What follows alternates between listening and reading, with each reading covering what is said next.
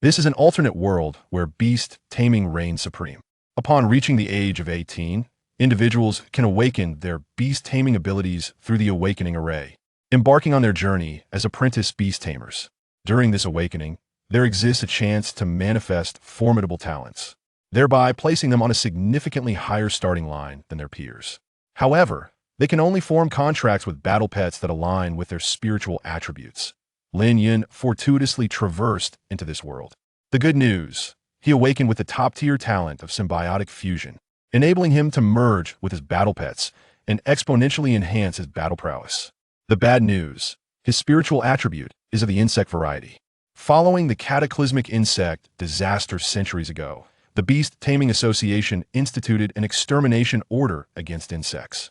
Consequently, high-level insect species were nearly eradicated, and their evolutionary paths were obliterated, leaving behind only inferior insects. Fortunately, Lin Yun has bound himself to the insect sovereign system, granting him the ability to infinitely evolve his insect species.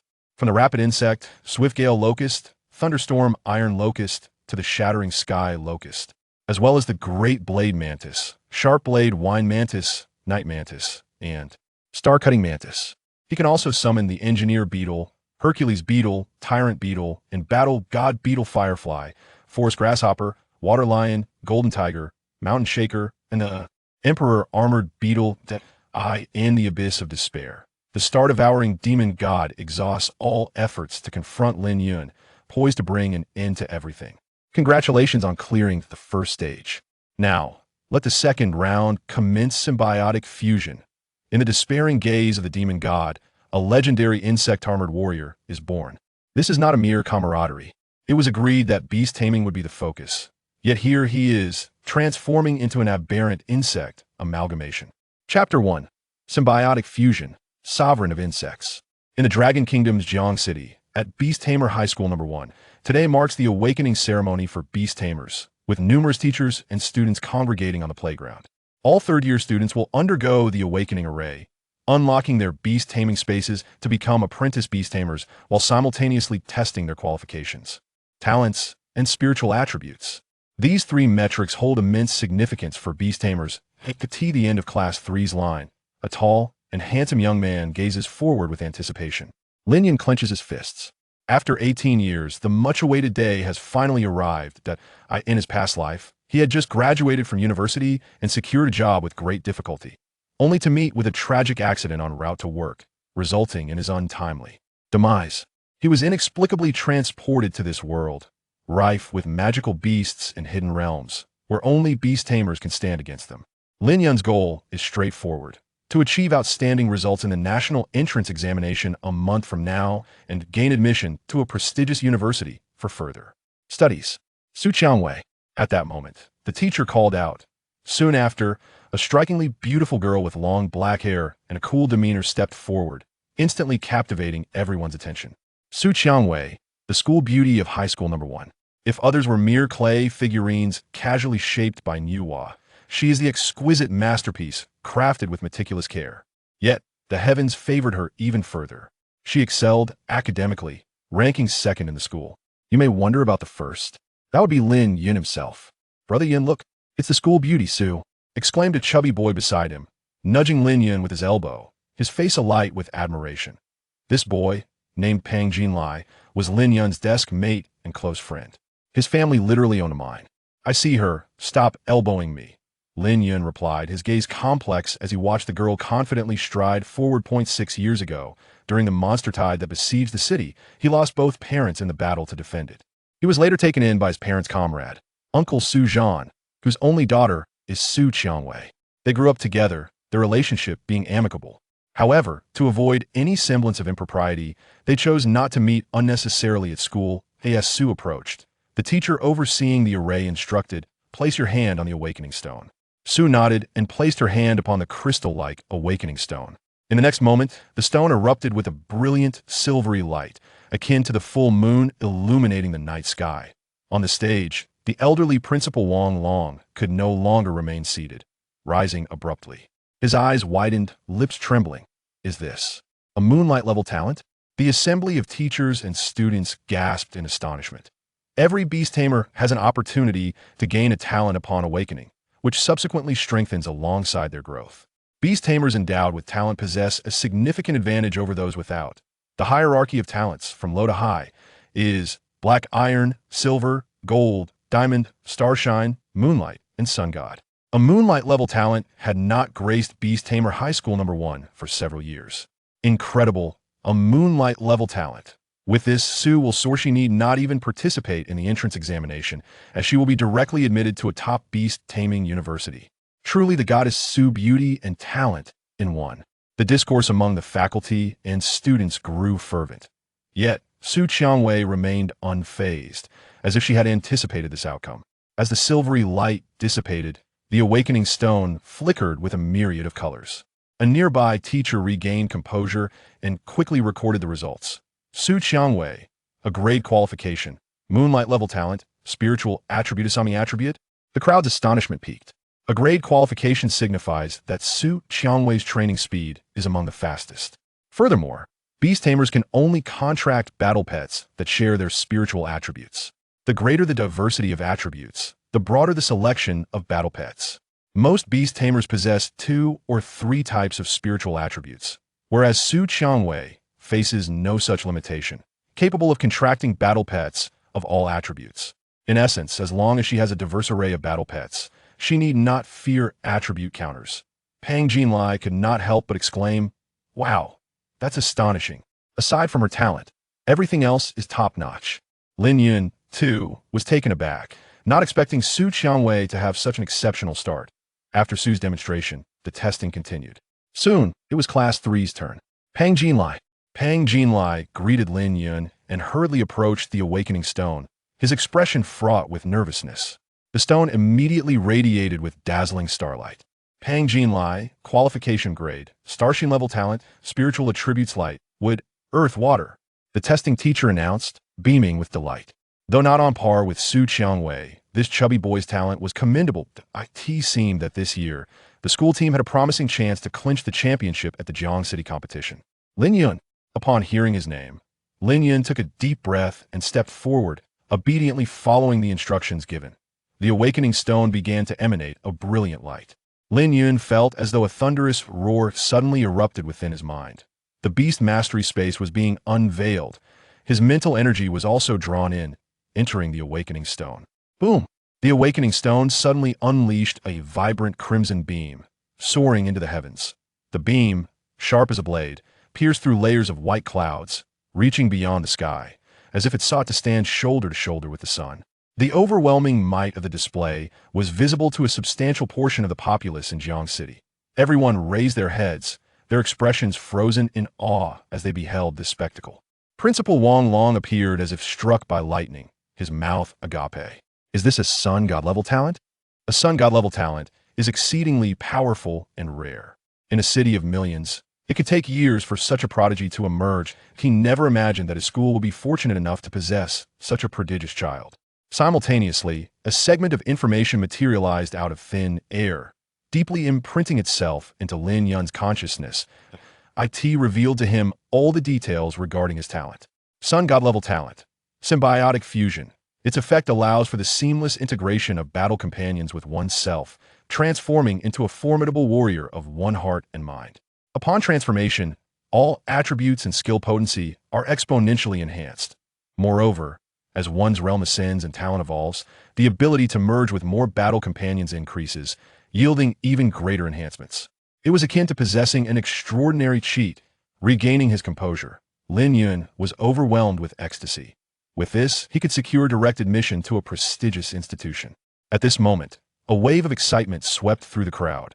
All the teachers and school leaders on stage rose to their feet, their eyes filled with astonishment and jubilation. A sun god level talent, indeed. In the audience, Pang Jinlai shouted with fervor, "Brother Yun is amazing." Even Su Qiangwei cast a look of astonishment towards the young man on stage. Only Li Feng from Class 1 wore a sullen expression, clearly displeased. Why did this lucky fellow have to be him? The testing instructor also bore a look of ecstatic disbelief, his gaze fixed intently on the awakening stone, announcing the results. Lin Yun, exceptional aptitude, sun god level talent, mental attribute. Why is it an insect system? The instructor squinted at the colors flashing on the awakening stone, rubbing his eyes in disbelief. He then grasped Lin Yun's hand, placing it back on the awakening stone, that a red-tinged darkness flashed once more. Beyond that, no other colors appeared. Could it be truly only the insect system? Everyone was momentarily stunned before casting sympathetic glances towards Lin Yun on stage. Some individuals even erupted into laughter. With such exceptional talent, only to be matched with an insect system, what a waste. This fellow has the worst luck. If only he had a different mental attribute, he could soar to greatness. Alas, it had to be the insect system. What a pity, a genius destined to rise has now fallen. Pang Jinlai was left speechless, momentarily a loss for words. Su Changwei withdrew her gaze, closing her eyes, lost in thought. Principal Wang's ecstatic expression froze, and with a sigh, he reseated himself. The remaining teachers and school leaders also displayed expressions of disappointment. Since the cataclysmic insect plague 3 centuries ago, the World Beast Master Association had issued a decree against insects. Many insect species have been nearly annihilated, and their evolutionary pathways obliterated. What remained were merely feeble, unpromising insects. Though the decree had since been revoked, the backbone of insect beast masters had been irrevocably shattered. In other words, Lin Yun was considered to be doomed. Upon learning that his mental attribute was of the insect system, Lin Yun felt as if struck by lightning. It seemed as though the heavens had played a cruel joke on him. How unfortunate. It had to be an insect system. The teacher in charge of the ceremony spoke with a tone laced with regret. Lin Yun stood frozen in place, not due to an inability to accept reality, but rather, a sudden ding echoed in his mind. Suitable candidate detected. Insect sovereign system is binding successful. This system can assist the host in infinitely evolving insect battle companions, becoming the sovereign of the universe. Lin Yun smiled, his lips curling in defiance. Initial rewards have been granted. Acquired skills: Eye of the Sovereign, Hand of Domination, Nourishing Return. Eye of the Sovereign: access target panels, enhance vision, pierce through flaws, unravel illusions. Hand of Domination: any insect species you touch will be under your control, obeying absolutely. Nourishing Return: whenever your insect battle companions level up, a portion of energy will be returned to you. Chapter 2. The Contract of the Swift Insect. Lin Yun gazed at the 3 skills before him, his eyes instantly alight with excitement. The Eye of Domination allowed him to access the target's data panel for intelligence gathering, facilitating tactical planning. Furthermore, his vision was significantly enhanced, rendering him impervious to illusions and tricks, enabling him to easily discern his opponent's weaknesses. It was akin to wielding a superpowered X-ray device equipped with data analysis capabilities, truly a premier auxiliary skill. Next, he considered the Hand of Control. With merely a touch, he could command any insectoid creature without restriction. It is crucial to understand that due to their low intelligence, insectoids predominantly act on instinct, making them notoriously difficult to contract. Higher-tier insectoids are particularly rebellious, posing a considerable risk of betrayal. However, with the Hand of Control, these concerns became moot. Moreover, the skill of nurturing and feeding was nothing short of divine. The most fearsome aspect of insectoids lay in their capacity for mass production, able to reach a tipping point where quantity begets quality. Even skilled necromancer beast tamers, adept at summoning minions, could not rival the insectoid tamers in this regard. When a single insectoid battle pet levels up, the energy returned may be modest. But what if 10, 100, 1,000, or even 100,000? Even if Lin Yun were to languish in idleness, he could ascend rapidly. Coupled with the divine talent of symbiotic fusion, the monstrous synergy of numerical and mechanistic prowess left his opponents in a quandary. Were he not still on stage, Lin Yun might have erupted into a fit of laughter. With the assistance of a commander, even if he could currently only contract the most inferior insectoids, a pathway to greatness lay ahead of him. His rise to prominence was merely a matter of time. Ding. Newbie task released. Content: contract any insectoid battle pet. Time limit: 1 day. Completion reward: swarm network. Skill: unlocking new system functions. Gene repository, biomass furnace, modification pool. Failure penalty: none. Excellent. A subtle smile graced Lin Yun's lips. As expected of a newbie task, the difficulty was nearly non-existent, yet the rewards were substantial. Although the precise effects remained unknown for the moment, the name suggested it was designed to enhance aberrant creatures. The testing instructor patted Lin Yun's shoulder reassuringly, saying, "Do not lose heart. Your life is just beginning. The potential for your rise is not yet extinguished." "Thank you, teacher. I will strive diligently," Lin Yun replied, suppressing his overwhelming joy, maintaining an impassive demeanor. He then strode back to his class. The head teacher, Mr. Gao, along with familiar classmates, approached to offer their encouragement. Gao Tian clapped Lin Yun on the shoulder, comfortingly stating, "Lin Yun, your aptitude and talent are extraordinarily high. Even though you can only contract insect types, do not despair. The gene cultivation technology has matured significantly. With a stroke of luck, you might obtain a suitable battle pet." Lin Yun nodded. "Rest assured, Mr. Gao, I still intend to join the school team and help us secure victory in the Jiangxing Grand Tournament in half a month." The Jiangxing Grand Tournament, formerly known as the Jiangxing Beast Tamer High School Joint Competition, serves as a grand event prior to the national entrance examinations. During this time, all high schools in Jiangxing will select their finest students to form teams for the competition. Those who rank highly will receive substantial rewards, providing excellent publicity for both the school and the students. Outstanding performers may even catch the attention of admissions officers from prestigious schools, securing a direct path to enrollment. Gao Tian smiled. "Well said. Ambition is commendable. That is the spirit of my student. By the way, this year the school's battle pet room has just received a fresh batch of insectoid battle pets. You can go take a look later and select a suitable one to contract." The Battle Pet Room is a support initiative established by the government in recent years to cultivate a new generation of beast tamers. After awakening during the ceremony and becoming a trainee beast tamer, students can freely choose one battle pet to contract from the school's Battle Pet Room. Students from wealthy families may purchase superior battle pets independently. Lin Yun nodded. "Understood." After Gao Tian left, Pang Jinlai immediately approached him. "Brother Yun, are you really planning to choose from the Battle Pet Room? Although the pets there are free, their bloodline levels are quite low. How about I lend you $1 million to get a better one?" Lin Yun chuckled. "I appreciate the sentiment, but it is unnecessary. I can only contract insect types. And you know the current state of insectoid battle pets. After his parents perished in battle, the state had granted him a generous compensation amounting to several million in his account. Yet, with the high-tier insectoids having been exterminated, even wealth could not procure a pet of superior bloodline, even in the beast tamer marketplace. The insectoid battle pets available might not surpass those in the school's battle pet room." Once the testing ceremony concluded, all third-year students returned to their respective classes. Head teacher Gao Tian imparted 2 critical pieces of information to all students in Class 3. Firstly, to contract a battle pet. Upon doing so, they would become trainee beast tamers, equipped with a certain level of combat capability. The ranks of beast tamers are categorized from lowest to highest as trainee, grades 1 to 9, semi-divine, and divine. Secondly, everyone was to gather the following morning to participate in a trial in the secret realm. By hunting the monsters within the secret realm, they could earn points.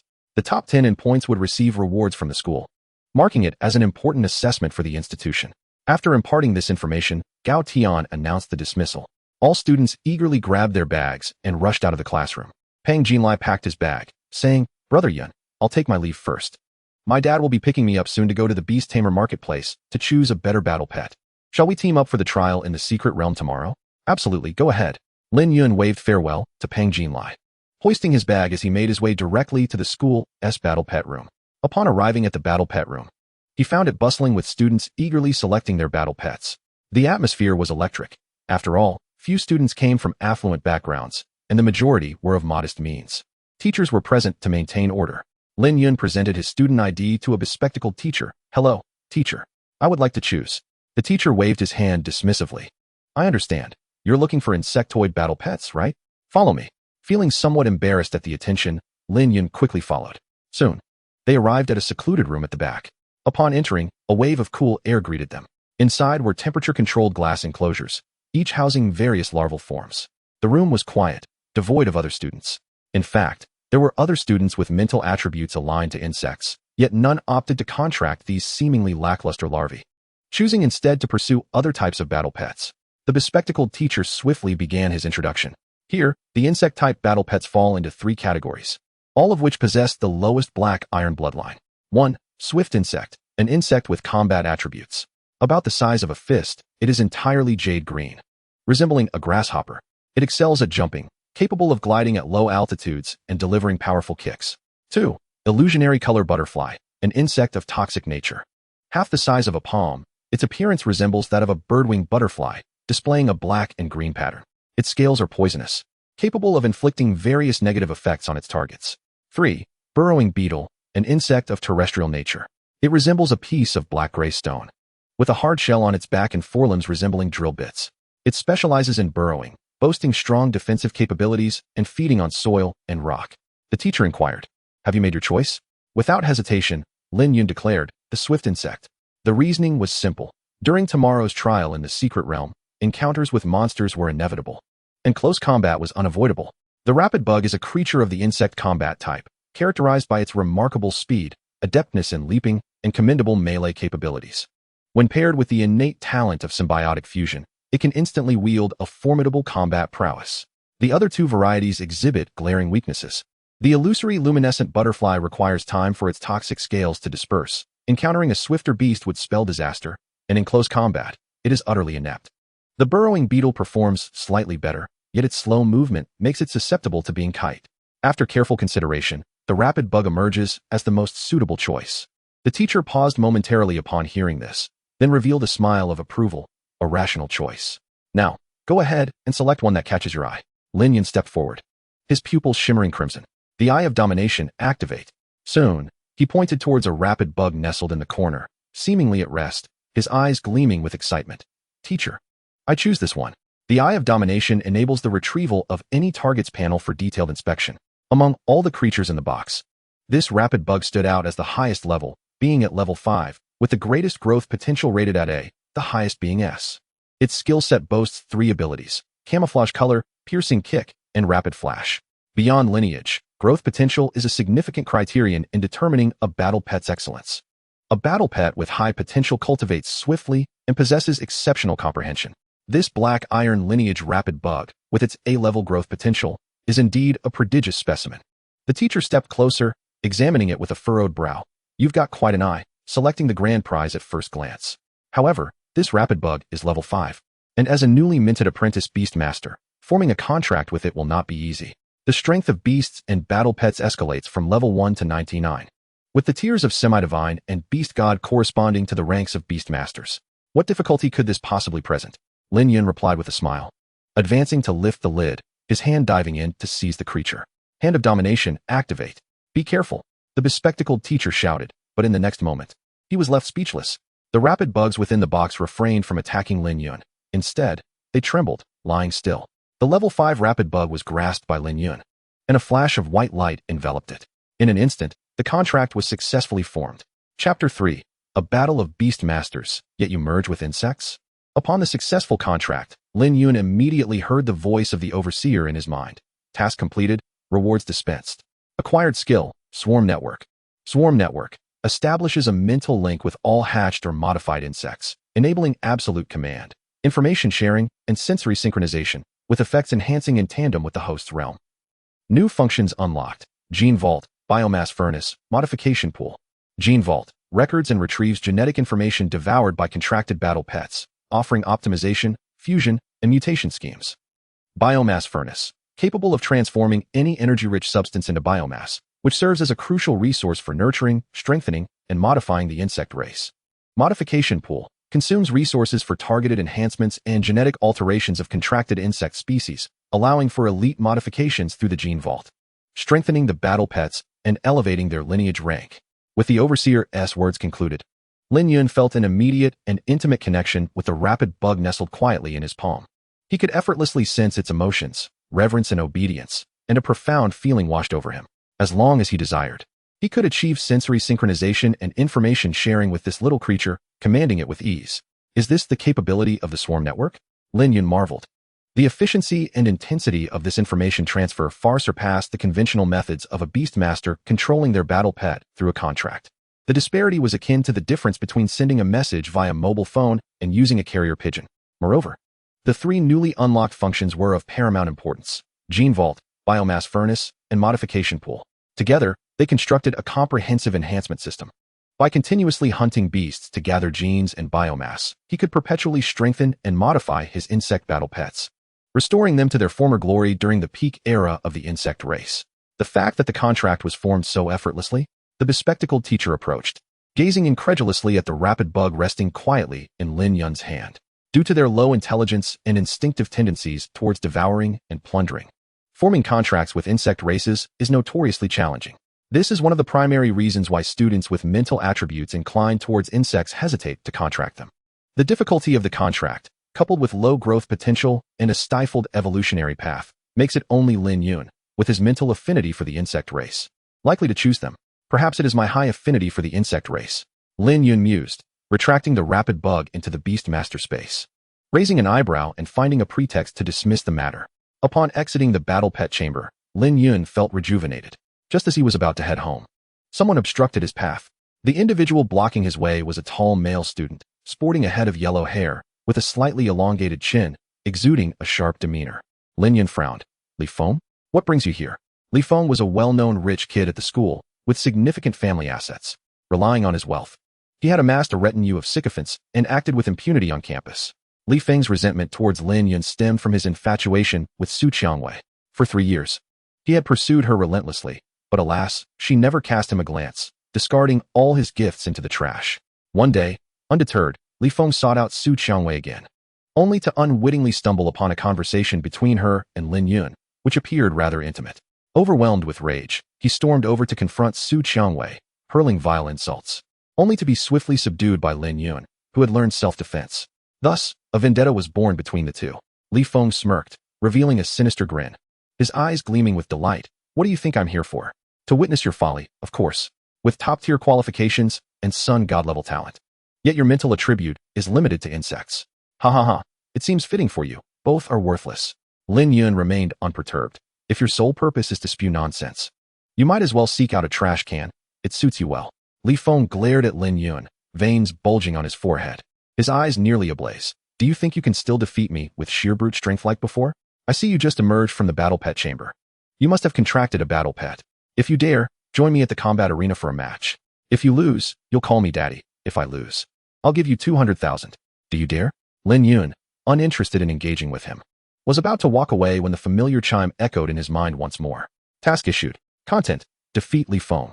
Reward: 1 elite modification. Effect: choose 1 contracted battle pet for elite modification, enhancing all attributes and elevating the lineage rank by 2 tiers. Failure penalty: none. Time limit: 5 minutes. Will you accept? Elite modification: all attribute enhancement, elevating the lineage rank by 2 tiers. Lin Yun paused, suddenly intrigued. The lineage rank of the rapid bug is black iron. Elevating it by 2 tiers would mean it reaches the golden level. The battle pet of golden lineage possesses attributes vastly superior to that of black iron. At the same level, its capabilities can overwhelm its counterparts with ease. Even without training or combat experience, it can intuitively grasp new skills from its bloodline. If the swift insect were to undergo elite transformation, its combat prowess would be significantly amplified, greatly alleviating the pressure of the upcoming trial in the mystical realm. Without a moment's hesitation, Lin Yun accepted the task. Why refuse money offered without cost? You can only talk tough now. Li Feng scoffed, turning to lead the way, with Lin Yun following closely behind. The onlooking classmates erupted in astonishment. Incredible. Lin Yun actually dares to accept the challenge. Li Feng's family is affluent, and the lineage of his contracted battle pet is undoubtedly high-ranking. What audacity does Lin Yun possess? Is Liang Jing behind this? He is merely a novice capable of contracting insect-type creatures. Against Li Feng, I could easily dominate him. This promises to be entertaining. Let us go. Several students, their excitement palpable, trailed behind. To facilitate student practice and enhance teaching efficiency, the Beastmaster Academy has established dedicated battle arenas. On arena number 6, Lin Yun and Li Feng stood facing each other, a distance of 7 to 8 meters apart. Li Feng sneered. Today, I shall enlighten you. Behold. With a swift gesture, he summoned forth. A gust of wind surged forth as a small dog, its fur as white as snow, materialized on the field. Its eyes sparkled with intelligence, sharp claws poised, and its tail whipped through the air with the force of a tempest. The crowd gasped in awe. A golden lineage sonic dog? Lin Yun had contracted a pet from the school's battle pet room, where creatures were predominantly of black iron rank. Any chance of victory seemed far-fetched.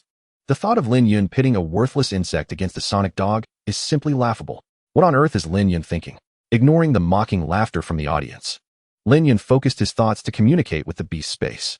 With a resounding chirp, a fist-sized, jade-green swift insect descended with lightning speed, landing solidly on Lin Yun's right shoulder, its crimson eyes fixated intently on the sonic dog. Li Feng paused momentarily before bursting into laughter. A black iron-ranked swift insect?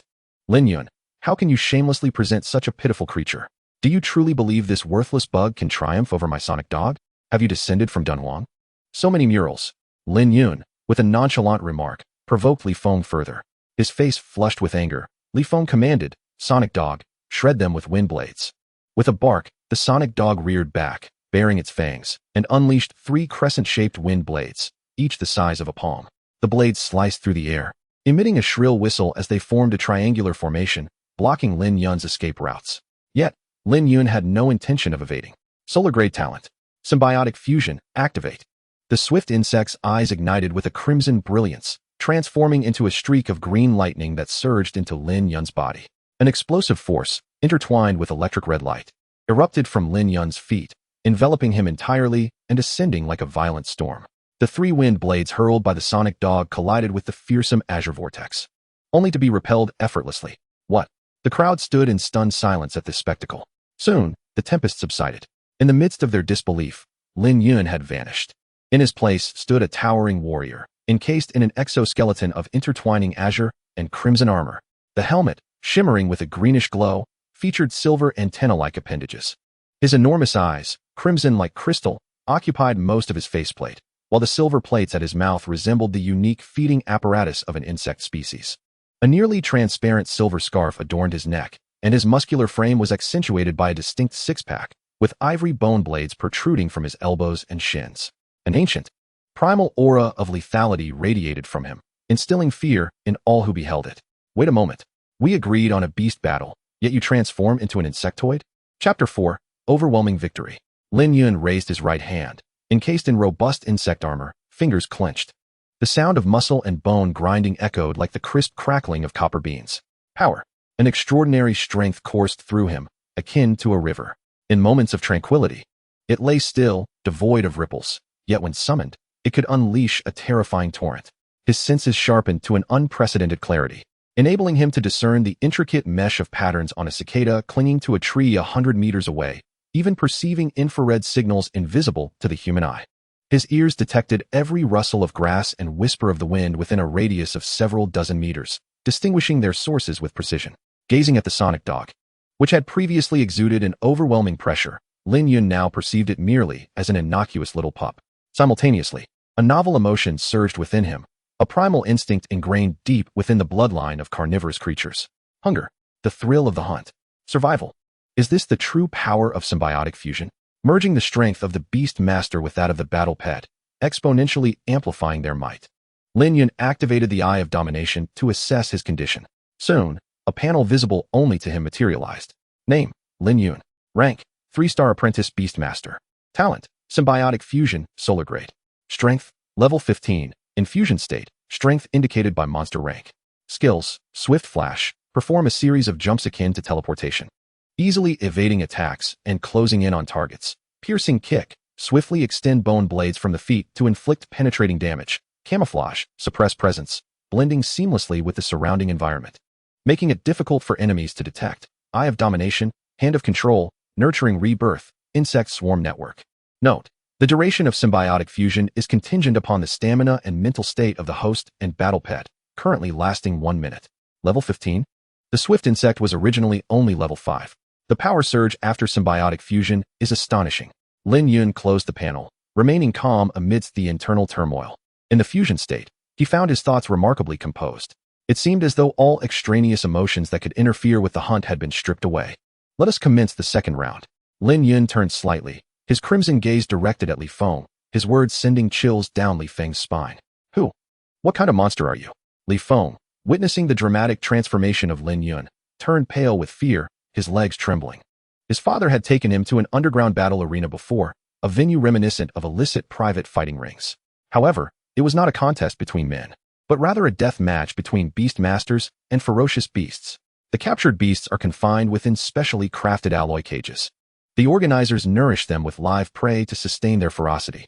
However, once a competition is imminent, they cease all feeding, releasing these famished, bloodthirsty creatures to engage in brutal combat with challengers. At this moment, Li Feng discerned a similar emotion reflected in Lin Yun's gaze: hunger, bloodlust, and a cold, unhinged madness. A monster. What on earth is happening? Has Lin Yun fused with that swift insect? The spectators below were equally petrified, their faces paling as they instinctively recoiled a few steps, fearful of an imminent attack.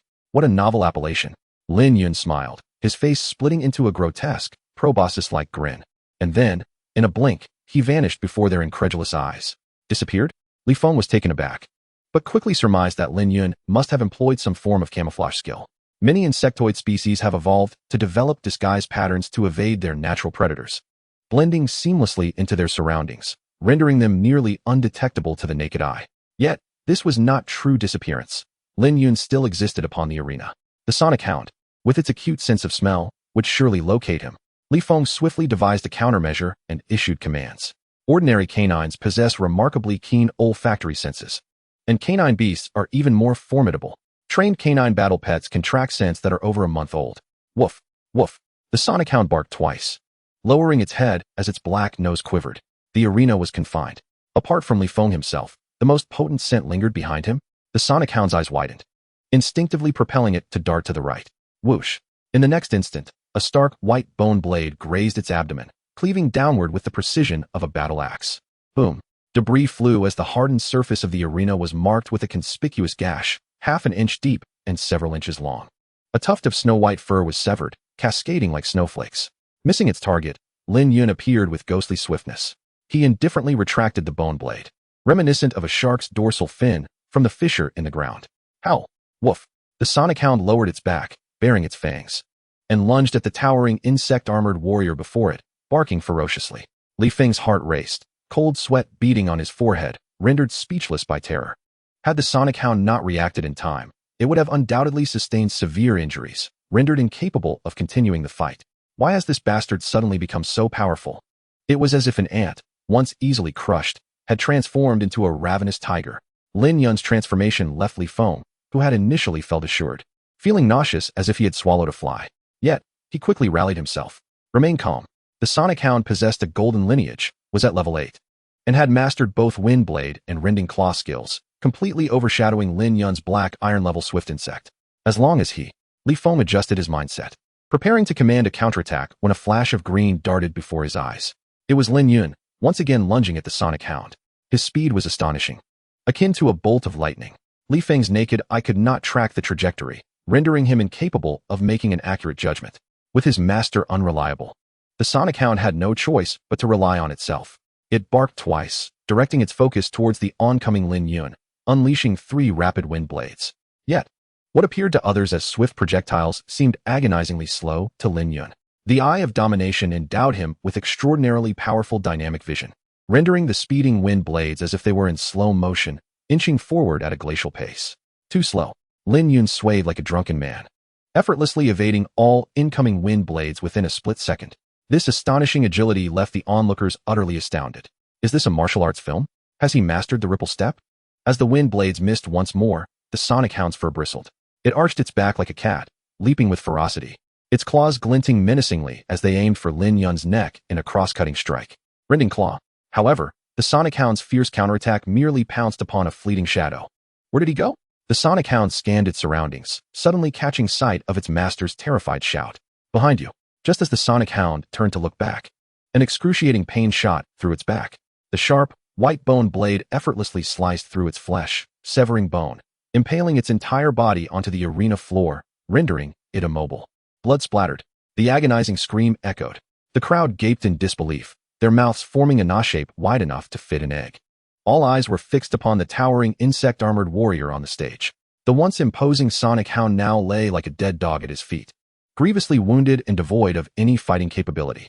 The battle concluded with astonishing swiftness, not even lasting 30 seconds. Yet, no one anticipated that Lin Yun would emerge victorious. Sonic hound, Li Feng shouted anxiously, his former bravado evaporated. Lin Yun's voice was icy. If you do not concede, it will perish. You bastard. Li Feng glared at the insect-armored warrior before him, filled with both anger and fear. I concede. Congratulations, host, for completing the task and receiving a free elite transformation. Sonic Hound gene acquired and recorded in the gene database. Chapter 5. Elite Transformation and Main Quest. In his mind, the system's voice echoed. Beneath his mask, Lin Yun grinned, withdrawing the bone blade embedded within the Sonic Hound. A bet is a bet. Now hand over the money. Li Feng shivered at the sight of the blood-dripping bone blade at Lin Yun's feet. Gritting his teeth, he fished out a bank card from his pocket and tossed it at Lin Yun's feet. The password is written on the back. Help yourself. With that, he hurriedly approached, intending to retrieve the Sonic Hound and transport it to the Beast Space for medical attention. The Beast Space not only accommodates battle pets, but also mitigates their injuries to some extent. Just as Li Feng was about to lift the sonic hound, Lin Yun stepped down, embedding the bloodied bone blade into the ground, separating him from the sonic hound. Wait, Lin Yun, what do you mean? Li Feng glared up in anger. Pick up the card. Lin Yun looked down at Li Feng, his crimson eyes icy. The loser must accept the consequences. Who told you to throw it on the ground? You. Leave a way out for others. Lin Yun, don't push me too far. It seemed that the affluent young Master Li had no intention of keeping this sonic hound, so Lin Yun offered to assist. He shifted his leg, pressing the bone blade against the sonic hound's neck. Whimper. The sonic hound's eyes were filled with terror as it lowly whined, gazing pleadingly at Li Feng. Stop. Li Feng's forehead throbbed, gritting his teeth as he rose, retrieving the bank card from the ground and extending it to Lin Yun with both hands. A sonic hound of golden lineage is worth millions. If it were to perish just like that, he would undoubtedly face his parents' wrath. Compared to that loss, the cost of treatment at the Battle Pet Hospital was negligible. Moreover, tomorrow marks the commencement of the Mystic Trial, and seeking out a new battle companion for contract training would require considerable effort. He himself could scarcely endure the psychological trauma of a contract rupture. If he were to suffer a little embarrassment, so be it. That is somewhat acceptable. Lin Yun accepted the bank card, gently patted Li Feng on the face, then reverted from his transformed state and turned to descend the stage. The rapid bug alighted on his right shoulder, noticeably diminished in spirit. Fortunately, after defeating the sonic hound, it had ascended to level 6, triggering a nurturing feedback. Lin Yun received a portion of energy in return, slightly enhancing his mental fortitude. He felt that with some effort tonight, he could potentially advance to a 4-star apprentice Beastmaster. Lin Yun. Li Feng bellowed as he recalled the sonic hound back into the Beastmaster space. I will undoubtedly claim the first place in tomorrow's Mystic Trial and trample you underfoot. So wait for it. Li Feng clenched his fists, his eyes filled with resentment.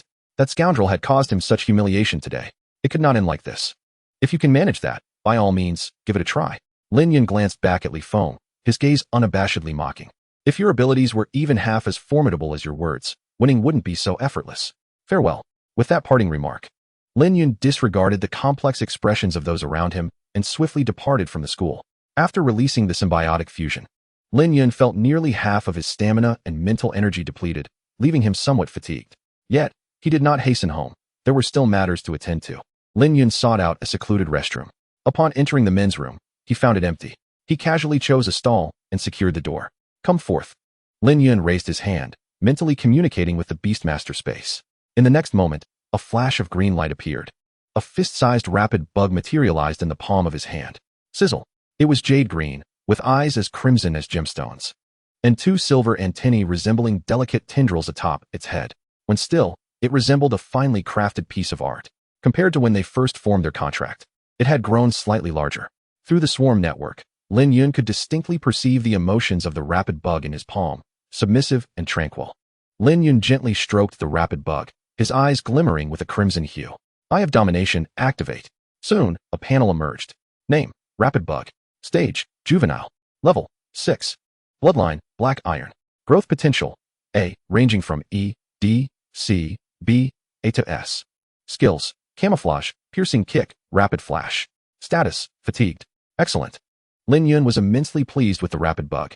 Speaking of which, it is time to give you a name. I recall that top-tier insectoids can tear the sky as they flap their wings. How about we call you Sky Ripper? I hope you can evolve to that extent in the future. Sizzle. The rapid bug in his palm nodded vigorously, gently nudging Lin Yun's finger with its head, seemingly quite content with the name. Don't get too ahead of yourself. I have a grand gift for you. Lin Yun chuckled, and then focused his thoughts. Would you like to use elite transformation on your battle companion, Sky Ripper? Affirmative. In the next moment, an extraordinary pure white light materialized.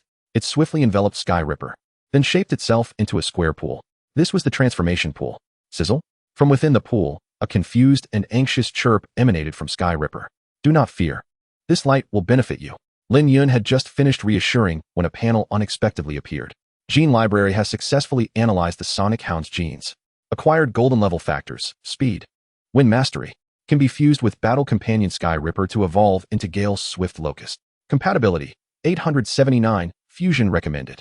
Otherwise, transformation will proceed randomly. Lin Yun's expression brightened. Fusion. He was well aware of the Gale's Swift Locust. It was a golden-blooded insect of the wind attribute, known for its incredible speed and ability to fly with the wind. Its agility and lethality were formidable. Had he fused with the Gale's Swift Locust during the previous Beastmaster battle, the conflict would have concluded in an instant, taking less than 2 seconds. Unfortunately, many exceptional bloodlines, including the gale-swift locust, were now elusive. Thankfully, he had his ally, Tongzi Gu, to assist him. Otherwise, the path ahead would be fraught with challenges. Understood. Beginning infusion of golden factors, elite transformation commencing. The panel vanished. 2 golden blue light orbs suddenly appeared, swiftly merging into the transformation pool. Soon, faint blue patterns began to emerge on the surface of the light cocoon. Inside, Sky Ripper ceased its vocalizations, as if it had succumbed to a deep slumber. Estimated transformation time, 6 hours. Please be patient, host. Fortunately, he would make it in time for tomorrow's mystic trial. Lin Yun smiled broadly, raised his hand, and stored both the battle companion and the pool into the Beastmaster space. It was a place of absolute tranquility, devoid of any disturbances. Moreover, the Beastmaster space could slightly enhance the success rate of the battle companion's evolution. Through the swarm network, Lin Yun could clearly sense Sky Ripper's condition. Under the influence of the evolutionary light and golden factors, its body was gradually undergoing transformation. Strength, speed, endurance, physique, senses, energy, everything was progressively enhancing. When it finally broke free from its cocoon, Sky Ripper would return in a far more formidable form. This was a small step for Lin Yun, yet a monumental leap for the ascent of the insectoid race. Upon exiting the restroom, Lin Yun initially intended to take a taxi home. Ding. Main quest, Rise of the Insectoids launched. Task 1, contract a second Yicheng. Requirement, bloodline must not be lower than silver level. Deadline, 3 days. Completion reward, random quality Beastmaster skill book X1. Tear it apart to learn the skill, with proficiency automatically elevated to mastery level. Task 2, acquire 100 units of biomass. Completion reward, unlock basic unit, worker beetle gene blueprint. Worker beetle, black iron bloodline, low combat power, but excellent teamwork capabilities and resource exploration skills.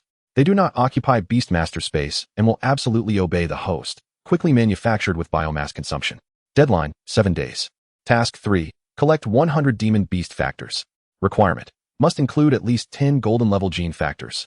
Completion reward, water cloud potion X1. Water cloud potion, doubling mental power upon consumption, effective for Beastmasters below tier 2. Deadline, 15 days. The prompt concluded. Lin Yun reviewed all the information and smiled broadly. This is a worthwhile endeavor. The rewards for several tasks were quite enticing. The difficulty was present, yet not insurmountable. With time pressing and tasks heavy, there was no reason to rush home. Lin Yun walked to the roadside, hailing a passing taxi, and opened the door to enter. Driver, take me to the Lucky Bet Egg Arena. All right, please hold on tight. Before long, the taxi set off, ferrying Lin Yun toward his destination. Chapter 6, The Egg Betting Arena. The egg betting arena is quite akin to stone betting. Fortune smiled upon him as he chanced upon a rare battle pet of exalted lineage, leading him to a sudden windfall. Conversely, if luck were to frown, he might end up with a low-value creature or even a dead egg, resulting in a complete loss. Lin Yun sat quietly in the back seat of the taxi. Lost in thought, his primary motivations for visiting the gambling arena were manifold. Firstly, he sought to tempt fate and discover new insectoid battle pets. The eggs available at the gambling venue were a veritable cornucopia of bizarre and diverse varieties, some even unearthed from mystical realms. Naturally, there were also counterfeit wares deliberately mixed in by unscrupulous vendors. Distinguishing the genuine from the faux required an extensive reservoir of specialized knowledge, and even seasoned veterans faced significant risk of error. However, for Lin Yun, who possessed the eye of the sovereign, such concerns were trifles. The eye granted him the ability to pierce through illusions and directly access the target's attributes, akin to possessing X-ray vision. Incurring losses would be a challenge. Should fortune favor him, he might uncover an insectoid battle pet of silver grade or higher, thereby accomplishing his first task and earning a reward in the form of a Beastmaster skill tome. Beast mastery skills predominantly serve to amplify the capabilities of battle pets, enhancing strength, fortifying defense, and boosting speed. Mastering an additional beast mastery skill could prove pivotal in turning the tide during critical moments. Secondly, he aimed to provide cover for the subsequent enhancement of exotic insects by the system. What? You inquire about the origins of these formidable and rare insectoid battle pets? They are all products of my endeavors at the gambling venue. I possess receipts, and the purchase records can be verified. Is there an issue? Lastly, he intended to collect genetic material from battle pets. Through his encounters with Li Feng, Lin Yun had gleaned an important insight. Extracting genetic material essentially entailed obtaining the blood of the organism. Even in the case of a corpse, extraction should be feasible. The gambling venue opened thousands of battle pet eggs daily, a significant number of which were indeed dead eggs. while such items were deemed waste by the gambling arena. To Lin Yun, they represented treasures. With the generous sum of 200,000 from Li Feng, coupled with his own savings, spending a little to fulfill his third task was hardly a daunting prospect. As for biomass, Lin Yun meticulously recalled the introduction to the biomass furnace, which could transform any energy-infused material into biomass. The crucial factor lay in the demon core, didn't he? Lin Yun squinted, recalling that a Beastmaster shop had recently opened near the gambling venue, conveniently selling demon cores. These cores were crystalline embodiments of energy found within demon beasts, the essence of their bloodlines distilled into a single form. However, not all demon beasts possessed demon cores. Those of inferior lineage or low rank seldom produced them. Battle pets could rapidly elevate their levels by absorbing demon cores of the same attribute, and those with high growth potential even had a chance to comprehend skills. With a stroke of luck, he might accomplish all 3 tasks in one go, though it seemed he would need to part with some funds. Lin Yun was not overly concerned. Compared to the rewards of the tasks, this expenditure was trivial. Upon arriving at the gambling venue, Lin Yun made his way directly to the low-tier egg area. This section offered battle pet eggs at modest prices, albeit with a lower probability of yielding rare creatures. Typically, only novices or those seeking a stroke of luck ventured here, while seasoned players steered clear. "Boss, I'll take this one, and these few as well," Lin Yun declared, gesturing towards several rather dull-looking battle pet eggs, one hand clasped behind his back. "All right." The proprietor, Jean Mantang, beamed broadly, his rotund face nearly merging into a smile, and promptly called for assistance. This young man had already selected 10 eggs, all of which turned out to be either dead or of negligible value. Although each egg cost 10,000, that amounted to a considerable sum of 100,000. Earning a windfall with such ease was a delightful prospect, and judging by his demeanor, this fool seemed intent on continuing his generous spending. My left eyelid has been twitching all day. I knew fortune would come my way." Surrounding onlookers shook their heads in disbelief, regarding Lin Yun as a mere dispenser of wealth. While gambling on eggs was indeed a gamble of luck, there was also an element of skill involved. And this young man appeared utterly oblivious, merely enriching the proprietor. Indeed, he must be some wealthy young heir playing for amusement. But why not venture into the high-tier egg area?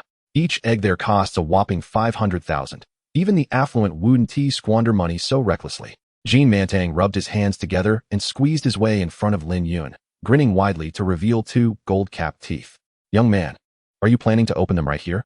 "Yes, let us proceed," Lin Yun affirmed with a nod. Jean Mantang's face blossomed into a cheerful grin, and he quickly summoned a chair and a small wooden table, bringing along sweet tea to serve the young patron, clearly treating Lin Yun as a prized catch. In the crowd, an elderly gentleman clad in a brocade gown and sporting spectacles observed the scene, stroking his snowy beard in silence. Beside him, a slender and exquisite young woman, curious about the unfolding events, inquired, "Grandfather, what is the matter? This young man is rather extraordinary." To be foolish to such an extent is indeed extraordinary," the elder chuckled, while his granddaughter, Ma Yintao, merely smiled in response. Ma Gongqing explained, "Little Tao, have you not realized? Though this lad's opened eggs have been either dead or of minimal value, he has not selected a single empty egg. That level of discernment is quite remarkable." Upon her grandfather's insight, Ma Yintao's eyes widened in realization. Could it be that he is simply lucky? If he had a few such instances, luck could explain it, but to consistently achieve the same result 10 times is indicative of keen judgment. Ma Gongqing shook his head, adding, "Such discernment is not something I could easily replicate. A considerable portion of these battle pet eggs are counterfeit. Modern technology is quite formidable. Even I lack the confidence to select 10 eggs, all guaranteed to be genuine." "What?" Ma Yintao gasped, taken aback. Her grandfather was a professor of battle pet ecology. Though retired, his expertise remained intact.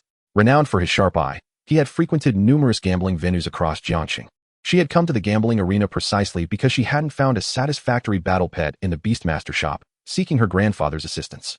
To her astonishment, this young man, seemingly of similar age, possessed such remarkable abilities that even her grandfather felt inferior. With a sudden surge of curiosity, Ma Yintao noted, "That uniform resembles one from the Beastmaster Academy, right?" Unbeknownst to Lin Yun, who was currently engrossed in examining the genetic library information, he was under close scrutiny. Currently, 12 genetic factors have been collected. Among these, there are 2 golden factors and 10 black iron factors. He clicked on the black iron factors: weak power enhancement, weak defense enhancement, weak physique enhancement, weak claw enhancement. 2 units of biomass can be consumed to fuse a black iron factor with a contracted battle pet for enhancement. The battle pets emerging from the low-tier egg area were all of black iron lineage, allowing only the extraction of the most prominent singular genetic factor. The enhancement effects remained feeble, rendering them of minimal assistance to higher lineage battle pets. Fortunately, genetic factors with overlapping effects could be fused for an upgrade. 10 black iron factors of the same effect could be combined into a silver factor. The enhancement effect will gradually transition from feeble to a moderate level. Lin Yun remains unhurried. One must consume a meal bite by bite and tread the path step by step. With the assistance of the tongue, he is destined to revitalize the insect race and achieve new heights of glory. Speaking of which, the battle pet he had just selected was also due for its grand debut. Suddenly, a wave of astonishment erupted near the egg hatching platform. What? A successful hatch? Look at the hue of this egg, silver grade lineage, and it's wriggling, not a dead egg, but alive. Hiss, this lad has struck gold. Indeed, a battle pet of silver lineage commands a price far exceeding that of 10 black iron ones. At the hatching platform, Jean Mantang, who had personally wielded the hatching tool, stared blankly at the silver-hued insect egg nestled within the shattered eggshell. This is disastrous. He is about to incur a total loss. Chapter 7. The Scythe Mantis. Skill Book Frenzy. Let me take a look. Lin Yun feigned surprise and swiftly approached. In the center of the cracked, grayish-white egg, nestled a fist-sized insect egg. The egg's outer membrane gleamed with a crystalline silver hue, surrounded by a layer of amber-colored, foul-smelling liquid, reminiscent of over-fermented vinegar. Beneath the membrane, something pulsated rhythmically, akin to a heartbeat. Clearly, the creature within still exhibited signs of life. Observing this, a nearby attendant promptly retrieved a semi-transparent box equipped with a vial. Like a sack, it enveloped the entire battle pet egg. Newly hatched battle pets are typically quite fragile and can perish with the slightest mishap. This device provides the essential life support they require, scanning and analyzing their origins while monitoring their vital signs. Soon, the screen atop the device displayed several lines of text. Name, Scythe Mantis. Lineage, silver grade. Attributes, insect fighting. Status, juvenile, weak. Description, the Scythe Mantis is a carnivorous insect species, possessing forelimbs resembling serrated blades. Capable of effortlessly cleaving through rock in its adult form. It is swift in movement but possesses weak defenses, exhibiting a valiant temperament. An insect battle pet? Jean Mantang exclaimed, his initial pain visibly easing. The insect race, as those in the know understand, holds diminished value compared to other types due to the cessation of its evolutionary path. Upon hearing this, the surrounding crowd collectively gasped. Jean Mantang set down the hatching device, wiped the sweat from his brow, and with a forced smile, clasped his hands towards Lin Yun, saying, "Young brother, you are fortunate indeed to have hatched a silver-grade insect battle pet. Such a creature is exceedingly rare." The onlookers inwardly cursed the unscrupulous merchant for his shamelessness. Rare?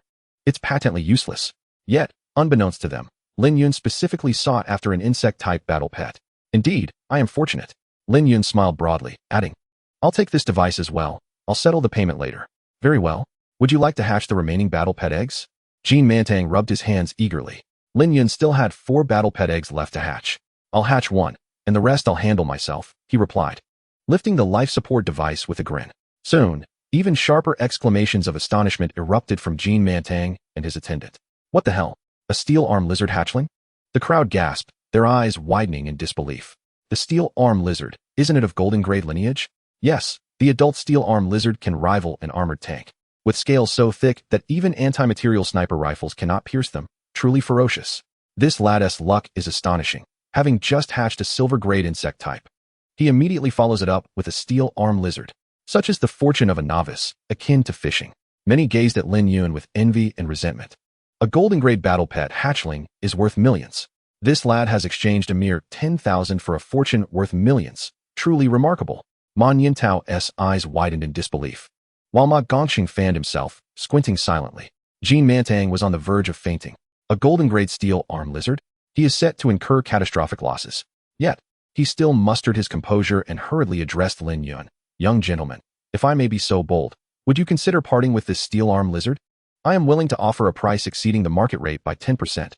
No, twofold." Lin Yun did not respond immediately. He stepped forward, extending his hand to gently touch the hatchling, which was enveloped in a translucent, gelatinous substance, its eyes still closed. As his fingers made contact, the steel-arm lizard hatchling quivered slightly before relaxing once more. Acquired steel-arm lizard gene, now recorded in the gene bank. Lin Yun withdrew his hand, a fleeting look of regret crossing his eyes before he quickly regained his composure. Turning to Jean Mantang, he smiled broadly. "Of course, I would be willing to sell it to you at market price. However, I have one condition. This steel-arm lizard would become a crucial bargaining chip for him. What condition? Please do say, Jean Mantang implored. I would appreciate it if you could step aside for a moment to discuss this, Lin Yun requested. Jean Mantang nodded, promptly inviting Lin Yun into the store for a private conversation while discreetly signaling his attendant. The attendant understood immediately and fetched the life support device to carefully carry the steel-arm lizard hatchling back to a side room within the store. Once alone, Lin Yun swiftly conveyed his needs to Jean Mantang. I wish to acquire all the dead eggs prepared for disposal at the Good Luck Egg Gambling House over the next year.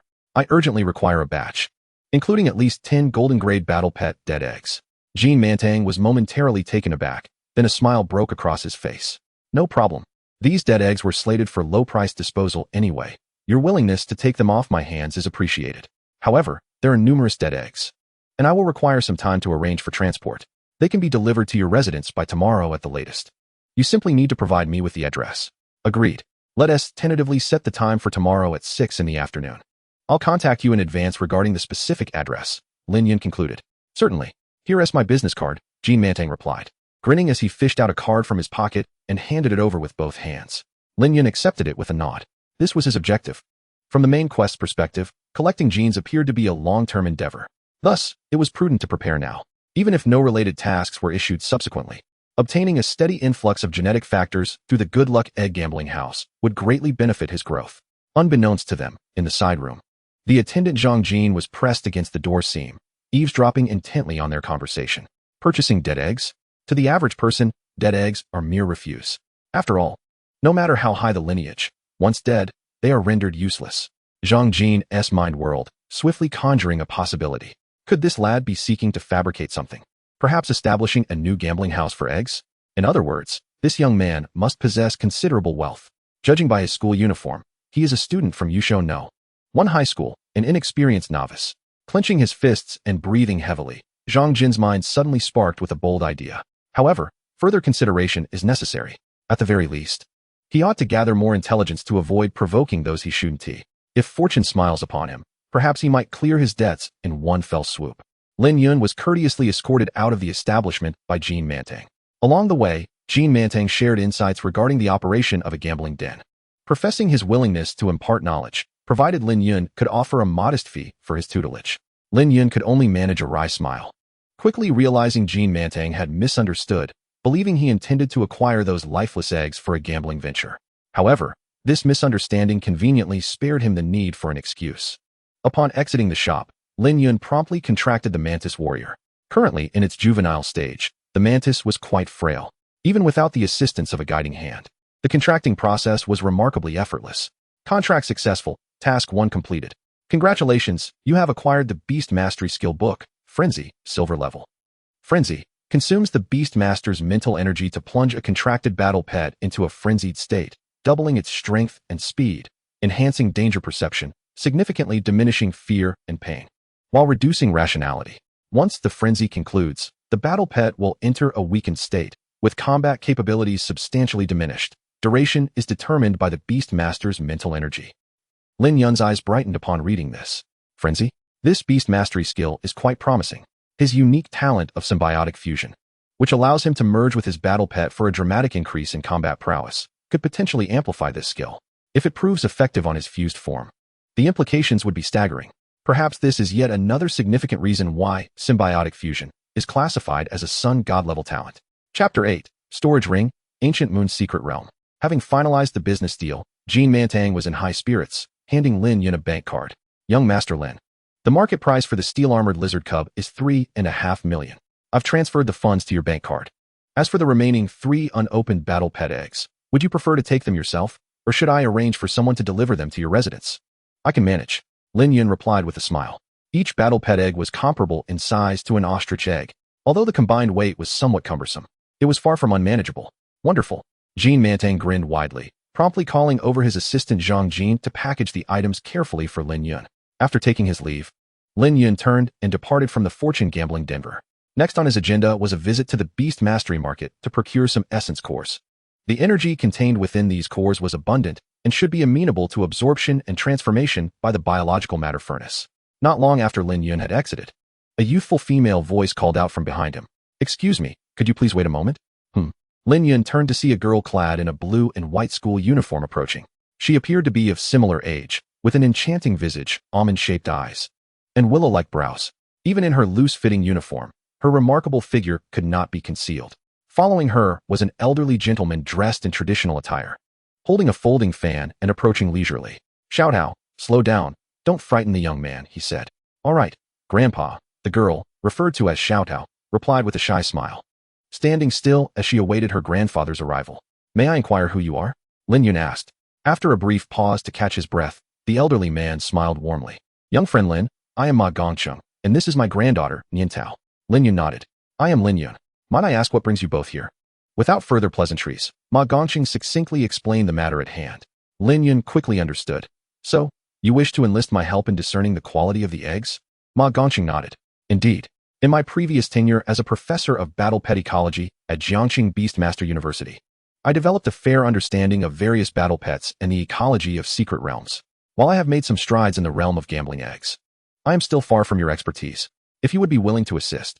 As he spoke, Ma Gongqing removed a ring adorned with a transparent crystal from his left index finger. "I wish to gift you this storage ring, which contains a cubic space." "Grandpa, this!" Nian Tao exclaimed, clearly anxious. Ma Gongcheng raised his hand, signaling her to remain silent. "A storage ring?" Lin Yun mused, intrigued. Such an item would serve as a portable space for personal belongings. While it could not house living creatures, it would greatly facilitate travel. However, the cost of such rings was exorbitant, often reaching into the millions. A cubic space ring was quite substantial and could hold a considerable amount. It was undeniably precious. Yet, for the task at hand, this seemed an extravagant offer. Ma Gongqing smiled. "What say you, young friend?" Lin Yun pondered briefly. "Please, elucidate your requirements." "I seek a diamond-tier battle pet egg, and I will cover the expenses incurred during the procurement of the battle pet eggs." "Agreed," Lin Yun responded without hesitation. Nian Tao tugged at her grandfather's sleeve, pulling him aside to whisper urgently. "Grandpa, do you truly believe he can gamble a diamond-tier battle pet egg?" "Of course I do," Ma Gongqing replied, stroking his beard with a smile. "I have a theory. Lin Yun's uncanny ability to consistently select the right eggs does not stem from superior knowledge, but rather from his innate beast mastery talent. Such talents are often peculiar and varied, and it would not be surprising for Lin Yun to possess a gift that allows him to discern the truth amidst illusions. If this holds true, perhaps the previously shelved exploration plan for the secret realm could be revived." "Very well," Nian Tao sighed, choosing not to press the matter further. She understood her grandfather's stubborn nature. Once he set his mind on something, it was akin to moving mountains to change it. "Young friend Lin, shall we?" Ma Gongqing gestured. "After you, sir," Lin Yun replied. At the Jiangxing Wanbao gambling den, in the high-end egg gambling section. "I can't believe it. What a stroke of luck. A diamond-tier bloodline flame lion." Indeed, Ma Gongqing's discerning eye proved exceptional, as onlookers marveled at the fiery red coat of the small lion cub emerging from the egg. Nian Tao was equally astonished and elated. "Oh my goodness, Lin Yun truly did it. And he only needed 2 attempts. Moreover, the flame lion perfectly matched her psychic attributes, truly a match made in heaven." Ma Gongqing, observing Lin Yun's composed demeanor, felt reassured in his earlier hypothesis. After a flurry of activity, the trio exited Wanbao building, amidst the envious gazes of the crowd. Once Lin Yun consented, Nian Tao promptly retrieved the successfully contracted flame lion cub into her beast mastery space. Beaming with joy, Nian Tao exclaimed, "Thank you, Lin Yun." Lin Yun shook his head. "It was merely a fair trade. If anything, I feel I have gained the advantage." Acquired flame lion gene, recorded in gene database. The flame lion, being of diamond-tier bloodline, should yield powerful insect-type battle pets upon the extraction of its genetic factors. Ma Gongqing removed the storage ring, handing it to Lin Yun with great satisfaction. "I have erased the mental imprint on the ring. You need only to re-engrave your own to use it immediately." "Thank you once again." "Not at all." Lin Yun smiled as he accepted the ring, imprinting his mental signature within. Thus, as long as his mental mark remained intact, no one else could utilize this storage ring. He delved into the ring's interior, discovering nothing but a business card and a page of paper. Lin Tian raised his gaze towards Ma Gongqing, who revealed a smile laden with significance. "Lin Xiaoyu, perhaps our paths shall cross again in the future." Ma Niantao waved her hand, saying, "Lin Yun, we shall meet at the Jiangxing Grand Competition in half a month, and I eagerly anticipate your performance." "Indeed, I shall strive to excel," Lin Yun replied, waving his hand in farewell to the grandfather and grandson duo. With the assistance of a diamond-grade bloodline flame lion, Ma Niantao's entry into the school team was virtually assured. Speaking of which, once the secret realm trials concluded, the school would undoubtedly commence the selection process for the team immediately. The assessments would likely prove quite challenging. Yet, Lin Yun possessed confidence in his selection. The rewards for the Jiangxing Grand Competition were exceedingly generous. Rare battle pets, advanced beast taming skills, and qualifications for trials in certain special secret realms. Securing these resources would expedite his growth. After the two departed, Lin Yun's thoughts shifted, and he retrieved an item from his storage ring. The business card contained Ma Gongqing's personal contact information, while the paper detailed his own findings regarding an ancient secret realm that might exist but had yet to be validated. Ma Gongqing dubbed it the Ancient Moon Secret Realm. Lin Yun narrowed his eyes, pondering, is it akin to a flower in the mirror or the moon in the water? This old man must have surmised something. Is he seeking to leverage my strength to verify the existence of the Ancient Moon Secret Realm? Putting the business card and paper back into the storage ring, Lin Yun strode purposefully towards the beast taming market. Whether or not the Ancient Moon Secret Realm existed was not a concern for him at this moment. He was far too weak. He needed to elevate his strength swiftly, for only then could he venture into those perilous and uncharted secret realms for exploration. Chapter 9.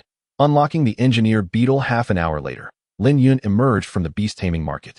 He cast a glance at the storage ring adorning his left middle finger, revealing a hint of discomfort. This time, it had indeed been a considerable expenditure. The value of demon cores was exorbitant. The quality of these cores was determined by the strength of the demons during their lifetimes, classified from 1 to 9 tiers. A Tier 1 demon core alone cost 10,000 yuan, and Lin Yun had purchased 100 of them.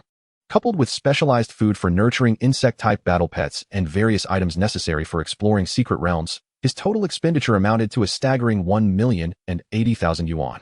For beast tamers, enhancing one's strength necessitated meticulous cultivation of their battle pets, with expenses surpassing the cost of raising a child to university graduation. Any untimely demise of a pet would result in a total loss. Consequently, financial resources were of paramount importance to beast tamers. Currently, Lin Yun's account held 4 million yuan, which was sufficient for the time being. However, he needed to plan ahead and prepare for the future. With a whirlwind of thoughts, Lin Yun took a taxi back home. Nevertheless, this matter was not insurmountable. As long as a beast tamer possessed strength, there were numerous avenues to earn money. For instance, one could hold positions in various companies, special affairs bureaus, and similar organizations. By passing assessments and ratings in the Beast Tamer Association, one could receive welfare subsidies and undertake various tasks for income. Joining hunting teams for demon subjugation in secret realms, participating in competitions organized by beast combat arenas and companies, or leveraging one's battle pets for tasks like cultivating medicinal herbs. Construction and providing energy in various forms were all viable options. Lin Yun planned to take the assessment for Beast Tamer qualification as soon as he reached Tier 1 status and begin accepting tasks to earn money. A quarter of an hour later, the car halted before a 3-story standalone building with a courtyard. Lin Yun paid the fare, exited, and retrieved his access card to unlock the iron gate, striding inside. His uncle, Su Zhan, was a special affairs bureau officer, specializing in criminal cases related to beast tamers. Due to his demanding work schedule, it was common for him to spend consecutive nights at the bureau. Consequently, Lin Yun often found himself alone at home with Su Rose. As for his uncle's wife, Aunt Zhao, she, like Lin Yun's parents, perished 6 years ago during the Demon Tide incident.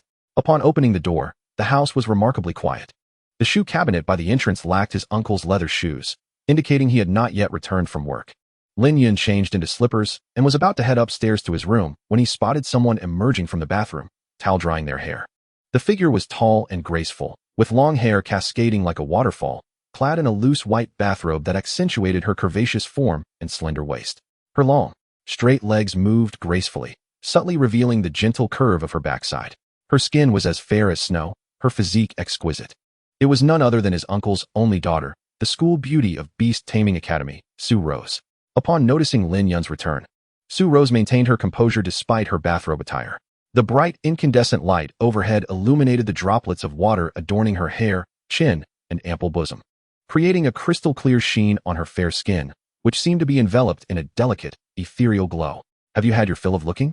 Su Rose continued drying her hair, her expression devoid of any hint of embarrassment. Having lived under the same roof for several years, both had long since grown accustomed to such sights. "No," Lin Yun replied candidly. "Then how about a touch?" Su Rose arched an elegant brow, her tone ambiguous, leaving one to question if she was jesting or serious. Lin Yun's expression turned peculiar as he turned away. "Stop joking. The secret realm trials are tomorrow, and I need to prepare thoroughly. I don't have time for your antics. Just remember to give it your all tomorrow," Su Rose said, a slight smirk gracing her lips. seemingly unbothered by any potential embarrassment, as she padded upstairs to her room. As she reached the second floor, the charming young lady suddenly paused, resting her delicate hand on the stair railing, looking down at Lin Yun with sparkling eyes filled with a hint of mischief. By the way, I wasn't joking earlier.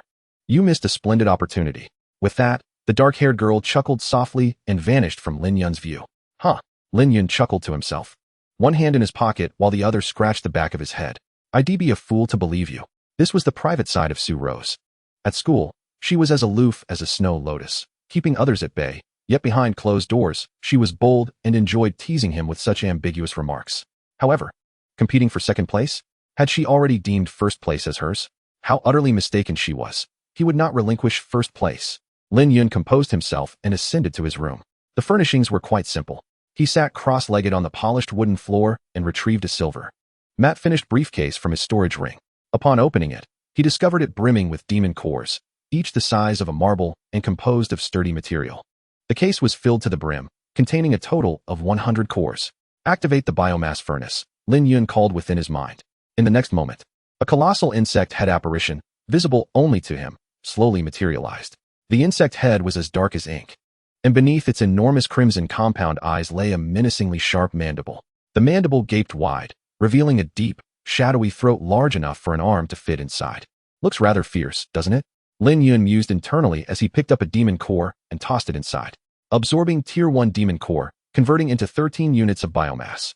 Lin Yun then picked up 2 more cores, placing them one by one into the furnace, absorbing Tier 1 demon core, converting into 12 units of biomass. Absorbing first-order monster cores, converting 11 units of biomass. Lin Yun paused, quickly grasping the implications. A first-order monster core could convert approximately 10 units of biomass. Thus, to fulfill task 2, collect 100 units of biomass, he would actually require only 10 first-order monster cores. However, according to the functional description, whether for hatching, enhancing, or transforming the insect race, biomass would be needed. Moreover, the higher the genetic factor of the fused lineage, the greater the biomass required. With that in mind, Lin Yun resolved to take a risk. He decisively picked up his suitcase and poured all the remaining monster cores into the gaping maw of the black insect head, absorbing first-order monster core, converting 10 units of biomass. Absorbing first-order monster core, converting 13 units of biomass. Soon enough, all 100 first-order monster cores were converted. With no more offerings, the enormous black insect head immediately closed its mouth. Its pair of crimson compound eyes revealed a hint of human-like regret before swiftly vanishing. Biomass, 1,250 units. Congratulations, host, for successfully completing main task 2. Reward. The gene blueprint for the soldier beetle has been unlocked. Excellent. Lin Yun's eyes sparkled with delight as he promptly examined the blueprint information. Name, soldier beetle. Lineage, black iron. Description, expert in tunneling and burrowing, highly sensitive to scents. Capable of easily searching for and tracking all resources within a 2-kilometer radius that can be converted into biomass units. Its stomach is connected to a biomass furnace, enabling rapid energy delivery and biomass accumulation. While its defensive capabilities are strong, its other attributes are average. Thus, its individual combat power is low, but in swarms, it becomes formidable. Manufacturing cost, 5 units of biomass each. Note, insectoids produced by unlocking the gene blueprint will not occupy the Beastmaster's space, but will be placed in the system's incubation and cultivation space. They will absolutely obey the host, but controlling them will still consume the host's mental energy. Please manufacture in moderation according to your mental strength. 5 units each. Lin Yun closed the blueprint information and decided to create one immediately. Soon, a swirl of inky darkness materialized. Crack, accompanied by a brief yet powerful insect chirp. The dark orb swiftly dissipated. A black beetle, roughly the size of an adult's palm, appeared in Lin Yun's hand. This beetle possessed 3 pairs of legs, eyes resembling green beans, and a shell that was flat and rounded. Its carapace was pitch black and robust, adorned with several distinct white spots. The forelegs were notably sturdy, resembling picks. Its mouth parts were capable of gnawing solid food, with well-developed and hard mandibles. Crack. As soon as the soldier beetle was born, its consciousness automatically linked with Lin Yun's insect swarm network, unreservedly obeying his commands. Chapter 10, Enhancement and Transformation, the Sharp-Blade Mantis. Not a bad appearance. Lin Yun chuckled. Crack. The soldier beetle emitted a soft chirp and swiftly crawled up Lin Yun's arm to rest quietly on his shoulder. Lin Yun closed his eyes, deepening the connection with the insect swarm network. Sensory sharing. Soon, He was observing the entire room from the perspective of the soldier beetle. The compound eyes of insects are comprised of numerous hexagonal ommatidia. They are primarily made up of crystalline lenses and rod bundles.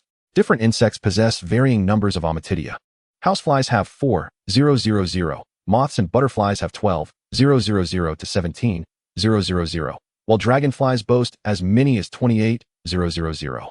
Each ommatidium can only receive a small amount of light and cannot form images independently.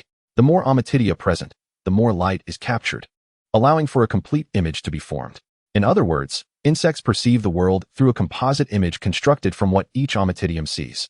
Lin Yun opened his eyes. In an instant, countless overlapping images of rooms overwhelmed him, making it somewhat difficult to adapt.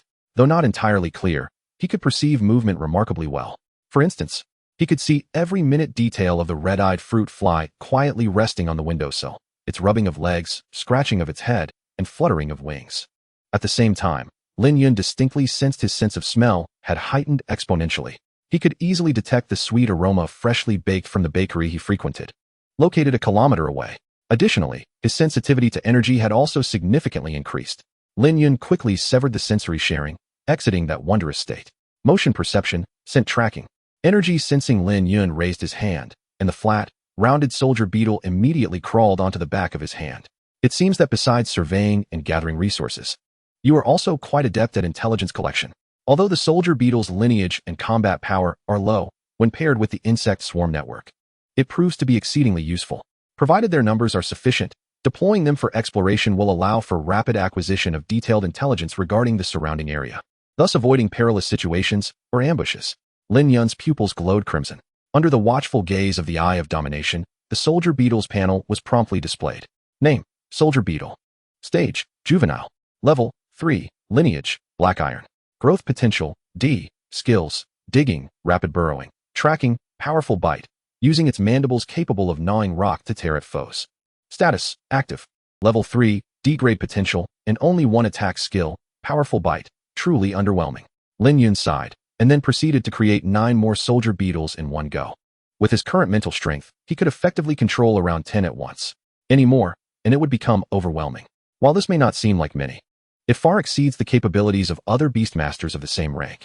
Typically, novice beastmasters possess relatively weak mental strength, often only able to manage 2 juvenile battle pets at a time.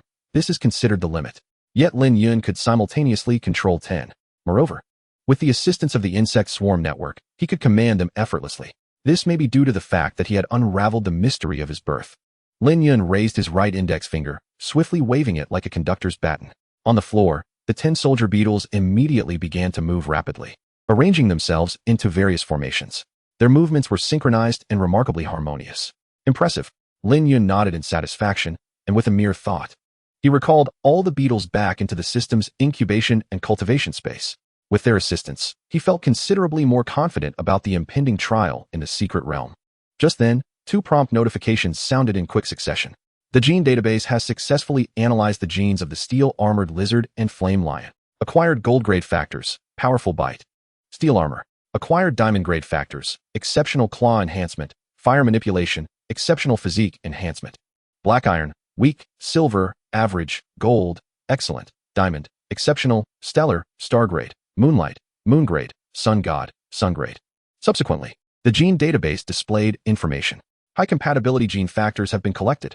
Consume 300 biomass to enhance and transform the contracted battle pet, Great Knife, into Sharp-Blade Mantis, Gold Lineage. The Sharp-Blade Mantis, insect combat fire attribute, a creature with an insatiable thirst for alcohol, wields twin blades ignited with flames in battle. Capable of slicing through steel and melting iron, an unstoppable force. Excellent. Lin Yun's eyes gleamed with excitement as he summoned the Sharp-Blade Mantis. A flash of crimson light flickered, and in the next moment, a mantis measuring 2 inches in length appeared before him. This little creature bore a resemblance to the orchid mantis Lin Yun had encountered in his previous life, though its body resembled flower petals, adorned with a deeper hue. From a distance, it resembled a scarlet blossom. The Sharp-Blade Mantis possessed a pair of forelegs lined with serrated edges, shaped like 2 silver scythes. The thin, sharp blades glistened with a metallic sheen. Its wings were transparent, adorned with a golden spot resembling a flower's stamen on its back. The middle and hind legs were flattened, resembling petals, yet their edges were as sharp as blades, formed of membranous tissue. In terms of appearance, it far surpassed the majority of the insect race. Hiss. As soon as the sharp blade mantis emerged, it emitted a sharp, short cry reminiscent of a snake's hiss, brimming with vitality. A stark contrast to its initially lethargic state when first summoned. Come, Lin Yun gently called. The sharp blade mantis immediately flapped its wings and swiftly flew into the palm of Lin Yun's hand. Upon inspecting the panel, he noted, Name, Sharp Blade Mantis. Stage, Juvenile. Level, 6, Bloodline, Silver. Growth Potential, B. Skills, Blade Draw Slash. Charges for 2 seconds, enhancing the speed and power of the next slash. Winged Glide Slash. Leaps into the air, unfurling its wings to dive towards the enemy for a rapid slashing attack. Status, Hungry. Not bad, Lin Yun smiled. Then retrieved some feed and poured a little to nourish the sharp blade mantis. Once satisfied, he promptly issued an order to activate the transformation pool and commence enhancements. A luminous white orb appeared, swiftly enveloping the sharp blade mantis before shaping it into a square basin. Following this, 3 dazzling, diamond-like points of light merged into the orb. 300 biomass units have been deducted. Enhancement transformation commencing. Countdown, 8 hours. Remaining biomass, 900. Lin Yun waved his hand, retracting the slumbering sharp blade mantis into the beast control space. He then closed his eyes and took a deep breath. Everything was ready. With the Gale Grasshopper, the sharp blade mantis, and 10 worker beetles, this power was already sufficient. The only thing left was to rely on his own skills. Lin Yun opened his eyes and glanced at the time. It was nearly 7 in the evening. He descended the stairs to prepare dinner. The evening meal consisted of potato beef curry. After cooking, he divided the food into 2 plates, sent a message to Su Qiangwei to inform her dinner was ready, and took his portion back to his room to eat. After finishing his meal, Lin Yun returned downstairs and noticed a conspicuous yellow sticky note on the dining table. Neatly inscribed in elegant handwriting was a line. You can place the dishes on the washing table. I will wash them later. At the bottom right corner was a sticker of a rose. Lin Yun chuckled. It was best to comply with her request. He did as instructed and then returned to his room. Sitting cross-legged, Lin Yun entered a meditative state, aiming to make a breakthrough tonight and strive to reach the 4-star apprentice Beastmaster realm. Chapter 11. The Thrill of the Cheat, a Continuous Delight. Meditation serves to hone and strengthen one's mental power. The stronger a Beastmaster's mental prowess, the more beast control spaces they can unlock and the more powerful beast skills they can employ. High-ranking Beastmasters possess mental strength akin to a boundless ocean, capable of expanding to encompass an entire city, perceiving every subtle movement within. They can suppress low-ranking Beastmasters and monsters merely through their imposing presence, without even summoning their battle pets. Lin Yun's training progressed remarkably well. His aptitude was of the highest rank. In the realm of cultivation, he would undoubtedly be considered a gifted talent. As the night passed, Lin Yun achieved successive breakthroughs, elevating himself to the 5-star apprentice Beastmaster level. His mental power had increased by nearly 60% compared to the beginning. However, this was not the end. The nurturing process began to take effect. Elite transformation complete. Your battle pet, the Rift Breaker, has evolved into the Gale Grasshopper. Level has risen to 9, and a new skill has been grasped, Meteor Kick. Meteor Kick. Soaring into the sky, it descends like a meteor, delivering a fatal penetrating kick to the enemy with its leg blades imbued with the gale. Nurturing process triggered. Your realm has advanced to 6-star apprentice Beastmaster. 2 hours passed. Enhancement transformation complete. Your battle pet, the Sharp Blade Mantis, has evolved into the Sharp Blade Mantis. Level has risen to 9, and new skills have been acquired. Fireblade Technique, Frenzied Dance. Fireblade Technique. The Sharp Blade Mantis ignites its twin blades, inflicting fire-based burn damage with its attacks. Frenzied Dance executes a series of rapid and continuous slashing attacks on the enemy in an instant. Nurturing process triggered. Your realm has advanced to 7-star apprentice Beastmaster. Upon hearing the notification, Lin Yun drowsily opened his eyes. He had fallen into a deep sleep midway through his meditation last night. Had all the transformations been completed? Lin Yun yawned, stretched his body, and then walked to the window. The golden sun had risen above the horizon, casting a bright and warm glow. Leaning against the wall, Lin Yun accessed his status panel. Name, Lin Yun. Realm, 7-star apprentice Beastmaster. Talent, Symbiotic Fusion, Sun God class. Skills, Frenzy, Eye of Domination, Hand of Control, Nurturing Process. Battle Pets, Gale Grasshopper, Level 9. Gold Rank, Sharp Blade Mantis, Level 9, Gold Rank. The 10 worker beetles were crafted by consuming biomass through the system and do not occupy beast control space. Although they absolutely obey him, they are not considered contracted battle pets, but rather a fully loyal outsourced team. I reached 7 stars. Lin Yun paused after reading through his status. He then closed his eyes and entered meditation once more, carefully sensing his mental power. Compared to yesterday, it had more than doubled. Excellent. Lin Yun's eyes sparkled with joy, his heart brimming with excitement. This progress was significantly faster than his previous diligent cultivation. Indeed, the thrill of the cheat is exhilarating, and the enjoyment continues unabated. At this rate, he would break through to the next tier within a week. By then, his talent of symbiotic fusion would also enhance accordingly. The anticipation was palpable. Come forth. With a thought, Lin Yun summoned both the Gale Grasshopper and the Sharp Blade Mantis. In the next moment, two beams of blue and red light flashed and quickly materialized. Sizzle. Hiss. Two distinct insect calls echoed. Lin Yun's eyes widened. After the enhancement transformation, both creatures exhibited striking changes in appearance. First was the Gale Grasshopper. Originally the size of a fist and entirely jade green, it had now shrunk in size, becoming more refined and agile. Its antennae had nearly doubled in length, and its emerald exoskeleton had transitioned to a dreamy, deep blue reminiscent of the evening sky. The blades on its forelegs were sharper, and its hind legs were more robust, significantly enhancing its explosive power. At a glance, it exuded an aura of lightness and agility. The Sharp Blade Mantis had grown a full size larger, its body a vivid red, resembling a fiery inferno, with crimson blades that are elongated and sharp, resembling two blazing crescent moons. It stands firmly on its hind legs, supporting its slender body with an air of proud defiance, while its tail exudes an enticing aroma of fine liquor. It evokes the image of a tipsy swordsman. Though it appears languid and carefree, once it unsheathes its blade, it reveals an astonishing brilliance. Good, good, good. Lin Yun smiled, repeating the word thrice, before raising his right arm. Come. Both the Void Splitter and the Sharp Blade Wine Mantis leapt into the air simultaneously, yet the latter moved with unparalleled swiftness. In the blink of an eye, it landed on Lin Yun's arm like a bolt of lightning. The Sharp Blade Wine Mantis followed closely behind, albeit at a distinctly slower pace.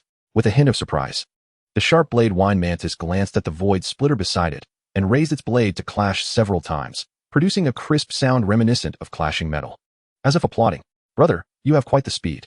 The Void Splitter hissed twice, lifting its robust hind leg in acknowledgement. Well said, well said. By the way, I should give you a name. Lin Yun gently patted the small head of the Sharp Blade Wine Mantis, contemplating for a moment before an idea struck him. You are entirely crimson like fire, with your fierce twin blades. How about we call you Kuan-Tu? The Kuan-Tu blade is one of the renowned ancient blades of Huaxia. In the Shanhai Jing, it is mentioned, 200 miles west of the Yi River lies the mountain of Kuan-Wu, abundant with red copper. Jing Guopu's commentary states, this mountain produces famous copper, its color as red as fire, and blades made from it cut jade as easily as mud. Hiss. Upon receiving its name, the Sharp Blade Wine Mantis raised its blade high and emitted a cheerful cry. Quite the spirit. Lin Yun chuckled, retrieving insect feed from his storage ring and pouring it into a bowl for the Void Splitter and Kuan-Tu, while he himself proceeded to the washroom to freshen up and change clothes. The homeroom teacher, Mr. Gao, had sent a notice in the class group yesterday. They were to gather at the school gate at 8 this morning. It was only 7, so there was no rush.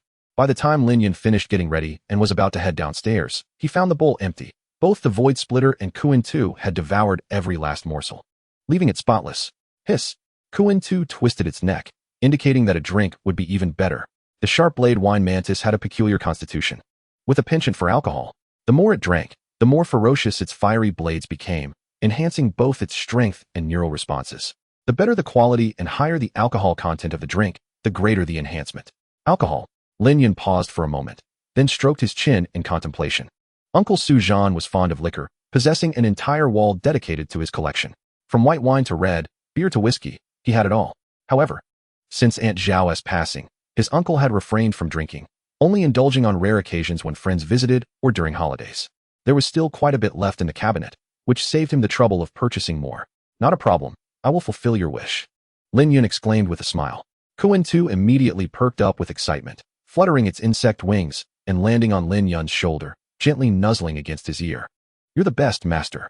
The Void Splitter had no interest in alcohol, so Lin Yun returned it to the Beast Master space for some rest. After organizing his belongings into the storage ring, he set out with Kuan-Tu's day. Upon closing the door, he noticed a note affixed to it.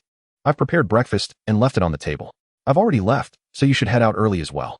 Gazing at the familiar rose sticker, Lin Yun felt a warmth in his heart. How thoughtful. Descending the stairs, he found a breakfast spread laid out on the dining table. Not rushing to eat, Lin Yun first approached the liquor cabinet, marveling at the plethora of bottles before him. his eyes momentarily overwhelmed. He had little knowledge of alcohol, but soon enough, he formed a plan. He randomly selected a few bottles of high-proof liquor, opening them for Kuan-Tu to sniff. Satisfied, Kuan-Tu was promptly stored in the storage ring. After choosing 5 or 6 bottles, he finally stopped. "Forgive me, uncle, I'll make sure to replenish your stock later." Lin Yun muttered to himself as he returned to the dining table to begin his meal. Meanwhile, Kuan-Tu was happily indulging in one of the open bottles, drinking with gusto. As it consumed more, the fiery patterns on the sharp-blade wine mantis became increasingly vibrant and animated. Once satiated, Lin Yun returned Kuan-Tu to the Beastmaster space. "Let us set off. The secret realm trial awaits me." Chapter 12. If you can't win, just spend money, right? At 7:40 a.m., Lin Yun successfully arrived at the entrance of Jiangxing Beastmaster High School.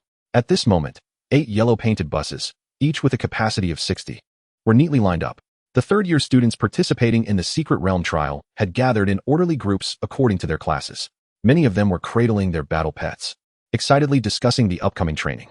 From the monkey hand, spotty elephant, walking flower, to the crown eagle and singing bird, these battle pets were all in their juvenile stage, with most possessing black iron and silver bloodlines. Only a handful of students had battle pets that reached the golden tier or higher. The moment Lin Yun appeared, he immediately attracted the attention of numerous students. "Look, it's Lin Yun from Class 3. He defeated Li Feng from Class 1 yesterday afternoon, right? Incredible. He actually used a black iron bloodline rapid worm to defeat a golden bloodline sonic dog. How exaggerated. What's so surprising? After all, Lin Yun possesses a sun god level talent. Someone took pictures yesterday. Wow, Lin Yun's transformation into a bug armor warrior was truly magnificent. What a pity, such a strong talent paired with a useless bug system." Indeed, it was only the beginning, and the differences among the students were not yet pronounced. Thus, Lin Yun could compensate for his battle power with his innate talent. However, as they progressed further, the disparity brought about by the bloodlines of their battle pets would become increasingly apparent. Many students were whispering among themselves, casting various glances at Lin Yun. He remained unperturbed, surprised only by how quickly the news had spread. "Aren't they all training?" he mused to himself, observing them as mere spectators. "Brother Yun, over here." Suddenly, a familiar voice called out. Lin Yun turned to see Pang Jinlai waving at him with a cheerful expression, prompting him to hurry over and successfully merge into the class line. "Brother Yun, you're quite impressive," Pang Jinlai teased, raising his eyebrows. "Huh, I heard all about it. Yesterday afternoon, you battled Li Feng, transforming into a bug armor warrior, and quickly sent that fool rolling," Pang Jinlai exclaimed, throwing punches and kicking the air, his face alight with schadenfreude. He had been bullied at the time, with Li Feng covertly inciting it. Had it not been for Lin Yun's intervention, his 3 years of high school would have been devoid of joyful memories. Winning against Li Feng is nothing to boast about, Lin Yun waved dismissively, not taking it to heart. "Brother Yun," Pang Jinlai hooked an arm around Lin Yun's neck, glancing around before whispering. "You may not be aware of the situation since you arrived late, but after losing to you yesterday, Li Feng immediately took his sonic dog to the Beastmaster Hospital for treatment. He then asked his father to spend a fortune on a hurricane potion and a Tier 1 battle gear. It seems he intends to crush you in this trial." Now that sounds intriguing. Lin Yun raised an eyebrow upon hearing this. The hurricane potion is a precious elixir used to enhance wind attribute battle pets, capable of elevating their levels, strengthening their physiques, and improving their control over wind elements. As for battle gear, it is equipment worn by battle pets that can significantly enhance their power. Both are exorbitantly priced. Li Feng's willingness to spend so lavishly clearly stems from the humiliation he suffered yesterday, seeking revenge in today's secret realm trial. TSK, those damn wealthy dog owners, resorting to spending money when they can't win. Huh? Pang Jinlai continued. "I asked some brothers from Class 1, and it turns out Li Feng's sound speed dog has already reached level 9 after consuming the hurricane potion. It seems he has also mastered some formidable new skills, and it's equipped with the basic version of the Samurai series from the Mengshi Company, significantly enhancing both its defense and attack power." "How do you know all this so clearly?" Lin Yun asked, astonished. Pang Jinlai chuckled and released his grip, saying, "Brother Yun, don't underestimate my intelligence network. I paid $1,000 for this information, and its reliability is assured." "All right, I got it, thanks." "Thanks for what? We're brothers," Pang Jinlai replied, then summoned his contracted battle pet. "By the way, Brother Yun, take a look at my battle pet." In a flash of yellow light, a heavily armored tortoise materialized, lying flat on the ground. This tortoise was as large as a basin, with a large, triangular head covered in a thick, horn-like shell and a beak curved like an eagle's. Its bronze-colored carapace bristled with sharp spikes, its claws were razor-sharp, and its tail resembled a steel whip. It was clearly not to be trifled with. "Is this a spiked armored tortoise?" Lin Yun exclaimed, his eyes widening. The spiked armored tortoise boasted a golden bloodline and possessed earth-fighting attributes. Renowned for its exceptional defense and immense strength, it had a fierce and combative temperament. Unlike most tortoises that adopt a passive defense against attacks, the spiked armored tortoise would often take the initiative to attack. Once provoked, it could launch the spikes from its back at its enemies, turning them into a pincushion. Impressive, right? Pang Jinlai grinned. I named it Boom Boom. Boom Boom? Lin Yun's lips twitched. The name certainly suited the tortoise's ferocious nature. He activated his Dominator's eye to take a closer look. The spiked armored tortoise was at level 7, with a growth potential of B grade, and possessed 3 very practical skills. Rolling Charge, which allows it to curl into a ball and crash into opponents. Taunt, which draws the target's ire, prioritizing attacks on itself. And Spike Rain, which fires its hardened spikes at enemies in one go, though it must wait for the spikes to regrow before firing again. You've trained it quite well. Did you spend money on it too? Lin Yun complimented. Hee. I borrowed some gold coins from my dad. Pang Jinlai wiped his nose, smiling innocently. Besides, if I'm teaming up with you, Brother Yun, I have to be reliable. Right? Quite right. You've got the right mindset. Lin Yun chuckled, lightly elbowing Pang Jinlai. Hey, watch it. Not far away. Li Feng's expression darkened as he glared at the 2 rowdy individuals from Class 3. Damn, Lin Yun, go ahead and laugh. This is the only time you'll be able to enjoy yourself. At that moment, 5 boys approached, all of whom were Li Feng's lackeys.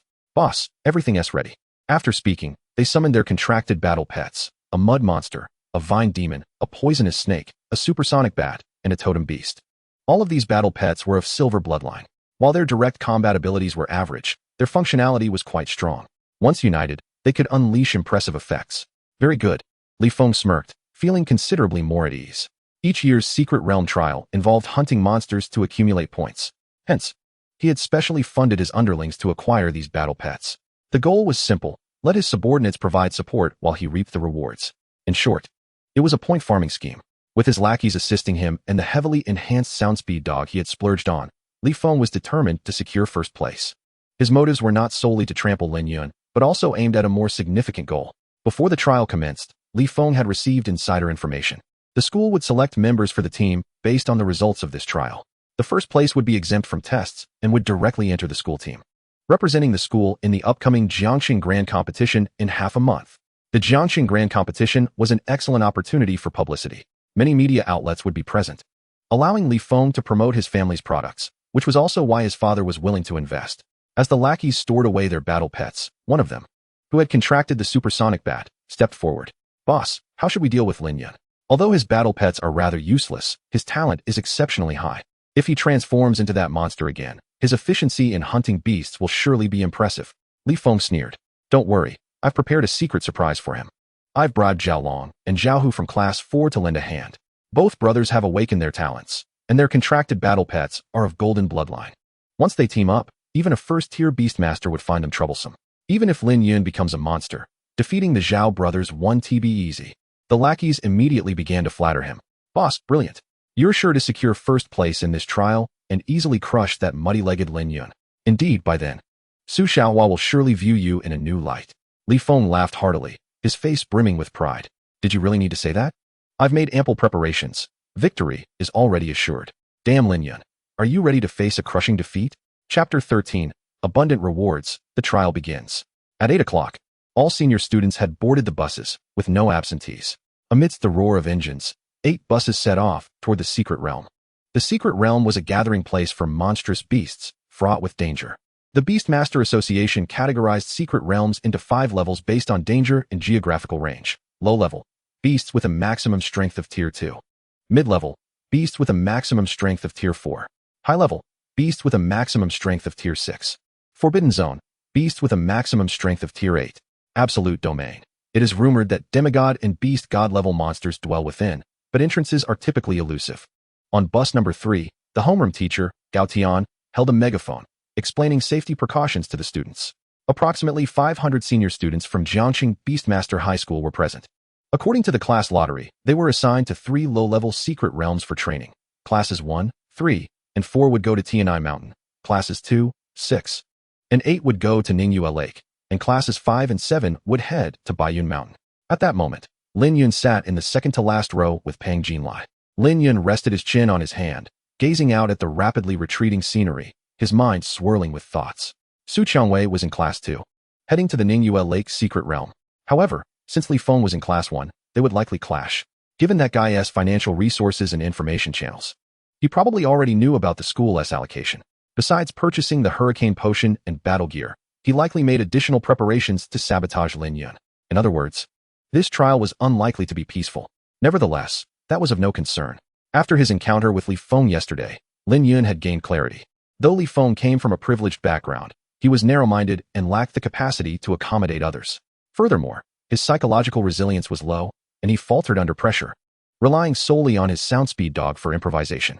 Ultimately, he failed to even utilize his own talents and suffered a lightning-fast defeat. Had it not been for his advantageous lineage, he would have long faded into obscurity. Such a spoiled rich kid would never be an obstacle for him. Gao Tian continued speaking. The 3 secret realm schools had previously dispatched individuals to scout and clear the area, yet it was inevitable that some dangers might have been overlooked. Therefore, to ensure your personal safety, Gao Tian paused mid-sentence and rose to his feet.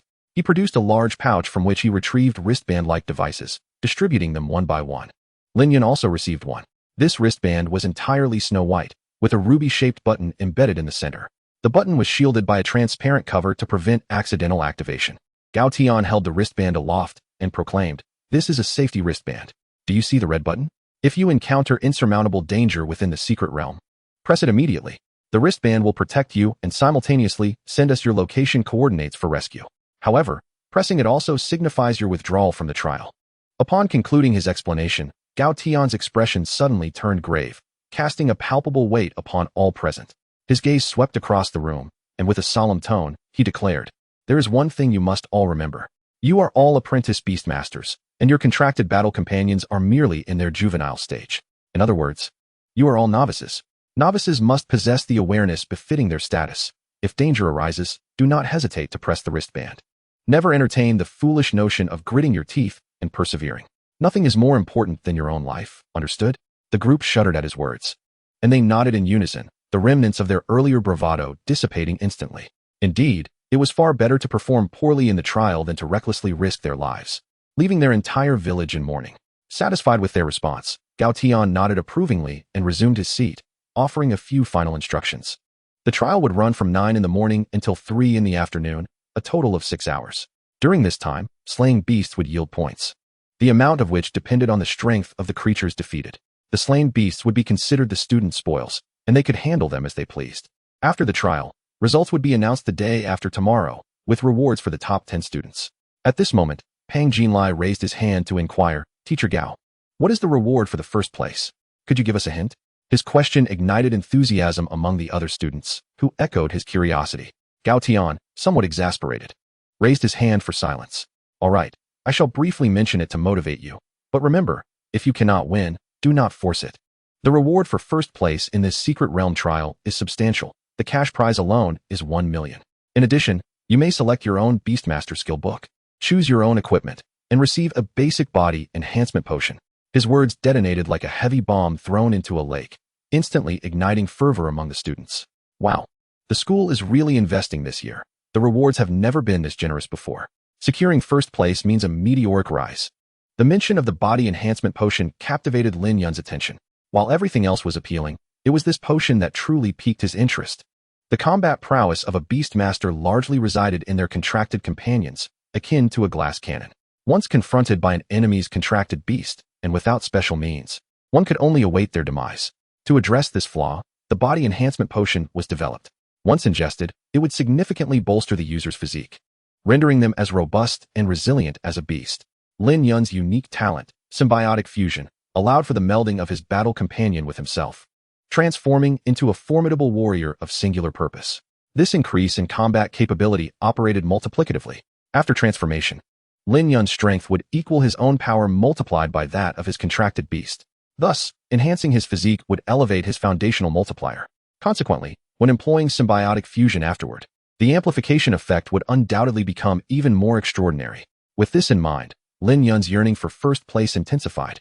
The school seemed intent on securing a commendable position in this year's Jiangxing Grand Competition, utilizing this opportunity to preferentially allocate resources toward cultivating outstanding students. Once Gao Tian finished speaking, the atmosphere in the bus erupted with excitement. Each student displayed expressions of exhilaration. eager to rush to the TNI Mountain secret realm and commence their hunt for beasts to amass points. At 8:41 a.m., 3 buses came to a steady halt in the parking lot at the entrance of TNI Mountain. All students from Class 1, Class 3, and Class 4 donned their safety wristbands and swiftly disembarked under the guidance of their homeroom teachers, forming 3 orderly lines. Numerous staff members in uniforms busied themselves on site, either adjusting equipment or transporting various necessary tools. Before long, the rules for the trial were announced. There were only 2 directives. First, to hunt as many beasts as possible to earn points. Second, to refrain from inflicting severe harm or disability upon fellow students. Upon hearing this, Lin Yun smirked. These rules were quite intriguing. They were notably lenient, as there was no prohibition against seizing points from other students. There is a saying, what is not forbidden by law can be done. Was this a subtle encouragement for them to engage in friendly competition? At the foot of TNI Mountain, there were 5 entrances, perhaps to avoid a chaotic clash at the onset. The 3 homeroom teachers led their respective classes to select one entrance each and await further instructions.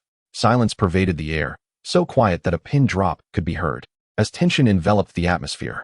Some students who had already decided to form teams began to huddle together, creating several small squads. Pang Jinlai and Lin Yun formed a duo, lingering toward the back of the group. Perhaps due to the early hour, a dense fog blanketed the mountain's base, and the chill in the air was palpable. Occasional terrifying roars of beasts echoed from the depths of the forest, adding to the oppressive ambience. All present were experiencing their first venture into a secret realm. Moreover, the secret realm, while offering opportunities, also harbored peril. Pang Jinlai clenched his fists at his sides, cold sweat beating upon his palms as he gazed at the unknown mountain before him, his heart racing involuntarily. Stay calm, it hasn't even begun. Lin Yun reminded him with a composed expression. Ahem, all right. Pang Jinlai's round face flushed, then curiosity got the better of him. Hey, Yungu, aren't you feeling nervous? We're about to face those terrifying beasts in the mountains. Fear what? Lin Yun replied in his steady tone. The beasts are indeed formidable. But with our contracted companions and these safety wristbands, the risk to our lives has been minimized. If we let ourselves be consumed by hesitation and fear, how can we call ourselves beastmasters? That's true.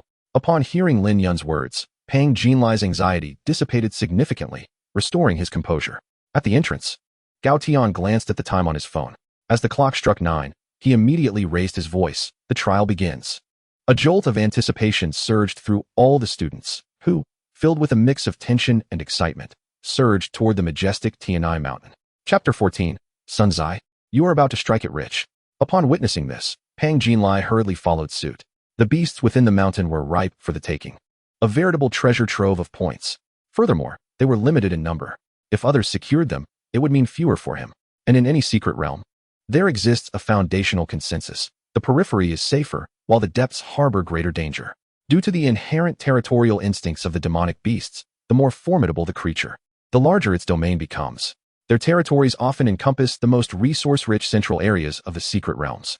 Conversely, those weaker beasts, lacking both lineage and combat prowess, are relegated to eking out a meager existence on the peripheries. In other words, the beasts on the outskirts are the easiest to hunt. Should one be outpaced by others, they would undoubtedly find themselves at a disadvantage. However, just as he took a few steps forward, he sensed something amiss. Brother Yun, hurry up. Pang Jin called back to Lin Yun, who remained momentarily stunned in place. I'm coming. Lin Yun snapped back to reality, quickening his pace to catch up. His brief distraction stemmed from the system's notification of a new task. Ding. Trial task activated. Title, Initial Display of Insect Power. Objective, hunt a demonic beast whose level exceeds that of your contracted battle pet by 10 levels. Time limit, 6 hours. Completion reward, Basic Mental Enhancement Potion, X1.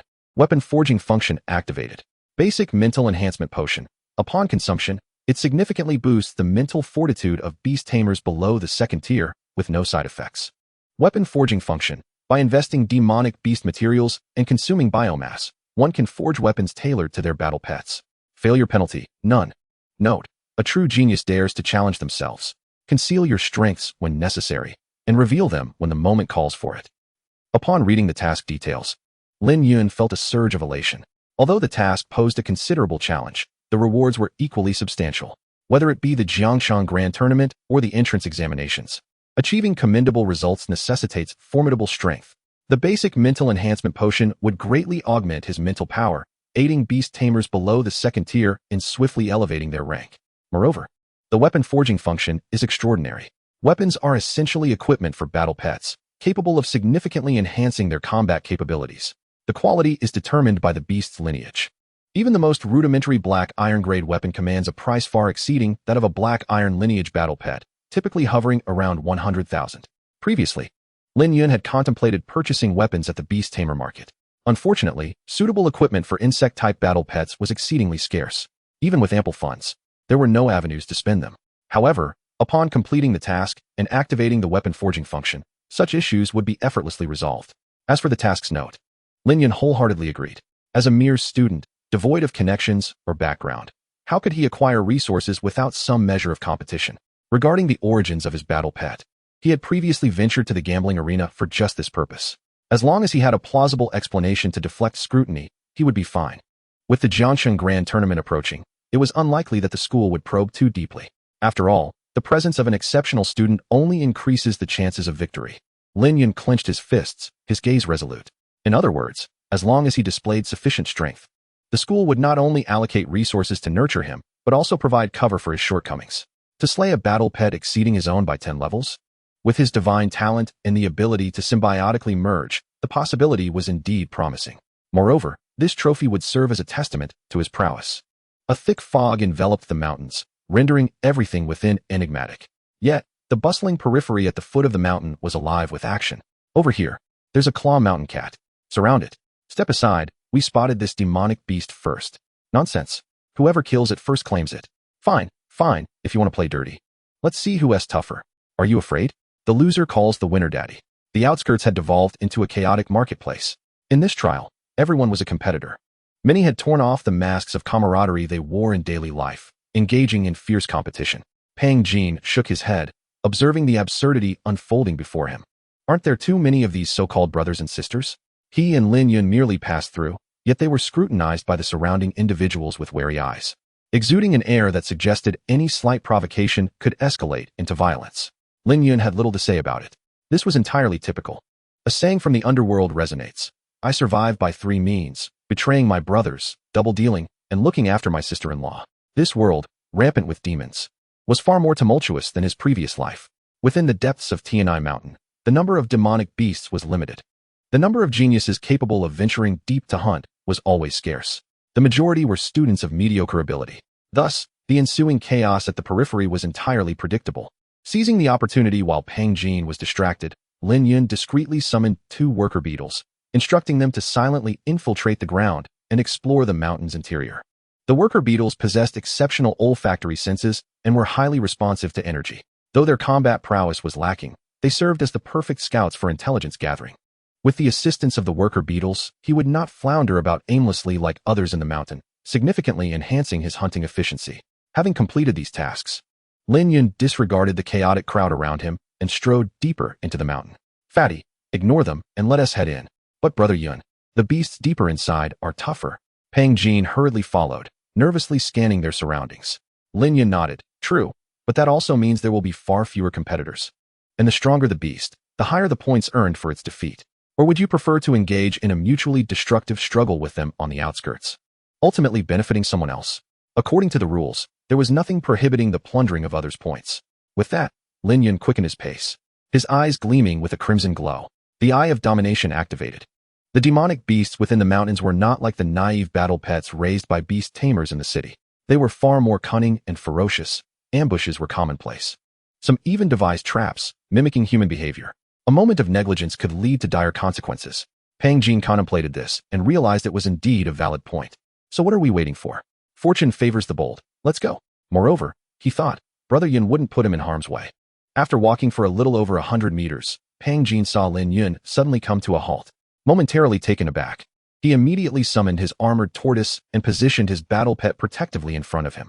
Having done that, Pang Jin bent slightly, whispering, Brother Yun, what is going on? Shoo. Lin Yun raised a finger to signal him to be quiet. The worker beetles have detected something. About 20 meters northeast, lurking in the bushes beside a large tree. There's a demonic beast poised to strike. It seems to have its sights set on us. Enhanced by the Eye of Domination, Lin Yun's gaze pierced through the foliage, revealing a demonic beast with purple scales. Purple scales? Lin Yun's eyes narrowed as he quickly devised a plan. Fatty, do you see that spot? He pointed toward the dark thicket. I see it. Have your armored tortoise charge right in. There's something there. Pang Jin signaled an okay and promptly commanded his armored tortoise, boom boom, charge at that thicket. The spiked tortoise nodded and swiftly withdrew its head, limbs, and tail into its hemispherical, spiked shell. Its carapace was robust, yet its plastron was relatively pliable. With a vigorous expansion of its belly, it curled into a sizable sphere. Then, with a sudden surge of energy, the spiked tortoise rolled fiercely toward its destination. Although currently in its juvenile stage, it weighed nearly 100 pounds. This considerable weight, when rolling at full speed, combined with its spiny shell, was more than sufficient to effortlessly shatter a small tree of sea bowl thickness. The spiked tortoise exclaimed, "Son, the mini version of Great Fortune is here." Chapter 15, A Fatal Strike. Creaking and cracking, the enormous spiked ball rolled faster and faster, easily pulverizing the gravel and dead branches in its path. Its unstoppable momentum resembled that of Don Quixote charging at a windmill. Hidden within the thicket, a monstrous beast observed this spectacle, its spirit shaken with terror. "Wait, buddy, did you install a wall hack? Why would you choose to crash into me when there are so many other places to hit?" But it was too late for such thoughts. The Great Fortune was nearly upon it. To avoid becoming a mere speed bump, it had no choice but to abandon its ambush and flee from its hiding place. With a rush, a dark shadow burst forth from the underbrush. In the next moment, the massive spiked ball reduced the thicket to mere fragments. The beast was thus exposed before Lin Yun and Pang Jinlai. It was a large snake, nearly 2 meters in length. Resembling a cobra, it had a triangular head, and its scales shimmered in a deep purple hue. Its neck flared out like the wings of a bird, adorned with golden circular patterns resembling eyes. As it opened its mouth, it revealed 4 razor-sharp, ivory fangs. The great snake quickly coiled its upper body, rising to a stance akin to that of a human. Hiss! Its golden slit-like eyes radiated a fierce menace, issuing a threatening hiss towards the 2 individuals in the distance. The Haji snake reacted with a sharp intake of breath. Pang Jinlai widened his eyes in disbelief. What the hell? A golden-eyed purple-scaled snake. This creature, despite being of mere silver-tier lineage, is no easy opponent. It moves swiftly on the ground, possesses high defensive scales, and can crush even rocks with its constricting body. But the most terrifying aspect of the golden-eyed purple-scaled snake lay within its eyes. Its golden eyes possessed the ability to instill fear and dread. Once locked in gaze, one could easily succumb to a state of terror, rendered motionless in a stupor. The duration of this effect depended on the mental fortitude of the afflicted. Weaker minds might remain incapacitated for around a minute, while stronger ones could regain consciousness in mere seconds. However, for the golden-eyed purple-scaled snake, even a few seconds was ample time to swiftly close the distance and constrict its prey. This nearly 2-meter-long snake was fully grown, undoubtedly exceeding level 10. Hiss! Forced from its hiding place, the golden-eyed purple-scaled snake seethed with rage. Seizing the opportunity while the spiked tortoise was momentarily unable to counterattack, it immediately fixed its golden gaze on Pang Jinlai and Lin Yun, its eyes glowing with menace.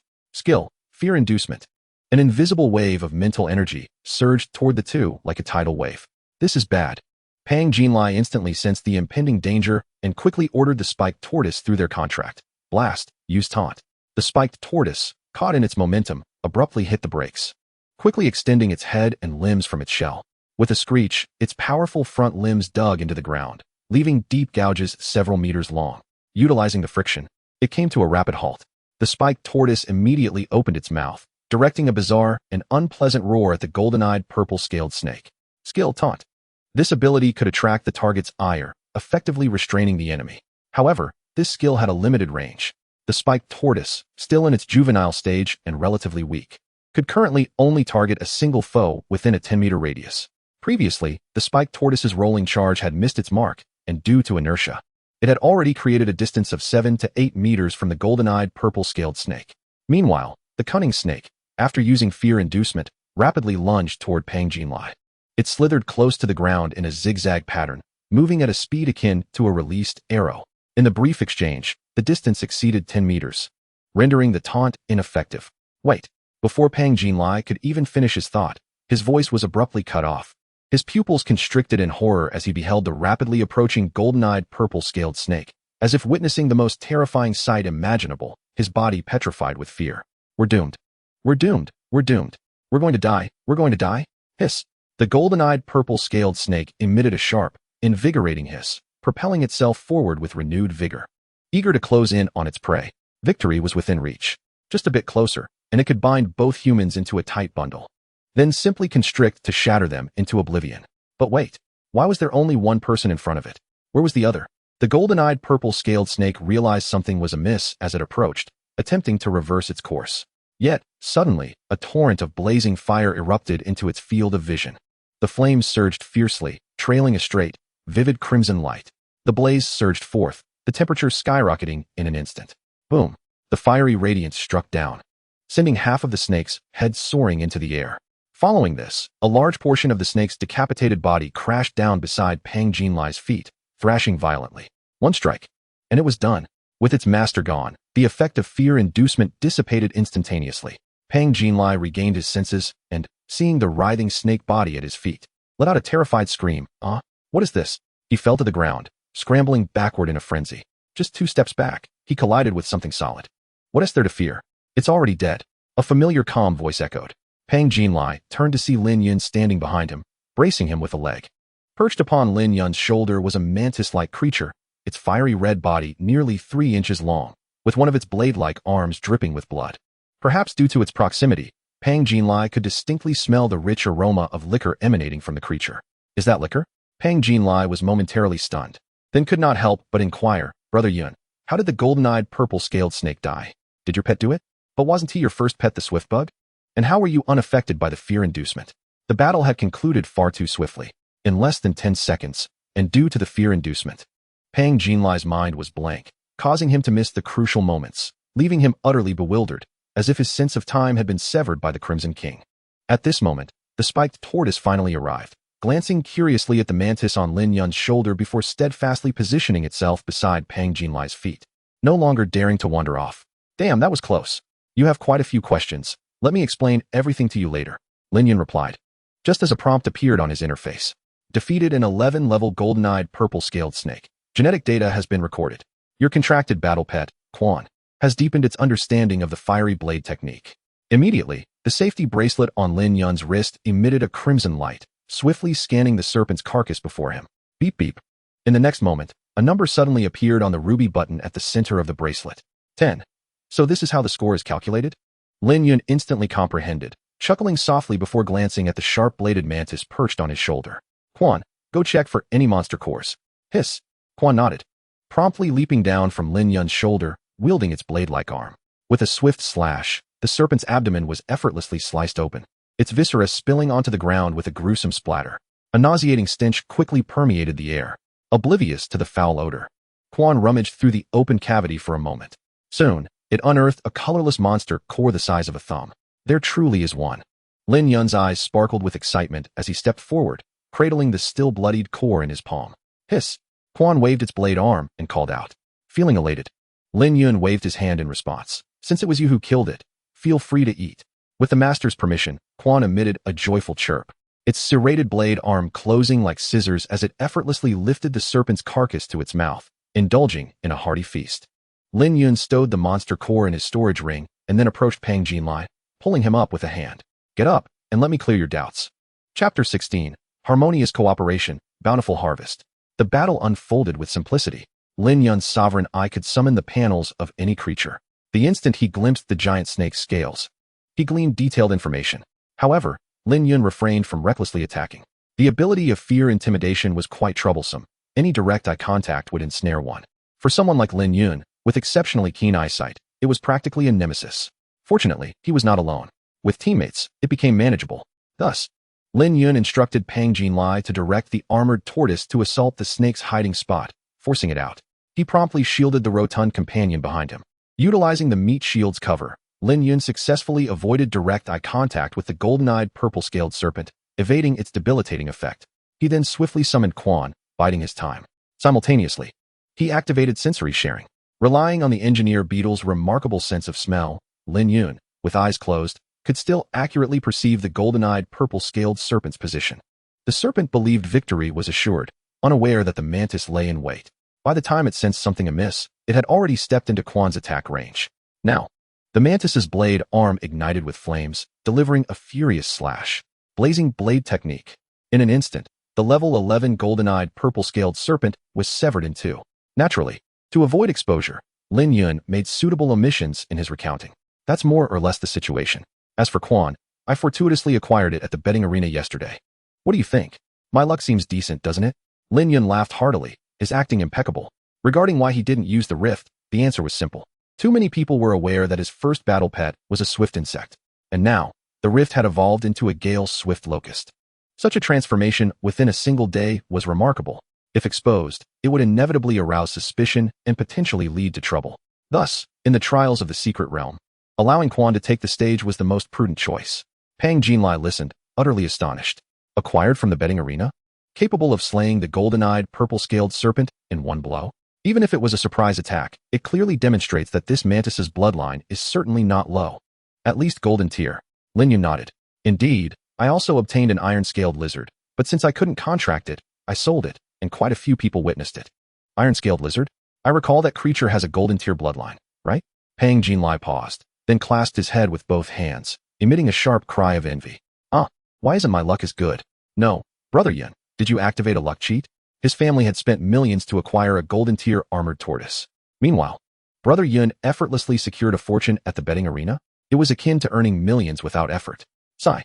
Torn between wishing his brother a good life and fearing he might drive a luxury vehicle, Lin Yun chuckled slyly. From now on, please call me the god of gambling.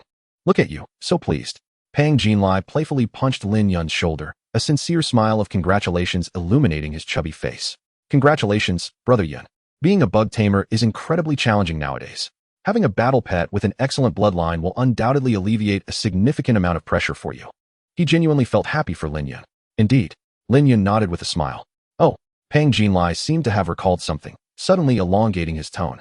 Brother Yun, you're Quan. Lin Yun briefly explained. Quan refers to the mountain from which ancient sword-forging iron ore was mined, and it is also an epithet for treasured swords. Yes, your Quan seems to possess formidable attack power, capable of cleaving the golden-eyed purple-scaled serpent in one stroke. For subsequent battles, how about letting my Bobo take the lead in taunting and distracting, while Quan reap the spoils? Pang Jinlai suggested eagerly. If we work together, our efficiency in hunting monsters will surely improve significantly. With the two of us as brothers, how could we not be a formidable force? Indeed, that's exactly what I was thinking. As for points, let's take turns. Lin Yun crossed his arms. The next time we encounter a beast, I will have Quan inflict severe damage, and then let your Bobo deliver the finishing blow. Whether a monster core drops will depend on luck. With the armored tortoise serving as a meat shield, Quan's burden would be considerably lightened. No problem. Pang Jinlai readily agreed. During their conversation, Quan had nearly finished devouring the golden-eyed purple-scaled serpent, ready to continue their journey. Lin Yun was curious. Quan, being only slightly larger than an adult's fist, how could it consume a nearly 2-meter-long serpent entirely? Your contracted battle pet Quan has devoured the golden-eyed purple-scaled serpent and gained slight growth. Gained 5 units of biomass. A panel prompt appeared. Lin Yun instantly understood. After system enhancement, whether it was the rift or Quan, consuming prey would convert nutritional materials into biomass units for the biomass furnace. Let us set off. No problem, Bobo, let us go. The two continued onward, delving deeper into Tianai Mountain. With 2 engineer beetles acting as radar, no surrounding monsters could elude their detection. Lin Yun and Pang Jinlai cooperated seamlessly, significantly enhancing their efficiency in hunting beasts. Through the battle with the golden-eyed purple-scaled serpent, Pang Jinlai learned a valuable lesson. He no longer sought to roll and crash into targets, but aimed to utilize this tactic to swiftly approach opponents. Once the armored tortoise advanced within the range to use the taunt skill, he would immediately command it to halt, and then employ the taunt. Taunt. You must first attack the enemy that has taunted you. Once the enemy was drawn into the taunt's effect, it would first target the armored tortoise. With its tough hide and robust defense, the armored tortoise was well equipped to withstand the attack. Even beasts of higher rank found themselves at a loss against the spiked carapace of the armored tortoise, akin to a hedgehog that presented an impenetrable defense. Thus, the moment of opportunity arrived for the sharp-blade mantis. Approaching stealthily, it unsheathed its blade and executed the fiery blade technique with a force reminiscent of thunder. Flames erupted. The inferno surged. Lives were extinguished. As time progressed, the synergy between the armored tortoise and the sharp blade mantis grew increasingly harmonious, to the extent that they became comrades who shared food after battle. 2 hours elapsed. Lin Yun and Pang Jinlai had ascended to the mountainside. Wiping the sweat from his brow, Pang Jinlai placed a hand on his hip and surveyed the dense woods ahead, taking a moment to catch his breath. As the ancients said, one may tire a horse by gazing at the mountains. It's truly no exaggeration. This Tianai mountain, though seemingly modest in height, is unexpectedly arduous to scale. Naturally, Lin Yun responded. This is a mountain path, fraught with ceaselessly emerging monsters obstructing our way. Upon finishing, Lin Yun sought a flat table like stone and sat down. It's noon. Let us pause for a meal. Kunchuo and Bao Bao have battled tirelessly and require time to recuperate. The beasts ahead will only grow more formidable. We cannot afford to be careless. Two worker beetles had been scouting discreetly throughout their journey. They had successfully evaded monster ambushes and had not encountered any substantial groups of beasts, making their progress exceedingly smooth. Lin Yun raised his hand to glance at the safety bracelet adorning his left wrist, which displayed a score of 123 points, a commendable achievement. For context, the top score in the previous Secret Realm trial was 378 points, and there were still 4 hours remaining until the trial's conclusion. Lin Yun felt quite satisfied with this outcome, yet his gains were not limited to just this. He had amassed 13 first-tier monster cores, 19 black iron-grade factors, 23 silver-grade factors, and 3 gold factors. Coupled with the 15 genetic factors he had previously accumulated at the betting arena, his total now stood at 60. If he continued on this trajectory, he would likely complete Main Quest 3 by collecting 100 monster factors before the conclusion of the Secret Realm trial, thus securing the reward of the Shueyun Potion. Chapter 17. The Insect King Assembly. The Shueyun Potion possesses effects akin to that of a primary mental enhancement potion, significantly boosting the mental strength of beast masters below the second tier. Additionally, the consecutive battles had propelled Kunchuo's strength to new heights. Lin Yun quietly activated the Eye of Domination to access Kunchuo's status panel. Name: Sharp Blade Mantis, Kunchuo. Bloodline: Gold. Level: 12. Skills: Blade Draw / Winged Flight / Fiery Blade Technique, Frenzied Dance, Danger Perception, passive skill that enables awareness of malice, murderous intent, or imminent danger. Growth potential: B. Following consecutive upgrades, Kunchuo's physique had slightly enlarged, its fiery patterns becoming increasingly vibrant and dynamic, with its dual blades now more robust and razor-sharp. Particularly, the fine serrated edges along its blade arms rendered it akin to a sharp sickle, capable of effortlessly severing its adversaries. Thanks to Kunchuo's contributions, Lin Yun, with the aid of nurturing and support, had successfully ascended to the pinnacle of an 8-star apprentice beastmaster. His mental strength had reached unprecedented levels, enabling him to command 20 worker beetles simultaneously. It could be said that the morning had yielded bountiful rewards. Very well, let us rest for a while.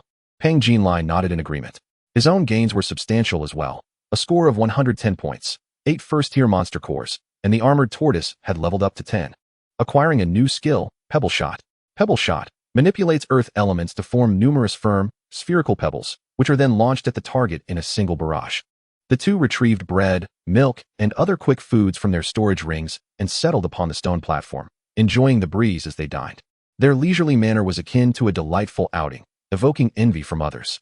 Many students were battered and bruised, hiding and dodging, fearful of monster ambushes during their respite. Their nerves taut like a drawn bowstring. The armored tortoise, upon receiving the order to rest, emitted a joyful low growl and found a suitably shaped earth pit to comfortably nestle into, closing its eyes for a nap.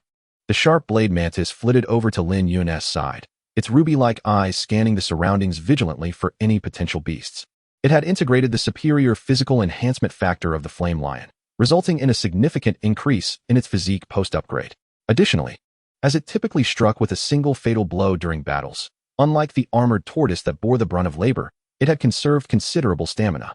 Observing Kunchuo's spirited demeanor, Lin Yun assigned it to keep watch. While the worker beetles were present, there remained a possibility of stealthy beasts adept at masking their presence launching surprise attacks, making vigilance all the more necessary. At Jiangqing Beastmaster School No. 1, the multimedia room featured a massive screen that nearly covered an entire wall, displaying footage from the 3 secret realms, Tianai Mountain, Ningyue Lake, and Baiyun Mountain. Principal Wang Long sat at the center, flanked by Vice Principal Zhang Qiushi and Director Feng Meiting, raising a white enamel cup adorned with a red 5-pointed star. He took a sip of tea and glanced at the screen, his brows furrowing in concern. What is the situation? How are the students performing? In response, Vice Principal Zhang Qiushi immediately began rifling through a towering stack of documents on the table, his eyes brightening as he extracted a report. Clearing his throat, he reported, Principal, as of 11 o'clock, there are a total of 6 students whose scores exceed 100 points. Feng Meiting, dressed in a black suit and gold-rimmed glasses, her hair meticulously styled, expressed her surprise. 6? That's more than last year. Vice Principal Zhang, who are these 6? Zhang Qiushi recited the names and scores in order of rank. Li Feng, 159 points. Su Qiangwei, 143 points. Lin Yun, 123 points. Tao Shiyu, 115 points. Pang Jinlai, 110 points. and Lin Yun, 101 points. Upon hearing the rankings, everyone, including Zhang Qiushi who had just read the names, was momentarily stunned. Wang Long exclaimed in astonishment, "Wait a moment, how is Lin Yun on the list?" Feng Mating adjusted her glasses, recalling, "I remember that little fellow. He possesses A-grade qualifications and a sun god-level talent, but regrettably, his mental attribute is of the insect type." Zhang Qiushi nodded in affirmation, indeed.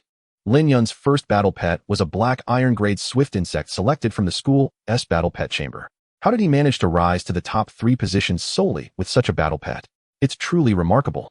Wang Long pondered for a moment before instructing for the combat footage of Li Feng, Su Qiangwei, and Lin Yun to be retrieved. As this was the students' first secret realm trial, the school placed great emphasis on safety.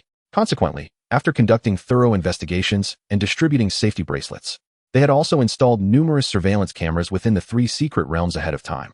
These cameras were cleverly disguised, ensuring they went unnoticed by both the beasts and students, quietly monitoring the scenes before the lenses. Prior to this, many staff members bustling in and out at the entrance of the secret realm had been working diligently for this very purpose. Soon, the large screen on the wall transitioned to display the avatars of Li Feng, Su Qiangwei, and Lin Yun, with relevant videos lined up beneath their images. The 3 focused intently on the playback, and within mere minutes, they had formulated their strategies. Wang Long gestured for them to cease further playback. He closed his eyes and pressed his fingers against the bridge of his nose, letting out a cold snort. That rascal Li Feng certainly knows how to play tricks. Enlisting others to boost his score, it's no wonder he temporarily claimed the top spot. However, the Jiangxing Grand Competition cannot be won merely through cunning. This young man harbors ulterior motives, and even if he makes it into the school team, he is unlikely to achieve greatness. It seems we must concentrate our efforts on nurturing Su Qiangwei and Lin Yun instead. Feng Mating nodded in agreement. Indeed, Su Qiangwei is an extraordinary talent. Both of her battle pets, the flame-tailed fox and the ice-tailed fox, possess golden bloodlines and have been exceptionally cultivated. As for her personally, she is adept at commanding battles and skillfully utilizing her innate gifts. Regarding Lin Yun, at this point, she suddenly fell silent, her expression becoming peculiar. Zhang Qiushi spoke up, filling in the gap. "Principal, there's something amiss with Lin Yun." "What do you mean?" Wang Long inquired, his demeanor calm as he awaited further explanation. As a 5th-tier beastmaster, his formidable mental prowess exuded an immense pressure with every gesture. Zhang Qiushi swallowed hard, gritting his teeth. "As you are aware, ever since the plague of the abyssal insects 3 centuries ago, the Beastmaster Association headquarters issued a pest control decree, leading to the near extinction of many insect-type battle pets. With their evolutionary paths eradicated, Lin Yun's mantis battle pet boasts a bloodline of no low standing, at least golden tier. No beast market in Jiangxing possesses the capability to offer such an insect-type battle pet for sale. Its origin remains completely unknown." Wang Long's expression remained impassive. "So, you suspect Lin Yun is connected to the remnants of the Insect King Society?" At the mention of the Insect King Society, both Zhang Qiushi and Feng Mating displayed signs of disquiet, their eyes revealing fear and loathing. The plague of the abyssal insects is well known, yet few are aware of the name Insect King Society. The society's inaugural president was the instigator of the plague, a deranged 9th-tier insect beastmaster who aspired to dominate the world. Historically dubbed the Mad Insect Emperor, after the Mad Insect Emperor and his minions were jointly hunted down by the world's leading beastmasters. Their remnants evaded capture like rats in the sewers, clandestinely forming the nefarious organization known as the Insect King Society. Their objective is to uncover the hidden legacies left behind by the Mad Insect Emperor, which remain undiscovered to this day, in order to reclaim dominion over the world. Over the past 3 centuries, their transgressions have been countless, from human experimentation to dark rituals breeding aberrant insects, each more heinous than the last. The Insect King Society is currently the organization with the largest number of high-tier insect battle pets and knowledge of their evolutionary paths. Chapter 18, The Principal's Decision. Observing the principal's piercing gaze, Zhang Qiushi instantly realized he had misspoken. The matter of the Insect King Society is fraught with complexity. To casually cast aspersions on a student without substantial evidence is indeed a breach of the teacher's duty. Turning his face away, he dared not meet Wang Long's eyes, his expression visibly strained. No, Principal, I did not mean it that way. I merely worry that Lin Yun's battle pet, with its dubious origins, might provoke some unfavorable commentary in society." Wang Long retracted his gaze. Lin Yun's talent is indeed remarkable, and with his mental attributes, he can only contract insect-type pets. Should the Insect King Society become aware of him, there is indeed a possibility they might attempt clandestine contact, but it is unlikely to occur during this period. The Jiangxing Grand Competition is an annual grand event that garners attention from all quarters. Soon, there will also be the National College entrance examinations. In other words, Jiangxing has entered a state of heightened vigilance. It will not be easy for the Insect King Society to infiltrate. Moreover, Lin Yun's uncle, Su Zhan, is an experienced Special Affairs Bureau officer. Causing trouble under his watchful eye would be nearly impossible to execute without detection. Wang Long lightly tapped his fingers on the table. We can inquire about the origins of Lin Yun's battle pet after the trials conclude. Let us not forget that aside from the beast markets, there are various avenues for acquiring battle pets, such as egg gambling and exploring hidden realms. We must not jump to conclusions. Furthermore, as a school, it is our duty as educators to protect our students when they face danger, rather than disassociate ourselves. Understood, Principal, Zhang Qiushi replied, nodding. Wang Long took a deep breath, interlocking his fingers atop the table. Last year, in the Jiangxing Grand Competition, our Beastmaster High School only reached the semifinals, a result that is somewhat unsatisfactory. This year, Longting, Erzhong, Kaiyun, and even Jiuzhong have all produced numerous exceptional talents. In other words, it has become increasingly challenging for our school to advance further. At such a juncture, any student with potential deserves our attention. Longting's Jinkai Wing, Shengwan Yun, Erzhong's Man Yintao and Qin Xing, Kaiyun's Wang Shan and Wu Cheng, Jiuzhong's Lu Tianxing. In terms of both aptitude and opportunity, they represent the pinnacle of Jiangxing's youth. Meanwhile, our Beastmaster High School has only Su Qiangwei shouldering the burden alone. The difficulty in breaking through to claim the top spot is indeed monumental. Feng Meiting soon grasped the implication. Principal, do you mean we should support Lin Yun? The group had just observed Lin Yun's combat footage. His command was crisp and decisive. The mantis aberration with a commendable bloodline had been cultivated exceptionally, displaying remarkable synergy. Often, he need not utter a word, and the mantis would instinctively know what to do. If Lin Yun were to utilize his solar-level talent and merge with it, the battle prowess. Feng Meiting felt breathless merely contemplating it. Zhang Qiushi quickly arrived at the same conclusion. His eyes widened in astonishment as he gave Wang Long a thumbs up, sincerely praising. Principal, your foresight is truly commendable. Wang Long's lips curled into a faint smile. Lin Yun's talent is unparalleled in Jiangxing. His sole drawback is his capacity to contract only insect-type battle pets. Yet now, this issue has been resolved by him. As long as the means are legal and compliant, why should we delve deeper? In fact, his fortuitous circumstances may just alleviate our pressing concerns. As long as Lin Yun demonstrates sufficient potential, he will not lack resources. Suddenly, a teacher knocked and entered to report. Principal, the Zhao brothers. Zhao Long and Zhao Hu from Class 4 are acting strangely. They have left their class's ranks and are making their way towards Class 3's route. Seemingly in search of someone. Wang Long's brow furrowed. Instead of diligently hunting monsters to accumulate points, they're engaging in such antics? Pull up the surveillance footage. I want to see what schemes they are up to. The Zhao brothers from Class 4 possess considerable talent and are likely candidates for the school team. He had high hopes for them. Yes. The teacher promptly nodded and began manipulating the computer. The large screen on the wall quickly switched to display the footage. In the lush forest, two boys were sprinting side by side up the hillside. They seemed to know where monsters would appear, consistently evading conflict. When confrontation was unavoidable, one of the taller boys suddenly emitted a blinding flash. The intense light caused the monster's eyes to sting, forcing them to halt and retreat.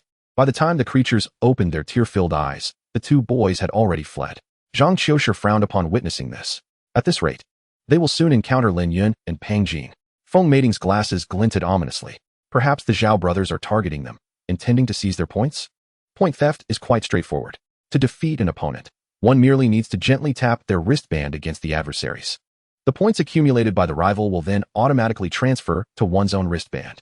Many capable students from previous years, seeking to avoid the arduous task of hunting magical beasts, have redirected their focus towards other students. This strategy can be aptly summarized as, while neighbors hoard provisions, I stockpile arms. The neighbor is my granary. This practice of point plundering has been tacitly accepted as an unspoken rule within the school, intended to foster competition among students. Within the secret realm, a chaotic blend of beings exists. The true nature of exploring such realms requires beastmasters to remain vigilant not only against the sudden appearance of magical beasts, but also against the treachery of other beastmasters.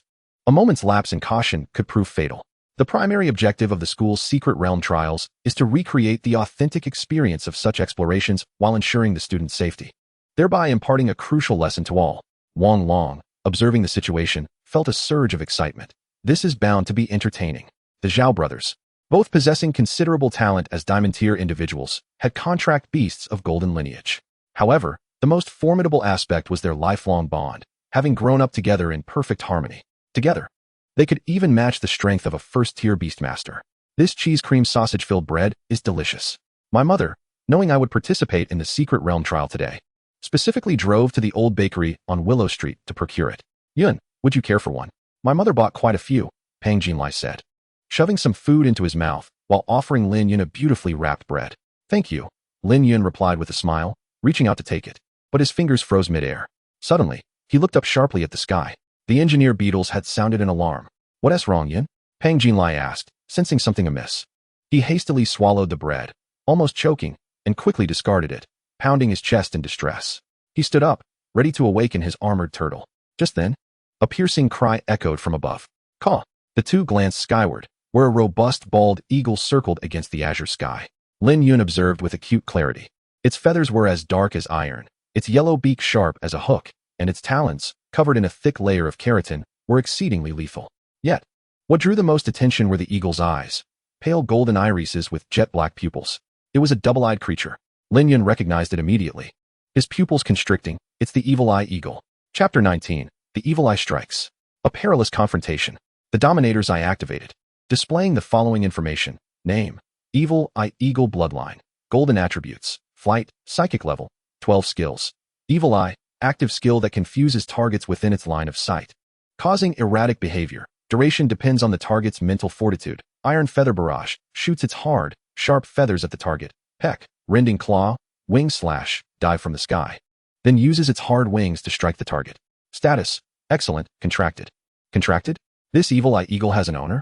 Lin Yun gaped at the status bar, his eyes widening in disbelief. Simultaneously, the two engineer beetles issued another warning. Two individuals and a battle pet are rapidly approaching this way. Were they being targeted? Caw! Under the white clouds and blue sky, the Evil Eye Eagle emitted a sharp cry. Its pair of double pupils suddenly burst forth with brilliant golden light. Skill, Evil Eye. Quick, shut your eyes. Lin Yun shouted urgently, lowering his head to avoid making eye contact with the Evil Eye Eagle. Damn, why is it always a psychic attribute beast with an evil eye? Thanks to the warning from the engineer beetles, coupled with the information from the Dominator's Eye, Lin Yun had been prepared and managed to evade disaster. However, Pang Jinlai was not so fortunate. He fell victim to the attack. In an instant, Pang Jinlai staggered as if intoxicated. Yun, my head. I suddenly feel so dizzy. He clutched his head, the world spinning around him, feeling a suffocating discomfort in his chest. Gag. Not only him, even the armored turtle, just awakened and gazing up at the sky, unwittingly fell victim as well. Both it and its master swayed dizzily, overwhelmed by nausea. Under such conditions, engaging in battle became exceedingly difficult. The engineer beetle, connected to Lin Yun's swarm network, shared real-time intelligence. Heeding his master's warning, it immediately raised its armored limb to shield its eyes, thus avoiding the attack. Yet, in that moment, the team's combat effectiveness was halved. The true potency of psychic control skills was vividly demonstrated. Insidious and unpredictable, they were nearly impossible to guard against. Then, the assault from the Evil Eye Eagle began in earnest. Having successfully ensnared Pang Jinlai and the armored turtle with its evil eye, it dove towards the two students and their pets. Caw! The Evil Eye Eagle, surrounded by a fierce gale, cast a vast shadow over the ground. Its metallic-hued wings flared open, unleashing a torrential downpour of dark feather blades. Swish, swish, swish. Hundreds of feather blades, as hard as iron and sharp as knives, rained down like a deluge. Each blade sliced through the air with a sharp crack. The cacophony of the piercing sounds merged into a deafening roar, crashing down from the sky. Skill, Iron Feather Barrage. At that moment, Lin Yun had already established sensory sharing with the Sharp-Blade Mantis. The passive skill, Danger Perception, was fervently alerting both him and his pet. Kuan, Lin Yun shouted urgently. Hiss. The Sharp-Blade Mantis emitted a swift, snake-like shriek, leaping into action. Its vibrant fiery patterns came alive, converging into its forelimbs. Boom! A torrent of flames erupted from the mantis's blade arms, soaring high into the air. The overwhelming heat washed over Lin Yun's face like a wave. He lifted his gaze, eyes wide, watching the small crimson figure leap above his head. Through the swarm network, he transmitted his command, Flame Blade Technique. Frenzied Dance. Deflect all incoming feather blades. Suspended in midair, the Sharp-Blade Mantis focused on the onslaught of iron feathers, its jewel-like eyes unflinching, as it swiftly began to dance with its dual blades. Its strikes were rapid and powerful, each swing executed with utmost precision, like an unrelenting downpour. The blazing red flames trailed behind its blades, creating a series of straight fiery tails in the air. The blade light crisscrossed. In the blink of an eye, it wove into a dense net of flames. The skyward iron feathers hurtled towards them, colliding fiercely with the fiery net. The moment of contact saw the feather blades incinerated into ashes. All defenses held strong. Well done, Kuan. Lin Yun clenched his fists, a smile illuminating his face as he generously praised his companion. But in the next moment, his expression shifted dramatically, utilizing the cover of the cascading feather blades. The evil eye eagle suddenly dove towards the sharp-blade mantis. Its talons, encased in a tough, yellow keratin armor as hard as iron, shot down with incredible swiftness. Quick as a serpent striking its prey. Skill, rending claw. Once ensnared by those formidable claws, the sharp-bladed mantid would no longer be able to stir up any turbulence. Its body would soon be torn asunder. The timing of the evil-eyed hawk's attack was impeccable, striking precisely when the sharp-bladed mantid had exhausted its skills, caught in the fleeting interval between the waning of old power and the dawning of new. Moreover, suspended in midair, the sharp-bladed mantid lacked the leverage to evade, rendering it increasingly vulnerable. Sharp-bladed mantid, Lin Yun shouted, his eyes suddenly igniting with a crimson brilliance. The Eye of Dominion activated. Through the sensory sharing of the swarm network, the sharp-bladed mantid's compound eyes were also enhanced. Instantly, the swift, electric movements of the evil-eyed hawk appeared to decelerate before it. As if the scene had been pressed into slow motion, its actions unfolding frame by frame. The flaw in this maneuver was revealed. The compound eyes of the sharp-bladed mantid shimmered, and its wings, as delicate as gossamer, unfurled in an instant. With an extraordinary frequency, they flapped dozens of times per second. Harnessing the wind generated by its wings, it ghosted backward a meter. The evil-eyed hawk's claws snapped shut, yet met only empty air. It had missed. The anticipated strike had evaporated, leaving the evil-eyed hawk momentarily stunned. Where had that creature vanished? Soon, the answer became clear. Under the force of inertia, the evil-eyed hawk continued its relentless dive toward the ground. Meanwhile, the sharp-bladed mantid vibrated its wings, hovering in midair. As they were about to pass each other, the sharp-bladed mantid crossed its blade-like arms before its chest, enveloped in a torrent of flames, and executed a fierce downward slash aimed at the evil-eyed hawk's left wing. Blade drawl boom. Feathers scattered wildly, and droplets of blood erupted in all directions. The evil-eyed hawk screeched in agony as its left wing was grievously wounded, akin to an aircraft suffering a malfunction in mid-flight. Its entire body plummeted from the sky, skimming past Lin Yun before crashing violently to the ground. Caw, caw. The evil-eyed hawk tumbled like a rolling gourd, spiraling several times before finally coming to a halt.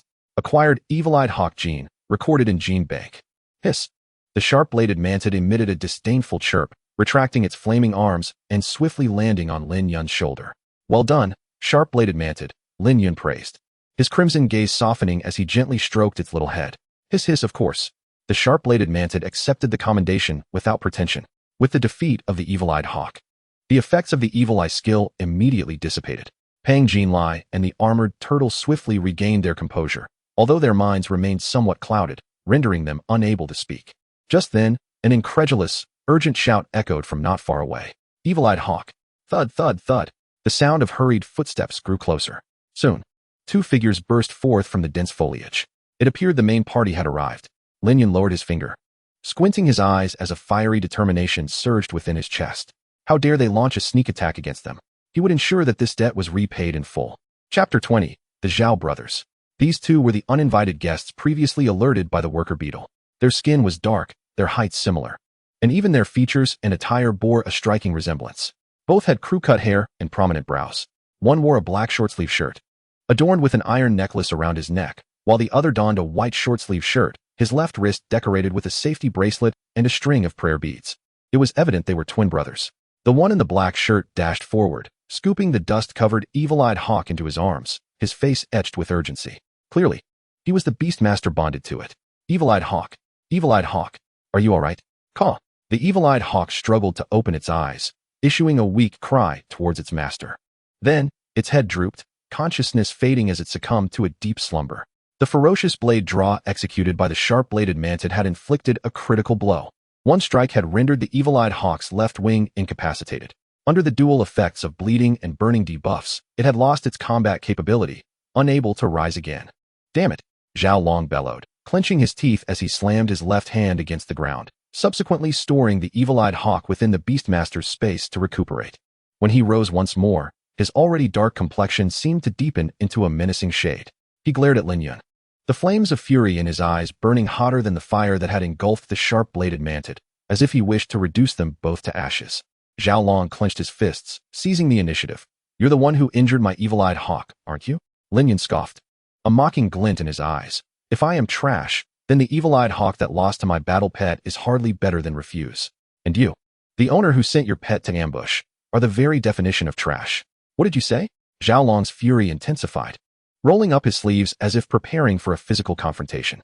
"Calm down, brother. There's no need to engage in a war of words with him." His brother, Zhao Hu, stepped forward, grasping Zhao Long's arm. His voice was as calm as water, yet his eyes betrayed a hint of astonishment. The evil-eyed hawk had actually been defeated? Its conqueror was none other than Lin Yun, a beastmaster whose prospects with insect-type battle pets were deemed bleak. "Incredible. I see now." Zhao Long inhaled deeply, falling silent as his gaze towards Lin Yun grew ever colder. No one understood the prowess of the evil-eyed hawk better than its master. The aerial superiority of the evil-eyed hawk made it a formidable contender among its peers. It could both attack and defend. Even beasts of a higher level often struggled to contend with this soaring eagle. It was precisely for this reason that Zhao Long had felt assured in sending it to scout Lin Yun and Pang Jinlai's whereabouts, intending to stall them. Alas, the outcome had exceeded the brothers' expectations. The intelligence had been flawed. Zhao Hu scrutinized the indomitable sharp-bladed mantis perched on Lin Yun's shoulder, narrowing his eyes. Within the realm of beasts, hierarchy was rigidly enforced. In circumstances where strength disparities were minimal, the quality of bloodlines determined the victor. To defeat the evil-eyed hawk was sufficient evidence of this unknown insect's high bloodline. Yet, neither the outside world nor Li Feng, who had previously battled Lin Yun, had ever mentioned this particular creature on Lin Yun's shoulder. This insect must have been contracted after Lin Yun's encounter with Li Feng. During the interval leading up to the trial, Zhao Long, regaining his composure, quickly analyzed the situation. It seemed the bloodline was indeed elevated, though it remained a mystery how luck had favored him. Regardless, with that, he revealed a sinister smile, abruptly raising his hand to communicate with the contract space. The next moment, a striking golden light flickered. A robust, muscular golden-haired monkey materialized out of thin air. It stomped its powerful feet upon the ground, leaving visible cracks in the solid earth. "Yura." As the golden-haired monkey appeared, it raised its fists high, letting out a thunderous roar. Standing approximately 1.5 meters tall, with blue eyes and red stripes painted across its cheeks, its limbs and torso were well-defined, adorned with a grass skirt at its waist and a long, sturdy tail that swayed with agility. It was clear that this was not a foe to be trifled with, just a second battle pet. "Yet I possess one that's even stronger." Zhao Long stood with one hand on his hip, a cold smile gracing his lips. At this moment, Pang Jinlai had regained his senses. He stepped forward, standing shoulder to shoulder with Lin Yun, and gazed wide-eyed at the battle beast before Zhao Long was that. A mighty fist monkey? Lin Yun remained silent, his expression impassive, though a crimson hue surged in his eyes. The eye of domination activated. He swiftly summoned the opponent's profile. Name, Mighty Fist Monkey. Lineage, Golden. Attributes, Fighting Grass. Level, 13. Skills, Bullet Punch, Knee Crush, Dragon Slam, Tail Whip. Status, Excellent. The Mighty Fist Monkey was a beast of formidable physical prowess, exceptionally skilled in close combat. Through rigorous training, they mastered an array of combat techniques. Most evolutionary paths leaned towards martial prowess, marking them as renowned masters of kung fu within the beast realm. The Mighty Fist Monkey before him had a steadfast gaze and well-defined muscles, evidently well-trained. Without a doubt, it was a formidable adversary, setting aside its strength.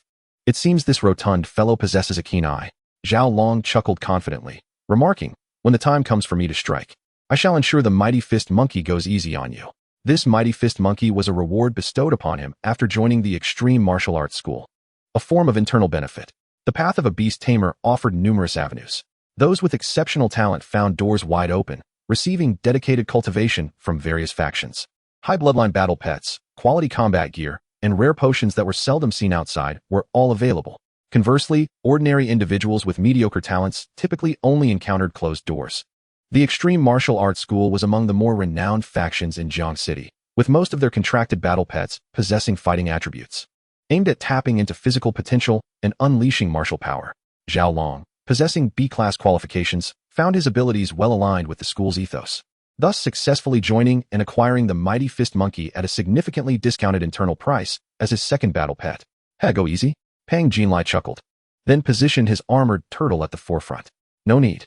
I am eager to see whether your Mighty Fist Monkey's punches are tougher, or my armored turtle's shell is more resilient." The armored turtle emitted a low growl of agreement, its eyes glinting with battle intent. Having suffered a significant loss from a surprise attack by the evil eye eagle, it was in a rather foul mood. Apologies, but victory will be ours. Your trial journey ends here. Zhao Hu stepped forward, raising a hand to summon his battle pet. Come forth and show yourself, Gem Toad. With a croak, a toad the size of a palm leaped from Zhao Hu's hand. Its body glimmered like yellow jade, with eyes as red as rubies. Under the sun's rays, it sparkled brilliantly, resembling a meticulously crafted and expensive gemstone rather than a mere beast. Lin Yun focused intently. Name, Gem Toad. Lineage, golden. Attributes, light earth. Level, 12. Skills, flash technique, gem shield, light energy convergence, thermal ray. Status, lethargic. A rare light attribute battle pet. Intriguing. Lin Yun's eyes sparkled with excitement. The mighty fist monkey and the gem toad. A new rare genetic factor has conveniently presented itself. Chapter 21, an impending clash. The trial in the secret realm is indeed a splendid tradition. Once the trial concludes, Lycong and Kunchuo should be poised for another round of enhancements. Lin Yun cast a deep glance at Zhao Long and Zhao Hu, the crimson hue in his eyes swiftly retreating. It is no wonder these brothers dared to seek confrontation. Their talents are commendable. Alas, they still fall short of my prowess. Stepping forward, Lin Yun spoke. Before the battle commences, I have a question. Who sent you? What do you mean by that? I don't comprehend. Zhao Hu responded, startled yet feigning surprise. Zhao Long remained silent, his mighty fist monkey eager to engage. Lin Yun scoffed, twisting his neck. Do not play the fool. Upon discovering us, the evil eye eagle launched an immediate attack without a hint of hesitation, clearly targeting us. Yet, here lies the conundrum. We are strangers, with no grievances or animosities. Why would you set your sights on us unless someone orchestrated it?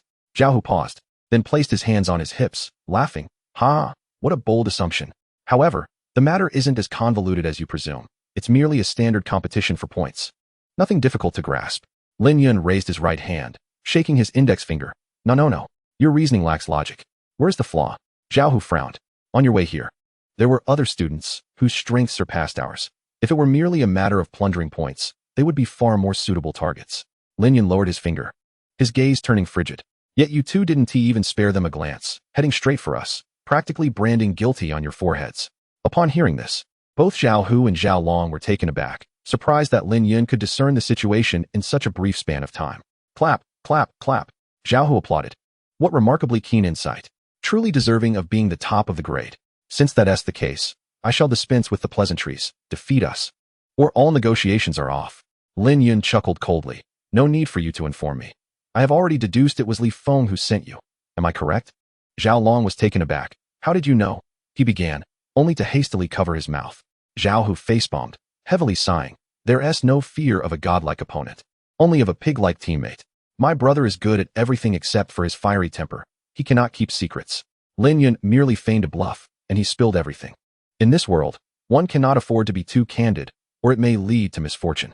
I knew it was that little schemer. Lin Yun smiled. He had quite a good rapport at school. The only person he had antagonized was the wealthy Li Feng. How many times had he stirred trouble for him? Lin Yun could scarcely recall, yet his annoyance was palpable. Daring to enlist others to confront him? It seems the lesson he imparted last time was insufficiently profound. Clearly, he had been too lenient. A firmer resolve was necessary. Lin Yun's gaze turned icy as he made up his mind.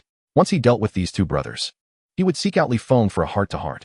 At the first Beast Tamer Academy, in the multimedia classroom, a massive screen was broadcasting the confrontation in real time. The recent duel between Kunchuo and the Evil Eye Eagle was being observed by the three school leaders. Director Feng Mating adjusted her gold-rimmed glasses, curiously inquiring, Principal Wang. Vice Principal Zhang, which side do you believe will prevail? Principal Wang did not respond immediately, seemingly in contemplation. Vice Principal Zhang cautiously glanced over before voicing his opinion. Personally, I believe the Zhao brothers have a greater chance of victory. The reasoning is quite simple. Their combined talents are formidable. Both Zhao Long and Zhao Hu possess diamond-level talents. Superior to others, yet lacking when compared to the best. Individually, they were still relatively competent. However, when the two brothers joined forces, their power surged. The brilliance of diamonds could rival the stars and the moon. Feng Mating nodded in agreement. Just then, Wang Long suddenly spoke up. I believe Lin Yun will emerge victorious. As for the reasoning, just consider it the intuition of an old man. Zhang Xiushi and Feng Mating exchanged glances, chuckling in response. Intuition? They certainly did not place their faith in such a ludicrous rationale. The principal was a fifth-tier beastmaster, an undeniable expert. His decisions must be backed by sound reasoning. Yet, how could Lin Yun possibly win? On the Zhao brothers' side, the Gem Toad and the Mighty Fist Monkey, coupled with their innate talents, their ferocity was nothing short of extraordinary. In contrast, Lin Yun and Pang Jinlai's chances appeared considerably slimmer. They had fought their way to the mountainside, and their battle companions had already expended a significant amount of energy, their condition far from peak. While Pang Jinlai indeed possessed a stellar-level talent, his gift was restoration, primarily a healing ability. His battle companion, the spiked armored turtle, functioned as a shield warrior with built-in counterattack capabilities. Although strong in terms of power and defense, its speed was mediocre, making it susceptible to being kite. As for Lin Yun, the only combatant at his disposal was the mantis bug. Its attack power was formidable, yet its speed and defense were rather ordinary. With such a fragile frame, a single blow from the Mighty Fist Monkey could easily leave him in tatters. Lin Yun's sole opportunity for a turnaround lay in his own talent. But would things truly unfold so favorably? The three watched with bated breath. "You crafty scoundrel. How dare you twist my words?" Zhao Long reacted, his face instantly reddening like a monkey's backside. "How infuriating. Warning, warning. Is that burden on your shoulder just a useless sack? If you're foolish, don't blame others for being of sound mind. I've never seen someone so incapable, yet blaming the uneven road." Lin Yun retorted without reservation. Zhao Long's face flushed even further. Pang Jinlai gave a thumbs up, silently applauding. Brother Yun's temperament was precisely this way, warm as spring to his allies, yet cold as winter to his adversaries. As of now, he had yet to encounter anyone who could gain the upper hand in verbal exchanges with him. Seeing his brother about to lose his temper, Zhao Hu quickly intervened. "Brother, there's no need to waste words with them. Let our actions speak." That made sense. Zhao Long took a deep breath, regaining his composure. The brothers exchanged knowing glances. Zhao Hu raised his hand, signaling for the second tactic. "Activate strategy 2. Zhao Long instantly understood. "Mighty Fist Monkey, take them down. Yura." The Mighty Fist Monkey, a fervent fan of the swinging language, let out a battle roar as it charged forward. With fists the size of cooking pots raised, it assumed a boxing stance and advanced toward Lin Yun and Pang Jinlai. Boom. With each step, the ground was left with deep imprints, and debris flew in every direction.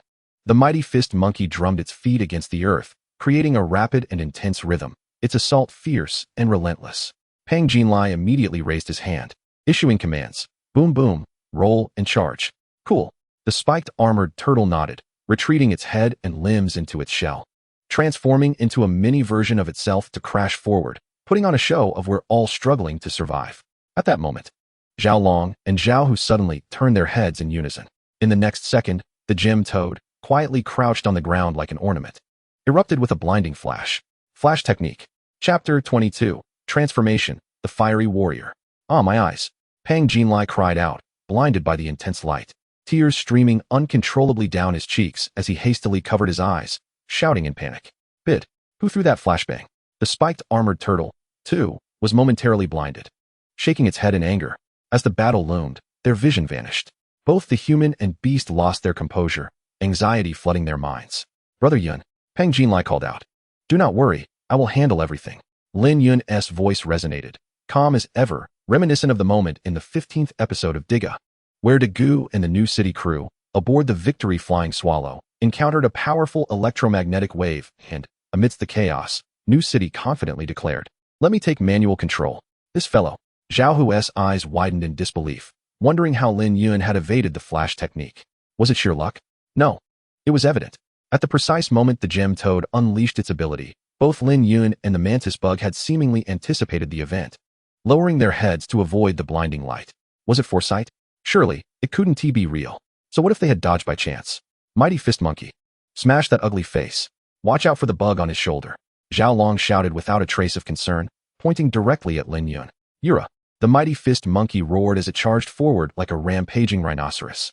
It paid no mind to Pang Jinlai and the spiked armored turtle, who were flailing about like headless flies, raising its massive fist to deliver a crushing blow to Lin Yun's face. Before the punch reached him, a fierce gust of wind whipped across Lin Yun's face, tousling his hair. Yet, Lin Yun remained impassive, as though fear was an emotion foreign to him. Even the mantis bug on his shoulder showed no signs of movement. "Transform," Lin Yun uttered coldly. With the power of the sun god-level talent, he activated symbiotic fusion. In an instant, his entire body transformed into a brilliant ball of flame, enveloping Lin Yun in a fiery cocoon. The flames surged, rising from beneath him and rapidly forming a lotus-like silhouette. As the flower blossomed, it stirred a suffocating wave of heat. In a flash, a massive bud, forged from the swirling flames, took shape. The mighty fist monkey's punch struck the towering fire lotus, but it remained utterly unmoved, not even trembling slightly. The mighty fist monkey felt as though it had collided with a hardened iron wall, glowing red from the flames, causing its fist and arm to throb with pain. Yura. The mighty fist monkey let out a blood-curdling scream, quickly retracting its fist and leaping back several meters, as if fleeing from a plague. Putting distance between itself and the enormous fire lotus, it stretched its neck, blowing harshly while frantically slapping at the flames on its right hand. Its face flushed with embarrassment and distress, an utterly comical and pitiful sight. What? Zhao Long stood dumbfounded at the sight. Just moments ago, the mighty fist monkey had held nothing back in its strike. Even a boulder of half a person's height would have been shattered to pieces. If such overwhelming power couldn't affect the fiery lotus, then what could? Zhao Hu's expression turned grave. Brother, be careful. Lin Yun must have activated his talent, merging with that mantis bug to transform. Previously, Li Feng fell victim to this very tactic due to his carelessness. TSK. Zhao Long clicked his tongue, his expression dark as water. If the Evil Eye Hawk could continue to fight, they could exploit its Evil Eye ability, preventing Lin Yun from even activating his talent, swiftly securing victory with the ferocity of a gale sweeping away fallen leaves. At this moment, the battle began to take a turn for the challenging. However, there was no cause for concern. As long as we, brothers, stand united in our efforts, overcoming Lin Yun, even if it requires considerable effort, will be well within our reach. Zhao Long quickly regained his confidence, a smile once again illuminating his face. Indeed, Zhao Hu raised the corners of his mouth, nodding in agreement, and then lifted his right hand to issue a command to the gem toad. Luminous, concentrate the light energy. He certainly would not stand idly by while Lin Yun continued unimpeded. The ability to concentrate light energy allows for the rapid accumulation of substantial amounts of light energy during sunny days, greatly enhancing the efficacy of the next light attribute skill. However, during the accumulation process, one cannot move or divert attention to release other skills. This auxiliary skill is immensely powerful, but its drawbacks are equally apparent. Fortunately, Lin Yun had just transformed, enveloped entirely by that massive fiery bud, rendering him immobile as well. This inadvertently afforded the gem toad precious time to gather energy. Ribbit. The gem toad opened its mouth, emitting a loud croak reminiscent of a drumbeat. Subsequently, it spread its limbs, lying flat against the ground, exposing its entire back to the dazzling sun. Under the influence of an invisible force, the surrounding light converged upon it, bathing its figure, which resembled a gem-like body, in radiant brilliance. With this immersion in light, the gem toad grew increasingly luminous, akin to a bulb gradually intensifying in brightness. At that moment, the towering fiery bud began to unfurl. This sudden shift immediately caught the attention of Zhao Long and Zhao Hu. Sizzle, sizzle, the fiery petals fell away one by one. Amidst the swirling flames, Lin Yun revealed himself before everyone in a striking new form. He was a formidable warrior clad in interwoven armor of white and red hues. Atop his head were a pair of elongated, jet-black antennae. His large, pale purple gem-like eyes dominated his faceplate. The mouth area of the faceplate was adorned with interlocking silver, jagged armor plates. Muscles rippled beneath his crimson chest armor and the gleaming silver plates that encased his limbs, threatening to burst forth. Vivid, fiery patterns climbed from his legs up to his shoulders. Yet, what captivated attention the most were his arms.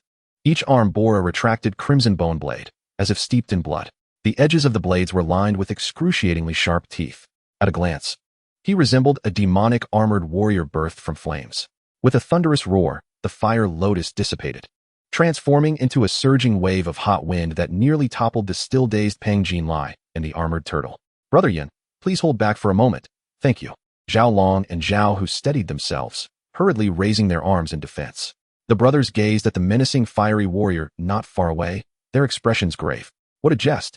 This imposing presence had far surpassed the realm of first-tier monsters. In fact, it might even exceed the second tier. Lin Yun raised his clawed hand, clenching it gently. The sound of cracking joints echoed, producing explosive noises reminiscent of popping beans. The blood coursing through his veins felt like flowing magma, harboring an unfathomable power. The surrounding stray fire elements could now clearly perceive him and were easily manipulable. It seemed that with a mere thought, he could mold them into any shape or form he desired. This sensation was entirely different from when he transformed through the fusion with the Rift Void. Lin Yun felt a surge of delight. At this moment, he had merged with Kunt, becoming a singular entity, a unified armored warrior. He summoned his status panel. Name, Lin Yun. Realm, 8-star apprentice beastmaster. Talent, symbiotic fusion. Strength, level 32, transformed state. Skills, blade slash, wing slash, fiery blade technique, frenzied dance, eye of domination, hand of control, nourishing rebirth. Swarm network, frenzy. Note, the duration of symbiotic fusion depends on the physical and mental stamina of the host and its battle pet, currently lasting 2 minutes. 2 minutes? Lin Yun turned to glance at the Zhao brothers, whose faces were etched with concern. It was still too long. Dealing with them would not require that much time. Chapter 23, Fiery Turn Kick. Even Zhao Long, who was typically reckless, felt a surge of fear upon meeting the gaze of the armored warrior. It was akin to being targeted by a top-tier predator. His hair stood on end, his heart raced uncontrollably, and his scalp felt as though it might burst. Every cell in his body screamed in terror, urging his mind to flee. Brother! At that moment, Zhao Hu suddenly shouted at the top of his lungs. The thunderous volume pulled Zhao Long from his state of dread. He turned to look at his brother. Zhao Hu was drenched in cold sweat. Equally intimidated by Lin Yun's glare, yet he managed to withstand the pressure and suppress the urge to flee. There was no escaping. They had to buy Luminous some time. The gem toad possessed a tremendously powerful skill known as thermal ray. If it landed a hit, even foes of a higher level than the gem toad could be defeated. Coupled with the enhancement effect of light energy concentration, Zhao Hu estimated that even transformed Lin Yun might not withstand it. All right, Zhao Long nodded, his fighting spirit igniting as he pushed through the overwhelming pressure. However, the fierce fist monkey was so frightened by Lin Yun's transformation that it recoiled. Its eyes filled with dread. Naturally combative, they were indeed warriors within the beast realm, masters of combat. Yet, this did not imply that the fierce fist monkeys lacked intelligence. Faced with an insurmountable disparity, they would instinctively retreat from an overwhelmingly powerful adversary. Survival promised a future. This principle was not only understood by humans, but also by beasts. What are you afraid of? Seeing the monkey's cowardice, Zhao Long was instantly incensed. He advanced and delivered a sharp kick to the monkey's rear, immediately activating his talent. Diamond-grade talent, Indomitable Heart. Indomitable Heart consumes mental energy to bestow a target with the buff status of Unyielding Heart. The recipient of this buff experiences a significant surge in courage, no longer fearing enemies, while simultaneously unlocking their physical potential, resulting in a temporary 50 increase in combat power. A dazzling brilliance, akin to stardust, radiated from Zhao Long's palm, swiftly merging into the body of the fierce fist monkey. Thump, thump, thump. The monkey's heartbeat began to accelerate involuntarily, its blood flowing like a torrent, surging through its veins as adrenaline surged dramatically. Yura, empowered by the Indomitable Heart. The fierce fist monkey shook off its fears, raising its fists high and letting out a robust roar. Zhao Hu similarly raised his hand, palm directed at the fierce fist monkey, activating his own talent. Diamond-grade talent, Limit Breakthrough. Limit Breakthrough consumes mental energy to bestow a target with the buff status of Limit Breakthrough. As long as the recipient maintains vigorous combat spirit and does not lose fighting capability during battle, they can repeatedly surpass their limits, continuously gaining enhancements. The extent of enhancement depends on the target's physical limits. A radiant glow flickered. Another brilliant light, as dazzling as stardust, flowed into the body of the fierce fist monkey. The fierce fist monkey's eyes rapidly became suffused with blood, and prominent, worm-like veins surged to the surface of its muscles. Its skin's pores expanded, releasing visible white misty heat, causing its aura to swell once more. The indomitable spirit had reached a limit-breaking threshold. Two seemingly perfect innate abilities overlapped on the fist monkey, significantly enhancing its combat prowess. Now, even in the face of a second-tier beast, it dared to engage in battle without hesitation. Tear it apart, fist monkey. Zhao Long roared, issuing the command. Yura. The ground beneath the fist monkey's feet erupted, rocks and dust scattering in all directions as its powerful body shot forward towards Lin Yun like a cannonball. In an instant, it closed the distance to the towering, armored insect warrior. Yura, Yura, Yura, Yura, Yura. The fist monkey clenched its fists tightly, launching a dazzling flurry of punches aimed at Lin Yun. Each strike was executed with maximum effort. Every punch was accompanied by a fierce wind capable of slicing skin. Skill, Bullet Fist. Yet, the armored warrior remained unmoved, its large, pale purple compound eyes suddenly igniting with an intense red light that was difficult to behold. The Eye of Domination. In an instant, everything around slowed down dramatically, as if the flow of time had drastically diminished. The fist monkey's punches, which were as swift as bullets, appeared agonizingly slow in Lin Yun's eyes. The deceptive shadows of its punches were instantly erased. Each trajectory was crystal clear before him. Too slow. Lin Yun's expression remained impassive as he extended his hands like an eagle swooping down, effortlessly grasping the fist monkey's incoming fist. No matter how hard it exerted itself, it could not advance an inch. Yura! The fist monkey let out a strange cry, its head snapping back before it lunged headfirst at Lin Yun's face. Yet, swifter than its missile-like head but was Lin Yun's leg. With a lightning-fast kick, Lin Yun executed a scorpion's tail strike, landing a devastating blow on the fist monkey's side. It was as if a runaway dump truck had collided with it. The fist monkey had no chance to mount any significant resistance before being sent sprawling like a broken kite. Boom! 3 trees, as thick as bowls, were consecutively shattered by the airborne fist monkey, toppling like a line of dominoes onto its fallen form. However, this ferocious strike did not completely extinguish the fist monkey's fighting spirit. With bones cracking and flesh tearing, blood spraying forth, the pain was disregarded entirely. Empowered by the indomitable spirit, it transformed into a mindless beast. Roar! The fist monkey abruptly rose, flinging the fallen timber off its back, and charged towards Lin Yun once more. Under the effects of extreme breakthrough, it shattered its physical limits, creaking and groaning. Its bones echoed ominously as the fist monkey suddenly grew taller and bulkier. Even the long wound at its side was rapidly sealed by burgeoning muscle, ceasing the flow of blood. Yura! With a fierce expression, the fist monkey, enveloped in white heat, leaped high into the air. In mid-flight, it curled its legs, channeling all its energy into its hardest skeletal knees, crashing down towards Lin Yun like a comet striking Earth. Skill, double knee crush. This attack was immensely powerful. Even the hardest steel would be shattered upon impact. Zhao Long clenched his fists, shouting fervently, "Go, fist monkey! Show him the bond we share." Zhao Hu, with eyes full of hope, echoed his encouragement. "Do it for us. Unleash the double knee crush on this guy." The fervent atmosphere made Lin Yun feel as though he were the villain in a tale of heroics. Hey. Must you charge in shouting about friendship and bonds as if you were the main character in a shonen manga? Do you think that going berserk will let you triumph over the Dark Lord?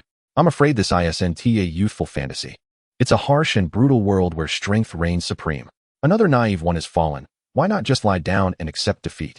Lin Yun sighed, swiftly turning his back on the Zhao brothers and the fist monkey. In the next moment, the vibrant, crimson flames that enveloped him surged to life. The fire glowed intensely, flowing down like molten lava, channeling the terrifying energy of molten gold and iron. It concentrated at the base of Lin Yun's right foot. Then the radiance retracted, hiding its power. At this moment, the fist monkey had charged right up to Lin Yun, like a meteor hurtling towards his back. Now, Lin Yun's eyes blazed with red light as he twisted his waist and lifted his leg, unleashing a striking crescent of blazing fire from his fiery right foot. Like a cleaving axe, it struck fiercely against the fist monkey's exposed chest. Flame, flame, flame, flame, flame.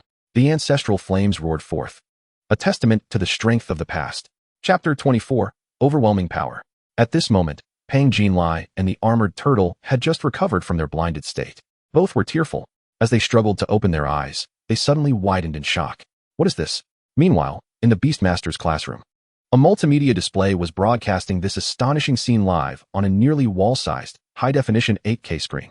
The fist monkey, enveloped in white heat, appeared ferocious, its robust body coiling its knees like a cannonball as it rocketed towards Lin Yun. Its golden fur whipped wildly in the gale.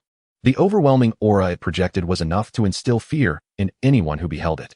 The warrior's fierce valor and the beast's bloodthirst were vividly displayed through the fist monkey, now enhanced by dual powers. Yet, more captivating was the armored insect warrior, whose vibrant fire patterns faded into pure, snow-white brilliance. In the next instant, as Lin Yun spun rapidly and delivered a kick, violent flames erupted from his right foot. Boom! The flames surged like a tidal wave, and the surrounding temperature skyrocketed. In midair, a star-like red aurora rapidly ignited, moving so swiftly it seemed to tear through space. The fist monkey had no time to react before its entire body was struck by a high-speed, heavy-duty truck, sending it hurtling backward at a speed greater than its approach. Zhao Long and Zhao Hu barely had time to blink before the fist monkey flew past them. Bang, bang, bang. Along its path, a row of trees were shattered into countless pieces. Splinters and debris exploded like fireworks. Pain and searing heat overwhelmed the fist monkey's mind, pushing it to the brink of despair. Its ribs were fractured, and its internal organs severely injured. Yet, the fist monkey gritted its teeth and rose once more. Blood dripped from its mouth, and its once golden fur was stained crimson. Roar! The fist monkey let out a hoarse, incoherent howl, staggering a few steps before attempting to charge at Lin Yun again. But after just 2 steps, a straight line of bright red blood suddenly appeared across its chest and abdomen. The fist monkey looked down in confusion. In the next instant, the world around him spun violently, just before his consciousness plunged into eternal darkness. The mighty fist monkey caught sight of a severed torso, its robust legs adorned with a grass skirt, a long and sturdy tail hanging down, brushing against the ground. Was this its own body? But why was there nothing above the chest and abdomen? Boom. In the following moment, the remnants of the mighty fist monkey, having drawn upon the perilous power of its life, suddenly exploded. The intense heat energy coursing through it was ignited, and a torrent of flames swiftly engulfed the remains of the mighty fist monkey. Ah! Zhao Long abruptly cradled his head in his hands, emitting a piercing scream akin to that of a man who had just lost his most treasured possession. The mighty fist monkey had perished, severing the spiritual contract, and the backlash struck directly at his soul. The excruciating pain caused his body to tremble uncontrollably. Soon, Zhao Long's knees buckled, and he collapsed onto the ground. Brother! Zhao, who was rendered utterly bewildered by the sudden turn of events. The mighty fist monkey had been defeated by Lin Yun in a single strike, its ashes scattered to the wind. Yet, this was inconceivable. The fearless heart had reached its ultimate breakthrough, empowered by dual talents.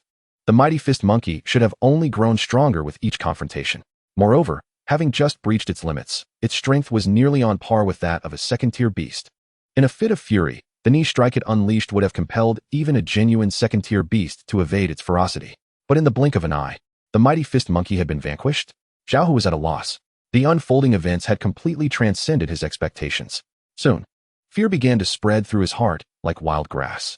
The mighty fist monkey has been slain. Its genes have been recorded in the gene database. Your contracted battle pets level has been elevated to level 13. Notifications popped up on the interface. His strength surged slightly once more. Lin Yun paid no mind to this, instead slowly raising his right finger to point at the blazing sun in the sky. The sole reason for your failure is that you have incited my wrath. Pang Jinlai gazed at this scene, his eyes sparkling with admiration.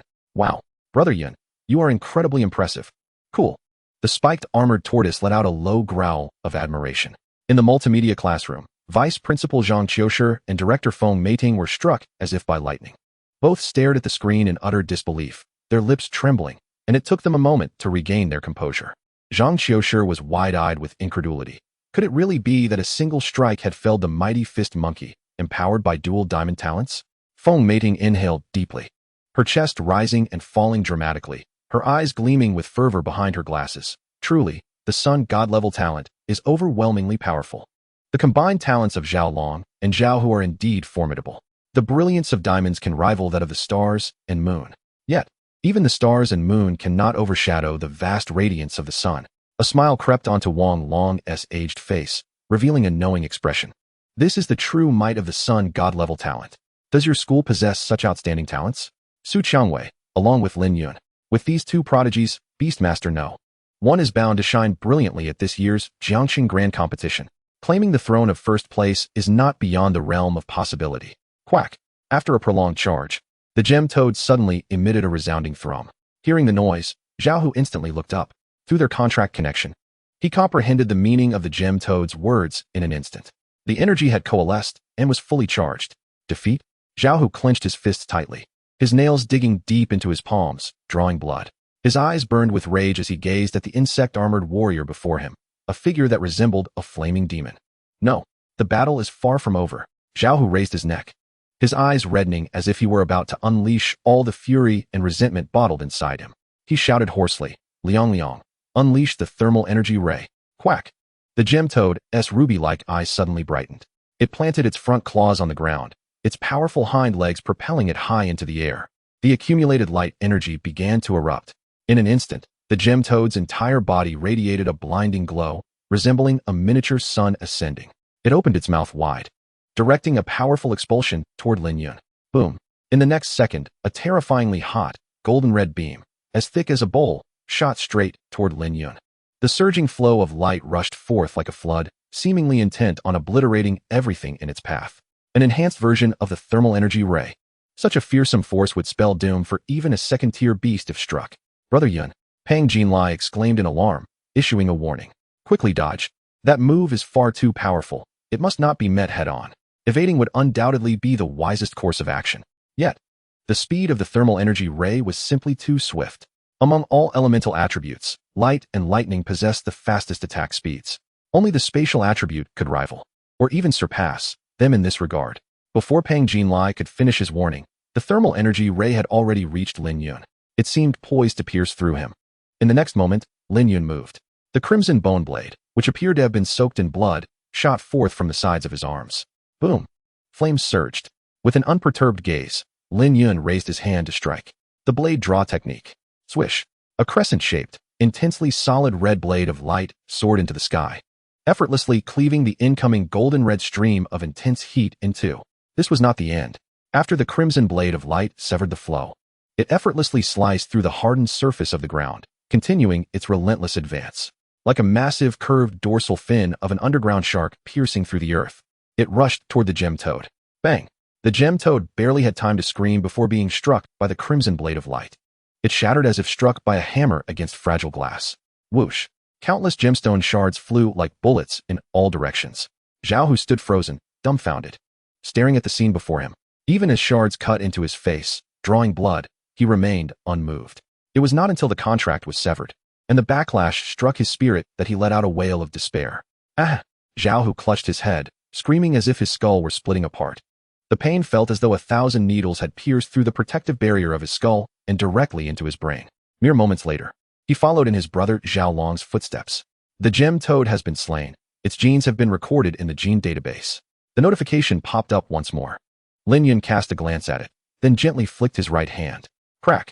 The crimson bone blade, which had unfurled like a large knife, immediately folded back against his wrist. The entire sequence of movements was smooth and seamless. Looking ahead, a charred trench extended from beneath Lin Yun all the way 20 meters away. The sides of the trench were exceptionally smooth, with crystalline formations emerging from the edges. Burnt by the intense heat, making for a striking sight. Pang Jinlai's lips moved several times before he finally uttered the last word, open. He gazed at the scene before him, utterly astounded. No way, Brother Yun. You truly did it, didn't you? The three school leaders who observed this moment through the high-definition surveillance cameras also fell into a profound silence. The multimedia classroom was immediately enveloped in an eerie stillness. Even Principal Wang Long was taken aback. To cleave through the augmented thermal energy ray with a single strike, creating a chasm nearly 20 meters long on the surface? Could such power genuinely be wielded by a beast tamer of less than first rank? Zhang Qiushi trembled uncontrollably. His lips were parched, his throat felt constricted. He lifted a cup of untouched tea to his mouth. Unfortunately, his shaking hand spilled the still-boiling tea all over his hand.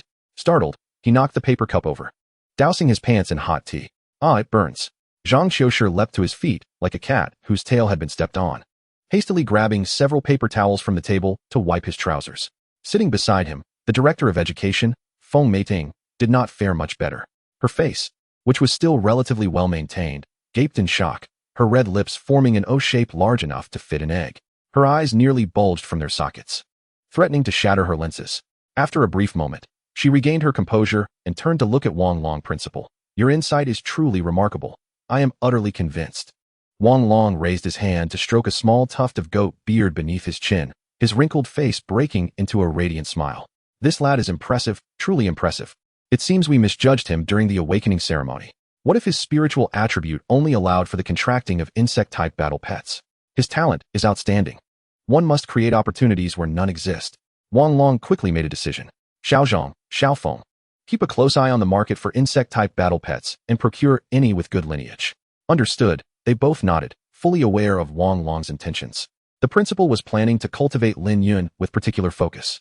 Indeed, in terms of talent, combat awareness, insight, and psychological resilience, Lin Yun was a paragon among his peers. His only weakness lay in his battle pet. For a student without connections or background, finding rare insect-type battle pets was undoubtedly challenging. However, they still had some avenues to explore.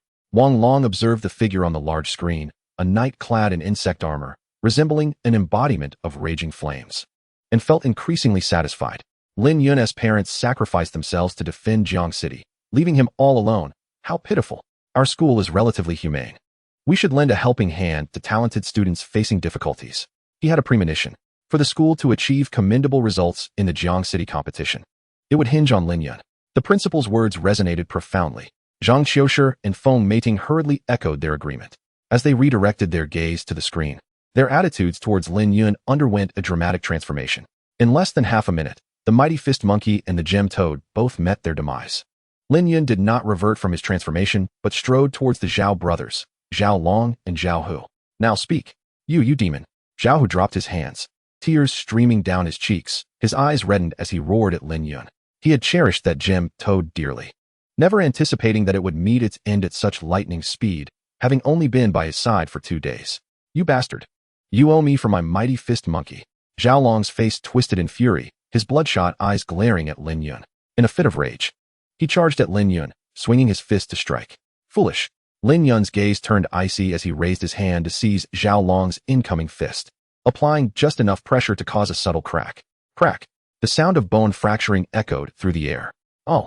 Zhao Long immediately emitted a scream akin to that of a slaughtered pig.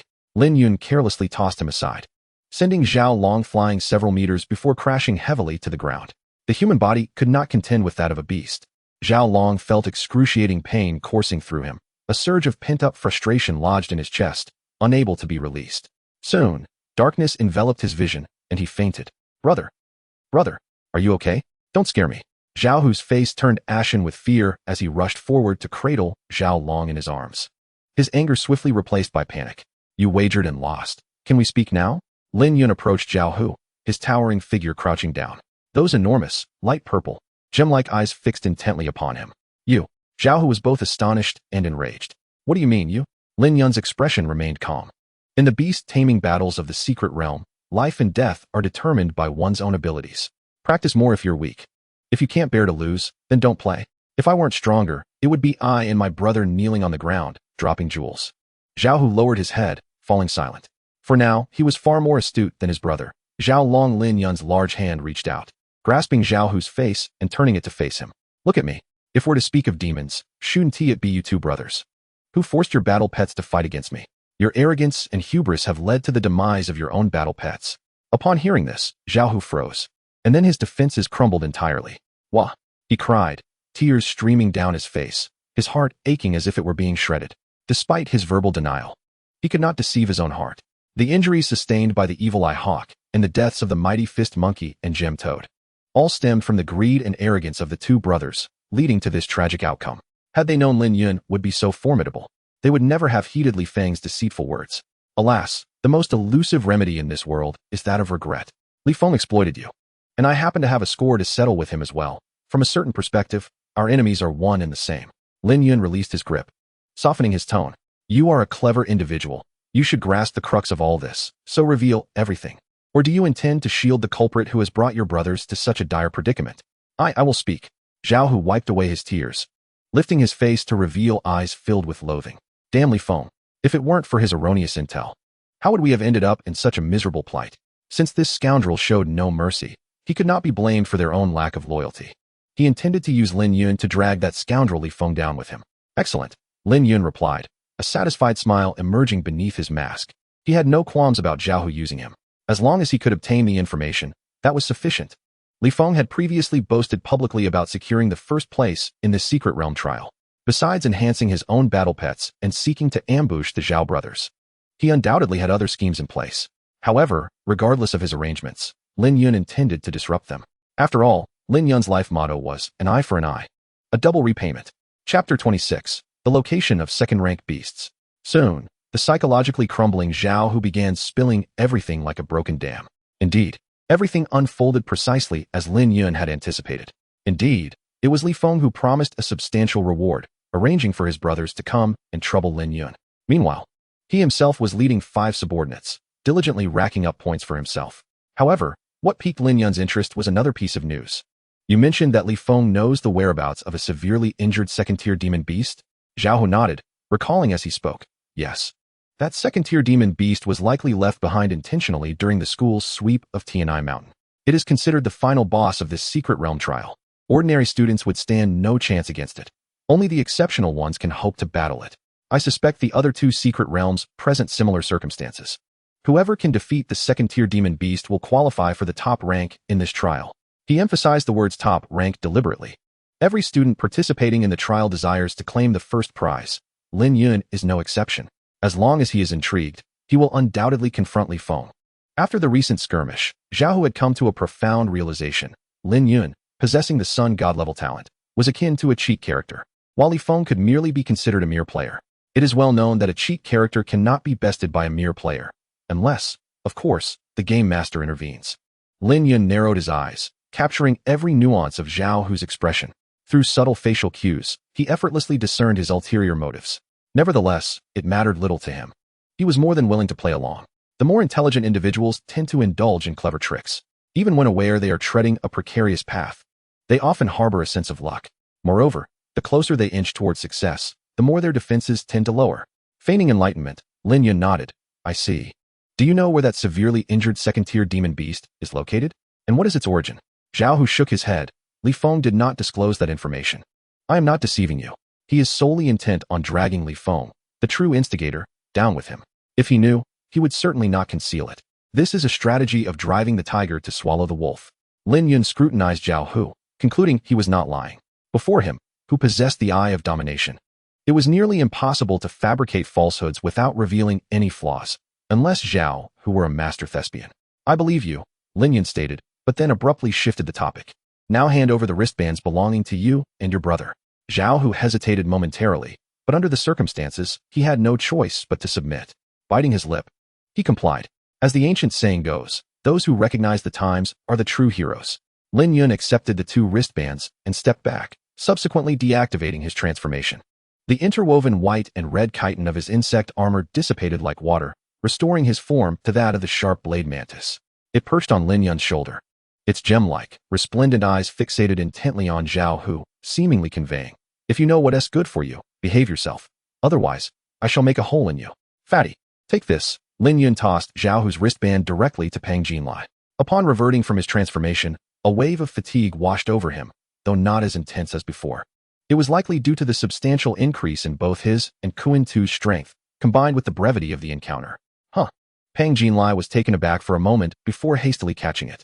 He hadn't anticipated receiving a share, considering that Lin Yun single-handedly dealt with the formidable Zhao brothers. Swallowing hard, Pang Jinlai inquired, Brother Yun, is this appropriate? You are my brother. What is inappropriate about it? Besides, without your assistance, how could Kuan Tu have conserved so much energy? Just accept it. After all, the bulk of the points are with me, Lin Yun remarked, waving Zhao Long's wristband with a grin. Among the Zhao brothers, Zhao Long was the brawn, while Zhao Hu was the brains. As a fighter, Zhao Long's safety wristband boasted the highest score, with 66 points, while Zhao Hu's contained only 35. The 2 brothers had opted to avoid confrontation with demon beasts on their quest to find Lin Yun, only engaging when absolutely necessary, resulting in fewer points on their wristbands. Alright, I want to be pretentious then. In the future, if there's anything I can assist with, just let me know, Brother Yun. Pang Jinlai nodded earnestly, feeling a surge of gratitude. In the Secret Realm trial, everyone was a rival. Even when forming teams, disagreements often arose over distribution, as it is not the lack of resources but the inequity that breeds discontent. Lin Yun's generosity solidified Pang Jinlai's resolve for future actions, to firmly cling to Brother Yun's coattails without wavering. How courteous, Lin Yun smiled broadly, activating his wristband and gently tapping the 2 buttons. Beep. The points from Zhao Long's wristband had already transferred to his own. 189. Lin Yun gazed at the numbers on his wristband, a smile widening across his face. Excellent. Once Pang Jinlai also transferred the points from Zhao Hu's wristband, Lin Yun returned the safety wristband to Zhao Hu. Before you leave, which direction did Li Feng and the others head towards? Zhao Hu, while redonning the wristbands for himself and his brother, pondered for a moment before promptly pointing in a direction. That way. Very well. Lin Yun memorized the location and then glanced at Zhao Hu. Are you going to press it yourself, or shall I assist you? You. Zhao Hu gritted his teeth. Lin Yun, I advise you to leave a way out for future encounters. Should he press the button on the wristband, both he and his brother Zhao Long would be eliminated. Although the gem toad and the mighty fist monkey were gone, he still had a secondary pet, and his brother possessed the evil eye hawk. There was still ample time. Nearly 4 hours remained until the trial concluded. As long as the evil eye hawk could recover slightly, backed by their dual talents, they could still achieve a result that could be deemed acceptable. Apologies, but I adhere to the principle of cutting down the weeds without leaving the roots. A spring breeze will allow them to sprout again. Lin Yun's expression turned frigid. If I do not eliminate you, should I wait for your brother's evil eye hawk to recover before it comes to trouble us? The evil eye's abilities were particularly troublesome. If he were to engage Li Feng while being ambushed, it could lead to a disastrous outcome. He would not allow even the slightest possibility of that occurring. My patience is limited. Do not force my hand. Lin Yun raised his right hand. The sharp blade mantis immediately crawled up to his hand, then raised its blood-red blade-like arm high. Hiss. Kuan Tu emitted a terrifying, snake-like hiss. I'll press it. Zhao Hu, his face filled with humiliation, lifted both arms, trembling as he pressed the safety wristbands on his and his brother's wrists. Beep, beep. The moment the ruby buttons were pressed, the wristbands activated instantaneously. A surge of powerful energy coursed through, rapidly forming a translucent, spherical shield that enveloped them. Simultaneously, the wristbands began transmitting a distress signal. It wouldn't be long before teachers or staff would come to their rescue. A wise decision. Lin Yun glanced at Zhao Hu through the shield before turning to Pang Jinlai and instructing, Fatty, let us depart. Depart? Where to? Pang Jinlai hurriedly summoned the armored tortoise, eagerly following along. Do I even need to say? Lin Yun's gaze hardened as he looked towards the direction Zhao Hu had indicated earlier. Of course. We are going to seek retribution. Li Feng had the audacity today to send someone to obstruct my secret realm trial and interfere with my results.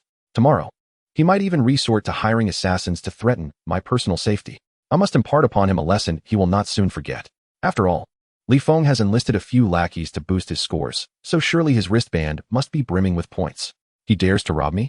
Then I shall return the favor. Haha, I relish the thought. Pang Jinlai grinned widely, giving Lin Yun a thumbs up as he hastened to follow.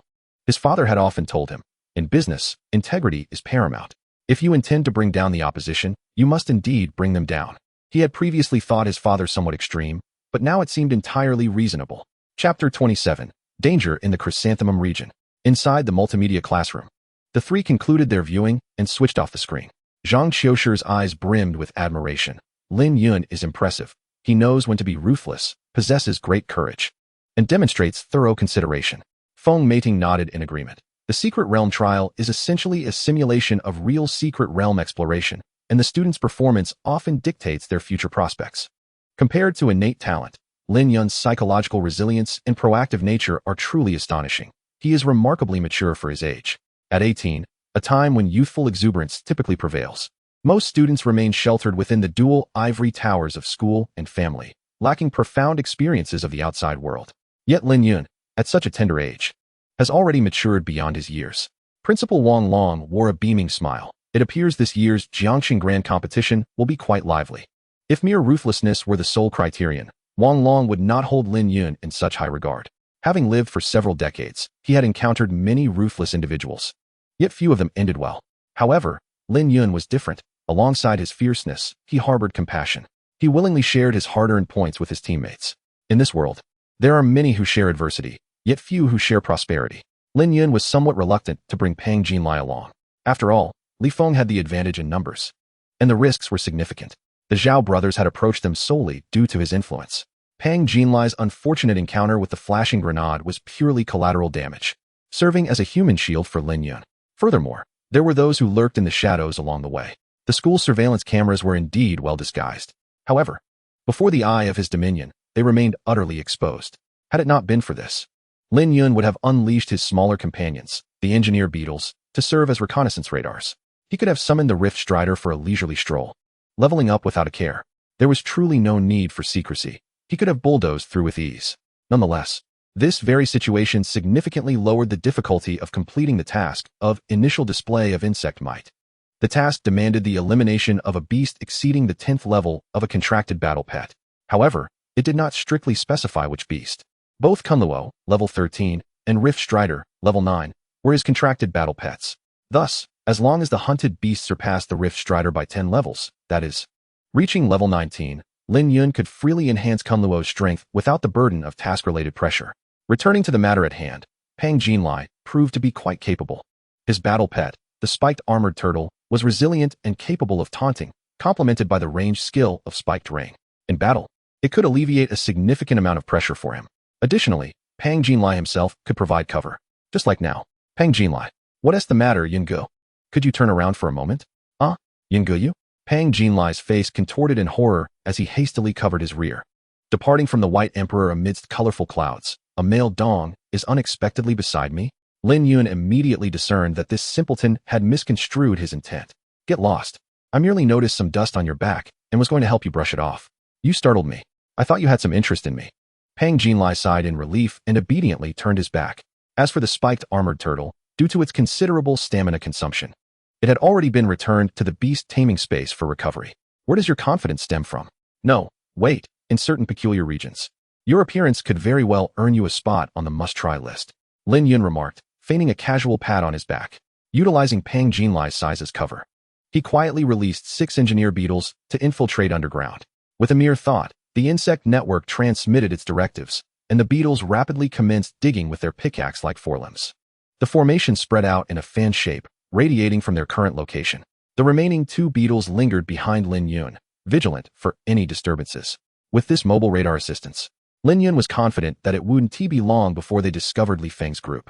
If luck was on their side, they might even find the severely injured second-tier beast before them.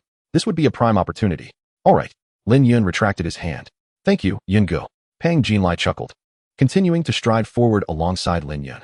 By the way, Yungu, there's something I wish to inquire. Speak. Even if Zhao Hu did not lie and pointed us in the direction of Li Feng's group, 2 hours have already passed.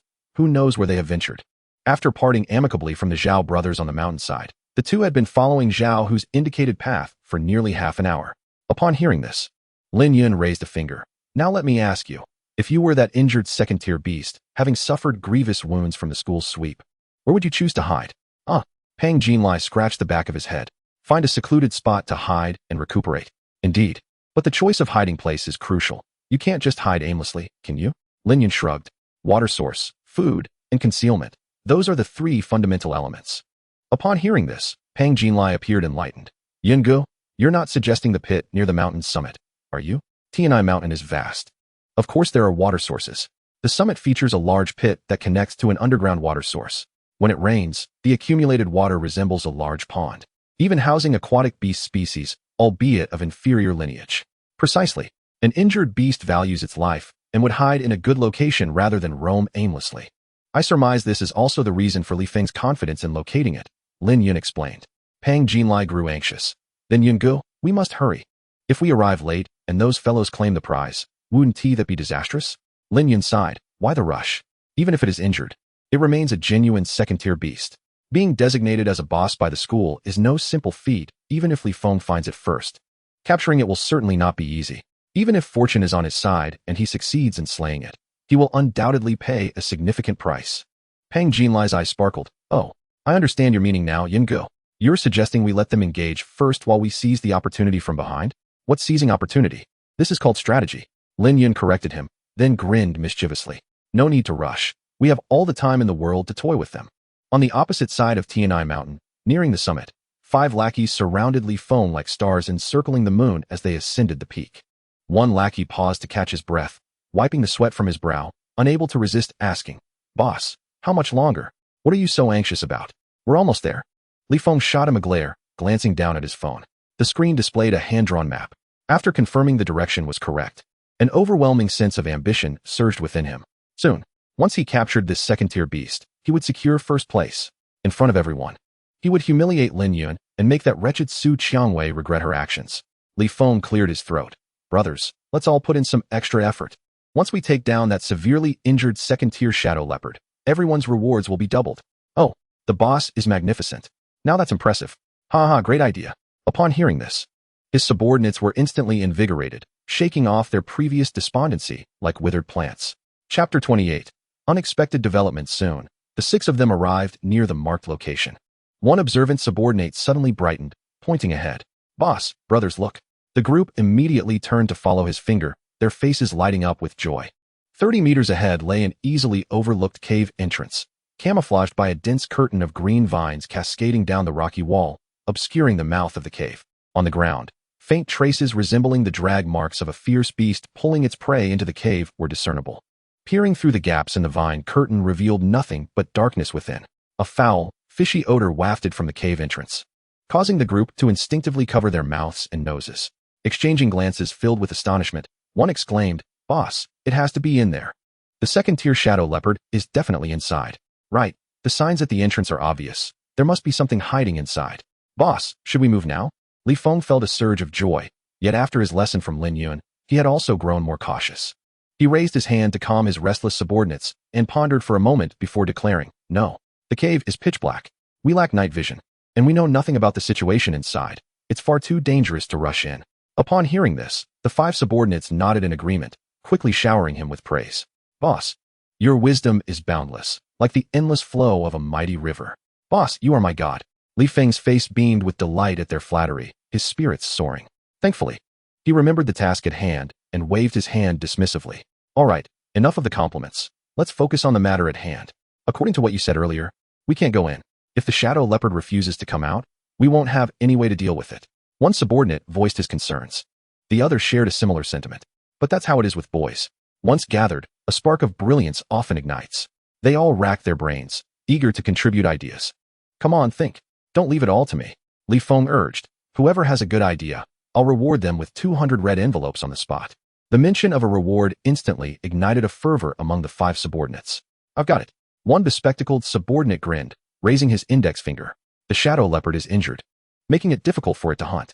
We can kill a few beasts, leave the corpses at the entrance, and when it gets hungry, it will surely come out to feed. Then we can pounce. Good point. Li Feng's eyes sparkled. I'll reward you 200. The bespectacled subordinate beamed, rubbing his nose in pride. Z-Pay notification, 200 yuan credited. The other 4 turned green with envy. A scrawny subordinate raised his hand excitedly. Boss, I've got an idea too. Li Feng was surprised. Really? You have a plan? The scrawny one chuckled. While the glasses guy's idea is good, it has a fatal flaw. What if the shadow leopard has already had a feast before we arrive? If it's full, it certainly won't come out risking danger, and we won't have time to wait. That's a valid point. So what do you suggest? Li Feng nodded. The scrawny one grinned slyly. Let's take a page from Guan Yu's book and flood the cave. There's a big puddle right above. If we dig a channel to it, once the water floods in, it will have no choice but to come out. That's quite devious, but I like it. Li Feng laughed, glancing at his phone. I'll reward you 200 as well. Boss, I have a plan too. Let's smoke it out. No, that's too inefficient. I have a poisonous snake.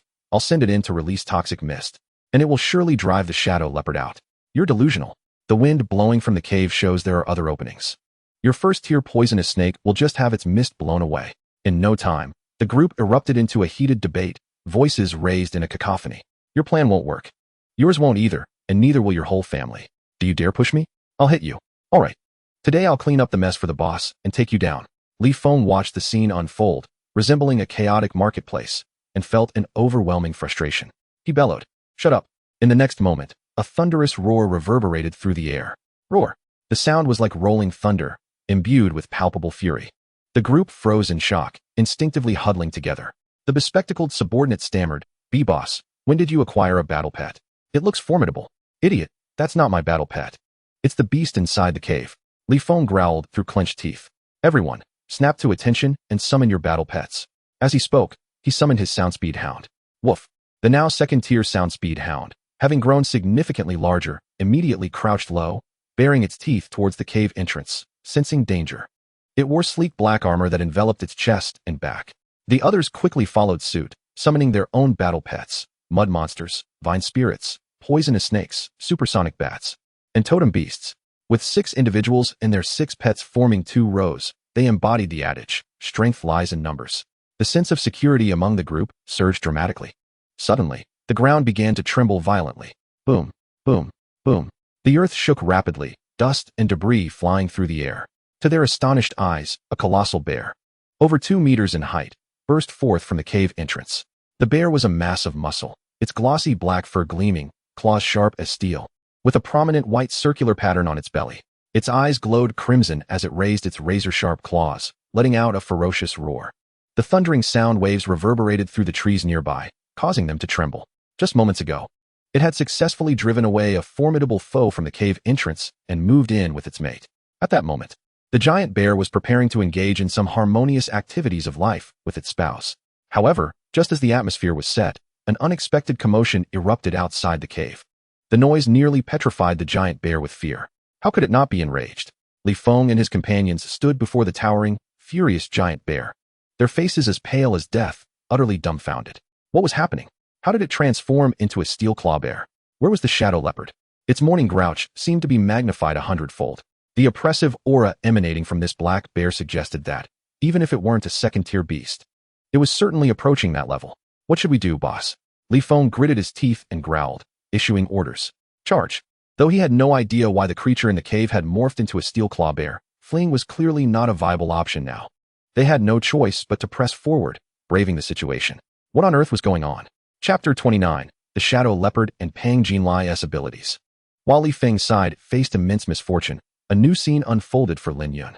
After walking a short distance, Lin Yun suddenly hesitated but quickly resumed his steps. This fleeting moment of disturbance went unnoticed even by his companion, Pang Jinlai. The reason for this anomaly was simple. A soldier beetle had detected the presence of a powerful beast. This beast was exceptionally skilled at lurking and concealing itself. Had it not been for its injuries, the soldier beetle would have struggled to sense its presence. Through the network of beetles, Lin Yun swiftly received more precise intelligence relayed from the radar. Energy response, second-tier beast, with a scent of blood, indicating it was likely wounded, approximately 50 meters away. It seemed to have targeted Lin Yun and Pang Jinlai as its prey.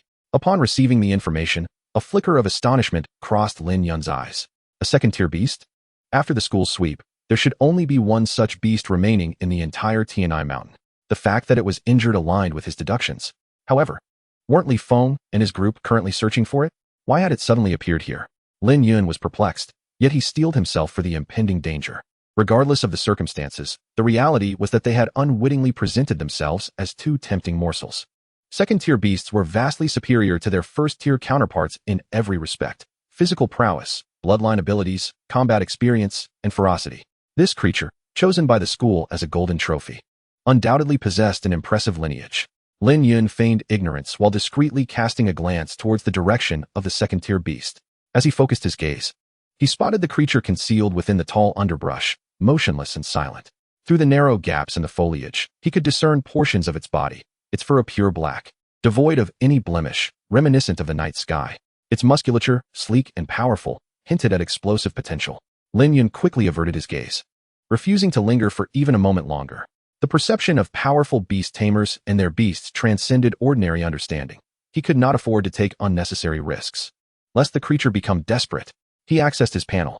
Name, Shadow Leopard. Bloodline, Diamond. Attributes, Shadow Combat. Strength, level 22. Skills, Shadow Escape. Allows rapid movement by merging into shadows. Unusable in bright environments. Shadow Binding. Controls shadows to ensnare opponents. Shadow Claw. Infuses dark energy into claws, inflicting damage while causing continuous bleeding. Shadow Doppelganger. Creates multiple illusionary copies identical to the original, devoid of offensive capability. Breath Concealment. Suppresses one's presence, making detection difficult. Shadow Thrust. Transforms into a shadowy dart for rapid strikes against targets. Status. Injured, hungry. Remarks. The pinnacle of stealth is to eliminate enemies without a trace.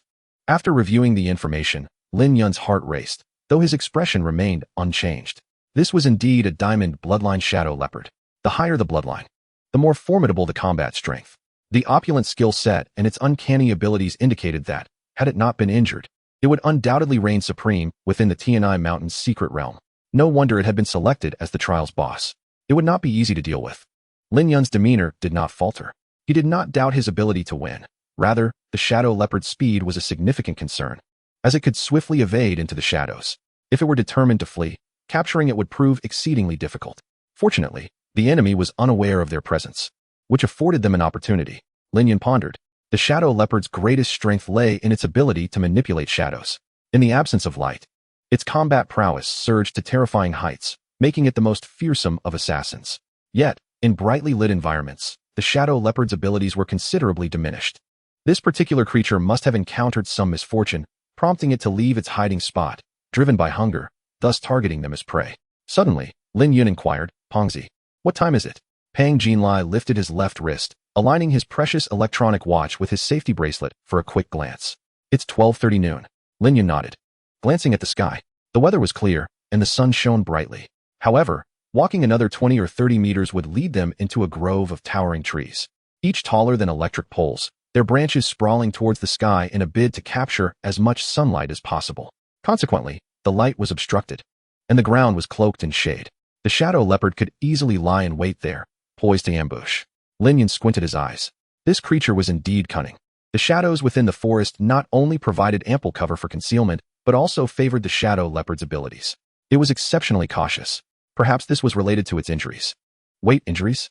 Lin Yun's eyes brightened as he grasped a fleeting insight. It was precisely because it was not at its peak condition that it was exhibiting such caution. Similarly, if they were to experience a comparable situation that weakened their own strength, it would undoubtedly embolden the shadow leopard, as the difficulty of the hunt would significantly decrease. With that thought, an idea suddenly struck Lin Yun. Pongzi, what's up, Yungu? Lin Yun asked. I recall your innate ability pertains to healing? What exactly does it entail? For beast tamers, innate abilities were quite a private matter. Once an enemy learned of one's innate capabilities ahead of time, they could prepare accordingly, making it easier to counteract. After all, top-tier talents were rare. Most beast tamers possessed rather ordinary abilities that could be exploited. The consequences for the defeated were often dire. Inquiring about such matters was quite presumptuous if the relationship was not close. However, the forthcoming plan was of utmost importance, and Lin Yun needed to confirm this in advance. My ability is Restoration, a starry-level talent. Upon concluding his words, Pang Jinlai waved his hand dismissively, remarking, "You are incomparable to Brother Yun." It was his first encounter with such formidable innate abilities. Whether it be numerical prowess or intricate mechanisms, everything was accounted for. Even aesthetic appeal was not overlooked. In 2 words, it was absurd. All right, enough flattery. Let us discuss the matter at hand. Lin Yun interjected earnestly. Please elaborate on your capabilities and the extent of repairs you can achieve at your current level. Noticing Lin Yun's serious demeanor, Pang Jinlai immediately adopted a more solemn expression. After a moment of contemplation, he responded, "My talent for restoration is, strictly speaking, not healing, but rather the repair of all that has been damaged. This includes not only the human body, but also objects. However, this ability is not without limitations. It cannot mend the deceased, my own injuries, diseases, or items missing parts." Lin Yun was momentarily taken aback, his eyes widening in astonishment. What? Crazy Diamond? Crazy Diamond is the stand of Jasuke Higashikata, the protagonist of JoJo's Bizarre Adventure Part 4, and its power is to repair anything. Even shattered souls can be restored to wholeness. The similarity to Pang Jinlai's innate ability was striking. What? Crazy Diamond? Pang Jinlai was bewildered. It was the first time he had heard that name.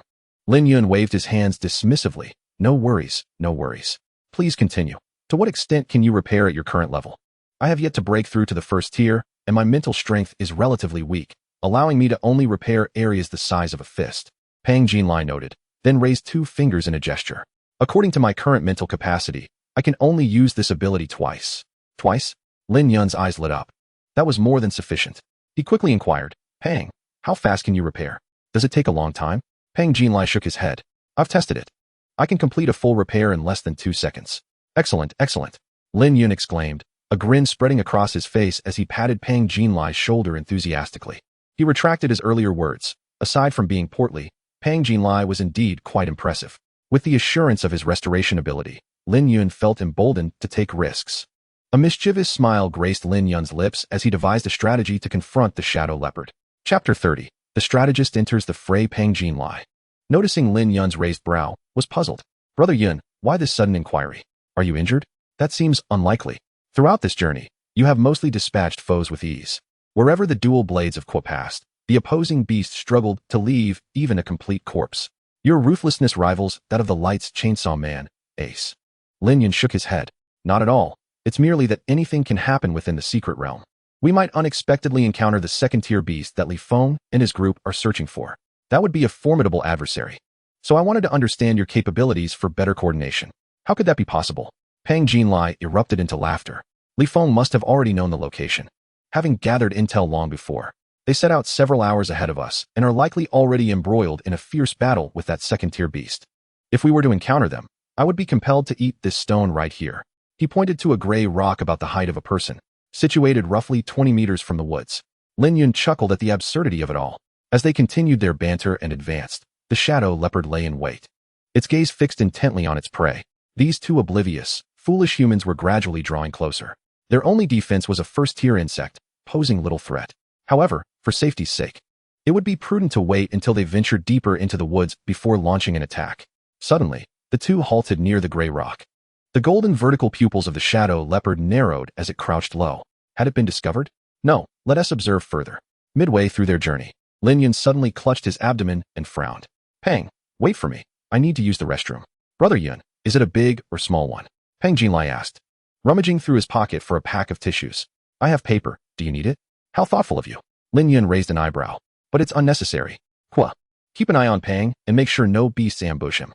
With a nod, Qua took flight, landing on Pang Jinlai's shoulder. Who would have thought we'd be partners today? Pang Jinlai smiled at the sharp-eyed mantis perched on him. He had witnessed its strength firsthand. Each strike was like a blade of fire, delivering devastating blows. Among its tier, few could withstand the onslaught of this little creature, unless they were defensive beasts like the armored tortoise. As they turned their backs to one another, eyes wide open, they began their vigilant watch. Behind them, Lin Yun hummed a tune as he relieved himself. Soon, the sound of rushing water ceased. Suddenly, a terrified scream pierced the air. Brother Yun. Pang Jinlai turned swiftly, only to find his pupils dilating in horror. In his line of sight, two black insects, emerging from nowhere, lunged toward Lin Yun. Both creatures had flattened oval bodies with glossy black exoskeletons adorned with circular white spots. Their front limbs resembled sharp pickaxes, menacingly acute. One insect pounced upon Lin Yun's right leg, creating a gaping wound, while the other leaped towards his neck, its sharp mouthparts eagerly approaching, as if to kiss. With a sickening sound, flesh tore open, and vibrant blood gushed forth. Brother Yun. Pang Jinlai's eyes widened in disbelief as an icy chill coursed through him, paralyzing his very marrow. Just as he was about to spring into action, a flash of crimson darted forth like a bullet. It was Kwa, with a sharp, piercing cry. Kwa's eyes glowed red as it wielded its dual blades with precision.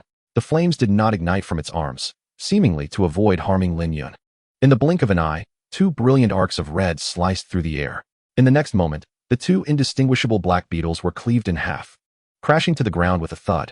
Their legs spasmed instinctively for a moment before being incinerated into ashes by Kwa's fiery blades.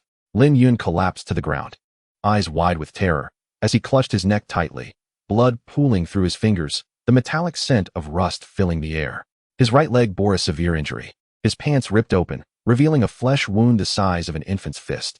Blood streamed from the gash, soaking the fabric and dripping onto the ground, staining it a vivid crimson. Brother Yun, please don't scare me. Pang Jinlai's face turned ashen as he snapped back to reality. Rushing to Lin Yun's side in a panic, his voice trembling. This was the first time he had encountered such a situation. How could a simple restroom break lead to Brother Yun being ambushed by two insects? Lin Yun gazed at him weakly, waves of excruciating pain crashing upon his nerves, rendering him speechless. Kwa fluttered to Lin Yun's chest, frantically gesturing in distress. Pang Jinlai had never witnessed Lin Yun in such a disheveled and feeble state. His eyes instantly reddened. Brother Yun, hold on. I shall rescue you at once. With that, he raised his hand, aiming for Lin Yun's neck. 2 wounds. But this one was the most perilous. The recent strike from that ghastly insect had likely lacerated Brother Yun's trachea, resulting in substantial blood loss. If left unattended, it was highly probable that Brother Yun would succumb to either exsanguination or airway obstruction. Stellar-level talent for healing, activate. As his mental energy rapidly drained, a resplendent light akin to starlight erupted from the palm of Pang Jinlai. The starlight surged. Soon, a miraculous scene unfolded. Lin Yun's lacerated throat. Flesh and blood vessels began to mend swiftly under the luminous brilliance. And even the blood on his hands seemed to flow back into his body, as if time were reversing. A miraculous revival, indeed, Dr. Pang. Huh. Lin Yun suddenly sat up, gasping for air, his chest heaving violently. It was as if a drowning man had finally emerged from the depths, catching a breath of sweet air just before losing consciousness. Thank you, fatty, Lin Yun exclaimed, coughing. Pang Jinlai withdrew his hand, about to speak when he was seized by a fit of coughs. His healing ability was potent, but it came at a significant cost to his mental energy. In mere seconds, half of his mental power had dissipated. The swift depletion left Pang Jinlai feeling dizzy, and he choked on his breath, leading to another bout of coughs. Cough, cough, I'm fine. Seeing Lin Yun's complexion improve greatly, Pang Jinlai waved his hands repeatedly, feeling relieved. Brother Yun, give me a moment to catch my breath, and I will tend to your leg. For the first time, he felt fortunate for his healing abilities. I appreciate your help. Lin Yun nodded, placing a hand on his shoulder, a grateful smile gracing his face. Just then, the insect Kunlu let out an exceptionally sharp shriek.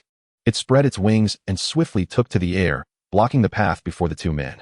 Kunlu's passive ability, danger perception, had been triggered. What is happening?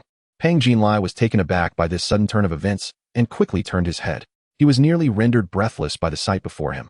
Whoosh! A shadow darted from the nearby woods like a bolt of lightning. It charged directly toward them. It was a black panther. The beast was as large as a pony, its fur as dark as night, without a hint of color, and its claws were razor-sharp. As it sprinted with explosive power, its muscular form moved with a fluidity that was nothing short of astonishing. The shadow panther was incredibly swift. It was akin to a bullet shot from a gun. Its golden, slit-like eyes glinted with cold, murderous intent. While Pang Jinlai was startled by the attack on Lin Yun, the panther was filled with delight. One of the humans had been ambushed and injured by 2 small insects, with a leg wound and impaired mobility. A throat injury, signaling imminent demise. Such a fortuitous opportunity. It could not let this slip away. It would be a disgrace to be anything less than a shadow panther. Not to mention that the fat one could heal. This could not be allowed to continue unchecked. The Shadow Panther assessed the situation and, without hesitation, surged forward at full speed toward Lin Yun and Pang Jinlai. The hunt had begun. Chapter 31, The Painful Ruse. Roar. It suddenly let out a thunderous roar. Dark elemental energy surging within it, swiftly manifesting 4 identical doppelgangers. 5 Shadow Panthers charged together, a dazzling spectacle, overwhelming the senses. Skill, Shadow Clone. What the hell? Pang Jinlai was paralyzed with fear, his eyes nearly popping out of their sockets. A diamond-tier bloodline Shadow Panther? And such a terrifying aura. It was undoubtedly a second-tier beast. Brother Yun had indeed spoken true. They had encountered a grand prize before Li Feng and his group. In stark contrast to Pang Jinlai's terror, Lin Yun wore a peculiar smile. The painful ruse had proven effective. The creature had taken the bait. Indeed, the recent ambush was a meticulously orchestrated performance by Lin Yun. He had intentionally positioned himself at a distance that would entice the Shadow Panther. Subsequently, he had covertly dispatched the 2 soldier bugs behind him to launch a surprise attack. Even the injuries were part of Lin Yun's careful planning. The leg injury significantly hampered his mobility. For a hunter, there was no better news. As for the throat, if he did not inflict a little pain upon himself, how could he expect the Shadow Panther to take the bait so easily? To that end, Lin Yun had even sacrificed 2 soldier bugs. Fortunately, he had no contractual ties with them. Even if they perished, he would not face the risk of mental backlash. Now that the big fish had bitten, all that remained was the contest of skill. Let us see who is more adept. Lin Yun's eyes sparkled with crimson brilliance as the Eye of Domination activated. Under the gaze of those blood-red eyes, the shadow clone trick was nothing of consequence. Kunlu. Lin Yun suddenly shouted, using the swarm network to mark the panther's true form. Roar. The 5 shadow panthers bared their fangs and roared in unison. Encircling and pouncing on Kunlu simultaneously, their claws enveloped in a flowing, inky darkness. Shadow Claw. Hiss. Just as Kunlu was about to act, its own shadow suddenly sprang to life, transforming into several black tendrils that bound it tightly. Skill, Shadow Binding. It was over. As the 5 shadow panthers' claws descended, poised to tear Kunlu apart, Pang Jinlai's expression turned desperate. Boom. Kunlu's crimson blade arm erupted in a torrent of flames. The flames surged, instantly dispelling the shadowy tendrils entwining its form. Kunlu's insect wings trembled violently as it leaped, disregarding the illusory doppelgangers, and swung its fiery dual blades fiercely downward toward the true form of the shadow panther. Fire blade technique. The swirling flames coalesced into 2 crescent-shaped arcs of red light, crashing down against the shadow panther's oncoming shadow claws. Boom.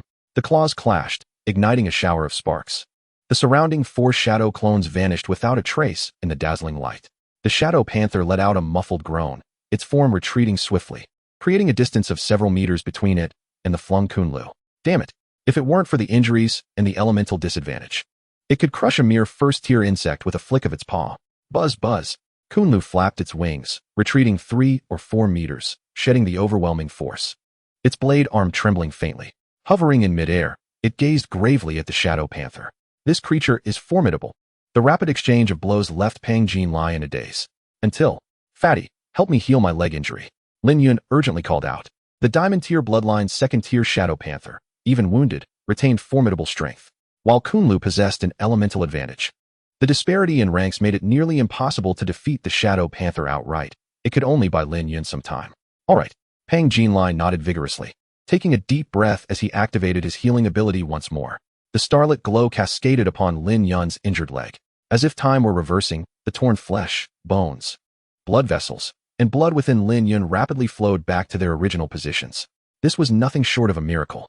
The shattered organ tissues swiftly reassembled into their prior form, a process fraught with agony, akin to undergoing surgery without anesthesia, eliciting a muffled groan of pain from Lin Yun. Damn it. The human body proved to be exceedingly frail, unable to compare with the formidable physique of the demon beasts. Lin Yun's gaze hardened, and he silently vowed to seize the first place in this secret realm trial and obtain the primary body enhancement elixir. With this, he would finally escape the confines of this fragile form. As the healing continued, the shadow leopard lunged at the 2 once more. Quan Tua immediately trembled his insect wings, brandishing twin blades to confront the beast. You shall not pass. Lin Yun activated sensory sharing, temporarily bestowing his sovereign eye upon Quan Tua. Quan Tuo's dynamic vision was significantly enhanced, granting him the ability to see through illusions. Even as the shadow leopard moved with ghostly speed, he could accurately discern its true form and intercept its attacks. In that moment, neither side could gain the upper hand. Pang Jinlai's forehead was slick with beads of sweat as he focused intently on mending his wounds, resisting the urge to glance at the fierce battle beside him. His mental energy was depleting at a terrifying rate. Finally, before his spirit was exhausted, he completed the healing. All done. He lowered his trembling arm and collapsed onto the ground, gasping for breath. His clothes were drenched in cold sweat, his head buzzing. A blankness overwhelming him as he could scarcely think. Lin Yun observed his right leg, restored to its former state, and smiled with satisfaction. He sprang to his feet, confidence radiating from his expression. Thanks, brother. Leave the rest to me. Pang Jinlai, panting heavily, managed a thumbs up, utterly devoid of the energy to speak. His mental strength was nearly depleted. Remaining conscious was already a testament to his willpower. Boom. The clash of fire and shadow erupted once more, a fierce confrontation. Quan Tuo forced back the shadow leopard with a blade, then trembled his wings, soaring towards Lin Yun. His arm shook. The serrated edge of his blade marred with the blood of the shadow leopard, its teeth broken from the impact. If this continued, it wouldn't take long before Quan Tuo was reduced to mere scraps, the kind even a puzzle master could not reassemble. The disparity in bloodline and realm could not be bridged merely by shouting fervent slogans. Yet, the final victory would not belong to the shadow leopard. Come. Lin Yun raised his left arm, and the crimson fire-patterned blade of the sharp knife wine mantis landed with the precision of a hawk on his limb, its flames still fiercely burning. Just like its master, Lin Yun stood with his back to Pang Jinlai, his posture as straight as a pencil. His pupils ablaze with a molten red, the tension in his face sharp as if chiseled from stone. He emanated an aura of a blade poised to be unsheathed. Pang Jinlai gazed at Lin Yun's silhouette, his heart, which had been racing from the dire situation, gradually calmed, a sense of reassurance washing over him. That is what a true brother is, even standing on a battlefield where death loomed at any moment. As long as he saw his steadfast comrade confidently facing the formidable foe, he believed wholeheartedly in their victory. Yungu, take it down. Chapter 32, Frenzy. Who is the prey? Roar. The shadow leopard bared its fangs, roaring furiously at Lin Yun, its golden slit pupils radiating ferocity and bloodlust. It crouched low, its sharp white claws tightening, the solid ground beneath it yielding like tofu to its might, while its long tail writhed like a serpent, its powerful muscles coiling together. Poised to strike, it resembled a top-tier supercar, engines roaring, ready to surge forward. A dense wave of dark elemental energy seeped from the shadow leopard's fur, lingering like swirling smoke. The trees behind it swayed in the gust, the ground beneath trembling as if it had come alive. Reaching out towards the shadow leopard and merging with its shadow, the darkness was stirring. The two adversaries, a human and a leopard, faced off across several meters. Despite the bright sunlit sky, an atmosphere of impending storm loomed in the air. The tension was palpable, heavy, making it difficult to breathe. In the next moment, the shadow leopard sprang into action. The silence shattered, akin to thunder cleaving the sky, lightning striking at the heavens. The solid ground erupted under the shadow leopard's paws. Rocks and dust flying as it surged forward, engulfed in shadows like a tidal wave. Wherever it passed, the earth was stained a deep black. Amidst the thunderous roars, one after another, shadow leopards detached from the ground, charging towards Lin Yun in unison. In the blink of an eye, dozens, even hundreds of them, roared forth. An overwhelming spectacle. Multiple shadow clones. Lin Yun's crimson eyes remained as calm as a lake, undisturbed by the horrifying scene before him. He merely pursed his lips and coldly uttered two words. Transform. The innate symbiotic fusion ignited. The sharp knife wine mantis instantly transformed into a seething blaze, rapidly enveloping Lin Yun's entire form. Boom! The flames soared, coalescing into a massive fire lotus. Before the shadows could approach, the fire lotus erupted. Scarlet petals rained down like a torrential shower, bombarding the legion of shadow leopards. Under the illumination of the flames, the darkness dissipated. Clusters of shadow leopard clones swiftly vanished. Even the dark shroud covering the ground was eradicated. The shadow leopard, with its remaining 6 clones, leaped valiantly, its claws concealed beneath the swirling ink. Shadow Claw. In that instant, a towering warrior clad in interwoven white and red insect armor re-emerged from the surging flames. Just in time, Lin Yun raised both hands, suddenly shaking them. The folded bone blades on his wrists unfurling rapidly, forming 2 long, crescent-shaped blades of fiery crimson. The long blades ignited. Boom. The raging flames spread swiftly along the crimson blades, extending outward. In an instant, they transformed into colossal blades of fire several meters long. Lin Yun stood like a solitary pine, crossing his arms to deliver a devastating blow. In midair, 2 beams of scarlet light sliced through like lightning. The 6 shadow leopard clones were dismembered in an instant, their forms fading into oblivion amidst the flames. As the fire subsided, Lin Yun's dual blades swiftly reverted to their original state, having not felt the resistance of any tangible target. Shadow escape? What a convenient ability. Lin Yun turned his head, glancing to the left, 10 meters away. The shadow leopard crouched low, its golden slit pupils filled with uncertainty as they regarded the imposing insect-armored warrior before it. Something was amiss. There was a profound sense of disquiet. How could it be that in the blink of an eye, the near-defeated human had fused with that insect, transforming into this terrifying visage? The overwhelming pressure was even stronger than during its peak. Fortunately, it had retained some caution and preemptively found a route of retreat. Only by taking refuge beneath the shadow of a large boulder could it evade that terrifying and overwhelming strike. Flee. Without the slightest hesitation, the shadow leopard turned and dashed into the forest. Indecision would lead to defeat. Decisiveness would be its salvation. There was no need to confront an enemy it could not hope to defeat. Only by surviving could it seek vengeance. Thinking of escaping? Lin Yun uttered a cold snort and activated his soul beast-controlling technique. Frenzy. His mental energy rapidly dissipated, and a crimson circular array swiftly manifested beneath his feet. Frenzy consumes the mental energy of the Beastmaster to thrust a contracted battle pet into a state of frenzy, doubling its strength and speed, heightening danger perception, diminishing fear and pain, while rationality wanes. Lin Yun had correctly surmised. In the symbiotic state, Kunlun and he became one. Thus the beast-controlling skill directly affected himself. Buzz. The blood ring constricted inward and seamlessly fused with Lin Yun's body. In an instant, his blood began to boil, his heartbeat quickened like a drum. An adrenaline surged through him. Accompanied by the painful sound of bones cracking, Lin Yun's muscles swelled, and he grew taller, surpassing 2 meters. His pale purple, gem-like eyes were instantly stained crimson, while his claws, mandibles, and even the bone blades on his wrists elongated, significantly enhancing his presence. After entering a frenzy, his primal thirst for slaughter surged. Kong Jin was taken aback by Lin Yun's sudden transformation, a flicker of fear igniting in his eyes. If Lin Yun's prior metamorphosis bore any semblance to humanity, now he resembled a frenzied beast on the brink of madness. A pair of exaggerated, fiery insect wings unfurled from Lin Yun's back as he forcefully propelled himself off the ground, causing the earth to explode beneath him. His entire form transformed into a streak of crimson light, crossing dozens of meters in the blink of an eye, soaring above the shadow leopard's head, trailing a circular flame that blossomed like a flower. Before he even landed, Lin Yun cackled wildly, swiftly wielding his dual blades. Ha ha ha! Die, die, die, die! The shadow leopard's heart raced with alarm. It looked up and was instantly petrified. At that moment, the sky rained down blades of light. Swish, swish, swish, swish, swish. Scores of fiery crescent blades plummeted from the heavens, launching a saturation bombardment upon its vicinity. All around, above and below, the air was filled with the searing, condensed edges of fiery blades. There was no way to evade, no means of escape. The fiery blade technique danced chaotically. Roar! In the face of life and death peril, the shadow leopard let out a desperate roar, choosing to fight back recklessly.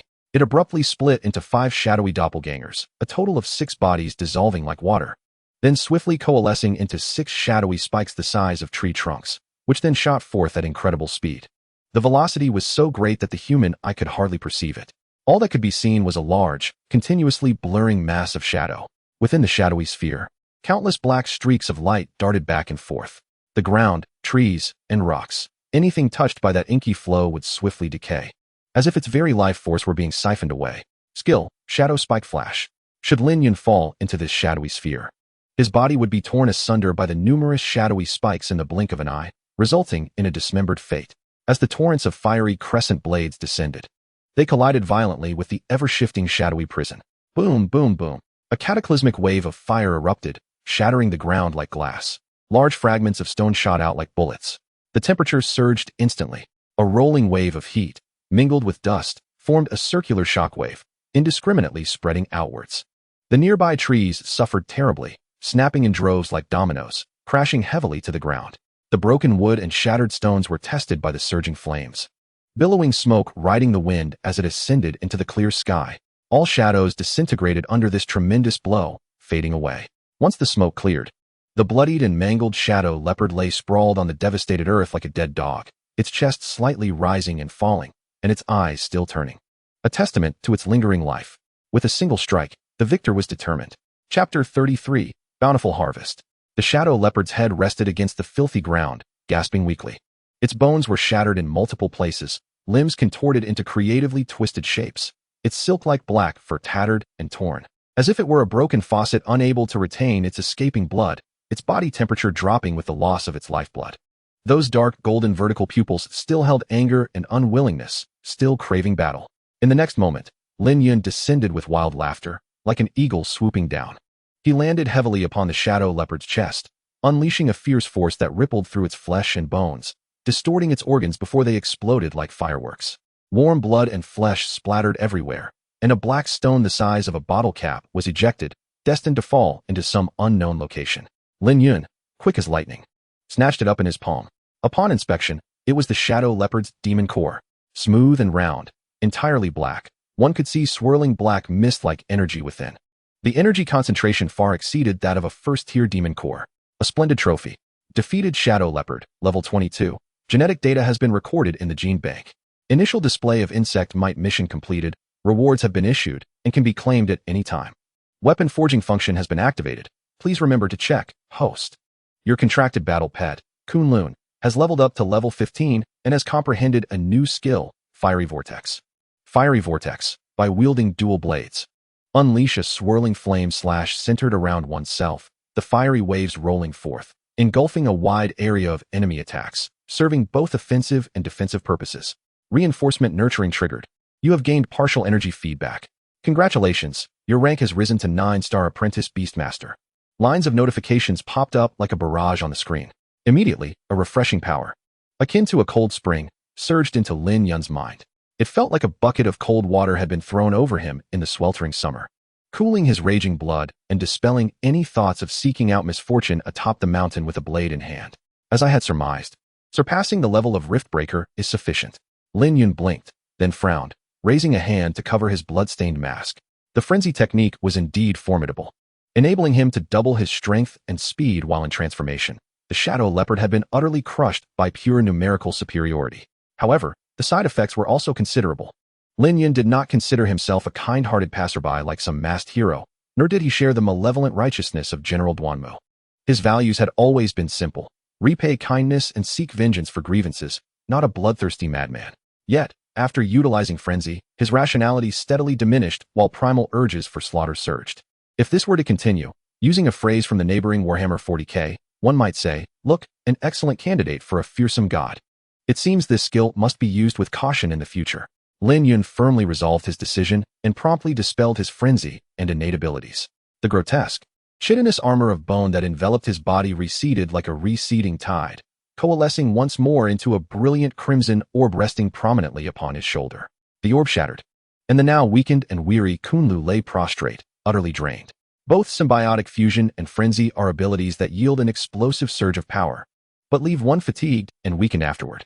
At this moment, under the weight of dual debuffs, even Kunlu found the pressure somewhat overwhelming, resembling a pitiful creature completely drained by a female mantis. "Ah, very well, you should return and rest." Through the swarm communication network, Lin Yun directly approved the leave request of the sharp blade wine mantis, summoning it back into the beast space for recuperation. He too felt fatigued, an exhaustion akin to having just completed a full marathon of 42 kilometers, followed by 3 days of relentless gaming in an internet cafe, leaving both body and mind remarkably weary. Should a beast suddenly appear now, even a mere first-tier creature would pose a challenge akin to that of a formidable boss. Fortunately, the earlier battle with the shadow leopard had created such a commotion that no reckless beast would dare approach. For the instinct to seek profit and avoid danger is deeply ingrained in all creatures, even those of the demonic variety. The safety bracelet on Lin Yun's wrist glowed, emitting a red light as it swiftly scanned the still-warm corpse of the shadow leopard. Beep. 289. It astonishingly added 100 points directly. Lin Yun gazed at the updated figure on the bracelet, his eyes widening in disbelief. Truly, a superlative prize. "Brother Yin, are you all right?" Pang Jinlai's voice emerged, lacking vitality, as if his very essence had been drained. Lin Yun turned to see the stout fellow struggling to rise, propping himself up with effort, slowly inching closer with small, laborious steps, drenched in sweat and gasping for breath. He appeared even more fatigued than Lin Yun, who had just completed a battle and was burdened with dual debuffs. "I believe it is more fitting for me to ask that question." Lin Yun chuckled lightly, gently punching Pang Jinlai on the shoulder. "Are you all right, my friend? What could possibly be wrong with me?" Just a slight depletion of mental energy, Pang Jinlai replied, a broad smile illuminating his face. Congratulations, Brother Yun. You've undoubtedly clinched the grand prize by slaying this second-tier shadow leopard, securing first place in this trial. With a beaming countenance, Pang Jinlai clasped his hands in congratulations towards Lin Yun, then turned to gaze at the large, mangled leopard carcass nearby, curiosity gleaming in his eyes. Is this truly the shadow leopard of Diamond-tier bloodline? I couldn't discern its magnificence from afar, but up close, it is indeed imposing. Just look at these claws and teeth. They are prime materials for crafting weapons. Alas, its hide is severely damaged, otherwise, it could fetch an even higher price. Pang Jinlai showed no disdain for the bloodied corpse of the shadow leopard, crouching down to inspect it closely. Diamond-tier bloodline beasts are exceedingly rare. In the market, the starting price for such high-tier battle pet cubs is in the tens of millions, and many are pre-ordered. Acquiring one without connections or background is virtually impossible. Of course, the lucky winners from the gambling arena do not fall into this category. Pang Jinlai had nothing to say to such fortunate individuals. How infuriating. Do you fancy it? Lin Yun inquired with a grin, not waiting for Pang Jinlai's response before decisively announcing, I shall gift it to you. Pang Jinlai exclaimed in astonishment, Brother Yun. That's quite inappropriate. I assent it? Even a deceased second-tier diamond-tier bloodline beast holds considerable value. Selling it outside would easily fetch hundreds of thousands. Without you, I might have lost my life. It's merely the corpse of a second-tier shadow leopard. Keep it. Lin Yun replied earnestly. If it weren't for my urgent need for demon cores, I would have intended to keep it for you. Demon cores can be exchanged for substantial units of biomass, serving as crucial resources for the creation, enhancement, and transformation of aberrant insects. He still intended to retain this second-tier shadow leopard crystal core. Moreover, this scheme was orchestrated entirely by Lin Yun. As the participant, Pang Jinlai deserved some compensation. Otherwise, it would be exceedingly ungracious to treat him merely as a pawn. Brother Yun, you are truly generous. Pang Jinlai's eyes glistened with emotion as he accepted the offer. I will gladly accept it. You are in urgent need of demon cores. Although I am unaware of the specifics, once the trial concludes, I shall procure a batch for you as a token of my appreciation. That's the spirit, Lin Yun said, a smile gracing his lips as he patted Pang Jinlai's shoulder with vigor. He then turned and sat against the gray rock that Pang Jinlai had vowed to consume, leaning back. The shadow leopard was quite formidable. Let us take a moment to recuperate our mental and physical stamina before we set out to finally foam for that second prize. The points in his bracelet are a prize I have to claim. Before that, however, he wanted to examine the rewards from this mission. The junior mental enhancement potion was something he had long anticipated. Once consumed, it would undoubtedly allow him to break through, elevating him to first-tier Beastmaster status. The Sun God level talent of Symbiotic Fusion would also receive its first enhancement. Chapter 34. Continuous Breakthroughs, Ascending Power. Time remained ample. The two took turns keeping watch. Pang Jinlai stored the shadow leopard's corpse within his storage ring, volunteering to be the first sentinel. Lin Yun welcomed this and entrusted the task to him while he leaned against the gray stone, entering a meditative state. On the surface, it appeared as though he was meditating to recover his mental energy, but in truth, he was reviewing the spoils of this battle. Panel retrieval initiated. Name, Lin Yun. Realm, 9-star Apprentice Beastmaster. Talent, Symbiotic Fusion, Sun God level. Skills, Frenzy, Eye of Domination, Hand of Control, Nourishing Reciprocity. Battle Pets, Swift Wind Locust, level 9, Gold tier. Sharp Blade Wind Mantis, level 15, Gold tier. Biomass, 900. Affiliated Insect Species, 8 Worker Beetles. Lin Yun closed the panel, a wave of exhilaration washing over him. 9 stars. He was not far from breaking through to the first tier. Nourishing Reciprocity was indeed a divine skill. However, Lin Yun was also acutely aware that, regardless of the cultivation system, as long as one possesses high aptitude and ample resources, the early stages of advancement are swift. Yet the pace slows considerably in the later stages. With each subsequent tier, the required mental energy escalates exponentially. The difficulty is simply inhuman. Lin Yun opened his eyes and cast a glance. At that moment, Pang Jinlai had his back turned, standing tall like a proud rooster. His small eyes vigilantly scanning the surroundings, utterly oblivious to Lin Yun's presence. Extract reward, Lin Yun silently commanded. Soon, he felt a vial of potion materialize in his palm. The transparent glass vial contained a softly glowing light green liquid. Junior Mental Enhancement Potion. Consuming it significantly increases the mental energy of Beastmasters below the second tier, with no side effects. Lin Yun swiftly removed the cork, tilting his head back as he raised it to his lips and drank deeply. The liquid flowed smoothly, carrying a faint hint of mint fragrance. Upon finishing, The empty vial and cork dissolved into light, swiftly dissipating, sparing him the hassle of subsequent disposal. Lin Yun closed his eyes, entering a state of deep meditation. This would aid his body in better absorbing the potion's potency. As the liquid entered his body, it rapidly transformed into pure medicinal energy that spread throughout him. A powerful coolness enveloped him, making him feel as though he were submerged in a refreshing spring. A vigorous, icy energy surged from within, striking upward to his crown, numbing his brain.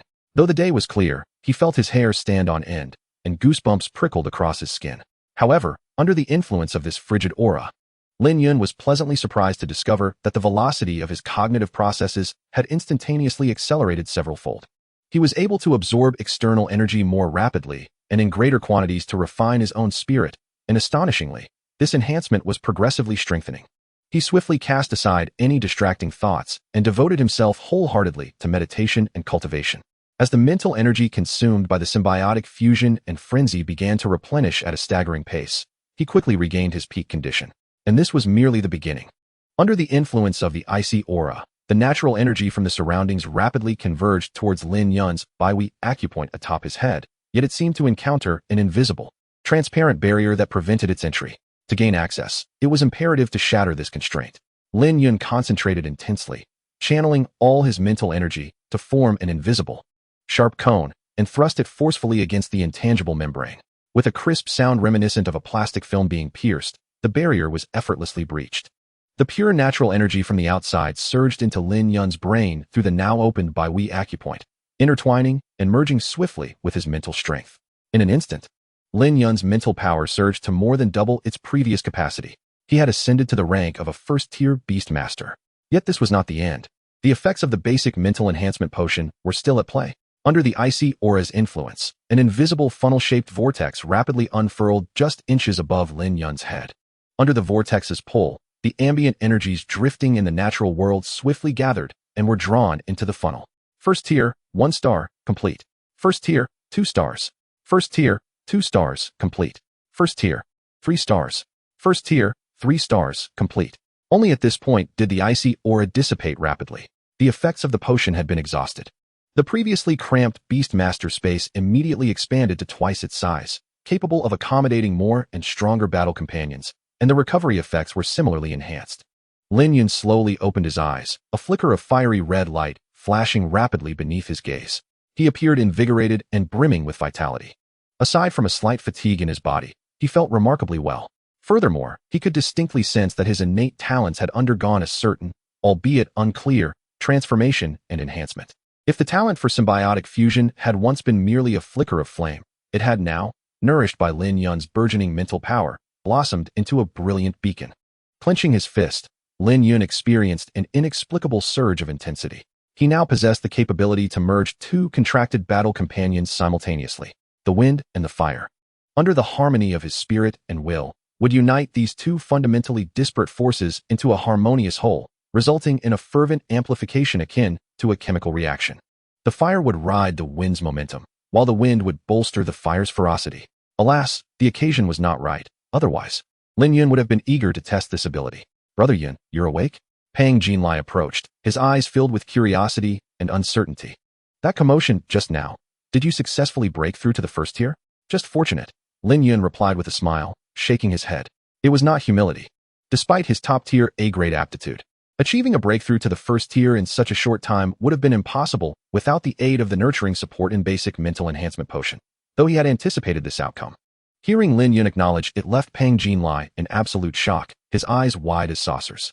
He gazed at his friend, as if beholding a genuine marvel. Wow, Brother Yun, you've truly made a breakthrough. A pure prodigy. Keep in mind that yesterday we only underwent the awakening ceremony to become beast masters. It's only been a day, and you've already reached the first tier? My goodness, that is faster than a rocket. Pang Jinlai exclaimed, hands on his head, disbelief etched across his face. His B-grade aptitude was no small feat, especially with his family's wealth enabling him to purchase potions to enhance his mental power. Yet, even with that, he had only reached the level of a 6-star apprentice beastmaster. He had thought himself quite accomplished, but compared to Lin Yun, his achievements suddenly seemed rather meager, a disparity akin to that between a third-rate institution and a prestigious university. Lin Yun chuckled at his reaction. Ah yes, indeed. I've made a breakthrough. Moreover, I possess a system, do you believe it? Uft. Brother Yun, If you're reluctant to share, just say so. No need to concoct some lame excuse about a system. Pang Jinlai scoffed, losing interest. Brother Yin, you've just broken through. So meditate to stabilize your realm while I take a look around. Everyone harbors secrets they wish to keep hidden, and he was no exception.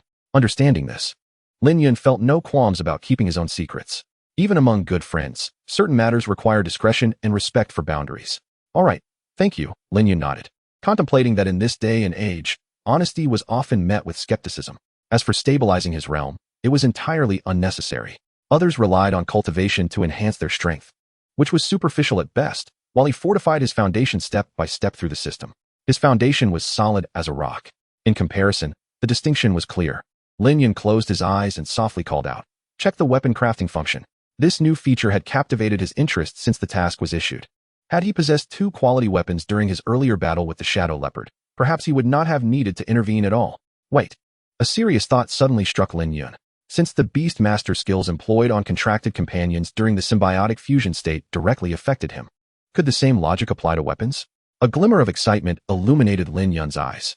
If that were true, then weapons could not only be equipped to battle companions, but could also be donned by him. A 2-for-1 advantage. The symbiotic fusion truly befit its title as a sun god-level talent. It was remarkable. Chapter 35, Weapon Crafting. The new feature came with an informative overview. Lin Yun focused his mind and read carefully. Soon, he grasped the details of the weapon crafting function. In essence, there were 2 crafting modes. The first was random crafting, which involved inputting self-provided materials and consuming a certain amount of biomass units to forge randomly. The quality of the resulting weapon depended on the material's quality, with a certain probability of failure. If it failed, no costs or materials would be refunded, resulting in a total loss.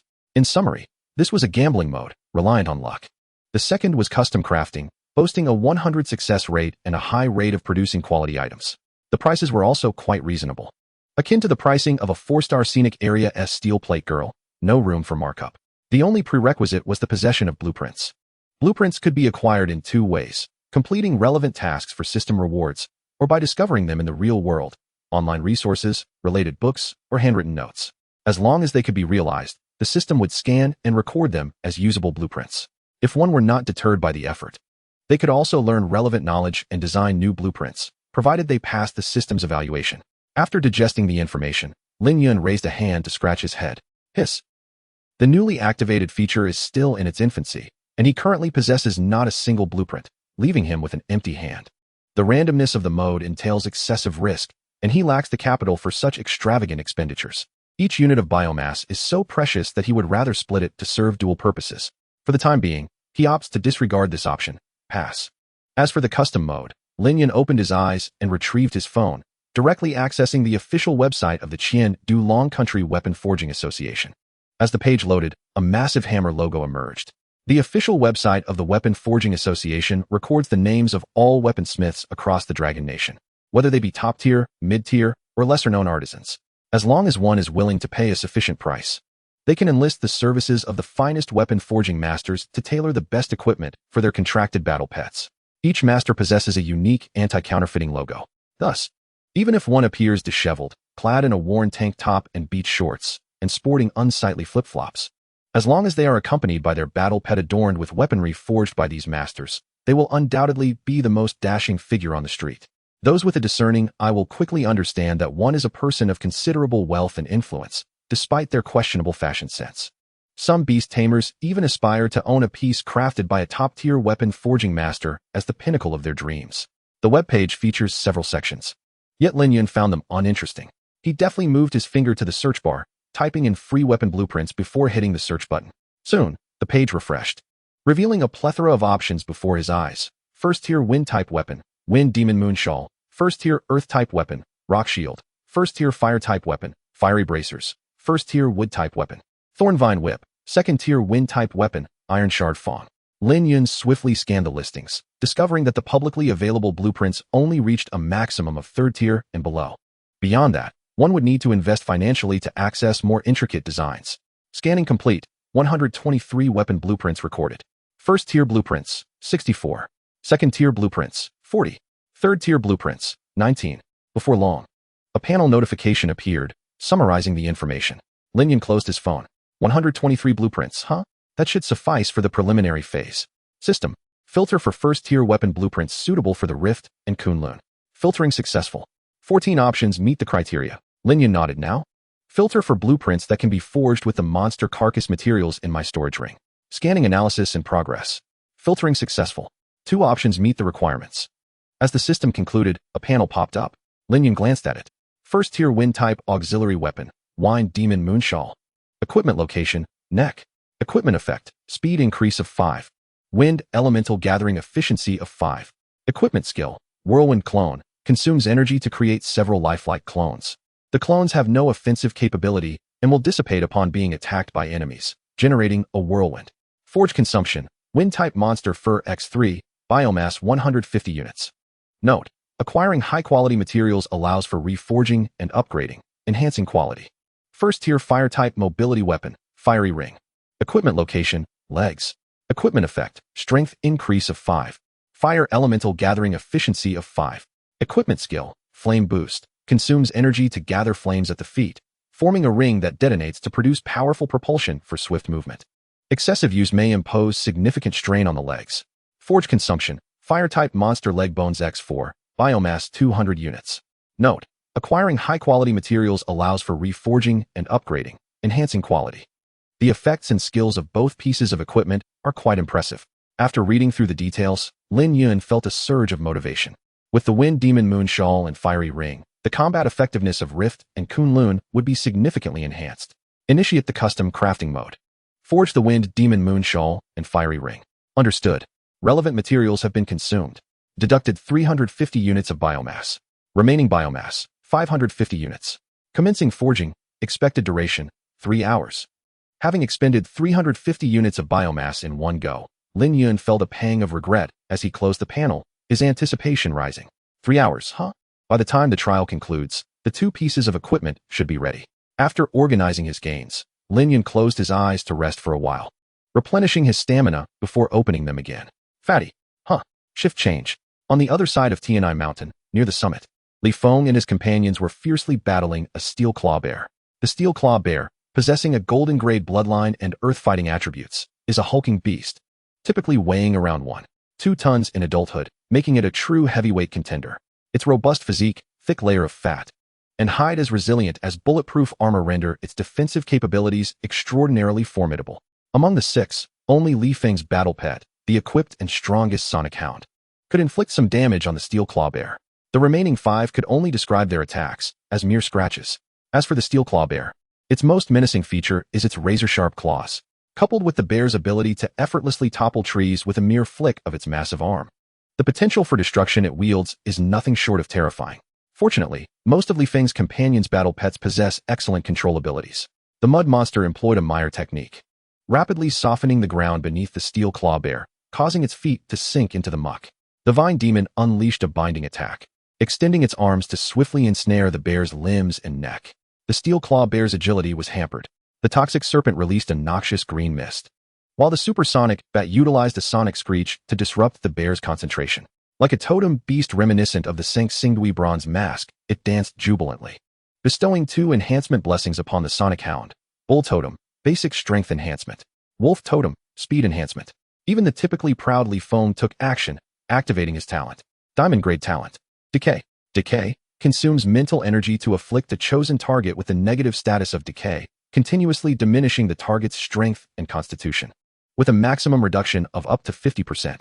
United in purpose, the 6 individuals and their pets rendered the steel claw bear momentarily immobile, allowing them to unleash a relentless barrage of attacks from the sonic hound. Just as Li Feng and his companions began to feel hopeful, the situation took a dramatic turn. Roar! Another steel claw bear charged out from the cave, roaring fiercely. This is a female bear, its size only slightly smaller than that of a male, yet its imposing presence remains formidable. It is the companion of the steel-clawed bear. The female bear opens its gaping maw, charging forth like a heavy tank, exuding an aura that suggests it longs to devour them whole. The 6 individuals, upon witnessing this, are visibly shaken, their pupils constricting and their bodies trembling. No way. My friends, another one is coming? What kind of outrageous matchmaking system is this? Are they treating us like mere neon lights? Chapter 36. The Evolutionary Path of the Engineer Beetle. Lin Yun's patrol was rather effortless. After several minutes had elapsed without the appearance of any beast, The fierce battle he engaged in with the shadow leopard had deterred nearby beasts from approaching this area. The adage when gods fight, mortals suffer holds equally true in the realm of beasts. The clash of powerful creatures generates enough residual energy to effortlessly obliterate lower-tier beasts. Those who entertain the notion of seizing an opportunity may find themselves facing a dead end. While the enormous Jin was meditating to restore his mental strength, Lin Yun swiftly began planning his next steps. He silently intoned, "System, I wish to enhance the engineer beetle. The primary focus of enhancement will be on defense and survival capabilities. Please provide me with several recommended options from the gene repository." Throughout their journey, the gene repository had accumulated a considerable number of genetic factors. Black iron, silver, gold, and even diamond-grade genetic factors were included. It would be a waste to leave such resources unused. Lin Yun's intention was simple. After today's trial concludes, there would be several days before the school would announce rankings and distribute rewards. This time must be utilized to the fullest to enhance his strength. He planned to first collect a truckload of dead eggs from the luck-cum gambling venue to complete the main quest of gathering 100 beast genetic factors and obtain the reward of the water cloud potion. The following day, he would seek out a low-tier secret realm for further exploration. Currently, while Quan's strength had notably increased, Lin Yun remained stagnant, and he needed to catch up. The secret realm, with its complex terrain and beast infestations, posed significant dangers. A momentary lapse in attention could easily summon a horde of beasts for a relentless assault. Thus, the role of the engineer beetle as a scout became increasingly critical. These diminutive creatures possessed exceedingly low combat capabilities. Should they encounter equally adept beasts, it was likely that they would be eliminated before even relaying any information. Therefore, enhancing their abilities was indeed necessary, at the very least. Their defense and survival capabilities needed to be bolstered. Understood, the gene repository is currently analyzing. Analysis complete. There are 3 optimized transformation proposals. Soon, 3 three-dimensional projections accompanied by detailed information were presented before Lin Yun. 1. Gem Beetle. Bloodline, silver grade. Attribute, bug light. Its exterior resembles a translucent obsidian, through which one can faintly glimpse its internal organs and veins. Its 6 serrated legs appear crystalline, devoid of antennae, and its eyes are minuscule. Its innate skill is flash, which can unleash a blinding light to incapacitate foes. When the gem beetle sustains fatal damage, it can self-detonate to harm enemies, or it can choose to self-destruct voluntarily. The explosion's power is equivalent to that of a defensive grenade. Additionally, the gem beetle holds substantial collectible value as a living gemstone. Manufacturing cost, 50 biomass units. Light condensation from the gem toad, gemstone body gene, clawblade enhancement gene, and self-detonation gene from the explosion fungus. 2. Coin beetle. Bloodline, silver grade. Attribute, bug steel poison. Its appearance resembles a flattened, round coin, with its carapace adorned with deceptive mimetic patterns. The edges of its carapace and its sharp legs are embellished with patches resembling green rust, while its slender legs are concealed beneath its body. The coin beetle excels in camouflage, able to remain breathless for several hours. Even beasts skilled in detection and perception find it difficult to notice its presence. Its innate skill is Iron Eater, which allows it to strengthen its defense by consuming metals and easily locate nearby hidden metals and ores through soil tasting. The coin beetle is toxic. Its blood and bodily fluids possess high corrosive potency, capable of easily eroding steel. Manufacturing cost, 50 biomass units. Iron Eater gene from the Iron Eater beast, breath-concealing gene from the red-headed tortoise, and strong acid gene from the poison-footed vulture. 3. Hercules beetle. Bloodline, gold grade. Attribute, bug combat flight. It resembles a large, long-horned beetle, possessing exceptionally long horns and a robust thorax. Its smooth carapace appears akin to a dark banana peel with spots, and it boasts a pair of bat-like, enormous wings of a faded yellow hue. The Hercules beetle exhibits extraordinary power and defense. Its serrated horns can easily crush steel, and a full-force charge can pierce through a massive cedar as thick as several human embraces. Its carapace's defensive capability is so high that even close-range shots from large-caliber firearms leave no trace of damage. While its detection ability is relatively weak, its frontline combat prowess is formidable. Its innate skill is double rebound, which allows it to return double the damage it receives to the same target. Manufacturing cost, 200 biomass units, exceptional strength enhancement, physical enhancement factor, and armor gene from the red-headed tortoise. After reviewing the information, Lin Yun felt a sense of clarity. In summary, the gem beetle is a valuable high-explosive device with built-in flash bombs. The coin beetle serves as an iron-eating radar with built-in aqua regia. The Hercules beetle combines speed and power with a dual functionality approach, trading reconnaissance capability for sheer combat strength. Which one should he choose? After a moment of contemplation, Lin Yun smiled with a sense of resolution. Only children make choices, adults take all. He had 550 units of biomass remaining. Just enough to transform 7 gem or coin beetles, alongside 1 Hercules beetle. However, all of this would have to wait until the trial concluded. For now, Lin Yun required the assistance of the engineer beetles for reconnaissance. Beep. Just then, a message from the insect network arrived. Target detected. Lin Yun paused for a moment, then broke into a grin, revealing his white teeth. A flash of crimson brilliance danced in his eyes, and a chilling smile graced his face. Found you. Sensory sharing, activate. Without hesitation, Lin Yun unleashed the power of the Eye of Domination. He felt as though he were aboard a superluminal transit train, with the scenery outside racing backward. The colors of the world before him faded, reducing all objects to mere black and white outlines. The lines surged forward at the speed of light. In the blink of an eye, the scenery before Lin Yun underwent a dramatic transformation. The new lair of the steel-clawed bear, at the cave's apex, revealed a black, stone-like engineer beetle lying quietly on the ground. It had retracted its antennae and legs, making no sound except for a faint breath. Within its compound eyes, a dim crimson light flickered. Lin Yun was observing the battle nearing its conclusion below through the eyes of engineer beetle number 2. The ground, marred with pits and claw marks, lay strewn with the dismembered carcasses of several beasts, and a large patch of earth was coated in a viscous black sludge. Upon the demise of the sludge creature, the remnants of its liquid form lay scattered, revealing a gruesome scene. A venomous serpent, severed by razor-sharp claws, was dismembered into pieces, strewn haphazardly across the ground. Despite Lin Yun's extraordinary keen eyesight, he was unable to locate its head. The bite marks on the carcass suggested that its skull had been bitten clean off. A splattered mass of putrid flesh and sauce clung to the cave's rocky walls, while a lone, partially intact gray wing indicated the presence of a supersonic bat. In addition, numerous segments of green vines lay scattered about, the remains of a vine demon. Such a hefty toll had been exacted for Li Feng's team to slay a steel-clawed bear. The lifeless bear lay on its back, its massive body marred by numerous wounds. Yet the most grievous injury was a gash across its throat, inflicted by some sharp object that had severed its windpipe. Now, only 2 humans and 2 beasts remained on the field, a grim-faced Li Feng and his sonic dog, alongside a pale-faced subordinate and his contracted battle pet, the totem creature. Opposing them was a steel-clawed bear, drenched in blood, its eyes aflame with rage. The other 4 subordinates were nowhere to be seen, likely having activated their safety bands and retreated early. Lin Yun observed this for a moment before severing the sensory link. A smile crept upon his lips, a glint of schadenfreude shimmering in his eyes. With 2 nearly level 20 steel-clawed bears, it was no wonder Li Feng's group had suffered such heavy losses. Renowned for their high attack and defense, 2 of these beasts together could intimidate even second-tier monsters. Wait a moment. Lin Yun's eyes lit up as a thought struck him. Could it be that the shadow leopard had originally been hiding in this very spot, only to be unfortunate enough to be discovered and driven out by the 2 steel-clawed bears? Thus, he and Peng Jin had encountered the shadow leopard.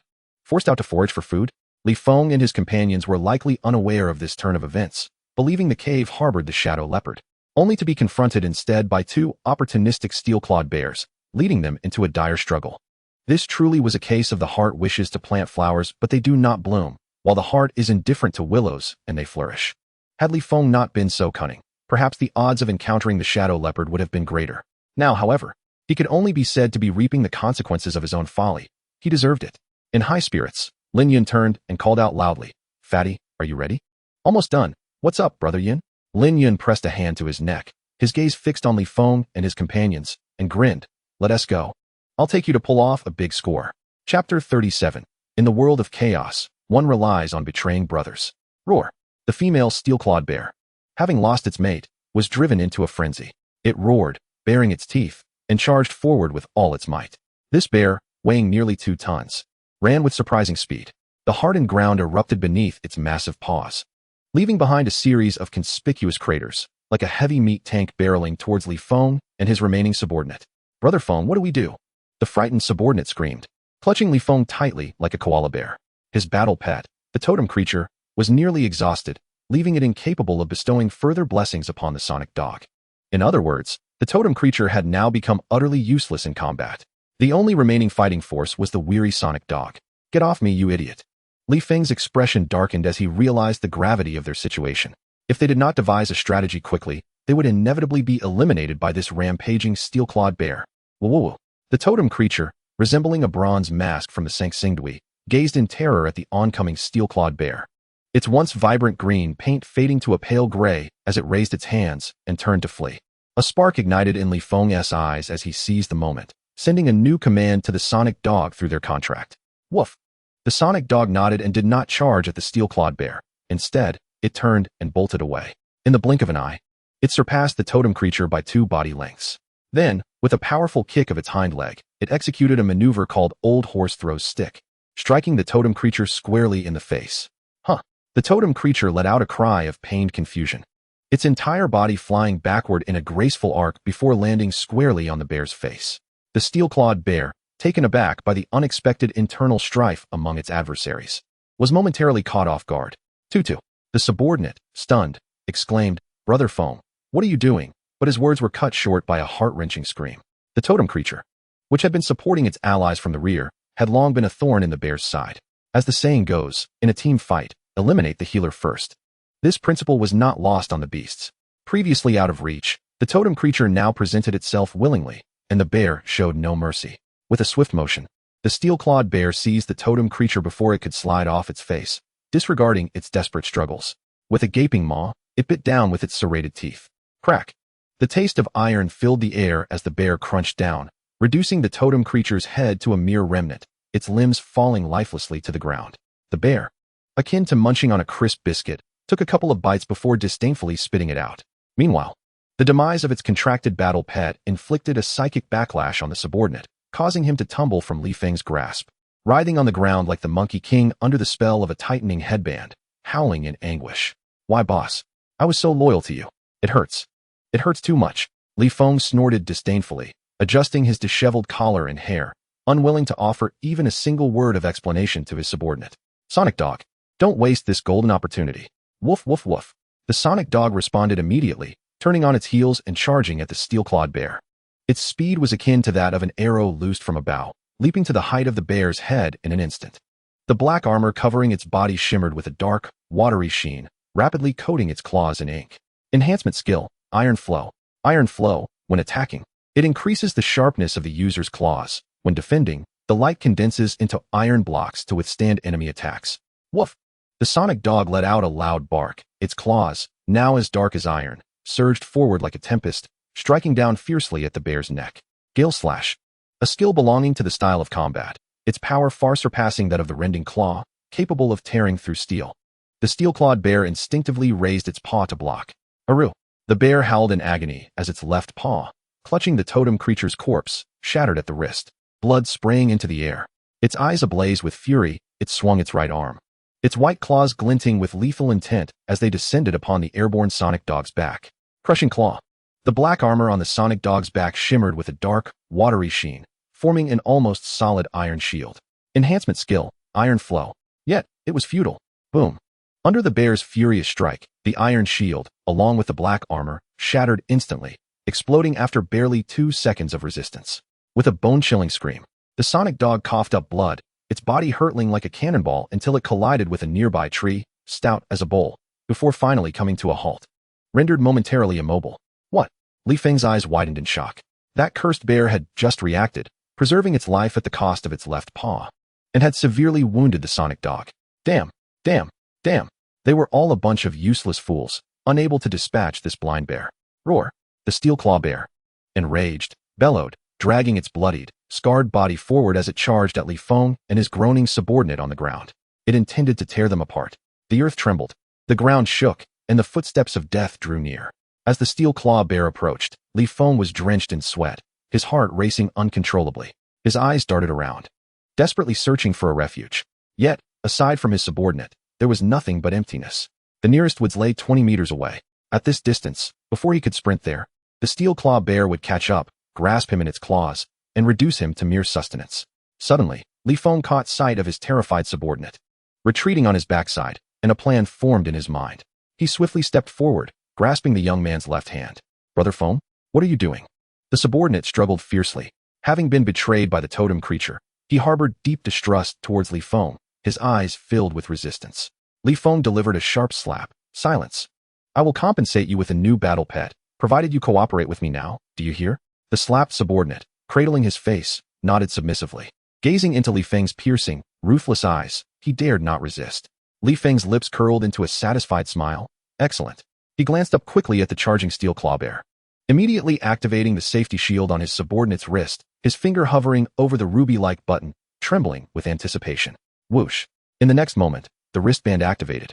A surge of potent energy coalescing into a semi-transparent, robust spherical shield, encasing the subordinate securely within. Boom. As the claws met the shield, a brilliant explosion of sparks erupted. The protective barrier remained unscathed, not a crack to be seen. In contrast, the steel claw bear's claws shattered upon impact. Chapter 38, A Heist. The severed claws shot forth like daggers, embedding themselves deeply into the surrounding ground and trees. Roar. The steel claw bear emitted a mournful cry, its massive body staggering backward before crashing to the ground like a toppled tower, continually issuing anguished roars. Li Feng rolled on the ground, steadying himself before breaking into a smile. It worked. Sonic Dog, get up quickly and finish it. Before Li Feng could finish his sentence, his peripheral vision caught a glimpse of a crescent-shaped flash of crimson. Whoosh.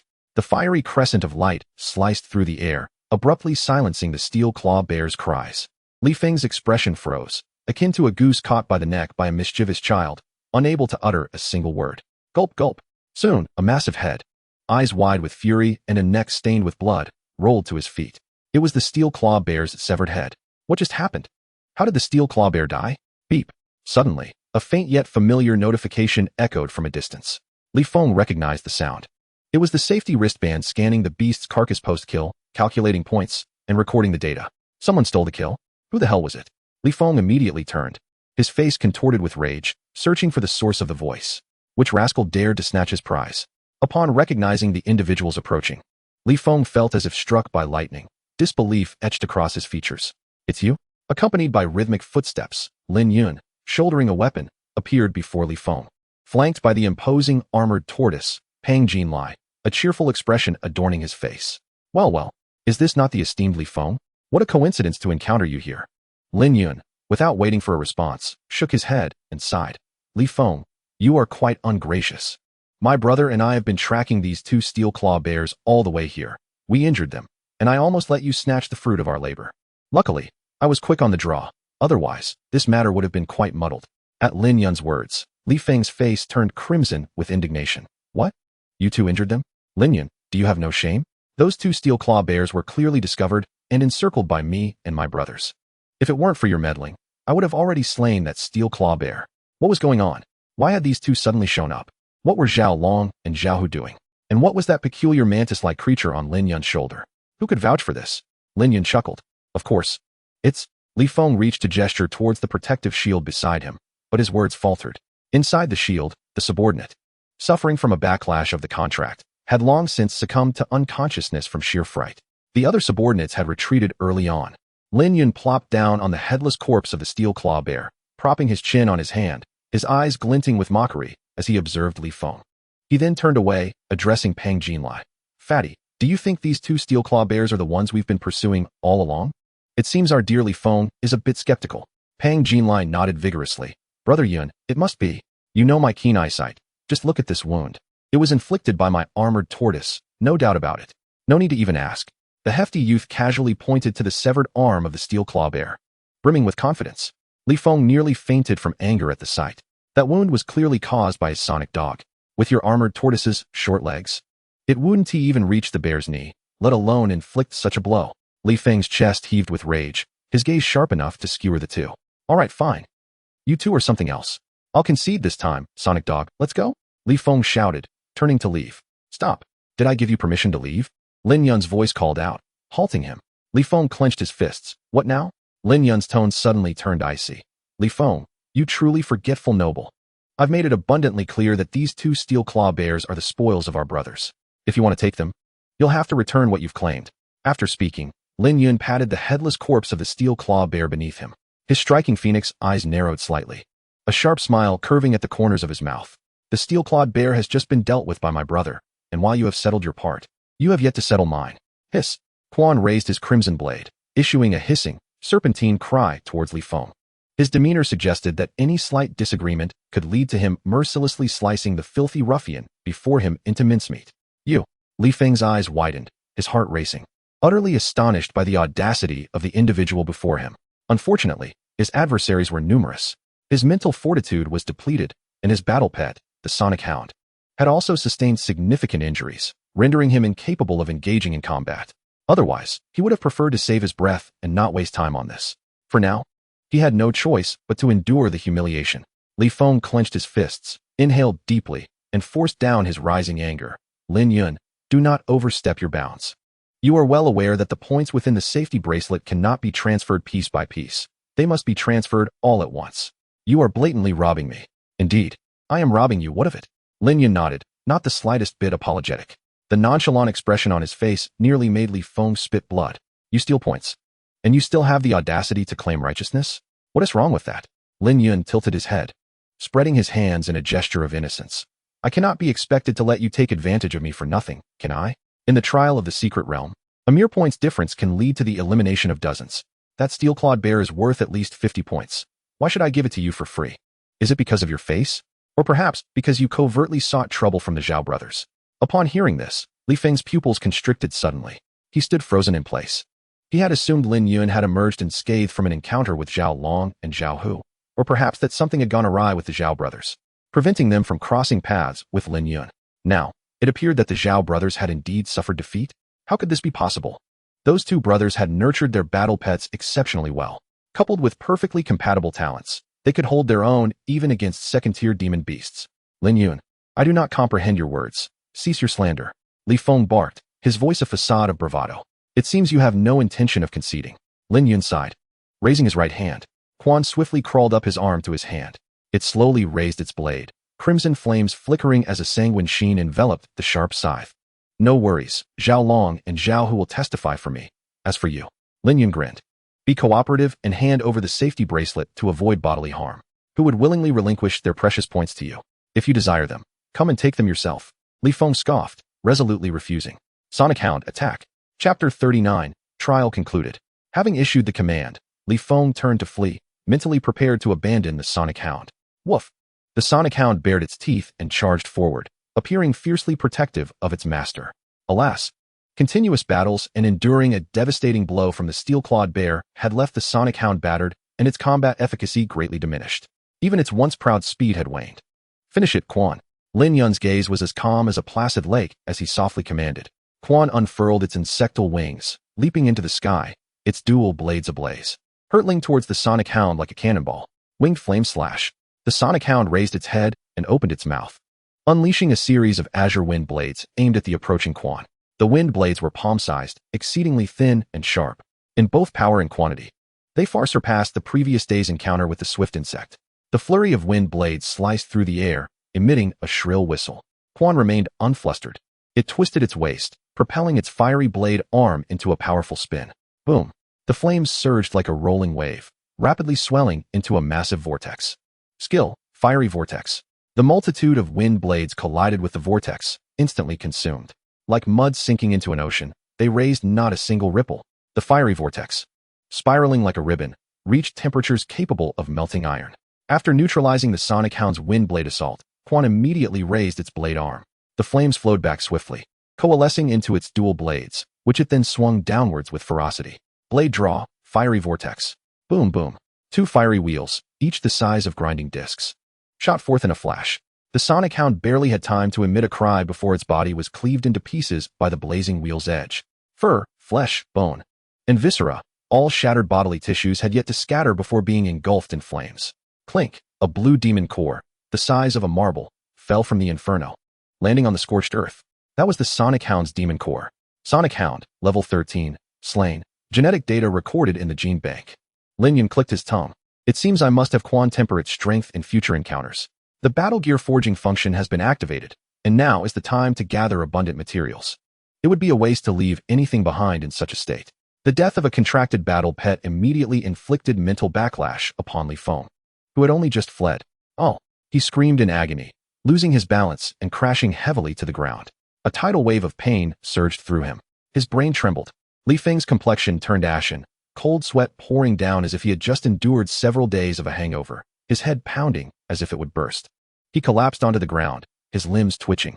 Yet, he trembled and extended his hand, attempting to activate the safety bracelet.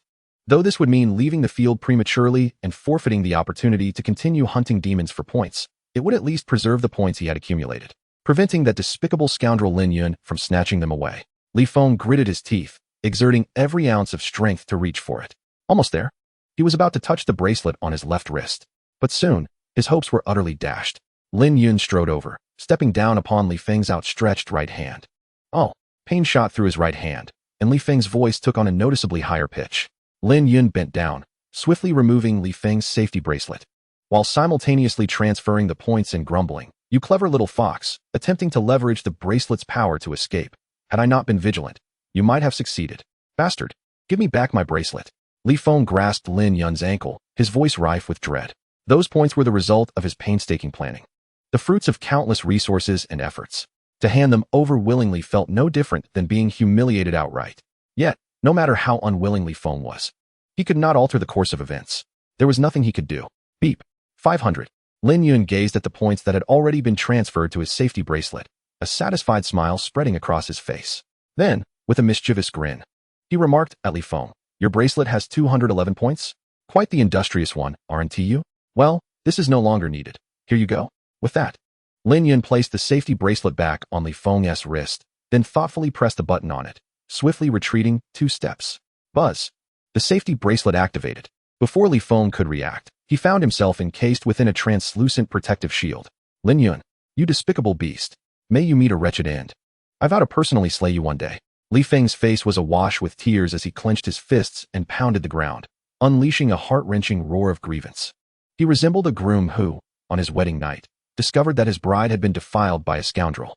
Lin Yun, unfazed by his lamentations, summoned the 8 worker beetles, which promptly gathered beneath the protective shield and swiftly excavated a sloped pathway leading down the mountain. Farewell. Lin Yun beamed, giving a gentle shove. In the next instant, the spherical energy shield rolled down the mountainside. Terror instantly filled Li Feng's face. With a shriek, he was swept down the mountain, ensconced within the protective sphere. Ah! What a melodious sound. Lin Yun's eyes sparkled with delight, a contented smile gracing his lips. The expression sent shivers down the spine of Pang Jinlai, who stood beside him. Brother Yun is truly terrifying. I must never provoke his wrath. Lin Yun called back the beetles, raising his hand to collect the remnants of the myriad beast corpses scattered across the ground into his storage ring. Though the sonic hound was reduced to naught but bones, the 2 steel-clawed bears provided ample materials to forge some formidable weaponry. Having completed his tasks, Lin Yun felt a profound sense of satisfaction. Let us depart, my rotund friend. Where to next, Brother Yun? Pang Jinlai inquired. Need you even ask? Of course, we shall seize the opportunity before time runs out to slay more beasts and accrue points. Very well. Time flowed like a river. The sun began its descent in the west. Throughout Tianai Mountain, the air was filled with the shouts of students and the roars of their combat pets clashing in battle. The number of beasts on Tianai Mountain was finite, particularly the powerful ones with high scores. Thus, as the trial entered its latter half, many students shifted their strategies from hunting beasts to preying upon one another. Lin Yun and Pang Jinlai encountered several groups along the way. Struggling to find beasts, they gladly seized the opportunity when others approached, eager to offer experience. What benevolent souls! Hours flew by in a blink. Soon, the clock struck 4. Just then, a colossal horn sounded from the foot of the mountain, reverberating throughout Tianai Mountain. All students still on the mountain noticed their safety wristbands suddenly emanate a crimson light. Promptly, a series of notifications scrolled across the ruby-like surface. Points have been locked. Please descend the mountain promptly. This signified that even if they continued to slay beasts or snatch wristbands from others, their scores would remain unchanged. Let us go? My plump companion. Lin Yun stepped upon the lifeless body of a black wolf, glancing at his wristband. 623. He was quite pleased with his score, which had far surpassed that of the previous year's top contender. Excellent. Pang Jinlai summoned his armored turtle and followed suit. Chapter 40. The Overprotective Gao Tian. At the shores of Ningyue Lake's secret realm, Su Qiangwei gazed at the vast expanse of lake water stained crimson with blood, her expression devoid of emotion. Her long black hair danced in the wind, flanked by 2 fox-like combat pets crouching beside her slender, straight legs. One was a fiery red, 3-tailed flame fox, its massive, fluffy tail swaying gracefully. The other was an ice blue fox, its fur embedded with sturdy, pristine diamond-like ice crystals.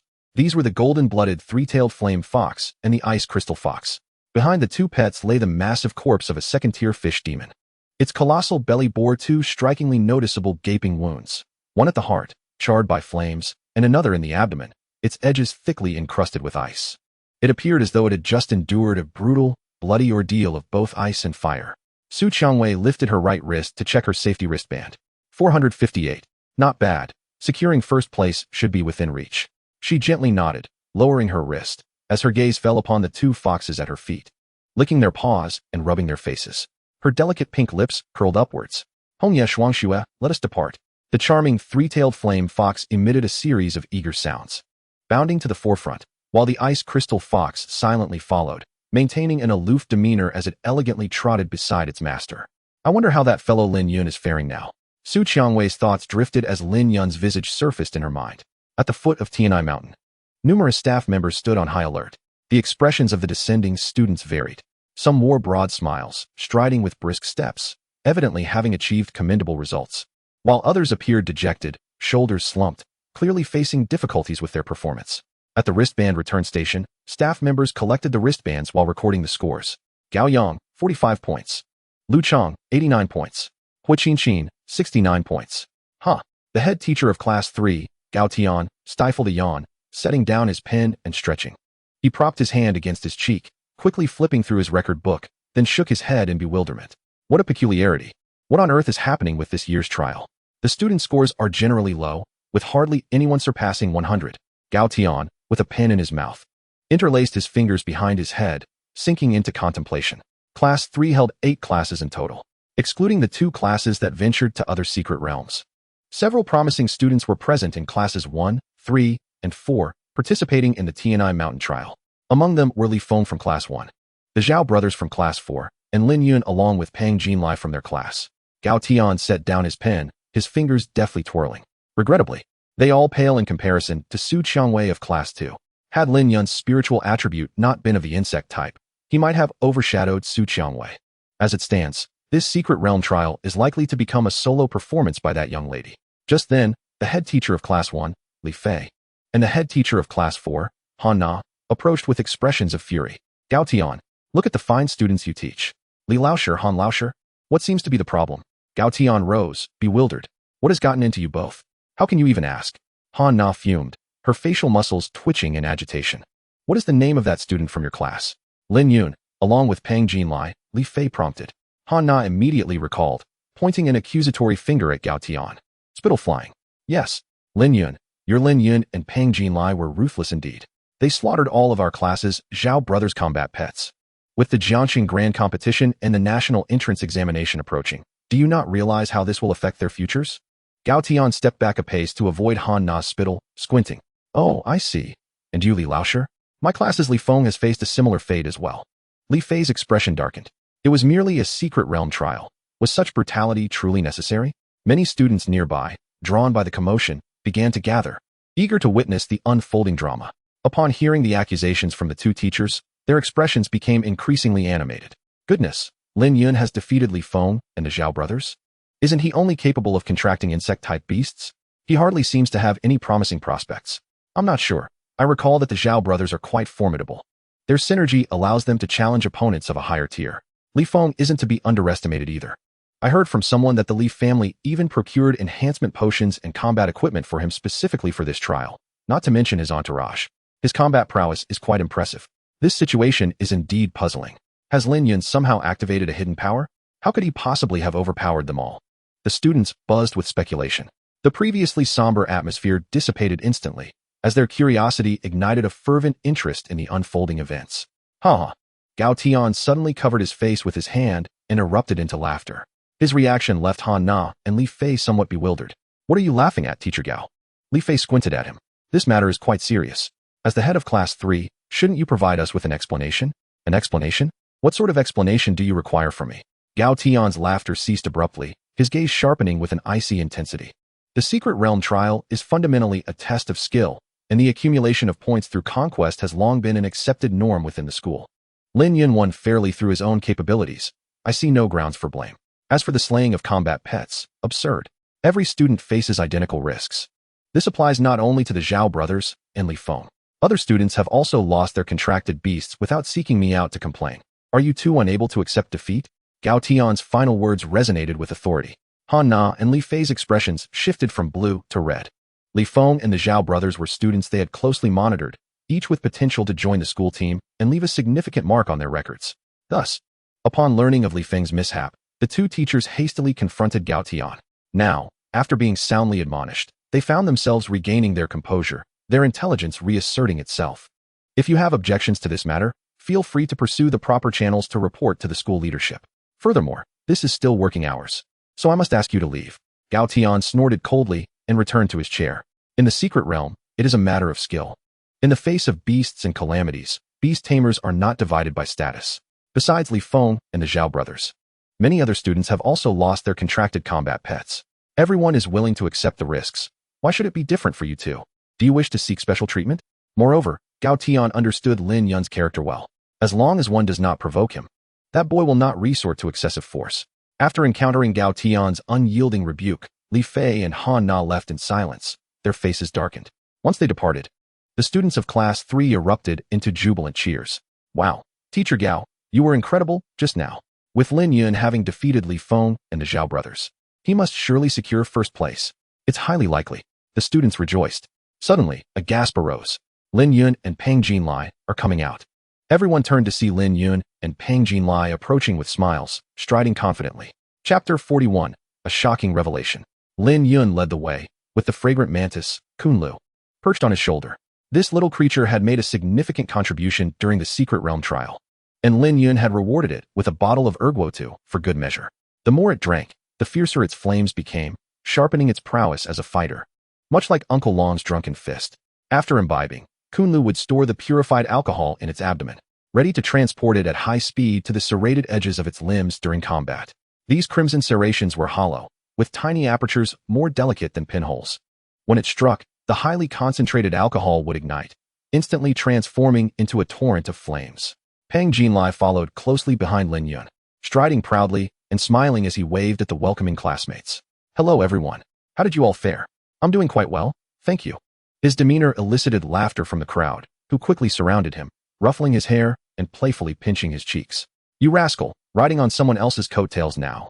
I heard you and Lin Yun took down Li Feng from Class 1 and the Zhao brothers from Class 4. Is that true? It's all thanks to Brother Yun. I merely tagged along to soak up some glory, haha. The group erupted into a cacophony of laughter. Lin Yun nimbly evaded Peng Jinlai, then removed the safety bracelet from his left wrist and placed it on Gao Tian's desk. Teacher Gao, I'm here to submit my results. Your second combat pet? Gao Tian smiled, gesturing to Kunlu on Lin Yun's shoulder. This mantis-like creature appears to have a commendable lineage. Indeed, Lin Yun nodded, gently stroking Kunlu's small head. I was fortunate to hatch it at the gambling site. It truly saved me during this trial. You have quite the luck, Gao Tian acknowledged, taking the safety bracelet. Now, let us see the results of your trial. As the surrounding students heard this, they immediately released Peng Jinlai and gathered around, craning their necks and widening their eyes. Gao Tian activated the protective shield with a gentle touch on the red gem button. Soon, the screen illuminated, revealing an astonishing score. 623. Gao Tian gaped at the displayed number, his eyes widening. 623 points? Unbelievable. As these words fell, the room erupted in commotion. Is that score real? Incredible. By the heavens. This is outrageous. How many beasts did he have to slay to achieve such a result? Brother Yun, your true identity is a super hacker, isn't it? I remember the previous trial's top scorer had just over 400 points, and you've surpassed him by 200. Amazing. Brother Yun, no, father. Take me along for the ride. The students of Class 3 chattered excitedly, their faces flushed with enthusiasm. Lin Yun's score undoubtedly set a historic precedent for the school. They were witnessing history firsthand. Gao Tian, too, was left speechless, as if struck by lightning, and it took him a moment to regain his composure. Lin Yun, how on earth did you accomplish this? The handsome youth furrowed his brow, contemplating for a moment before responding earnestly. Strength and a stroke of luck? Gao Tian inquired. Was it you who killed the second-tier shadow leopard in the mountains? Lin Yun nodded. I happened upon it and took it down. Upon hearing this, the others stared at him with incredulous expressions. Is this even human language? That was a second-tier beast. Most of the senior class are still apprentice beast tamers, with their contracted combat pets generally below level 10. Forget about encountering a second-tier beast. Even a slightly stronger first-tier beast would send them fleeing for their lives. And even then, they might not escape without activating their safety bracelets. Yet, Lin Yun astonishingly vanquished a second-tier monster? What a magnificent feat. Gao Tian felt a slight numbness in his facial muscles, truly deserving of his sun god-level talent. His ability to slay foes beyond his rank is indeed formidable. By the way, what transpired with Li Feng and the Zhao brothers, Zhao Long and Zhao Hu? Just moments ago, their homeroom teacher approached me in a frenzy, claiming that you had annihilated all their battle pets. Before Lin Yun could utter a word, Pang Jinlai parted the crowd and hurriedly interjected. This was entirely their own doing. We were engaged in a legitimate hunt when Zhao Long and Zhao Hu suddenly dispatched their battle pets to assault us. We merely acted in self-defense. Lin Yun nodded and added, the Zhao brothers were summoned by that stingy Li Feng, hence we executed a minor counterattack. Gao Tian chuckled, no matter. As long as it does not contravene school regulations, I will shoulder any issues that arise. Lin Yun raised his hand in approval, exclaiming, Teacher Gao, you are truly formidable. After which, he stepped aside to allow Pang Jinlai to record the scores. As the results were announced, a wave of astonishment swept through the room. Gao Tian laughed in relief, shaking his head. No wonder the other scores are so low. It turns out the bulk of the points are concentrated in your two hands. This mystery is now solved. Pang Jinlai grinned widely, a look of pride on his face. As a slacker, one must seek to align with the strongest. Clearly, in the entire senior class, none possess a more robust ally than Brother Yun. After a while, all the scores for Class 3 were duly recorded. Gao Tian organized the scorebook and safety wristbands, sealing them away in a storage ring. Let us go. Time to head home. On the journey back, all the students appeared fatigued, slumped in their seats. The orange-hued sunset streamed through the clear windows, illuminating each face. Some students had already dozed off, their heads resting against one another. Gao Tian refrained from using the megaphone, instead conveying a few brief words. The results of the Secret Realm trial would be announced in 2 days. A ceremony would follow, and all students must be present.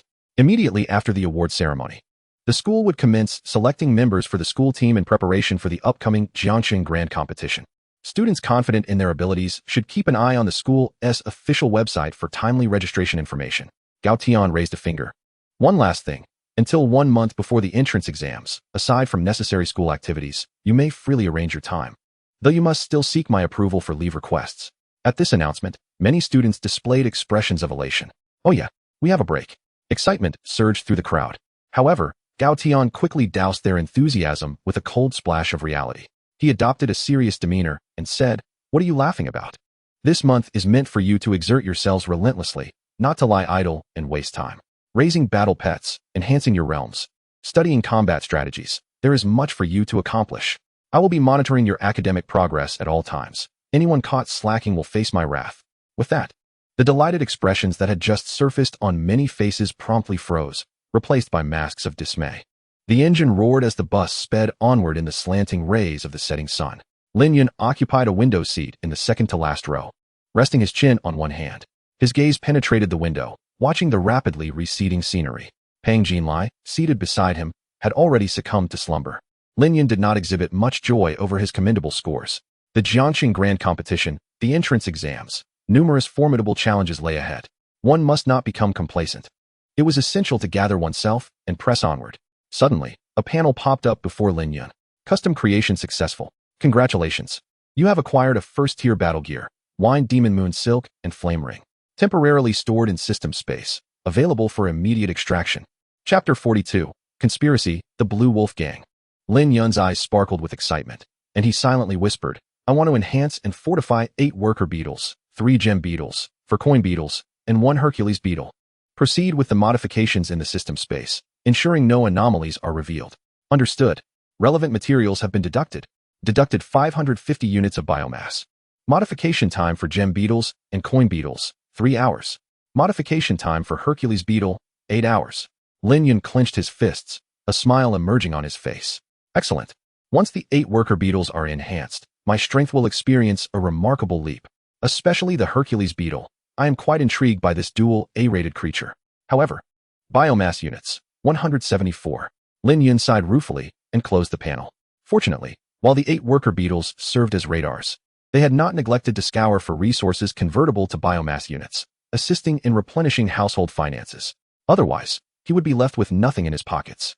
Lin Yun's consciousness delved into the storage ring, which was overflowing with various monster remains and dozens of vividly colored, translucent monster cores. Among them, the most striking was a second-tier dark-type core obtained from the Shadow Leopard. Its size and total energy far exceeded that of first-tier cores, standing out prominently. Thankfully, this time the haul was substantial, alleviating some financial strain. Yet, it remains insufficient. To avoid delaying my training progress, I should procure another batch of monster cores. As Lin Yun retracted his mental energy, preparing to rest momentarily, his phone vibrated in his pocket. He pulled it out to see a name flashing on the screen. Boss Gene from Good Fortune Gaming. Lin Yun glanced around, then promptly ended the call, sending a text instead. Boss Gene, I am currently unable to take calls. Is everything ready? Ding. Indeed, young Master Lin. I have instructed my staff, Zhang Jin, to load the goods. Just provide the address and time, and I will have him deliver it to you right away. Lin Yun pondered for a moment before typing his response. The time remains the same, 6 p.m., for the address. Have Zhang Jin deliver it to 54 Wudong Street, Tianshui District. I will arrive punctually. That location was an abandoned factory, seldom frequented, making it ideal for clandestine meetings and resolving minor troubles. Uncle had mentioned apprehending individuals there a few times in the past, which left a lasting impression on Lin Yun. Ding. Understood. Looking forward to our collaboration. At Good Fortune Gaming Den, Boss Gene chuckled heartily as he closed his phone and called out to the warehouse outside. Xiaozhang, head to 54 Wudong Street, Tianshui District. Promptly. Don't be late. Outside the warehouse, a somewhat aged white delivery van had been waiting for quite some time. Staff member Zhang Jin stuffed the last box of goods into the back, dusting off his gloves before securely closing the door. All right, he called out, promptly removing his gloves and stowing them in his pocket. He then rounded to the front of the vehicle, swiftly opening the door and taking his seat behind the wheel. 54 Wudong Street, Tianshui District? Zhang Jin squinted, pulling up the map on his phone. Huh, what an abandoned factory. Well, it conveniently facilitates his plans. Zhang Jin turned the key in the ignition, starting the vehicle, gripping the steering wheel as he drove out of the gambling den's warehouse area, swiftly merging onto the bustling thoroughfare. En route, Zhang Jin opened his phone and retrieved a name from his notes, Master Yang of the Green Wolf Gang. His finger hovered hesitantly above the name, and he swallowed hard. Once he pressed it, there would be no turning back. Was he truly going to do this? Yet, as the weight of his ever-mounting debts flooded his mind, his resolve hardened. Click. The call was in progress. Beep, beep, beep. Zhang Jin's forehead glistened with sweat as he listened to the ringing tone, his heart pounding violently, as if it were about to leap from his chest. Soon, the call connected. A slightly hoarse, deep male voice emerged. Hello? Master Yang, it's me, Zhang Jin. Oh, it's young Zhang. I was just telling the brothers that if you didn't repay, I'd come looking for you myself. Have you managed to gather the money? No. 800,000 is just too much. I can't possibly come up with that amount right now. Damn it. Why are you calling if you have no money? Am I merely a source of amusement for you? Zhang Jin, let me make this clear. That 800,000 is something you must repay, even if you have to sell everything you own. Otherwise, prepare to lose some body parts. On the other end, Master Yang's voice erupted with fury, akin to a ravenous lion poised to attack. Zhang Jin was so startled, he nearly dropped his phone, his blood feeling as though it were freezing in his veins. Gritting his teeth, he ventured, Master Yang, please calm down. I may not have the money, but I know someone who does. A fat sheep, you say? Exactly. Zhang Jin hastily divulged the details about Lin Yun. Master Yang, this kid definitely has a fair amount of cash, not just 800,000, but even 8 million could be within reach. Yang's voice turned brusque. Zhang Jin, do you take me for a fool? A kid who casually tosses around tens of thousands in a gambling den is likely some rich heir with a solid family background. If you're looking for trouble, don't drag me down with you. Zhang Jin quickly defended himself. I'm telling the truth, Master Yang. I've done my homework. This kid's parents passed away long ago, and he's living with relatives. The money he has is from government compensation. Besides, he's not particularly talented. It seems he can only contract insect-type creatures. Yang burst into laughter. Insect-type? Ha ha ha. I never thought such a hapless soul existed. All right, Zhang Jin. You better not be lying to me, or I'll personally chop you up to feed the dogs. Zhang Jin shook his head vigorously. I wouldn't dare to deceive you. Yang replied with a grunt. It better be that way. Otherwise, you know my methods. Provide me with the address and time, and I'll send 2 brothers over shortly. If they handle it well, your debt will be wiped clean. Zhang Jin felt elated. Great. Just wait for my good news. The two exchanged a few more words before hanging up. In Jiangcheng, Jining District. At the Mu Yun KTV and Massage Center, in a VIP room on the 3rd floor, Yang Jigang hung up the phone. Beside him, a long-haired man, clad only in a towel, set down his cigar, exhaling a thick plume of smoke. 3 young women, dressed minimally, quietly attended to him, massaging his shoulders and legs. Yang Zi, we have a job. Yes, Long Gu. A golden sheep, Yang Jigang replied respectfully. A golden sheep refers to a young man with money, but lacking a strong background. The long-haired man casually remarked. I just heard you say this golden sheep is insect type? Yang Jigang nodded. Indeed. The The long-haired man took another puff from his cigar, pausing in silence before saying, "Send Xiao Dao and Hao Zi for this job. Over there is just in need of such a golden sheep." Upon hearing this, Yang Jigang's gaze sharpened with surprise. However, he said nothing, obediently acknowledging the order before leaving the room to make arrangements. Dao Gu and Hao Yi were both second-tier beast masters, often operating together with seamless coordination. When they went all out, they could even contend with third-tier beast masters, making them valuable assets within the gang. The fact that Long Gu had dispatched both of them indicated that, over there, was applying significant pressure. The bus arrived at the entrance of the Beastmaster First High School. The trial had concluded. Lao Gao promptly announced the disbandment, instructing everyone to report their safety in the class group once they returned home. A cheer erupted as the group dispersed like scattered birds. Peng Jinlai waved to Lin Yun to bid farewell. "Yun Gu, I'm off. I'll give you a surprise tomorrow." Lin Yun raised an eyebrow. "What surprise?" Peng Jinlai chuckled. "A surprise is called a surprise because it's a secret. You'll find out tomorrow." Lin Yun laughed at his mysterious demeanor. "All right. I'll look forward to it. Goodbye." After parting with Peng Jinlai, Lin Yun turned to seek out his homeroom teacher, Gao Tian, to request 2 days off. After completing these arrangements, he left the school and hailed a taxi. "Where to, handsome?" Lin Yun fastened his seatbelt and replied quickly. "Tinshui District, number 54 Wudong Street." "Isn't that an abandoned factory?" Upon noticing Lin Yun's silence, the driver understood immediately, chuckling to mask his awkwardness as he started the vehicle. "Please hold on. We'll be there shortly." Chapter 43, Unmasking, Scheming. At 6 o'clock in the evening, the orange sun sank deep into the clouds on the western horizon, resembling a shimmering fried egg or molten gold. The temperature began to gradually drop, no longer scorching like at noon. Lin Yun paid the fare and exited the vehicle, waving goodbye to the driver. He had arrived at his destination, Tianshui District, Wudong Street number 54. The street was devoid of pedestrians, lined instead with old, dilapidated buildings stacked together like a grid. 20 meters away, a massive, abandoned factory constructed of red bricks and iron sheeting lay quietly sprawled, its entrance flanked by overgrown weeds littered with dust-covered plastic debris. The rusted gate had been pushed open, revealing half of an aging white cargo van parked haphazardly inside.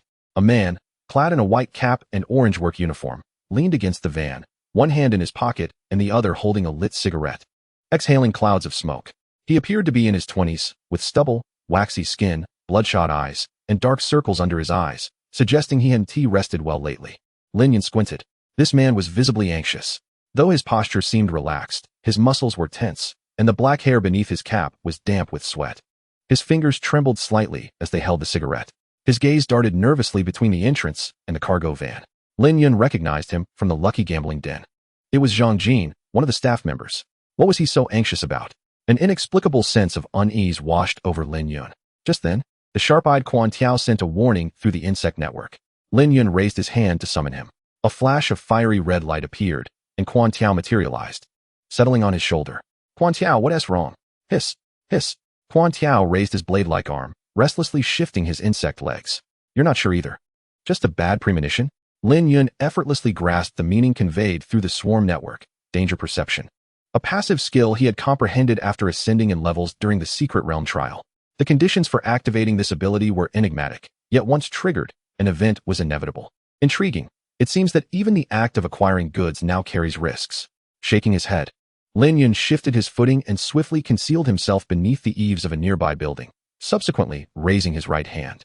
"Create 2 engineer beetles." "Understood." 10 units of biomass have been deducted. Remaining biomass, 164 units. In no time, 2 dark orbs of shadow surged forth. Crack, crack, following 2 sharp and vigorous chirps. The dark spheres dissipated, revealing 2 palm-sized, flat, black beetles. Though lacking in combat prowess, these diminutive creatures were undoubtedly adept at reconnaissance. Lin Yun would not approach recklessly without first ascertaining the situation. After all, it was merely 5:55 p.m., leaving him with 5 minutes until the appointed hour of 6. "Go," he commanded softly. The 2 engineer beetles promptly scuttled forward on their 6 insect legs, swiftly approaching the interior of the abandoned factory. They moved stealthily along the shadows of the buildings and plants, their ability to navigate underground granting them remarkable agility, enabling them to effortlessly scale the 3-meter-high red brick wall and slip unnoticed into the blind spot of Zhang Jin's line of sight. Before long, information returned. There were 3 individuals within the entire abandoned factory. Lin Yun widened his eyes in astonishment. 3 individuals? Outside the vehicle, only Zhang Jin was present. This indicated that two others were clandestinely hiding in the compartment containing the discarded battle pet eggs. The situation grew increasingly suspicious. Lin Yun retrieved his phone and sent a text to the owner of the Lucky Gamble Egg House, Jean Mantang. Jean, how many people did you send for this delivery? Just Zhang Jean. Why? Young Master Lin, has this rascal caused trouble? Only one. It appeared that Boss Jean was unaware of the situation. Of course, he could be lying, but the likelihood seemed minimal. Their business dealings were easily traceable. Should anything happen to him, the first person to be implicated would be Boss Jean. Lin Yun quickly analyzed the situation. This meant that Zhang Jean had conspired with those two individuals against him. But what could their motive be? He had only met Zhang Jean once, with no prior interactions or grievances. Why would Zhang Jean target him? After pondering for a moment, Lin Yun responded with a message. Nothing much, just a bit curious. By the way, Boss Jean, is Zhang Jean experiencing any financial troubles lately? After a brief pause, a reply came through.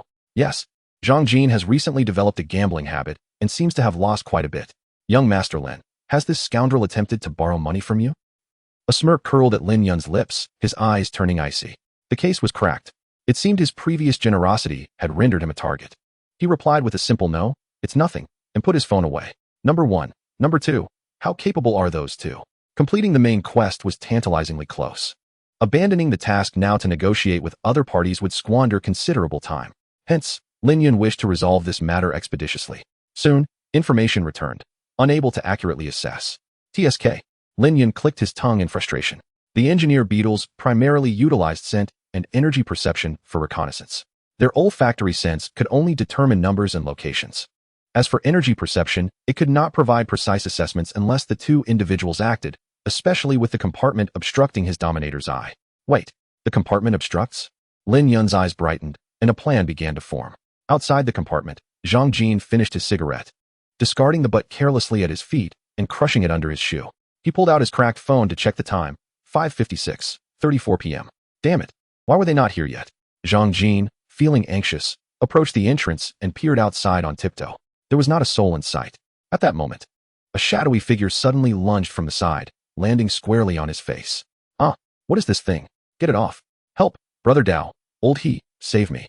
There's a beast. Zhang Jean fell to the ground, panic-stricken, as he flailed to remove the creature clinging to his face. However, it clung like a stubborn gum, painfully tearing at his skin with each desperate tug. Bang! The compartment door was forcefully pushed open. Then, a creature the size of a calf leaped down. Its fur a slate gray, its limbs sturdy and powerful. The azure wolf charged toward Zhang Jean in an instant, lowering its head to effortlessly crush the shadowy figure. Creak! The carapace shattered, and the foul-smelling insect blood splattered all over Zhang Jin's face. The azure wolf disdainfully spat out the insect carcass and pawed at its face. It was merely a lowly bug. Why are you so frightened, Zhang Jin? A rugged man with a prominent scar on his face jumped down from the compartment. The azure wolf eagerly approached him, nudging its head against the scarred man's calloused hand. Soon after, another short man wearing a black leather jacket emerged from the compartment. He had a shifty demeanor, donned sunglasses, and sported a pair of platform shoes. Old he spoke coldly. Zhang Jin, the time is drawing near. Why haven't the others arrived? Zhang Jin scrambled to his feet, hastily pulling out a tissue to wipe his face, nervously replying, Gentlemen, I'm not quite sure. Perhaps I should call the boss to ask? The scarred man firmly patted Zhang Jin's shoulder, commanding, Go. Remember, whatever means you employ today, you must lure that kid over here. Otherwise, say goodbye to your kidneys. Yes, I will get it done. Zhang Jin, drenched in cold sweat, quickly fished out his phone, just as a familiar voice rang out from the entrance. No need to go through all that trouble. I've come myself. Zhang Jin abruptly looked up to see a familiar figure slowly approaching from 20 meters away outside the door. It was a tall, black-haired youth with striking features. Yet, his eyes glimmered with an unsettling red light. Who else could it be but Lin Yun? Chapter 44, The Battle Beneath the Setting Sun. The factory gates, rusted and stained with dark red, stood wide open. The dust-laden road shimmered in the orange glow, casting a golden hue. The swirling dust sparkled in the light. The youth, hands in pockets, ambled toward the enormous, sun-like orb on the horizon, his features obscured by shadow, while the crimson-hued alien insect on his shoulder brandished its flaming scythe. The alien insect remained still, its flames trailing behind the youth's strides like ocean waves. Its magnificent eyes sparkled with a gemstone-like allure under the gaze of the onlookers. A smirk curled upon Lin Yun's lips, his expression betraying not a hint of fear. He has obtained the desired intelligence at the cost of a soldier beetle. By manipulating the soldier beetle to attack Zhang Jin, he lured out the two individuals hiding within the carriage. Without the carriage's concealment, the Eye of Domination could immediately spring into action. Alias, Scarface. Realm, 2nd rank, 7-star Beastmaster. Talent, Scythe Weasel, Golden Grade. Battle Pets, Wind Wolf, Silver Bloodline, level 27. Minotaur Warrior, Golden, level 25. Iron Spine Worm, Silver, level 26. Skills, Inspire, Iron Flow, Swift. Alias, Ratface. Realm, 2nd rank, 8-star Beastmaster. Talent, Invisibility, Golden Grade. Battle Pets, Wind Wolf, Silver Bloodline, level 28. Blood-Eyed Frenzy Rat, Golden, level 25. Cannon Beetle, Silver, level 26. Skills, Swift, Iron Flow, Pain Removal. The panel reveals all. These are 2 seasoned 2nd rank high-star Beastmasters with rich combat experience.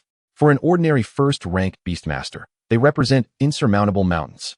Yet for Lin Yun, it can only be described as somewhat troublesome, especially considering the 2 insect-type battle pets in their possession. Zhang Jin, upon witnessing the scene, momentarily froze. Then hastily pointed at Lin Yun, twisting to shout at the 2 beside him. Brother Scar, Uncle Rat, it's him, it's this little brat.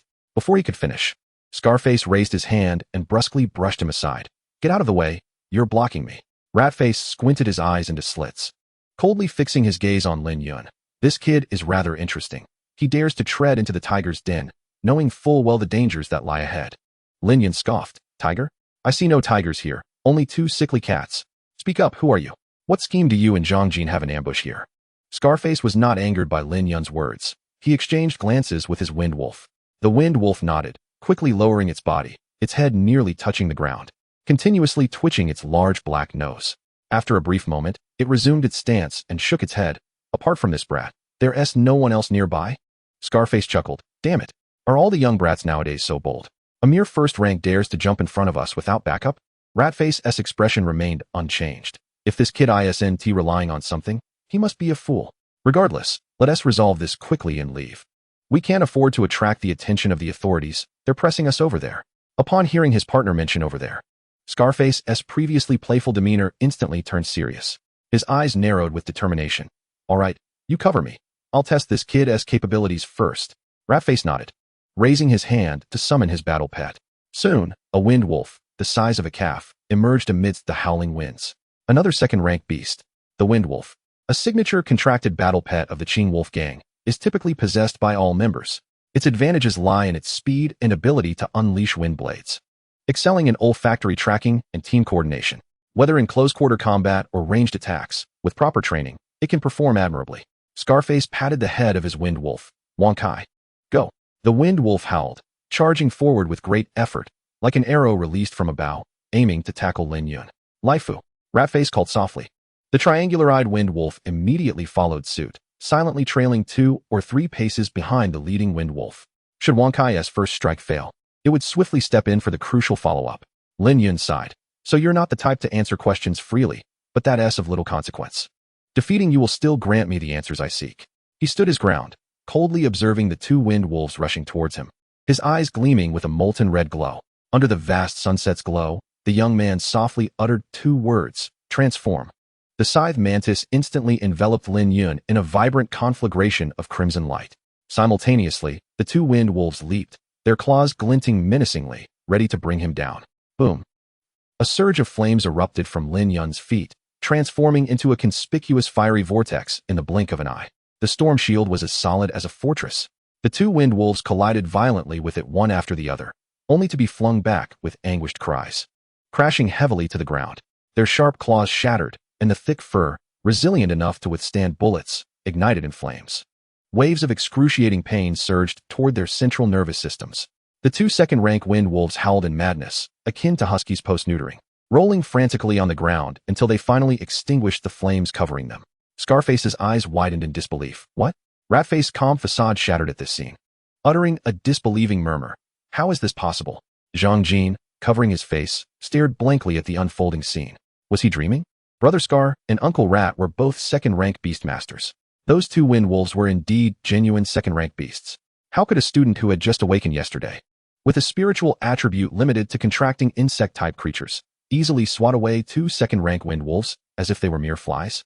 As the fiery storm dissipated, Lin Yun's true form was revealed. A towering warrior clad in a blend of white and red insect armor, standing over 2 meters tall. His robust muscles pushed the surface of the armor outward, vivid crimson flames stretching from his feet to his chest and shoulders, while 2 crimson folding bone blades extended from his wrists. The white faceplate bore a pair of large, pale purple gem-like insect eyes that gazed coldly at Zhang Jin. Terrified, Zhang Jin felt as if his very soul had shattered. What kind of monster is this? Both Brother Scar and Uncle Rat displayed similar shock, as it was their first encounter with such a spectacle. Lin Yun clenched his fists, the crimson bone blades unfolding with a chilling metallic sound, their serrated edges glimmering ominously as a surging power, far greater than during the trial in the secret realm, coursed through him. His level now stood at 36. Let the second round begin. With those words, his figure vanished from sight, the ground beneath him erupting explosively. Reappearing, Lin Yun had already advanced in front of the 2 wind wolves, his crimson long blade raised high, ready to strike down. Not good. Ratface's eyes widened, swiftly raising his hand to activate his talent ability. Golden grade talent. Invisibility. Invisibility consumes mental energy to bestow multiple targets with a blessing, rendering them invisible in the enemy's line of sight. In the next moment, the 2 wind wolves seemingly donned an invisible cloak, vanishing from sight. Seizing the opportunity, they hurriedly split apart, fleeing to the sides. Any ordinary beastmaster would typically falter momentarily upon losing their target, allowing the 2 wind wolves a chance to regroup. However, this tactic was ineffective against Lin Yun. The massive pale purple eyes on the insect armor's faceplate were instantly veiled in crimson. The eye of domination. Such trivial tricks dare to challenge me? Lin Yun's voice turned frigid as the crimson wrist blades erupted with violent flames, twisting his body to deliver a devastating slash. Boom. Under the vast expanse of the setting sun, a colossal ring of fiery blades suddenly manifested around the towering armored warrior. The sword light was swift, and the flames surged like a tumultuous sea, cascading outward in all directions. With a swift draw, the fiery vortex was cleaved. In the next instant, 2 wolf heads soared skyward, accompanied by a fountain of scalding blood. Bang! Bang! 2 headless wolf carcasses emerged from their stealth, crashing to the ground with a thunderous thud. Chapter 45. Convergence of Wind and Fire, Dual Fusion. Slain Wind Wolf level 28, Slain Wind Wolf level 27. Wind Wolf genes have been recorded in the gene bank. Your contracted battle pets level has risen to 17. A notification panel popped up. Lin Yun paid it no mind, stepping upon a headless wolf's corpse, his arms gently shaking. The blood from the crimson bone blade was instantly shaken off, staining the ground with crescent-shaped lines of red. Stealth? A laughable trick. Do you fancy yourself a god like a Beto, or a void creature like Glyza? As long as one does not transcend into nothingness, my blade, with the aid of the Eye of Domination, is destined to strike true. Lin Yun raised his right arm's bone blade, pointing it menacingly at the scar-faced man and the rat. Shall we have a proper discussion now? With the 2 wind wolves fallen, both Brother Knife and the rat were immediately struck by mental backlash. Their expressions turned pale as they clutched their heads, emitting muffled groans of suppressed pain. Yet, true veterans of countless battles, they managed to steady their minds, even in the face of their pet's demise. Only Zhang Jin, gazing at the imposing armored warrior drenched in wolf blood, was so frightened by the murderous aura that he fainted on the spot. Monster, monster, get the hell away. Brother Knife glared in disdain, delivering a sharp kick to Zhang Jin. He then rubbed his swollen, aching temples, his tone grave. Damn it, Zhang, you fool. You didn't investigate properly. The intel was wrong. This little brat is a tough nut to crack. The rat quickly produced a vial of blue potion, downing half in one go. Upon finishing, his complexion noticeably improved, and he offered the remaining potion to Brother Knife. Gritting his teeth, the rat exclaimed, "Damn. My innate ability is ineffective against him. That kid seems able to see through stealth." This is a mental relief potion, effective at alleviating the negative effects of contract backlash. But it comes at a steep price. Beast tamers who frequently risk their lives always carry a couple of these as backups. After Brother Knife finished the remaining potion, he shattered the vial, his eyes glinting with ferocity. Let us not hold back. We must give it our all to avoid a disastrous defeat. With that, he summoned his remaining 2 battle pets. With a resounding roar, a towering bull-headed warrior adorned in iron armor appeared, wielding a single-headed axe. Its face was contorted in rage, and the nostrils flared, exhaling visible white steam. It bore an intimidating stance that seemed to declare, "Whoever provokes me shall face death." Bull-headed warrior, golden bloodline, level 25. Rustling sounds echoed as a grayish light manifested, transforming into a massive centipede-like creature over a meter long.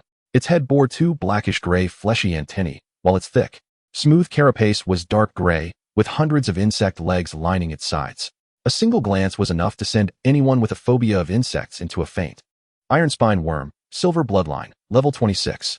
The Iron Spine Worm immediately crawled up the scar-faced man's pant leg, halting at his spine, its body extending to envelop his entire right arm. Buzzing, the serrated legs of the Iron Spine Worm vibrated violently, emitting a terrifying sound akin to an electric saw.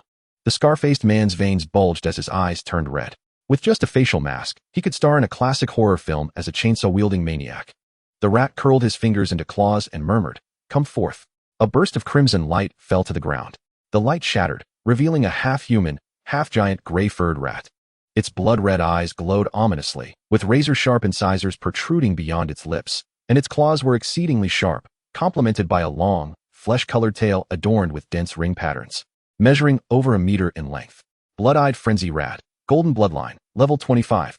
Another orb of ghostly green light descended. Soon, a massive insect the size of a half-wheel crawled into view.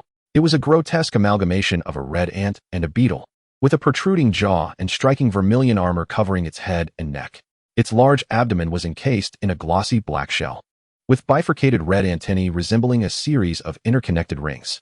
Cannon Beetle, Silver Bloodline, level 26. The two men and their four pets lined up, an aura of impending doom enveloping them. Seeing this, Lin Yun sighed. It appears negotiation is futile. I shall have to get serious. He was inherently kind-hearted, akin to Ultraman Gauss. Only in the absence of a viable resolution would he raise his hand and unleash his fiery transformation upon the adversary. With a swift motion, Lin Yun folded his arms, then raised his hand to summon, "Come forth, Riftwing." Deep blue electricity flickered, swiftly transforming into a deep blue locust-like creature. Swiftwind Locust, Golden Bloodline. Level 9. With a flutter, Riftwing landed in the palm of the armored warrior, brimming with determination. Beneath the mask, Lin Yun grinned. Dual Fusion, activate. Riftwing instantly transformed into a spiraling blue orb of light. Lin Yun clenched his paw, shattering the orb, unleashing a multitude of flowing deep blue light bands like a tempest. A fierce wind arose, enveloping the fiery warrior entirely. Boom! A pale purple flame storm swept outward, causing indiscriminate destruction. The ground cracked, bricks flew, and wild grass ignited. Even the rusted iron gates at the factory entrance were blasted open, signaling their retirement. Brother Scarface and the rat shielded their faces, bracing against the onslaught of scorching heat. Aside from the Iron Spine Worm clinging to Scarface, the other three battle pets were blown about, issuing discordant, threatening shrieks. At the epicenter, the towering armored warrior was enveloped in a nearly tangible purple flame, rendering its form indistinguishable. Only a vague humanoid silhouette remained visible. As the flames gradually dissipated, Lin Yun's new form emerged. He was a towering warrior clad entirely in thick purple-silver insect armor. The large insect eyes, resembling gems, dominated the purple faceplate, while the silver chest and abdominal armor accentuated distinctly defined muscle lines. His shoulders bore a pair of curved blades akin to mantis arms, and the outer sides of his wrists and calves were adorned with shark fin-like bone blades. The ferocity of flames, the swiftness of the winds, and the ancient ferocity of the insect race at this moment. These three elements flawlessly fused, coalescing into a warrior that seemed to hail from an alien world. The terrifying aura radiated from him, eclipsing even the most formidable of beasts. Brother Scarface lowered his hands, gazing in shock before he could contain himself, cursing loudly. Damn it. This wretched thing has a second phase? A soul-floating boss? The audacity of it all, a top-tier third-grade beast? Surely, it is more than that. Upon finishing his words, the expression on the rat's face turned ghastly. Just a glance at Lin Yun sent his heart racing and his body covered in goosebumps. A hint of uncertainty flickered in the rat's eyes. Can we win? The scarred face sneered. At this critical juncture, you dare utter such nonsense? We've faced third-grade beasts before. And besides, his words faltered as he gazed at the imposing insectoid warrior in the center of the street, illuminated by the grand sunset, his eyes betraying an uncontrollable fervor. The scarred face grinned widely. No need to search for more prey. This one before us is the epitome of perfection. Once we relay this information back, even if all our battle pets fall, they will reward us handsomely with promotions. The rat was momentarily taken aback, but soon the doubt in his eyes vanished, replaced by a maniacal grin. You're right. Let us test this lad's mettle and gather more detailed intelligence. Together. In the next instant, both raised their hands, emitting streams of milky white and iron gray light from their palms. Beast Taming Skill, Inspiration. Inspiration eliminates the fear of battle pets and boosts morale. Beast Taming Skill, Iron Flow. Iron Flow coats the surface of battle pets with a layer of iron-gray luminescence, enhancing both offense and defense. Empowered by the dual beast taming skills, the 4 second-grade battle pets, initially intimidated by Lin Yun's presence, immediately regained their composure and courage. The scarred face's gaze was resolute. Charge. The rat raised his arm. Charge. In the next moment, 3 second-grade battle pets roared and surged towards Lin Yun. Chapter 46. Overwhelming Domination. Hey, how exuberant. Lin Yun chuckled at the scene. He had yet to acclimatize to the newfound power bestowed by the dual fusion. Unlike a singular fusion, under the dual fusion, the new form harmoniously combined the merits of both Shattering Void and the Arcane Blade. The swiftness of the wind and the ferocity of fire melded together. Moreover, Lin Yun could wield the full arsenal of skills from both entities. Although Shattering Void's level was somewhat lower, the overall enhancement on his panel only reached level 39. Nonetheless, the compatibility between the wind and fire attributes was exceptional. Fire thrived on the wind's strength, and the wind amplified the flames. The sensation was wondrous. The two disparate elemental forces, which were supposed to be distinctly separate, much like the red and black armies perfectly divided on a chessboard, now flawlessly fused into one under their own volition, becoming an inseparable entity. The wills of the Arcane Blade and Shattering Void resembled 2 glowing strands of algae existing within Lin Yun's mind, transmitting their thoughts like the gentle ripples of water, swiftly and clearly conveyed to him. Before he could savor the experience, the enemy charged forth. Leading the charge was the bullhead warrior, gripping a long-handled battle axe tightly, rushing forward with great speed. Skill, charge, accelerates in a straight line, increasing speed gradually and enhancing the next normal attack. Get lost. Bullhead, I am a pure love warrior. Lin Yun grinned beneath his mask, revealing a set of gleaming white teeth. With a swift motion, he raised his hands, firmly grasping the 2 curved blades embedded in his shoulder armor. Boom, boom, boom. The cannon walker adjusted its body, quickly elevating its massive tail. Encased in a jet black shell, and aimed its exhaust port at Lin Yun's position, promptly launching 3 projectiles emitting swirling green gas. Skill, poison gas shell. The cannon walker's corpulent abdomen functioned like a cannon's barrel, capable of launching excrement amalgamated into projectiles with various effects, packing quite a punch. Squeak. The blood-eyed frenzied mouse screeched twice, swiftly catching up to the bullhead warrior, shielding it with its body. Its claws glimmered with bloodlust, poised to strike at any moment. A mop dipped in filth. Is this Lu Bu reincarnated? Lin Yun observed the rapidly approaching poison gas shells, chuckling. What a simple yet revolting method of attack. Setting aside the obviously noxious green gas, the very notion of fecal projectiles was enough to induce physiological discomfort. For those beast tamers with cleanliness obsessions, this tactic was indeed devastating. Ignoring the bullhead warrior barreling towards him, Lin Yun tightened his grip on the dual blades, aligning their hilts together. At the junction, a flash of violet flame flickered momentarily. In an instant, the dual blades transformed into a peculiar weapon resembling a 2-blade propeller. Lin Yun gripped the hilt tightly and executed a half circle with his right foot. His entire right arm stretched back, muscles taut like steel cables, before he hurled the weapon skyward with immense force. Go! The dual blades spun violently, unleashing a torrent of violent purple flames from their serrated edges. Boom! In the sky, a colossal purple flame wheel streaked across, obliterating the 3 incoming poison gas shells in an instant. At this moment, the bullhead warrior had charged right up to Lin Yun.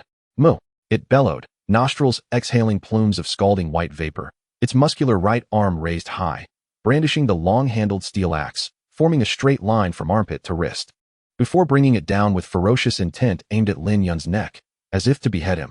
As the axe descended, a swirling glow of red and black emanated from the blade. The red glow signified the skill bull's might, greatly enhancing the battle pet's strength.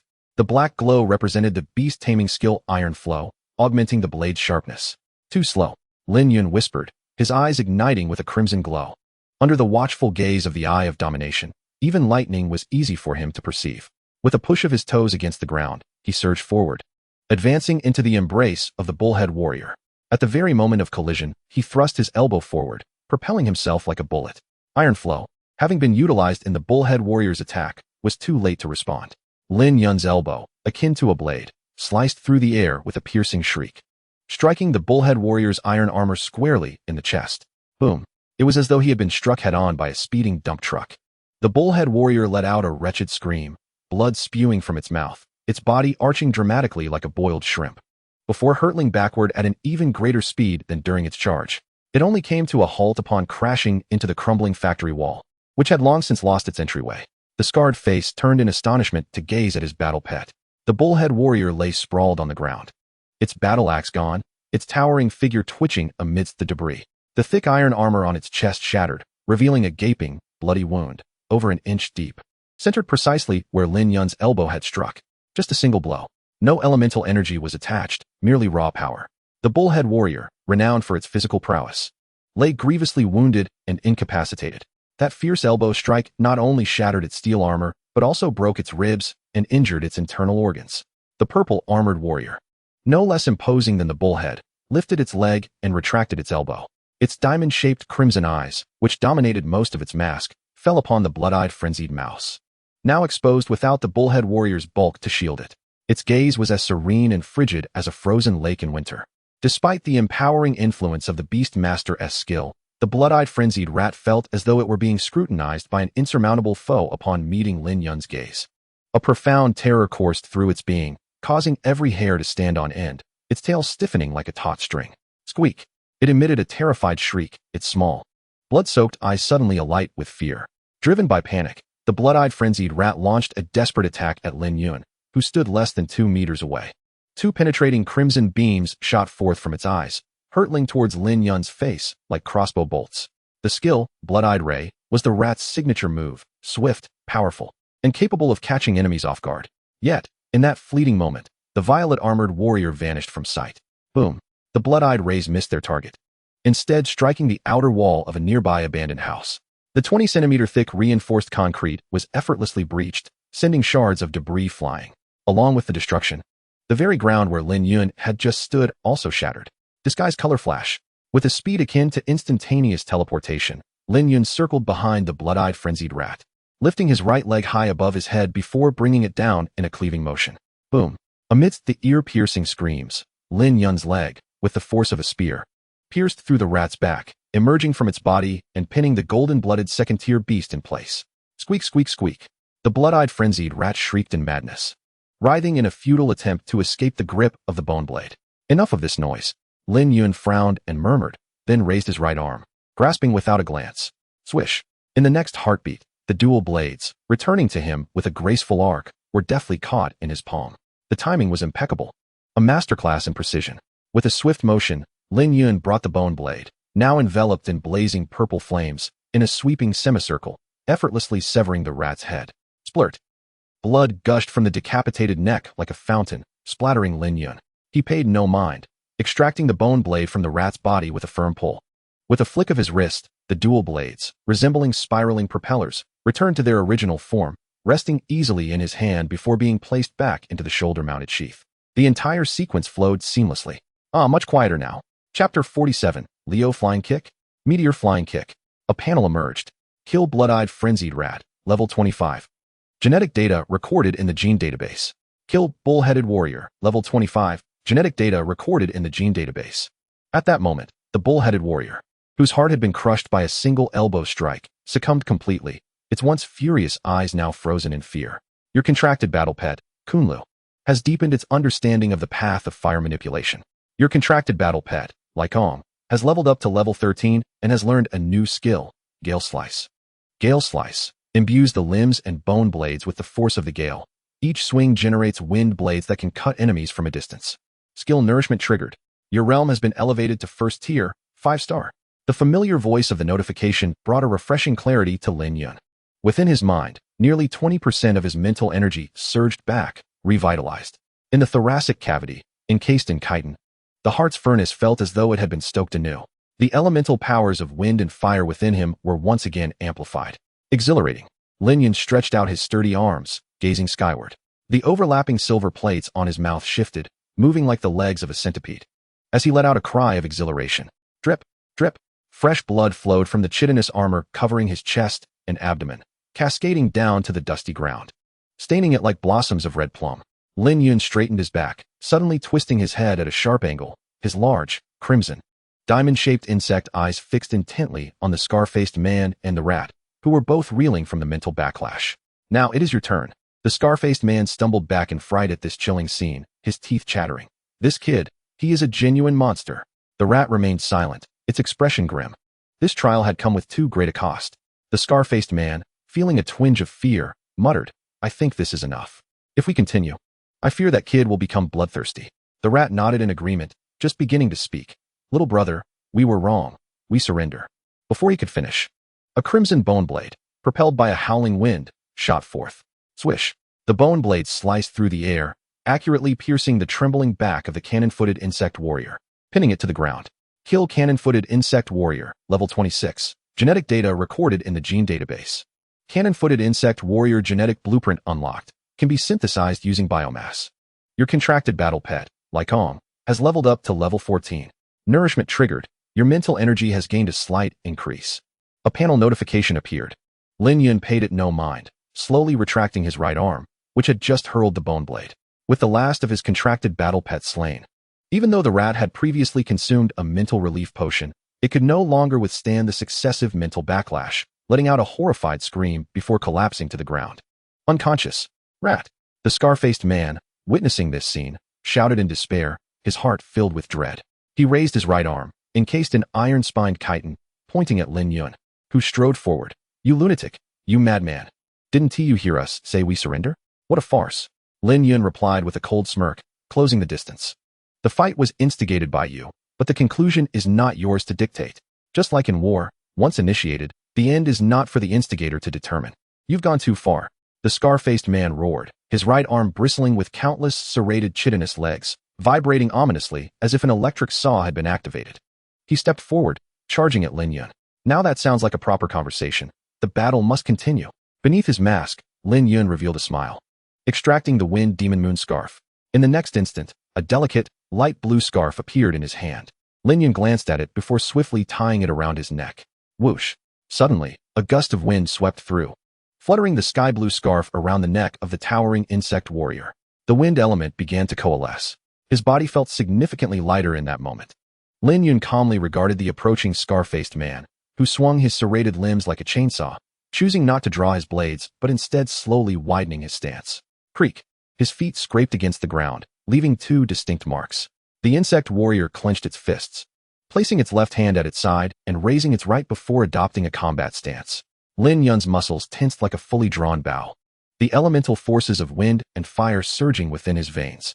Wind fuels fire, and fire rides the winds. "Die, you filthy brat." The scar-faced man halted his charge just meters from Lin Yun, lifting his right arm and roaring as he launched the trembling, serrated limbs of the iron-spined chitin forward with furious force. Zzz. The body of the iron-spine worm elongated in midair like dough, swiftly stretching several meters before crashing down upon Lin Yun's chest like a steel saw. Naive. Lin Yun smirked, his toes pushing off the ground as he propelled himself upward, his form momentarily blurring and distorting. In a flash, the iron spine worm's chainsaw-like body struck nothing but a rapidly dissipating afterimage. The scarred face stumbled, thrown off balance by the inertia of its swing, and upon steadying itself and looking up, its pupils dilated in an instant. 6 identical purple-armored warriors surrounded him like a ring of twins, indistinguishable from one another by mere appearance. Shadow clone technique. The scarred face quickly grasped the situation, its expression tightening, revealing a glint of ferocity in its eyes. Desperation. Beast mastery technique. Speed. Beast mastery technique. Iron flow. The iron spine worm that coiled around the entire right arm of the scarred face suddenly shimmered with a haze of gray and blue light. "Die, all of you!" The scarred face bellowed defiantly, planting its feet firmly on the ground, twisting its waist with all its might, launching its grotesque, elongated right arm wrapped in the iron spine worm. The wild pose resembled a ghoul wielding its lethal weapon from Tokyo Ghoul. Thousands of serrated worm appendages of the iron spine worm vibrated violently, sweeping in a furious arc far quicker and more violently than before. One after another, the clones were severed in half. Yet the scarred face felt no visceral sensation of blood and flesh being torn apart. What was happening? Boom, boom, boom, boom, boom. In an instant, 5 clones disintegrated, transforming into 5 swirling gusts of wind. The wind demon moon silk battle gear skill, whirlwind clone. Whoosh, whoosh, whoosh. The chaotic winds surged towards the scarred face, jostling its body in a drunken sway, rendering it unable to maintain footing. "Hey, look here." Suddenly, a familiar voice resonated from above. The scarred face strained to lift its gaze, its dark brown pupils widening in terror as its heart raced. Beneath the thick clouds tinged orange by the setting sun, the warrior clad in insect armor, who had just vanished from sight, soared into the sky like a great rock, its towering form eclipsing the light and casting a heavy shadow downwards. That shadow enveloped the scarred face entirely, though it was early summer. With temperatures high and the air thick with warmth, the scarred face felt as though it had plunged into an icy abyss, its blood seemingly freezing. It felt as if a heavy breath of foul air was trapped within its chest, making it labor to breathe. All sounds vanished at that moment. The atmosphere became oppressively silent. Its already throbbing head, battered by mental backlash and the repeated use of beast mastery techniques that had drained much of its mental energy, now spun in dizziness. Its vision was solely consumed by the deep purple figures soaring through the sky, like the world's most elite gymnast or a nimble hummingbird. Lin Yun's tall form twisted in midair, completing several rotations before extending his razor-straight right leg, plummeting like a meteor. Lin Yun's roar reverberated like thunder. Radiant purple flames erupting from beneath his feet. Enchanted flame, meteor kick. Chapter 48. You celebrate too soon. The looming shadow above transformed into a quagmire of death, intent on drowning the scarred face within. The scarred face screamed in terror, desperately hurling its right arm skyward. The iron spine worm's form swelled and tightened, morphing into a high-frequency vibrating chainsaw, sword several meters long, swinging down forcefully. The two collided violently, then swiftly exchanged places. Boom! The ground erupted, creating a half-meter deep crater, the surrounding earth cracking like a spider's web, while Lin Yun crouched at the bottom of the pit, his right leg bent. Before slowly rising without glancing back, the scarred face stood frozen, right arm raised high, its pupils reflecting the flash of violent flames that had just flickered by, its expression one of sheer horror. Moments later, it regained its senses, revealing a look of wild elation. I'm fine. That kid just kicked empty. The scarred face's expression shifted from terror to ecstasy, then contorted into a gruesome snarl as it turned to face the purple-armored warrior, dragging the heavy chainsaw sword to strike down. You celebrate too soon. Lin Yun's calm voice resonated, his right arm rising horizontally as he swiftly flicked his wrist. The hardened insect armor of his hand clashed, producing a crisp metallic sound, like a signal. Boom, boom, boom, boom. At that moment, the chainsaw sword formed from the iron spine worm's body suddenly erupted in a series of explosive bursts, akin to firecrackers ignited during the spring festival, sending blood and flesh flying in all directions. Iron spine worm, deceased. The scarred face shrieked in agony, its entire body convulsing as if electrocuted, with its right arm and back marked by charred traces as if seared by flames, soon foaming at the mouth before collapsing unconscious to the ground. Kill Iron Spine Worm, level 26. Gene recorded in the gene bank. Iron Spine Worm gene map unlocked. Can be manufactured using biomass. Your contracted battle pet, Kunlun, has leveled up to level 18. Your contracted battle pet, Lycong, has leveled up to level 16, gaining a new skill, Storm Fist. Storm Fist harnesses all wind elements into the right fist, delivering a penetrating and frenzied punch to enemies, capable of long-range attack. Nourishment triggered. Your realm has advanced to First Order 6 stars. A panel appeared, rapidly filling the screen with several lines of information. Impressive, Lycong. Truly worthy of A-grade growth potential. After a fierce battle, not only did the levels catch up, but two powerful new skills were also comprehended. Lin Yun rolled his neck, smiling as he dispelled the dual fusion. The insect armor on his body swiftly dissipated into red and blue light, and in an instant, it reformed into the shapes of Kunlun and Lycong. Hiss! The sharp knife cicada landed on Lin Yun's right shoulder, waving its large crimson blade arm, asserting its status as the main force. Sizzle! The gale's swift locust settled on Lin Yun's left shoulder, appearing quite exhilarated. After successive breakthroughs, its size had nearly doubled, its claws and blades growing sharper, and the deep blue insect armor seemed to shimmer with a lustrous glow, while its back wings had also become sturdier and broader. All right. Today you both are the great contributors. I'll treat you both to a feast tonight, Lin Yun said with a cheerful smile, then turned to approach the first to lose consciousness, Zhang Jin. He crouched down, patting the guy's cheek. Hey, wake up. Lin Yun struck Zhang Jin's face with enough force to redden it. Under this physical therapy, Zhang Jin quickly regained consciousness, but he dared not open his eyes. Brother Knife and Lord Hao had both fallen to this monster, their fates unknown. As the most detested guide, how could he expect to fare any better? Thus, Zhang Jin gritted his teeth in silence, resolutely refusing to open his eyes. Even as Lin Yun's slaps grew increasingly forceful, nearly turning his face into a pig's head, he remained unmoving. Lin Yun, possessing the eye of domination, saw through Zhang Jin's pretense with a mere glance at his subtle facial expressions. You can never wake someone who pretends to be asleep. Heh. Lin Yun chuckled. It turns out that when people are at a loss for words, they truly do smile. When an ordinary person encounters a formidable foe, they typically have two choices. One is resolute, the other is submissive. Yet Zhang Jin, caught between resolve and submission, chose the path of brazen defiance. Lin Yun, weary of idle chatter, issued a direct command. Are they still not awake? It seems the stimulation is insufficient. Kunluo, deliver a decisive blow to his manhood. Hiss. At your command. Kunluo trembled its insect wings and landed squarely on Zhang Jin's abdomen, then raised its crimson, serrated blade arm high. I thought it was merely an earthworm. Say farewell to your little brother. Ignite the flame blade technique. Activate. Boom. Kunluo's blade arm erupted with frenzied flames. The temperature surged instantaneously, and a torrential wave of heat surged forth. Zhang Jin could no longer remain seated. His face drained of color as fear gripped him. He hastily opened his eyes and shouted, I'm awake. I'm awake. Master Lin, spare the bird. Lin Yun snapped his fingers. Kunluo, retract. The flames receded, and Kunluo reluctantly withdrew its blade arm. Apart from battling beasts, it had yet to test its prowess on anything else.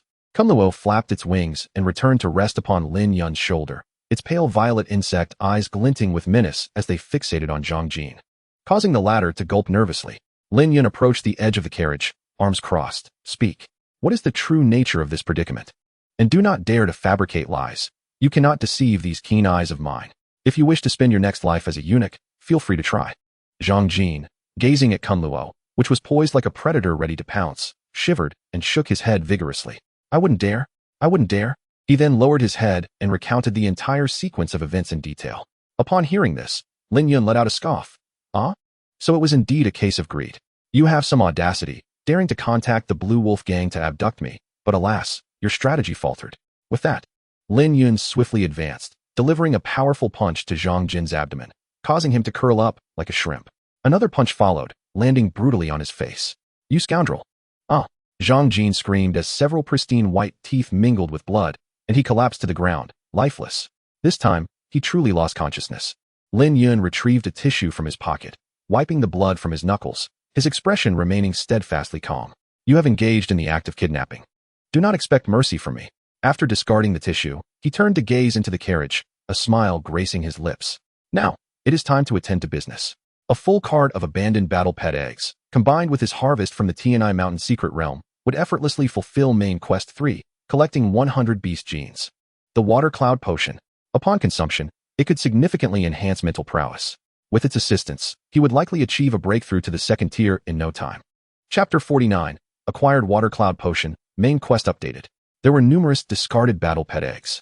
Even with proper preservation and packaging, the sheer volume accumulated in a sealed, fermentable space emitted a rather unpleasant odor. As Lin Yun opened the carriage, a wave of foul stench assaulted him, compelling him to wrinkle his nose and turn away.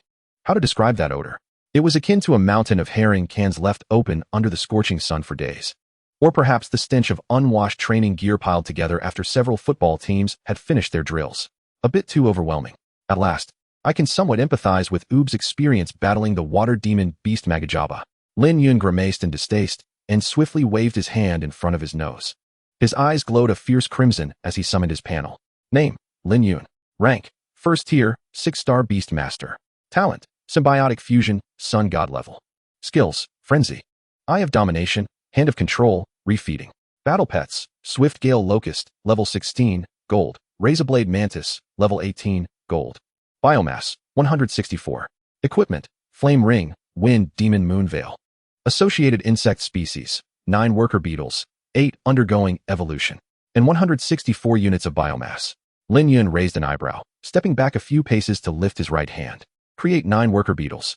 Understood, 45 units of biomass deducted. Remaining, 119 units of biomass.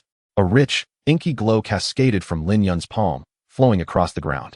Soon, it coalesced into 9 worker beetles, their consciousness swiftly connecting to the swarm network. They lined up in neat rows, moving in unison like well-trained soldiers awaiting their general's inspection.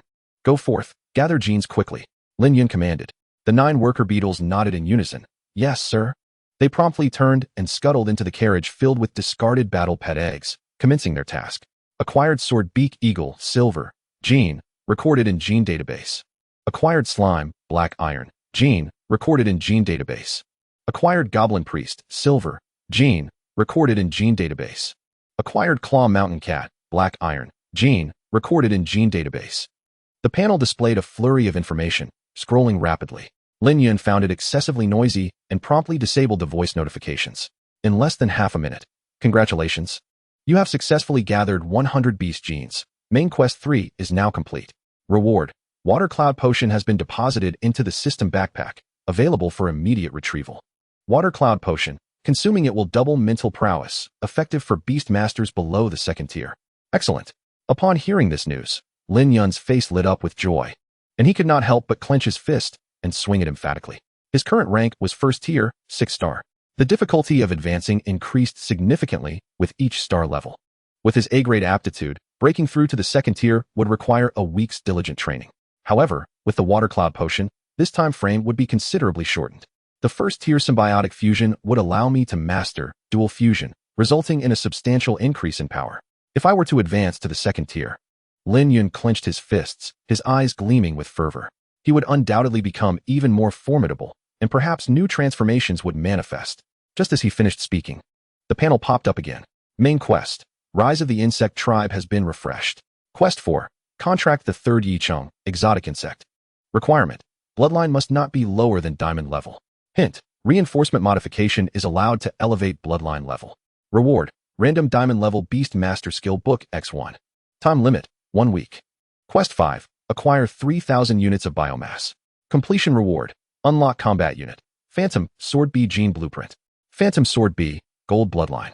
Its forelegs are as hard and sharp as blades, capable of delivering powerful slashes at an extremely high frequency. It can fly swiftly, covering 500 kilometers in a single day before accurately returning to its starting point.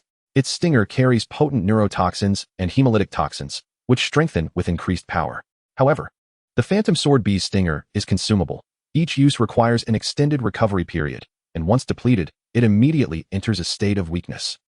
Time limit, 1 week. Task 6. Collect 3,000 beast factor. Requirements. At least 10 diamond level genetic factors. Completion reward. Tiger Bloodbone Refining Pill X1. Tiger Bloodbone Refining Pill. Upon consumption, it can double one's physical attributes. Time limit, 1 month. Lin Yun, upon reviewing the updated task information, raised the corners of his mouth in a smile. Quite impressive. He relished the feeling of a day filled with an abundance of tasks, each contributing to a sense of fulfillment. Let there be no misunderstanding. Lin Yun was not a masochist. He simply appreciated the generous rewards bestowed by his overseer upon the successful completion of tasks. The difficulty of the 3 tasks was moderate, and the time allotted was ample, devoid of the hellish challenges that would render one utterly exhausted. Closing the panel, Lin Yun quickly formulated a plan. With 2 days remaining until the school announced the trial results and distributed awards, he had ample time to embark on an expedition in a slightly more challenging secret realm. In the current scenario, main tasks 4 and 5 appeared to be the simplest. They merely required a small financial investment. After all, locating a diamond-level bloodline creature directly was an arduous endeavor, as high-tier insectoids had become akin to endangered species in this world. Instead of aimlessly wandering in search of one, it would be far more efficient to expend some biomass to enhance and transform one. Coincidentally, to complete main task 5, which required 3,000 units of biomass, he would need to purchase a significant number of beast cores to obtain the necessary quantity.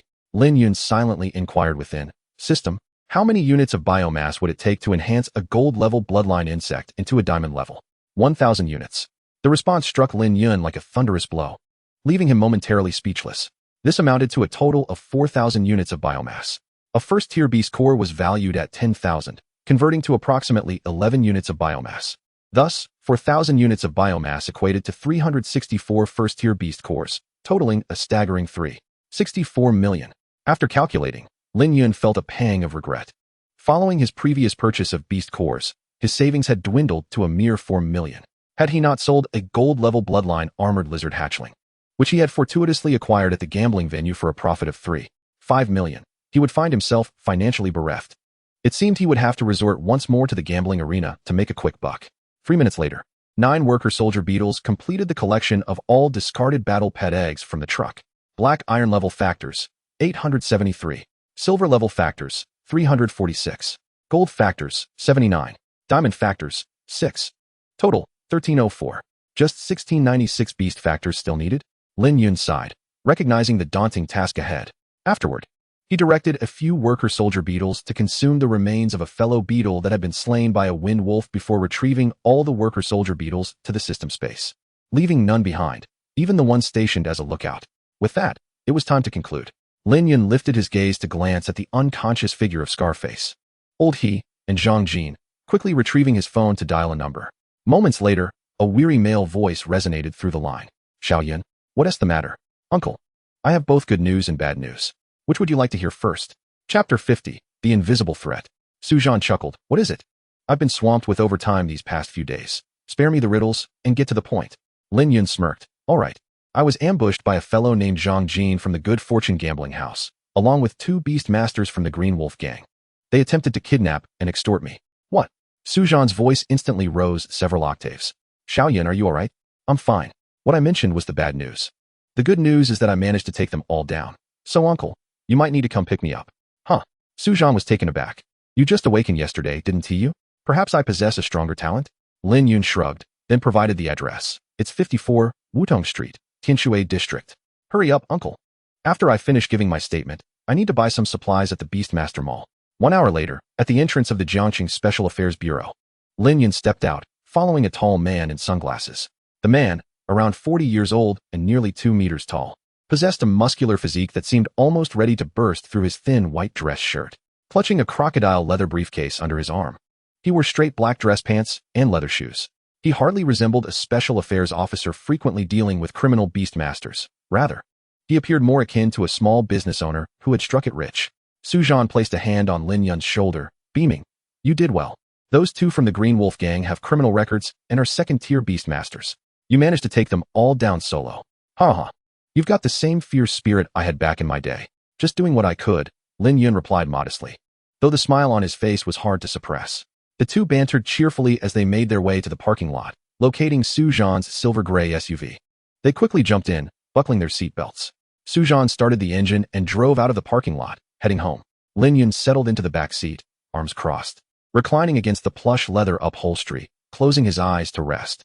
The evidence against Zhang Jin and the 2 from the Green Wolf Gang was irrefutable. Their imprisonment was a foregone conclusion. Unfortunately, the 2 members of the Green Wolf Gang were exceptionally tight-lipped, refusing to implicate their leader, making it difficult for the Special Affairs Bureau to extract information. Suddenly, Su Zhan spoke up. Xiaoyan, have you noticed anything odd? Yes. While they all claimed it was a case of greed, kidnapping someone like me, a freshly awakened beastmaster, hardly justifies deploying 2 second-tier beastmasters. Lin Yun replied, maintaining a relaxed demeanor while articulating his thoughts clearly. I share your sentiment. It's evident that you are being targeted for a deeper reason. Yet those 2 are remarkably tight-lipped. Extracting anything from them has proven futile. As Su Zhan finished speaking, he removed his sunglasses, placing them in their case, and pulled out a pack of cigarettes. With a flick of his finger, he ejected a cigarette, which he expertly caught between his lips. Discarding the cigarette box, he ignited a cigarette with a small flame from his fingertip, extinguishing it with a casual flick. Beastmaster technique. Fire control. I have a theory, Su Zhan began. But Lin Yun interjected. The Insect King? Coughing from the smoke, Su Zhan was taken aback. How did you come to that conclusion? I deduced it from the battle pets. Lin Yun slowly opened his eyes, his gaze calm as it settled on the car's ceiling. Aside from me, the unfortunate soul with a mental attribute limited to contracting only insect-type creatures. Any other beastmaster with a sound intellect and sufficient financial resources would never invest in the cultivation of insect-type battle pets, which are devoid of potential. Those 2 are quite skilled and rank among the best in the Green Wolf Gang. Under normal circumstances, I simply cannot fathom why they would contract insect-type battle pets. In today's world, the faction that possesses the most advanced insect-type battle pets and their evolutionary paths is none other than the nefarious remnants of the Insect King Society.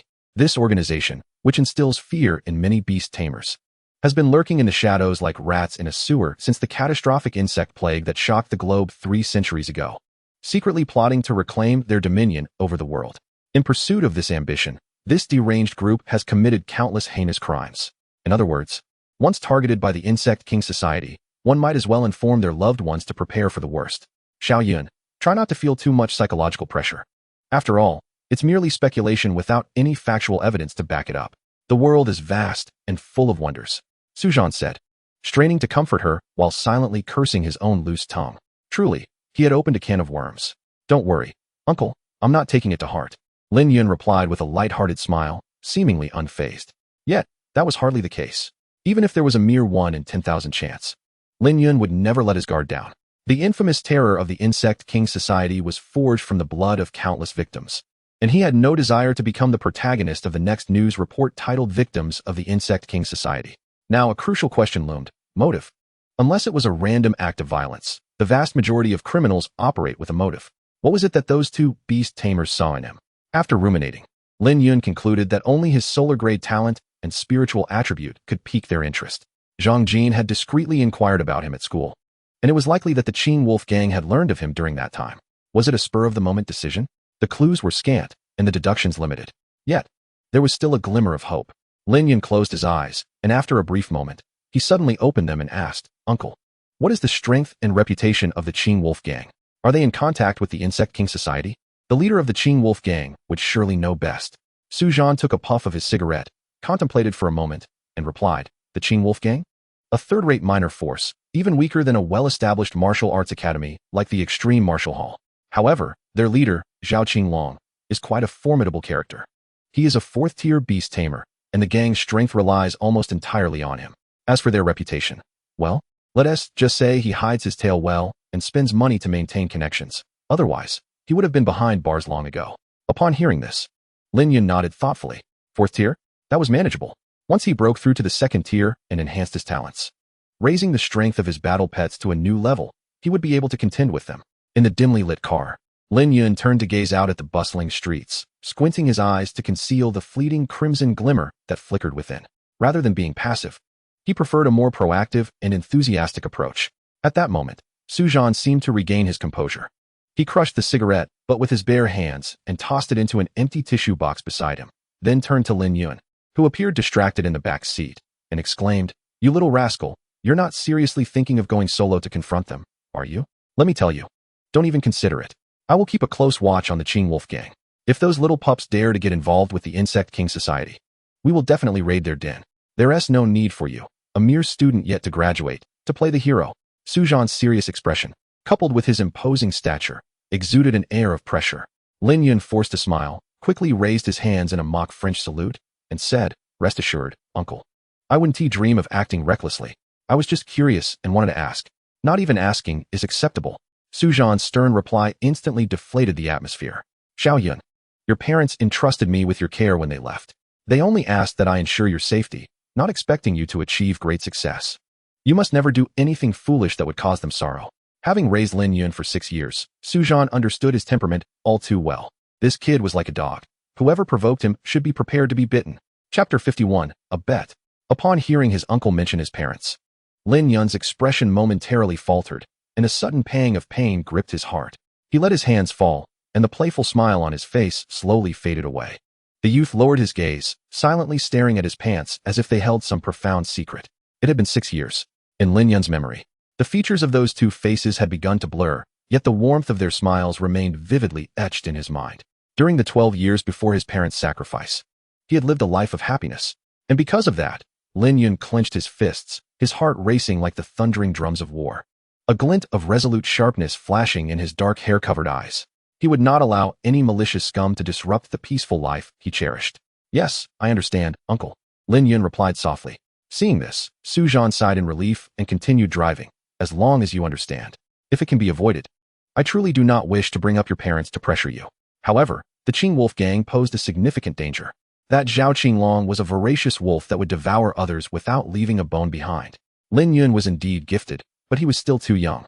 In terms of temperament, experience, and most crucially, strength, he needed further honing and practice, until Lin Yun matured to the point of being able to stand on his own. Su Zhan did not want him to take any risks. With everything that needed to be said addressed, silence enveloped the car. The only sound was the rush of wind as the tires swiftly traversed the asphalt road. The vehicle emerged from a dark tunnel, once again greeted by light. It seemed Su Zhan remembered something. He reached into his storage ring and retrieved a beautifully packaged gift box, handing it back to Lin Yun. "By the way, Xiao Yun, this is for you." Lin Yun accepted the gift box, slightly taken aback. "Uncle, what is this?" Su Zhan retracted his hand, not looking back as he replied. "A gift for you and Chong Wei, to celebrate your becoming a true beast tamer. Open it and take a look." These past few days, he had been tirelessly working on cases at the bureau. While he had managed work matters, he had inevitably neglected his home front. Though Su Zhan was a rough man, he was still attentive in this regard, unable to take the time himself. He had enlisted the help of a colleague to pick out a gift from the exchange center as compensation. All right, Lin Yun nodded, quickly unwrapping the packaging and opening the box. Inside lay a tome on beast taming skills. The cover boldly bore the powerful characters, strength. What is this? Lin Yun inquired. Su Zhan chuckled, a golden grade universal beast taming skill, strength. Once learned, it can consume spiritual energy to significantly enhance the power and defense of contracted battle pets. Its effectiveness surpasses that of ordinary beast taming skills available on the market. Do you like it? Su Zhan had spent a considerable amount of contribution points to exchange for this strength skill book from the Bureau. Its utility was straightforward, yet its effects were formidable. Moreover, being a universal skill book, it bore no attribute restrictions and was effective for all contracted battle pets under a beast tamer's command. I love it. Lin Yun's lips curled into a broad smile, radiating joy. The golden grade beast taming skill book is indeed a rare treasure. It is evident that Uncle has given it considerable thought. As long as you like it. Su Zhan, seeing Lin Yun's satisfaction, felt a sense of joy in his heart. By the way, Xiao Yun, what do you intend to purchase at the beast taming market? Demon cores, to feed the battle pets, Lin Yun replied swiftly. In addition to combat, consuming demon cores or energy-rich food can also accelerate the pet's leveling up. All right, Su Zhan nodded, increasing the speed of the vehicle. Half an hour later, the two emerged from the beast taming market with expressions of disappointment. Su Zhan scratched his head, perplexed. Isn't it strange that demon cores are selling so well now? How could there be a shortage? Lin Yun shook his head, composing his expression. There's nothing we can do. After all, this period coincides with the awakening days of several beast taming academies in Jiang City. Who knows how many third-year students are here to purchase demon cores to enhance their pet strength? It's quite normal for there to be a shortage. Then what about you? No rush. We can take another look in a few days. Lin Yun shrugged, unperturbed. The main quest of collecting 3,000 biomass units grants a generous time frame of a week, which is ample. Moreover, the shortage is due to his request for 400 first-tier demon cores all at once. The market simply cannot provide that many at once. But the remaining 200 cores were swiftly acquired by Lin Yun. Su Zhan nodded. All right, let's head back then. We've also purchased the ingredients. Tonight, I shall showcase my culinary skills for you and Rose. Lin Yun smiled. I am eagerly anticipating it. Upon returning home, Uncle indeed revealed his true prowess. Lin Yun and Su Zhan's daughter, Su Rose, assisted him in the kitchen. Before long, they had prepared a table full of delectable dishes, fragrant and visually appealing. Su Zhan then presented a gift, placing it into his beloved daughter's hands. Su Rose did not rush to open it. Instead, she smiled and said she would wait until they returned to her room before unveiling it. After dinner, Su Zhan went to rest. The family rule was that whoever cooked did not have to wash the dishes. Lin Yun initially intended to handle the entire task alone, but Su Rose, not satisfied with his intentions, came to help. In the kitchen, by the sink, the tall girl opened her red lips, gently biting the black rubber band. With a graceful lift of her delicate hand, she swept her long, flowing black hair back. Lin Yun, donning an apron, stood beside her. With a slight turn of his head, he clearly saw the fair and slender nape of Su Rose's neck revealed as she arranged her hair. One hand held her hair, while the other removed the rubber band from her lips, quickly tying her hair into a ponytail. She shook her head, causing the waves of her ponytail to sway. The tightly bound strands of her hair dancing lightly against Lin Yun's neck, bringing a slight tickle. Taking a gentle breath, he could smell the delightful fragrance of rose shampoo. Su Rose, prepared, turned to Lin Yun and said, "You wash the plates, and I'll clean up?" "Sure." Lin Yun nodded, retracting his gaze and focusing on washing the dishes. Once he finished, he handed the clean dishes to her. Su Rose took them, rinsed them quickly with water, and then extended her hand for the freshly cleaned plates from Lin Yun. Their roles were clearly defined, and their cooperation was seamless, reminiscent of partners who had worked together for years. Suddenly, a cool and melodious voice broke the silence. Su Rose spoke, the trial in the secret realm. Lin Yun, not looking up, raised an eyebrow. "What's the matter?" Su Rose turned her exquisite face, her beautiful eyes fixating on Lin Yun as she asked, "What score did you get?" Hearing this, Lin Yun chuckled, pausing his work to look at her. "Weren't you confident about getting first place? Why are you asking me about my score now? Besides, the school will announce the results in a couple of days. The answer will reveal itself. Why the rush? Who is in a hurry?" Su Rose let out a slight huff of annoyance. "Is it wrong to be curious and ask?" Lin Yun straightened his back, holding a freshly washed plate with a smile as he handed it over. "No way, it's a secret." Su Rose tugged at the corners of her pink lips, remaining silent and not taking the plate. Instead, she stepped closer, her alluring figure drawing nearer to Lin Yun. The fragrance of roses around her intensified.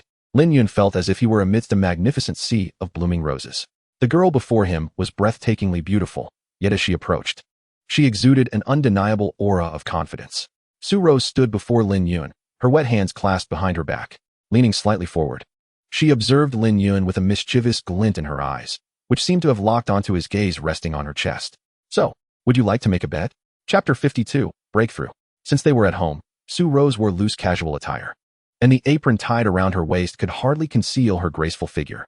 The round-neck white t-shirt, due to her bending over, revealed a glimpse of her delicate, fair skin at the neckline. Even without any conscious effort to accentuate it, the central Y-shaped line of her bosom naturally emerged. From Lin Yun's position, he merely had to lower his gaze slightly to capture the alluring sight before him. Bet. Lin Yun felt a bit awkward and turned his head slightly away. Su Rose's eyes sparkled with a hint of triumph. Yes, let's wager on who scores higher in the Secret Realm trial 2 days from now. If I win, you will wash the dishes for a month. And if I win, Lin Yun blinked. Su Rose fell silent. Lin Yun turned around, his eyes widening instinctively as Su Rose suddenly leaned in close. The undulating curves of her chest pressed against the plate still wet from washing in his hands, sending a chill through Lin Yun's chest. Su Rose leaned in closer, her soft lips brushing against his ear, her breath fragrant as she whispered, "Then, I will grant you any request you desire, as long as it is within my capability." How does that sound? The distance between them was uncomfortably close, as if they were an embracing couple. He could distinctly feel the warmth of her breath against his neck, causing his heart to race and his face to heat up. Huh. Then, it's settled. Su Rose gazed at the blushing boy before her, unable to resist a smirk, before stepping back to her original position. Before Lin Yun could voice any objections, she swiftly snatched the plate from his hands to wash it. There aren't many left. I'll handle it. You don't need to stand around looking awkward, so go outside. Lin Yun barely had time to process her words before he found himself pushed out of the kitchen. Bang. The door closed behind him. It was only then that Lin Yun regained his composure. As long as I can do it, any request? How generous. He raised a hand to wipe his face, feeling a bit flushed. Shaking his head, he banished any inappropriate thoughts that threatened to surface. No more thinking about it. Time to return to my room. It wasn't until the footsteps outside completely faded that Su Rose, her back against the kitchen door, finally let out a sigh of relief. Oh. She grasped the shiny white porcelain plate in her hands, glancing at it, and catching a glimpse of her own flushed neck and cheeks in its reflection. She had genuinely teased him, and her defenses had truly lowered. On the second floor, in Lin Yun's room. After Lin Yun returned to his room and cleansed himself, he promptly settled cross-legged on his bed, palms open, to extract the water cloud potion. In the next instant, a vial brimming with azure liquid, emanating a faint glow, materialized in his hands. Taking a deep breath to compose himself, Lin Yun decisively uncorked the bottle, tilting his head back to consume the potion in one swift motion. The liquid was cool and smooth as it slid down his throat. Discarding all distractions from his mind, Lin Yun swiftly entered a meditative state, beginning his contemplation. The night passed in silence. On the following morning, as the sun began its ascent from the eastern horizon, golden rays filtered through the window, illuminating Lin Yun's face and awakening him from his slumber. As he opened his eyes, notifications from his panel eagerly sprang forth. 3 gem bugs, 4 coin bugs, and 1 Hercules beetle have been successfully enhanced and modified. Please summon them for inspection. A smile graced Lin Yun's lips as he rose to stretch his stiff, sore muscles. Gazing out at the sun, he inhaled a breath of fresh air. A new day had begun. Without haste to inspect the 3 types of enhanced soldier bugs, Lin Yun snapped his fingers and summoned his panel. Name, Lin Yun. Realm, first rank 8-star Beast Master. Talent, Symbiotic Fusion, Sun God level. Skills, Frenzy, Eye of Domination. Hand of Control, Nourishment. Battle Pets, Swift Wind Locust, level 16, Golden Grade. Razor Blade Mantis, level 18, Golden Grade. Biomass, 119. Equipment, Fiery Ring, Wind Demon Moon Scarf. Affiliated Insects, Soldier Bugs X10, Coin Bugs X4, Gem Bugs X3, Hercules Beetle X1. Closed panel. Lin Yun's eyes gleamed with satisfaction. After consuming the Water Cloud Potion and a night of meditation, his realm had surged 2 minor star levels, reaching the pinnacle of first rank 8-star. His mental acuity had also significantly improved compared to yesterday. With another session of meditation tonight, he should be able to break through to 9 stars. Come forth. Lin Yun gently called, raising his hand and summoning. In the next moment, 3 gem bugs, 4 coin bugs, and 1 Hercules beetle appeared before him. Their appearances identical to the 3-dimensional projections displayed in the previous gene database. As they connected to the insect network, Lin Yun immediately scrutinized their detailed information. Name, Gem Bug. Bloodline, Silver. Attribute, Insect Light. Levels, 7, 8, 7. Skills, Flash emits a powerful flash to blind enemies. Dig, track. Self-destruct initiates a powerful area explosion at the cost of self-destruction. Growth potential, C. Name, coin bug. Bloodline, silver. Attribute, insect steel poison. Levels, 7, 8, 8, 7. Skills, Iron Eater, enhances defense by consuming metal. Track, corrosive blood poison, conceal breath, muffles presence, making it difficult to detect. Growth potential, C. Name, Hercules beetle. Bloodline, gold. Attribute, insect combat flight. Level, 10. Skills, double retribution, returns double the damage taken to the same target. Barbaric charge. Shell bomb, sacrifices heavy shell for a bombardment followed by increased speed and flight ability. High speed movement, usable post-shell bomb for rapid movement, easily outmaneuvering cumbersome foes. Shattering horn, concentrates energy in its horn to inflict penetrating damage, causing an explosion within the enemy's body. Growth potential, B. Upon reviewing the information about the 3 types of strange insects, Lin Yun's eyes sparkled with excitement. The Hercules beetle truly lived up to its golden bloodline. With an initial level of 10 and a growth potential rated B, it possessed 5 formidable combat skills. Come here. He beckoned. The Hercules beetle, resting on the ground, promptly unfurled its shell and rapidly flapped its large, bat-like yellow wings. Lin Yun heard a sharp sound. A fleeting shadow crossed before him, and he felt a weight in his palm. The insect had landed in his hand. Wow, it's quite hefty. Lin Yun weighed it in his hand, estimating its weight to be around 10 pounds. The Hercules beetle's body nearly filled his entire palm. Its black golden shell and visually striking sharp horns and robust frame unmistakably showcasing its strength. Truly a fighter, the difference was palpable. Lin Yun smiled. From now on, you'll team up with Lycong and Kuntong. By the way, I should give you a name. Given the Hercules beetle's prowess in strength and speed, along with its combative nature, an idea struck Lin Yun. How about we call you Jiado? The name Jiado was inspired by a special effects series he had once watched in his previous life. The Hercules beetle responded with a gentle flap of its expansive wings, raising its sharp horns and emitting a short, excited chirp, clearly pleased with its new name. Chapter 53, The Grand Gift from Peng Jin, Unlocking the Phantom Sword Bee. Lin Yun affectionately stroked Jiado's smooth, hard horn, thoroughly satisfied with his new companion. Today, there was indeed a task that would allow Jiado to showcase its abilities. To participate in the trial of the Secret Realm, one must first obtain a qualification certificate. This was because the secret realms were supervised by the state to prevent unnecessary casualties, poaching, and ensure sustainable development. Beastmasters needed to pass assessments at the local Beastmaster Association to acquire the necessary credentials for entering realms suited to their strength. Therefore, Lin Yun had to visit the Beastmaster Association today to expedite the processing of his documentation. The first-rank Beastmaster qualification test was relatively easy to pass. The assessment was not particularly difficult, making it a perfect opportunity for Jiado to demonstrate its skills. With a thought, Lin Yun recalled all the strange insects back into the system space to rest. The system space maintained the basic life activities of all hatched insects, proving to be quite convenient. First, he would convert all the demon cores he had purchased yesterday into biomass. Lin Yun said, retrieving 2 silver briefcases, emblazoned with the logo of the Beastmaster shop he had visited the previous day. He opened the biomass furnace. In his mind, he softly called out, and soon, the familiar massive shadow of a black insect head began to materialize. Upon seeing Lin Yun, its crimson compound eyes glimmered with anticipation, and it expertly opened its toothy maw, as if to say, hurry up and serve it. I'm starving. Little glutton. Lin Yun chuckled, unceremoniously opening the briefcases and pouring their contents in. Compared to the first time, he was much more forceful, absorbing first-rank demon core, converting to 13 units of biomass. Absorbing first-rank demon core, converting to 12 units of biomass. Absorbing first-rank demon core, converting to 11 units of biomass.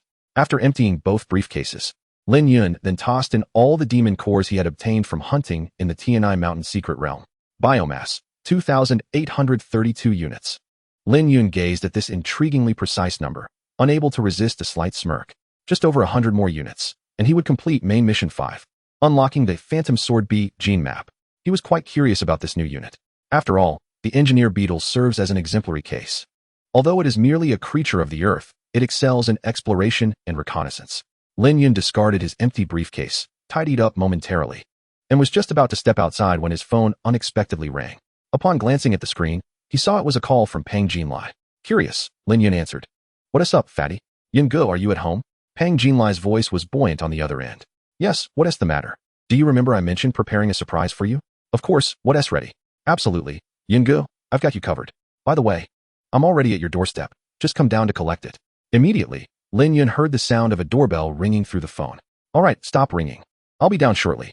A jolt of apprehension coursed through Lin Yun as he hurriedly opened the door and rushed downstairs, but he was still a step too late. A familiar voice echoed from the phone, strikingly recognizable. Coming. Su Changwei. You know me?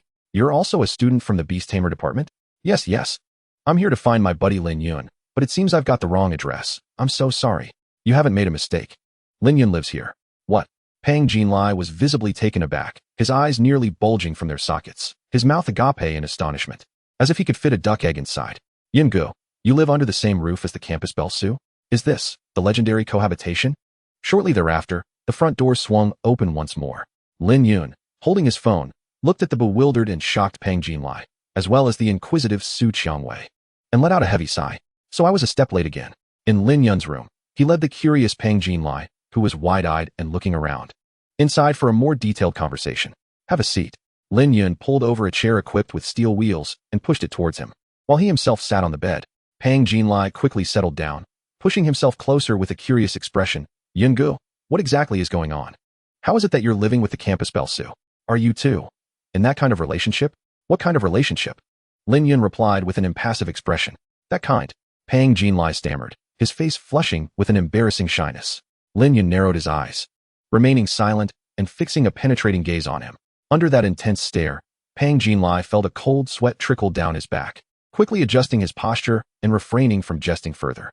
Seeing this, Lin Yun finally revealed the truth. So, Yingu, you're essentially being fostered by your uncle? Hey, don't make it sound like I'm a pet waiting to be adopted from a rescue shelter. Not that cute. Ow. I misspoke, Yingu. Let us get back to business. I need to head out shortly. Understood. Pang Jinlai nodded, then retrieved 2 briefcases from his storage ring. Lin Yun's eyes widened. The logo on those briefcases was identical to the one from the beast shop he had visited yesterday. Pang Jinlai placed the briefcases before Lin Yun and cheerfully opened them. In an instant, a multitude of sparkling first-tier monster cores was revealed. 200 first-tier monster cores in total. Yingu, what do you think? Do you like this gift? You rascal. Lin Yun's lips curled into a smile, feeling profoundly touched. He had casually mentioned it in the Tianai Mountain secret realm, and he never expected that the fatty would remember. Hee, we're good brothers. Pang Jinlai beamed, his chubby face displaying an endearing grin. Good brothers share blessings and bear hardships together. Without your support during the secret realm trials, I wouldn't have achieved such commendable results. Those who care for you will remember even the most trivial remarks, while those who don't care will forget even if you repeat it 1,000 times. Lin Yun gazed at Pang Jinlai, his expression earnest. Thank you, fatty. We're like brothers. There's no need for such formality. Pang Jinlai raised his right hand, giving Lin Yun a thumbs up. After the secret realm trial concluded yesterday, he reported his results to his parents and sought some funds to purchase the monster cores as gifts. This request amounted to a whopping 2 million. Pang Jinlai's parents were taken aback, fearing their son was causing trouble. And only after a thorough interrogation did they understand the whole situation.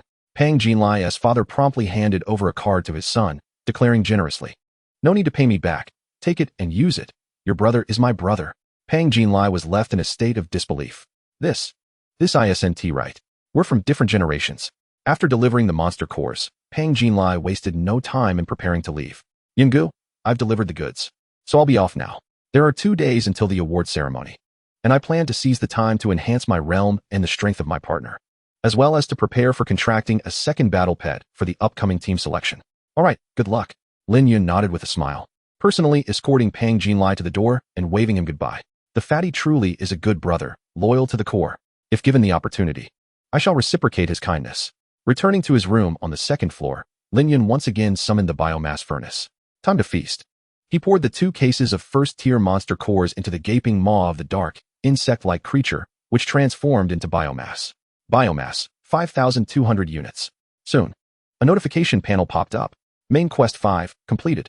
Congratulations to the host. The combat species Phantom Sword B gene blueprint has been unlocked. Chapter 54, Certification. Man Yintao's commission. At last, you have arrived. I'm glad I didn't give up. Lin Yun hummed a cheerful tune as he swiftly examined the blueprint information. Name, Phantom Sword B. Bloodline, Golden. Attribute, Insect Poison. Description, 4 legs sharp as swords, strikes as swift as lightning, traverses 500 miles in a day. Its tail venom seals the throat upon bloodshed. Manufacturing 200 units of biomass only. Truly worthy of its golden bloodline. Requiring 200 units for a single specimen? Lin Yun couldn't help but click his tongue in astonishment, dismissing the blueprint information with a wave of his hand, and snapped his fingers. Whatever. Let us produce one and see how it turns out. 200 units of biomass deducted. Remaining biomass, 5,000. In the blink of an eye, a swirling mass of dark greenish-black light materialized before him, buzzing, accompanied by the high-frequency vibrations of insect wings. 2 streaks of silver light abruptly pierced through the mass, shattering it. In the next moment, a gigantic insect resembling a long baguette flitted its wings, hovering silently before Lin Yun. The phantom sword bee measured approximately half a meter in length and a palm's width. Its head was small, with bright red compound eyes and curved black antennae, while its mouthparts resembled iron pincers. Its exaggerated, nearly 1 meter-long silvery forelegs glistened like sharp blades. The entire body was a vibrant blue, with a rounded, sizable abdomen adorned with 3 striking black circular patterns and a long, glistening tail stinger. Its back featured 2 pairs of rapidly flapping, leaf-shaped white wings. Buzzing. As soon as the phantom sword bee was born, its consciousness swiftly integrated into the insect swarm network. Completely obedient to Lin Yun's commands, Lin Yun stared in awe at the insect before him, his eyes wide open. Wow, it's so magnificent. He quickly checked the panel. Name, Phantom Sword Bee. Bloodline, Golden. Attribute, Insect Poison. Strength, Level 10. Skills, Sword Dance. Enhances attack power, increases attack speed. Cross Slash. Dual swords interlaced for a charged, rapid series of strikes. Swift return. Instant acceleration in midair, evading enemy attacks and maneuvering behind them.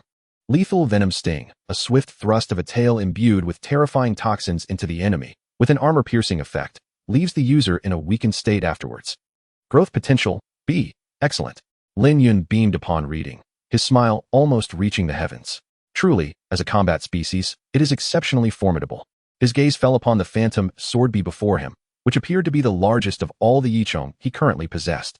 With its sharp blades and piercing gaze, the ominous aura it exuded was chilling, sending shivers down his spine.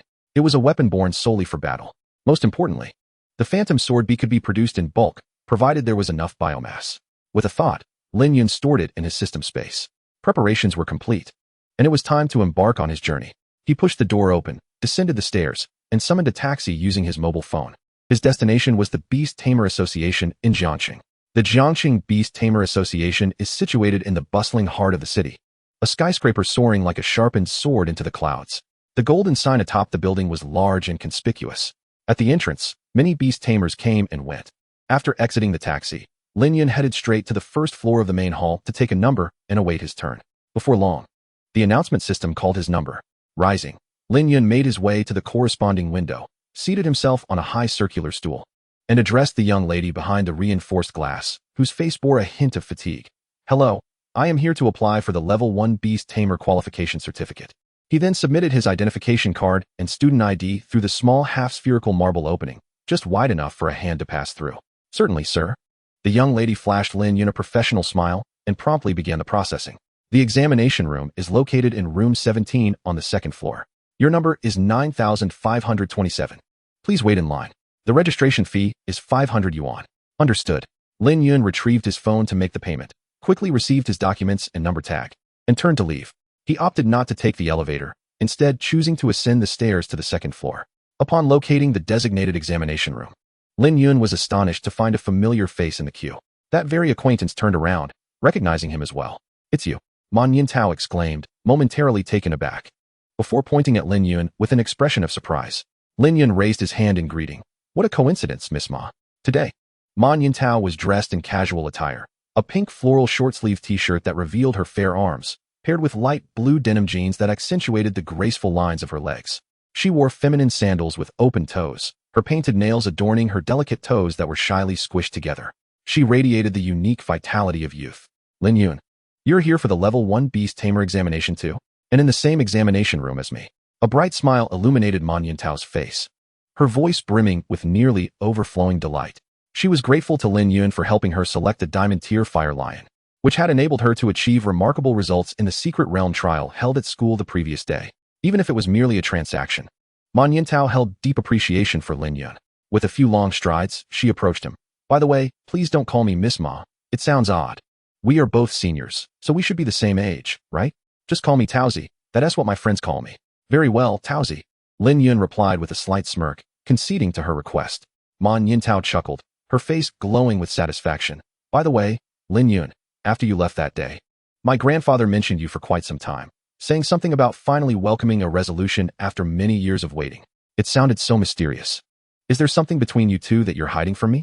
Lin Yun, not one to conceal matters, retrieved a piece of paper left to him by Ma Gongqing from his storage ring and handed it over nonchalantly. Here, take a look for yourself. Man Yintao took the paper and gasped, her eyes widening. This is... She quickly scanned it and then wrapped her arms around Lin Yun, steering him away from the bustling crowd. Let us discuss this over here. All right. The two paused by a window sill in the corridor. Lin Yun discreetly withdrew his hand. What do you wish to say? Man Yintao clasped her hands behind her back, feeling slightly bashful, but soon collected herself. That ancient moon secret realm was a lead my grandfather found in an ancient text. It seems to be a rather rare ancient secret realm located near Jiangxing. My grandfather, before retiring, led a team to investigate it several times. But each time they returned empty-handed, as if they encountered some trouble. Due to repeated setbacks, the university soon ceased to support his explorations. Even after his retirement, he occasionally mentions it at the dinner table. That place seems to have become his obsession. I see. Lin Yun nodded. So now that you know, what do you plan to do? Man Yintao gazed into Lin Yun's crystalline eyes, as if they could see into the depths of her soul. And after a moment of hesitation, she gathered her courage to say, I want my grandfather to explore the ancient moon's secret realm one more time. Whether it succeeds or fails, doesn't he matter. I just don't want him to depart with regrets. So I would like to ask for your help. Consider it my request. Lin Yun did not respond immediately. The existence of the ancient moon's secret realm was still uncertain. However, if it were real, it would be an untapped treasure trove of immense value. Merely reporting its existence could yield substantial rewards from the city government for the informant. If it turned out to be a myth, he would only waste a bit of time with no other risks involved. After pondering his words, Lin Yun replied, I can accept this request, but there are a few points I need to clarify beforehand. Man Yintao's eyes lit up. Go on. Lin Yun raised a finger. I can accompany your grandfather on this journey, but if we make no discoveries within half a day, we will turn back immediately. Additionally, if the ancient moon secret realm does indeed exist, I must join the exploration team. Finally, regardless of the outcome, I will require a commission fee. The situation with the Qing Wolf Gang was pressing. Their leader, Zhao Qinglong, was a bona fide level 4 beast tamer, and his combat prowess was not to be underestimated. Moreover, this was only what was publicly known. No one could ascertain what hidden cards he had up his sleeve. Therefore, Lin Yun could not afford to squander precious time searching for a secret realm that even a professional had been unable to find for years. If the ancient moon secret realm truly existed, it would be more than sufficient for him to investigate within half a day. Should that time elapse without success, Lin Yun would decisively withdraw and seek a new, suitable secret realm to explore. Man Yintao hesitated for a moment, but ultimately nodded solemnly. All right, as for the commission fee. She spoke as she retrieved a small cloak, crimson as fire, from the storage ring on her left middle finger. The moment this vibrant cloak materialized, Lin Yun felt a wave of warmth wash over him. Man Yintao, somewhat anxious, inquired, what do you think of this? This is a first-tier battle gear. The Flame Cloak. It possesses a certain degree of defensive capability and can enhance the skills of fire attribute battle pets to some extent. I wonder if it suits your battle pet. It is indeed suitable, but how generous of you. Lin Yun replied, somewhat astonished. First-tier battle gear is not inexpensive. After merely accompanying an old gentleman for an investigation, offering this as a commission seems rather extravagant. Man Yintao, holding the flame cloak, scratched her head and chuckled. After all, you helped me out previously, and I really like the fire lion you helped me select. Besides, if the ancient moon secret realm truly exists, my grandfather, with his character, would undoubtedly venture in to explore. However, his battle pets generally lack combat prowess, so I may need to trouble you then. But rest assured, my grandfather is a professional. He can discern the specific level of the secret realm. If it proves too perilous, he certainly won't let you take unnecessary risks. Upon hearing this, Lin Yun was momentarily taken aback, but then smiled. All right. Just as their discussion concluded, a resounding voice abruptly echoed through the corridor. Examination room 17, number 9526. Oh, is it my turn already? Man Yintao exclaimed in surprise and promptly dashed off. Lin Yun, wait for me. Once I finish my exam, I'll give this to you. The young girl waved the red cloak in her hand before swiftly running away, leaving Lin Yun with a fleeting glimpse of her retreating figure. With one hand on his hip, Lin Yun shook his head. Her fiery disposition truly matched that of the fire lion. He stood at the forefront of the line, by the door, and waited for about 10 minutes. Suddenly, The tightly shut door swung open. Moments later, Lin Yun saw Ma Niantao emerge, her face alight with joy. Waving a silver card in her hand. Lin Yun, I passed. Congratulations, Taozi. Hee. Ma Niantao smiled, stowed away her qualification card, and handed the flame cloak to Lin Yun. Here, take this. Do your best in the exam, and let me know this good news outside. Sure. Lin Yun accepted it without hesitation, then strode into the examination room at the beckoning of the official inside, closing the door behind him. The examination room was spacious, divided into two sections. The outer space was relatively small, designated for the officials to register information and produce qualification cards. A large silver door loomed on the left wall, leading to a much larger room that served as the actual examination venue. A middle-aged woman in a black suit sat at a desk, and upon seeing Lin Yun approach, she promptly stated, "Hello, please hand over your identification card for verification." Lin Yun presented his qualification card.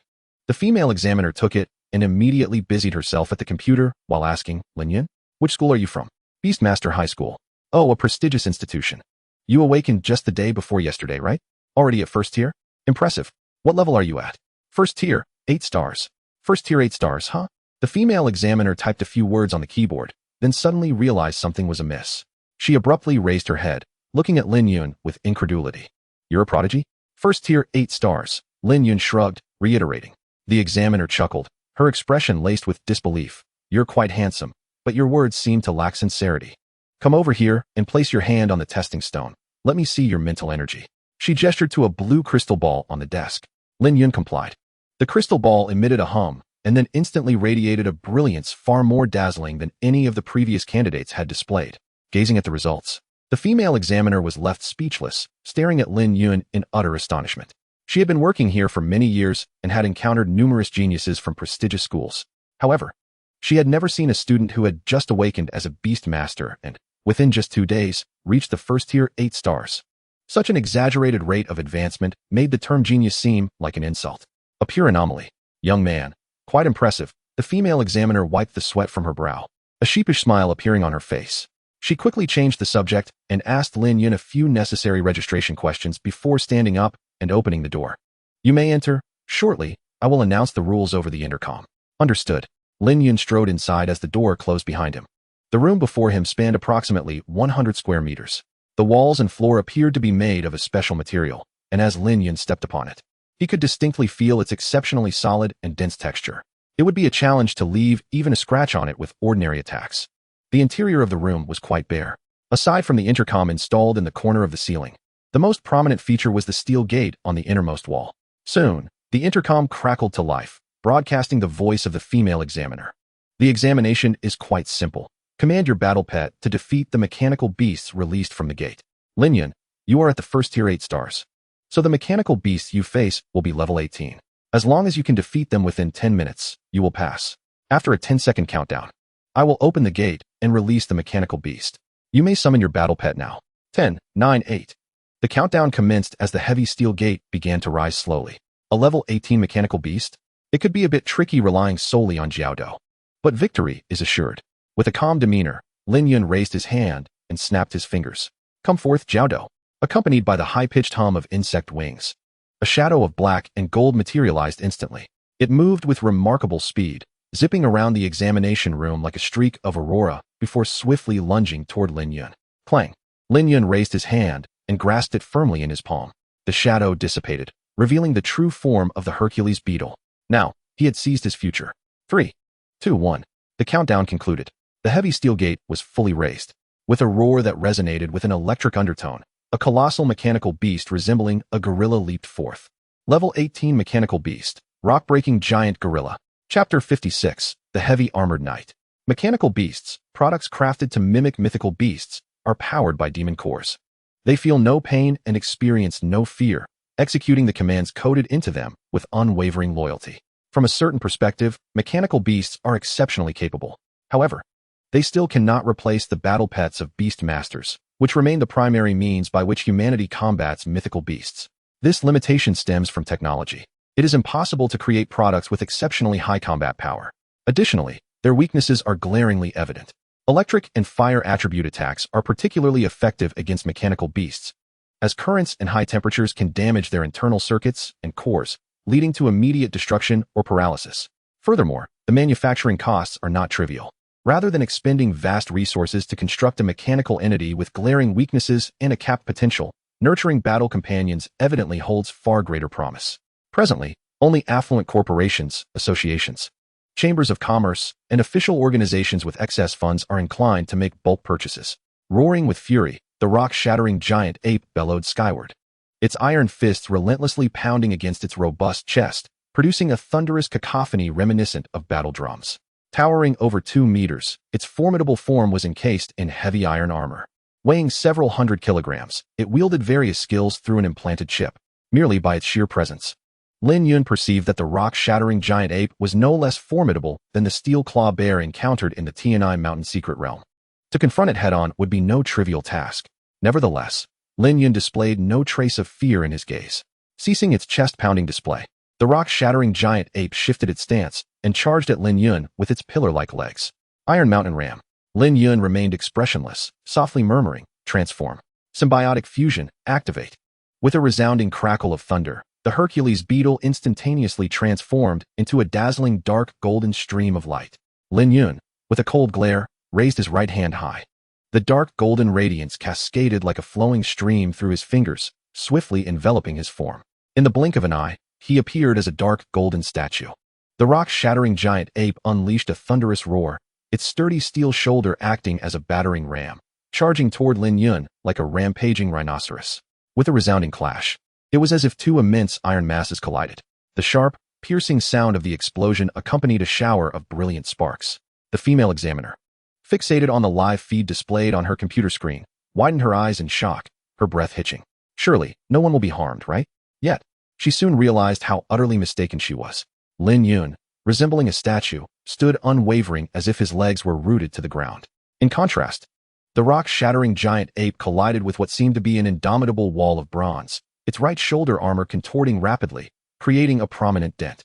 The massive creature was propelled backward by the recoil, crashing heavily to the ground several meters away.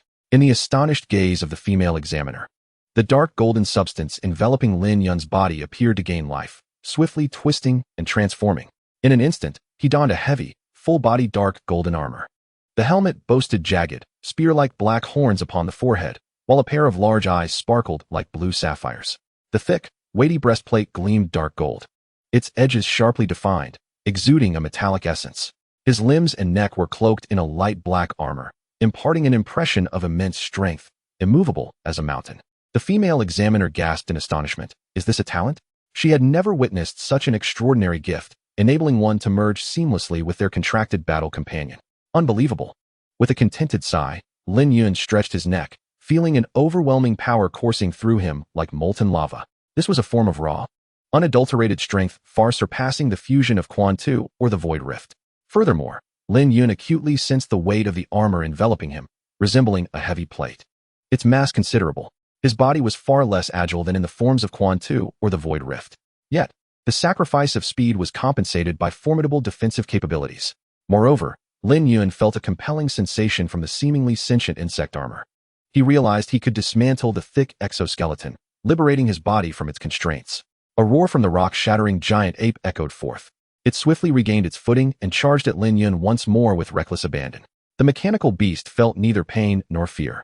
Thus, regardless of the enemy's strength or ferocity, it pressed on unrelentingly. This frenzied, inhuman quality evoked in Lin Yun a vivid illusion reminiscent of the super beasts from Ultraman Ace. Come at me. Lin Yun's eyes gleamed with excitement, undeterred.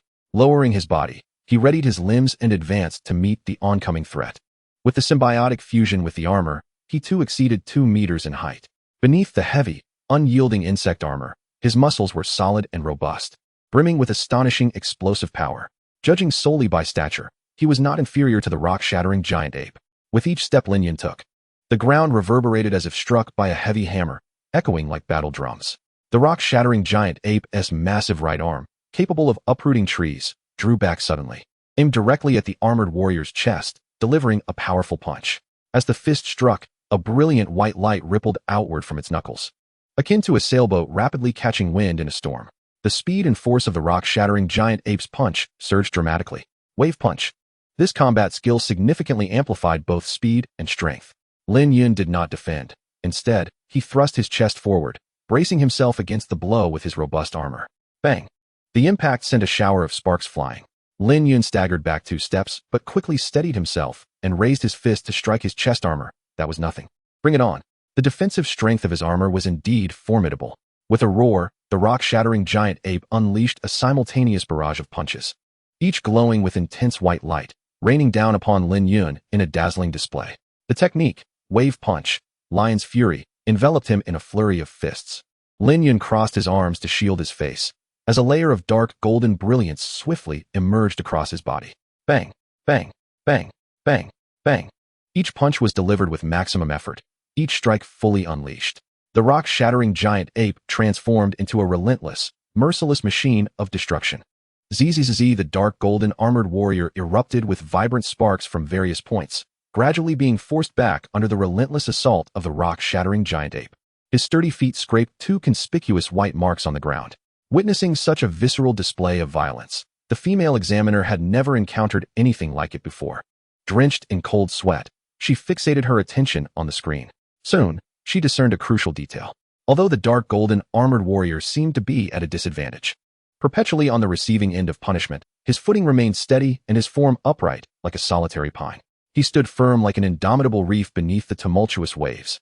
Regardless of the ferocity of the rock-shattering giant ape's assault, he remained resolute.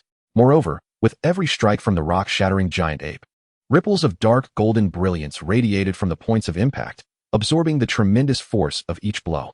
Double return. Chapter 57. Explosive Armor, 1,000 strikes in an instant. Such a ferocious onslaught could not be sustained for long, even by mechanical means. As the core chip began to overheat, the rock-shattering giant ape's attacks visibly slowed. The energy transport circuit within it can no longer support such a high load of work. Its pair of iron fists have begun to show signs of pitting under the reaction force. Roar. The colossal rock gorilla retracts its fists and steps back, preparing to create distance, activate its cooling function, and then engage in a contest of strength with this stubborn iron wall before it. However, attempting to withdraw at this moment proves to be no simple task. Did you enjoy the beating just now? Now it's my turn. Beneath the helmet, Lin Yun reveals a sinister grin. He retreats his right foot, drawing an exaggerated arc on the ground, and his right arm is pulled back to its utmost extent. Buzz, accompanied by the buzzing reminiscent of insect wings. The areas of Lin Yun's body that have been struck by the colossal rock gorilla emit a distinctly visible dark golden ripple of light. The ripples collide and intertwine, rapidly resonating. All the light converges towards Lin Yun's right arm, forming a dazzling stream of dark golden light. Give it to me, Lin Yun roars, directing it at the chest of the colossal rock gorilla, and delivers a fierce punch. Smash. The punch sends forth a tempest. The rich dark golden radiance surges forth like a flood unleashed. Double repayment. The colossal rock gorilla howls, raising its own glowing white fist to strike back. Wave punch. Boom. The clash of their fists results in an explosion akin to a meteor colliding with Earth, sending sparks flying in every direction. For a fleeting moment, the dark golden insect-armored warrior and the sharply defined visage of the colossal rock gorilla are illuminated. Lin Yun maintains his punching stance, while the colossal rock gorilla seems to have been struck head-on by a freight train. Its robust right arm explodes with a thunderous crack, howling in agony as it is hurled backward until it collides with the hard inner wall. The colossal rock gorilla's towering form is imprinted against the wall for a brief 2 seconds before it tumbles to the ground. It shakes its head, bracing itself with its left arm to stabilize its body. The severed right arm reveals a dense network of circuitry, intermittently sparking with blue and white flames. It appears as though the colossal rock gorilla's cerebral circuitry has been short-circuited, leaving it dazed and disoriented. Lin Yun shakes his slightly sore right fist, standing upright, surprised by the power of his own strike. Who would have thought the effect would be this remarkable? Double repayment is indeed formidable. As long as one can withstand the attack, they can return double the damage to the enemy, delivering explosive harm in a single blow. Thud. The shattered remnants of the colossal rock gorilla's right arm crash heavily to the ground. Its joints open wide, releasing a dense, mist-like coolant. Once its body has cooled down, the colossal rock gorilla stands once more, raising its remaining left arm to charge forward again. The heavy armor form has been sufficiently tested. Now, it is time to bring this to a conclusion. Lin Yun gazes at the charging colossal rock gorilla with calm eyes. Zzz, dark golden electric arcs suddenly escape from the seams of his heavy insect armor. Under the stimulation of the lightning, the tightly fitted armor begins to split apart. Thud, thud, thud. The colossal rock gorilla strides forward, closing in on Lin Yun within mere meters, raising its left fist to strike. Now is the moment. Explosive armor. Boom. It is as if dozens of fragmentation grenades have detonated simultaneously. Lin Yun's arms, helmet, and the heavy armor on his chest instantaneously shatter into countless fragments, swirling toward the colossal rock gorilla like a tempest. Each piece of armor is solid and hard, comparable to high-strength alloys. Under the immense thrust, they accelerate, significantly enhancing their lethality. Bang, bang, bang, bang. The colossal rock gorilla erupts in a shower of sparks, its body being hurled 6 or 7 meters away in a violent explosion, rolling several times before finally coming to rest. Now, looking at Lin Yun, his appearance has once again transformed. His robust chest is enveloped in a golden, lightweight insect armor, intricately engraved with circuit-like patterns. His shoulders, wrists, outer thighs, knees, and lower legs are all embedded with hard golden armor. Moreover, Lin Yun's entire form is cloaked in a sleek, jet-black battle suit. The most striking transformation is that of his head. His insect-like eyes, once as blue as the sky, have now turned golden. The spiked horns on his forehead are lowered and have grown even sturdier. From his jaw extends a crescent-shaped silver spike. The 2 ivory-white horns on his right shoulder resemble the head and chest horns of a beetle. After shedding the heavy armor on his exterior, Lin Yun now appears more agile and lithe, akin to Ultraman Zero shedding his training armor. While his defensive capabilities have considerably diminished, his speed and agility have surged tremendously. The female evaluator gasps in astonishment, covering her mouth. A 2-stage transformation? How impressive! Lin Yun feels an unprecedented lightness in his body, as if with a gentle leap. He could effortlessly soar dozens of meters into the air. Running freely, he feels capable of chasing the wind. It is a delightful sensation. Lin Yun's facial mandibles quiver as he turns to face the still resilient colossal rock gorilla, lifting his hand and lightly beckoning with his fingers. Thus, let us begin the final dance. The colossal rock gorilla emits a cybernetic beast's roar, charging into this bloody arena without hesitation. Yet Lin Yun is faster than its steps. He swings his arms and dashes forth, instantly leaving behind a blur of afterimages. In that moment, the colossal rock gorilla's electronic eyes can no longer precisely track his movements. Before it stands an empty space, devoid of Lin Yun's presence. Over here, big guy. The voice suddenly rings out from behind. The colossal rock gorilla swiftly turns, only to find Lin Yun has somehow circled around to its back, raising his hand to shake his middle finger as if expressing discontent at his sluggish dance partner. Too slow. Without waiting for the opponent to strike first, Lin Yun suddenly unleashes a high kick. Whoosh. His right leg strikes like lightning, landing squarely on the mechanical beast's jaw.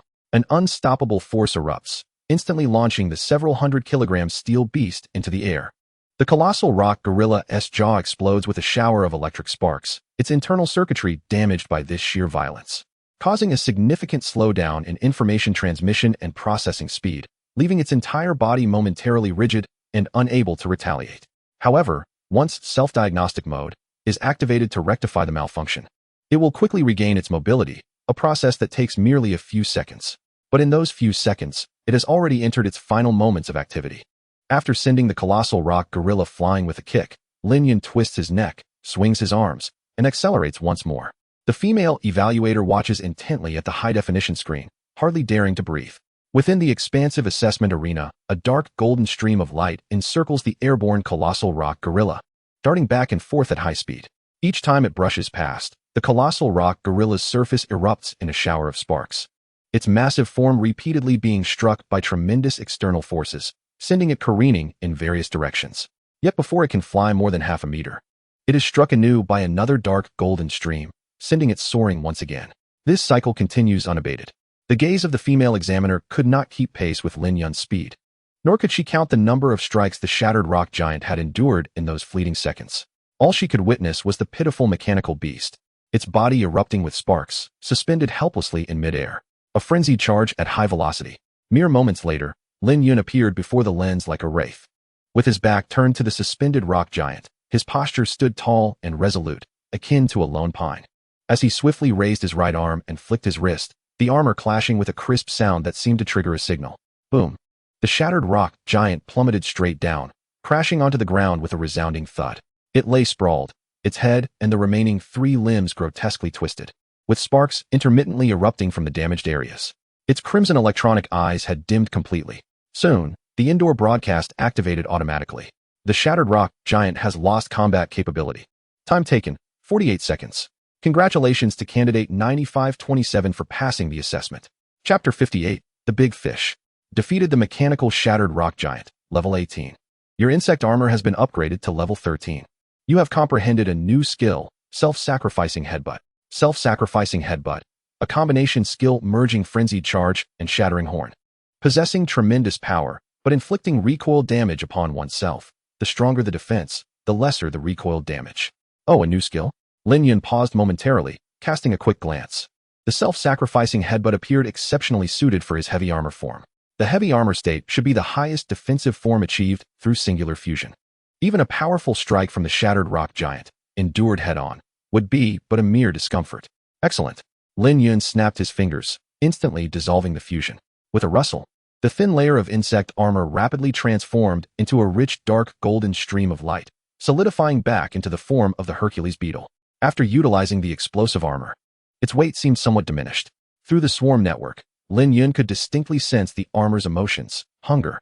It seemed that high-speed movement after using the explosive armor would deplete a considerable amount of stamina. Lin Yun quickly deduced this and did not retract the armor, but rather directly retrieved a bag of mixed rations for his insect-based battle pets from his storage ring. Eat up. In the next moment, the armor dove into the bag, voraciously devouring its contents. Lin Yun cradled the bag and walked toward the door. As his mental strength grew stronger, the side effects of reverting from the battle with a single insect were significantly reduced. Lin Yun speculated that once the school presented the awards and he received the primary body enhancement potion, the side effects would diminish even further. Click. The door swung open. The female examiner gazed at Lin Yun, who stood at ease with the bag of rations, as if observing a beast clad in human skin. Lin, congratulations. That was quite an impressive battle. To be honest, I was somewhat astonished by your performance. Thank you for your praise, Lin Yun replied with a gentle smile. Following the female examiner outside the assessment room to process his qualification certificate. As for the shattered rock giant, now incapacitated within the assessment room, it was swiftly dragged away by a new mechanical beast. Subsequently, staff would carry out unified repairs on all damaged mechanical beasts. With current technology, it would not be long before it could be restored to its original state and resume its role in assessments. Naturally, there was no cause for concern regarding compensation. The 500 registration fee already included insurance for damaged assessment equipment. Having witnessed Lin Yun's extraordinary performance, the female examiner's demeanor grew increasingly amiable. In just a few minutes, she completed the qualification certificate and presented it to Lin Yun with both hands. A broad smile adorned her face. Lin, this is your Beastmaster qualification certificate. With this document, you will be able to explore various permitted secret realms across the country. You can also register for an account on our Beastmaster Association's official website to accept various related commissions, and even enjoy discounts when purchasing battle gear at the Equipment Association with this certificate. Do ensure to keep the certificate safe, should it be lost. You must immediately report it to the association for reissuance. This is to prevent anyone who finds your certificate from using it in illicit circumstances. Additionally, for future realm advancements, updating the certificate information follows the same process as today. Lin Yun accepted the certificate, nodding in acknowledgement. I've noted that. Thank you. The qualification certificate was a silver square card, featuring a recent passport-sized photo of him along with some basic information that did not involve privacy matters and the certificate number. The card was crafted from a special material, possessing a degree of softness while also being remarkably resilient, not easily prone to breakage. Lin Yun stowed away the certificate, carrying the bag of rations, which had already been partially consumed by the armor, as he exited the assessment room. Upon stepping out, his gaze met Man Yintao, who was seated on a bench at the entrance, her legs neatly crossed. Upon seeing him emerge, the girl waved her hand cheerfully. Over here, over here. Lin Yun approached. Man Yintao quickly stood up, lightly tapping Lin Yun's shoulder with her fist, exuding a friendly demeanor. Lin Yun, you came out so quickly. It took far less time than I anticipated. Upon hearing this, not only Lin Yun but also the surrounding candidates waiting to process their certificates looked at her with peculiar expressions. For boys, being quick sometimes was not necessarily a good thing. So how did it go? Did you pass? Man Yintao inquired eagerly. Lin Yun nodded. Yes, the assessment was relatively straightforward. Not too challenging. Upon hearing this, Man Yintao's beautiful face twisted into an incredulous expression. Not too challenging. You seem to be far stronger than I imagined. I hope I don't run into you in the upcoming Jiangqing competition. Her ability to swiftly dispatch mechanical beasts stemmed from her high lineage of the Flame Lion, granting her combat capabilities that far surpassed those of common tier beasts. Moreover, she had reaped the benefits of a tribute advantage. In contrast, Lin Yun held a bag of rations that was gently swaying, revealing that his battle pet was of the insect type. To resolve the mechanical beast so swiftly with an insect-type companion underscored Lin Yun's extraordinary talent. I hope so, Lin Yun chuckled. By the way, Taozi, have you contacted the old man? What did he say? Man Yintao grinned, raising her hand in a peace gesture. Yes, I've already called Grandpa. He was overjoyed to hear you were willing to help, and he has already started packing. He said he would set out immediately. Lin Yun was quite pleased with this. No problem. The sooner we set off, the better. Man Yintao nodded. All right, let me take you to the city gate to wait. Grandpa will come to pick us up in a bit. Us. Lin Yun's expression turned peculiar. Wait a minute. Taozi, you're not coming along with us, are you? What? Is that a problem? After all, I'm a seed of the school team from number 2 high, and my combat strength is not weak. Man Yintao proudly raised her head, tapping her ample chest with her hand. Besides, there's strength in numbers. In case it's the real deal. I want to witness Grandpa's dream firsthand. You're the financier. It's your call, Lin Yun shrugged, conceding his agreement. Hee. Then let us hurry up and set off. After Man Yintao finished speaking, she walked alongside Lin Yun out of the Beastmaster Association building and hailed a taxi. In Jiangcheng, in the Jining district. At the top floor of the Ziwan Chess Club, Yang Ji, a cadre of the Qinglang gang, dressed in a sleek black suit, gently knocked on the door. Long Gu. It's me. Come in. Upon entering, Yang Ji saw Zhao Qinglong, clad in a white suit with a red tie. Seated behind an expansive leather executive chair at an upscale wooden desk.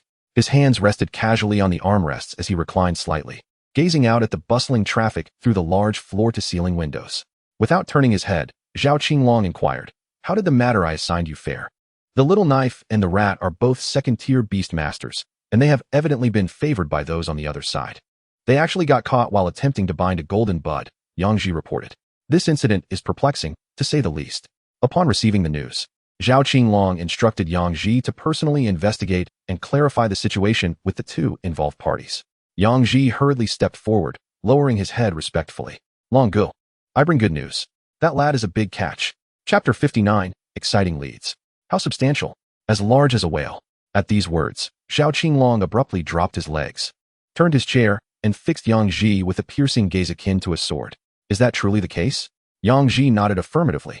He then retrieved a brown leather folder from within his coat. Bending slightly, he hastened to place it on the desk. Zhao Qinglong swiftly opened the folder, extracting several sheets of investigative material, his eyes racing over them in rapid succession. Soon, his attention zeroed in on the sections detailing mental attributes and talents. Mental attribute, insect type. Talent, sun god level. Effect, suspected to fuse with a contracted battle pet, transforming into a powerful warrior of shared consciousness. Fusion. Zhao Qinglong's eyes widened. Long Gu, take a look at this. It's a video of that lad battling a young master. I had to spend a bit to acquire it.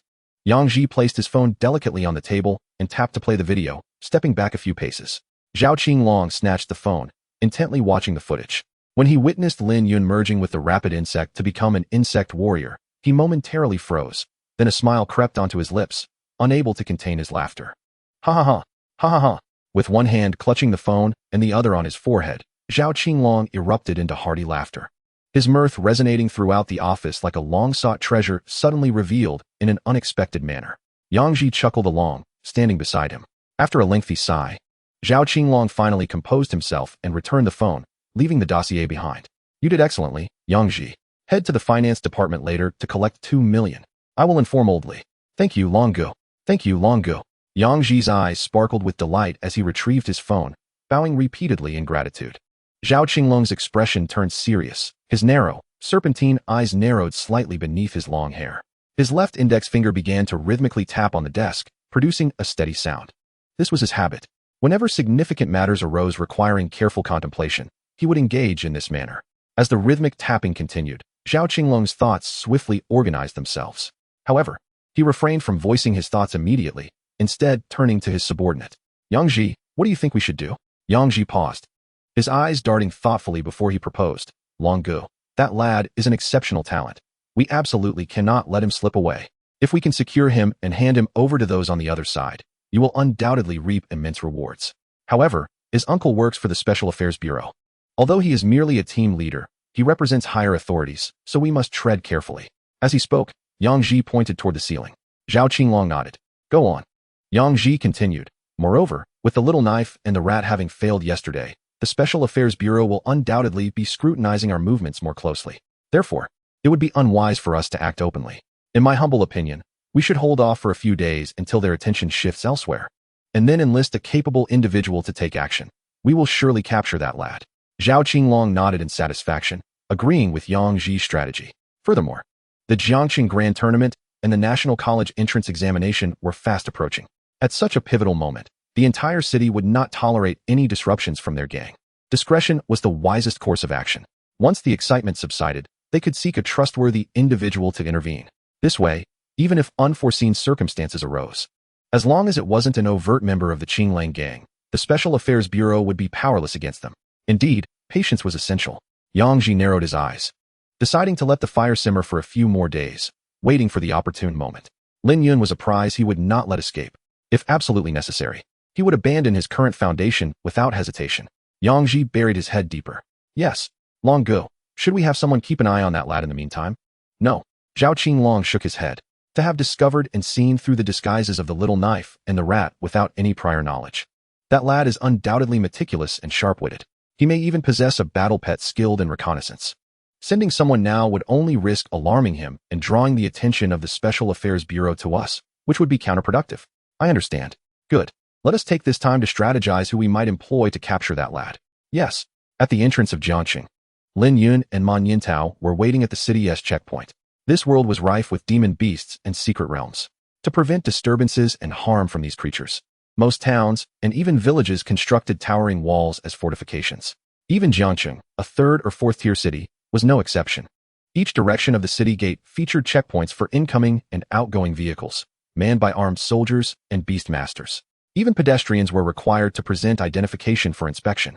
This was to prevent demon beasts with mimicry abilities or those capable of parasitizing humans from infiltrating the city. As they waited, the two engaged in casual conversation. Man Yintao gazed at the line of vehicles entering and exiting, exclaiming, "The Jiangxing Grand Tournament is approaching, and the city defenses are tightening." The inspections weren't this strict before. Lin Yun, somewhat surprised, responded, "Taozi, did you frequently leave the city in the past?" Of course." Man Yintao raised her hand in a peace sign, flashing Lin Yun a bright, cheerful smile reminiscent of a sunny girl. She elaborated, "My grandfather is a professor of battle pet ecology, and my parents are also in related fields. They often travel across the country for work, so I've accompanied them to many cities during my childhood, encountering all sorts of demon beasts and battle pets." "Oh, that sounds wonderful," Lin Yun admitted with a hint of envy. He had never left Jiangxing since his birth. Many unique demon beasts or local specialties existed only in the virtual realm he had seen online. "By the way, Taozi, do you know where there are more insect-type battle pets?" Lin Yun inquired. "Humph, is it because your mental attribute can only contract insect-type once? Are you seeking some insider information from me?" The young girl placed one hand on her hip, a teasing smile gracing her lips, her exquisitely delicate features revealing a playful expression that seemed to say, "If you wish to know, simply ask me." Lin Yun clasped his hands together. "Indeed. I would be most grateful if you could enlighten me, Teacher Taozi." "Ha ha ha, you are too much." Man Yintao instantly broke character, clutching her belly and laughing heartily by the roadside, entirely disregarding her image. After a moment, she regained her composure and, lowering her voice with an air of mystery, said, "As you might be aware, the situation regarding insect-type battle pets has changed. Many of the obvious secret realms have vanished without a trace. Those that remain predominantly consist of lesser bloodline aberrations that pose little danger and are beneficial to humans.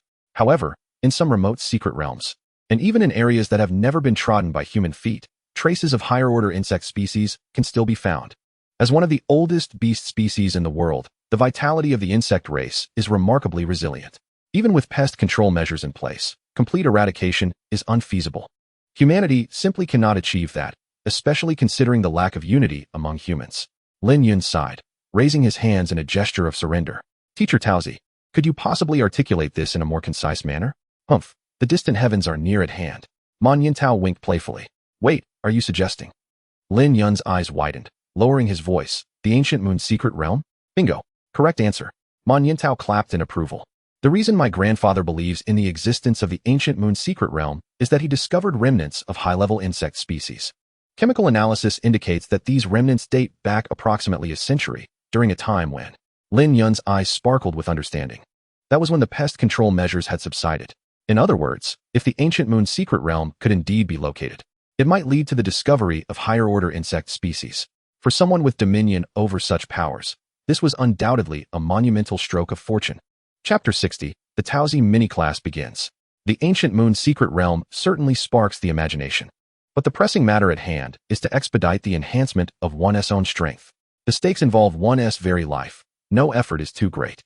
With this thought in mind, Lin Yun retrieved the golden-level Beast Mastery skill book gifted by his uncle from his storage ring and began to peruse it.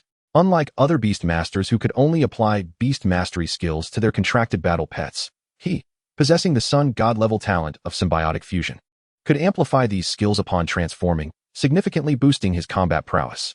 Learning the skill of raw strength as soon as possible would greatly aid future explorations of secret realms. Learning Beast Mastery skills? Such diligence. Man Yin Tao, with her hands clasped behind her back, inquired with curiosity.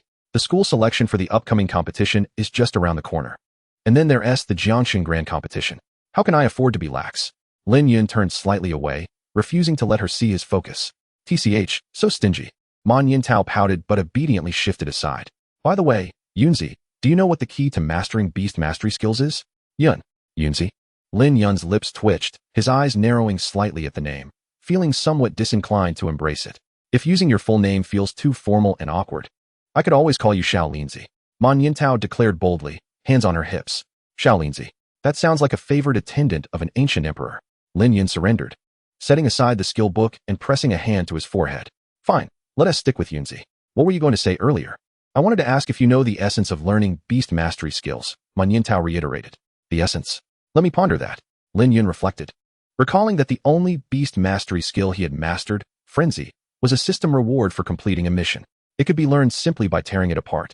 And proficiency was directly elevated to mastery level. How convenient. Thus, his understanding of Beast Mastery skills remained largely theoretical. I remember it involves precise control over mental energy. Lin Yun raised a finger. Essentially, Beast Mastery skills are a means by which Beast Masters influence their contracted battle pets using their own mental energy. The innate abilities of a Beast Master are similar. They resemble the bloodline abilities of beasts, allowing those who awaken them to instinctively know how to utilize and control them. Hence, the manipulation of mental energy holds great significance. Correct, but also not entirely, Man Yin Tao replied with a smile.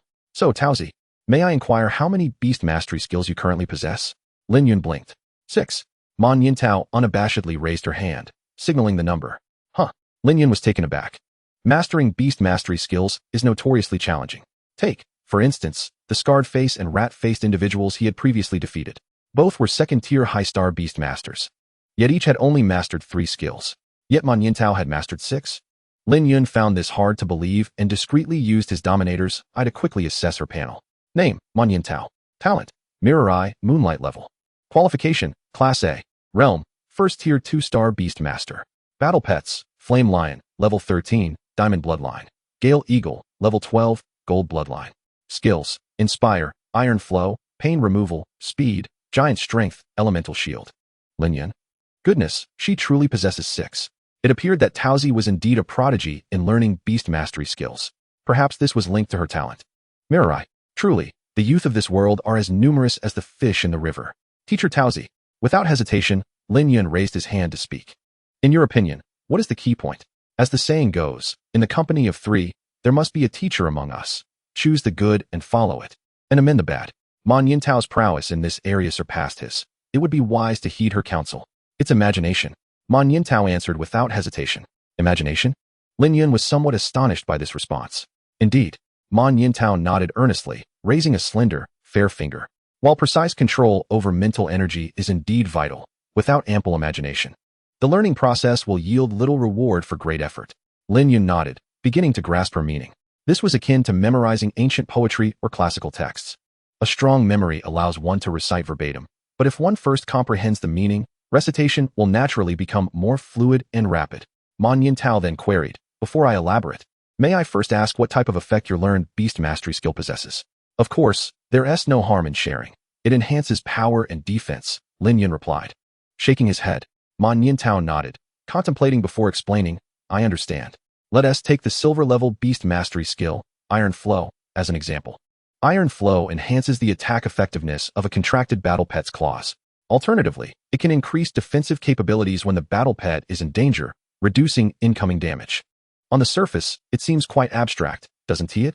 But what if we add a touch of imagination? At this point, Man Yin Tao paused, then summoned her contracted battle pet, a brilliant red light bursting forth. In the next moment, a young lion, still in its infancy, yet already exuding a fierce demeanor, appeared at Man Yintao's feet, incessantly rubbing its fiery red fur against the girl's thigh. A creature of diamond tier lineage, embodying the essence of combat with its fiery attributes. It was a flame lion. To facilitate understanding, I summoned the morning sun, and now it was time for a practical demonstration. Taozi crouched down and affectionately stroked the fluffy head of the flame lion, flashing a cheerful V sign at Lin Yun. Lin Yun smiled back. This girl truly enjoyed expressing her joy. Moreover, she possessed a warm-hearted disposition. Despite the looming possibility of a confrontation between the beast masters of their school and the school team from the second institution, she harbored no intentions of withholding her knowledge. Her magnanimity matching her appearance. Rising to her feet, Man Yintao raised her hand to initiate the iron flow technique. Imagine your mental energy as molten iron, glowing red-hot. Like this. Pay close attention. Lin Yun's eyes gleamed with a crimson hue as he meticulously observed her every move. Perhaps due to his intense concentration, or perhaps because his mental prowess had significantly strengthened since their initial encounter, he could now perceive the flow of Man Yintao's mental energy. What was typically formless in nature materialized before Lin Yun's eyes as a distinct shape. It resembled ribbons of flowing water, glistening with a metallic sheen. These ribbons swiftly coiled around the flame lion's forepaws before solidifying, akin to molten iron cooling into a soft, red-hot ingot. The forepaws of the flame lion suddenly radiated a steely gray light, endowing them with an added sharpness. Next came the defensive maneuver. After completing her explanation, Man Yintao beckoned with her fingers. The mental energy enveloping the flame lion's forepaws instantly reverted from its solidified state back into flowing ribbons of iron-gray energy. The stream flowed around the flame lion's body, swiftly relocating to its back, where it solidified once more, as if donning the creature in a suit of iron armor. So that is how it works. Lin Yun's eyes widened as a flash of insight struck him. He now fully grasped what Taozi meant by adding a touch of imagination. It seems you have understood. Your comprehension is impressive. Thus, I shall refrain from further demonstrations, Man Yintao said with a playful smile, raising her hand to return the flame lion to its battle pet space. Thank you, Taozi. Lin Yun earnestly expressed his gratitude to the girl before him. Without her guidance, he would undoubtedly have encountered many detours in his cultivation of strength. You're welcome. And why speak so formally? Man Yintao replied with a hint of bashfulness. We are all friends here. Assisting each other is only natural. Lin Yun paused for a moment. Had they not only met twice? Was this truly the foundation of friendship? Nevertheless, Man Yintao's personality and temperament resonated with him. Well then, thank you, my friend. Lin Yun responded, no longer holding back on his gratitude. That's more like it. Keep up the good work. Man Yintao laughed, waving her hand as she turned to move aside. By the way, Yunzi, my grandfather just messaged me, saying a friend will be joining us shortly, along with a series of preparations. It might take a while for them to arrive. So I'll meditate nearby to restore my mental energy. Please keep an eye on things. All right. Lin Yun nodded in agreement. They had both just participated in the qualification examination, which had undoubtedly drained some of their mental and physical stamina. If they were to truly locate the ancient moon's secret realm, exploration would undoubtedly ensue. Restoring their condition to prepare for what lay ahead was undoubtedly a wise decision. Name, Strengthening Force Tier, Golden Level Beast Master Technique Effect. Consumes mental energy to significantly enhance the power and defense of the contracted battle pet. The description of the effect seemed somewhat abstract. Lin Yun quickly finished reading the skill book and grasped the general idea. If iron flow represented molten iron, during an offensive maneuver, one would solidify the iron in the claws and fangs. In a defensive stance, one would solidify the iron in the areas requiring protection.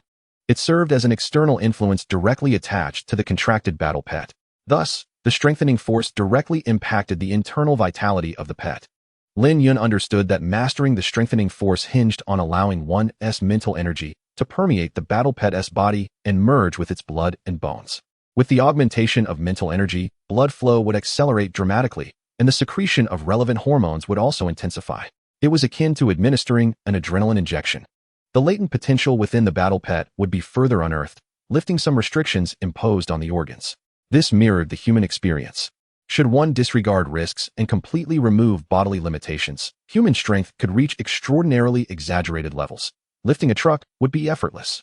This was the secret behind the strengthening force's remarkable amplification of power. As for enhancing defense, once mental energy fused with the bones, it could withstand greater pressure. It was akin to donning an invisible armor. The accelerated blood flow would inflate the pet's vascular membranes, much like an inflated rubber tire, while the reinforced bones resembled the wheel hubs beneath the tire, capable of supporting the entire structure. ultimately unleashing an extraordinary level of strength. Closing the book, Lin Yun marveled. What a genius idea, truly worthy of a golden-level Beast Master technique. In terms of both effect and training difficulty, it far surpasses ordinary techniques. For an average Beast Master to train in the strengthening force, it would take at least a year and a half of exploration just to grasp the fundamentals. But I am different. Through Tao's demonstration, I have discovered another remarkable application of the Eye of Domination, the ability to perceive the trajectory of mental energy. This new capability may appear unremarkable at first glance, but in reality, its potential is extraordinary. It is reminiscent of the Sharingan from Naruto, which allows one to discern the flow of chakra and uncover the essence of techniques, even enabling the mimicry and replication of others' abilities. Just like this, Lin Yun raised his palm, channeling his mental energy, which swiftly flowed out and transformed into the state of molten iron demonstrated by Man Yintao earlier. With the shift of his intent, the iron flowed and morphed, sometimes coiling into ribbons that solidified, at other times forming a solid iron plate akin to armor. Congratulations, host, for mastering the Beast Master technique Iron Flow. A prompt appeared on his interface. Lin Yun retracted his mental energy, unable to suppress the joy in his eyes. Was this the new function of the Eye of Domination? Indeed powerful. He had merely observed Tao's demonstration once and noted the trajectory of her mental energy flow. Yet he effortlessly replicated the Iron Flow technique. With the assistance of the Eye of Domination, learning the strengthening force would undoubtedly become even more efficient.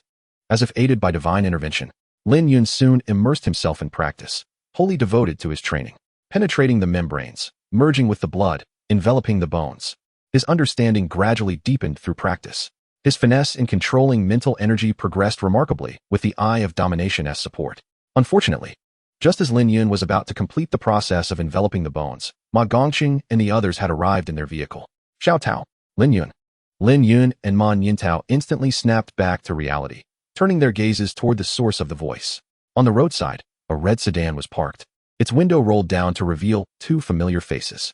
Ma Gongqing sat in the passenger seat, no longer clad in the satin horse coat from their last encounter, but rather dressed in the attire of a casual mountaineer. His garments, albeit somewhat worn, still fit him quite well. In the driver's seat was a robust man whom he had never seen before. He appeared to be in his 40s, with a square face and sinewy muscles. His chestnut hair was wrapped in a water blue scarf with white checks, and he wore a deep brown sleeveless leather jacket that revealed his well-developed biceps and triceps, alongside a crucifix pendant hanging from his neck. The man exuded an air of righteousness, with thick eyebrows and large eyes. Despite it being their first meeting, he took the initiative to wave and greet Lin Yun and Man Yintao. The burly man flashed a smile that could easily serve as a commercial for a toothpaste brand, saying, "Hello, I am Zhou Hongbing, the old gentleman's student." Despite his muscular build and attire reminiscent of a motorcycle enthusiast, his demeanor was gentle, fostering an immediate sense of camaraderie. "Hello, Brother Zhou. I am Lin Yun." Lin Yun responded with a smile. "Grandfather," Man Yintao exclaimed, brushing off the dust from her rear, and hurried over with a look of surprise. "And Brother Zhou, it's been ages. I never expected that the friend grandfather mentioned would be you." Zhou Hongbing chuckled. "The last time we met was 8 years ago, wasn't it? I can hardly believe how much time has passed. Shout out, you've grown so beautiful. Truly, girls do transform remarkably as they age." "Hey, you're exaggerating, Brother Zhou," Man Yintao said shyly, her toes unconsciously tapping the ground as she drew circles. Like any young woman, she delighted in beauty and cherished the compliments of others. Ma Gongqing waved his hand with a smile. "Let us save the pleasantries for after we're on the road. Time waits for no one. We must set off at once, as the journey to our destination will take nearly 2 hours. Lin, I will be counting on you again this time." "Not at all," Lin Yun replied courteously, following Man Yintao as they opened the car doors and settled into the back seat side by side. Soon, the red sedan roared to life. Amidst the engine's growl, the vehicle sped forth like an arrow released from a bow. Chapter 62. Suspicion. The car raced along the main road.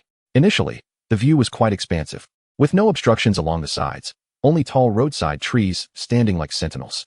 Once they left the city, the air gradually became fresher, invigorating their spirits. However, as time passed, and the vehicle twisted into a narrow path, the surrounding environment began to grow increasingly ominous. Although it was still daytime, around 9 in the morning, the sun, which had been high in the clear blue sky upon exiting the city, no longer offered its warm embrace. Even with the rear windows closed, Lin Yun could distinctly sense the rising humidity in the air. The vehicle had ventured onto a path not charted by navigation software.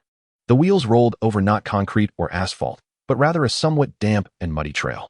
Through the windows, One could clearly see white mist swirling around. Flanking the narrow road were tall and dense trees, perhaps banyan or some other unnamed species, their thick branches stretching desperately towards the sky, vying for even a sliver of sunlight and rain.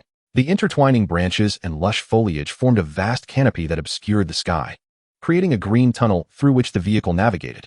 The deeper they traveled, the thicker the mist became. To ensure safety, Zhou Hongbing reduced the vehicle's speed and activated the windshield wipers, continuously clearing the frost that had formed on the glass due to the low temperature and dense fog. It was a disconcerting sensation, as if they were traversing a road fraught with uncertainty and peril.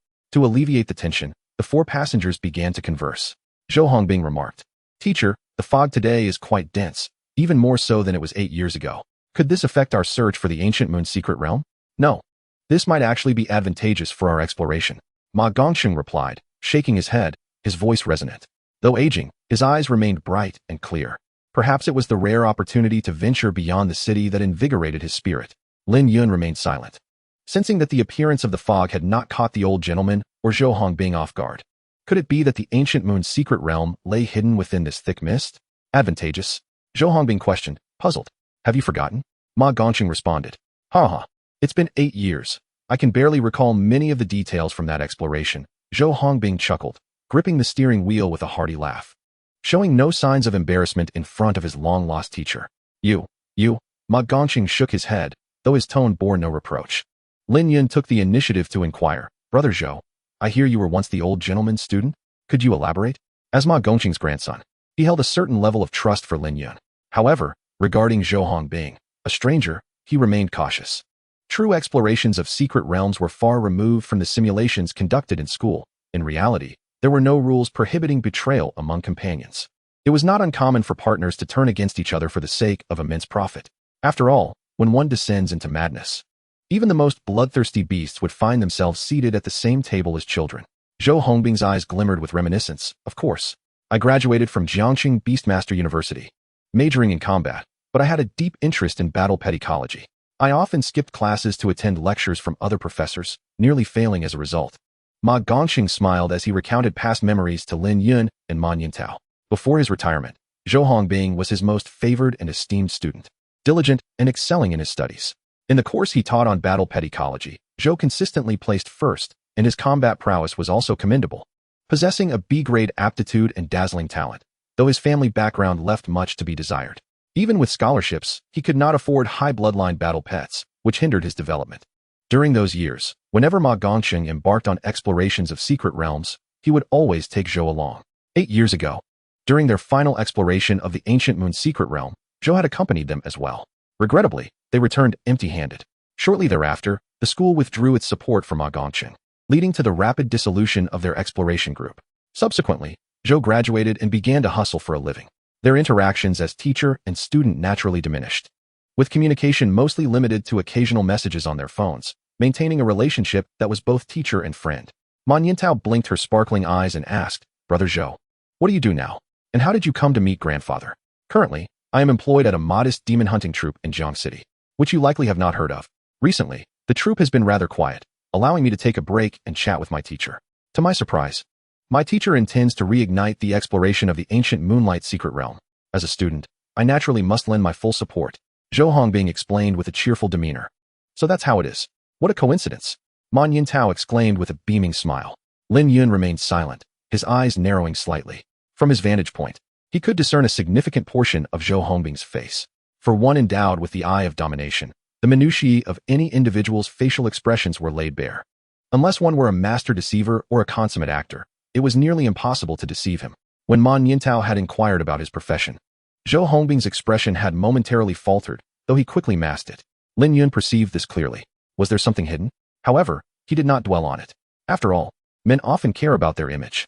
Perhaps Zhou Hongbing simply felt embarrassed to reveal the truth in front of acquaintances due to his current unsatisfactory circumstances. Nevertheless, there was one aspect of Zhou Hongbing that piqued Lin Yun's interest. When he boarded the vehicle, he discreetly utilized his eye of domination to glance at Zhou Hongbing's status panel. Name, Zhou Hongbing. Talent, golden cicada escaping its shell, starry level. Aptitude, grade B. Realm, tier 3, 9-star beast master. Battle pets, burrowing mouse, level 36, silver bloodline. Battle axe dragon, level 38, Diamond Bloodline. Rock Demon Beast, level 37, Gold Bloodline. Crowned Eagle, level 32, Silver Bloodline. Telephone Snail, level 15, Silver Bloodline. Dream Demon, level 29, Gold Bloodline. Jade Armored Venom Spider, level 28, Silver Bloodline. Skills: Inspire, Iron Flow. Speed, Giant Strength, Amber Shield, Flying Rainbow. Under ordinary circumstances, a novice Beastmaster may contract a maximum of 2 battle pets. A Tier 1 Beastmaster may have 4. A Tier 2, 6, and a Tier 3, 8. For a Tier 3 high-star Beastmaster, possessing 7 battle pets is indeed impressive, considering that nurturing battle pets demands substantial resources. Most Beastmasters would opt to cultivate 1 or 2 exceptional battle pets rather than expend their limited resources on ordinary bloodlines. However, the presence of the Diamond Bloodline Battle Axe Dragon seemed a bit excessive. The Battle Axe Dragon, a combat-type steel dragon beast, derives its name from its forelimbs, which resemble a battle axe when extended. They possess a ferocious temperament and formidable combat prowess. A well-trained adult battle axe dragon can cleave a small mountain in twain. This type is exceedingly rare and commands a high price. Yet, this raised questions. For Zhou being hailed from a modest background, as the elder had mentioned, and could not afford battle pets with superior bloodlines, which stunted his development. This was evident from the fact that he possessed 4 battle pets of silver-level bloodlines. Of course, 8 years had passed, so one might attribute this to fortunate encounters. However, the Telephone Snail and Dream Demon were not typical choices for a standard Beastmaster. The Telephone Snail is only capable of making calls, transmitting images, taking photographs, and shielding signals. It can operate uninterrupted even in areas with disrupted electromagnetic fields, relaying communications over great distances. Moreover, if there are paired telephone snails, they share a remarkable bloodline connection, allowing one to sense the other's position even if one is within a secret realm. The Dream Demon, while somewhat aggressive, primarily employs its ability to induce sleep and nightmares upon its target, lacking any direct physical means of harm. If the target is forewarned, the effectiveness of the sleep effect diminishes significantly. Its sole advantage lies in the subtlety of its mental assault, rendering it difficult to defend against. Overall, both the Telephone Snail and the Dream Demon possess negligible direct combat capabilities. Typically, only Beastmasters of specialized professions would contract them to assist in their work. Lin Yun's wariness heightened, yet he maintained a facade of calm. These clues suggested that Zhou Hongbing was not as straightforward as he appeared. It would be prudent to remain vigilant. With further interaction, clearer judgments could be made, so it was best not to indulge in paranoia for the time being. Chapter 63. The Misty Forest, Hidden Moon in the Woods. Soon, the conversation shifted back. Grandfather, you mentioned that the thicker the fog, the more favorable it is for us to locate the ancient Moonlight Secret Realm. Could you elaborate on this? Ma Yintao inquired with curiosity. There's no rush. We are nearing our destination, and you will understand soon enough, Ma Gongxing replied while stroking his beard with an air of mystery. Very well, Ma Yintao pouted, reluctantly returning to her seat. Lin Yun closed his eyes to meditate, continuing to cultivate his strength in silence. He felt he was on the verge of a breakthrough. Just one final push away from complete mastery. The vehicle navigated through the thick fog for nearly half an hour before finally coming to a halt. Further progress was impossible. The billowing fog had thickened to such an extent that visibility had diminished to mere inches. The surroundings were cloaked in obscurity, rendering even the trees indistinguishable. Continuing onward could result in colliding with a tree, encountering a landslide, or falling victim to a lurking beast hidden within the mist. Yet both Ma Gongxing and Zhou Hongbing were adamant that the likelihood of encountering a beast in this foggy forest was exceedingly low. This area has yielded remnants of high-tier insectoid creatures and ancient corpses of formidable beasts, although they have been deceased for many years. Their lingering aura deters most beasts from approaching, Ma Gongxing elucidated to Lin Yun. Lin Yun nodded. Throughout the journey, he had been discreetly employing his eye of domination to pierce the veil of fog and survey potential threats. Indeed, he had not encountered a single beast. The eerie silence surrounding them, punctuated only by the occasional chirping of insects and calls of birds, amplified the sense of foreboding. Suddenly, the Kunlun, which had been sealed within the contract space, transmitted a wave of unease to Lin Yun through the swarm network. However, the danger perception had not been triggered. The 4 of them opened the car doors and stepped out together. Peach, with this dense fog, how do we locate the ancient Moonlight Secret Realm? Should we disperse the fog first? My Gale Eagle may not clear the entire forest fog, but I could at least blow away the surrounding mist for better visibility. Ma Yintao suggested. Have you forgotten what the elder just said? Lin Yun approached her, gazing at the swirling fog. The thicker the mist, the more advantageous it is for our forthcoming exploration. However, I still find this hard to comprehend. Elder, could you clarify? Of course, Ma Gongxing replied with a smile, eager to address Lin Yun's inquiries. In his view, Lin Yun possessed a talent akin to perception and clarity, crucial for locating the ancient Moonlight secret realm. Thus, he was more than willing to elaborate. Hongbing, little Tao, you should listen as well. Certainly, teacher. It has been quite some time since I attended your class. I find myself missing it, Zhou Hongbing remarked cheerfully. Although the likelihood of encountering beasts in the foggy forest was minimal, Zhou Hongbing still summoned a battle pet for protection. The burrowing mouse, level 36, silver bloodline. It was an exaggeratedly large giant mouse, nearly half a person's height. Its yellowed fangs appeared sharp, and its sleek, mud-brown fur glistened with an oily sheen. A pair of forepaws, as sharp as blades, complemented its tail, over a meter long and adorned with dense, ring-like patterns in a flesh tone. At first glance, Lin Yun couldn't help but suspect that this creature was the uncle of the infamous cat-eating mouse from Black Cat Sheriff. Its name was Drillhead, and despite its fearsome appearance, it possessed a rather gentle disposition, so there was no need for alarm. Zhou Hongbing reassured with a smile as he affectionately patted the giant mouse's head. Peach remained silent, her face betraying an unmistakable expression of revulsion as she shivered, instinctively placing Lin Yun protectively in front of her. For most girls, creatures such as mice, snakes, and spiders were utterly repugnant. Ma Gongxing cleared his throat and spoke directly. To facilitate understanding, I shall be straightforward. Through extensive examination and research, I personally believe that the ancient Moon secret realm is a long-fallen ancient forbidden ground. Its entrance and exit should manifest as a spatial passage, which, over the eons, has likely become quite unstable, much like the moon's reflection on water, appearing and disappearing intermittently. The fog enveloping this forest is presumably emanating from the mouth of this passage, and ordinary means cannot disperse it. 8 years ago, we employed various methods and could only ascertain that the spatial passage lay hidden within this misty forest. Yet we could never precisely identify its existence, as space is a multi-dimensional entity that ordinary means find difficult to observe. Lin Yun's eyes widened. Although he said nothing, his heart was already tempestuous with turmoil. The difficulty level of exploring secret realms is categorized as follows: low, medium, high, forbidden grounds, and absolute domains. The interior of a forbidden ground is fraught with peril. Even 7th and 8th tier beast masters dare only enter in groups. Even if Ma Gongqing's assertion about the decline of this forbidden ground holds true, it remains a perilous venture for their team. Lin Yun shook his head. No, we cannot ascertain that the ancient Moon secret realm truly exists yet. Ma Gongqing took a moment to gather his thoughts before continuing. The spatial passage of the ancient Moon secret realm is rather unstable. I estimate it to be relatively small and prone to occasional shifts, though the range of movement is limited to this forest.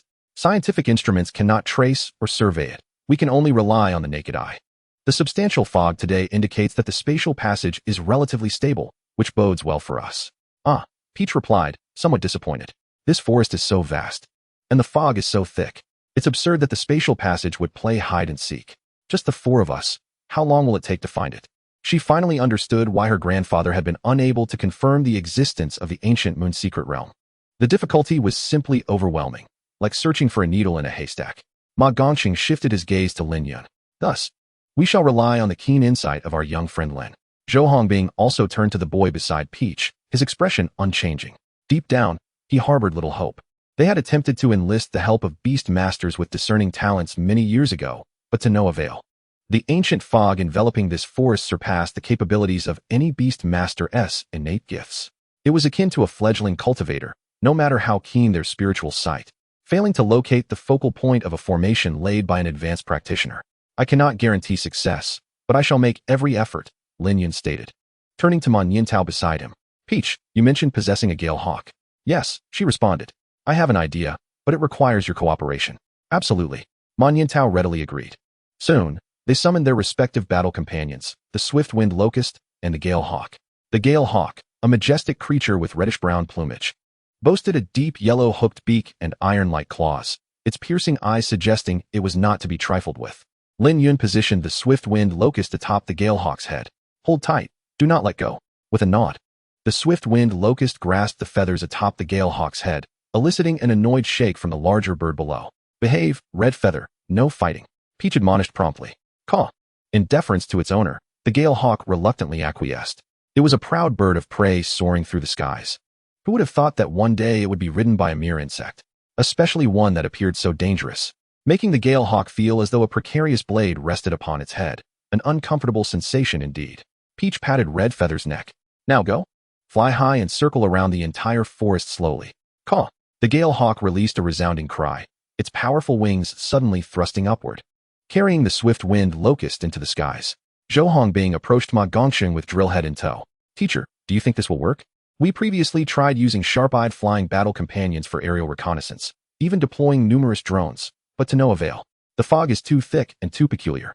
It not only obstructs mental probes, but also interferes with radio transmissions. They had exhausted all conceivable methods, ultimately yielding no results. The feeling of frustration was akin to a young couple attempting to consummate their relationship only to find themselves thwarted, lights off, clothes off, yet the entrance remained elusive, only to discover that the wife was, in fact, the husband. Such a blow to the ego. Ma Gongxing felt uncertain as well, but at his age, he had learned to accept such uncertainties. Let them try. It is better than doing nothing at all. He concluded, hands clasped behind his back. What is gained is fortune. What is lost is fate. Chapter 64, Finding the Entrance. The Gale Hawk flapped its wings, carrying the swift-winged locust through the dense fog into the sky. The wind stirred the fog, rolling it about, yet it remained intact. Lin Yun's expression was calm, but within his eyes, fiery crimson swirled. Sensory sharing, activate. In an instant, Lin Yun switched to the perspective of the swift-winged locust. From above, he beheld the entire forest shrouded in impenetrable fog, the towering trees of unknown species, hidden beneath a vast barrier of mist, revealed only their verdant, conical tips, coupled with the fog's properties, thick, obstructive to mental probes, and disruptive to electrical signals. Locating a spatial passage that was both shifting and modest in scale presented an extraordinary challenge. It was no wonder that Ma Gongxing and his team had explored repeatedly without any leads. Yet, this did not daunt Lin Yun. Perched atop the Gale Hawk, the swift-winged locust's eyes radiated a vibrant crimson glow. In the state of sensory sharing, Lin Yun momentarily bestowed upon it the powers of the Eye of Domination. Looking down again, the fog enveloping the entire forest seemed to vanish as if it had been swiftly erased. With the interference removed, searching became significantly more manageable. The forest was indeed vast, but the Gale Hawk's speed was remarkable. After approximately 10 minutes of flight, the swift-winged locust immediately detected an anomaly. Peering through the leaves, it spotted a towering, mud-colored rock below, near which a human-sized circular aura shimmered. This aura emitted a faint milky glow, and the white mist blanketing the forest flowed forth from it. During the sensory sharing period, Lin Yun stood motionless with his eyes tightly closed, appearing as if he were in slumber. Taozi, keeping vigil beside him, expressed her boredom. Yunzi, have you found it? Not yet. After 2 minutes, she inquired again. Yunzi, have you found it? Still not. A few more minutes passed. Yunzi, I found it. Lin Yun abruptly opened his eyes, filled with disbelief and elation. The ancient moon's secret realm truly exists. Huh. Taozi was startled by Lin Yun's revelation. Her face immediately lit up with uncontainable joy. Really? Indeed. Hooray. Yunzi, you are incredible. Taozi exclaimed, raising her hands in celebration, excitedly ready to leap into Lin Yun's embrace. However, Lin Yun deftly sidestepped, evading her enthusiastic hug with a graceful turn. Hee. My apologies, I got a bit too excited. Feeling a bit embarrassed, Taozi scratched her head. Meanwhile, hearing the commotion, Ma Gongxing and Zhou Hongbing hurried over. How is it? Lin Xiaoyu? Any results? The old man's eyes widened, his breath quickening. Zhou Hongbing remained silent, his face reflecting astonishment as he gazed at Lin Yun. Could it be? This lad had been standing there with his eyes shut, nearly dozing off, showing no signs of searching or observing. He thought Lin Yun had made no discoveries and was merely idling about. Yes. Lin Yun nodded solemnly. I can't be entirely certain yet, but what you described, old master, resembles it closely. I believe there is more than an 80% chance. This. Ma Gongxing was momentarily taken aback, his lips moving without forming a coherent sentence. A torrent of ecstatic emotion surged within him, causing his entire being to tremble. The old man felt dizzy, nearly losing his balance. Just as he was about to topple, Zhou Hongbing swiftly supported him. Teacher, Grandpa. Ma Yintao cried out, rushing forward to assist the old man's arm. Observing this, Lin Yun promptly retrieved a thermos from his storage ring, filling the lid with warm water and handing it to him. After taking a sip, Ma Gongxing finally regained his composure.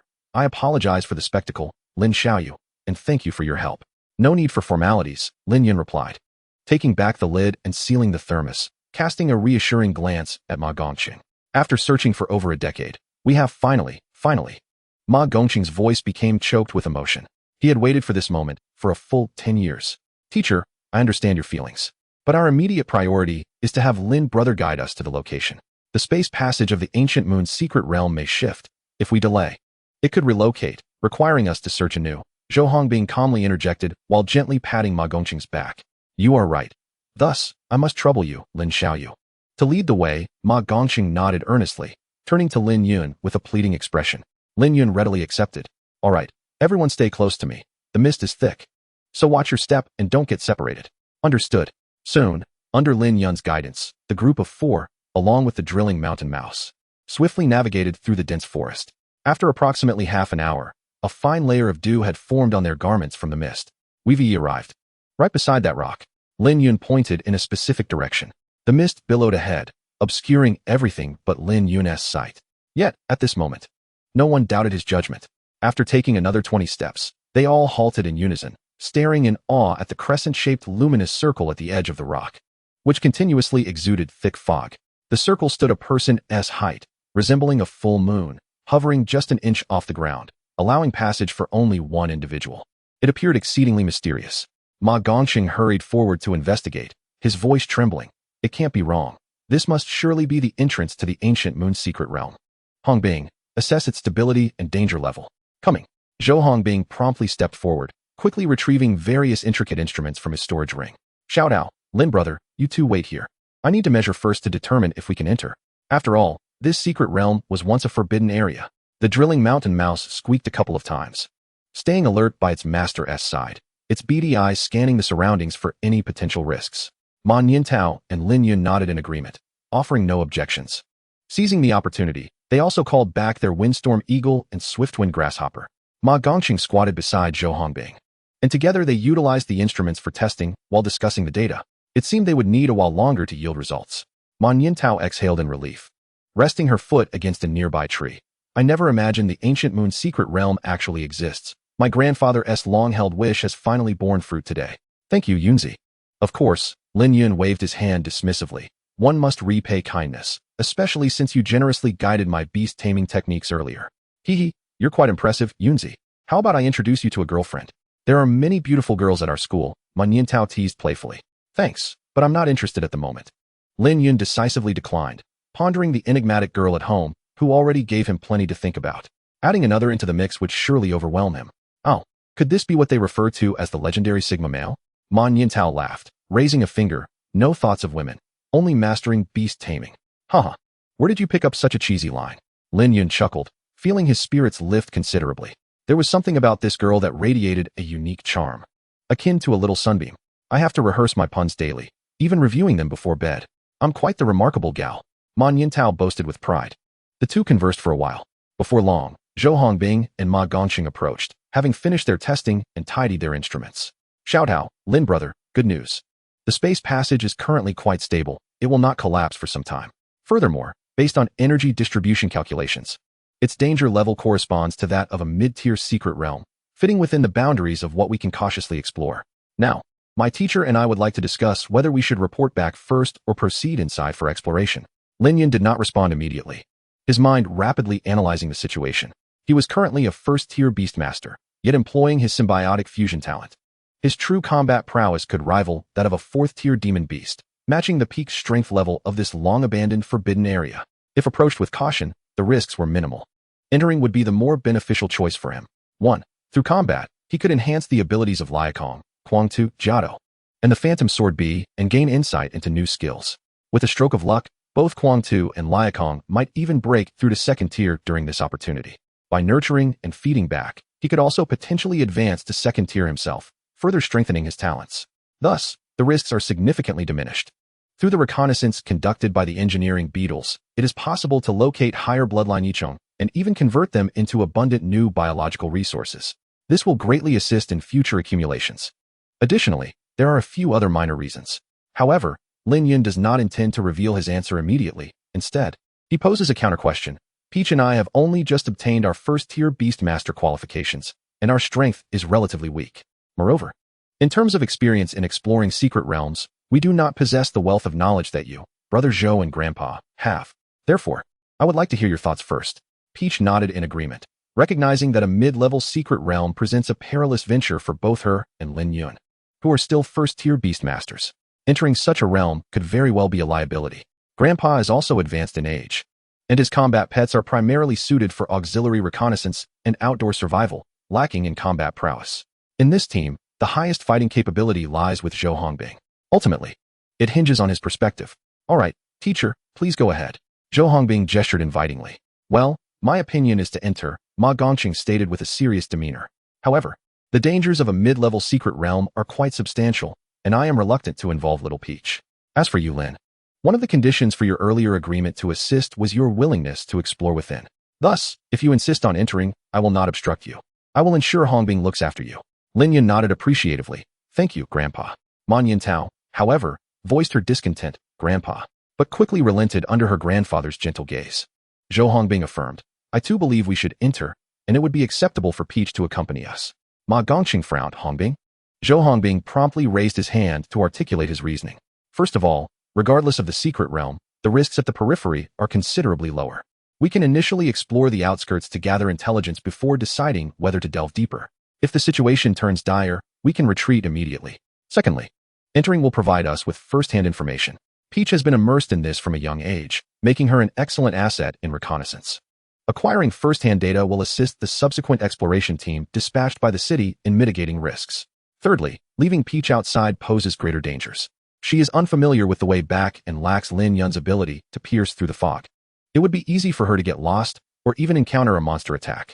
Fourthly, Zhou Hongbing clenched his fist and struck his chest emphatically, declaring, I am a bona fide pinnacle third-tier beast master, and I am confident that as long as we do not encounter a realm master level beast, I can ensure your safe return. The realm master is the most formidable beast within a secret realm. For instance, in the Tianai Mountain secret realm trials, the shadow leopard serves as the realm's master. Zhou Hongbing's logic was sound, his reasoning impeccable, and his analysis thorough. Most importantly, his strength was reassuring. Even Ma Gongqing, who was concerned for his granddaughter's safety, was swayed by Zhou Hongbing's argument and ceased his insistence. Yay! Peach raised her hand in celebration. This is wonderful. I can go too. Lin Yun had already intended to enter, so he naturally voiced no objections. I have no objections. I too choose to enter. Thus, with unanimous consent, the decision to venture into the Gloom Moon secret realm was firmly established. However, prior to entry, there were preparations to be made, feeding battle pets, donning combat gear, retrieving medical supplies, and gathering emergency items such as ropes. To avoid any potential misalignment of the spatial passage, they had only 10 minutes. Ma Gongqing and Ma Yintao huddled together to converse, while Zhou Hongbing, under the pretext of contacting the relevant city departments, brazenly summoned a telephone snail, initiating communication with the outside world. The telephone snail appeared as an oversized snail, its shell adorned with a side resembling an old-fashioned telephone keypad, and the other side featuring a spiral telephone line ending in a receiver. It was not a naturally occurring beast, but rather a specially cultivated breed by humanity. Lin Yun squinted, his peripheral vision catching the subtle movements of Zhou Hongbing's fingers during the call. This fellow in the midst of communication. Several fingers were lifting and lowering in a manner imperceptible to the average observer. He must be conveying some clandestine message. Morse code, perhaps? Lin Yun quickly averted his gaze, feeling a pang of regret for his lack of knowledge. Indeed, one often laments their ignorance when the time for application arises. However, it mattered little now. One thing had become unequivocally clear. Zhou Hongbing harbored a secret that could significantly impact their expedition into the Gloom Moon secret realm, potentially even posing a danger. Yet, this matter could not be disclosed outright. Firstly, his trustworthiness was insufficient. Zhou Hongbing was the old man's student and had known Peach longer than Lin Yun had. In the absence of any evidence, they would not fully trust him. Such revelations would only alert the snake in the grass, leading to two possible outcomes. Either he would be expelled from the team, with the other three exploring the secret realm and thus endangering the old man and Peach, or he would still be permitted to follow the investigation, but under Zhou Hongbing's heightened scrutiny, complicating his situation further. Both scenarios were unfavorable to Lin Yun. Secondly, Zhou Hongbing was a highly articulate individual, bold yet meticulous. This was evident from his earlier persuasion of the old man and his audacious act of discreetly conveying information in front of everyone. Without evidence, confronting him directly could easily lead to his counterarguments undermining Lin Yun's credibility. Lastly, even if Lin Yun could convince the old man and Peach with his silver tongue, Zhou Hongbing might very well resort to drastic measures, such as kidnapping or even murder. Zhou Hongbing had more battle pets, giving him a numerical advantage. Should he detain Lin Yun while dispatching forces to seize Peach or Ma Gongqing, the situation would spiral out of control. This predicament was indeed troublesome. In truth, The safest and most prudent course of action would be to find a reason to extricate himself from this affair altogether. However, Lin Yun pressed his lips together, knowing that others might encounter peril while possessing the capability to alter the outcome. Doing nothing and watching two good-hearted individuals unwittingly walk into danger would surely weigh heavily on his conscience in retrospect.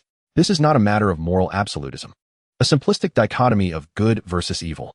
It is merely a straightforward choice. If you possess the means to protect yourself, are you willing to watch two good people perish? As this question surfaced in his mind, Lin Yun promptly arrived at an answer. He was unwilling, absolutely unwilling. Good people deserve to live long and prosper, while the wicked should be condemned to hell. Moreover, the Gloom Moon secret realm is indeed a vast treasure trove. Should he find something valuable, would he simply hand it over to Zhou Hongbing? With clarity of thought, Lin Yun resolved to remain discreet, feigning ignorance. He would remain vigilant along the way, poised to seize control at a critical moment. As for who would emerge victorious, that would depend on their respective skills and capabilities. Chapter 66. Contingency Plans. Upgrading the Armored Battle. Old man, Taozi, I shall excuse myself for a moment to attend to nature's call, but I will return shortly.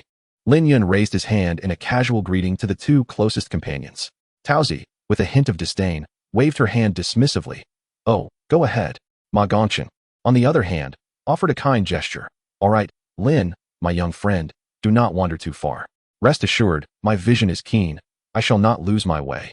Lin Yun chuckled softly as he plunged into the enveloping mist. At this moment, the eerie fog served as his most effective cover. Even a peak third-tier beastmaster like Zhou Hongbing could not penetrate the mist with his mental prowess to discern Lin Yun's every move. In this newfound solitude, many endeavors became feasible. A sly grin crept across Lin Yun's face as he raised his hand to summon forth two soldier beetles along with two gem insects. The decaying forbidden zone posed minimal danger, leading Lin Yun to speculate that Zhou Hongbing was likely relaying information to his associates, most probably that obscure little hunting team he mentioned. Hunting teams generally refer to privately operated entities registered with the Beastmaster Association, primarily engaging in tasks assigned by the association for profit. Larger hunting teams enjoy significant prestige, having earned their renown through resolving numerous local crises, and at times, even the local Special Affairs Bureau seeks their assistance in dire situations. Conversely, smaller hunting teams often comprise a motley crew, frequently established to alleviate tax burdens. If Zhou Hongbing spoke truthfully, then with his peak third-tier Beastmaster strength, he certainly held a pivotal role within that group, possibly wielding some authority over personnel movements. Did he intend to outmaneuver them, perhaps executing an internal and external pincer attack? Indeed, this could pose a significant dilemma. However, what concerned Lin Yun most was a far more pressing issue. The forest was thick with fog, rendering visibility alarmingly low. The mist even hindered mental perception. Most reconnaissance beasts would be rendered as mere wanderers in the face of such obscurity. Thus, the question arose, why was Zhou Hongbing so certain that his teammates would locate the entrance? These individuals did not possess Lin Yun's ability to pierce through illusions and obfuscations with the eye of the sovereign. The only plausible explanation was that he had manipulated the surroundings, leaving traces for his comrades to discern their path. Lin Yun had been too preoccupied leading the way to notice any of this during their earlier travels. This was Zhou Hongbing's sole opportunity, as the quartet had remained together throughout. Moreover, at that time, they had yet to discover the ancient moon secret realm, suggesting Zhou Hongbing had not yet fully committed to his course of action. Lin Yun mentally commanded the four peculiar insects. The two soldier beetles began to crawl along the path they had traversed, searching for any conspicuous signs. The two gem insects burrowed into the earth, concealing themselves and waiting for the opportune moment.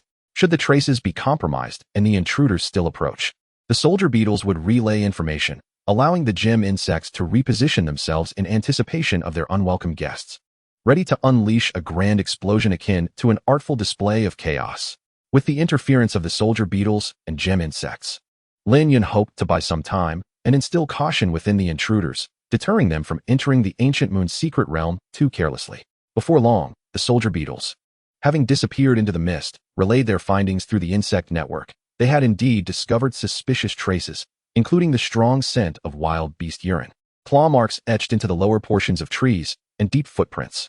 A cold smile crept across Lin Yun's face, most likely left by the mountain-dwelling mice. If Zhou Hongbing were not harboring ulterior motives, he would not resort to such tactics. Destroy all traces. He swiftly issued his command, his vigilance towards Zhou Hongbing rising once more. The man, despite his seemingly sincere demeanor, was astute and eloquent. Should Lin Yun reveal even the slightest sign of abnormality, he might unwittingly arouse suspicion, escalating the challenge at hand. This individual was not to be trifled with. Every subsequent action and utterance required utmost caution, lest he be ensnared. After all, he possessed two vulnerabilities, while Zhou Hongbing had none.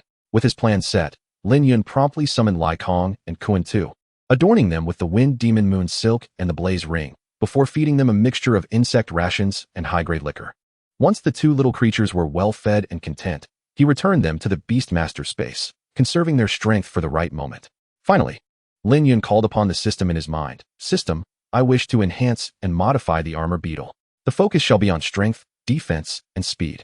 Upon enhancement, the armor beetle's lineage shall reach diamond level. Please provide me with the enhancement schema. Shortly thereafter, the system's prompt echoed in his mind. Based on the current gene pool reserves, there is but a singular enhancement option. A 3D projection and text materialized, visible only to Lin Yun. Name, Tyrant Beetle. Attributes, Insect, Combat, Flight. Lineage, Diamond Level. Description, massive in size akin to an ox, with limbs as long as spears. Its pitch-black shell adorned with golden star-like patterns is as impenetrable as a fortress. Even under the barrage of rocket fire, it sustains no damage. When charging at full speed, it can even collapse a small mountain, characterized by a ferocious and combative nature. Its innate ability is called Unmatched. When activated in its heavy armor form, its strength multiplies fivefold.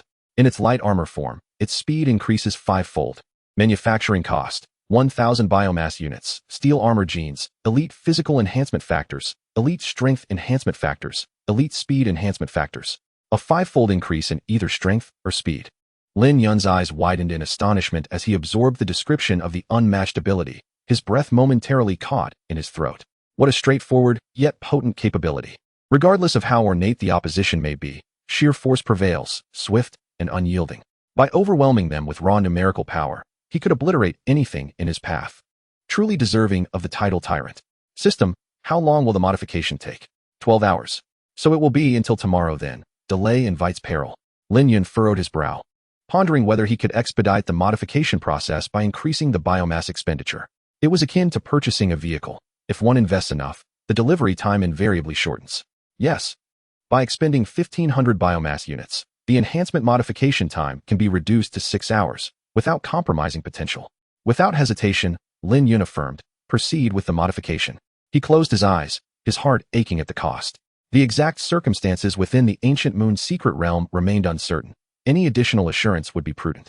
Moreover, once the armor beetle's lineage ascended to diamond level, he could immediately contract it, thereby completing main task 4 and acquiring a random golden level Beastmaster skill book. Lin Yun had initially preferred to bide his time. After all, the old man had once uncovered the remains of a high-tier insectoid in this fog-laden forest, suggesting that there might be high bloodline aberrant insects within. With his sovereign's hand, he could contract them instantly upon contact, reaping the rewards. Yet, the pressure exerted by Zhou Hongbing was substantial. This man was both intelligent and formidable. In terms of difficulty, the two second-tier Beastmasters from the Qing Wolf gang Lin Yun previously encountered were hardly worthy of comparison. 1,500 biomass units have been deducted. Enhancement modification commencing. Countdown, 6 hours. Remaining, 3,500 units of biomass. Within the confines of the system space, the slumbering Jia Do was abruptly transported to the transformation pool, enveloped in a brilliant milky white luminescence that surged forth from nowhere. Upon completing this process, Lin Yun retraced his steps and reunited with Ma Gongqing and the others. Lin Xiaoyu, your timing is impeccable. We are about to depart, Ma Gongqing said with a cheerful grin. Meanwhile, Zhou Hongbing had, unbeknownst to the others, shouldered a large military green hiking backpack. Standing at the entrance of the spatial passage, with the burrowing mouse closely at his feet. Are you ready? Man Yintao cheerfully inquired in English. I have been prepared for quite some time, Lin Yun replied, nodding calmly as he summoned the rift breaker. With a sizzling sound, a flash of blue light heralded the swift arrival of the gale-wind locust, which landed deftly upon his shoulder.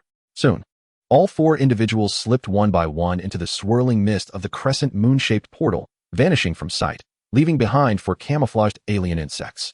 Chapter 67, Mist Trees, Crows, and the Undead. Traversing through the tumultuous mist-filled spatial passage, they emerged into a boundless white forest shrouded in a veil of white fog. The trees stood stark white against the chill in the air. Lin Yun quickly surveyed his surroundings, a carpet of wild grass and cold white saplings sprouting like a fence. The light was dim. The quartet gazed upward to behold a peculiar blue moon suspended in the deep azure night sky. Lin Yun extended his hand, allowing the blue moonlight to cascade down, flowing silently like an ethereal stream through his fingers. Ma Yintao, unable to conceal her astonishment, exclaimed, "Is this truly the ancient moon's secret realm? How extraordinary! It feels as if we have traversed into an alien little world. Just moments ago, we were basking in the sun, and now it is already night?" A chilly breeze, laden with damp mist, swept through, causing them all to shiver involuntarily. "It's so cold." Ma Yintao crossed her arms and couldn't help but grumble. Suddenly, a pang of regret struck her. Why hadn't she packed some warm spare clothing in her storage ring before coming? Wearing sandals, her toes had become dampened by the mist. The moisture clung to the smooth surface of her shoes, making each step a slippery ordeal. "Here," Lin Yun said, retrieving a deep gray thermal garment and a pair of breathable leather sports shoes from his storage ring, handing them to her. He then cautiously scanned their surroundings while explaining. "The shoes are men's size, so they might be a bit large, but tightening the laces should suffice. Rest assured, they are brand new and have never been worn." In preparation for various contingencies, he had purchased an assortment of items when acquiring beast cores at the Beast Tamers market, including clothing, outdoor-appropriate shoes, compressed food, a tent, sleeping bag, towels, bottled water, and a portable stove for starting fires. After all, the combat prowess of a beast tamer primarily resides in their battle pets. They themselves are rather fragile.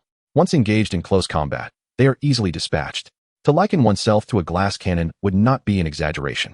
It is no wonder that the antagonist Dio from JoJo chose to forsake humanity and don the stone mask to become a vampire. Ma Yintao accepted the clothing and shoes with a delighted gasp. "Wow, Yunzi, your preparations are so thorough. Thank you." "Shoo, keep your voice down. We are still uncertain about the circumstances within this secret realm. Excessive noise may attract the attention of beasts," Lin Yun cautioned, placing a finger to his lips. He then donned a light, gray thermal garment from his own storage ring. Falling ill in a secret realm could lead to dire complications, hindering exploration and making one an easy target for Zhou Hongbing. Adequate preparation was essential. "All right," Ma Yintao promptly nodded in understanding, making a concerted effort to change into the clothing and shoes quietly. Zhou Hongbing and Ma Gongsheng, being seasoned explorers, were already well prepared and thus were not caught off guard by the hostile environment of the ancient moon's secret realm. However, they were taken aback by Lin Yun, a newcomer who had recently passed the Academy's secret realm trial, exhibiting such composure. "Brother Lin, your foresight is commendable," Zhou Hongbing remarked. "The non-reflective, cool-toned attire makes it less likely for beasts to spot us in the wild. However, the mist here is significantly denser than outside, with visibility greatly diminished. The temperature is likely below 5 degrees, and the absence of insect calls or bird songs suggests a scarcity of life. Even formidable beasts would find it difficult to survive in such harsh conditions. After all, beasts are merely stronger organisms. To thrive, they require food, water, and a safe, concealed habitat, much like humans. In resource-poor environments, life becomes scarce." Ma Gongsheng furrowed his brow as he approached the nearest tree, seemingly having made a discovery. He donned a pair of leather gloves from his storage ring and cautiously peeled back a thick layer of frost that had formed on the tree bark. Inspecting the texture of the bark closely, he then retrieved a folding knife and made a shallow incision. Soon, a deep blue sap began to ooze from the wound, rapidly coating the blade with a layer of ice crystals. Ma Gongsheng quickly recognized it, exclaiming, "This is a mist tree. No wonder the fog here is so thick and peculiar. It has even seeped out through the passageway. A mist tree forest of this magnitude is indeed a rare sight." "Are you certain, teacher? Isn't the mist tree a species on the brink of extinction domestically?" Zhou Hongbing approached eagerly, his eyes wide with excitement. Ma Gongsheng nodded, his eyes sparkling with delight. "There's no mistaking it. If we could transplant these mist trees, it would greatly benefit our nation." Zhou Hongbing remained silent, his heart racing. The sap of the mist tree, once refined and concentrated, could be utilized to create powerful mental enhancement potions, immensely valuable. Outside, even a single juvenile mist tree seedling fetched an exorbitant price. It was akin to a money tree. Now, they stood before a vast expanse of mist trees that had likely thrived for countless years. This was no ordinary grove. It was a veritable gold mine. It was precisely due to the sheer scale that Zhou Hongbing had instinctively overlooked this possibility. He gently placed his palm upon the surface of a mist tree, the icy sensation grounding him. "Report this to the city? No. That would be utterly absurd." The meager rewards offered by the city were laughable in comparison to the entire grove of mist trees. Should they take action now? After all, there were only 3 of them, 2 first-tier little ghosts and an elderly man nearing his end, their combat capabilities laughably weak. With his own strength, dealing with them would be as easy as pie. He had already informed his associates. As long as he tidied up the loose ends, he could easily start anew abroad. Zhou Hongbing's mind raced. Yes, he had deceived Ma Gongsheng and Ma Yintao. He was indeed part of a small hunting group. But his activities were far from the legitimate tasks of slaying beasts for monetary gain. Zhou Hongbing was a crow. Crows are scavengers. They typically lurk in high places, watching as prey is dispatched by predators, and once the predators have feasted and departed, they swoop down in droves to pick at the remaining carrion. Zhou Hongbing's profession bears a striking resemblance to that of a raven, yet it delves into a realm of depravity far deeper. He serves as a guide within the enigmatic lands, leading unsuspecting beast tamers toward their doom. Once the monstrous beasts have satiated their hunger by feasting upon their prey, he quietly appears to abscond with the valuables from the lifeless bodies. After all, combat gear and storage rings are of no sustenance. The beasts typically shun these unpalatable hard trinkets, thus leaving them as a boon for the raven. The secret realm is a lawless territory devoid of surveillance, and as long as there is no tangible evidence, the raven can weave fabrications with his silver tongue. 8 years have elapsed, and Zhou Hongbing has long since shed the skin of the naive university student he once was. Casting aside virtue and innocence, he has embraced malice and cunning, navigating the shadows to reach his current standing. Otherwise, how could he possibly afford a diamond-tiered bloodline battle-axe dragon? Engaging in honest monster hunting tasks yields but meager rewards. Deception and trickery, however, promise swift and secure gains. Zhou Hongbing's mind whirled with thoughts, swiftly dismissing the notion of turning on the 3 individuals. Firstly, Ma Gongqing's knowledge is indispensable. Secondly, Lin Yun's perceptive gaze can penetrate the fog, making him essential for deeper exploration. Thirdly, Ma Yintao serves as an ideal hostage. Being connected to both Ma Gongqing and Lin Yun, he resolved to bide his time and observe the situation further. After all, as a raven, he excelled at conjuring calamity and profiting from it. Zhou Hongbing soon reached a decision. He lowered his hand and turned to address the trio when suddenly, his ears perked up. A chilling wave of sinister energy surged forth. Bang! To the disbelief of the 4 onlookers, a hand devoid of flesh and blood, pale as bone, erupted from the frost-laden earth, followed by a skull, torso, and legs. As if drawn by the scent of life, a skeletal warrior wielding a jagged bone blade clawed its way from the depths of the ground. The undead? Chapter 68, Bone Commander. Ma Yintao swallowed hard. Uttering its name. No way, a skeletal warrior? Lin Yun narrowed his eyes, activating his panel. Name, Skeletal Warrior. Bloodline, Black Iron. Attributes, Undead. Level, 7. Skills, / Reassemble. As long as the spirit fire endures, the body can be reformed. Necrotic Aura. A certain chance to convert corpses into undead. Remarks. A wretched creature with combat power below 5, but wretched beings tend to swarm. Even a multitude of ants can bring down an elephant. Lin Yun lingered on the remarks for a couple of seconds, letting out a heavy sigh. He knew this endeavor would not be smooth sailing. The undead are the only race bold enough to challenge the insect race in the realm of recruitment. They possess the power to transform living beings into their own kind, like malevolent spirits escaping from the netherworld, intent on appending the realm of the living. Indeed, the Forbidden Zone is a place of peril, despite its decay. It remains exceedingly dangerous. Without uttering a word, Lin Yun raised his hand, releasing his weapon, which settled upon his left shoulder, readying himself for battle. He could sense it. The ground trembled, the fog swirled erratically, and something malevolent was about to emerge, as if a switch had been flipped or the first domino had been toppled.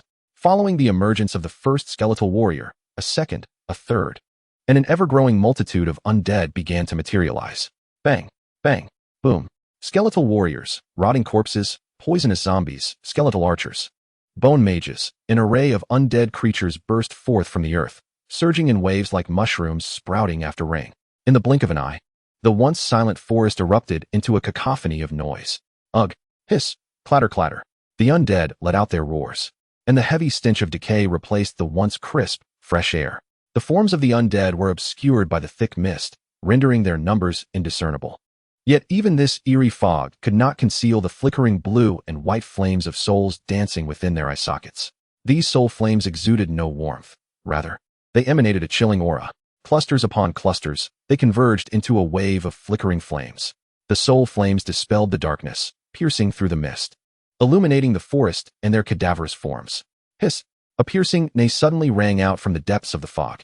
Dozens, hundreds, even thousands of undead obediently parted to create a pathway, as though a commanding general was about to make his entrance, and all soldiers were compelled to bow in reverence.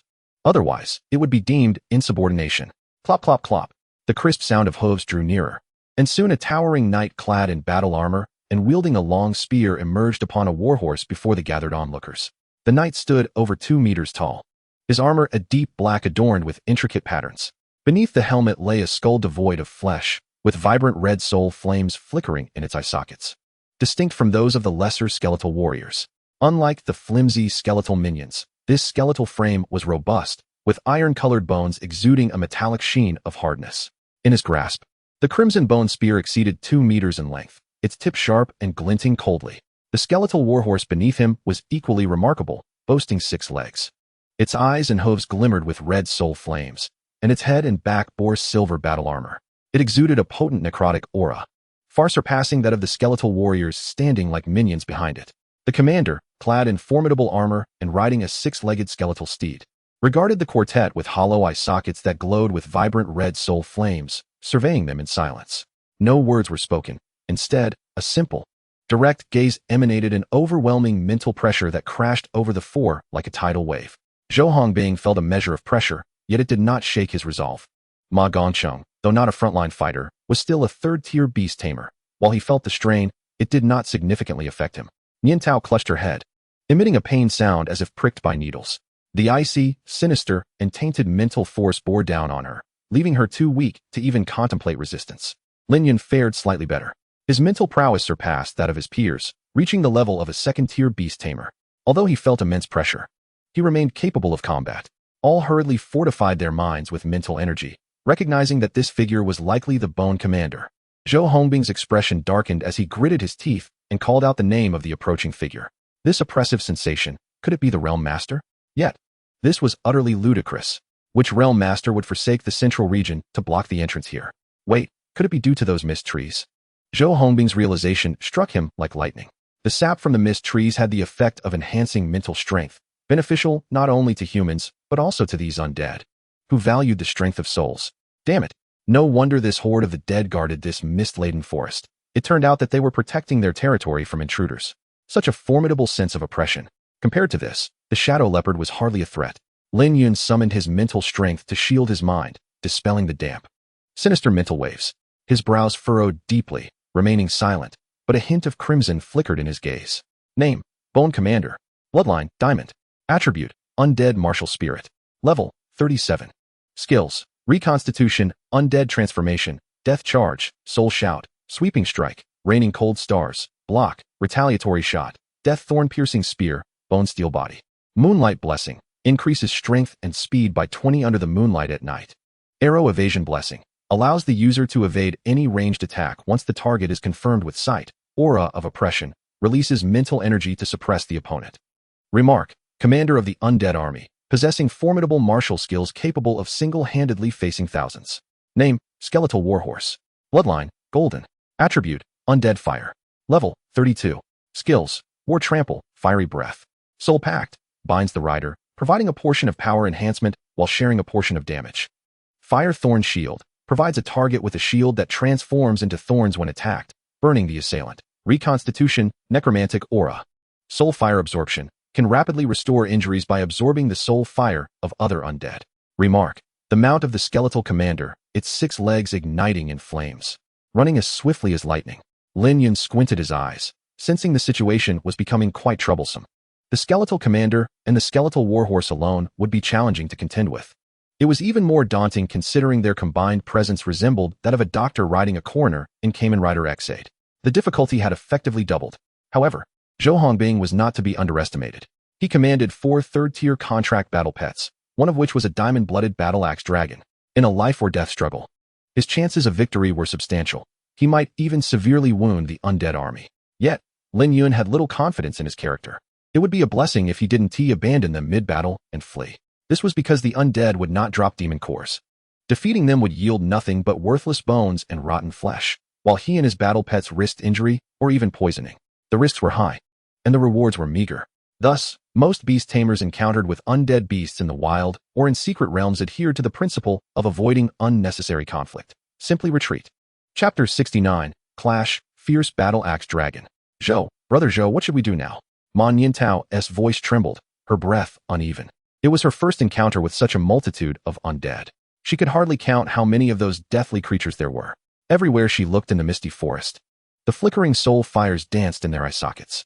Humbing. Ma Gongxing shielded the two children behind him, his expression grave. Shouldn't we retreat through the passage? No. It's too late to retreat now. It would only expose our backs. Moreover, the skeletal commander possesses considerable intelligence. If we retreat now, it might establish a camp directly at the passage entrance next time, making it even more perilous.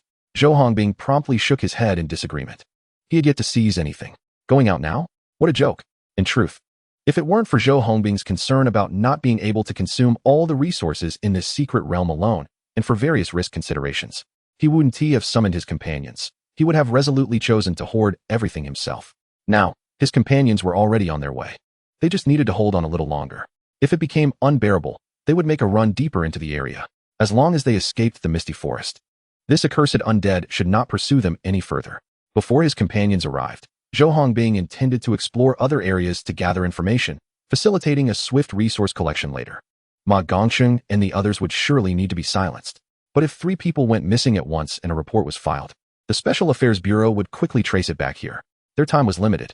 Therefore, Zhou Hongbing was unwilling to waste time on retreat. They would eventually have to confront this undead horde. So what now? Man Yintao asked, a bit nervously. We fight while we flee, Zhou Hongbing declared, raising his hand swiftly to summon several contract battle pets. Battle Axe Dragon, level 38, Diamond Bloodline. Rock Beast, level 37, Golden Bloodline. Jade Armored Venom Spider, level 28. Silver Bloodline. Crowned Eagle, level 32, Silver Bloodline. Along with the previously summoned level 36 Burrowing Rat, 5 battle pets lined up before Zhou Hongbing. Compared to the undead army, their numbers were undoubtedly a disadvantage. However, among the 5 battle pets, 4 were third-tier beasts, significantly superior in quality. Lin brother, Taozi, you two protect the teacher. Leave the rest to me. Zhou Hongbing did not give the 3 any time to react and issued his orders directly. Roar. The battle axe dragon raised its head and roared, its axe-like foreclaws crossing over its chest as it aimed at the skeletal commander and struck down from a distance. Choosing to take the initiative. Whoosh. 2 crescent-shaped white blades, each several meters long, instantly shot forth like bullets towards the enemy general. Skill. Crescent/wave. Before the outcome could be determined, the battle axe dragon charged forward, unafraid of death. Standing nearly 3 meters tall, its body was adorned with deep red diamond-shaped scales. Resembling a raptor, with golden vertical pupils and sharp teeth, its physique was even more robust and imposing, especially its foreclaws, which, when extended, resembled a pair of silver axes. Zhou Hongbing had trained it exceptionally well. It was the only one of his battle pets capable of engaging the skeletal commander head-on. As the crescent blades approached, the skeletal commander gripped its crimson spear tightly and, like lightning, thrust it forward twice. Boom, boom. The 2 brilliant blade lights were shattered by the spear, scattering into a myriad of white light points. Without uttering a word, the skeletal commander raised its crimson spear and thrust it straight ahead. Attack! In the next moment, countless undead behind it brandished their weapons and charged forward with a roar. The undead army surged forth like a tide, threatening to engulf Zhou Hongbing and his companions. Roar! The battle axe dragon bellowed, its axe-like foreclaws slicing through the air repeatedly. As the blades flew, numerous skeleton soldiers fell like wheat mowed down in swathes. Boom! The battle axe dragon crushed the skulls of 2 shattered skeleton soldiers beneath its feet, extinguishing the soul fires in their eye sockets. Its deep red scales radiating a dazzling glow, as if clad in impenetrable armor. Skill. Dragon Scale Armor. After significantly enhancing its defense, this ferocious dragon-type beast no longer relied on claw strikes, instead barreling forward with its formidable physique, accelerating madly. Like a heavy truck racing at high speed, it shattered all low-tier undead bodies that stood in its way. Bone fragments flew, and flesh scattered. It faced no worthy opponent. Conversely, the attacks of the undead could not harm it in the slightest. The battle axe dragon charged forward relentlessly, like an incredibly sharp spike. It pierced through the undead army and reached the skeletal commander. It raised its forelimbs, and crimson energy surged along its claws, rapidly forming 2 deep red battle axes several meters long. The edges were lined with densely packed, sharp serrations, resembling shark teeth. The battle axe dragon roared, retracting its forelimbs, causing the 2 deep red axes to snap shut like iron pincers, as if intending to cleave the skeletal commander in half. Skill. Dragon's Fang. In the face of such a fierce and brutal strike, the skeletal commander remained remarkably composed. No. The undead possessed only the instincts for slaughter and the transformation of the living into their kin. All other unnecessary emotions had been stripped away. In other words, the undead were the most calm and collected natural killers. Unencumbered by superfluous feelings, this condition proved exceedingly advantageous in battle. The skeletal commander tugged at the reins, and the skeletal warhorse beneath him immediately grasped its master's intent. With a piercing neigh, it surged forward, its 6 legs propelling its body backward with astonishing swiftness, narrowly evading the dragon's fangs. It then opened its mouth, directing a torrent of searing flames toward the battle-axe dragon. The fiery breath. The battle-axe dragon, using its powerful legs, stomped the ground, creating a substantial crater. Leveraging the recoil, it swiftly dodged the flames, raising its 2 crimson battle axes to launch another assault. Engaging in a fierce melee with the skeletal commander. With the synergy provided by its warhorse, the skeletal commander exemplified the essence of cavalry. Once it charged at full speed, exploiting its velocity advantage, the battle-axe dragon would find it challenging to respond. This tactic had been conveyed to the battle-axe dragon through a contractual link established by Zhou Hongbing. Close combat. Hold it back. Both the battle-axe dragon and the skeletal commander were diamond tier, 3rd-level monstrosities, serving as the respective generals of their sides, their powers far surpassing those of others. Their clash was a spectacle that no one, save for 3rd-level beasts, could interrupt. To ensure safety and constrain the skeletal warhorse, Zhou Hongbing also dispatched the crown eagle to assist the battle-axe dragon. The crown eagle was a colossal bird adorned with a fleshy crown atop its head, its beak elongated like a spear, and its feathers as tough as iron. Its innate ability was intimidation. Its cries could affect beasts with a mental prowess lower than, or even slightly above, its own, causing their movements to become rigid and flawed. Additionally, as a flying beast, the crown eagle possessed an aerial advantage, rendering it exceptional among silver-tier creatures. Many beast masters, unable to find suitable replacements, would contract one due to its undeniable value. With the crown eagle's involvement, the battle-axe dragon's ferocity intensified, and the skeletal commander found itself unable to gain the upper hand. Yet it remained unperturbed, methodically dismantling the battle-axe dragon's assaults, waiting for the opportune moment to launch a fierce counterattack. Meanwhile, a multitude of undead surged forth like a torrential river, aiming to engulf the 4 individuals. These were predominantly low-tier undead, with skeletal soldiers being the most numerous, followed by skeletal archers, cadavers, poisonous zombies, and skeletal mages. Most possessed powers below the 1st rank, with only a few reaching the 1st or even 2nd rank. However, their sheer numbers were overwhelming, amounting to at least 1,000. Chapter 70. The commander holds the highest authority. Zhou Hongbing remained unflustered, raising a finger. Rock Demon Beast, Yellow Spring Mire. The Rock Demon Beast was an elemental entity of Earth Demon attributes, resembling a colossal boulder with limbs and facial features. It bore a resemblance to the high walnut in Plants vs. Zombies, though its eyes lacked intelligence, being merely blood-red slits. The Rock Demon Beast emitted a deep, resonant grunt, coldly observing the tide of undead advancing towards it, then pressed its palms together, a rich, earthy glow emanating from its hands. Kneeling on one knee, it suddenly slammed its glowing palms into the ground. Boom! The dense, earthy radiance rippled across the surface for dozens of meters. Under the influence of the skill, the once firm and solid ground became soft and sticky, transforming into a vast mire bubbling with muck. Plop! Plop! A multitude of low-tier undead, unable to halt in time, fell into the mire like dumplings. No matter how they struggled, they could not escape their binding, watching helplessly as they sank deeper. Yet even so, it did not deter the relentless advance of the undead. They charged forward in succession, oblivious to the peril, stepping onto the bodies of their fallen comrades to continue their advance, rapidly filling the yellow spring mire created by the Rock Demon Beast. If this trend continued, it would not be long before they reached Lin Yun and the others. Damn it! Zhou Hongbing furrowed his brow and gritted his teeth, dispatching the jade-armored poison spider to assist the Rock Demon Beast. The jade-armored poison spider resembled a green spider the size of a yoga ball, its soft abdomen wrapped in a bluish-green armor formed by its own silk. It boasted 6 eyes and 8 legs adorned with vicious barbs, giving it a fearsome appearance. In public perception, spiders, scorpions, and centipedes were often regarded as the insectoid representatives of the arthropod family, yet their essence belonged to the arthropods. Lin Yun had once inquired about this with the commander. The commander's response was uniquely insightful. The definition of insectoids is exceedingly broad, and the secular definitions of this planet cannot be applied. Translation: the highest authority lies with the commander. If the commander says it is permissible, then it is. In truth, as long as Lin Yun could complete the relevant tasks and upgrade the transformation pool to enhance its efficacy, he could transform any creature compatible with insectoid genes into an insectoid. Lin Yun chose to trust the commander on this matter, for belief requires no justification. The jade-armored poison spider was a poison-fighting attribute beast, its silk laced with venom. Although poison was ineffective against undead, the powerful stickiness of its silk could easily bind them into mummified forms. With a flick of its abdomen, the jade-armored poison spider began to rapidly spin long. Thick strands of pale green silk from its spinneret, setting traps of snares and nets along the path of the advancing undead. As the undead surged across the mire, they were met with an intricate web of silk. Any contact would entangle them, rendering them immobile. It was akin to a fly ensnared on a sticky trap, utterly unable to escape. Yet they employed the same tactics as they had when crossing the mire.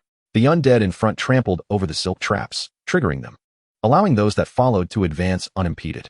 After suffering 2 consecutive reductions in numbers, the undead army dwindled to just a few hundred. Zhou Hongbing quickly shouted, "The drill needs a little more time. I will have the rock demon beast provide protection for everyone. Summon your battle pets to assist in resisting the undead and buy time for the drill." These low-tier undead were generally weak.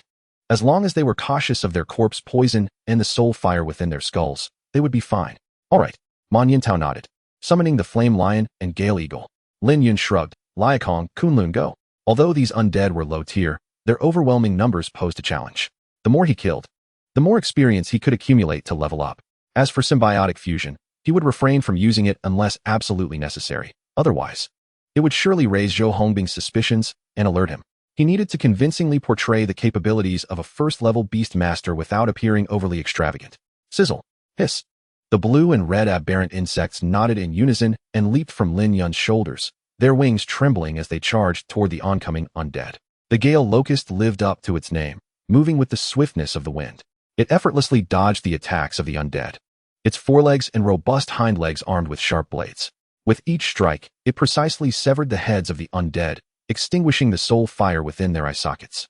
Though surrounded by the undead, it danced gracefully among them, dodging, countering, and delivering lethal strikes, wasting not a single ounce of energy as it elegantly harvested the soul fires of the undead.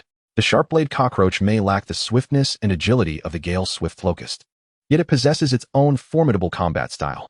Its crimson blade-like limbs unleash torrents of blazing fire. Each strike conjures a searing wave of heat, effortlessly shattering the fragile forms of lowly undead, while simultaneously extinguishing their soul flames. Blade draw slash, fiery blade technique, inferno vortex, dance of frenzy, a myriad of skills, effortlessly wielded by the creature. The relentless onslaught of the undead crashes like a tide, yet the sharp-blade cockroach deftly counters each assault, delivering the sharpest of retaliatory blows. With its fervent and violent flames, it delivers a thorough annihilation to these lifeless beings. Moreover, the duo of Liakong and the sharp-blade cockroach harmoniously collaborate. The moment one detects a lapse in the other's movements, they swiftly launch a counterattack. The undead, undeterred by losses, frantically close in on the petite red and blue aberrations, intent on overwhelming them. Liakong and the sharp-blade cockroach stand back to back. One is enveloped in swirling winds, causing the scarf around its neck to flap audibly. The other's blade arm swells with fire, its pale violet eyes brimming with fighting spirit, seemingly ignited by the flames. As the undead surge forward, eager to engage them in a game of stacking, the two creatures exhibit remarkable synergy, simultaneously spinning and sounding the horn of counteroffensive. A gust of wind erupts, transforming into razor-sharp blades. Boom! Like a raging inferno stirred clockwise, a colossal vortex forms in the blink of an eye. The wind fuels the flames, while the fire harnesses the power of the wind. The intertwining red and blue energies coalesce, culminating in a flaming tempest that instantly obliterates the approaching horde of nearly 100 undead. Whether bone or decaying flesh, all are shredded into fragments by the sharp winds, then incinerated to ashes by the intense heat, along with clusters of soul flames extinguished in the process. Combination technique, Storm Fist Flame Vortex. Killed skeleton soldier, level 8. Gene recorded. Killed corpse, level 12. Gene recorded. Killed poison zombie, level 14. Gene recorded. Killed skeleton archer, level 9. Gene recorded. Kill notifications flood forth like a torrent. Rows of data cascade chaotically across the panel. Your contracted battle pet, Sharpblade Cockroach, has leveled up to level 19. Your contracted battle pet, Liakong, has leveled up to level 18 and has comprehended a new skill, Windfang. Windfang harnesses wind elements to unleash a fierce whirlwind attack from its mouth, sending foes flying. Nurturing trigger activated. Your realm has ascended to first tier 9 stars. Chapter 71. Battle nourishes battle, both breakthrough. Indeed, they have learned to cooperate. Feeling a notable enhancement in mental fortitude, Lin Yun glanced at the two small creatures, now slightly breathless, who had created a sizable space around them, and smiled as he remarked, "It appears that the combat potential of Lycong and the sharp-blade cockroach is indeed remarkable. This combination technique was not taught by him.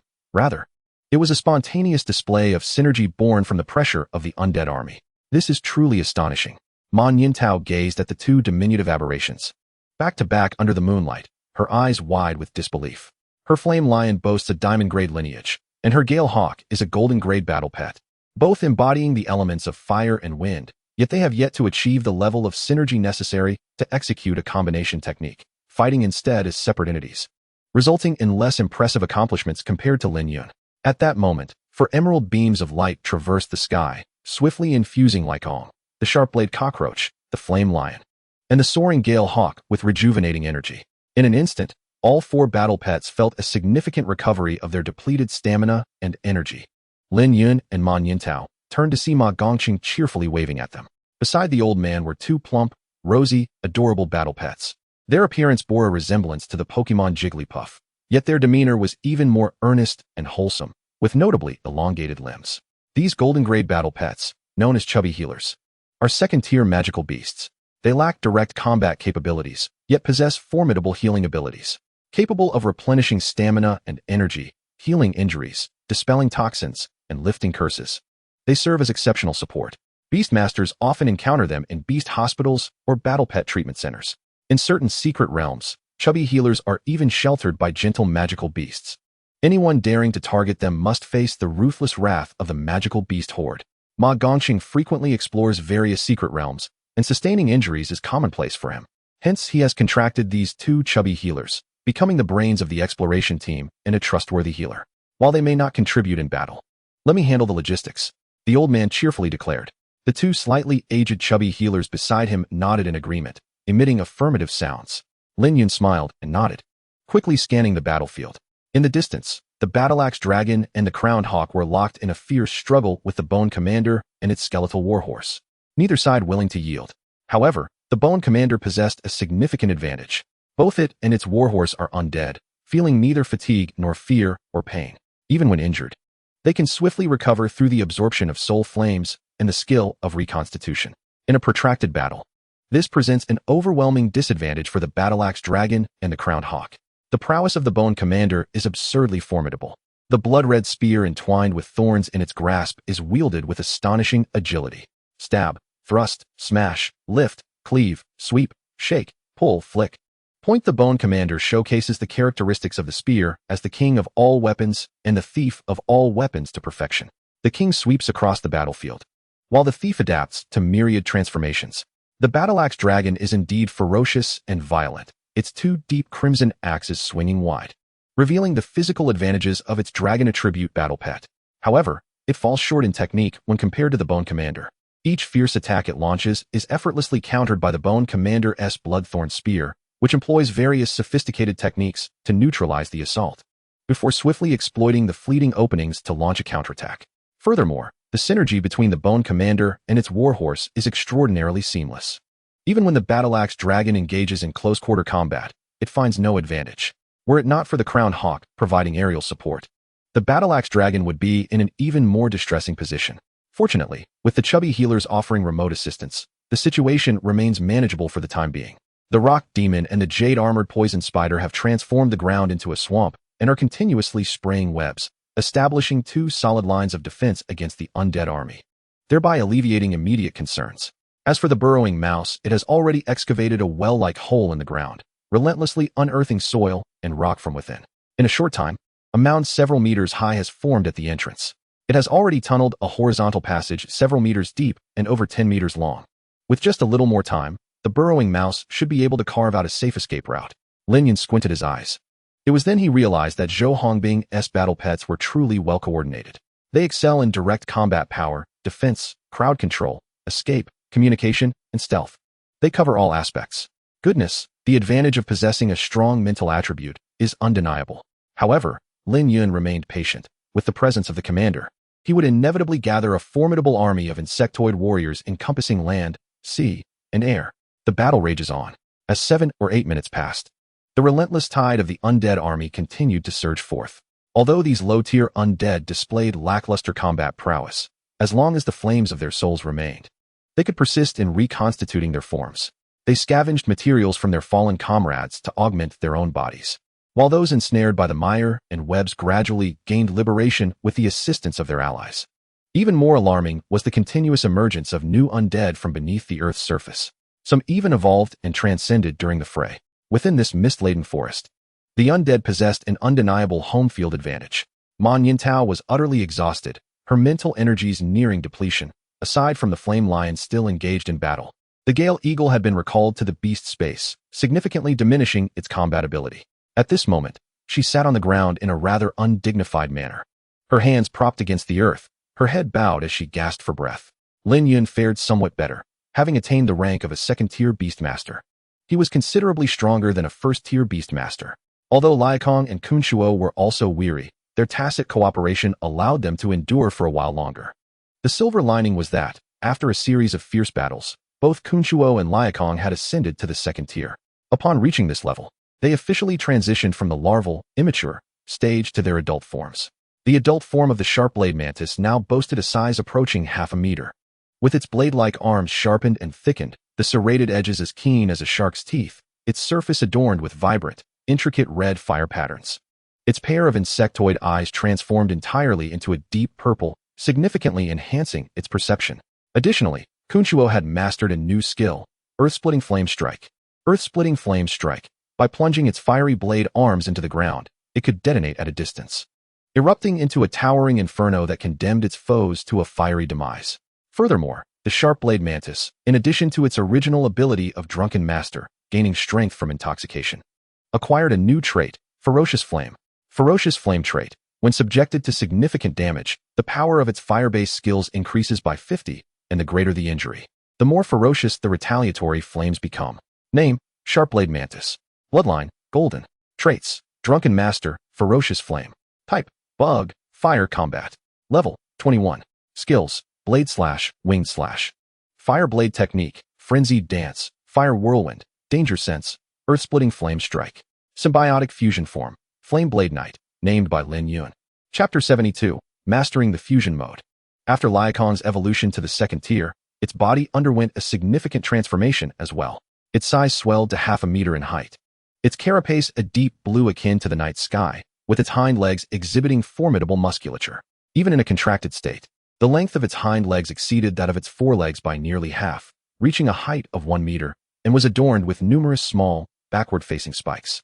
Additionally, Liakong's back transformed from 2 pairs of insect wings to 3 pairs. These wings were soft, thin, and resilient, reminiscent of leather. Upon closer inspection, an almost imperceptible flow of wind seemed to swirl around them. Moreover, Liakong had also mastered a new skill, Wind Jade Wave, and a new trait, Riding the Wind. Wind Jade Wave. By expelling accumulated wind elements from its mouth like bullets, this skill allowed for a rapid succession of short breaths, akin to a machine gun, turning opponents into a honeycomb of destruction. Riding the Wind. Unaffected by the effects of wind-based skills, when struck by such an attack, its own attack power increases by 50. In other words, Liakong could wield wind-type skills on itself to enhance its offensive capabilities. Name, Gale Swift Locust. Bloodline, Golden. Traits, Rending, Riding the Wind. Type, Bug, Wind, Combat. Level, 20. Skills, Camouflage, Piercing Kick, Swift Flash, Meteoric Flying Kick, Gale Rending, Storm Fist, Tooth Storm, Wind Jade Wave. Symbiotic Fusion Form, Gale Knight, named by Lin Yun. With both primary contracted battle pets having ascended, Lin Yun also experienced a significant breakthrough due to the effects of the nurturing skills, elevating him to the rank of a second-tier, 1-star Beastmaster, his mental strength doubling. His once near-exhausted mental energy was replenished, restoring clarity to his mind. At the second-tier Beastmaster level, he could spread his mental energy like a net, enveloping all information within the area, thereby enhancing his perception and allowing him to command his battle pets more effectively. Typically, a newly ascended second-tier Beastmaster could only extend their mental net to a radius of 15 meters. In contrast, Lin Yun's mental energy could encompass a radius of 50 meters. This level approached that of a peak second-tier Beastmaster. This was the advantage of having awakened the mysteries of his past life. His mental prowess far exceeded that of others at the same tier. Furthermore, under the pressure exerted by the undead army, Lin Yun successfully breached the threshold and learned the golden-level Beastmaster skill, Mighty Strength. Lin Yun accessed his status panel for review. Name, Lin Yun.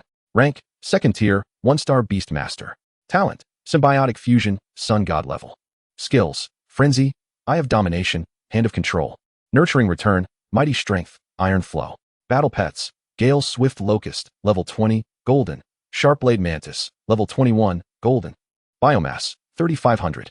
Equipment, Flame Ring, Wind Demon Moon Scarf, Fire Cloak.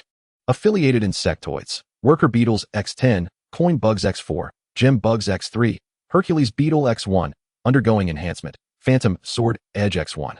Excellent. Lin Yun forcibly suppressed the overwhelming joy that threatened to spill from his eyes and closed the panel. Indeed, it was essential to undergo trials in secret realms. Otherwise, how could one's strength grow so rapidly? Only one possessing the Nurturing Return Divine skill could sustain battle to enhance their rank so swiftly. For others without similar talents, achieving such feats would be impossible. Speaking of talent, Lin Yun clenched his fist, feeling the enigmatic power dormant within his bloodline, waiting to be unleashed. Indeed, after breaking through to the 2nd tier, his talent for symbiotic fusion had undergone a remarkable enhancement. He should now be capable of fusing with 3 battle pets simultaneously. Moreover, the fusion mode had undergone a wondrous transformation. The initial fusion mode combined Lin Yun and his contracted battle pets into a single entity, which he referred to as Original Fusion. Now, a new fusion mode had emerged from this foundation, Mastering Fusion. Mastering Fusion, activated after Original Fusion. It allows one contracted battle pet to be deconstructed and restructured into various forms such as weapons or vehicles, easily wielded like tools.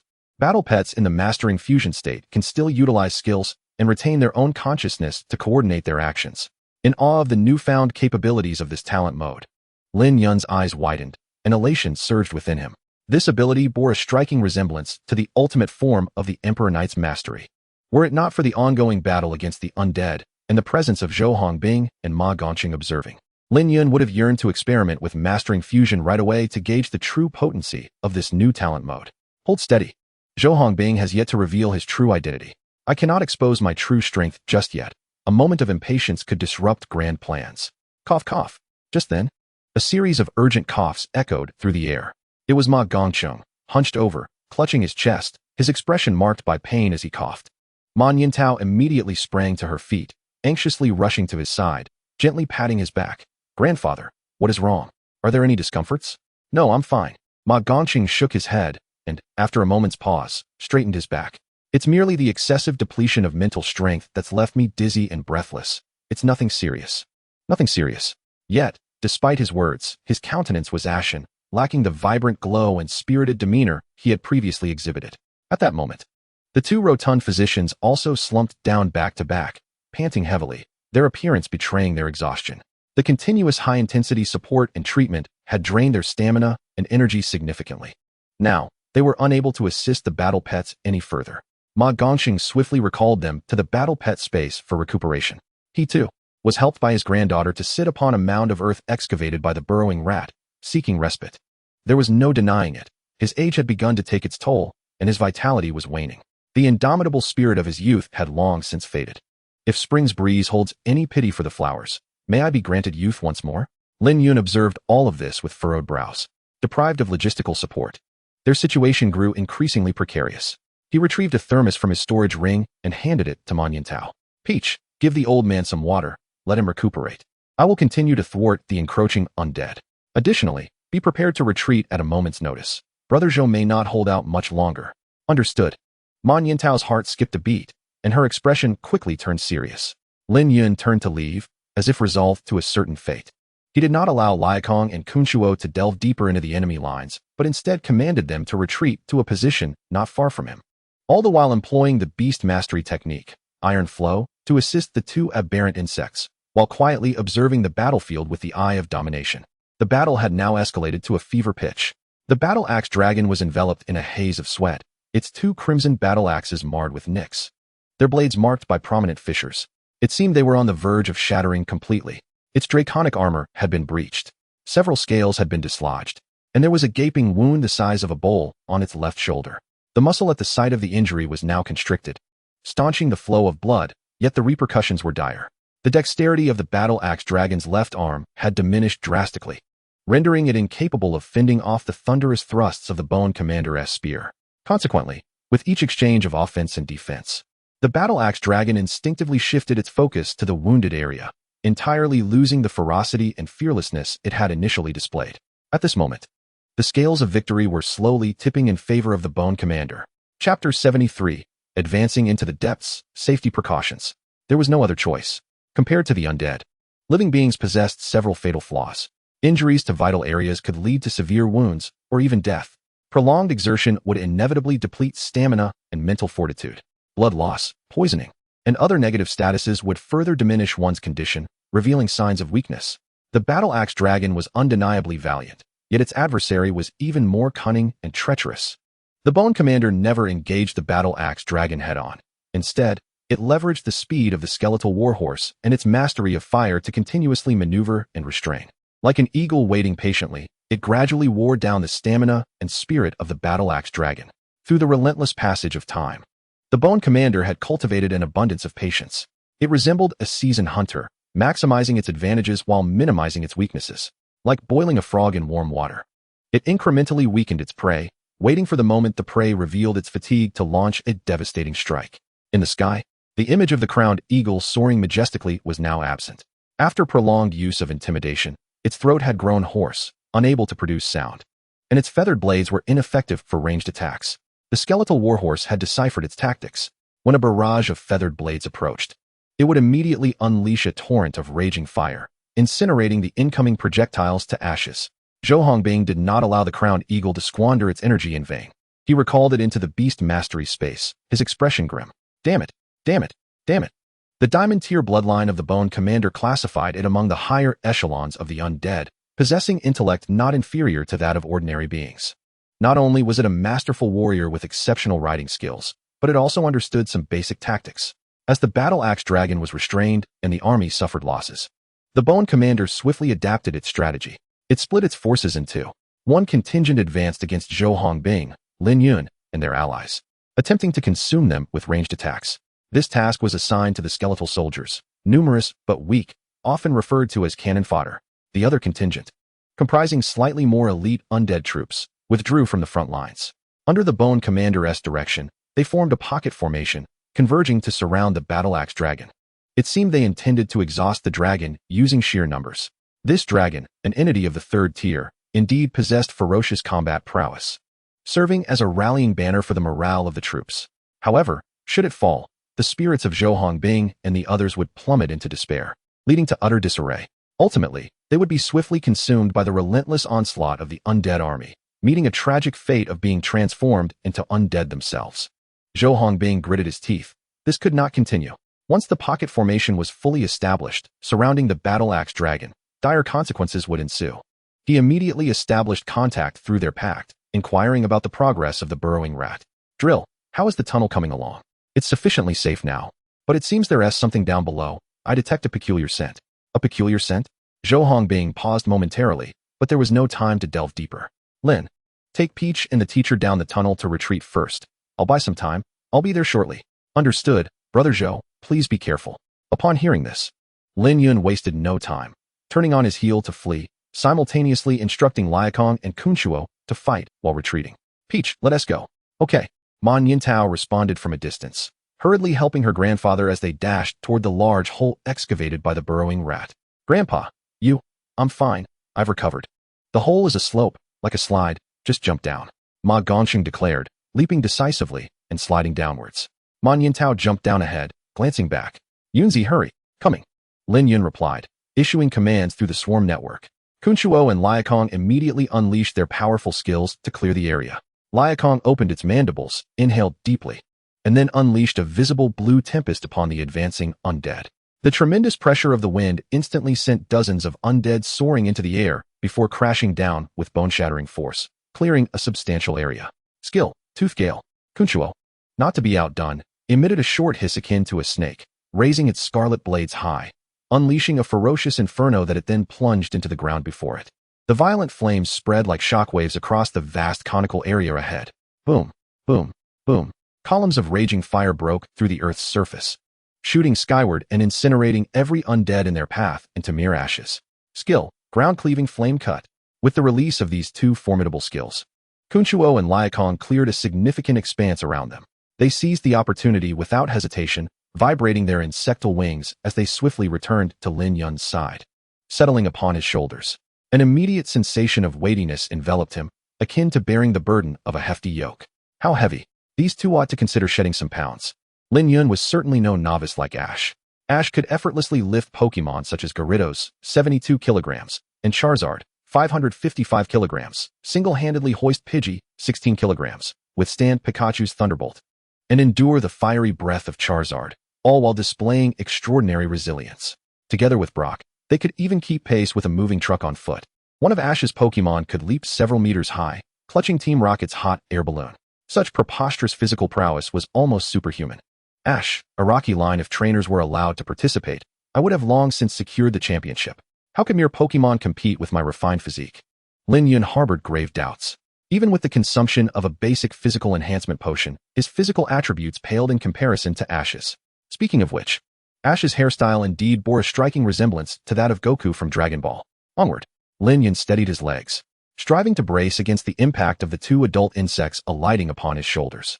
Turning around, he invoked the spirit of the second Joestar, urging, "Make way." After Peach leaped into the tunnel, he followed suit with his Pokemon, Skarmory and Clink. The Diglett was indeed a natural tunneling expert. In mere moments, it had excavated a subterranean passage spanning several dozen meters. The tunnel sloped steeply downward, and Lin Yun's backside and part of his back pressed against the ground, gliding downwards as if on a high-speed slide at a water park. After approximately 7 to 8 seconds, he descended nearly 20 meters. Finally, his legs made contact with the ground. Thud! He tumbled forward. Skarmory and Clink flapped their wings, effortlessly soaring above and landing safely. Lin Yun, however, was not so fortunate. He rolled headlong and collided with someone. No pain. The sensation against his face was remarkably soft, akin to colliding with an airbag. Supporting himself on his hands, he looked up to find Peach pinned beneath him, her eyes sparkling.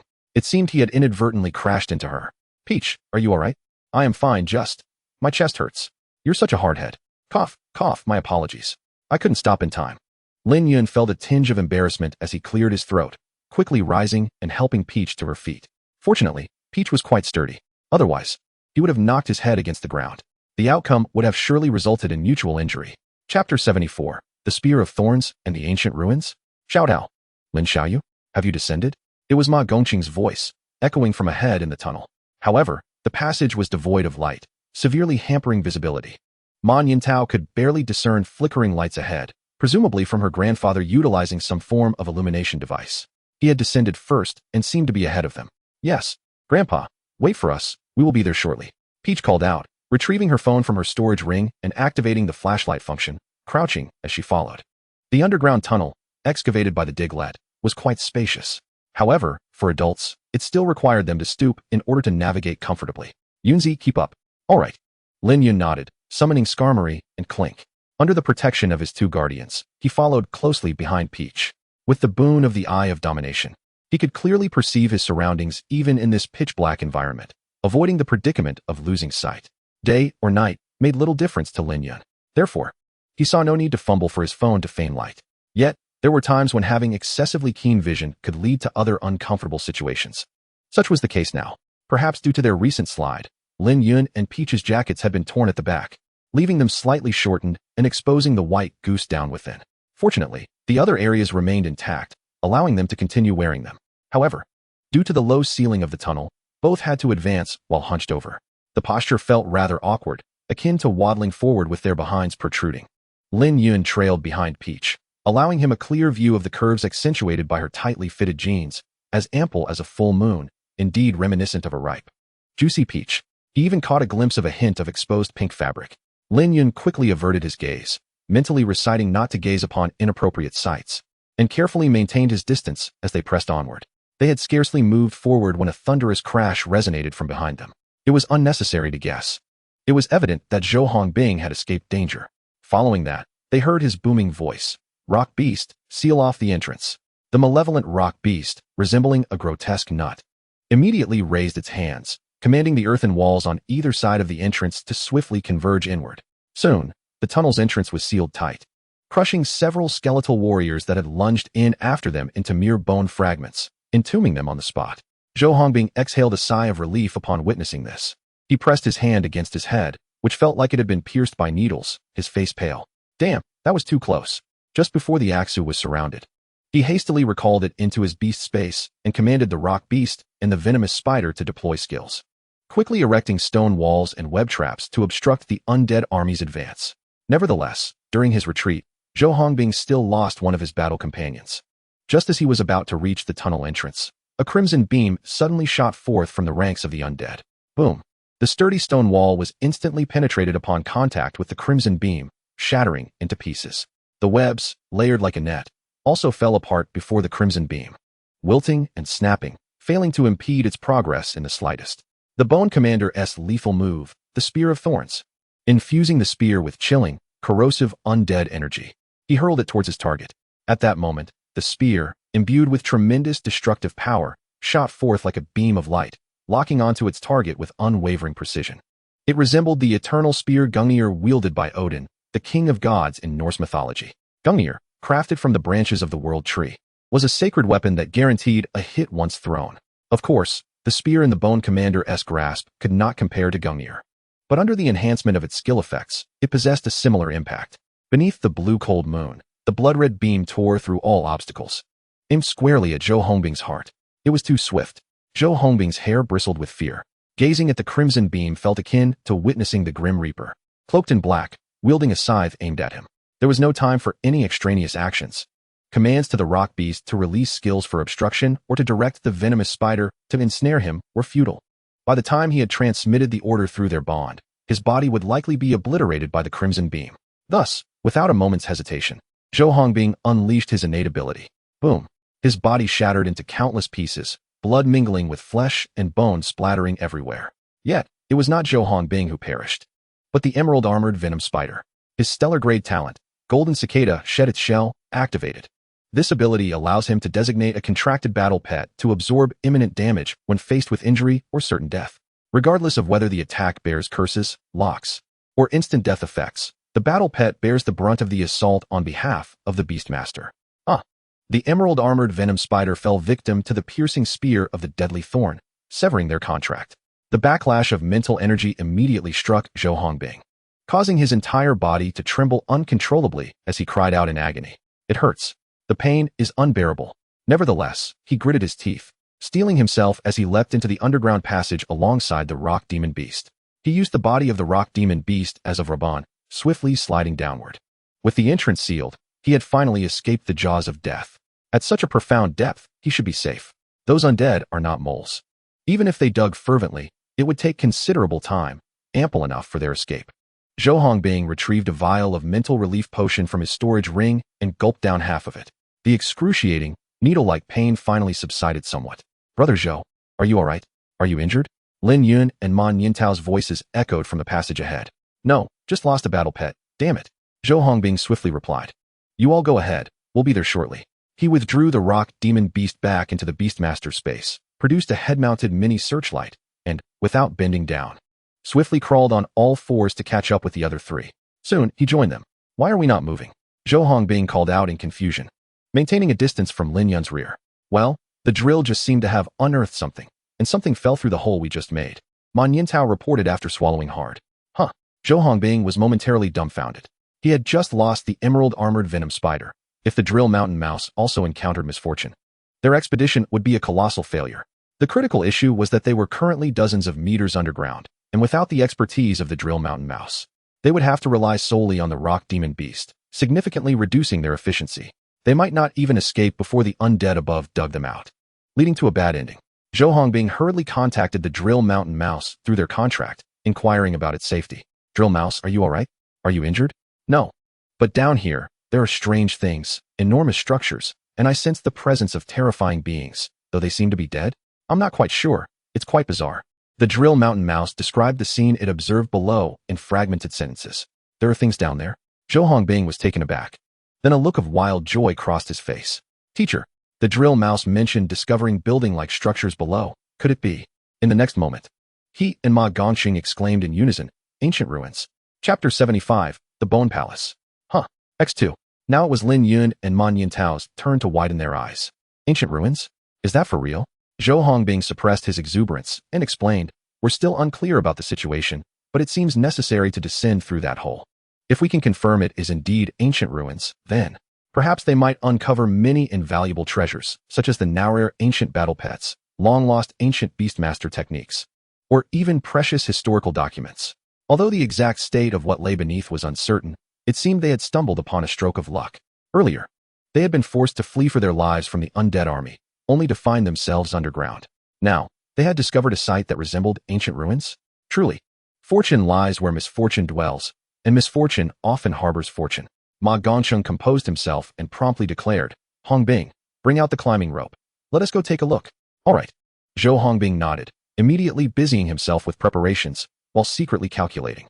It was still uncertain what awaited them below, so he decided to spare the lives of the three for now. Once it was confirmed as ancient ruins or something of immense value, he would act decisively, leaving no room for future complications. He intended to monopolize the treasure. As for those crows he had summoned, Zhou Hongbing could only think, the team members are all my brothers. We fought side by side, taking down quite a few fat sheep together, and we do share some unforgettable experiences. However, I believe I deserve a brighter future beyond merely being a crow, so I've decided to bring my talent to a more fitting grand stage. As for the other team members, I wish them all the best. Soon, Zhou Hongbing retrieved the climbing rope from his storage ring. It consisted of 2 dynamic ropes, each 20 meters long, which are more elastic than static ropes and can absorb shock during climbs, providing greater safety for the climber. Based on the drill mouse's information, the descent from the hole was approximately 40 meters deep. To ensure safety, Zhou Hongbing tied a secure knot at the ends of the 2 dynamic ropes, then summoned the rock demon beast to create a sturdy stone pillar within the underground passage for secure anchoring. "Who will go down first?" Lin Yun suddenly asked. "Let Hongbing go first," Ma Gongsheng suggested. "We already escaped the undead army. Even if those skeletons wanted to dig a tunnel to find us, it would take them considerable time. The danger above has temporarily subsided. The only uncertainty lies below. Hongbing possesses the strongest combat capability among us and substantial expertise.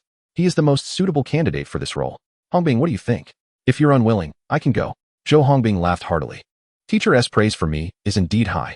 Very well, I'll go down first. If I encounter danger, I can hold my ground for a moment with my strength. You can just pull me back up." "All right." The other 3 had no objections. Soon, Zhou Hongbing grasped the climbing rope and began his descent. Initially, his figure was visible, but the space below was shrouded in darkness. Before long, the 3 above could no longer see him. After about a minute, Zhou Hongbing's voice echoed back up, resonating in the dim space below. "It's safe, no problems. You can come down. Be careful as you descend. Although there are climbing clips for safety, make sure to grip the rope tightly with your legs," Ma Gongsheng advised Lin Yun while skillfully securing the climbing clip to the rope. Lin Yun and Ma Nintao lacked experience in descending with climbing ropes, so he decided to stay above to assist, being the last to go down. "Okay, I'll remember." Lin Yun nodded, then tightened his grip on the rope, slowly making his way down. The environment below was quite dim, but fortunately, this posed no issue for him. After descending about 20 meters, the climbing clip hit the knot at the end of the rope. Lin Yun adjusted it and continued his descent. At this point, looking around, he felt a sense of clarity. Before my eyes unfolded an extraordinarily vast expanse, reminiscent of a mountain that had been hollowed out from within. Looking up, the ceiling was a dense tangle of plant roots, intricately interwoven and suspended like seaweed in midair, enveloping an array of bizarre stalactites. These must be the roots of the mist tree. It is hard to fathom, without witnessing it firsthand, how deeply these roots could penetrate the earth. After descending for another 10 meters, approaching the ground level, Lin Yun caught sight of Zhou Hongbing and the burrowing mountain rat crouching at his feet. The sound of rushing water echoed from the shadows, unmistakably rapid. The underground water resources must be abundant. With a thud, Lin Yun landed firmly on the ground, removed the climbing buckle from the rope, and cupped his hands around his mouth to call out, "I have descended. You should come down quickly as well." "All right," came the voice of Taozi from above in the dim cave. Lin Yun nodded, and then turned his gaze to Zhou Hongbing, who had not rushed forward but maintained a prudent distance. Should Zhou Hongbing wish to act against him, he would have ample opportunity to summon his battle pet and instantaneously activate his symbiotic fusion to resist. "Brother Lin," Zhou Hongbing exclaimed, coming to his senses with an apologetic tone. He slowly turned to Lin Yun, holding an infrared telescope in his hands, as if he had just witnessed something astonishing through this device. So engrossed, Lin Yun inquired, "Have you discovered something?" "Look over there," Zhou Hongbing replied, pointing toward the northeast, and then handed Lin Yun the infrared telescope, his eyes still reflecting an undeniable shock and joy. Lin Yun took the telescope, focusing intently, and his pupils dilated in sudden shock. "What was that?" Approximately a kilometer northeast from their position loomed an immensely colossal structure, shaped like a mountain, resembling a crown magnified 1,000-fold. The entire wall of the building was a ghostly white, its surface slightly yellowed from the relentless erosion of time, appearing as if hewn from the bones of some enormous mythical beast. At its base stood a clearly man-made door, firmly shut, flanked by intricate carvings of dense script. The script was not the modern common language of the Dragon Kingdom, yet it bore a familiar appearance. It seemed reminiscent of ancient hieroglyphs, the dragon script, which had once flourished in antiquity. These characters were inscribed into the bone-white walls, deeply etched, and even after the passage of ages, their forms remained discernible, as if attempting to convey some profound message. Lin Yun had not delved deeply into the study of dragon script, having only encountered it in lectures, and could barely recognize a few characters. In essence, dragon script resembled the hieroglyphs of a past life. Without being a scholar in this field or an avid enthusiast with years of experience, one would typically find it challenging to translate and decipher. Thus, during the modern warfare era of the Dragon Kingdom, dragon script had also been employed as a cipher to convey secret intelligence. Lin Yun lacked the necessary knowledge in this regard and could only rely on Zhou Hongbing and Ma Gongqing. Chapter 76, The Mysterious Heritage. The textbooks dedicated sections to discuss dragon script because it was one of the pivotal origins of the Beastmaster techniques developed by ancient Beastmasters in the Dragon Kingdom. In those times, people believed that words and language possessed supernatural powers that could influence reality. Oaths and curses were prime examples of such power in action. Broadly speaking, the Beastmaster techniques of that era were categorized into two types: blessings and curses. Blessings were enhancements applied to oneself or one's contracted battle pet, while curses were offensive techniques directed at enemies or their battle pets. Both were activated through the chanting of dragon script, channeling mental energy. Gifted Beastmasters of that time were referred to as sorcerers, hailed as individuals endowed with divine talents. The most extraordinarily gifted Beastmasters were revered as Grand Sorcerers. It was said that the Beastmaster techniques, known as sorcery back then, were significantly more potent than modern equivalents. Flanking the awe-inspiring and majestic ancient structure were two subterranean river channels, evidently excavated by human hands. The sound of rushing water emanated from there. The ground in front of the structure was remarkably level, carpeted with an unknown moss that emitted a faint glow. Yet remnants of brick and stone could still be discerned from the uncovered corners. Excluding these, the most captivating aspect of the gigantic bone structure resembling a throne was the immense skeletal remains situated at the sharp angles on either side of the crown. To the left stood a colossal humanoid skeleton, gripping a massive bone sword with both hands, wings sprouting from its back and adorned with bone horns, a long tail trailing behind. Its bones were a deep crimson, suggesting it was once a creature of exceptionally high lineage from the demon class. To the right lay the skeletal remains of a gigantic beetle, nearly embedded into the stone wall. It was devoid of flesh, its massive bones a golden hue, with a closed carapace resembling a sun disk. The carapace was embellished with ornate, intricate patterns, its legs embedded deep within the mountain wall like the supporting pillars of a grand edifice.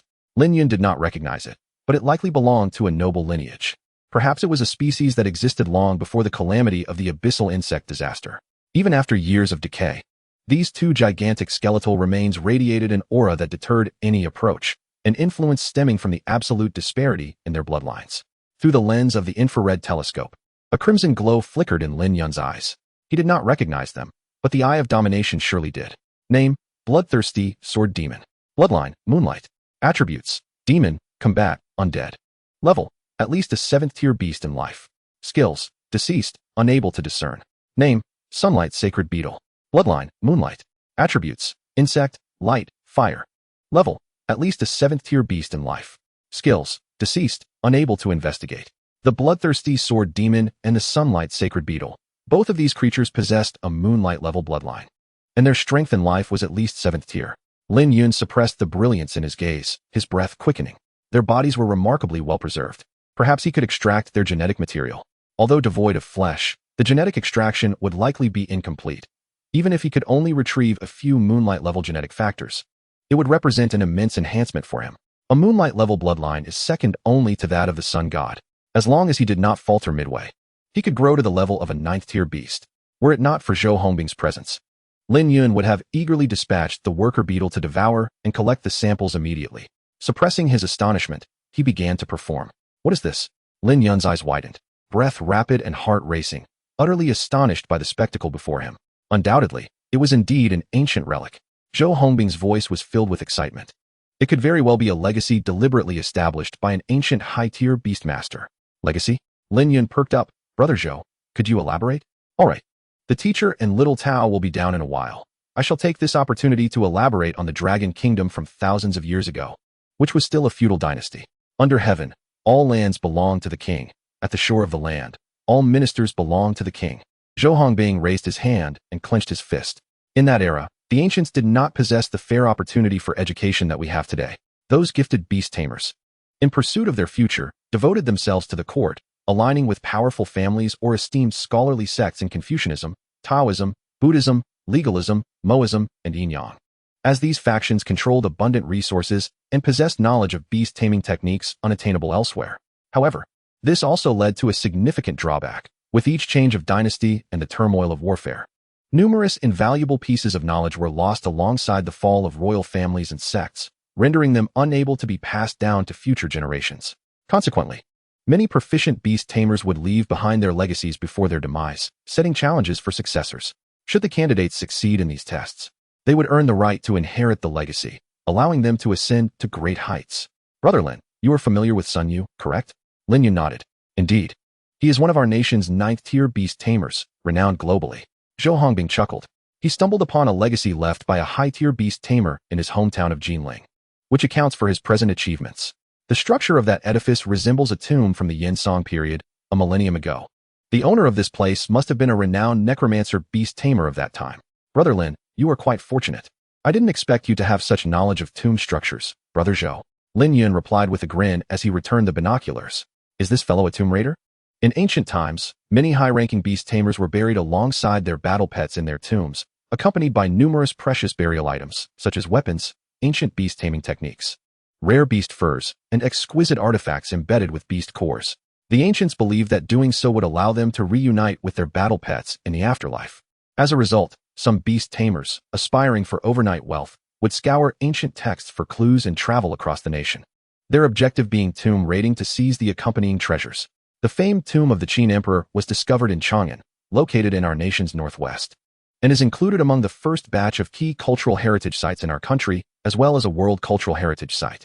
It is said that archaeologists discovered the remains of a sun god-level black dragon in the Qin Emperor's tomb, extraordinarily well preserved. Even after thousands of years, its flesh remains uncorrupted. As if still alive, the black dragon's body coiled around the Grand Hall, safeguarding the emperor from millennia ago. In some historically rich foreign countries, such as ancient Egypt, there exists a custom of mummifying pharaohs and their battle pets, subsequently entombing them within pyramids. The profession of tomb raiding is strictly suppressed by nations worldwide, yet it continues to thrive in the shadows. Zhou Hongbing, a student of the old master, frequently ventured into various secret realms for exploration and possesses extensive specialized knowledge. Yet now, it seems he has not applied this skill for righteous purposes. I merely have a keen interest in this field and possess some understanding. Zhou Hongbing quickly laughed off his earlier remark. This kid has quite a sharp intuition. When the opportunity arises, I shall be the first to eliminate him. Just then, Taozi and Ma Gongqing successfully landed, officially reuniting with them. Zhou Hongbing promptly handed the infrared binoculars to Ma Gongqing, sharing his discovery. Your hypothesis should be correct. That structure is likely a tomb of an ancient high-tier beast tamer along with a legacy. Let us proceed to investigate. Ma Gongqing was immensely excited and immediately made a decision. At this point, even if he were to perish, he could do so with a smile, having made such an astounding discovery. Soon, the group took out their illumination devices and eagerly made their way toward the Grand Hall of Bones. Chapter 77, Acquiring Moonlight-Level Genes. The Skeletal Man. The four swiftly arrived before the ancient and magnificent Hall of Bones. The grand door stood firmly shut, and they were momentarily at a loss as to how to open it. Lin Yun spoke up. The inscriptions on either side of the door appear to be in dragon script. I am not well versed in this, so it seems we must rely on the old master and Brother Zhou. I share your sentiments. Dragon script gives me a headache just looking at it. Man Yintao concurred wholeheartedly. You overestimate me. In terms of academic accomplishment, I am not fit to compare with the teacher even if you tied 10 of me together. I'll just assist. Zhou Hongbing chuckled while scratching the back of his head. Many records regarding the ecology of battle pets have been compiled and passed down through generations by predecessors. A significant portion of these is documented in dragon script, which Ma Gongqing is quite familiar with. Zhou Hongbing possesses slightly more understanding than others, but only within certain domains. It's akin to how many individuals in previous lives had never learned Japanese, yet understood simple basic phrases like Bakayuru, Anpan, Sugoi, Kawaii, and Ohio, primarily because of the prevalence of Japanese action films and anime. Alright, that works. Hongbing, could you take pictures of the inscriptions for me? I have an ancient text translation app one developed installed on my phone. Once I upload the images, I can quickly decipher them without taking too much time. Ma Gongxing retrieved a high-end camera and his phone from his storage ring. The times are progressing. The translation work is no longer as laborious as it once was. I didn't expect the teacher to have self-studied this. Truly, the sea of learning is boundless. Splendid. Zhou Hongbing was momentarily taken aback, then nodded, accepting the camera and promptly commencing his task.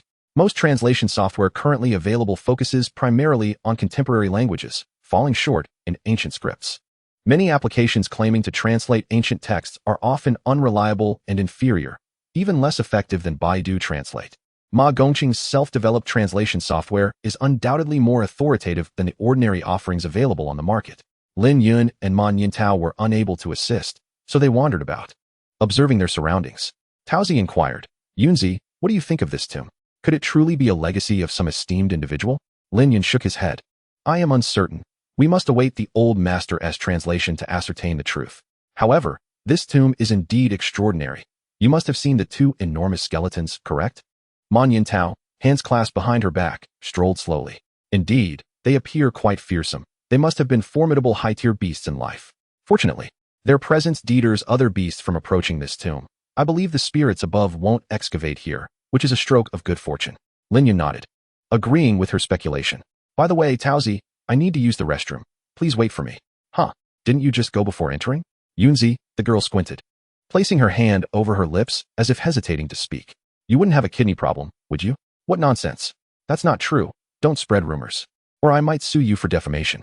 Lin Yun replied, his face darkening as he vehemently denied the insinuation. All right, just help me hold the wind. Remember not to peek.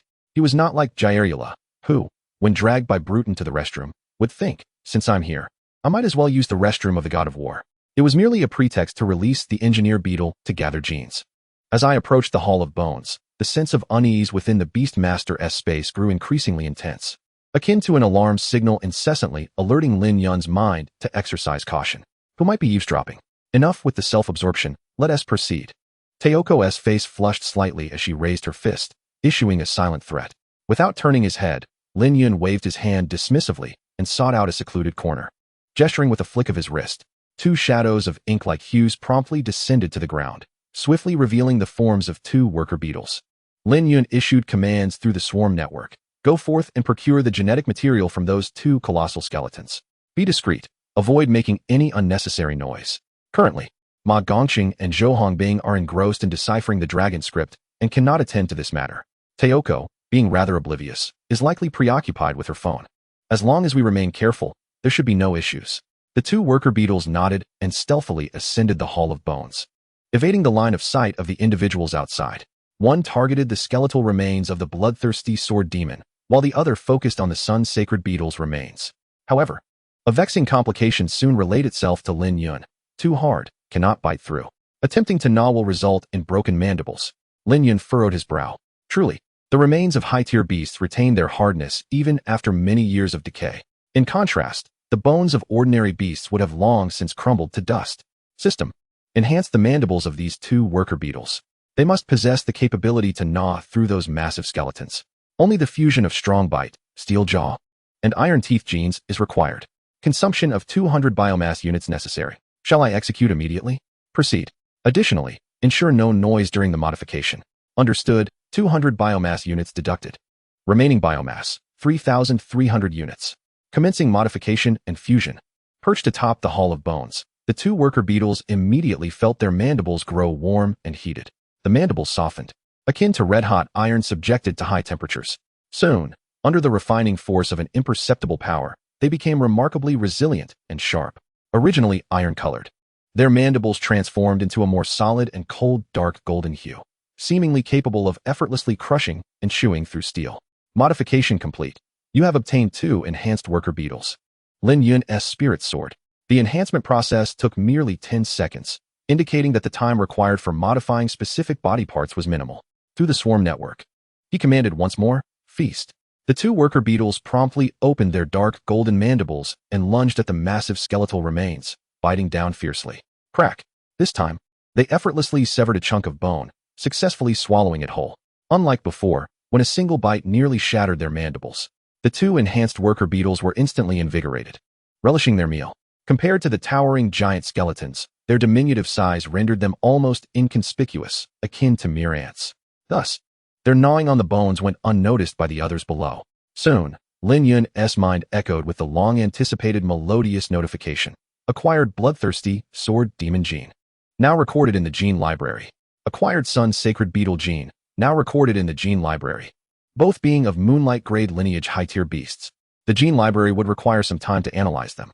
Once the analysis was complete, they could be put to immediate use. Satisfied, Lin Yun promptly stored the two enhanced worker beetles within the system space. With this alone, the journey had proven worthwhile. Yunzi, have you managed it? Grandfather has finished deciphering. Suddenly, Teoko's voice rang out. Here it comes. Lin Yun adjusted his attire and swiftly emerged from his hiding place to rejoin them. Ma Gongqing gripped his phone tightly. His eyes glued to the screen, his voice brimming with excitement. Lin, you arrived just in time. Hongbing's guess was indeed correct. This Hall of Bones is a legacy left by an ancient high-tier beast master before his demise. This elder did not leave a name. Only a title, the Sage of Bones. Chapter 78, The Cause of National Calamity, the Armored Beetle. Sage of Bones. Lin Yun was momentarily taken aback. Such an unusual name. He did not dwell on the name and inquired. What does the inscription say, old man? Indeed, grandfather, I am quite curious. Please share. Teoko urged. Ma Gongqing nodded and began. The text is somewhat extensive, so I shall summarize the main points. In essence, this Sage of Bones was a peak 8th-tier beast master who served as a national advisor in a small nation called Bone many years ago, possessing formidable power. Subsequently, the nation was invaded by a more powerful state, and in a bid to end the war, the sage attempted to forcibly ascend to the 9th tier of beast mastery. However, he ultimately failed. His beast master space was completely shattered, merging with the secret realm where he was in seclusion, resulting in the ancient moonlit realm we now see.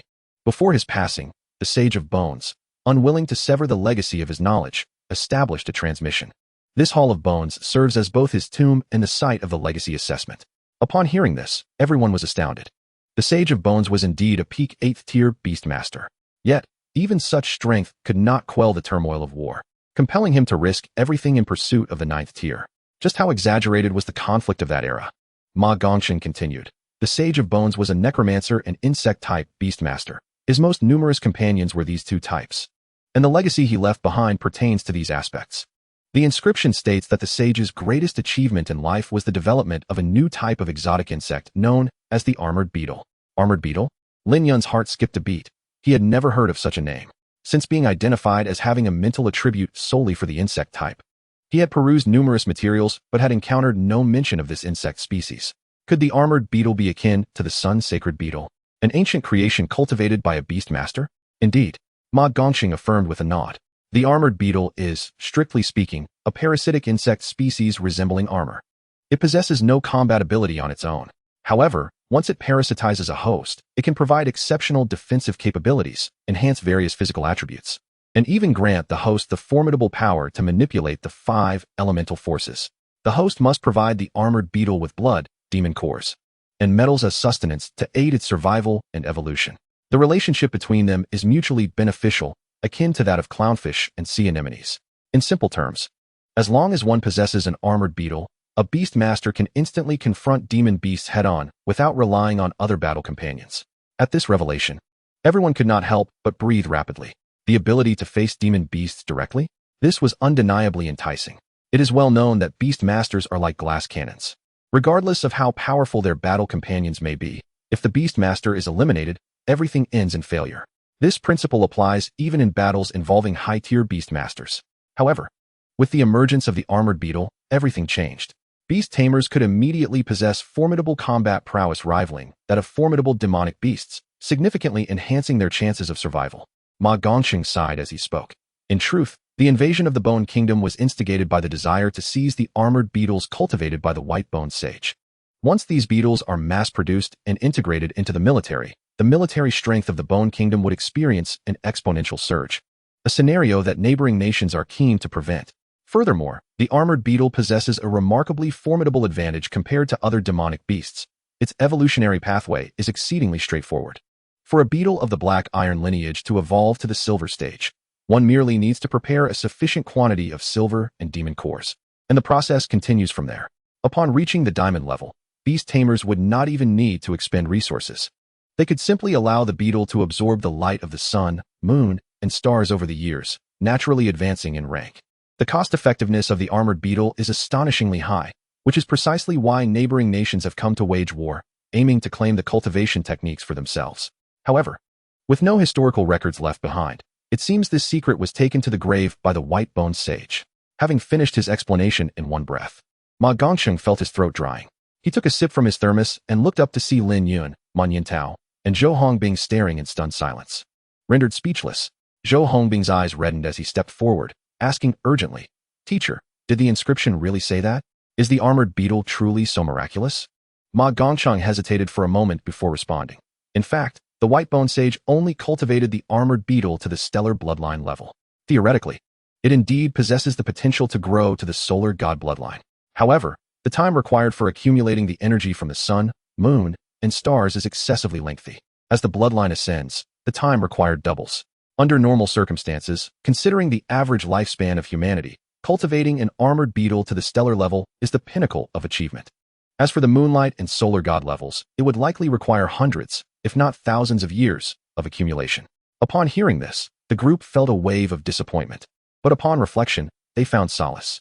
The cost-effectiveness of the armored beetle was already remarkably high, had there been no restrictions or obstacles. The white-bone sage would likely have cultivated it to the solar god level long ago. Clad in armor, one could become a human-shaped nuclear weapon, effortlessly obliterating nations. How could he have been driven to the brink of risking his life to forcibly ascend to a 9th-tier beast tamer, ultimately leading to his demise? Zhou Hongbing clenched his fists, his face flushed, and though he remained outwardly silent, turmoil raged within him. If he could obtain the armored beetle, he would no longer have to act like a crow, engaging in furtive and disreputable dealings. With a stroke of luck, he might even carve out a legendary status, leaving a resounding mark in the annals of history. For centuries, or even millennia to come, his name would be celebrated.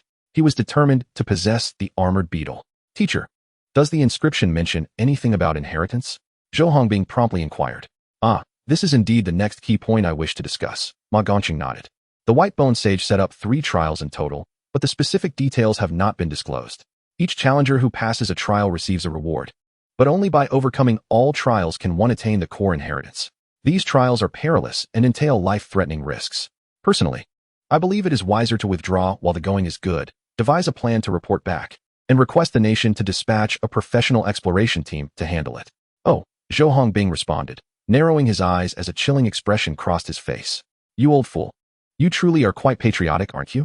Ma Gongqing was taken aback by Zhou Hongbing's sudden change in demeanor, an ominous premonition swelling within him. He had seen such greedy expressions far too often in the past. Chapter 79. A direct confrontation. Ma Gongqing took a few steps back, preparing to say something, when he suddenly felt an overwhelming wave of drowsiness wash over him. His mind grew hazy, and his eyelids began to droop, and before he could utter a word, he collapsed to the ground, falling into a deep slumber. "Brother Zhou, what are you doing?" Man Yintao exclaimed in shock, immediately rising to her feet. However, after only a few words, she too felt a surge of intense drowsiness. Soon, she followed in her grandfather's footsteps, collapsing to the ground with a thud, succumbing to sleep as well. "Humph." Zhou Hongbing coldly gazed down at the unconscious duo, sneering. The inheritance of a peak 8th-tier beast tamer, coupled with the opportunity presented by the armored beetle, was a chance to rewrite his destiny, and he would never willingly let it slip away. Reporting to the nation and requesting an exploration team to handle the matter? How utterly absurd. Zhou Hongbing declared coldly, "The inheritance of the white-boned sage is mine. It hurts." Suddenly, a muffled groan escaped. Zhou Hongbing sensed something amiss and spun around, his eyes widening in shock. Lin Yun was clutching his head, his back slightly hunched. Though he appeared weary and on the verge of collapsing, he had not succumbed to sleep like Ma Gongsheng and his granddaughter. Zhou Hongbing was taken aback. Why haven't you fallen asleep? This isn't right. Something is terribly wrong." Ma Gongqing and Man Yintao had suddenly succumbed to slumber because Zhou Hongbing had secretly communicated with his contract beast, the Nightmare, allowing it to quietly unleash its innate ability, Nightmare. Nightmare releases an imperceptible mental shock that causes those affected to immediately fall into a deep sleep, plagued by unending nightmares. Even within the beast taming space, Nightmare can activate this ability without needing to be specifically summoned by the Beast Tamer.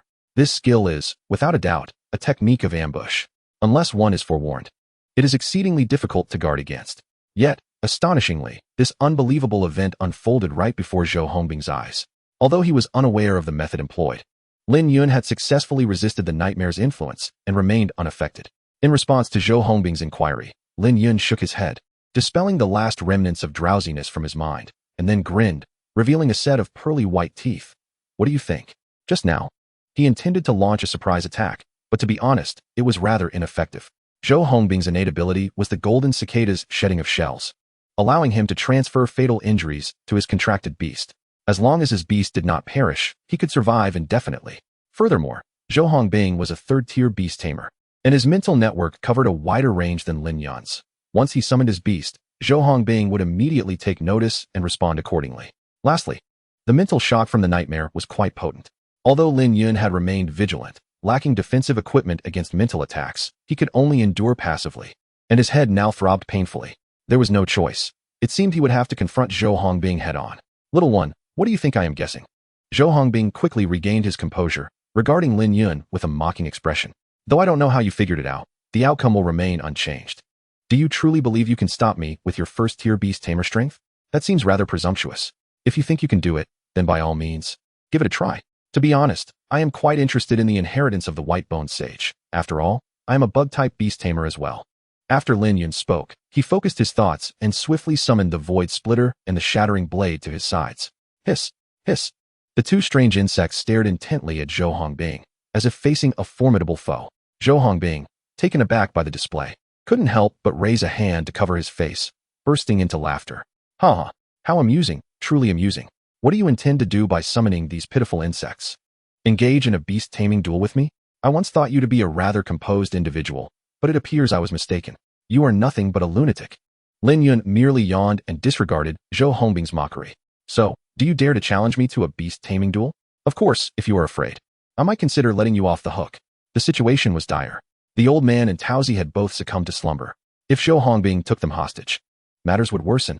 Fortunately, the adversary was unaware of his true strength, allowing for some maneuvering.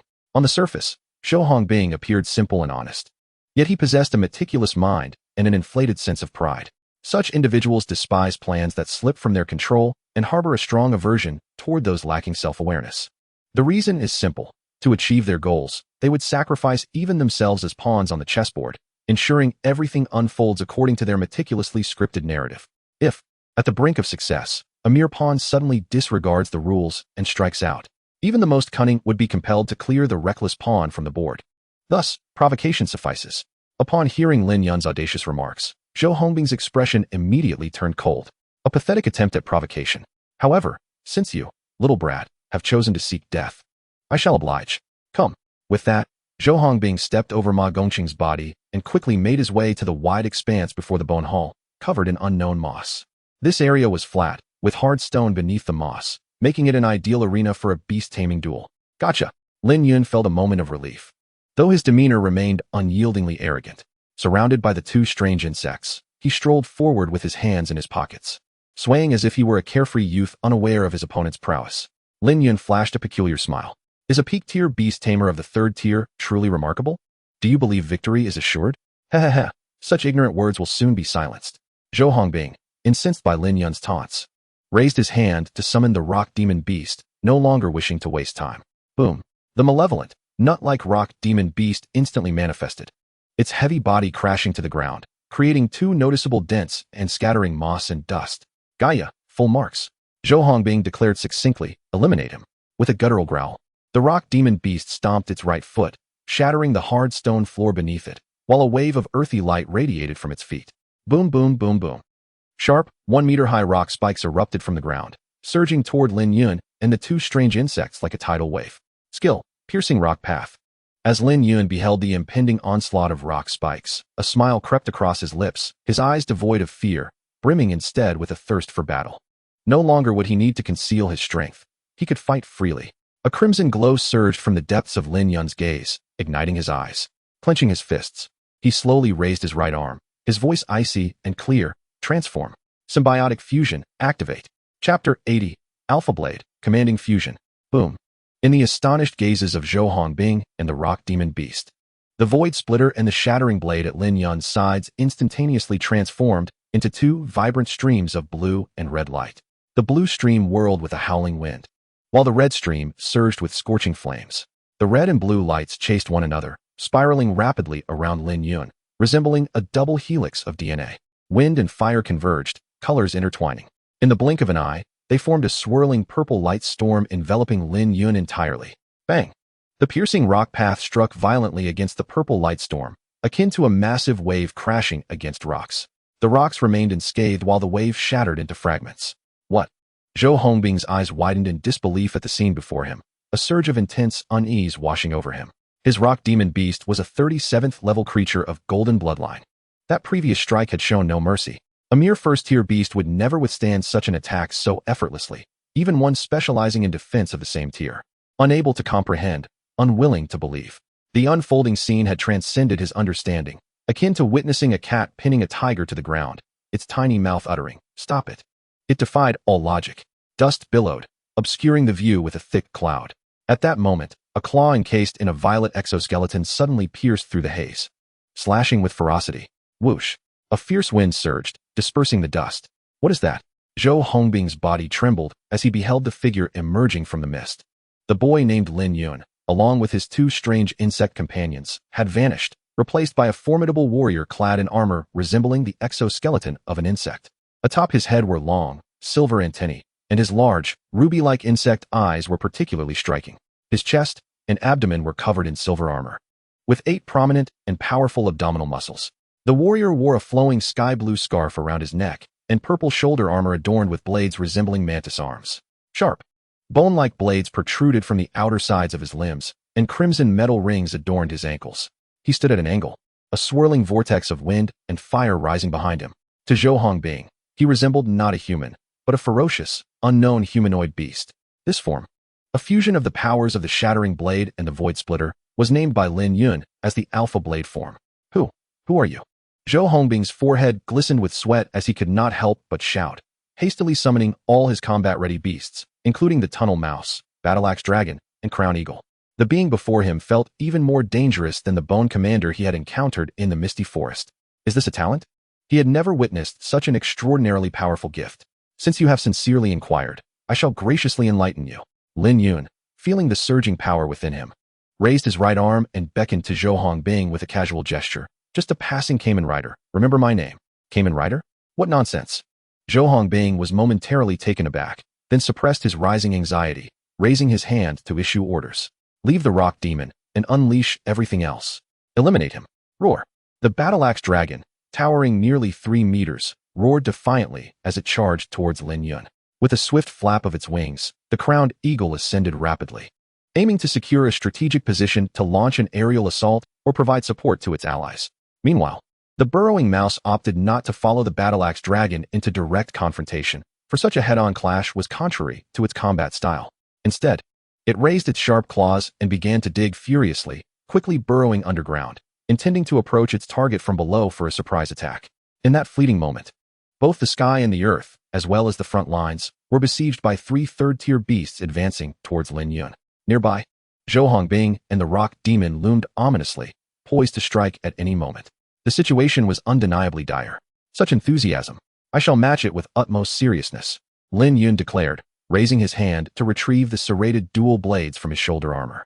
With a flick of his wrist, the weapons swiftly turned, and he gripped them in a reverse hold. Boom. A deep purple flame erupted instantaneously from the jagged edges of the blades, shooting up several meters high. The ferocious energy surged forth like a tiger yearning for freedom from its confinement. Lin Yun promptly fulfilled its desire, crouching low to thrust his dual blades forcefully into the ground before him. The raging flames flowed like water along the blades, quickly penetrating the earth, and then rapidly expanding outward in a conical shape. Boom, boom, boom.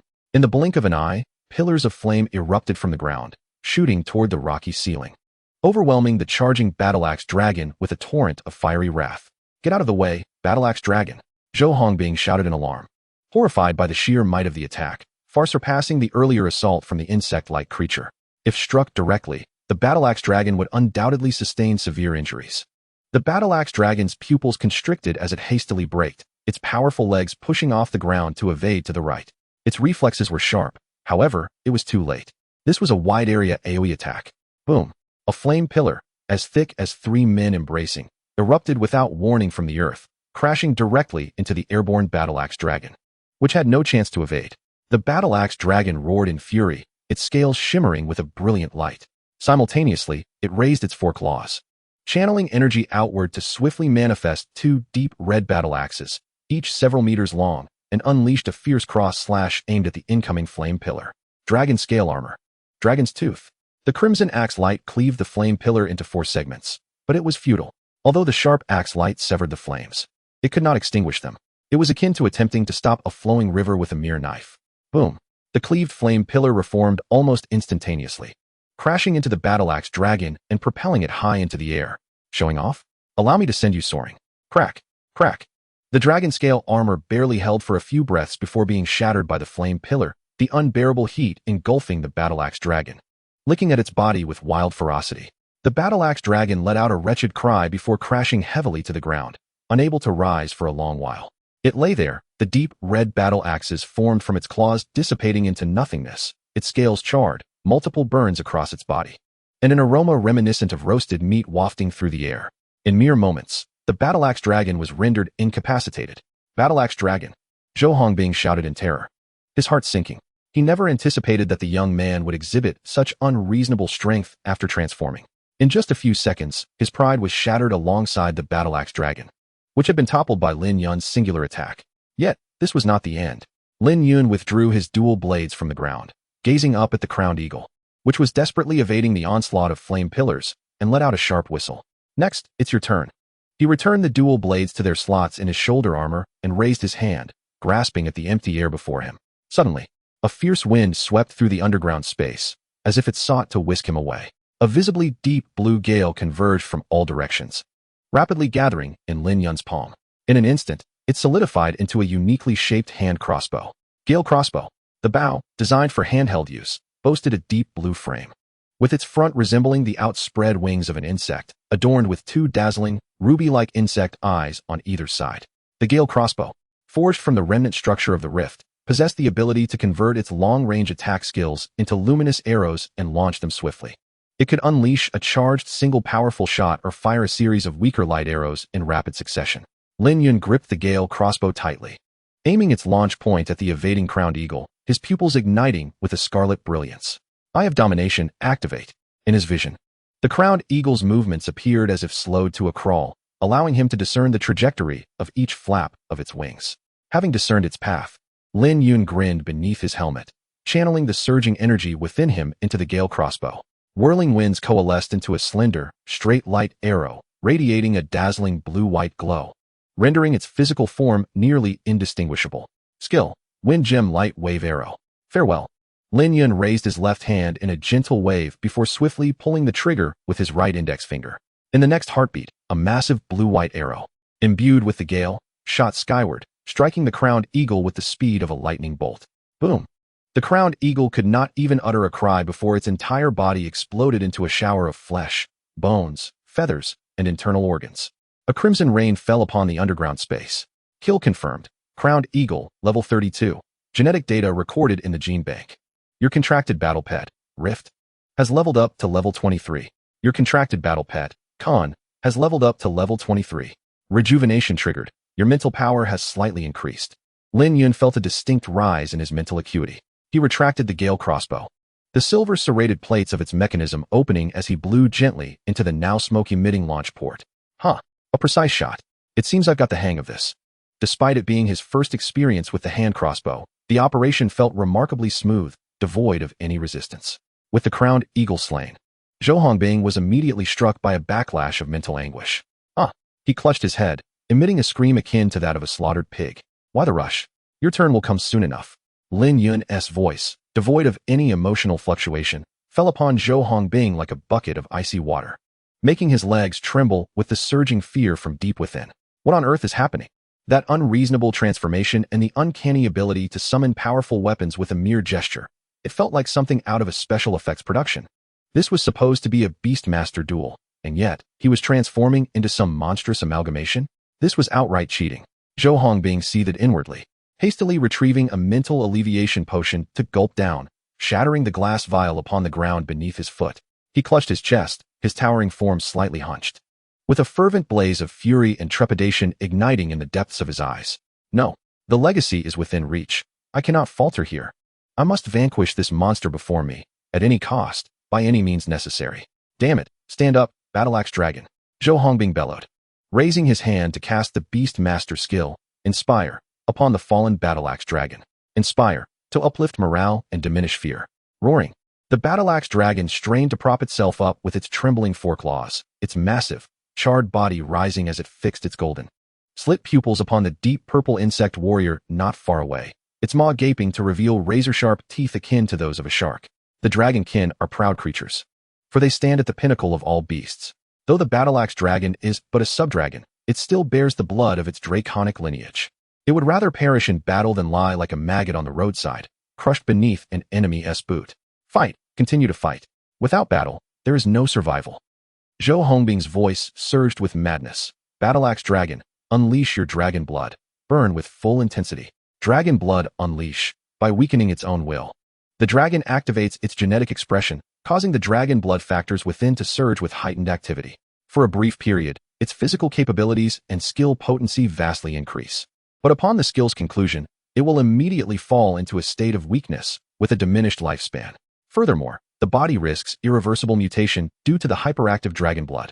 And in severe cases, it may lose all rationality, becoming a savage dragon beast beyond even the Beast Master's control. Zhou Hongbing had not wished to resort to such a tactic, but he had been driven to the brink by Lin Yun. It was a gamble, a fleeting chance. Should he resign himself to fate, everything would be rendered void. Roar! The Battle-Axe Dragon reared its head and roared, a tangible crimson aura emanating from its entire being. The dragon blood was boiling. Its blood coursed rapidly, its organs operating under immense strain as if fueled by adrenaline.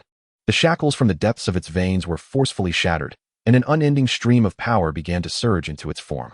Creak, creak. Its skeleton expanded. Muscles swelled, claws elongated, and scales grew wildly. Under the activation of the dragon blood factors, the Battle-Axe Dragon was undergoing a rapid metamorphosis. In just a few breaths, it had seemingly evolved into a new entity. Its height soared to 5 meters, its body clad in hexagonal deep crimson scales resembling a magnified shield, while the bony spines along its back jutted out like blades. Its claws transformed entirely into massive battle axes, and its robust tail bristled with jagged bony joints. The Battle-Axe Dragon unleashed a torrent of searing breath, its pair of gleaming golden vertical pupils resembling steadfast beacons amidst a storm, filled with thirst for violence and slaughter. At this moment, it was no longer the feeble, grievously wounded creature it once was. It had fully transformed into a bloodthirsty dragon beast, its power and aura significantly amplified. Crack, crack, crack. The Battle-Axe Dragon lashed its long tail, striking the ground like a whip, creating a series of deep, interlocking craters in the moss-covered stone surface, producing a rapid, exhilarating drumbeat. Wow, you can transform too? Lin Yun whistled loudly, his tone devoid of any hint of fear. Excellent. This adds value to our battle. However, before we commence in earnest, it is necessary to eliminate the external disturbances, such as a certain rodent. With that, Lin Yun swiftly drew a crescent arc with his right hand behind him, aiming his Gale crossbow at the ground. The winds coalesced, forming a long arrow radiating a brilliant blue-white light. Wind Jade Lightwave Arrow. Without hesitation, Lin Yun pulled the trigger, and the luminous arrow shot into the earth. Boom! The surface fractured violently. The light arrow effortlessly pierced the ground, plunging deep below like a bolt of lightning. Soon, a piercing scream echoed from underground. Kill confirmed. Burrowing Mouse, level 36. Genetic data recorded in the gene bank. Your contracted battle pet, Sky Splitter, has leveled up to level 25 and learned a new skill. Wind Pressure Cannon. Wind Pressure Cannon fires a highly compressed mass of wind that creates a tempest, subsequently exploding in a wide area, a true storm cannon, inflicting immense damage to the target and surrounding terrain. Your contracted battle pet, Kunlun, has leveled up to level 24 and learned a new skill, Molten Dust Concealment. Molten Dust Concealment. When unleashing fire-based attacks, it can rapidly heat the dust within the attack range and expel it outward, forming a vast area of high-temperature molten dust, allowing for concealment of one's presence and blocking mental probing. Nurturing triggered. Your realm has ascended to 2nd tier. 2 stars. Chapter 82, Severed Tail. Now, there would be no external factors to disrupt us. Lin Yun stowed away the Gale crossbow, his tone unperturbed. With dirt and stone obstructing the view, the eye of the sovereign, lacking penetrating ability, was limited. However, mental power was not bound by such constraints. Long before Zhou Hongbing summoned his contracted battle pet, Lin Yun had discreetly expanded his mental energy. Centered around himself, he enveloped a radius of 50 meters. As soon as the burrowing mouse approached, it was immediately detected. It was uncertain whether Zhou Hongbing had covertly advised it, but this cunning rodent seemed intent on circumventing Lin Yun from below, aiming to ambush the unconscious Ma Gongqing and his grandson, likely hoping to leverage them as hostages to deter Lin Yun. Yet Lin Yun would never grant it such an opportunity. Drilling head, Zhou Hongbing clutched his head, seizing the intense pain that surged once more, his eyes bloodshot, his lips nearly bitten raw. Your talent is to shed your shell, is it not? Lin Yun suddenly spoke. The revelation of this secret left Zhou Hongbing stunned as he looked up in disbelief. Lin Yun continued, as long as your battle pet survives, you can persist indefinitely. Akin to a substitute death technique. Ah, truly a convenient and enviable ability. But how many times can you employ it? Lin Yun regarded Zhou Hongbing with a teasing tone, then raised his hand, extending 4 fingers. Only 4 times remain, correct? Battle Axe Dragon, Rock Demon Beast, Telephone Worm, Dream Demon. He now had but 4 contracted battle pets left. You, how do you know this? Who told you? Zhou Hongbing's pupils constricted, his entire body trembling with incomprehensible terror. He had never disclosed his talent to anyone. Even within his hunting group, only a select few were privy to the effects of Zhou Hongbing's talent, merely 1 or 2 individuals. He had only used it once on the surface, and at that time, Lin Yun and the others had already descended into the underground. Surely no one had witnessed it. How on earth did this brat come to know? Why ask so many questions when death is imminent? Lin Yun concluded, suddenly raising the Gale crossbow and decisively pulling the trigger, aiming at Zhou Hongbing. Whoosh, whoosh, whoosh, whoosh, whoosh. A barrage of blue-white arrows shot forth rapidly, enveloping Zhou Hongbing. At that moment, the Battle Axe Dragon, having liberated its dragon blood, abruptly twisted its body and swung its tail. Crack! Its long tail, lined with sharp, bony spikes, swept through the air like an iron whip, shattering all incoming arrows into a flurry of blue-white light fragments. The light flickered past Zhou Hongbing's vision, leaving a chilling sensation in its wake. His heart raced, nearly choking on the sudden turn of events. Then, an overwhelming fury surged within him. Damn that scoundrel, how dare he mock him? The Rock Demon. Zhou Hongbing whispered softly, protective shell? The Rock Demon clasped its hands together, bowing its head, and immediately emanated a rich, earthy glow. Within this radiance, its solid form shattered instantaneously, transforming into sharp-edged, sturdy stone fragments. These shards began to soar autonomously, swiftly enveloping Zhou Hongbing, constructing a translucent, egg-shaped shield around him. The protective shell, the Rock Demon's most formidable defensive skill, sacrifices its own mobility and offensive capabilities in exchange for an unparalleled defense to protect others. Even a 4th-tier beast would find it nearly impossible to breach this defense in a short span. The target shielded by this skill becomes ensconced within an extraordinarily strong defensive barrier, unable to enter or exit at will, thus also serving as a makeshift prison. But that was not the end. Gritting his teeth, Zhou Hongbing raised his arm once more, channeling his mental energy, and unleashed another defensive summoning technique aimed at the Rock Demon, Amber Shield. The amber-hued light swiftly enveloped the entire earthy, egg-shaped barrier, providing an additional layer of protection. With this dual-layered safeguard in place, Zhou Hongbing finally felt a semblance of security, as long as he ensured adequate protection. The Battle Axe Dragon could focus entirely on the fight without concern for him. What a swift tail! This power and speed already rivaled that of a 4th-tier beast. Lin Yun paid no heed to Zhou Hongbing, who had tucked himself away in his protective shell and directed all his attention towards the fierce Battle Axe Dragon. Zhou Hongbing was of little concern. His only merit lay in his tenacity. Once he eliminated the sole threat on the field, the Battle Axe Dragon, Zhou would pose no further challenge. Zhou Hongbing's voice was chilling.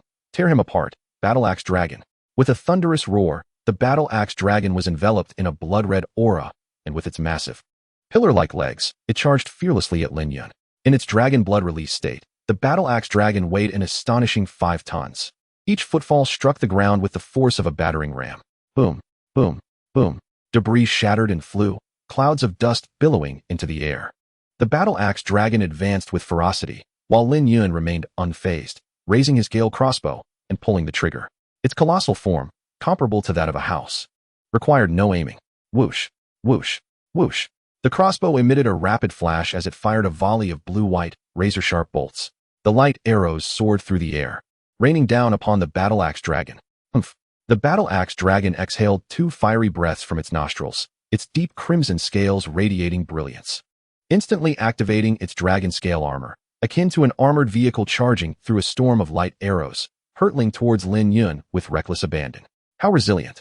Lin Yun smacked his lips, immediately disengaging from the fusion mode. His Gale crossbow shattered into streams of deep blue light that swiftly re-entered his body. The battle-axe dragon, now in a frenzied state, had significantly increased its strength, rivaling a 4th-tier beast. After activating its defensive skills, even a multitude of ordinary light arrows would merely graze it. Only a charged, powerful strike could inflict meaningful damage, but clearly, this ferocious dragon would not grant him the luxury of time to charge. Roar! The battle-axe dragon, moving with astonishing speed for its size, lunged toward Lin Yun, raising its massive, axe-like claws to deliver a crushing blow to his head, as if intending to cleave him asunder. Its form, akin to a house, cast a vast shadow over Lin Yun, instilling an overwhelming sense of pressure. Boom! The dual axes struck the ground, creating a deep crater where Lin Yun had just stood, sending shards of stone flying in all directions. Yet the gruesome spectacle of blood and shattered bones did not ensue. Had it missed? Had it merely struck an afterimage? The battle-axe dragon, bewildered, retracted its claws, scanning for Lin Yun's presence. Here I am, you lumbering oaf. A familiar voice suddenly resonated from behind. The battle-axe dragon's heart raced, and without wasting a moment, it turned to look, raising its spiked tail to sweep behind it. Lin Yun, having swiftly maneuvered behind the battle-axe dragon, did not evade the sweeping tail. Instead, he unsheathed his dual blades and delivered a vicious slash. Boom!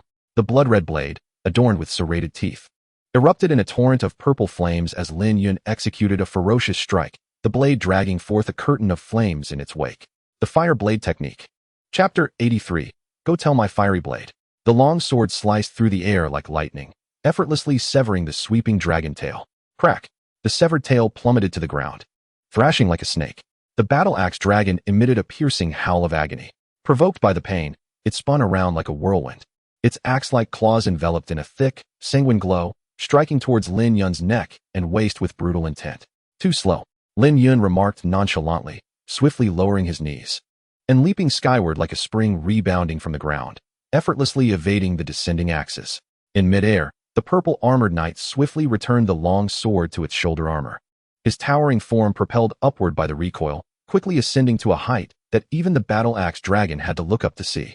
At nearly 30 meters above the ground, Lin Yun crossed his arms before him, executing a series of flips like the world's premier gymnast, before extending his right leg downward, plummeting like a meteor. Ding! Ding! The fiery ring around his ankles suddenly erupted with brilliance, accompanied by the melodious sound of clashing metal, as a massive sun disk-shaped fire ring swiftly materialized behind him. Boom!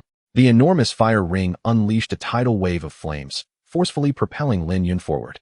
The sensation of being thrust forward was overwhelming, as if equipped with a flame-propelling device, causing the purple armored knight's descent to accelerate exponentially. Flame-propelled meteor kick. The raging inferno streaked past Zhou Hongbing's astonished gaze, crashing down upon the battle-axe dragon's chest. Bang! Lin Yun landed, and due to the immense inertia, his form slid forward several meters, leaving behind 2 parallel, straight black grooves in the ground before finally coming to a halt. Behind him, the battle-axe dragon's robust chest bore a colossal gaping hole. One could see through the opening to the grand hall beyond. Roar! The battle-axe dragon opened its mouth, looking down at its suddenly hollow chest, letting out a final, bewildered growl as its body erupted with crimson, glass-like fissures, before shattering explosively. Boom! Flesh and blood splattered everywhere. The sky began to rain blood. Lin Yun stood tall, his back straight as a pencil, his awareness keenly aware of his surroundings. He reached out to grasp the crimson crystal core that erupted from the battle-axe dragon's carcass. Defeated battle-axe dragon, level 38. Genetic data has been recorded in the gene bank. Your battle pet, Kunlun, has leveled up to level 27. Your battle pet, Leacombe, has leveled up to level 27. Nurturing rewards initiated. Your realm has advanced to 2nd tier, 4 stars. A flurry of notifications flashed before him. An invisible force surged into his mind, augmenting Lin Yun's mental prowess once more. Excellent. Bathed in the rain of blood, his armor stained crimson, Lin Yun felt an exhilarating joy akin to that of donning fresh undergarments after a refreshing bath on New Year's morning. He did not scrutinize the object closely. Instead, he directly stowed the demon core into his storage ring. Gradually, he turned his head, his enormous insect-like eyes piercing like blades toward Zhou Hongbing, who was tightly cocooned within the protective shell and amber shield. With the death of the battle-axe dragon, a backlash of spirit surged forth. Zhou Hongbing's face turned deathly pale, his head throbbed as if it would split, and he collapsed within the eggshell barrier. Yet at this moment, he had lost even the desire to scream, as only profound despair remained in his heart. The battle-axe dragon, which he had held such high hopes for, had perished in this manner? It had clearly unleashed its dragon blood, acquiring power comparable to a fourth-tier beast. But after merely 2 exchanges with that wretched boy, just 2 exchanges, it had been dispatched like a stray dog by Lin Yun's kick. No. It was impossible, absolutely impossible. How could the battle-axe dragon, having liberated its dragon blood, succumb so easily? Ha! I understand now. I must be dreaming. This is all just a nightmare. Damn dream demon. Why are you dragging me into this too? Within the eggshell barrier, Zhou Hongbing chuckled foolishly, appearing almost deranged. Poor fellow, has he gone mad? Unable to accept reality? Lin Yun sighed upon witnessing this, then raised his right hand and swiftly flicked his wrist. No worries. I am a kind-hearted person. I shall help you find release. With those words, he activated the fusion maneuver once more. Boom. Like a raging inferno erupting from the ground, a dazzling heavy motorcycle rapidly materialized.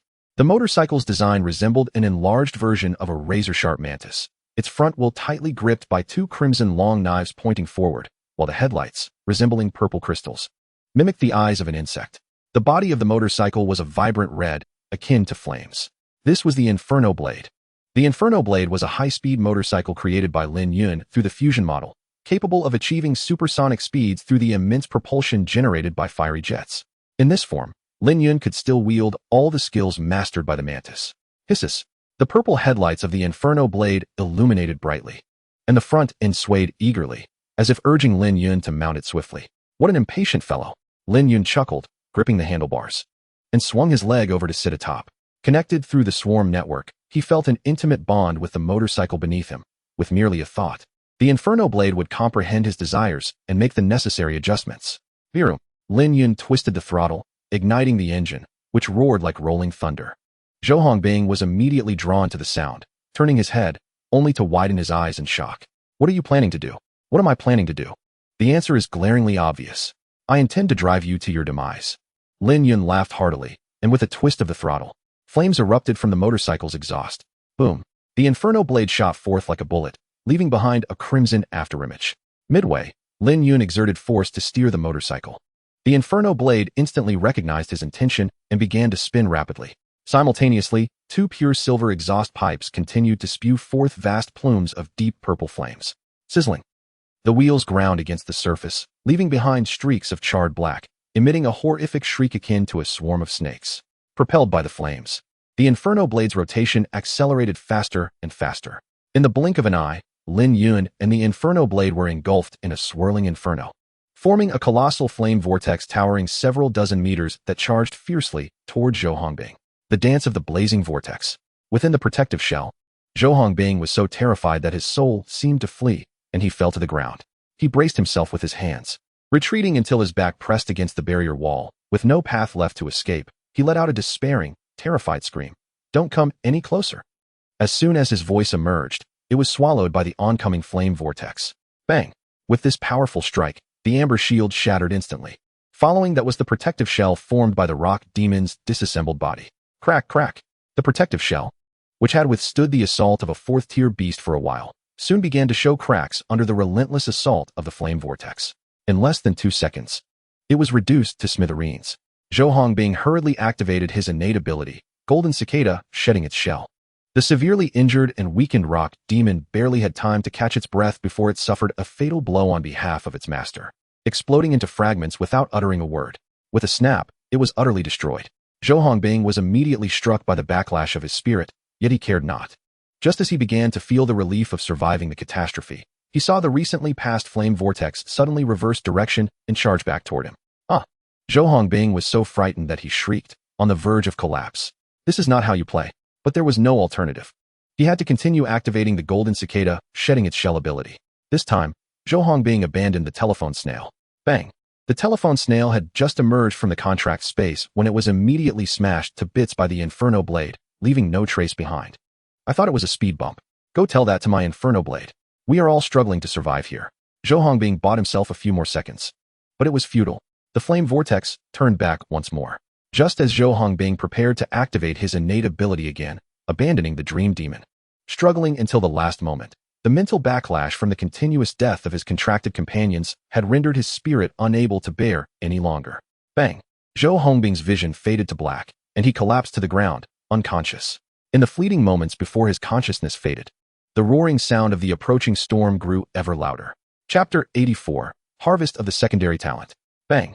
The unconscious Zhou Hongbing was directly crushed into a mist of blood by the flame vortex. Before the blood mist could disperse, it was incinerated by the intense heat of the flames. Not even ashes remained. Only a silver storage ring fell to the ground, bouncing twice before coming to a halt. With Zhou Hongbing's death, the beast taming space vanished immediately. The Dream Demon became the sole survivor, appearing in place. Before it could comprehend the situation, it was consumed and shredded by the returning flame vortex. Hiss! Lin Yun tightened the brake lever, and the Inferno Blade's speed rapidly decreased, the exhaust no longer spewing flames. When the motorcycle finally came to a halt, the flames and storm that had enveloped it dissipated, and everything fell into silence. Kill Rock Demon, level 37, gene recorded. Kill Telephone Snail, level 15, gene recorded. Kill Dream Demon, level 29, gene recorded. Kill Zhou Hongbing, tier 3, 9 stars. Obtain talent fragment. Golden Cicada shedding its shell. Your battle pet, Cracking Sky, has leveled up to level 29. Cracking Sky's insight into the way of wind has improved, resulting in partial skill upgrades. Disguise color upgraded to wind concealment. In a swirling gale, one's form rapidly vanishes from the enemy's sight, gaining a brief acceleration effect. Piercing kick upgraded to V-shaped flip kick. Cracking Sky leaps into the air, legs entwined in the rushing wind, striking the enemy's chest in rapid succession. Then utilizing the force to perform a backflip, launching a final powerful kick toward the target propelled by the gale. The skill Swift Flash has been upgraded to Shadow Shift, leaving behind an indistinguishable phantom at the original location, then rapidly moving to a spot several dozen meters away. Your battle companion Kuan Zhu has reached level 29. Kuan Zhu's understanding of the way of fire has deepened, resulting in upgrades for certain skills. The skill Blade Draw Slash has evolved into Blazing Blade Draw. As the blade is drawn, flames surge forth, allowing for the release of a fiery blade light. With increased power on charged slashes, the skill Winged Slash has transformed into Fiery Leap Strike. Enveloped in fierce flames, Kuan Zhu swiftly leaps towards a designated target area, causing a fiery impact upon landing that can swiftly eliminate opponents, absorbing their soul fire to reset the skill's cooldown. The skill Flame Blade technique has been upgraded to Flame Sea Wave Blade. Kuan Zhu's blade arm ignites in fire, adding fire-based burn damage to attacks. During consecutive strikes, the flames will stack like waves, exponentially increasing their power. The Nurturing Reciprocity has been triggered. Your realm has ascended to the second stage, 6 stars. A panel rapidly pops up, inundating him with a flurry of messages. After this battle, both Kuan Zhu and he himself have experienced remarkable growth. Not only has his power significantly increased, but his skill set has also been refreshed. Splendid. Wait, talent fragments? Lin Yun hummed with delight, only to suddenly sense something amiss, hastily raising his hand to swipe up on the panel. Upon defeating Zhou Hongbing, 3rd stage, 9 stars. You have obtained the talent fragment Golden Cicada Escape. Lin Yun's eyes widened at this piece of information. What does this mean? Could it be that by defeating a beast master, he could also plunder their talents? System, elucidate this. Indeed, upon vanquishing a beast master, the host can acquire talent fragments, but not every beast master will yield such fragments. What does that imply? Essentially, a beast master's talent is akin to the bloodline abilities of a demon beast, representing an expression of superior genes. However, humans are significantly weaker than demon beasts. Thus, ordinary talents cannot be harvested. Only powerful, exceptional talents can be recorded in the gene repository. Lin Yun. He comprehended. In simpler terms, mediocre talents are cast aside, lacking even the qualification for inclusion in the gene repository. It only accepts formidable talents. Only formidable talents? Could you elaborate further? Golden, Diamond, Starry, Moonlight, and Sun God levels. Only by defeating beast masters whose talents reach this caliber will the gene repository collect and store them. Moreover, talent fragments can only be fused with beast masters, not with demon beasts or battle companions. By consuming biomass, the harvested talent fragment can be fused with oneself, granting the eligibility and authority to utilize that talent, thus becoming a secondary talent. As it is not a complete talent, its usage will be somewhat limited. And when the host's realm advances, The secondary talent will not undergo enhancement like the primary talent. Lin Yun nodded, fully understanding. In essence, after fusing the talent fragment, he would acquire a secondary talent with a capped potential. Even so, possessing an additional powerful talent would still be greatly beneficial. Zhou Hongbing's talent, Golden Cicada Escape, while not enhancing his combat capabilities, would significantly bolster his survival potential, which was precisely what he urgently needed. System, I wish to fuse the talent fragment Golden Cicada Escape. How much biomass will it require? 1,000 units. Lin Yun. Such a steep price? Yet considering that Golden Cicada Escape is a starry level talent, the cost is not entirely unreasonable. Gritting his teeth, Lin Yun resolved, deducted, and commenced the fusion. Understood, 1,000 units of biomass have been deducted.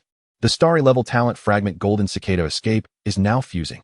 As the system's voice faded, a colossal phantom of a golden cicada materialized before Lin Yun. The cicada appeared lifelike, with exquisite details in every part of its body, surrounded by shimmering stardust, resembling a finely crafted artifact enhanced with high-level effects. In the next moment, the cicada's phantom vibrated its wings, emitting a loud chirping sound before crashing into Lin Yun's chest. Boom! Lin Yun felt a thunderous resonance in his mind, as countless stardust glimmers traversed time and space, merging into his beast master space. Fusion complete. Congratulations, host, you have acquired the secondary talent Golden Cicada Escape. Golden Cicada Escape. Starry level, when facing imminent injury or certain death, you can designate a battle companion to bear the damage in your stead. Regardless of the nature of the attack, it will be endured by the chosen companion. This talent can be activated 3 times daily, and will not be enhanced as the host's realm increases. Lin Yun exhaled deeply, then immediately disengaged the fusion. His exoskeletal armor and the fiery blade beneath him shattered into red and blue light, reconstructing into the forms of Liakong and Kuan-Zhu before him. Sizzle. Hiss. Both Liakong and Kuan-Zhu had grown considerably, raising their heads to emit joyous chirps towards Lin Yun. We have all grown stronger. Their levels had now reached 29. Just a step away from breaking into the 3rd stage. Well done. Your efforts have averted the crisis, and you all performed admirably. Lin Yun smiled, squatting down to gently stroke the 2 unusual insects, now exceeding half a meter in height, showering them with praise. Liakong and Kuan-Zhu wriggled their bodies, closing their eyes and nuzzling their heads against his warm, soft palm, transmitting their joy and gratitude through their swarm network to Lin Yun. Being able to resolve troubles is thanks to the Master being with us. Indeed, as long as we are with the Master, we fear nothing. Very well, very well. Lin Yun's smile broadened. If he encounters foes that he cannot face alone in the future, he shall call upon their strength.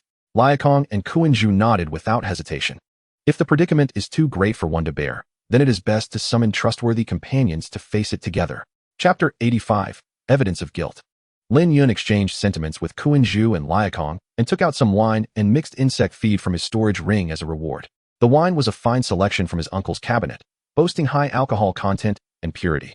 Lin Yun, not being a connoisseur, noted that Kuan-Zhu seemed to relish it. Drinking heartily, Liakong, curious about its enjoyment, took a sip but promptly spat it out, shaking its head in disapproval of the fiery beverage. Wine, ugh. The mixed insect feed, however, suited its palate much better. Lin Yun let them enjoy themselves while he utilized the ability of the Eye of Domination to locate Zhou Hongbing's only relic, that silver storage ring. After the Beast Master's demise, the spiritual imprint inscribed upon the storage ring swiftly dissipated. The one who picks it up merely needs to imprint their own spiritual mark to freely access its contents. After marking it with his own imprint, Lin Yun probed inside. The internal space of this storage ring was quite substantial, measuring 2 cubic units, double that of the one he currently possessed. It contained numerous items, a variety of seemingly purposeless instruments, possibly for measurement, some personal clothing and trivial items, bags of food for battle pets, an array of bloodied weapons and garments. A canvas bag containing demon cores, a wooden chest filled with materials from demon beasts, roughly several 100,000 in cash and jewelry. A notebook secured with an old-fashioned combination lock requiring a key to open, and 2 tomes on golden-level beast taming techniques, Amber Shield, and Flying Rainbow, along with some miscellaneous items. Lin Yun furrowed his brow. The bloodied weapons and garments. Could they be as I suspect? He first removed the bag of demon cores and the 2 tomes on golden-level beast taming techniques, placing them back into his storage ring. Next, he retrieved the notebook with the combination lock, while leaving the remaining items untouched. Finally, Lin Yun donned the silver storage ring for safekeeping. Liakong, come here for a moment. Lin Yun called out, holding the notebook and glancing at Liakong, who was playing with Kuan-Zhu nearby. With a swift leap, Liakong effortlessly bounded over several meters to land by Lin Yun's side. Lin Yun placed the notebook on the ground and instructed, "Please cut this combination lock off for me. But be careful not to damage the notebook." He had already searched through his storage ring, but found no key for the lock. It seemed to be an important item. Zhou Hongbing likely hid the key in a more secure location, such as a concealed compartment in his own house. Lycong nodded, raising its blade-like front paw. Wind swirling around it to enhance its sharpness, and carefully sliced the combination lock from the notebook. With a clatter, the lock fell to the ground. "Thank you. You can go back to playing now." Lin Yun smiled as he picked up the now unlocked notebook and waved at Lycong. Once Lycong departed, he immediately flipped to the first page. Boldly inscribed were the words, "Record of activities for the cuckoo hunting team. HM, who in their right mind keeps a diary." Lin Yun frowned and turned the page. April 5th, 20XX, Sunny. Today marks my first mission since joining the cuckoo team. Senior Chu Hong was concerned and accompanied me. The task involves guiding a newly formed hunting team called Snow Cloud. The Snow Cloud team consists of only 4 members, all female, primarily first-tier beast tamers, with the leader being a second-tier beast tamer, a girl who dropped out of college. They wish to venture into the secret realm of Huashi Mountain to capture a demon beast known as the Matsutake, Hat Martin, as a battle pet. Senior Chu Hong deemed the task simple. While they rested, I was to stealthily lure a few powerful demon beasts toward them. Once they were attacked, I would return to seize their storage rings. I felt a bit anxious, but thankfully, it was completed smoothly. However, the sight of those girls' deaths was horrendous. I fear I may have nightmares tonight. July 19th, 20XX, overcast. Today's task was quite easy, thanks to Senior Chu Hong's assistance. Had he not deliberately provoked the situation to escalate, I would not have been able to mediate and gain their trust so quickly. The girl named Du Huiyao was rather attractive, tall, and well-endowed. Unfortunately, she could only benefit those demon beasts. With a snap, Lin Yun closed the notebook abruptly, his eyes shutting as he suppressed the surge of fury rising within him. He comprehended everything. Zhou Hongbing, born of Dongxi, a harbinger of darkness, turned out to be a raven in disguise, engaging in deceitful and unscrupulous acts. How many innocent beast tamers have perished at his and this so-called cuckoo team's hands? Initially, Zhou Hongbing was somewhat hesitant, but as time progressed, he became increasingly adept at murder and harm. For him, it had become as natural as eating and drinking. His heart had twisted entirely. Just moments ago, a vehicle of death seemed almost too lenient for him. Had he known, he would have exerted more mental energy to transform the Lilian into a behemoth. Lin Yun opened his eyes, his gaze icy, and returned the blood-stained notebook to his storage ring, planning to hand it over to his uncle along with Zhou Hongbing's storage ring once they exited the Gyua secret realm. At that moment, a signal suddenly emanated from the swarm network. The gem insect self-destructed and perished. Lin Yun squinted, letting out a soft exclamation. These individuals sure arrived swiftly. Moreover, their tracking skills were impressive.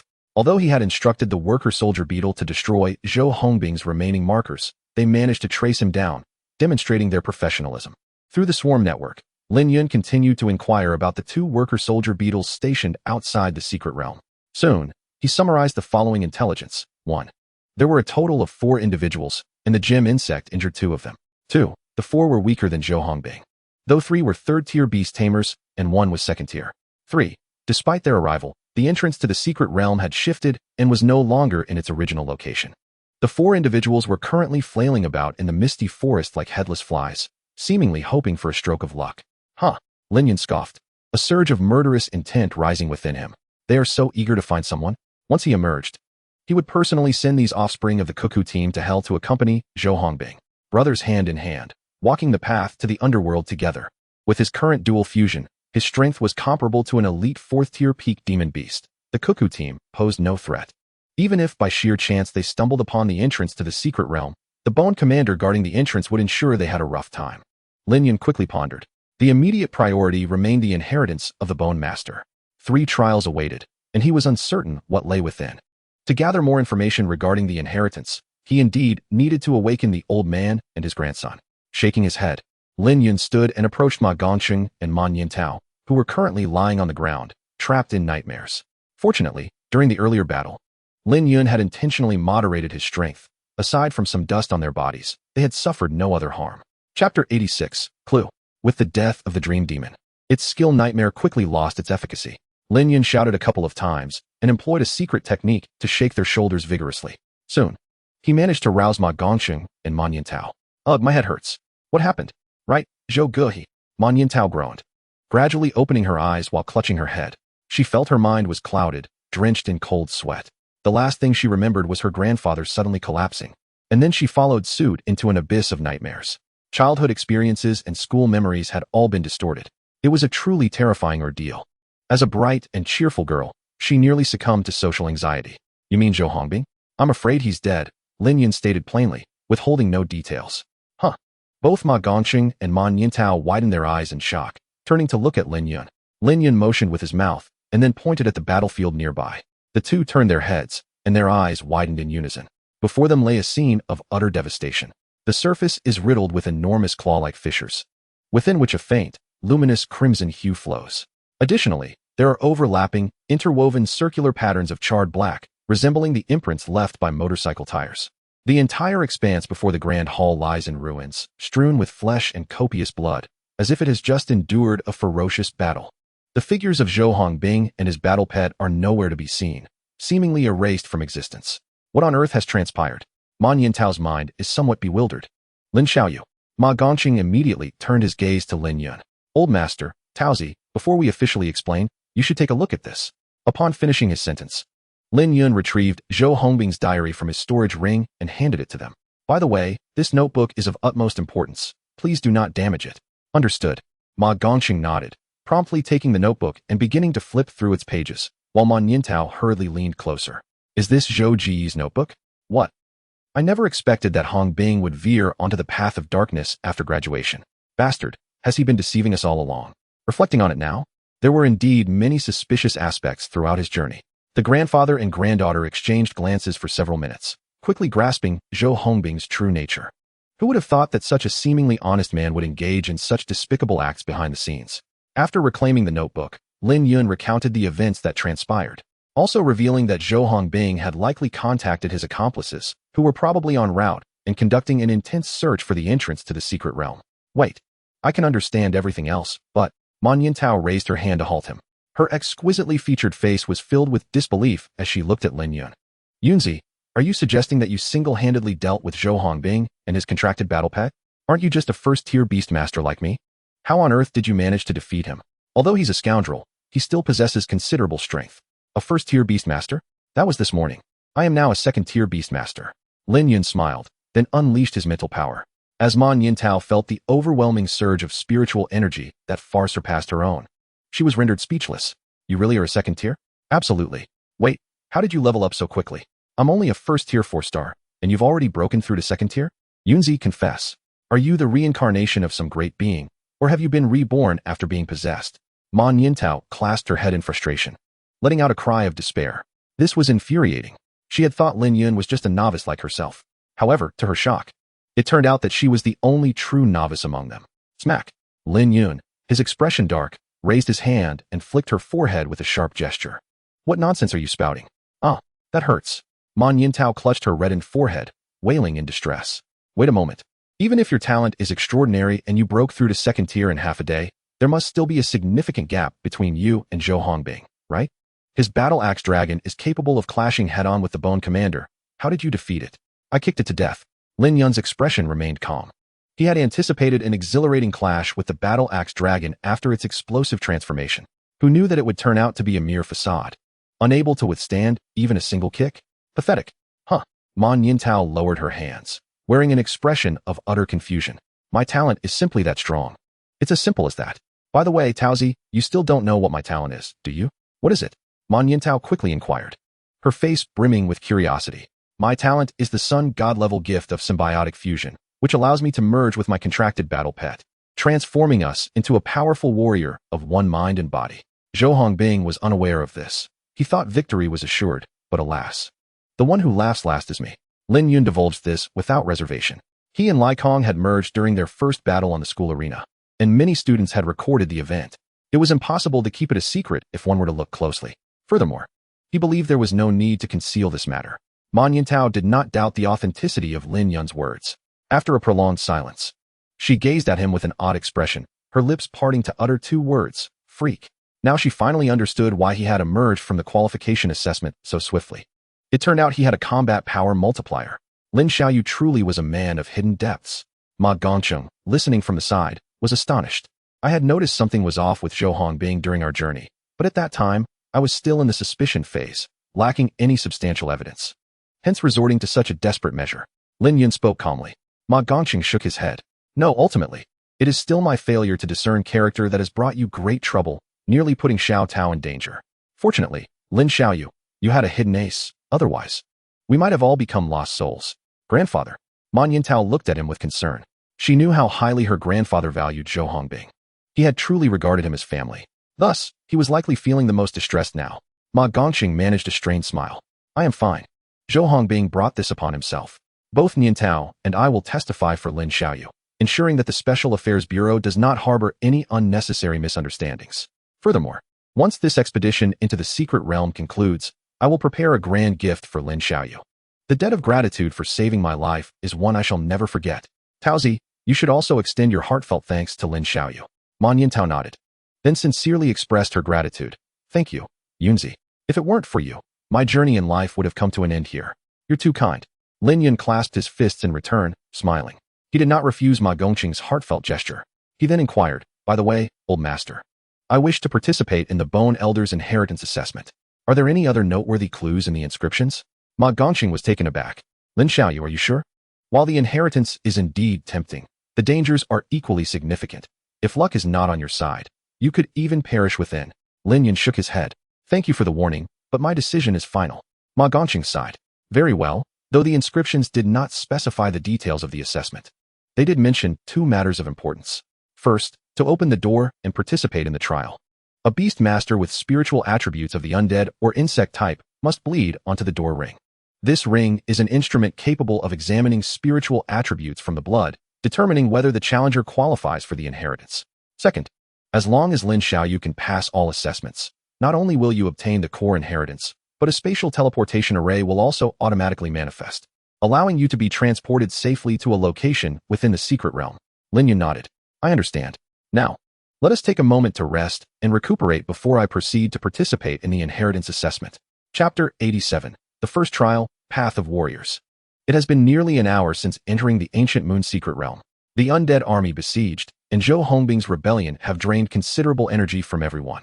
Both humans and battle pets require a moment of respite. Lin Yun retrieved a portable stove, a flat-bottomed pan, and several pre-processed food items from his storage ring, preparing to whip up a simple meal. His uncle had once advised him, regardless of the circumstances, consuming a morsel can swiftly uplift one's spirits. Such is the nature of humanity. As long as one can still partake in sustenance, one can persist in grappling with the harshness of life. Ma Yintao snatched the spatula from Lin Yun's hand, declaring, Yunzi, leave the cooking to me. You should meditate and rest. Wait, can you cook? Lin Yun inquired, a hint of skepticism in his tone. Of course, she replied with confidence, her chin raised. I mentioned earlier that my parents are often away due to work, so I learned to cook at a young age. While I may not rival professional chefs from restaurants, I can certainly manage some home-style dishes. With her hands on her hips and a proud expression, she took charge. All right, then I shall entrust it to you. Lin Yun smiled and nodded, choosing not to contest her claim. He needed to prepare thoroughly for the upcoming inheritance assessment. After all, go on. Although I cannot assist in battle, I wish to contribute in any way I can, even if it's just cooking, Ma Yintao said, playfully blocking her face with the spatula. Her gaze shyly averted from Lin Yun. I accidentally let my feelings slip. How embarrassing. The girl's cheeks flushed crimson, and a rosy hue spread across her neck. Lin Yun was momentarily taken aback, then chuckled, nodding earnestly at her. With that, he settled down cross-legged nearby, closing his eyes to enter a meditative state. After breaking through to the second-tier 6-star realm, Lin Yun's beast mastery space had expanded significantly, allowing him to contract even more insect-type battle pets. While an ordinary beast master could only contract 4, Lin Yun sensed that he could double that number. Once the Hercules beetle underwent its transformation and enhancement into a tyrant beetle, he intended to contract it. The phantom swordbee was also among his candidates. Although he had yet to summon it for actual combat, it was nonetheless a professional combat variant of a golden-tier insect. Once its level increased, its battle prowess would undoubtedly be formidable. Lin Yun possessed A-grade aptitude. Not only was his training speed accelerated, but his mental recovery efficiency was also exceptionally high. In just 10 minutes, his mental energy was fully restored, akin to a water-filled cup. He opened his eyes, a fleeting crimson gleam flashing in his gaze. Access panel. Name, Lin Yun Realm. Second-tier 6-star Beast Master Primary Talent. Symbiotic Fusion. Sun God level. Secondary Talent. Golden Cicada Shedding. Starshine. Skills. Eye of Domination. Hand of Control. Nurturing Reciprocity. Frenzy. Iron Will. Iron Flow Battle Pets. Swift Wind Locust, level 29, Golden Tier. Sharp Blade Mantis, level 29, Golden Tier. Biomass, 3,300 Equipment. Fiery Ring. Wind Demon Moon Veil Affiliated Insect Species. Engineer Beetles X8. Mandible Enhanced Engineer Beetles X2. Coin Beetles X3. Gem Beetles X2. Hercules Beetle X1. An enhancement. Phantom Sword BX1. Closed panel. Lin Yun nodded in satisfaction. Compared to before entering the secret realm, both his realm and the strength of his battle pets had seen significant improvement. If fortune favored him, he might even break through to the third tier during the inheritance assessment. In the second tier realm, symbiotic fusion could evolve into the fusion control mode.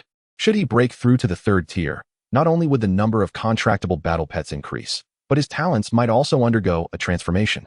Could it be a new fusion mode? How exhilarating. Are you awake? Man Yintao's voice broke through his thoughts, accompanied by the mouth-watering aroma of delicious dishes wafting through the air. The meal is ready. I'll call Grandpa over, and we can eat shortly. Ma Gongqing announced as he continued to study the inscriptions at the door. All right, Lin Yun replied. And soon the three gathered around a small wooden folding table to share a meal. The spread was simple yet delightful. Crispy fried meat, stir-fried greens, seaweed egg drop soup, and stir-fried cured meat with garlic shoots. To Lin Yun's surprise, Man Yintao's culinary skills were commendable. The trio relished the meal, grateful for the rare opportunity to have a warm dish in the secret realm. It not only filled their bellies, but also eased their taut spirits. After a brief respite, Lin Yun stood up. I am going to challenge the inheritance assessment. Once I pass, we should be able to leave this place via the teleportation array. Yes, good luck. Man Yintao cheered, her fist raised in encouragement. Her spiritual attributes did not align with the undead or insect types, rendering her unqualified to join in the fray. Lin Xiaoyu. Exercise caution. If the situation becomes dire, prioritize your safety above all else, Ma Gongqing advised. I understand. Lin Yun acknowledged, summoning Liakong and Kuntu. He swiftly approached the imposing closed door. The door was extraordinarily sturdy, more resilient than any copper or iron barrier. Forcing his way through was nearly impossible given his current strength. Moreover, Lin Yun felt a strong premonition. Any reckless action might lead to dire consequences. On the door, a pair of exquisitely polished white bone rings were set into a sculpture resembling a beast's head, crafted from what appeared to be bronze, its eyes tightly shut. Lin Yun extended his hand, instructing Liakong to gently carve a small incision with its bone blade before letting his blood drip onto the bone ring. Drip. The blood absorbed into the bone, and soon the rings radiated a brilliant crimson light. The beast's head suddenly opened its eyes, fixing its gaze on Lin Yun, and spoke in human tongue. Aptitude A grade, spiritual attribute insect type, sun god level talent, qualifications met. Challenge difficulty, A grade. Good luck, challenger. The beast spoke in a language entirely different from modern vernacular, yet curiously, Lin Yun comprehended its meaning fully. Did this beast possess a form of mental communication ability? Boom. The massive white bone gates began to creak open, revealing a colossal curtain of light. The curtain towered several meters high, shimmering with vibrant colors, swirling into a vortex. Crossing through it, one could only wonder where it might lead. Taking a deep breath, Lin Yun called upon Kuntu and Liakong and stepped through the portal. Upon reopening his eyes, the surroundings had transformed. Before him lay a lengthy stone corridor, with a white light emanating from its far end. Suddenly, an ancient voice resonated within Lin Yun's mind. First challenge, Path of Combatants. You must slay all the monsters along the way and collect 100 bone orbs. Deposit the orbs into the beast head mechanism at the end of the path to summon the chief. Defeating the chief will grant you the armored beetle Firefly. Afterwards, the teleportation curtain to the second challenge will activate. Do you understand? Lin Yun nodded, indicating his comprehension. He was familiar with the process: slay monsters, gather items, awaken the boss, and triumph to claim the grand prize. The ancient voice continued. In this challenge, you may only utilize one contracted battle pet. Should you employ more than one, it will be deemed a violation, resulting in immediate expulsion. At last, should you find yourself lacking in skill and aware of your inability to compete, you may boldly shout your surrender. In such a case, you shall be deemed defeated and forcibly transported away, but you shall never be permitted to attempt the test again. Lin Yun nodded. Only one contracted battle pet can be utilized? It seems a careful selection is imperative. A misstep in choice could result in immediate failure of the assessment. However, this secret realm, though now in decline, was once a forbidden ground, an area fraught with danger, accessible only to 7th and 8th tier beastmasters. If the beasts in the first trial are of the 5th or 6th tier, or if a 7th or 8th tier creature appears, then surrendering would be the only viable option. As if perceiving Lin Yun's thoughts, The ancient voice suddenly chuckled. Rest assured, the difficulty of the assessment will align with your true capabilities. Lin Yun was taken aback. Wait, my friend, which guiding spirit possesses such mind-reading abilities? Yet, as long as the difficulty corresponds with his strength, it suffices.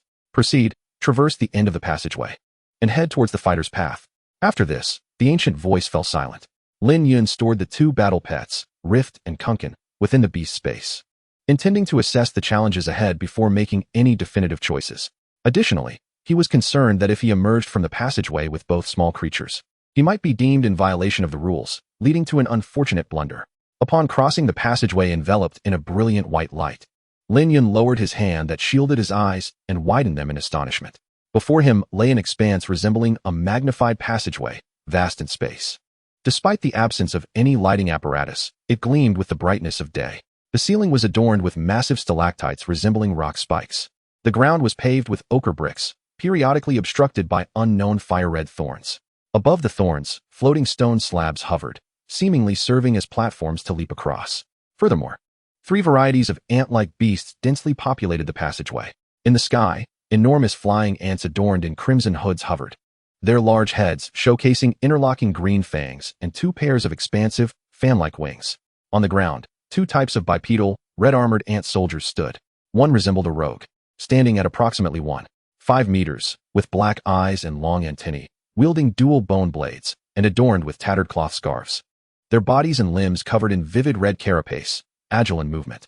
The other appeared as a general, towering over 2 meters, its bulging muscles straining against its deep red exoskeleton, wearing a skull helmet backward and a tattered gray cloak, brandishing a sharp-boned sword, exuding an aura of martial prowess. Yet, regardless of the type, these ant-like creatures bore no signs of life. Their eye sockets glimmered with blue-white soul flames. Lin Yun felt a surge of crimson light in his gaze. Panel retrieval. Name, sharp-toothed red-headed flying ant. Attribute, insect, undead flying. Bloodline, golden. Level, 23. Skills, rending claw. Shattered tooth poison rain, rocket head charge, corrosive blood rain, self-detonation upon death. Blood rain carries potent corrosive toxins. Remarks, here comes the little flying stick. Name, double dagger red-armored ant thief. Attribute, insect, undead combat. Bloodline, golden. Level, 26. Skills, backstab, stealth, stabbing dance, corrosive blood rain, spiral strike. Theft, can randomly steal 1 item from the target. Remarks, wait a moment, phantom thief kid. Name, greatsword red-armored ant general. Attribute, insect, undead combat. Bloodline, diamond. Level, 32. Skills, single blade meeting, sweeping thousands, charged slash, corrosive blood rain, jumping slash. Overcoming the generals, forcefully summons ant soldiers with a lower bloodline to serve as mounts. Then charges forward to unleash a flurry of rapid slashes. Remarks, I see you mere subordinates merely displaying your heads. Lin Yun. Even the minor creatures are this formidable. How powerful must the boss at the end be? He dared not imagine. Furthermore, this was merely the first trial. The subsequent 2 would undoubtedly be more challenging. This inheritance assessment truly posed a formidable test. Alas, he possessed hidden skills at his disposal. Gazing at the fighter's path ahead, Lin Yun smiled, already concocting a strategy. It has been decided, come forth, Rift. A gust of wind surged, causing Lin Yun's garments to billow behind him. Soon, a half-human, half-locust figure materialized before him, landing at his feet. Screech. Rift flapped its wings, eager to engage. Lin Yun affectionately patted its head. To overcome this trial, your agility is most suitable. Screech, leave it to me. Rift cried out with fervor, attracted by the sound. Several sharp-toothed red-headed flying ants and double-dagger red-armored ant thieves in the passageway emitted shrill cries and charged forward, seemingly intent on overwhelming Lin Yun and Rift with sheer numbers. 3 sharp-toothed red-headed flying ants darted towards them, simultaneously retracting their necks to inhale deeply before launching a volley of toxic fangs. Swish, swish, swish. In an instant, dozens, if not hundreds, of tiny poisonous fangs rained down upon Lin Yun and Rift. Skill, shattered tooth poison rain. Lin Yun smiled quietly, directly activating his innate symbiotic fusion. In a flash, Rift transformed into a deep blue tempest, enveloping Lin Yun entirely. Bang, bang, bang, bang. The torrent of poisonous fangs collided with the deep blue storm and was immediately repelled. As the storm dissipated, Lin Yun emerged as a 2-meter-tall, well-proportioned wind knight. Phew. The strong gust ruffled the sky-blue scarf around his neck, causing it to flutter. Lin Yun tilted to the side, extending his hand towards the astonished ant-like beasts before him, beckoning them. The law of victory had been determined. Let the trial commence. The two double-dagger red-armored ant thieves opened their mouths to roar in unison, their forms vanishing in an instant. Skill stealth. Lin Yun raised his hand to cover his helmet, and through his fingers, two enormous insect-like eyes shone with a scarlet glow. Eye of domination. Before these eyes, any concealment or disguise was rendered futile. He saw them. Lin Yun grinned, snapping his fingers. In the next moment, four-bone daggers materialized from thin air, plunging viciously into his body.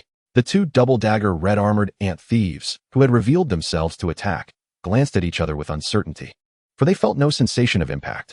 The figure of the Wind Knight before them suddenly dissipated, revealing only an afterimage. Shadow shift. I am right here. The voice echoed from behind them. Just as they turned, a claw wrapped in chitinous armor loomed large in their vision. Lin Yun effortlessly seized the heads of the two double-dagger red-armored ant thieves, exerting force in his arms, and brought their heads together with a resounding clash. Bang! The two red-armored ant thieves' heads collided with a tremendous sound, unable to emit a cry before their bodies went limp. Skilled at cracking skulls, Young One. Chapter 89. Why engage in one-on-one combat when one can gang up? Whoosh, whoosh, whoosh. A piercing sound echoed from above. Lin Yun looked up to see three sharp-toothed red-headed flying ants gathering momentum, their large insect wings vibrating rapidly. The red light from their hoods shining brightly as they hurtled towards him like missiles. Skill, rocket head charge. Hee. Lin Yun let out a light chuckle, his steps deftly shifting as his towering form swayed like a weeble, effortlessly evading the collision of three crimson-headed missiles. In the fleeting moment as they brushed past him, he swiftly launched a counterattack. With his right hand, he executed a palm thrust. His left elbow struck. His right leg swept low. Bang, bang, bang. The three sharp-toothed, crimson-headed flying ants were almost simultaneously struck down, sent soaring like baseball struck by a metal bat, transforming into three crimson afterimages as they hurtled away until they crashed against the ground or walls. In mere moments, 5 second-tier ant-like beasts lay defeated. However, they were not dead. Lin Yun had deliberately held back. The reason was simple. Clap, clap. Lin Yun raised his right hand, swiftly shaking his wrist, the gauntlet clanging with a crisp sound. Stand up. Lin Yun lowered his arm, his voice cold and piercing. In the next second, two dual-dagger red-armored ant thieves and three sharp-toothed crimson-headed flying ants, though battered, managed to shakily rise to their feet. Unlike before, their gazes towards Lin Yun now held only awe and submission. The hand of domination. During his strikes, Lin Yun had activated this ability. All 5 of these alien insects were now under his control, bound to obey his commands. Lin Yun twisted his neck, a somewhat chilling smile appearing beneath his mask. As long as they are insects, regardless of the type, they are mine to command. This was the rapid advancement strategy he had conceived. There was no need to laboriously grind for experience. He merely needed to touch the enemy. Utilizing a power akin to Nangong Wenya's, turning foes into allies with his hand of domination. A great man once said, to gather many friends and few enemies is wise. Lin Yun found this notion quite reasonable. As an insect-type beastmaster, his style naturally aligned with that of the neighboring light country. If one could rally others to join in combat, why engage in one-on-one duels? As for rule-breaking, he merely commanded, without forming any contracts. Move out. With a single command from Lin Yun, the 5 ant-like battle companions silently followed behind him, all exuding a menacing aura. With allies by his side, the journey ahead became significantly easier. Upon encountering enemies, he first commanded the 3 sharp-toothed crimson-headed flying ants to unleash a rain of venomous teeth from the skies, providing long-range suppression against their foes. Next, he instructed the 2 dual-dagger red-armored ant thieves to stealthily approach, delivering a backstab to incapacitate them. Finally, Lin Yun would step in to employ his hand of domination. Even the more formidable blade-wielding red-armored ant generals, when besieged by Lin Yun and his numerous reformed kin, could barely slay a few traitors before they were swiftly subdued. Rise. Lin Yun commanded softly. The blade-wielding red-armored ant general, just recently beaten to the ground, immediately regained its composure, gripping its skeletal blade with one arm and pushing itself up to join the ranks of the insurgents. With the addition of enhanced combat power, subsequent encounters required no effort from Lin Yun. His subordinates surged forward, effortlessly pinning down one compatriot after another. Behave yourselves. The subdued, ant-like beasts, with their small eyes, were filled with bewilderment. Wait, guys, why are you attacking us, your own kind, instead of outsiders? Should good beings be threatened with weapons? Yet all confusion and anger dissipated after Lin Yun's gentle touch, vanishing into thin air. They stood once more, their minds now aligned with a new leader. There is but one son in our hearts, and that is Lin Yun. As Lin Yun reached the end of the fighter's path and beheld the enormous beast head mechanism with its gaping maw, his entourage had swelled to an unprecedented size. A total of 31 ant-like beasts. If they were to charge through head-on, it would inevitably affect their state. Lin Yun stepped forward, and the throng of ant-like beasts immediately parted into two rows. The dozen or so sharp-toothed, crimson-headed flying ants hovering in the air descended to the ground, all bowing their heads in reverence as they welcomed their sovereign into the heart of their dominion. With measured steps, Lin Yun approached the bronze beast head with its gaping maw. This construct stood upon a hollow copper pillar, which connected to the ground below, leading to an unknown destination, with a massive symbol engraved at its center indicating that this was the bone orb drop point. Quite understandable. Moving forward, Lin Yun turned to the multitude of ant-like beasts behind him, a kind smile revealing itself beneath his mask. Stand in line, and do not move. As his words fell, he vanished from his spot in an instant. When he reappeared, Lin Yun stood behind the two blade-wielding red-armored ant generals, his wrist blades infused with a gale, slicing down fiercely. Gale slash. In the next moment, the heads of the two generals soared skyward, black blood gushing from their necks. Kill blade-wielding red-armored ant general, level 32. Level 34. Genetic data recorded in the gene bank, corresponding diagrams unlocked. It seemed that as long as insect-type beasts were slain, their corresponding diagrams would automatically unlock. Subsequently, he could consume biological material to swiftly create them. Lin Yun darted through the swarm of insects, each swing of his blade resulting in several heads being severed. Yet these ant-like battle pets remained stationary, their heads not lifting even once. From life to death, their movements showed not the slightest change. Because Lin Yun had instructed them not to move, each ant-like beast, upon perishing, would self-detonate due to the passive skill corrosive blood rain, splattering a varying number of white bone orbs. However, these highly corrosive fluids could not touch Lin Yun in the slightest. They were simply too slow. In just a matter of seconds, all the ant-like beasts were slaughtered, leaving the ground pockmarked and stained with dark green blood, littered with countless bone orbs. Lin Yun shook his arms, the blood-soaked blades shedding the crimson liquid, which hissed upon contact with the ground. Kill dual dagger red-armored ant thief, level 26. Your contracted battle pet, Sky Splitter, has leveled up to level 34.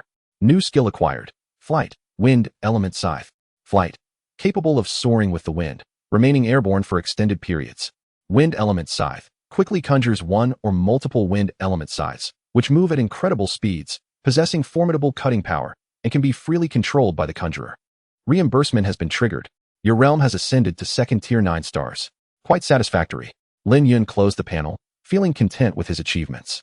After obliterating all the ant-like battle pets, Sky Splitter rapidly ascended to the third-tier realm and acquired two highly useful new skills. With the flight skill, Sky Splitter could now be considered an air force, and coupled with several ranged abilities, it could effectively impose aerial dominance. In the future, when encountering flying beasts like the Crown Eagle, it would be able to confront them head-on, even without relying on Lin Yun's powers. As for the wind element scythe, this skill was incredibly versatile. When wielded adeptly, it could be a divine hand. Mishandled, it could merely become a blunder. Additionally, the most significant gain was the unlocking of 3 genetic diagrams for ant-like beasts. Henceforth, Lin Yun could directly manufacture sharp-toothed, crimson-headed flying ants, dual-dagger red-armored ant thieves, and blade-wielding red-armored ant generals to fight alongside him by expending biological materials. Unfortunately, he was still a tad short of breaking through to the third tier, but defeating the final boss should suffice. Lin Yun composed himself, gently raising his claw. Whoosh! An invisible tempest surged forth. The white bone beads scattered across the ground were swiftly drawn together, forming a perfect pile of exactly 100. Go! Lin Yun flicked his fingers, and the beads were immediately swept up by a fierce wind, accurately hurled into the gaping maw of a bronze beast head. As the last of the 100 beads were consumed, the beast's eyes erupted with a brilliant crimson glow. Buzzing, the copper pillar trembled, and a myriad of blood-red dragon characters rapidly emerged on its surface, climbing from the pillar to the ground, forming a blood-colored circular array. Something extraordinary was being unsealed. With a thunderous roar, the earth cracked open, and a blood-red claw burst forth. Soon, a towering, grotesque skeletal structure emerged from the depths, clutching tightly a diamond-shaped box. Vivid red as blood. No, it was not merely a box. It resembled a high-grade alien creature akin to a gemstone insect. Yet its form was more reminiscent of a card box. On its blood-red carapace, glimmering characters shimmered with ethereal light. They were dragon script, signifying firefly. Chapter 90. The Stupa Battle Demon, Armor Fusion. Lin Yun was taken aback. Aren't you supposed to be the boss? Defeating you means claiming the reward. But why is the reward in your possession? You're not planning to fuse with the armor, are you? Lin Yun's eyes glinted with crimson light. Panel retrieval. Name, Stupa Battle Demon. Bloodline, Diamond. Attribute, Undead Combat. Level, 41. Skills, Blood Claw of Flying Blades, Blood Shield, Blood Chain Whip, Thorn of Blood, Frozen Blood Technique, Blood Absorption. Blood Explosion Technique, Rapid Recovery, Blood Nova, River of Blood. Remarks, a terrifying undead formed from the remains of a high-grade vampire. Name, Firefly Armor Insect. Bloodline, Diamond. Attribute, Insect Steel Fire. Level, 42. Skills, Parasitism, Armor Liberation, Grant Fire, bestows the ability to control fire elements to the host. Fire Immunity, the armored host receives a 50 damage reduction from fire-based skills. Overload Burn, releases all energy, significantly enhancing the host's physical attributes and the power of ordinary and fire-based skills. Light Energy Evolution, upon absorbing a sufficient amount of starlight. The bloodline will elevate to stellar level. Mars Shield, rapidly manipulates flames to form a spherical shield resembling Mars. Remarks, a fire-type armor insect independently developed by the bone human. After parasitizing a host, it grants the host the power to control fierce flames. After perusing the information on the Stupa Battle Demon and Firefly Armor Insect, Lin Yun narrowed his eyes slightly. Alone, they were manageable. Together, however, they posed a considerable challenge. Fortunately, he had chosen the Rift. Had he selected the Iron-Armored Insect, the fire immunity alone would have been enough to spell his doom. The Stupa Battle Demon gazed at the insect-armored knight before it, baring its fangs with a clattering sound. At this moment, words were futile. Only the clash of blades would determine the victor. With a creaking sound, the Stupa Battle Demon placed the armor insect at its waist. Its blood-colored soul fire eyes coldly fixed on Lin Yun. It possessed no pupils, yet Lin Yun could palpably sense the murderous intent emanating from it. In the next instant, the densely packed insect legs of the Firefly Armor Insect suddenly extended, rapidly elongating and wrapping the entire body of the Stupa Battle Demon in fiery tendrils. Boom! The Firefly Armor Insect's diamond-red body exploded into countless glimmering and solid carapaces. The whirling fragments rapidly expanded, enveloping the Stupa Battle Demon completely before suddenly collapsing inward. Blazing flames surged. In the blink of an eye, the Stupa Battle Demon donned a fully enveloping crimson battle armor. The helmet was a vibrant red, with two sharp bone horns protruding from its forehead, as sharp as daggers. The chest plate was heavy, adorned with an intricate hollow skull design. The shoulder pauldrons and joints of the limbs sported gruesome red bone spikes. At the waist, the Firefly Armor Insect had transformed into a crimson crystal belt, bestowing upon it the appearance of a hellish demon clad in scarlet armor. Killing intent surged, its aura overwhelming. Whoosh! The Stupa Battle Demon slashed at the flames encircling its body. Its jewel-like eyes, suffused with blood-colored soul fire, glared fiercely at Lin Yun. After being parasitized by the Firefly Armor Insect, it exhibited a semblance of vitality, barely resembling a living being. Hey, what are you looking at? Lin Yun remained unfazed, spreading his legs and adopting a combat stance. With the fusion with the Firefly Armor Insect, the Stupa Battle Demon's power had dramatically surged, exuding an oppressive aura comparable to a peak 4th-tier beast.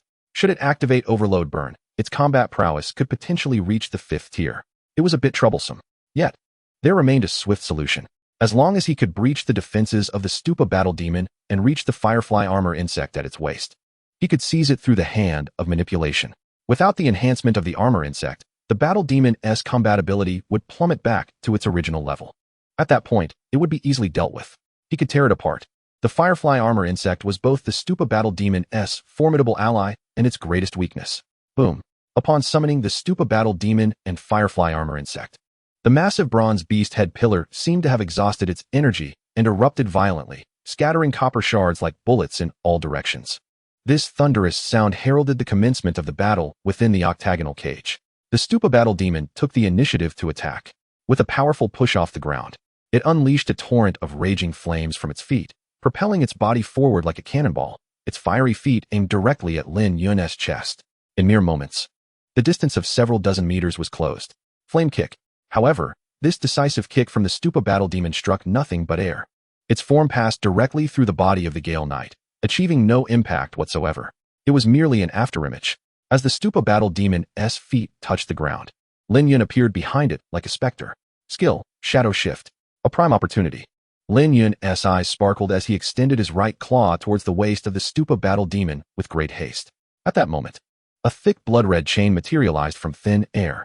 One end ensnared the waist of the Stupa battle demon, protecting the firefly armor insect, while the other end lashed out like an iron whip, striking fiercely towards Lin Yun's chest. Skill, Blood Chain Whip. TSK. Lin Yun smacked his lips, swiftly unfurling his back carapace. Two pairs of elongated insect wings vibrated at high frequency, utilizing the wind to rapidly ascend vertically, effortlessly evading the binding of the blood-red chain. Crack! The blood chain struck the ground, instantly carving a deep ravine dozens of meters long. Ack! The Stupa battle demon quickly pivoted, its claws glowing with a deep crimson light, swinging rapidly at Lin Yun, who hovered in the sky. Swish, swish, swish. In an instant, numerous thin, sharp, crescent-shaped blood blades shot forth, raining down upon Lin Yun like a torrential storm. Skill, Blood Claw of Flying Blades. In the air, the Gale Knight weaved left and right, slippery as an eel, effortlessly navigating through the rain of blood blades that fell around him. A series of fluid evasive maneuvers allowed him to dodge all attacks with ease. Let us see how you handle this.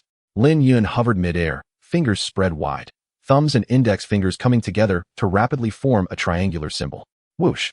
He suddenly inhaled deeply, his chest swelling prominently, then directed a forceful blow towards the triangular gap formed by his hands. Boom! Accompanied by a thunderous explosion. A deep blue orb of light erupted from the triangular opening, darting towards the towering war demon like a bolt of lightning. Initially, the deep blue orb was no larger than a rice ball. After a series of rapid blinks, its size ballooned dramatically, soon swelling to the dimensions of a truck. Within the massive deep blue orb, countless blue and white streams of light flickered at a breathtaking speed, a multitude of slicing wind blades imprisoned within, desperately yearning for release. The skill, Wind Pressure Cannon. This was a wind-based ultimate move that combined both speed and power. It was far too swift to evade. In an instant, the war demon was engulfed by the gigantic deep blue orb. The orb erupted, unleashing a frenzy of spiraling wind blades that scattered wildly like prisoners finally freed from confinement, engulfing the surrounding area for 100 meters. The cacophony of explosions echoed like the relentless crackle of fireworks during the spring festival. The chaotic winds, akin to invisible claws, carved the earth into ghastly ravines. A thick cloud of dust ascended, enveloping the entire area below. Lin Yun hovered in midair, his arms hanging naturally at his sides. This technique was immensely powerful.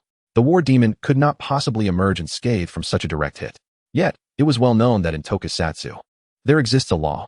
Where there is smoke, there is no injury. Eye of the Sovereign, activate. The dust veil was instantaneously erased, revealing the unadulterated scene before his eyes. The war demon was suspended, its feet off the ground, arms crossed defensively in front of itself, engulfed in flames. Its entire form enveloped by a sphere of rich crimson light. Blood Shield Fire Cloak. Overloaded Burning Enhanced version, releasing all its energy in one breath. It significantly enhanced the host's physical attributes and the potency of its fire-based skills, a desperate maneuver of the Firefly Armored Beetle. Faced with the impending Wind Pressure Cannon, the war demon, with no means of escape, decisively activated this ability and swiftly employed two defensive enhancements, easily withstanding the damage from the Wind Pressure Cannon. Now, its true combat prowess had ascended to the level of a 5th-tier demon beast. Chapter 91, Frenzy. Observing the malevolent warrior whose momentum surged once more, Lin Yun sighed. A second enhancement? The armored beetle was indeed formidable. Previously, he had gleaned a superficial understanding of the armored beetle from the inscriptions translated by the Elder, and only now, through direct confrontation, did he realize the extent of its absurdity. The Firefly armored beetle had directly elevated the war demoness strength by over a tier. In a life-or-death struggle, even the slightest disparity could determine victory or defeat, let alone a substantial enhancement. No wonder the Bone Kingdom was targeted, forcing even a dignified 8th-tier peak beast master to risk life and limb to break through to the 9th tier. The allure of wealth is intoxicating. Not to mention, the value of the armored beetle far exceeds mere riches. If cultivated on a large scale, it could bolster a nation's military strength and enhance its international standing. His desire only grew. Lin Yun gazed at the war demon, ensconced within the sanguine flame sphere, noting how the gemstone belt at its waist was now coiled tightly by thick blood-red chains, revealing only a hint of crimson edges. The war demon spread its arms wide, head raised in a roar, as the raging flames within swiftly coalesced at its back, rapidly solidifying into two pairs of broad crimson insect wings, their contours reminiscent of fireflies. Boom! The war demon propelled itself off the ground, swiftly flapping its blood-colored wings. Its towering form encased in the spherical shield soaring towards Lin Yun like a cannonball. You come on strong. Lin Yun's eyes blazed with combat fervor as he raised his hand to activate the beast control technique, Berserk. His mental energy surged rapidly. A blood-red circular formation materializing beneath the feet of the Gale Knight, swiftly ascending to envelop his entire being. The nearly tangible blood light permeated Lin Yun's body like water, accelerating blood flow, rapidly secreting adrenaline, while his heart drummed like a war beat, quickening its rhythm. The potential within him seemed forcibly extracted, transforming into pure power that coursed through his entire form. Under the influence of the Berserk effect, the Gale Knight's originally slender physique rapidly morphed into that of a muscular powerhouse. Bones elongated, muscles swelled, the bone blades and claw blades extended outward, while even the rounded insect eyes that occupied most of his faceplate elongated diagonally, becoming more angular and pronounced.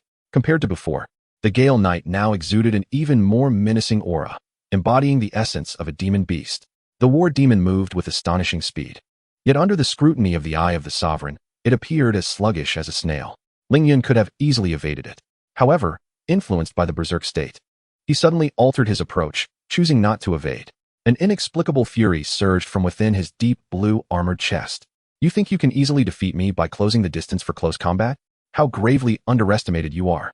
Beneath his faceplate, Lin Yun's eyes glowed fiercely red, his lips curling into a sinister grin. Then let it be as you wish. The insect wings on the Gale Knight's back trembled rapidly, summoning a tempest as he charged towards the war demon at lightning speed. During his descent, his fingers curled into hooks, countless visible deep blue strands of chaotic wind converging into his palm, wrapping around his entire right hand like threads. Simultaneously, Lin Yun once again applied the beast control technique. Strength. His mental energy rapidly penetrated his flesh, merging with his blood, enveloping his bones. Creak, creak. The Gale Knight's form expanded further, his granite-like muscles nearly splitting the blue insect armor apart, while the bone blades of his limbs thickened substantially, evolving from sharp implements into terrifying ram-like protrusions. Lin Yun's mouth, lined with interlaced silver-white armor plates, opened in an exuberant laugh as visible energy swirled around him, hurtling towards the approaching war demon like a comet colliding with Earth. At the moment of impending collision, he aimed at the war demon's face, encased within the blood flame shield, and unleashed a punch encircled by the chaotic wind. Berserk Storm Fist Strength. Break for me. Boom. It was as if tons of TNT had been detonated. The dual shields that could easily withstand the wind pressure cannon shattered instantly under Lin Yun's tempestuous punch, not even delaying for a fraction of a second. Following this, his dazzling blue-tinged fist smashed through the war demon's incoming blood claws, bending its entire right arm at a 90-degree angle, ultimately striking its face, obscured by the faceplate. The overwhelming force bore down. The war demon was propelled backward like a bullet, crashing violently to the ground, forcibly pinned beneath the surging tempest, dragged nearly 100 meters. The hard surface was shattered into fragments, the soil heaving like waves, leaving a strikingly prominent long ravine carved by the war demon's body. The might of a single punch was indeed terrifying. The war demon lay on its back in the ravine, half of its faceplate shattered, exposing the broken skeletal visage beneath, along with the restless flicker of crimson soul fire. It was bewildered. Why had Lin Yun's combat power fluctuated so drastically? He should not possess a battle pet like the armored beetle that could drastically amplify strength. In a parasitic state, the luminous battle demon could distinctly perceive the emotions coursing through the firefly armored beetle: pain, anxiety, fear, and panic. Had that last punch struck true, it would surely have been shattered into pieces by now. Before the luminous battle demon could gather its thoughts, a whistling gale surged forward once more, heralding another assault from Lin Yun. The deep blue scarf around the neck of the Gale Knight fluttered violently in the wind as he extended his right leg, the foot entwined in a visible maelstrom of chaotic winds, descending like a meteor to unleash a ferocious kick. Meteoric kick. The luminous battle demon dared not confront it head-on. It swiftly raised its left arm, summoning a thick, blood-red chain that rapidly extended like spider silk, ensnaring a floating stone slab several dozen meters away before yanking back with force.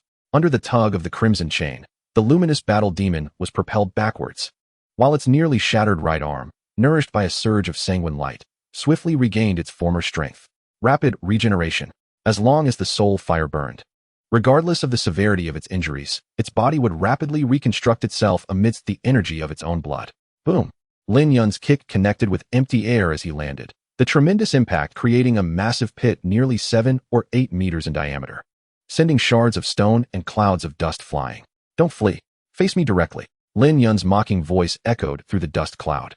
In the next moment, a blue afterimage sliced through the swirling dust, leaving behind a series of indistinguishable phantoms.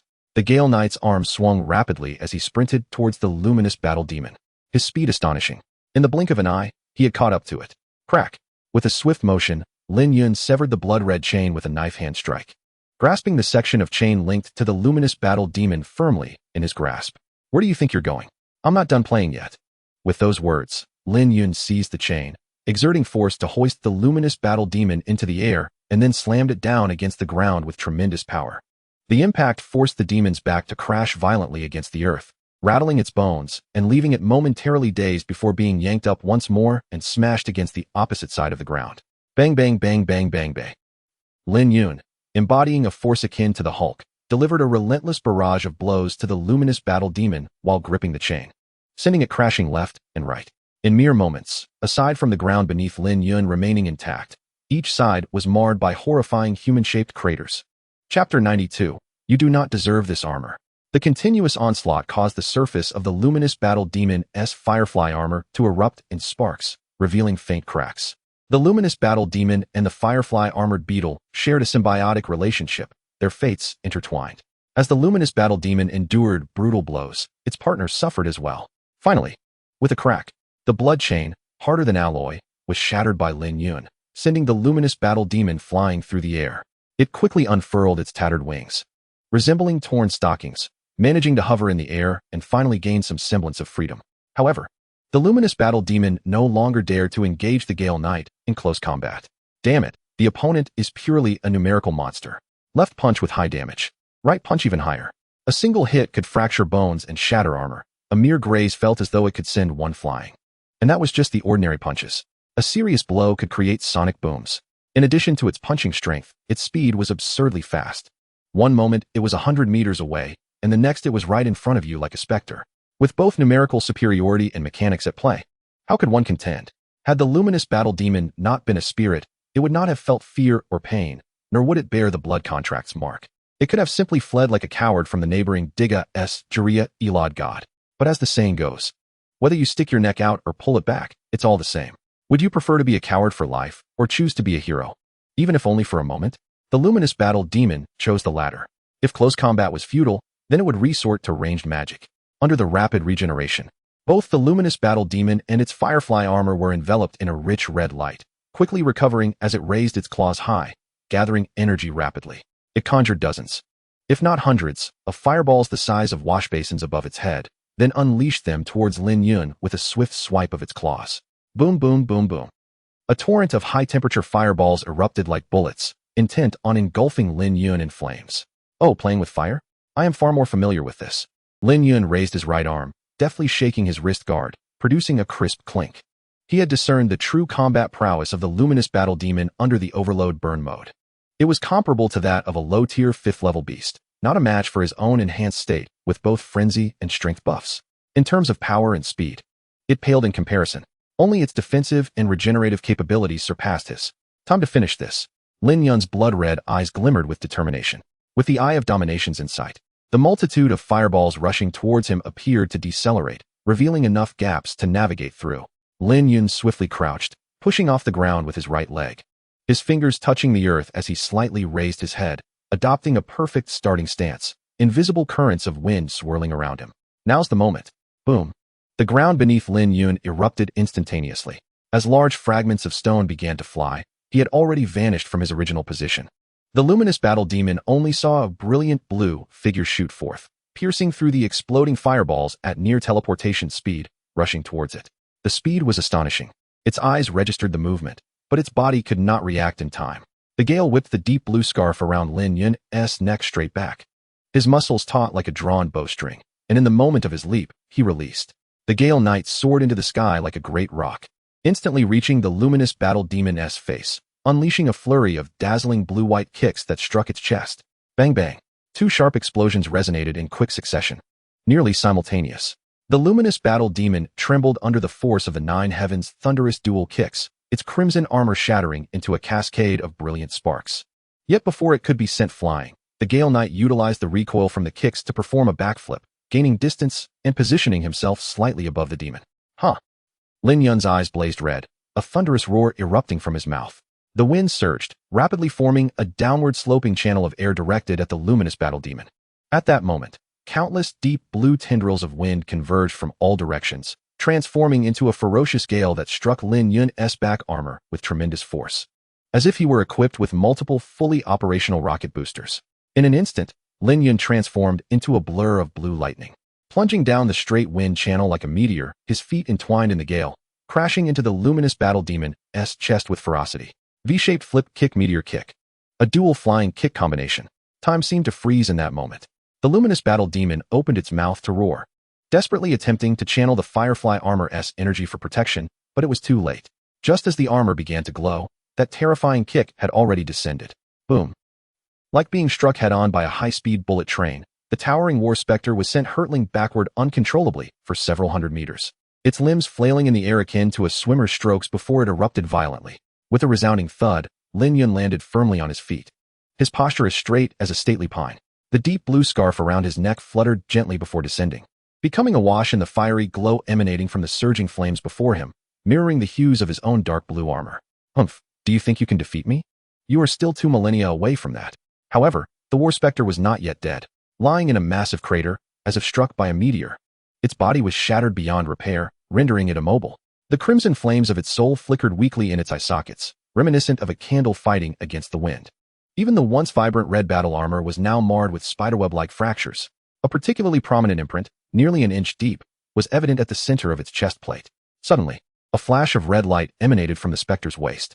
Its tattered armor vanished in an instant, transforming into a Firefly armor beetle that slid aside, clinking twice before coming to a halt. The damage was far too severe.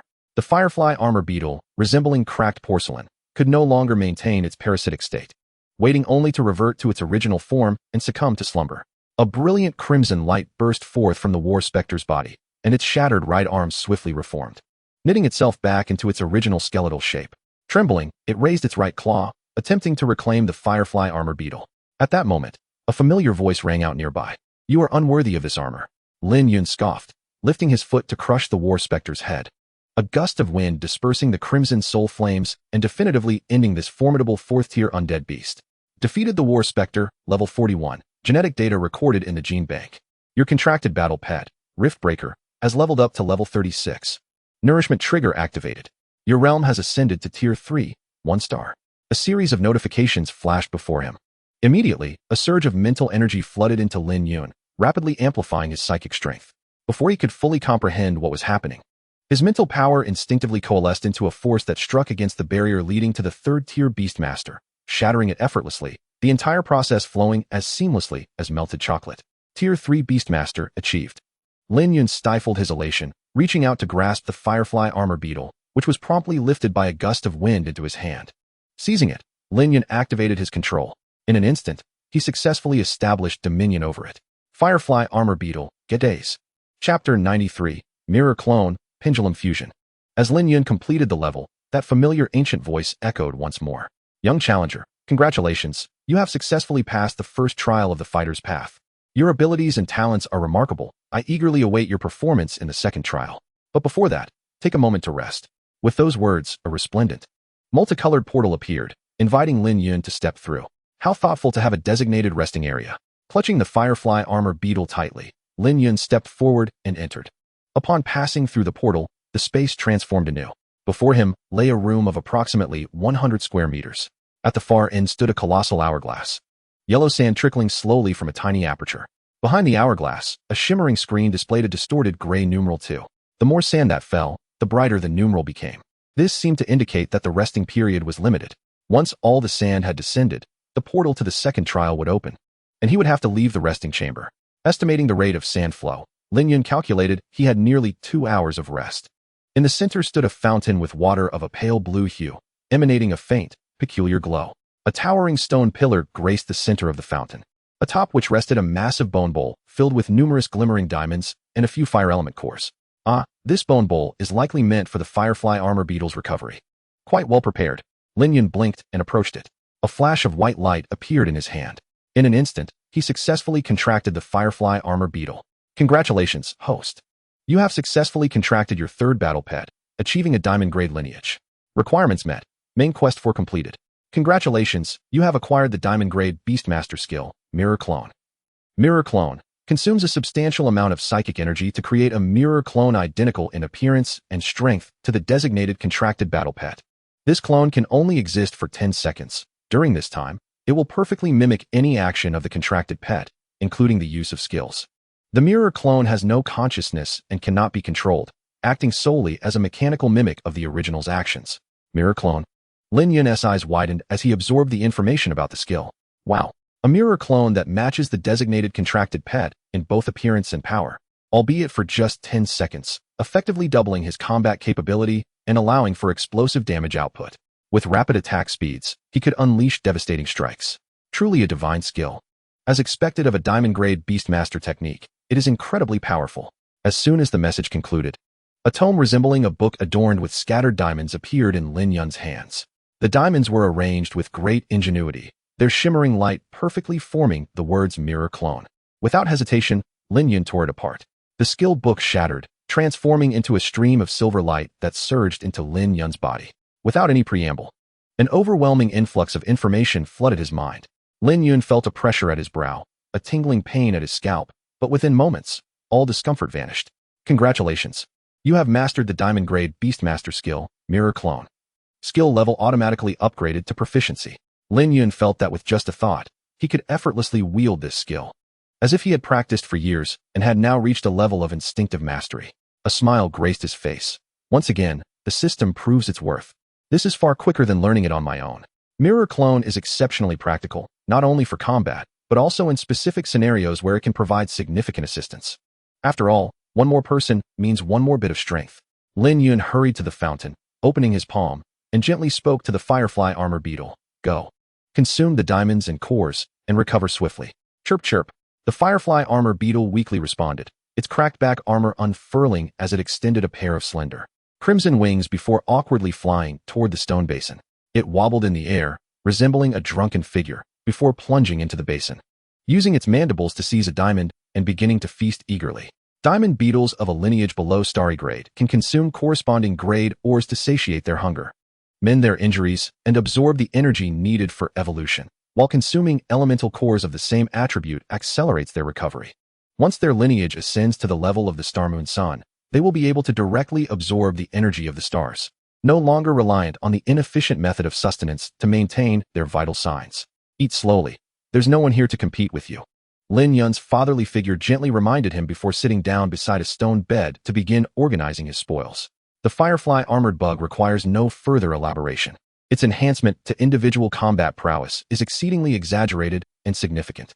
From now on, Lin Yun can transform, then allow the firefly armored bug to parasitize him, resulting in a remarkable armor fusion, a double-layered embodiment.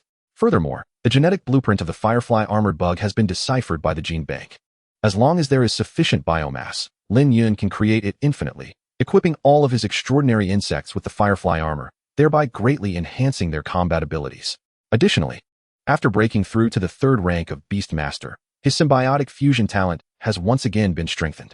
Lin Yun feels that he can now fuse 4 contracted battle pets simultaneously in one breath. The ability to control fusion allows him to deconstruct and reassemble 3 or fewer contracted battle pets in one go, creating a new entity that is more complex and powerful. Moreover, a new derivative mode has emerged, which Lin Yun has named Pendulum Fusion. With Pendulum Fusion, upon slaying any beast, he can absorb its soul and integrate it into himself for temporary storage. The consumption of these souls can enhance the strength of designated targets, with the enhancement level capped at parity with the realm of the talent holder, but never exceeding it. Souls cannot be directly utilized to enhance the realm of the talent holder. Under the state of soul infusion, the talent holder can convert the soul's strongest abilities from its lifetime into secondary talents for use, although each use will deplete the soul, rendering its abilities unusable once it is entirely exhausted. Furthermore, there is a limit to soul storage. If the quantity exceeds what the mind can bear, it may suffer damage, leading to memory disarray and a significant decline in rationality. Indeed, Lin Yun is quite pleased with this newly derived ability.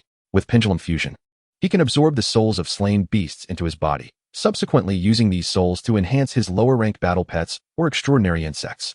Moreover, in the state of soul infusion, he is able to temporarily convert their bloodline abilities into secondary talents, effectively broadening his skill repertoire significantly. Undoubtedly, This will provide him with greater options in future battles. After organizing his spoils, Lin Yun immediately closed his eyes in meditation, hastening the recovery of his mental energy. Until your contracted battle pet, the Firefly Armored Bug, has consumed a vast quantity of diamonds and demon cores, its injuries fully healed, and its level has risen to 43. Acquiring a new skill, Rising After Destruction.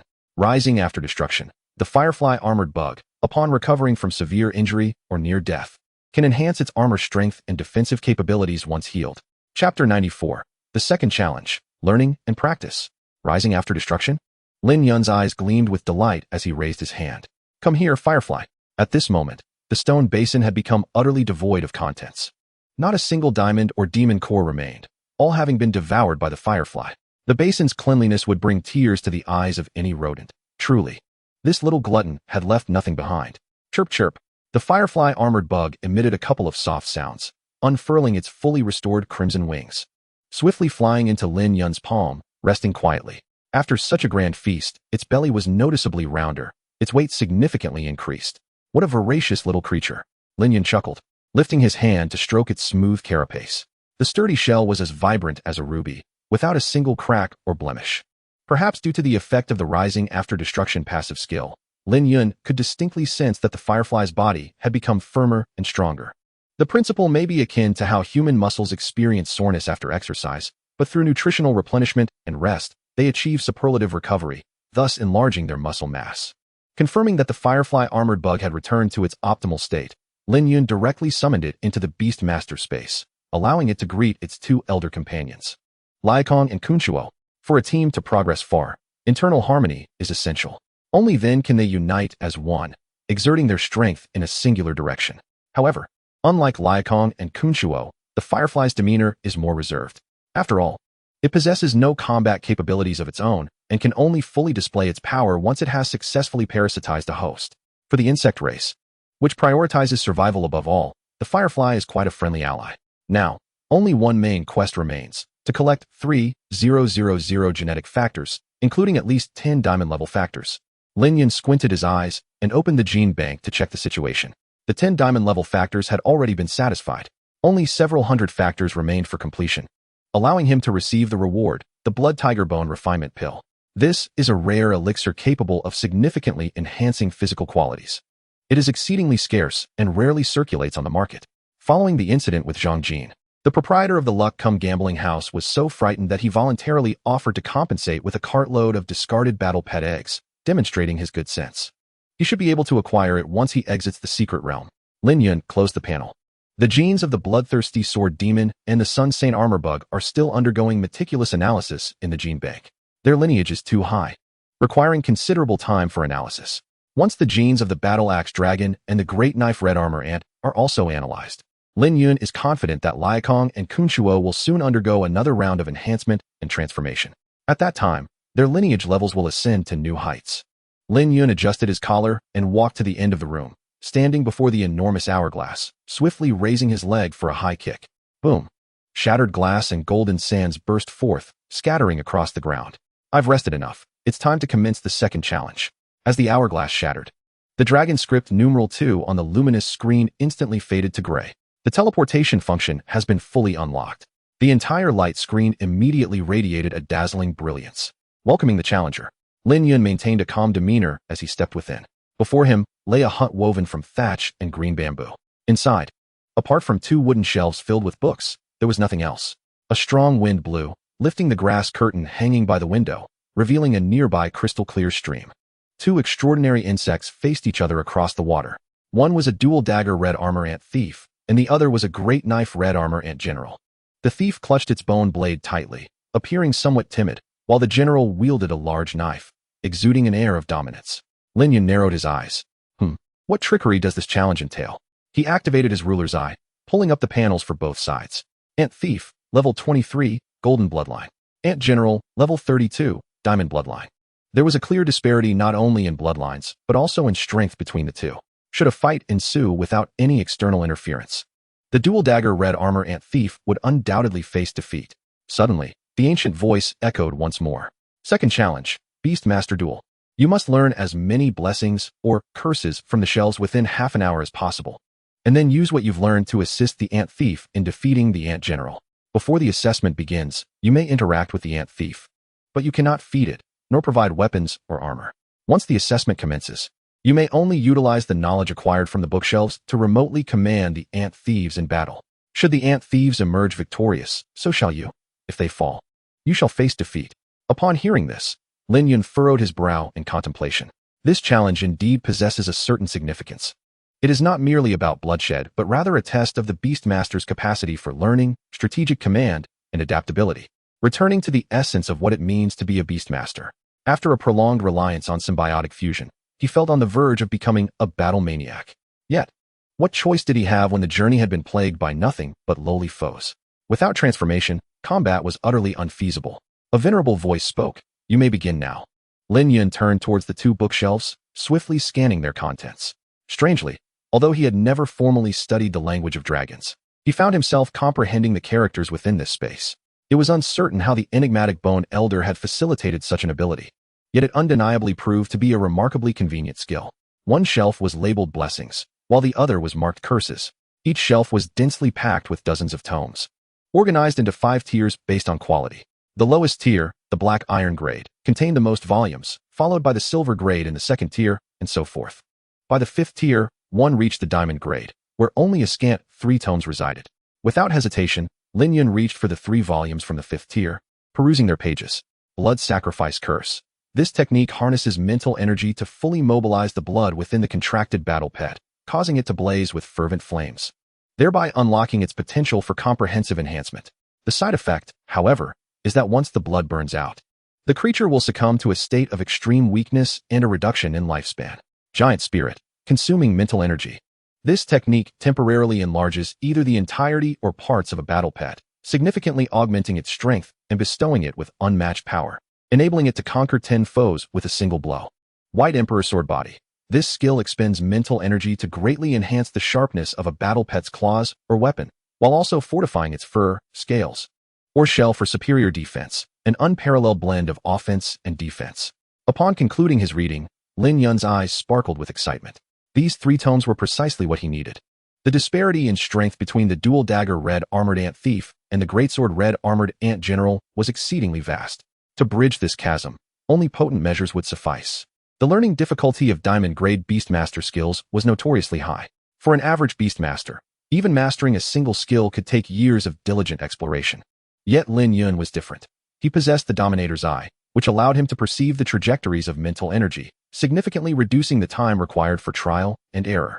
Coupled with his prior experience in learning raw strength and the knowledge of mirror clone imparted by the Sovereign, he had a solid foundation that would expedite his studies. Chapter 95, Drawing the Sword. With his goal set, Lin Yun immediately focused his mind on learning. Thanks to the skill effects bestowed by the Bone Elder, he could effortlessly discern and comprehend the meanings of the dragon script within these books. Alas, was it truly necessary for his mental energy to condense into fine threads? The difficulty of this manipulation seemed excessively daunting. Calm down. He reminded himself of the words spoken by Tauzi earlier. Imagination was key. Ha ha ha, success. I indeed am a genius. On to the next tome. Cursed be this volume. Its difficulty has escalated. It feels as though I'm back in the throes of exam preparation. The pressure is overwhelming. From within the cottage, Lin Yun's alternating cries of joy and frustration echoed. He had completely immersed himself in his studies, with only a myriad of pressing problems occupying his thoughts, casting aside all distractions. This state of total immersion is known as flow, and once achieved, both learning and work efficiency dramatically increased. Time flowed like water. Soon, half an hour had passed in the blink of an eye. The ancient voice resounded. Time's up. Close your books, or it will be regarded as a violation, resulting in immediate expulsion from the examination. Simultaneously, the Sovereign's notification chimed. Congratulations, host. You have mastered the diamond grade Beastmaster skill White Emperor Sword Body. Sighing, Lin Yun closed the tome in his hands and exhaled a long breath. His eyes and spirit thoroughly fatigued as he emerged from the focused state of flow. In that half hour, equating to an hour in modern Dragon Kingdom time, Lin Yun had, through the aid of the Dominator's Eye and his formidable learning prowess, successfully assimilated all 3 diamond grade Beastmaster skills: Blood Sacrifice Curse, Giant Spirit, and White Emperor Sword Body. To learn 3 diamond grade Beastmaster skills in just an hour would undoubtedly incite a tremendous uproar among those outside, sparking fervent discussions. Mastering such skills is notoriously arduous. The higher the grade, the greater the difficulty. Lin Yun's achievement was akin to leaping from the threshold of vocational studies directly to the pinnacle of academia in a single week. A miracle, indeed. Before embarking on this endeavor, Lin Yun had harbored doubts. The time constraint was pressing, limited to just 1 hour. Had he opted for a lower difficulty Beastmaster skill, his approach would have undoubtedly been more prudent. However, Lin Yun soon pondered a critical question. Would a lower difficulty skill be sufficient to empower the dual dagger Red Armored Ant Thief to vanquish the greatsword Red Armored Ant General? If the enhancement lacked sufficient potency, it was likely that the Ant Thief would be cleaved in two after only a few exchanges. If he played it safe and sought an easier route, he risked falling short at a crucial moment. This reminded him of a scene from the Lotus Lantern, where Chun Xiang, during training with his uncle Erlang Shun, lamented, "Why is it always just a little short?" To which Erlang Shun replied, "It must be that during training, you always settle for almost. When it comes time to perform, it's always just a little short." With this thought in mind, Lin Yun resolutely opted for the highest difficulty. Whether it was the inheritance assessment or any other matter, now was not the time to relent. If he did not strive diligently when the moment of truth arrived, it would indeed be disastrous. Fortunately, the hour of effort bore fruit at last. The ancient voice intoned, "The Beastmaster battle will commence in 1 minute. If you have any plans, now is the time." Lin Yun returned the 3 Beastmaster skills to the bookshelf and quickly approached the window, pressing against the sill before leaping effortlessly through it. He strode forward, hastening to the trembling Ant Thief, frightened by the greatsword Red Armored Ant General, and placed a reassuring hand on its shoulder. "Do not fear. With me by your side, you shall surely triumph." As he spoke, Lin Yun activated the Hand of Command, instilling courage and dispelling fear. Upon issuing his command, when Lin Yun withdrew his hand, the dual dagger Red Armored Ant Thief stood tall, its once timid blood-red eyes now ablaze with fervent battle spirit. Before battle, low morale is a grave concern. Lin Yun had to first rally the Ant Thief's spirits to unleash its full potential. Otherwise, even with his augmentation via Beastmaster skills, the Ant Thief could still falter due to trepidation, leaving it vulnerable to the Greatsword General's lethal strike. As the saying goes, in a narrow encounter, the brave prevail. Ancient swordsmen, when faced with formidable opponents, regardless of their adversary's might, be it the world's greatest swordsmen, would still draw their swords, knowing full well they might fall. Yet they would do so with honor. This embodies the spirit of drawing the sword.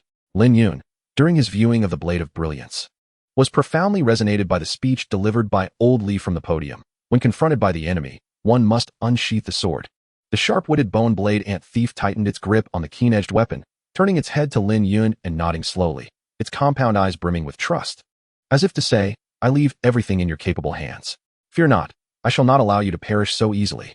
With a grin, Lin Yun retreated to the side of the thatched cottage, inhaling deeply to expel the tumultuous thoughts swirling in his mind, restoring his composure. At this moment, the consciousness of the Ant Thief had seamlessly integrated with the swarm network. The instant Lin Yun issued a command, it would comprehend and execute it without hesitation. A minute had elapsed. A venerable voice resonated like a great bell. "Commence battle." With a fierce hiss, the towering 2-meter-tall blade ant emitted a sharp cry as it propelled itself off the ground, leaping several meters into the air, brandishing its bone sword high, poised to deliver a ferocious cleave towards the Ant Thief. The air trembled in anticipation, whipping the ragged scarf around the Ant Thief's neck into a frenzy. Lin Yun's eyes gleamed with a crimson light, his vision shared. Dodge, stealth. The movements of the Ant General slowed in the eyes of the Ant Thief. It had seen its opportunity. With a powerful push from its legs, the Ant Thief shot to the right like an arrow released from its bow, deftly evading the Ant General's overwhelming downward strike. Simultaneously, it activated its stealth, its form vanishing from the Ant General's line of sight. The Ant General, having struck nothing but air, carved a conspicuous crater into the ground with an explosive impact, debris scattering in all directions. It steadied itself, scanning the surroundings. Yet the Ant Thief was nowhere to be found. But that was of little consequence. If it could not find the Ant Thief, it would cease its search. With both hands gripping the sword, the colossal blade ant began to whirl it around its waist with astonishing speed. The bone sword spun like a fan, stirring the dust into a whirlwind, dispersing it in all directions. Stealth merely created an illusion of invisibility. It was not true phasing. Once enveloped by external objects, the outline would become evident. At that moment, the Ant General's strategy proved to be astute. A few meters ahead, obscured by the swirling dust, the Ant Thief's silhouette began to materialize, yet its size far surpassed the Ant General's expectations. Originally a mere 1.5 meters tall, now it towered over 3 meters, its head as large as a computer case, muscles swelling like inflated balloons. Its physique was extraordinarily robust, resembling a stack of massive boulders. Even the bright red exoskeleton that enveloped it appeared stretched thin, like a vest draped over its form. The sinewy lines of its muscles were sharply defined, embodying the very essence of strength. The transformation was astounding, akin to witnessing a frail scholar shed his voluminous robes to reveal a figure akin to Tyson. As robust arms flexed, and the muscle contours coalesced into a grotesque visage, radiating an overwhelming aura of dominance. Diamond Tier Beast Mastery Skill, Giant Spirit. Chapter 96. All is talent and effort, sweat on the opponent's face. The two elegantly crafted bone blades, gripped tightly by the ant thief, instantly expanded into two curved sabers, slightly inferior to the massive sword held by the ant general. The giant spirit skill consumed mental energy to enlarge either the entirety or a portion of a designated battle pad, exponentially augmenting its strength. Capable of overcoming 10 foes with sheer might. Lifting a 1,000-pound boulder felt as effortless as a child's toy, with a terrifying roar that pierced the heavens. The ant thief's grotesque head opened its mandibles, hurling one of the bone sabers towards the blade ant with ferocious intent. Take that. The bone saber whirled through the air, transforming into a white crescent moon, hurtling towards the ant general with astonishing speed. Boom. The ant general barely had time to raise its sword before its entire form was struck by the force of the impact, sending it careening backward as if hit by a cannonball. The bone saber disintegrated into powder upon collision, along with the ant general's sword, which shattered in two at the handle, flying from its grasp. Crash, crash, crash. 5 trees, thick enough for 2 people to embrace, were uprooted one after another, toppling like a row of dominoes. The blade ant, having carved a trench in the earth, managed to right itself, only to expel a mouthful of dark green, highly acidic blood. The hardened ground beneath was immediately corroded, becoming riddled with craters. Stunned by the force of the thrown blade, the ant general was momentarily disoriented. Who am I? Where am I? What am I supposed to do? Shaking its dizzy head, it slowly regained its senses. At that moment, a searing pain radiated from its chest. Upon lowering its gaze, the ant general discovered a narrow gash in its armor, with dark green blood seeping from the wound. Not you again, it thought in frustration. The ant general emitted an enraged chirp, swiftly righting itself, crossing its arms to reassemble the shattered bone sword. A flash of bloodlight darted along the shaft. In an instant, it was restored to its former state. With a thunderous roar, the muscular ant thief swiftly switched the bone saber to its right hand, propelling itself forward with fervor. Like a runaway truck, it barreled towards the blade ant, determined to engage in a one-on-one battle, discarding any notion of stealth. The muscular ant thief charged forward, its powerful legs creating exaggerated craters in the ground beneath. In a burst of speed that belied its size, it closed the distance to the ant general, grasping the bone sword to deliver a ferocious downward strike aimed at cleaving it in two. Boom. The ant general leaped to evade. Its bone sword rapidly enveloped in a dense aura of bloodlight. This diamond-blooded third-tier beast had muscles bulging, rapidly swelling with power. Veins resembling thick earthworms appeared prominently on its crimson exoskeleton. With a sharp screech, the ant general aimed for the unprotected nape of the muscular ant thief, delivering a vicious downward slash. Skill, Charged Slash. After a brief accumulation of energy, the next attack's potency would be significantly enhanced. Clang. The bone sword struck the muscular ant thief's neck, producing a deafening metallic clang as sparks erupted in all directions. The muscular ant thief stood unwavering, completely unscathed. The ant general felt as though it had struck a solid copper wall, its arms tingling from the backlash. The sword in its hand was left with a sizable gash, nearly shattering upon impact. What? How is this possible? Just then, the muscular ant thief abruptly pivoted, swinging its sword in a swift arc whoosh. A flash of platinum light zipped by. The ant general, suspended in midair, was momentarily stunned. In the next second, its sword and entire right arm were severed, plummeting to the ground with a thud.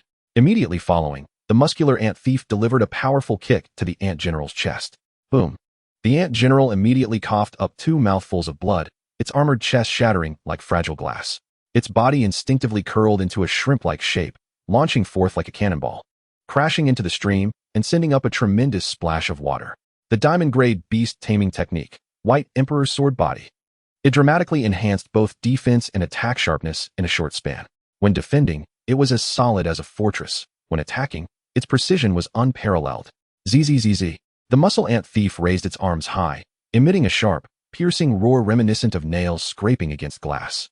Caught up in the excitement, it casually tossed aside its bony curved blade.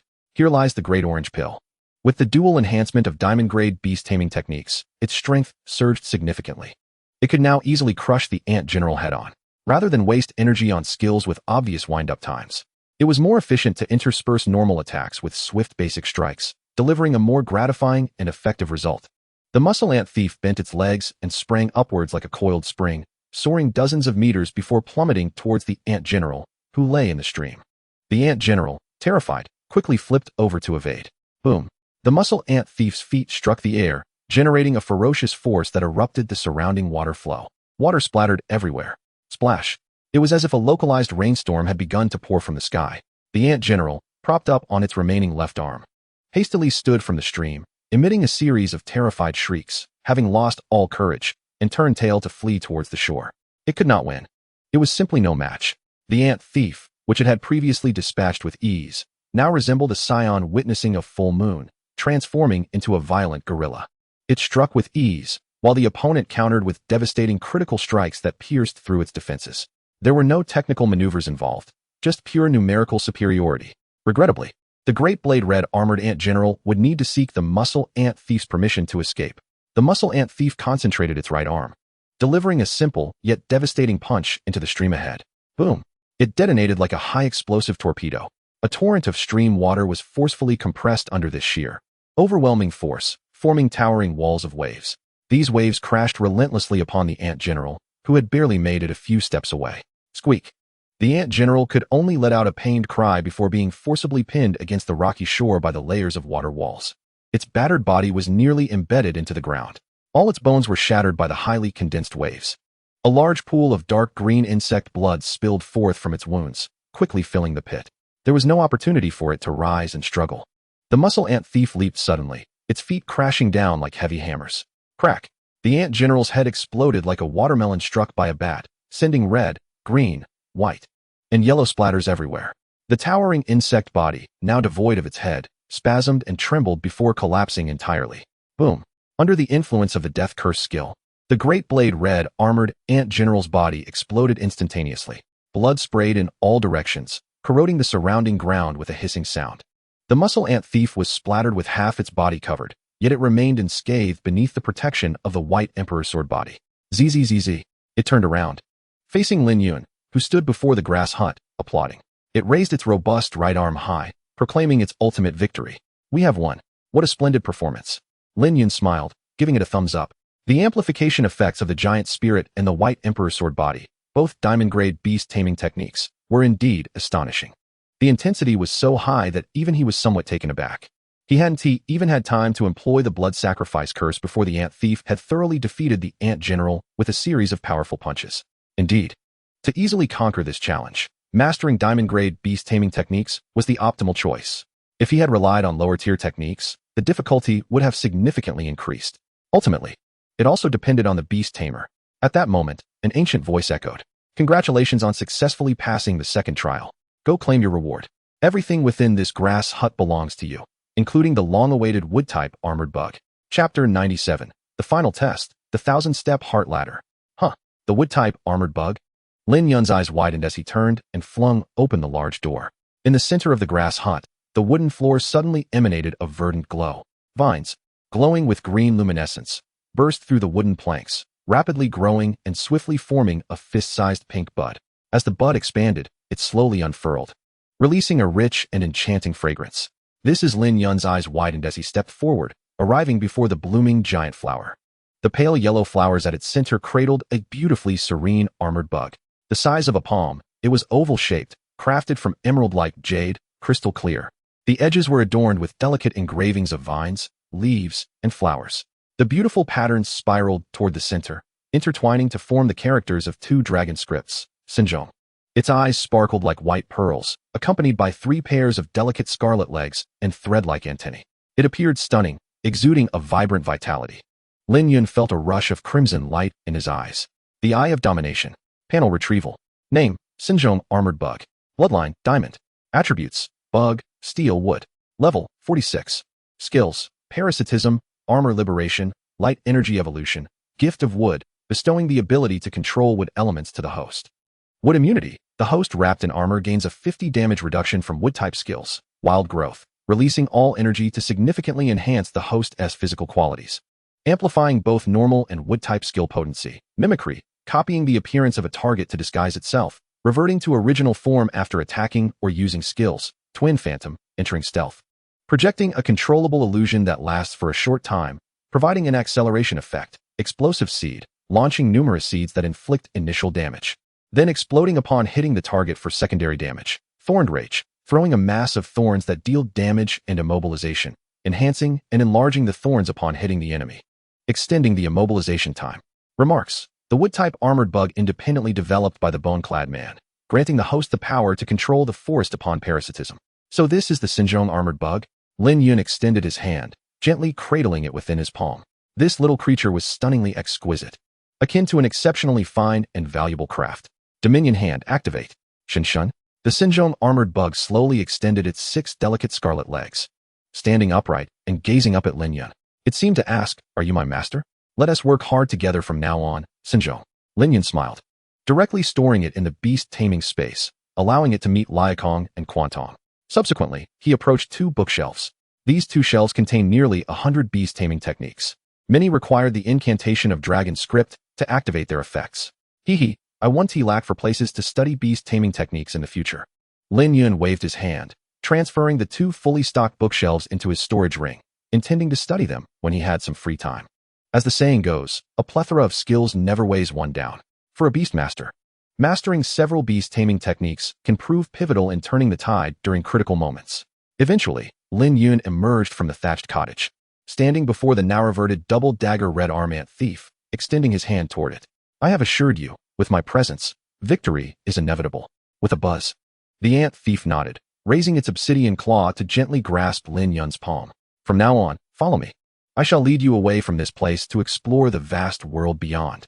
With an enthusiastic buzz, the double-dagger red arm ant thief agreed without hesitation. "You shall not regret this." Lin Yun smiled and then summoned it into his system space. Any insect that had its genetic blueprint unlocked and was subdued by the dominating hand would be regarded as part of his retinue, capable of being incorporated into the incubation and nurturing space, just like the worker beetles and phantom sword wasps. Finally, Lin Yun waded through the stream, arriving before the headless corpse of the great blade red arm ant general.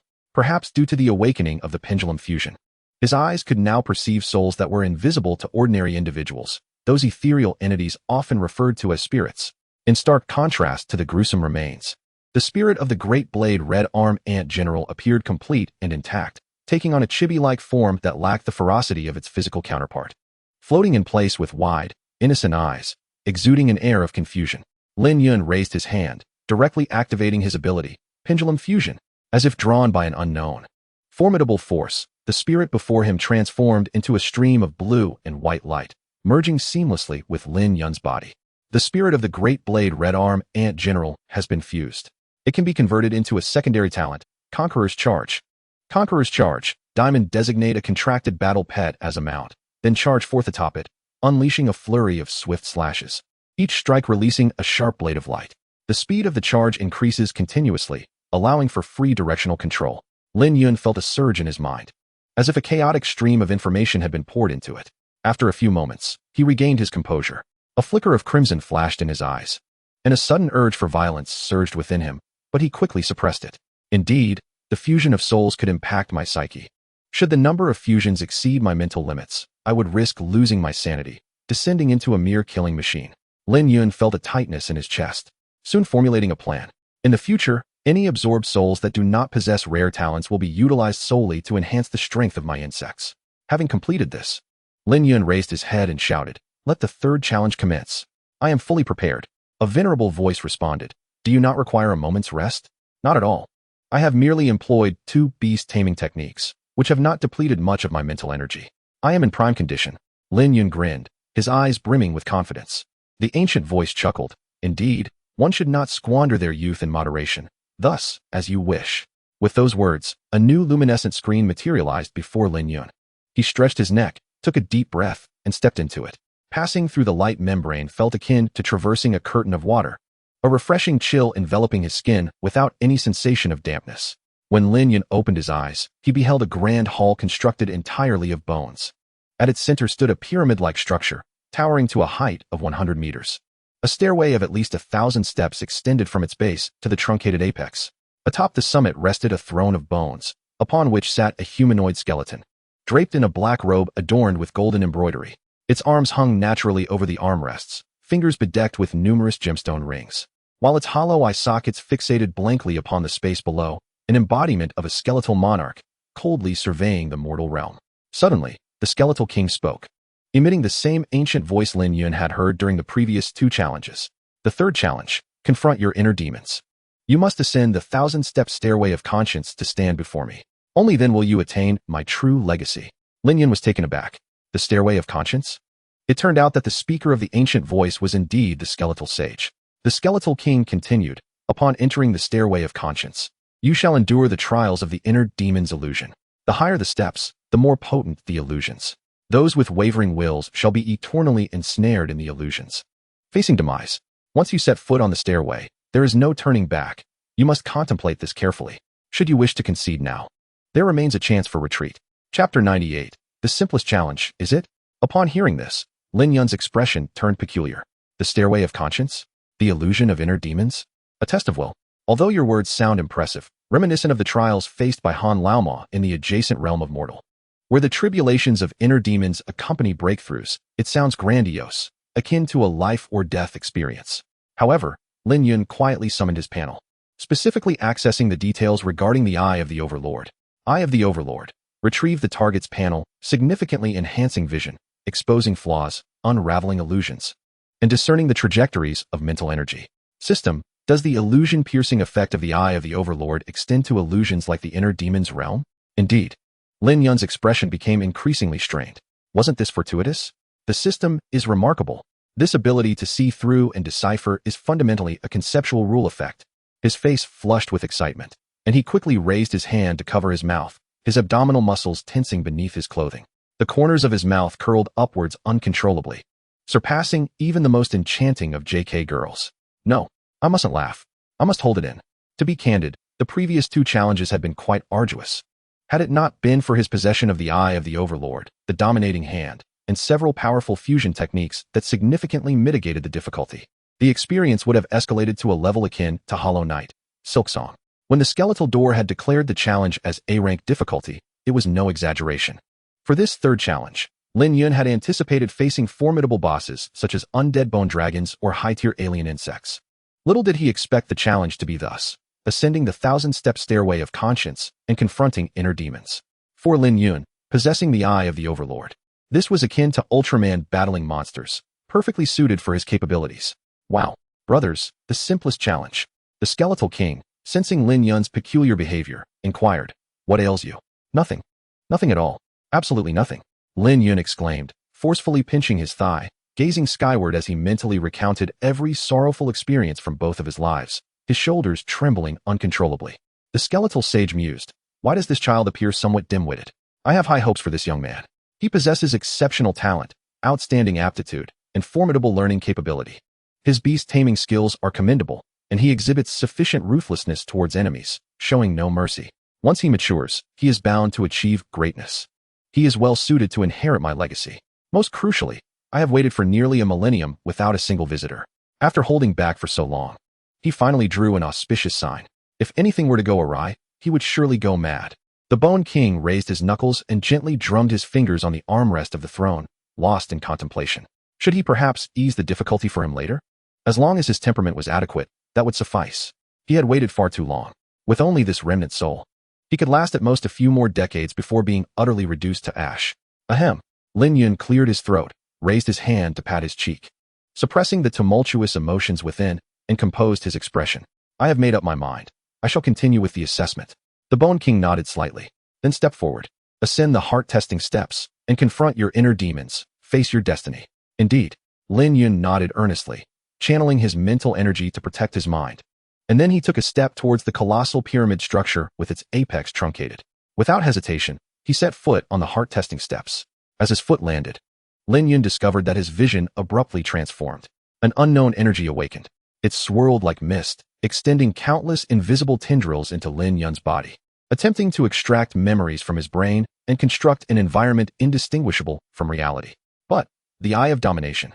Lin Yun's countenance remained impassive, his bright eyes sparkling like stars, rapidly glowing with a lava-like crimson brilliance.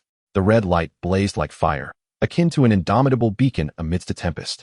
Regardless of how the bizarre misty energy undulated and morphed, it could not obscure that resplendent radiance. With resolute steps, Lin Yun ascended, one deliberate footfall after another. During his ascent, those misty energies incessantly conjured various illusions, returning to the day of the awakening ceremony, failing to obtain the Zerg sovereign system. The failed contract with the rapid insect, being provoked by Li Feng, only to clench his fists and turn away. Being defeated by Zhao Long and Zhao Hu during the school trial, his rapid insect perishing, his bracelet's points entirely plundered. Li Feng seizing first place in the trial and humiliating him during the award ceremony, returning home to find his uncle and Su Qiangwei brutally slain. With the Zerg King's faction reaching out with malicious grins, being captured by the Zerg King's faction and subjected to inhumane experiments, being stripped of his self-awareness.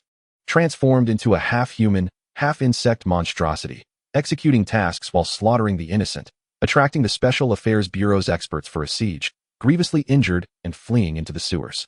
In his final moments, regaining consciousness, filled with remorse and despair before perishing. Realizing he had never traversed realms, but merely lay comatose on a hospital bed due to a stroke of misfortune, all of it merely a dream. His parents selling their possessions to cover exorbitant medical fees, weeping daily. The myriad illusions were countless, with many penetrating deep into the heart, making it nearly impossible to discern the truth from fiction.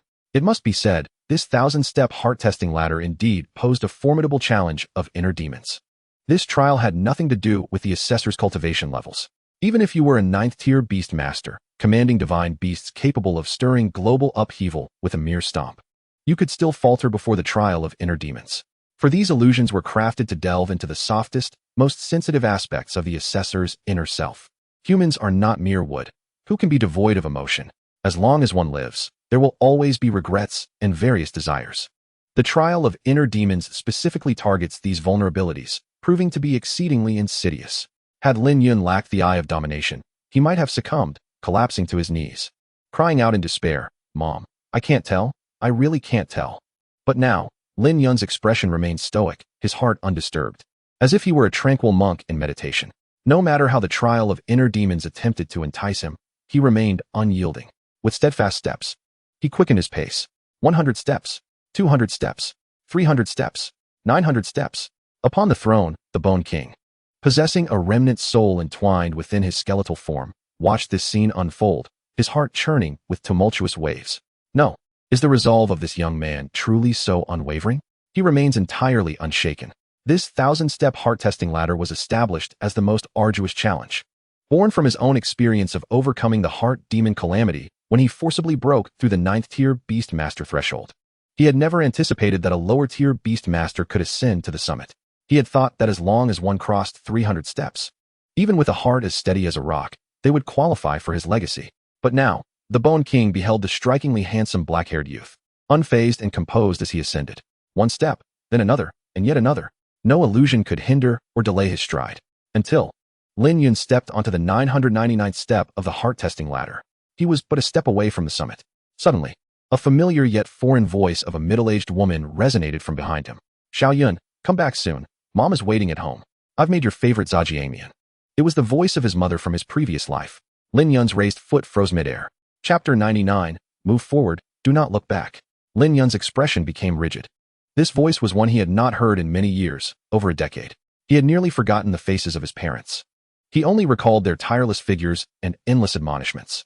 "Don't drink carbonated beverages like cola and Sprite every day. It's bad for your health. Son, have you eaten lunch? Don't overwork yourself. Rest early, for staying up late is detrimental to your health. What do you want to eat for your birthday tomorrow? Mom will make it for you. Oh, what gift should I buy? Mom doesn't need anything. So don't waste money. Just treat yourself to some good food. I'm perfectly healthy. There's no need to waste money on hospitals. A visit to the clinic for some medicine is sufficient. I'm not tired. Your father and I can still work. So we must seize the opportunity to earn money. I'm looking forward to you marrying a wife." Those long-buried memories, those recollections Lin Yun thought he had already put aside, suddenly surged forth from the depths of his heart, crystal clear. Even the figures of his parents in this life appeared.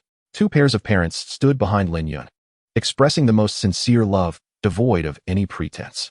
"Xiao Yun, son." Lin Yun knew full well that all of this was an illusion, a fabrication of the heart-testing ladder. Yet, the illusions may be false, but the love of his parents was undeniably real. Lin Yun halted in his tracks, his crimson-tinged eyes suddenly clouded with tears. Damn it! This trial of inner demons truly lacked compassion, digging at the scars of the heart and kicking the one good leg of the crippled. Taking a deep breath, Lin Yun expelled a heavy sigh, intending to calm himself and continue forward. Suddenly, four voices rang out in unison from behind him. Move forward, do not look back. Step into the future. You little rascal, dare to stop, and I'll break your legs. We love you dearly, but the time for reunion is not now. Continue moving forward. Son. The two pairs of parents watched their 18-year-old son's tall figure, simultaneously bestowing their most heartfelt blessings. The heart demon illusion is capable of authentically recreating the figures from the examiner's memories, along with the appropriate responses and reactions they should possess. This fidelity to character is more aligned with their personas and serves to lull the examiners into complacency. In other words, the heart demon illusion represents the pinnacle of cosplay. To deceive the examiners, it remains utterly in character. However, this also provides Lin Yun with the most potent motivation. Across lifetimes and past experiences, the vivid scenes of living alongside his parents flicker through Lin Yun's mind like a cinematic reel, only to shatter abruptly. Those sharp shards of memory ultimately transform into a warm current. It encapsulates the most primal emotion that has propelled humanity from its primitive origins to the modern era, familial love. In a moment of dazed realization, Lin Yun feels four warm hands pressing against his back, gently urging him forward. Onward. Do not falter. On the 999th step of the heart inquiry ladder, the raven-haired youth's lips curve slightly upwards, his voice choked with emotion. Really, don't rush me. And one more thing. I love you all too. With that, Lin Yun firmly plants his foot down upon the 1000th step of the heart inquiry ladder. Thus, he confronts the third trial against the heart demon. He has succeeded. Upon the throne, the regal skeletal king, draped in an opulent black robe, gapes in astonishment, his jaw nearly dislocating at the sight of the young boy before him, with tumultuous waves of emotion crashing within him. He has truly completed the 1000-step heart inquiry ladder. This signifies that the diminutive figure before him possesses the rare qualifications to break through the 9th tier and ascend to become a peak power in the present era. What a treasure he has stumbled upon. After waiting for a millennium, he has finally drawn the most exceptional SSR card. Taking a deep breath, Lin Yun's eyes glisten with a hint of redness, yet his spirits are considerably lifted, as if clouds have parted to reveal the sun, leaving him with a sense of clarity. For this third trial has imparted a profound realization. No matter when or where, there are always those who love him deeply. Even if they have long since passed, their love for him remains undiminished. With one hand on his hip, Lin Yun gazes at the skeletal king, his tone composed as he states, I have completed the heart inquiry ladder and overcome the heart demon tribulation. Now, esteemed senior, do I possess the qualifications to receive your legacy? Truly, the younger generation is formidable. The skeletal elder sighs deeply from his throne. What is your name, young one? Lin Yun, with Lin denoting the forest and Yun representing the clouds. Ah, Lin of the clouds. I shall remember that. The skeletal elder softly repeats the name before addressing him earnestly. Lin Yun, having triumphed over 3 trials, you have proven your talent, strength, and character. Even in my time, you would undoubtedly be regarded as a prodigy, capable of overshadowing contemporaries with your brilliance. No one is more deserving than you to inherit my teachings. However, should you expect to acquire rare treasures, unparalleled battle companions, or supreme secret techniques from me, I fear you shall be sorely disappointed. A millennium has passed, and my battle companions and wealth have nearly all been claimed by time. Yet, my greatest treasure endures. The skeletal elder trembles as he raises his bloodless hand to tap his own skull. Are you referring to knowledge? Lin Yun realizes. Indeed. The skeletal elder nods. Throughout my life, I have dedicated myself to research, culminating in the discovery of a new species of armored insect in my twilight years. Alas, treachery led to the revelation of my findings, inciting the greed of neighboring rulers. In pursuit of the armored insect, they waged war, leaving me no choice but to attempt a breakthrough. But alas, the skeletal figure on the throne sighs wistfully, an unutterable sorrow and regret evident in his demeanor. Let us not dwell on the past. Instead, let us discuss the armored insect. There is something crucial you must know. Through extensive research, I have concluded that a single armored insect can only elevate its lineage to the lunar radiance tier, which is its limit. To ascend to the coronal tier, one must gather 5 elemental armored insects, gold, wood, water, fire, and earth, and seek a place of intense illumination to refine and merge them. Only through the unity of the 5 elements is it possible to obtain a coronal tier supreme armored insect. You have already acquired the firefly armored insect and the forest cricket armored insect. You need only cultivate the remaining 3 elemental armored insects and elevate their lineage to the lunar radiance tier to commence your attempts. Should you succeed, please bring wine to my grave and share the news. The skeletal elder articulates this with a sense of entrustment akin to a mentor passing on a legacy. Lin Yun, upon hearing this, is momentarily taken aback. Wait, senior, do you mean to say that the remaining gold, water, and earth elemental armored insects no longer exist? I must cultivate and refine them myself. The skeletal elder affirms, indeed, time has taken its toll. The gold tiger armored insect, water lion armored insect, and mountain shaker armored insect have all perished, their remains preserved within my storage ring. However, you need not worry. Upon receiving my legacy, you will possess all my knowledge, making the cultivation and hatching of armored insects as easy as reaching into your pocket. Now, close your eyes and steady your mind. The transmission of the legacy shall commence. Chapter 100. Farewell to the Master. Upon hearing that there are remains, Lin Yun's heart is reassured. That is no issue then. As long as there are remains, I can extract the genes. With the insect genes, the gene bank can unlock the complete blueprint information directly. From there, it is merely a matter of consuming sufficient biomass to manufacture them. A direct leap to completion, circumventing the laborious cultivation process. It is worth noting that developing a new species of exotic insect requires a substantial investment of time, resources, and, most critically, experimental subjects. Without experimental subjects, all research comes to a standstill. Following the cataclysmic insect plague 3 centuries ago, the insect race has significantly weakened. The experimental subjects necessary for cultivating armored insects may very well have gone extinct in that catastrophe. Thankfully, the skeletal elder preserved the remains intact. Otherwise, it would have been a tremendous hassle. Lin Yun sits cross-legged, closing his eyes and swiftly entering a meditative state. On the throne, the skeletal elder prepares, summoning his residual soul. Whoosh! A wisp of pale soul fire emerges from his bones. Soon after, more and more soul flames begin to emanate. The second flame, the third. Hundreds, if not thousands, of pale soul flames float in the air, shimmering like stars. They encircle the skeletal elder like a constellation, then one by one, they dive into Lin Yun's forehead, merging into his consciousness. Each wisp of soul fire contains memories of the research on exotic insects. Whoosh, whoosh, whoosh. As the final wisp of pale soul fire merges with Lin Yun's mind, the skeletal figure on the throne instantaneously loses the strength to sustain itself. The skull, hand bones, and rib bones scatter upon the throne, swiftly weathering away to ash. The black robe and ring fall amidst the remains. A torrent of information floods Lin Yun's consciousness, leaving him momentarily dazed. Subsequently, he hears the skeletal elder's weakened voice resounding within his mind.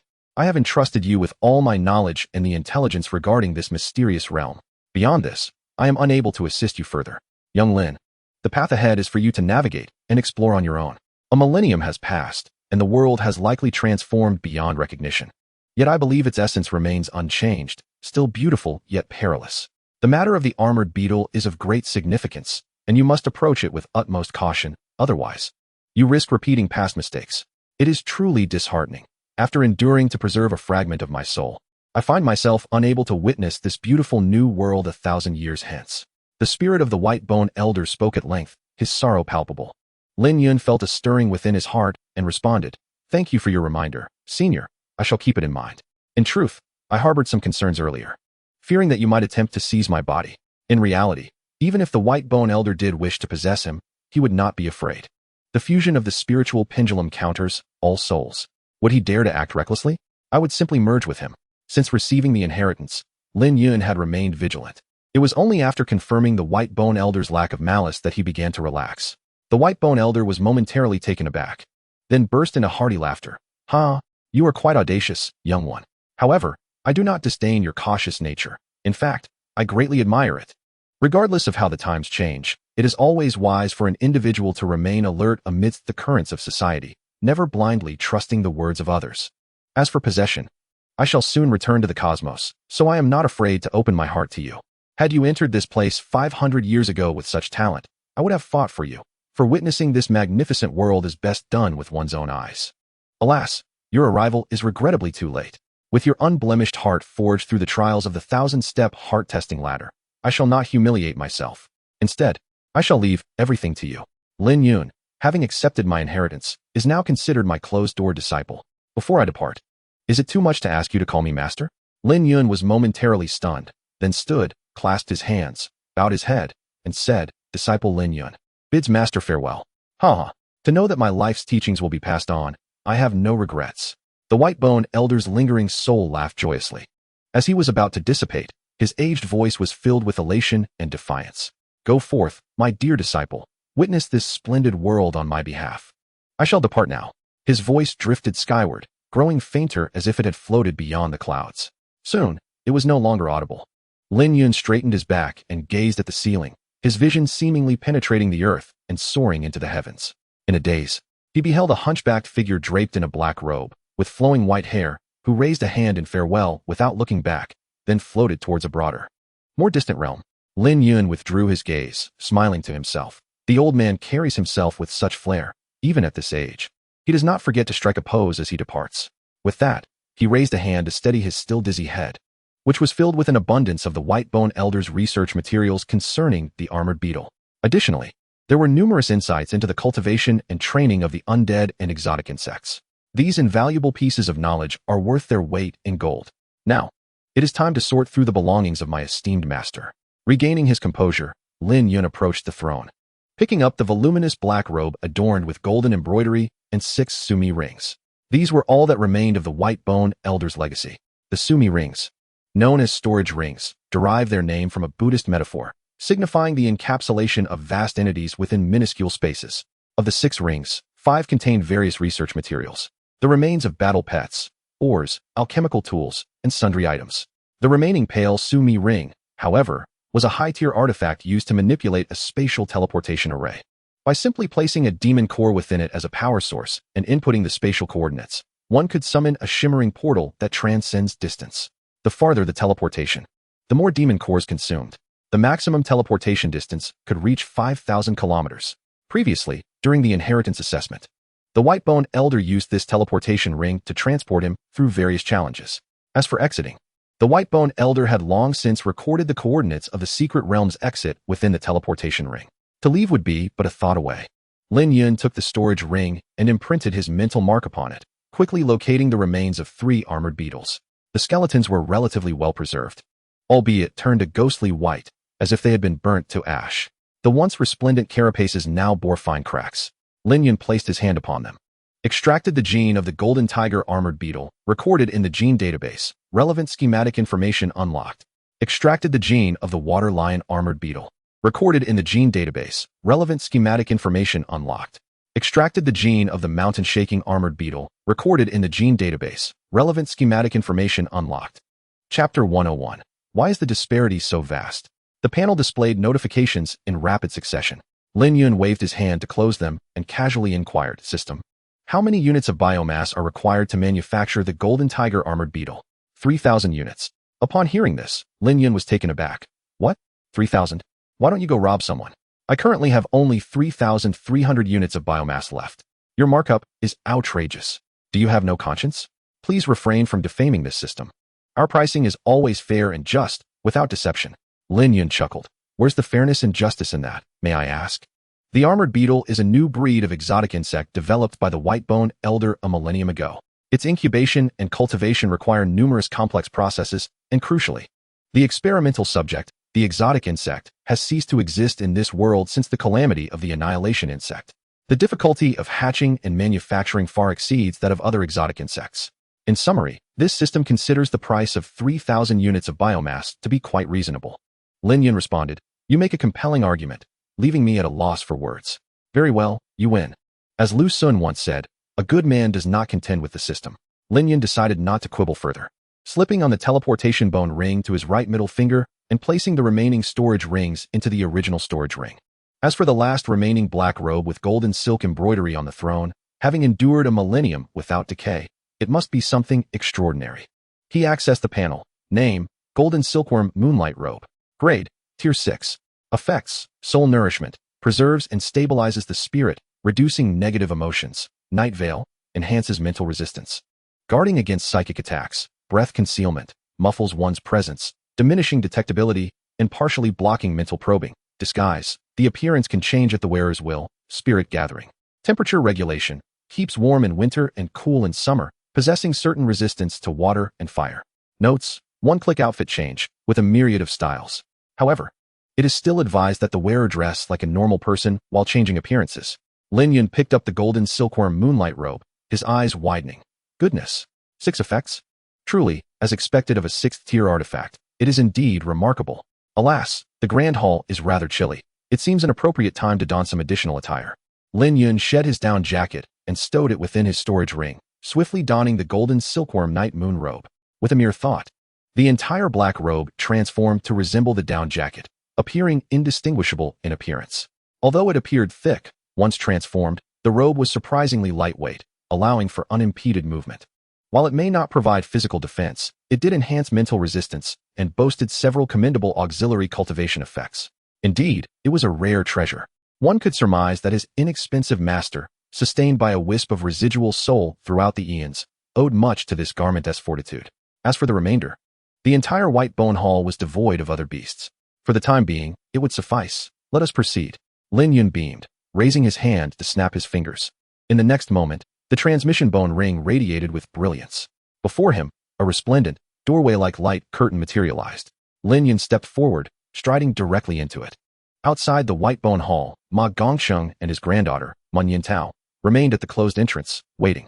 Nearly an hour had passed. Could Yunzi be in any danger? Man Yintao paced anxiously, her worry palpable. Calm down, Xiaodao, Ma Gongsheng gently interjected. Your anxiety will not alter the situation.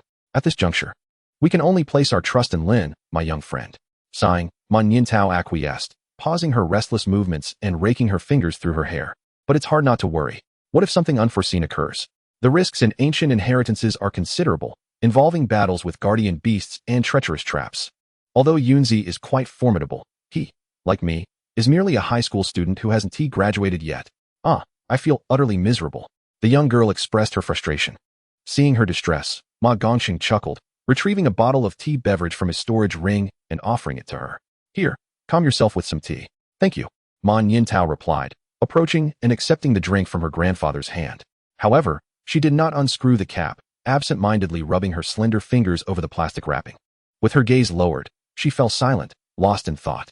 At that moment, Ma Gongsheng unexpectedly inquired, "Shout out, do you have feelings for Lin Yun?" The question fell like a bombshell, crashing into the already turbulent waters of her heart and exploding. Man Yintao was momentarily stunned, her realization igniting a vivid crimson flush across her fair neck, her face growing hot. The tea beverage slipped from her grasp and clattered to the ground as she flailed her hands. What are you saying, Grandpa?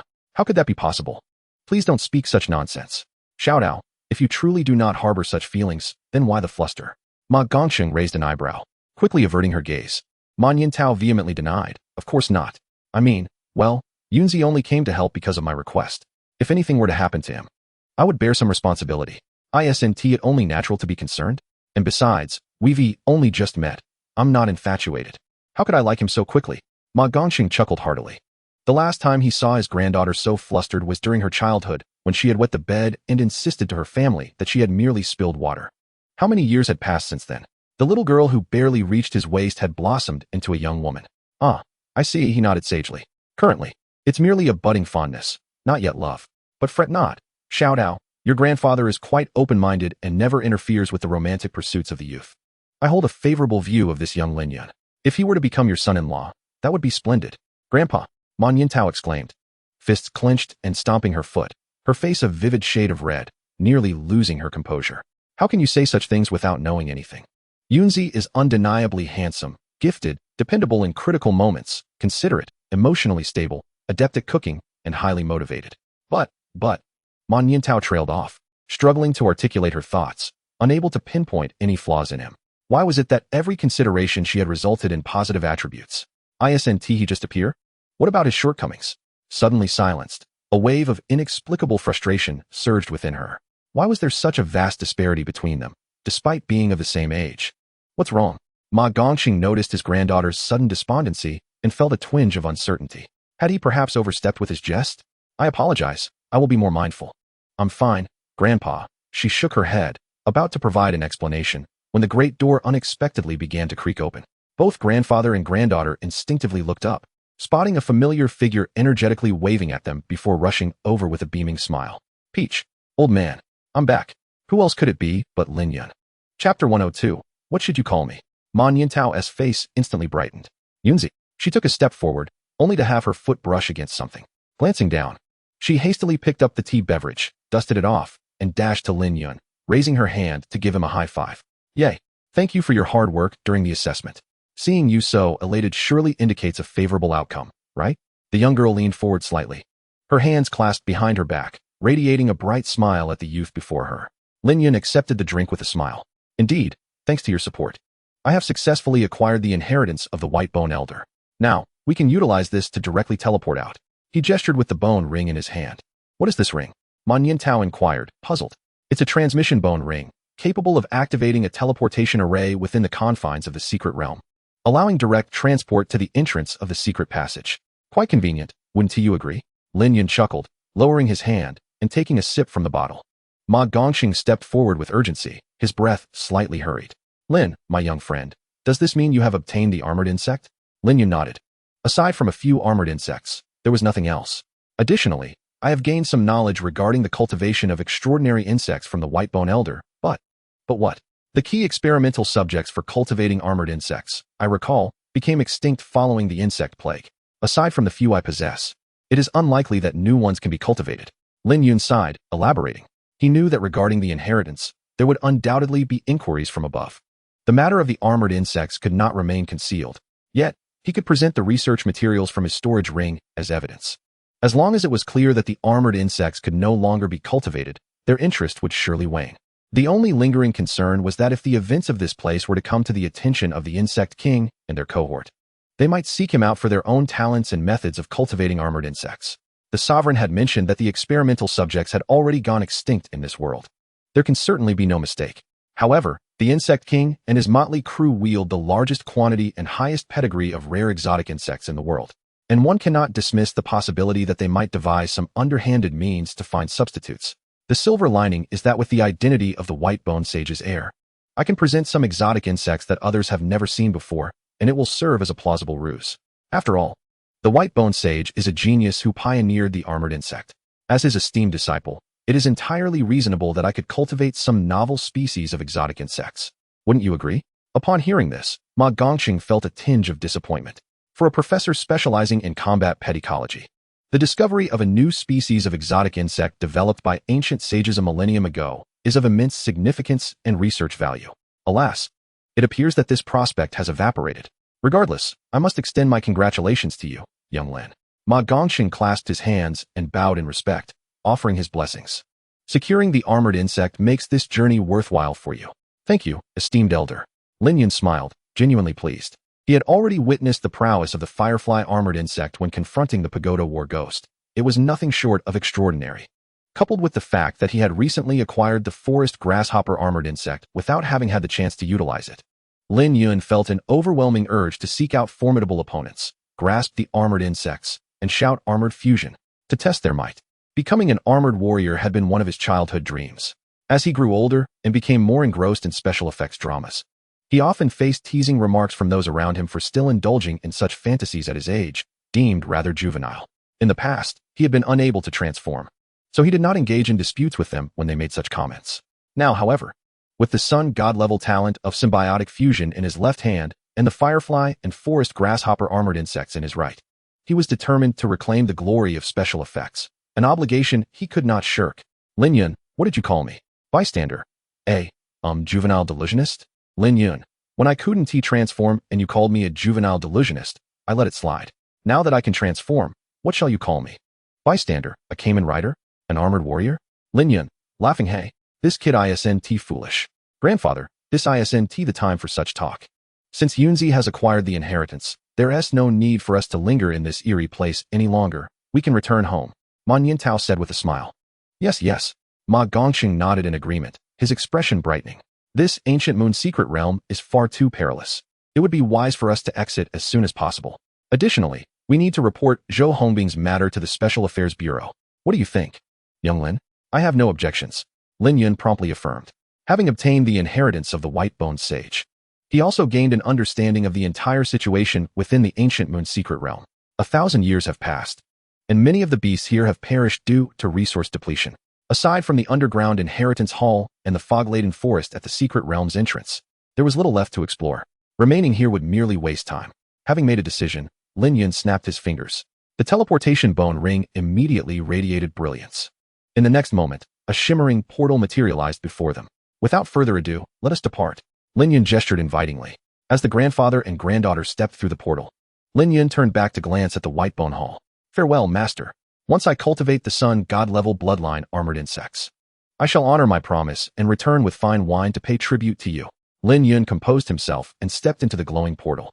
In an instant, the three of them transitioned from the white bone hall to the entrance of the ancient moon's secret realm. Outside, it was still nighttime, with a blue moon hanging in the sky.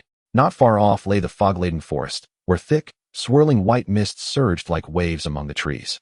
The previous undead had vanished, seemingly retreating underground to enter a slumber. On the ground, the remnants of their earlier fierce battle were still visible. How wondrous! In the blink of an eye, we truly emerged from the depths to the secret realm's entrance. Man Yintao's eyes widened in awe. The circular moon-shaped portal was tantalizingly close. Xiao Tao, keep your voice down. Don't disturb those undead, Ma Gongxing cautioned, then turned to Lin Yun with a serious expression.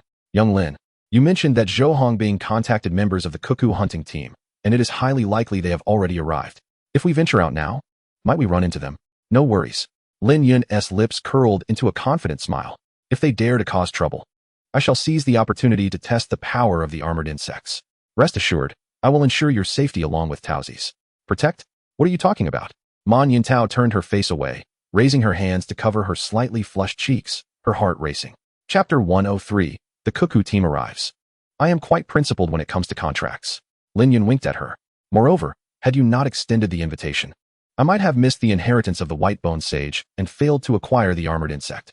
You and the elder could very well have been deceived by Zhou Hongbing and faced danger. Ultimately, this secret realm expedition concludes successfully thanks to you, Taozi. You have made significant contributions. He really? I feel like I haven't done much at all. Man Yintao felt a sense of elation from Lin Yun's words. Just as she was about to say more, Lin Yun suddenly furrowed his brow, as if sensing something. What's wrong? Man Yintao inquired, puzzled. Taozi, over here. Man Yintao immediately stood at attention. Seeing her in this state, Lin Yun couldn't help but twitch his mouth. Quickly summon your battle pet, and take the elder to hide far away, without making a sound. They are coming in, and I will handle it. Just moments ago, he received a message from the two worker beetles he had left outside. The four individuals had located the secret realm entrance and were engaged in conversation. They would likely enter shortly. Receiving this information, Lin Yun immediately formulated a plan in his mind. What a timely opportunity. It is fortunate, as we will inevitably cross paths. The sooner we resolve this, the better. Let us not allow these intruders to linger any longer. Understood. Although Man Yintao found it strange, she unconditionally chose to trust him. She promptly summoned the flame lion and led her grandfather into the thick mist. Grandfather, this way? All right. Soon, their figures were engulfed by the swirling fog. Lin Yun turned to face the moonlit secret realm entrance, raising his right hand. Come forth, Rift Sky and Cutter. A prey has come knocking at our door.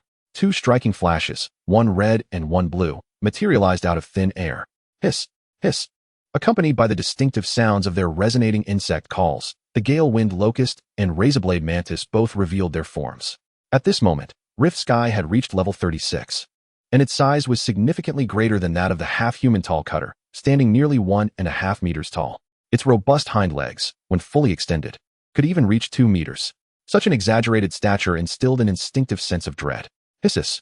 Quan looked at the formidable figure of Lycong beside him, instantly turning around with his pale purple insect-like eyes gazing pitifully at Lin Yun, as if to say, Master, I too wish to become so powerful. Lin Yun couldn't help but chuckle, reaching out to pat its head, assuring it, fear not. Once this battle concludes, you will undoubtedly ascend to the 3rd tier. Hiss. Upon hearing this, Quan's spirit soared. It raised its pair of crimson blades, striking them together with a resounding clash, exuding an air of fierce determination. The morale was high. Lin Yun smirked, snapping his fingers. For this battle, you shall lend a hand as well. As the echo of his snap faded, the dual dagger red shell ant thief materialized out of thin air, adorned with a tattered gray-black scarf around its neck and gripping a pair of sharp, white-bone daggers.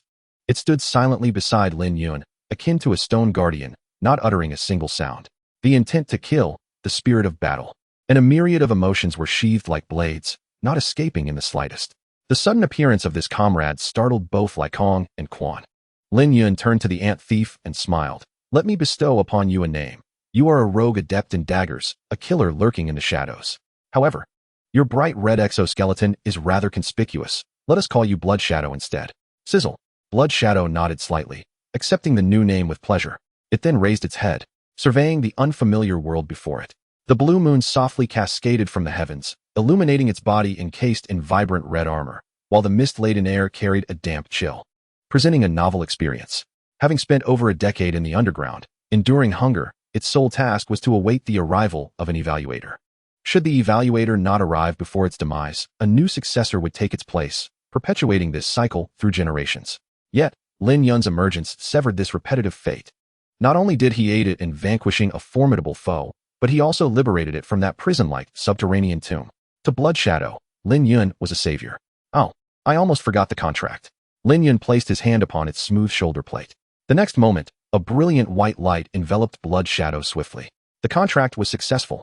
Thus, following Firefly and Forest Cicada Armored Bug, Lin Yun acquired his fifth contracted battle companion, the dual dagger Redshell Ant Thief, Blood Shadow. Lin Yun called out, issuing commands through the swarm network swiftly.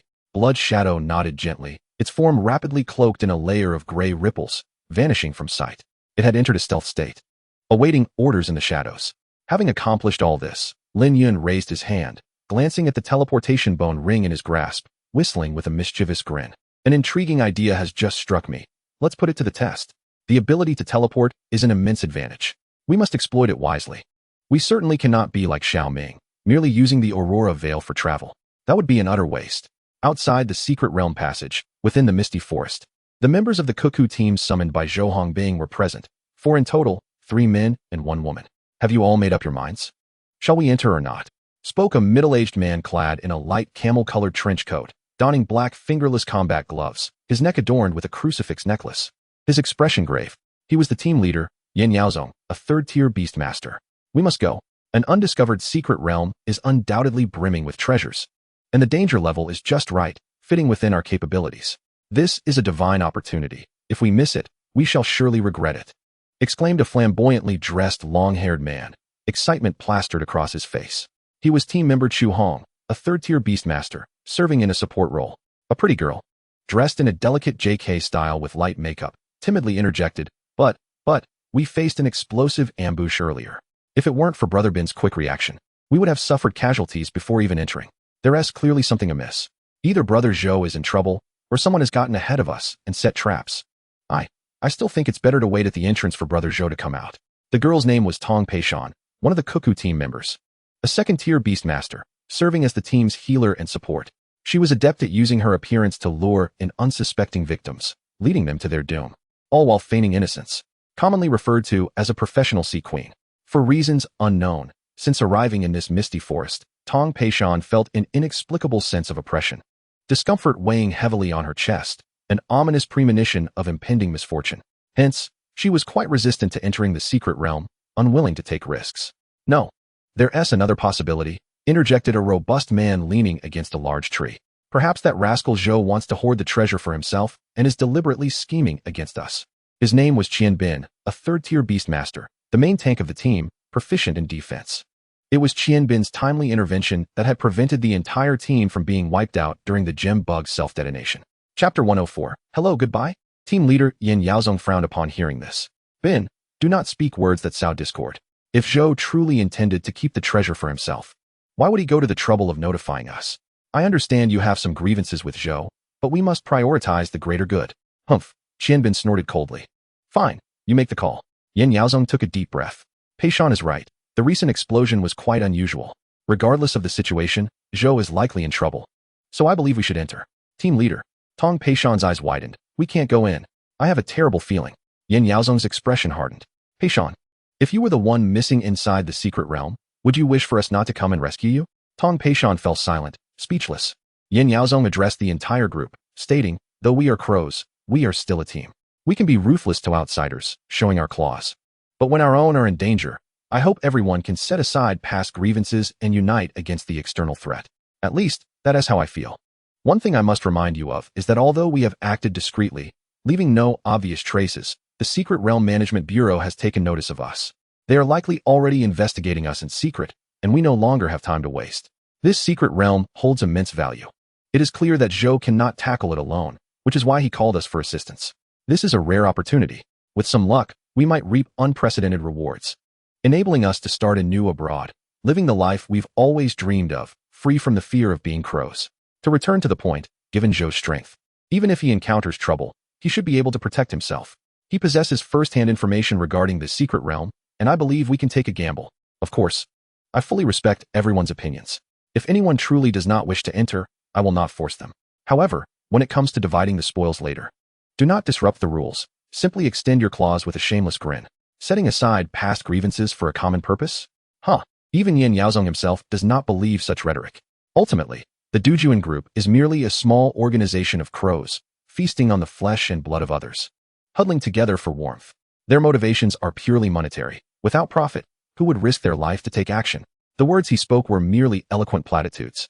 The crux of the matter lies in outlining the pros and cons, making it clear to the evidently opposing Tong Peishan and the ambivalent Qian Bin that their current situation has caught the attention of the Bureau of Secret Realms.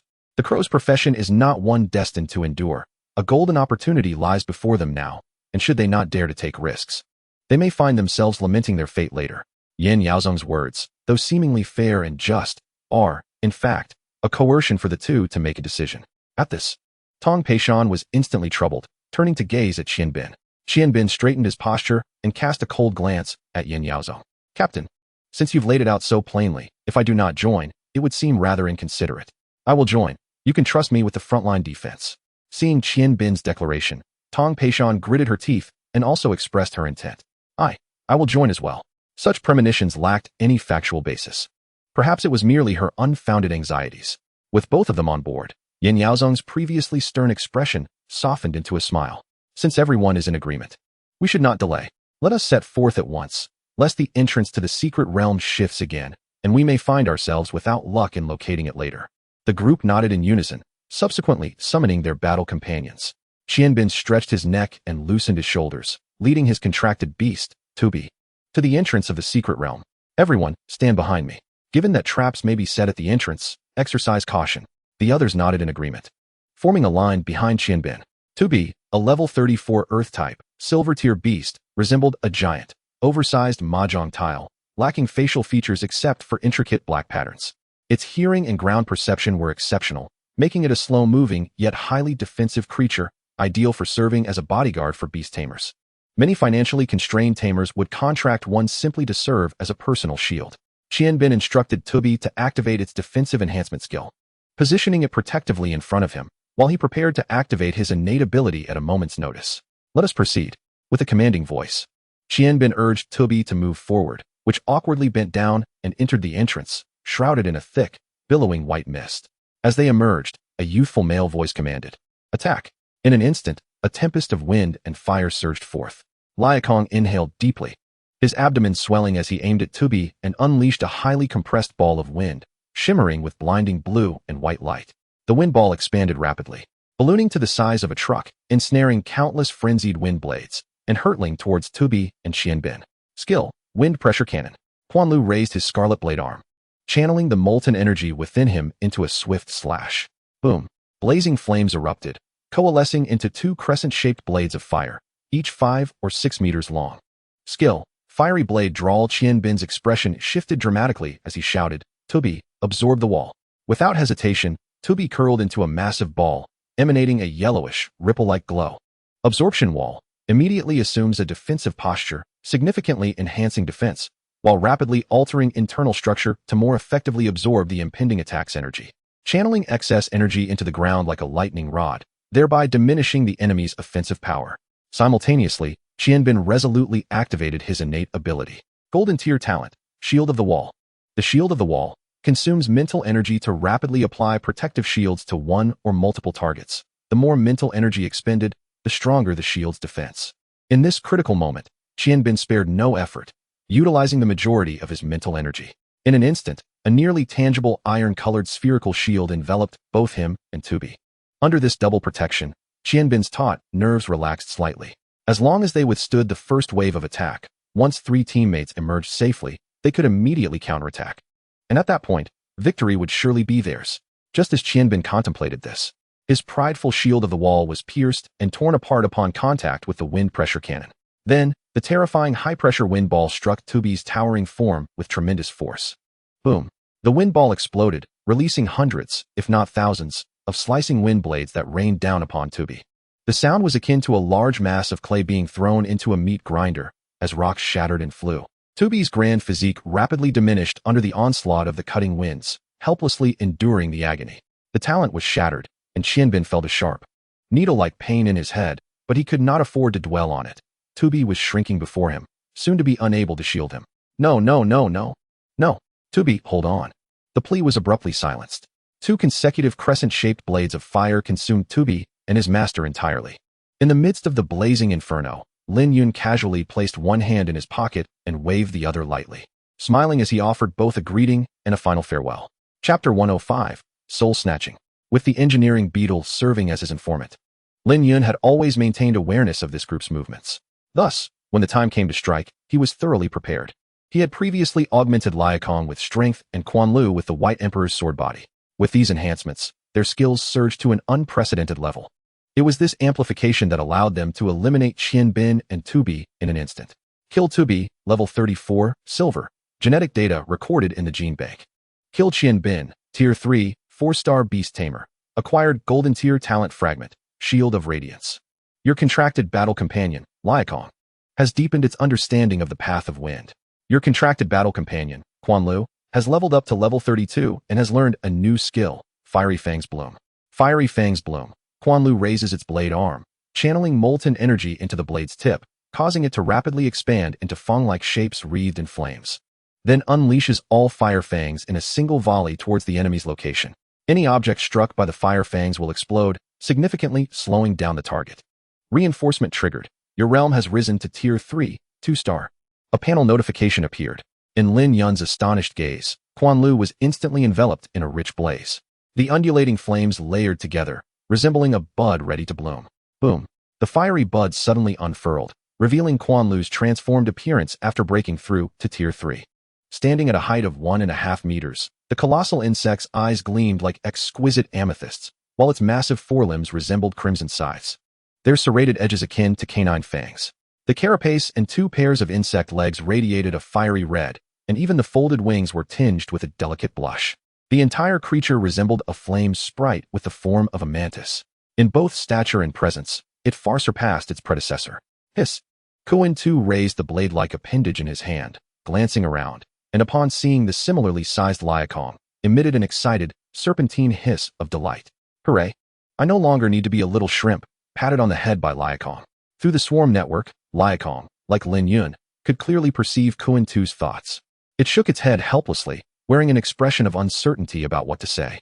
You, my friend, possess such a fierce competitive spirit? All right, calm down, Kuan tu. We still have a battle to fight. Lin Yun said with a smile, gazing at the entrance to the secret realm. The moment Qianbin perished, his beast mastery space dissipated instantly. The remaining few battle pets materialized out of thin air. Triple electromagnetic sphere, level 36, golden bloodline. Fireclaw duck-billed dragon, level 35, diamond bloodline.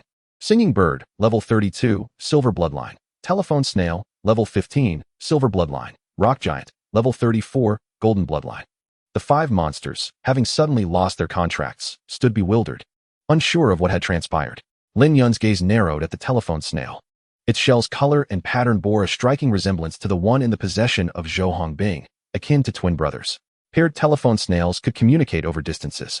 Ignoring the attenuation of signals even when one entered a secret realm, they could still convey a semblance of telepathic guidance through their inherent bloodline connection. No wonder this group could locate the entrance to the secret realm, despite the disorientation caused by the dense fog. Truly, they are professionals. Soon, Yin Yaozong, Chu Hong, and Tong Peishan successively entered the secret realm. The trio stood dumbfounded at the scene before them. Qianbin and Tu Bai had vanished. The area was a wreck, as if ravaged by a terrifying hurricane and raging fire. Only a few of Qianbin's battle pets remained, standing in confusion like them, uncertain of the situation. Since they were already familiar with one another, these masterless battle pets did not attack the 3 team members or their beasts.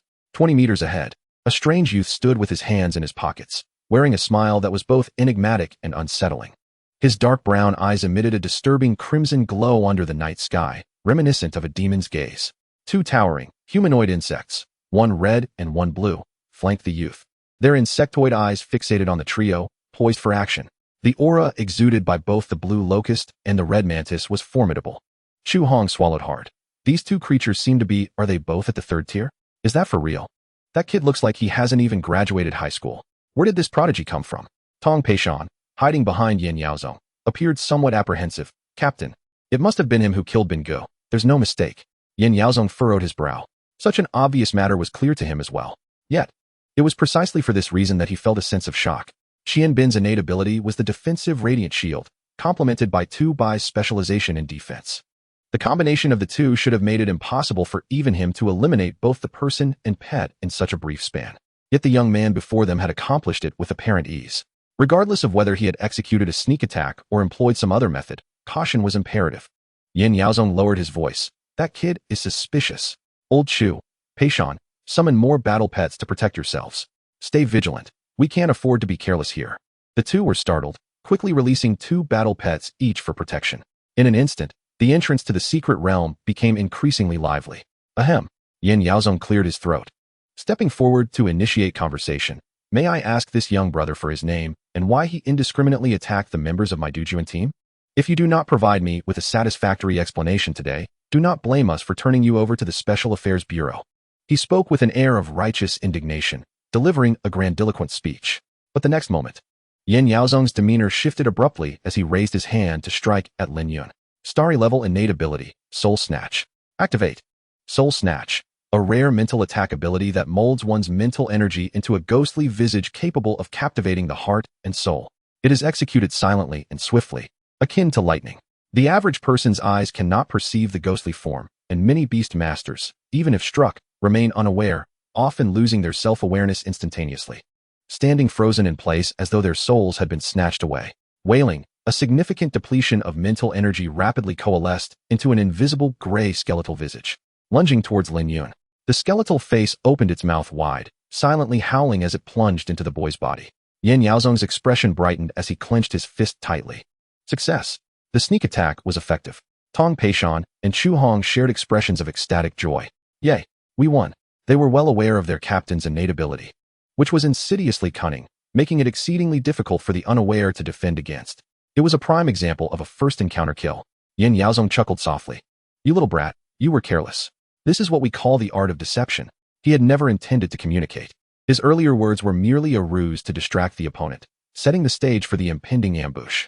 Just as Yin Yaozong reveled in his triumph, the young man across from him suddenly curled his lips into a smile that sent a chill down his spine. Something was amiss. 9 parts, even 10 parts, were wrong. Those struck by Soul Snatch, even if they were slightly stronger than the attacking Beast Master, would lose their mental acuity, standing dazed and unable to command their battle pets. The victim would exhibit a vacant, foolish expression, entirely unlike the smiling boy before him. Wait, could it be that this little brat was unaffected? How could that be possible? Yin Yaozong's heart trembled, and just as he was about to order his battle pets to protect him, an eerie, sharp sound pierced the air. Something was rapidly approaching. He instinctively turned his head, only to see a gleaming white dagger rapidly enlarging before him. Wish a flash of white light, and in an instant, Yin Yaozong's head exploded. Gory remnants splattered across Tong Peishan and Chu Hong's faces. Chapter 106, Firefly Armor, Fusion. The pair's pupils constricted, their smiles freezing in place until they witnessed Yin Yaozong's headless corpse crash to the ground, transforming all their emotions into sheer terror. Ah! Tong Peishan let out a piercing scream, tears streaming down her face in sheer fright. Instinctively, she grasped onto Chu Hong's arm, her ample bosom pressing firmly against him as she fervently shook her head, attempting to rid herself of the filth that clung to her. The warmth of soft jade enveloped him, yet the usually flirtatious Chu Hong found himself devoid of any mischievous thoughts. His complexion turned ashen, utterly bewildered by the events that had just transpired. The commander had seemingly succeeded in a surprise attack. Yet why was it that he was the one who now lay dead? A sudden, distinctly close chirping sound echoed through the air. Chu Hong instinctively turned to look, his eyes widening in shock. A few meters away from the headless corpse of Yin Yaozong, a bipedal red-armored ant-like beast emerged silently from the mist. One of its hands clutched a white bone dagger, while the other remained poised as if ready to throw. Its obsidian-like eyes coldly regarded them, as if to declare, "Next. It shall be your turn." It was evident that Yin Yaozong had met his demise at the hands of this creature.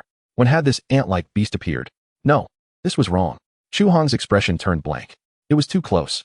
With so many battle pets on their side, including several third-tier beasts, they should have detected its presence long before it got this close. This made no sense, as fear and confusion enveloped him. He glanced at the swirling snow-white mist surrounding the blood shadow and suddenly comprehended.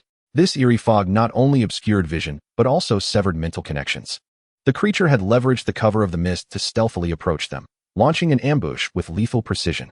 However, it would not escape unscathed. With Yin Yaozong's death, his beast summoning space dissipated, revealing the remaining summoned battle pets. Ghostly Hand, level 36, gold. Headless Knight, level 35, gold. Steel Arm Lizard, level 34, gold. Iron Wing Bird, level 27, silver. Tree Demon Warrior, level 29, gold, alongside the previously summoned red-haired Red Demon, level 36, diamond, serving as a guard. A total of 6 beasts.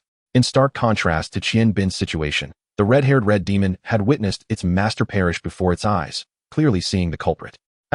The towering red-haired Red Demon, wielding a hefty wolf-toothed club, raised its head and howled in sorrow, tears streaming from its blood-red eyes. Then unleashed a furious roar at the double daggers of the red-armored ant thief, seemingly alerting its comrades. Brothers, it was this wretch who killed our leader.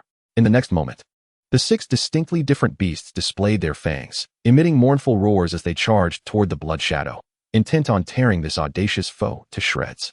Suddenly, a crisp snapping sound intruded upon the symphony of sorrow and rage. In an instant, a radiant portal materialized behind the blood shadow.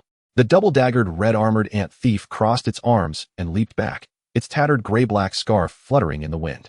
Those pitch-black insect eyes looked coldly upon the oncoming 6 beasts, as if mocking their futile efforts. Zing! The blood shadow vanished into the portal, disappearing without a trace, and the portal itself swiftly followed suit.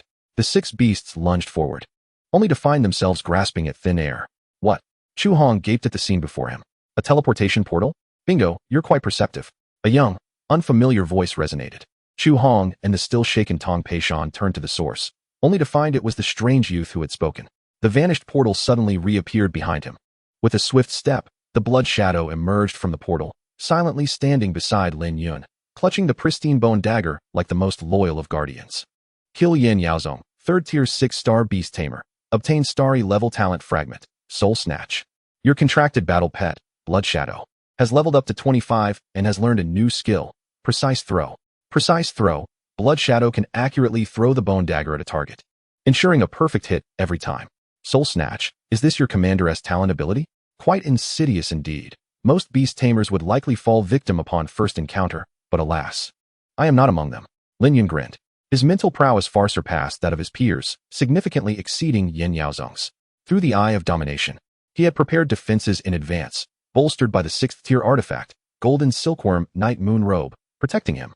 This robe possessed a function known as Night Veil, enhancing mental resistance and shielding against mental attacks. Combined, these factors rendered Yin Yaozong's talent ability ineffective against Lin Yun. Chu Hong trembled. How do you know this? Oh, that's a secret. Well, I've had my fun, and it's time to send you to hell for a reunion, Lin Yun declared, raising his crossed fingers above his head in a simple stretch, exuding an eager readiness for the fray. Tong Peishan, the weakest among them, found her mental defenses crumbling in the face of such calamity. With her hands cradling her head, she looked at Lin Yun in despair. Who are you? Why must you unleash such violence upon us? We've only just met, having had no prior interactions. Don't you think this is inhumane? Just a passing masked knight. Remember that, Lin Yun retorted, his expression shifting as he rubbed his chin. No, wait. This time it's the armored warrior. As for why I must act so ruthlessly against you, simply because you are acquainted with Zhou Hongbing, and both belong to the crows. That is sufficient reason. At this point, Lin Yun pointed the great desolate prisoner's finger at Tong Peishan and Chu Hong. How ludicrous. You crows dare to talk about humanity with me. A law-abiding citizen. You are crows today, and you shall be crows for eternity. I can't be bothered to reason with you. You are not worthy of it. With that, he focused his thoughts and connected to the beast summoning space. Boom. In the next moment, a brilliant crimson flame appeared, tearing through the white mist with the speed of a tempest. Lin Yun did not even glance back. Instead, he raised his hand and accurately grasped the flame in his palm. It was the firefly armored beetle. Lin Yun coldly regarded the two before him, along with the multitude of agitated beasts, swiftly placing the armored beetle at his waist and uttering 4 resonant words, Firefly Armor. In the astonished gaze of Chu Hong and Tong Peishan, the peculiar red insect clinging to Lin Yun's waist suddenly unfurled its tightly coiled legs, which rapidly extended, transforming into streaks of fiery light that enveloped him entirely. Parasitic armor release. Boom. The firefly-armored beetle exploded, scattering countless solid armor plates. Amidst the surging flames, those swirling plates were suspended in midair and rapidly magnified. Ultimately, they formed a spherical shield that enveloped Lin Yun completely. Lin Yun raised his right hand, quickly flicking his wrists twice. His crimson eyes pierced through the flames, locking onto the astonished enemies before him. Merge. As the command fell, the myriad of fluttering crimson armor plates suddenly contracted inward, adhering to him. Flames surged. In an instant, Lin Yun donned an incredibly striking, full-coverage crimson battle armor. Chapter 107. Taste My Move. Mount Tai Meteor Strike. Chu Hong gazed at the dramatically transformed Lin Yun, his scalp prickling with unease. What is this? A monster? Tong Peishan exclaimed in terror. Before them, 20 meters away, Lin Yun presented himself in an entirely new guise. He stood as a colossal armored warrior, nearly 2 meters in height.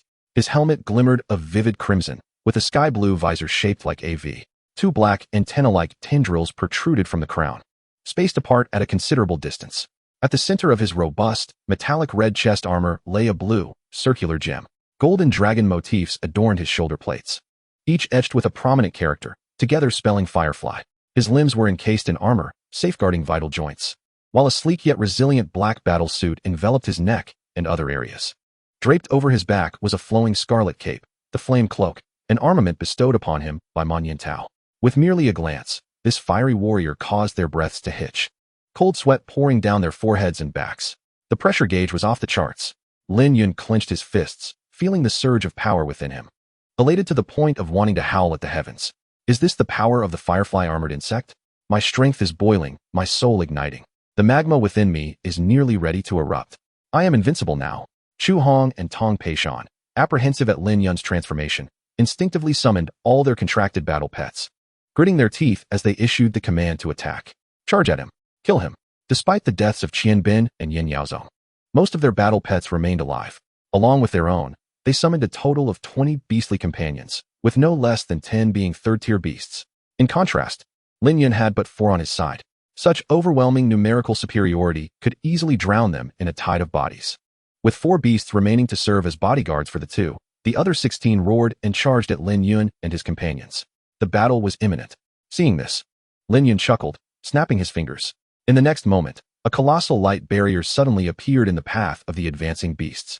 Almost half of them collided with it, instantly vanishing from sight. A teleportation array. Chu Hong gasped in shock. What? Tong Peishan recoiled, her teeth chattering. Can the spatial teleportation array be utilized in such a manner? Where have they been sent? The answer was revealed moments later. Deep within the misty forest, familiar. Panicked roars of beasts erupted. Soon after, Chu Hong and Tong Peishan beheld blue-white flames igniting amidst the fog. These were the soul fires of the undead, glistening clusters, as numerous as grains of sand. They swiftly coalesced into a roaring wave of blue and white flames, their brilliance overwhelming the darkness and mist, illuminating the entire forest as if it were midday. At the heart of this inferno, 2 pairs of strikingly bright, lantern-like crimson eyes glowed ominously. They belonged to the Bone Commander and its steed. Apologies, but if it's a numbers game, I have even more reinforcements. Lin Yun grinned at the pale-faced duo. This tactic is called diverting disaster eastward. With such a convenient teleportation portal, how could I not set up a few more? The battle had yet to commence in earnest, and half of their forces had already vanished. Only 7 beasts remained, bewildered before Lin Yun. Lin Yun spread his arms, directing his commands at his 3 battle companions, Liakong, Shuiying, and Kunlun, rapidly unleashing enhancement techniques. Brute strength, Titan's might, White Emperor's sword body. In an instant, the combat prowess of the 3 mutated insects surged dramatically. Lin Yun issued a cold command, annihilate them. Empowered by brute strength, Liakong soared into the air, transforming into a blue meteor.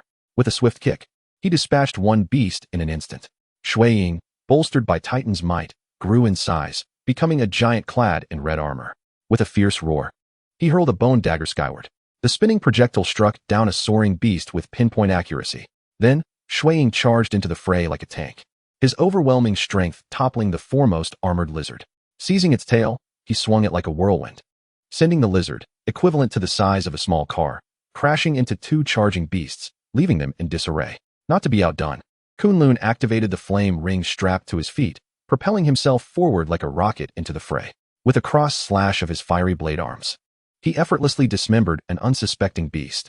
Though they were merely 3, they butchered 7 beasts with ease. Wait, leave some for me, Lin Yun exclaimed, momentarily taken aback, shaking his head as he relinquished control of this battlefield to Liakong and the others. He dashed towards Chu Hong and Tong Peishan's position with incredible speed, leaving behind a trail of crimson afterimages, reminiscent of vengeful spirits. Chu Hong and Tong Peishan were paralyzed with fear at this horrifying spectacle. In unison, they cried out, "Don't come any closer." The 4 remaining bodyguard beasts, iron-horned rhinoceros, rolling beast, two-headed wolf, and evil-toothed flower demon, immediately surged towards Lin Yun. Excellent. Lin Yun's eyes sparkled as he activated the symbiotic fusion and unleashed multiple enhancement techniques upon himself. Frenzy, brute strength, Titan's might, White Emperor's sword body. His mental energy drained rapidly, but in exchange, his combat power surged to unprecedented heights. Ah! Lin Yun roared to the heavens as an excruciating pain flooded his being. His flesh and bones expanded at an alarming rate, transforming him into a towering figure draped in resplendent red armor, standing 4 meters tall. His head, as large as a machine casing, saw his blue eyes shift to a menacing crimson, and his fearsome mandible-like jaws bristled with sharp fangs. His limbs were as solid and robust as steel beams, surrounded by a swirling mist of fiery crimson. This terrifying visage evoked memories of monstrous entities typically reserved for gruesome horror films. The 4 beasts halted, paralyzed with fear. This was no creature they could contend with. Monster! Monster! Tong Peishan's eyes went white with terror, and she fainted, collapsing into Chu Hong's arms. Chu Hong was no better off. Warmth spread beneath him as his trousers became soaked, and he felt himself teetering on the brink of unconsciousness. A nightmare. This was a nightmare. After transforming into the fierce, crimson giant, Lin Yun's rationality plummeted. With a primal scream, he plunged his razor-sharp claws into the ground, seizing 2 massive clumps of earth and stone, each the size of a truck, and hurled them at the 4 beasts before him with unrestrained force. Without bothering to witness the outcome, Lin Yun leaped into the air, the ground erupting beneath him as 2 deep craters formed. Utilizing the recoil, he soared several dozen meters into the sky, balling up his gargantuan form and unleashing a torrent of terrifying flames. Like a blazing meteor, it hurtled downwards with tremendous force. Take this. Inferno Enchanted Mount Tai Meteor Strike. Chapter 108. Handsomeness as a Form of Romanticism. The colossal, crimson giant descended like a meteor. Boom. It erupted with the explosive force equivalent to tens of thousands of tons of TNT detonating simultaneously. At the point of impact, an overwhelming wave of light and heat radiated outward in a cataclysmic shockwave. They surged forth like gigantic, fiery ripples, bursting forth with the swiftness of a tempest. The 4 monstrous beasts, along with Chu Hong and Tong Peishan, were unable to escape, instantly engulfed by the fiery shockwave. Their bodies melted away in the scorching heat, akin to ice cream under the blazing sun, dissolving at an alarming rate before vaporizing. Flesh, bones, garments, the ground beneath them, and the surrounding rocks, all were obliterated without a trace. Not far from the battlefield, Liakong, Kun Shuo, and Su Ying observed in horror. No, master. In a chaotic melee, you're employing an extensive AoE skill? Have you considered your allies' safety? Is this how you intend to fight? Yet, in the next moment, their figures vanished before the shockwave could reach them, taken into the Beast Master space by Lin Yun, who retained a modicum of rationality. In a safer part of the misty forest, Ma Gongsheng and his granddaughter Ma Yintao were hiding beneath a colossal rock. The fiery lion lay coiled nearby, yawning in boredom and flicking its tail. Outside, chaos reigned. Not far away, the undead were embroiled in fierce combat with several third-tier beasts, the air thick with cries of battle. Skills were unleashed recklessly, exploding like fireworks in the sky. As if that were not enough, a moment ago, the entrance to the secret realm appeared to have been struck by a missile. The immense noise could be heard from a considerable distance. A terrifying shockwave, accompanied by fierce winds, snapped the surrounding misty trees in half. Fortunately, it did not affect their hiding place. Ma Gongsheng wiped the sweat from his forehead. Uncertainty etched on his face. This commotion is too terrifying. It doesn't seem like something a second or third-tier beast master could cause. I wonder how Lin Xiaoyu is faring over there. I hope he is safe. Don't worry, that guy will surely be fine. Ma Yintao smiled and gave her grandfather a thumbs up. Ma Gongsheng looked momentarily taken aback, then chuckled. Ha, you have such confidence. But where was this calmness when we were at the underground inheritance hall? Grandpa, you're making it awkward. Ma Yintao pouted, her dissatisfaction evident. Confidence? Truth be told, she felt anything but assured. Sitting on the ground, she hugged her legs, resting her chin on her knees, her expressive eyes gazing longingly towards the entrance. There must be many people over there, all dangerous individuals who thrive on bloodshed. And Lin Yun is alone. It would be a lie to say I'm not worried. But he told me to leave it to him, and he was so cool when he said it. It would be too unromantic not to believe in him, right, Grandpa? Ma Yintao turned her head, her smile radiant as sunlight. Ma Gongcheng gazed at his granddaughter's beaming smile, momentarily stunned, then his lips curled into a smile. Boys are such simple creatures. Before girls, they always strive to maintain their handsome facade. For instance, shooting a basket into a trash can with a stylish backward lean, sliding across the finish line in a race, or standing in the corner like a lion surveying its territory when summoned by a teacher. They stroll through the rain-soaked campus paths without umbrellas alongside their friends, and in dire moments in games, they become the heroes who turn the tide. Men live their lives striving for handsomeness. In truth, they are all hopelessly idealistic romantics. Thinking of this, Ma Gongqing chuckled, producing a beer from his storage ring and taking a sip. Indeed, to single-handedly confront those ruffians and send them all to hell, how utterly dashing. If I were a few decades younger, I would undoubtedly choose to fight alongside that young lad. That won't do, Ma Yintao replied with a laugh. Because by the time I grow up, he'll just be an old man. Defeated iron-horned rhinoceros, level 32. Genetic data recorded in the gene bank. Defeated rolling beast, level 29. Genetic data recorded in the gene bank. Defeated two-headed wolf, level 33. Genetic data recorded in the gene bank. Defeated Chu Hong, 3rd tier 3-star Beastmaster. Obtained diamond level talent fragment. Wind spirit blessing. Defeated Tong Peishan, 2nd tier 8-star Beastmaster. Obtained gold level talent fragment. Healing. Your contracted battle pet, Firefly, has leveled up to level 44 and learned a new skill, Fire Weaving. Fire Weaving manipulates intense flames to form a resilient and highly flexible light beam, with versatile applications.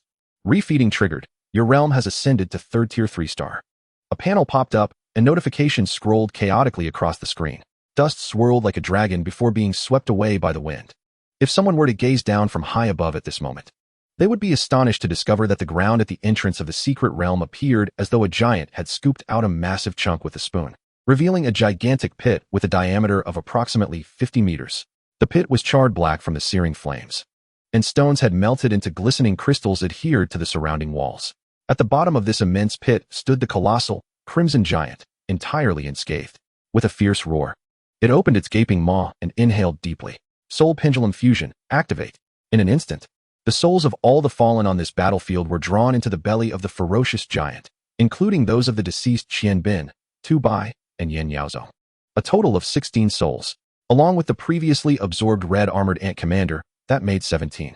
As a multitude of souls merged within, Lin Yun felt a throbbing pain in his head. An overwhelming torrent of fragmented memories swirled chaotically, akin to being crammed into an overcrowded subway car. Pain, pain, pain. Lin Yun covered his face, hissing in discomfort, and hastily deactivated his Beastmaster skill. The frenzy diminished his sanity, but that was a minor issue. After all, this was the answer provided by his superbrain. Activate the frenzy, double the power and speed, and crush through. Any problem solvable by numerical means need not be pondered over. Previously, in a moment of madness, he instinctively inhaled, absorbing all 16 souls without much thought. Fortunately, the powerful protection of the golden silkworm night moon robe prevented him from being instantly overwhelmed by a surge of negative emotions. However, he suspected that his capacity for storing souls had reached its limit. Now, his head throbbed painfully, akin to Sun Wukong under the tightening headband recited by Tang Sung. Once the frenzy was lifted, his intellect regained prominence. He needed to expend these souls. Lin Yun quickly devised a plan and summoned the phantom sword bee. Buzzing. The giant bee, shaped like a French baguette, rapidly vibrated its wings, raising its sword-like legs, and quietly hovered before Lin Yun. As a specialized combat unit, Lin Yun had created it, but had never had the opportunity to utilize it, resulting in this little creature's strength stagnating. It remained pitifully at level 10. Unfortunately, during this period, he had been contending with formidable beast tamers and powerful monsters. Therefore, he had resorted to using Liakong and Kunshuo, which he wielded with ease. However, the circumstances had now changed. It was time to embrace the glorious evolution. Chapter 109. Chungying, a comprehensive upgrade. Bear with it. It may hurt a bit, Lin Yun said.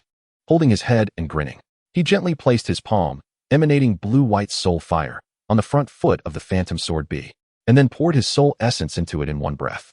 Transform now, phantom sword bee. Boom. The blue-white soul fire surged, instantly enveloping the phantom sword bee entirely. Buzz, buzz, buzz. The phantom sword bee writhed in excruciating pain, plummeting to the ground while convulsing violently. Soon, its body was encased in a massive cocoon of fierce blue-white soul fire, as if it were steel placed upon a raging furnace. Within the cocoon, the entire form of the phantom sword bee underwent rapid transformation. Blood flow accelerated, and bones grew at an alarming rate. Its hard exoskeleton was torn apart by the burgeoning flesh. Dark green insect blood oozed out as the organs within the massive abdomen began to change. Lin Yun observed the blue-white cocoon before him, expanding and contracting, occasionally sprouting various sharp, spike-like protrusions, and at times twisting into a gourd shape. It was as if the life within was morphing into a pliable mass of clay, reshaping itself under the influence of its will. After a brief span of several seconds, boom, the blue-white cocoon suddenly expanded and then burst open. Amidst the scattering blue-white sparks, the phantom sword bee emerged, resplendent in its new form. It had grown to approximately 1.6 meters tall, its bright orange-yellow triangular eyes resembling light bulbs. Muscles, strong and robust, strained against its black-green exoskeleton, nearly bursting it apart.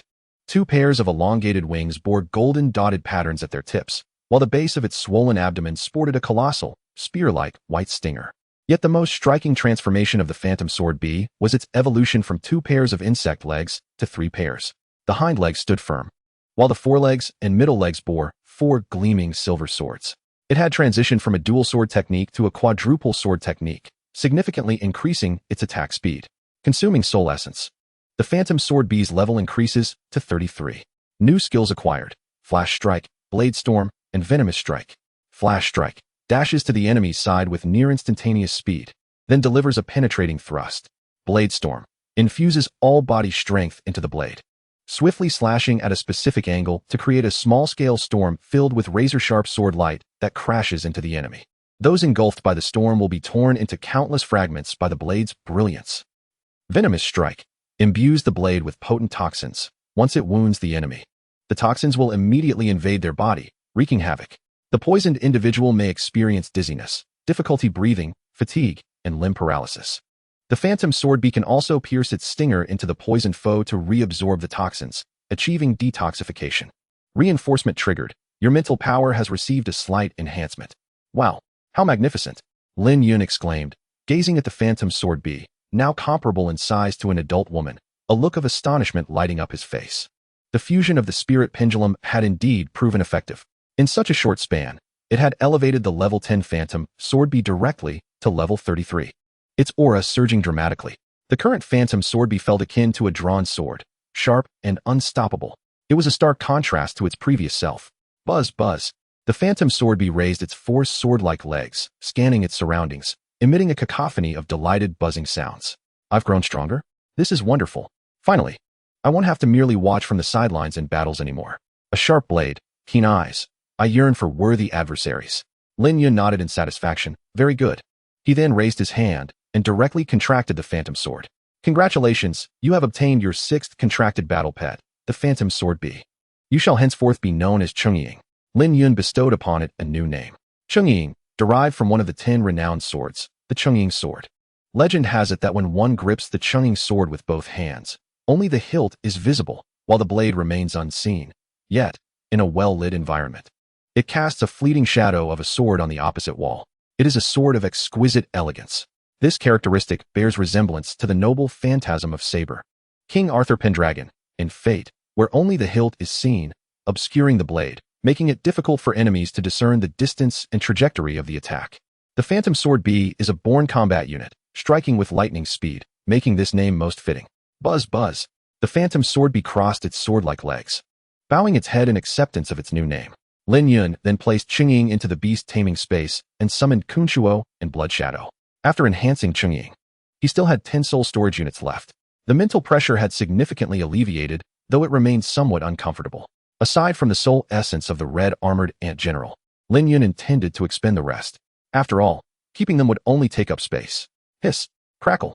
As Kunshuo and Blood Shadow emerged, Lin Yun gently placed his hands on their heads. Even though he still maintained the fierce, crimson visage of a giant, his hands appeared enormous, akin to elephant ears. They instinctively quivered, despite knowing nothing would happen. Why are you kids so jumpy? I'm here to give you a treat, Lin Yun remarked with a smirk, saying no more as he swiftly activated his soul essence once again. Boom. 2 large hands rapidly ignited with vibrant blue-white soul fire, enveloping both creatures in flames. Kunchuo and Blood Shadow were fully matured insects and possessed considerable strength. Thus, the enhancement process was not as intense as that of the Phantom Sword Bee. Although painful, it remained within tolerable limits. Your contracted battle pet Kunchuo has leveled up to 33, acquiring a new skill, Explosive Form. Explosive Form, enveloped in flames, all movements are accelerated, enhancing fire-based skill potency, albeit with high energy consumption.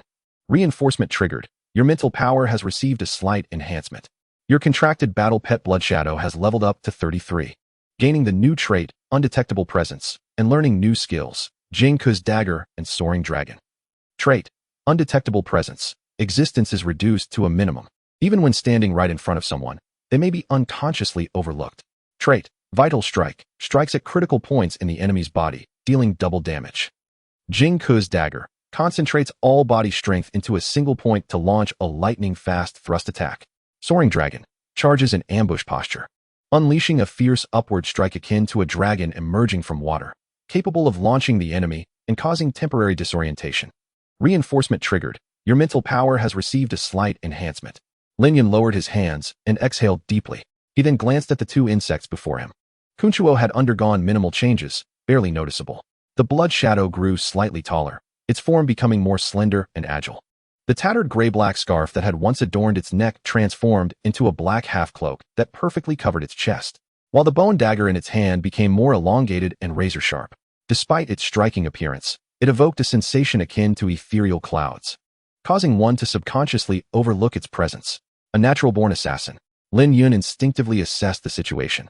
Chapter 110, Triple Fusion, The Crimson Hunter. After enhancing the Metal Ant and Blood Shadow, Lin Yun found that only one soul unit remained within him, the soul of the Great Blade Red Armored Ant General. This creature would prove to be immensely useful shortly. With nearly all of his soul power consumed, Lin Yun felt a significant reduction in pressure, and his mind instantly returned to clarity, filling him with ease. He promptly dispelled all beast mastery techniques, reverting his form to that of an ordinary human. Now, only the group of demonic beasts, which had been teleported away to confront the skeletal army led by the Bone Commander, remained. He hoped they were still alive. Having utilized the pendulum fusion, Lin Yun had developed a fondness for hoarding soul units. As long as one had enough, it could elevate low-level battle pets to match his own realm in a matter of moments. In a word, exhilarating. Battling monsters for experience? There was no need for that. Lin Yun simply needed to slay a few creatures with the powerful Yichong he wielded, then collect the souls of the vanquished, allowing him to rapidly enhance the strength of low-level battle pets through pendulum fusion. This was truly the essence of the rich helping the less fortunate. Lin Yun summoned his status panel. Name, Lin Yun. Realm, 3rd stage, 3-star Beastmaster. Talent, Symbiotic Fusion, Sun God level. Secondary talent, Golden Cicadas Shedding. Skills, Berserk. Eye of Domination, Hand of Control, Benevolent Nourishment, Iron Will, Iron Stream, Giant Spirit, Blood Sacrifice Curse, White Emperor Sword Body, Mirror Clone. Battle Pets, Swift Wind Locust, level 36. Gold, Sharp Blade Wine Mantis, level 33, gold. Firefly Armored Beetle, level 43. Forest Cricket Armored Beetle, level 46. Double Dagger Red Armored Ant Thief, level 33. Phantom Sword Bee, level 33, gold. Biomass, 2,300. Talent Fragments, Radiant Shield, Soul Snatch, Wind Spirit Blessing, Healing. Battle Gear, Fiery Ring, Wind Demon Moon Scarf, Flame Cloak. Auxiliary Insect Species, Engineer Beetle X8. Mouthpart Enhanced Engineer Beetle X2, Coin Beetle X4, Gem Beetle X2, Hercules Unicorn Beetle, and Modification and Enhancement X1. He waved his hand to close the panel. A smile crept onto Lin Yun's lips, more captivating than that of any JK beauty. He now possessed 2 diamond-blooded 4th stage armored beetles and 4 gold-blooded 3rd stage Yichong, even without utilizing his talent for symbiotic fusion. His combat power far surpassed that of an ordinary 3rd stage Beastmaster, and he could even contend with a typical 4th stage Beastmaster. Lin Yun rubbed his chin, grinning mischievously. At the award ceremony next week, and with the Jiangxing Grand Competition approaching, I'm not even certain what my opponents will use to challenge me. After all, I want to be stagnant for these 8 days. It was time to conclude matters. Beneath his mask, Lin Yun grinned widely, then raised his hand and snapped his fingers crisply. The teleportation bone ring activated. A door-shaped light curtain swiftly materialized. Let us go. Lin Yun charged ahead, with the Metal Ant and Blood Shadow closely following. Crossing through the light gate, the trio arrived on the battlefield in an instant. The 9 unclaimed battle pets of the Cuckoo Squad were locked in fierce combat with the undead. Both sides were consumed by bloodlust.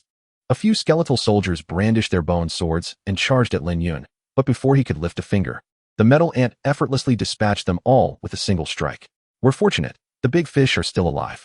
With limited mental energy remaining, Lin Yun decided to end it decisively. He whistled and promptly initiated symbiotic fusion as the metal ant and blood shadow transformed into 2 streams of crimson light, intertwining to envelop his entire being. Triple fusion. The commotion immediately drew the attention of the surrounding undead and demonic beasts. The undead despised the living, while the battle pets of the deceased loathed their killers. In that instant, they ceased their mutual attacks, redirecting their focus to Lin Yun. Boom! A surge of blazing fire erupted from Lin Yun's body, creating a striking circular shockwave that indiscriminately spread outward. The encroaching undead and demonic beasts were akin to being cast into molten lava. They emitted a few agonized cries before their bodies were swiftly carbonized by the terrifying heat, reduced to ashes scattered by the fierce winds. Bang, bang, bang. Nearby mist trees were snapped in half and toppled to the ground. Even the distant undead and demonic beasts engaged in combat were not spared, caught in the fallout. The crimson high-temperature shockwave swept through like a harvest scythe, causing the creatures to collapse in droves, writhing in agony upon the ground. Only the skeletal commander, mounted on a warhorse, along with the 2 most powerful beasts among the horde, the fire-clawed duck-billed dragon, level 35, diamond, and the nether ghost hand, level 36, gold, managed to deploy defensive skills in time to avoid a similar fate. Kaka? The fire-clawed duck-billed dragon, enveloped in a fiery shield, gazed at the towering column of flames that shot skyward, calling out in confusion. Its appearance resembled that of a bipedal duck-billed creature, adorned with ram-like black horns. Standing nearly 2 meters tall, its muscular form cloaked in dark red fur, with webbed claws and a long, flat tail ablaze with vibrant flames. Unlike the water-loving duck-billed platypus, the fire-clawed duck-billed dragon thrived in volcanic regions, capable of swimming freely in lava. It was a formidable fire-type beast. Yet now, it sensed an infernal energy emanating from the fiery column that surpassed its own strength. Pure, intense, and violent. In comparison, it felt utterly dwarfed. The nether ghost hand quaked in terror. A ghostly psychic-type beast, its form resembled a large purple-black hand, with a menacing eye and a maw filled with sharp teeth in its palm. It excelled at utilizing telekinesis to grasp various objects for attack and was well-versed in psychic assaults. Ordinary physical attacks posed no harm to the nether ghost hand, yet it was vulnerable to fire, electric, ghost, and psychic attacks, suffering double damage from such abilities. The unknown life enveloped in the fiery column was precisely its nemesis. The skeletal commander gripped the reins with one hand while tightly holding a blood-red spear in the other, its eye sockets glowing with blood-colored soul fire. Fixed on Lin Yun's direction, a hint of confusion flickering within. This psychic wave felt oddly familiar. Though mingled with other beings, the bright undertone was unmistakable. Was it that human who commanded the insect-type battle pets before? What had he done? Why had his aura surged to such terrifying heights in an instant? Crackle. Within a radius of several dozen meters centered on Lin Yun, the dense fog evaporated almost entirely. The dead leaves, fallen skeletons, and standing tree trunks. Crackle. The intense red-hot flames ignited everything in their vicinity. In the heart of the fiery maelstrom, a towering figure gradually emerged, enveloped in blazing white flames, rendering only the vague silhouette of a human form visible. The temperature of the flames must reach at least around 1,500 degrees to reveal their vibrant hues. As the blaze dissipated, a figure emerged. It was a towering warrior clad in an all-encompassing black and crimson battle armor. A pair of short, dark tendrils adorned its head, resembling sharp, curved bone horns. Beneath the silver, vertically striped, hollow faceplate were 2 pairs of elongated, diamond-red eyes, flickering like flames. Its limbs and chest were enveloped in thick, blood-red chitinous armor. Draped over its right shoulder was a pitch-black half-cape, which cascaded down to the thighs, its hem adorned with neatly arranged small beastly teeth.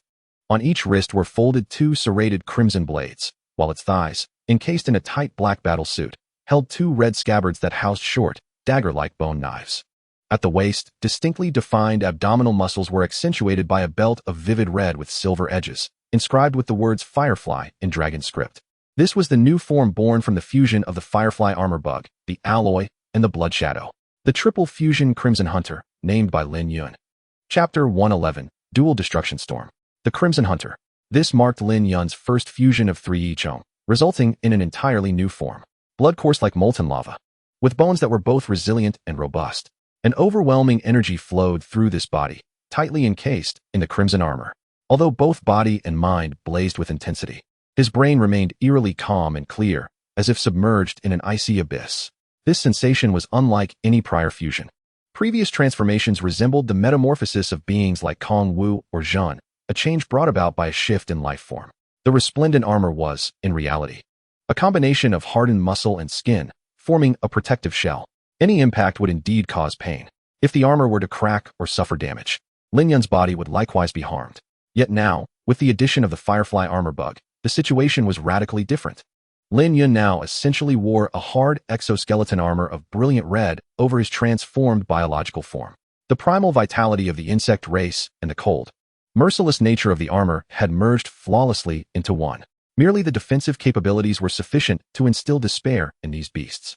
Beneath the silver faceplate, Lin Yun's four insect eyes glimmered with fierce radiance. The Eye of Domination, displaying the panel. Name, Lin Yun. Talent, Symbiotic Fusion. Secondary talent, Golden Cicadas Shedding. Status, Crimson Hunter, Triple Fusion. Strength, Pinnacle 5th Order Beast, noted in Beast Realm during fusion mode. Skills, all skills of himself and the 3 fused Yichong, including traits, are effective. Biological mass, 2300. Talent fragments, combat gear, battle pets, unchanged. Soul Spirit Storage, 1, Greatsword Red, Armored Ant General. Pinnacle 5th Order? Lin Yun chuckled upon reading this. He surveyed his surroundings. The battlefield, interwoven with blazing fire and swirling white mist, had fallen silent. All the undead and beasts ceased their hostilities. They collectively turned their gaze towards Lin Yun, observing the black and red armored warrior. For he was the mightiest monster in this realm. In the world of beasts, the ironclad law of the jungle prevailed. The strong trample the weak, dictating their fates. The weak, powerless to resist, could only suffer and be scattered. The Bone Commander, Fireclaw Duckbill Dragon, and the Spectral Hand all directed their attention at him.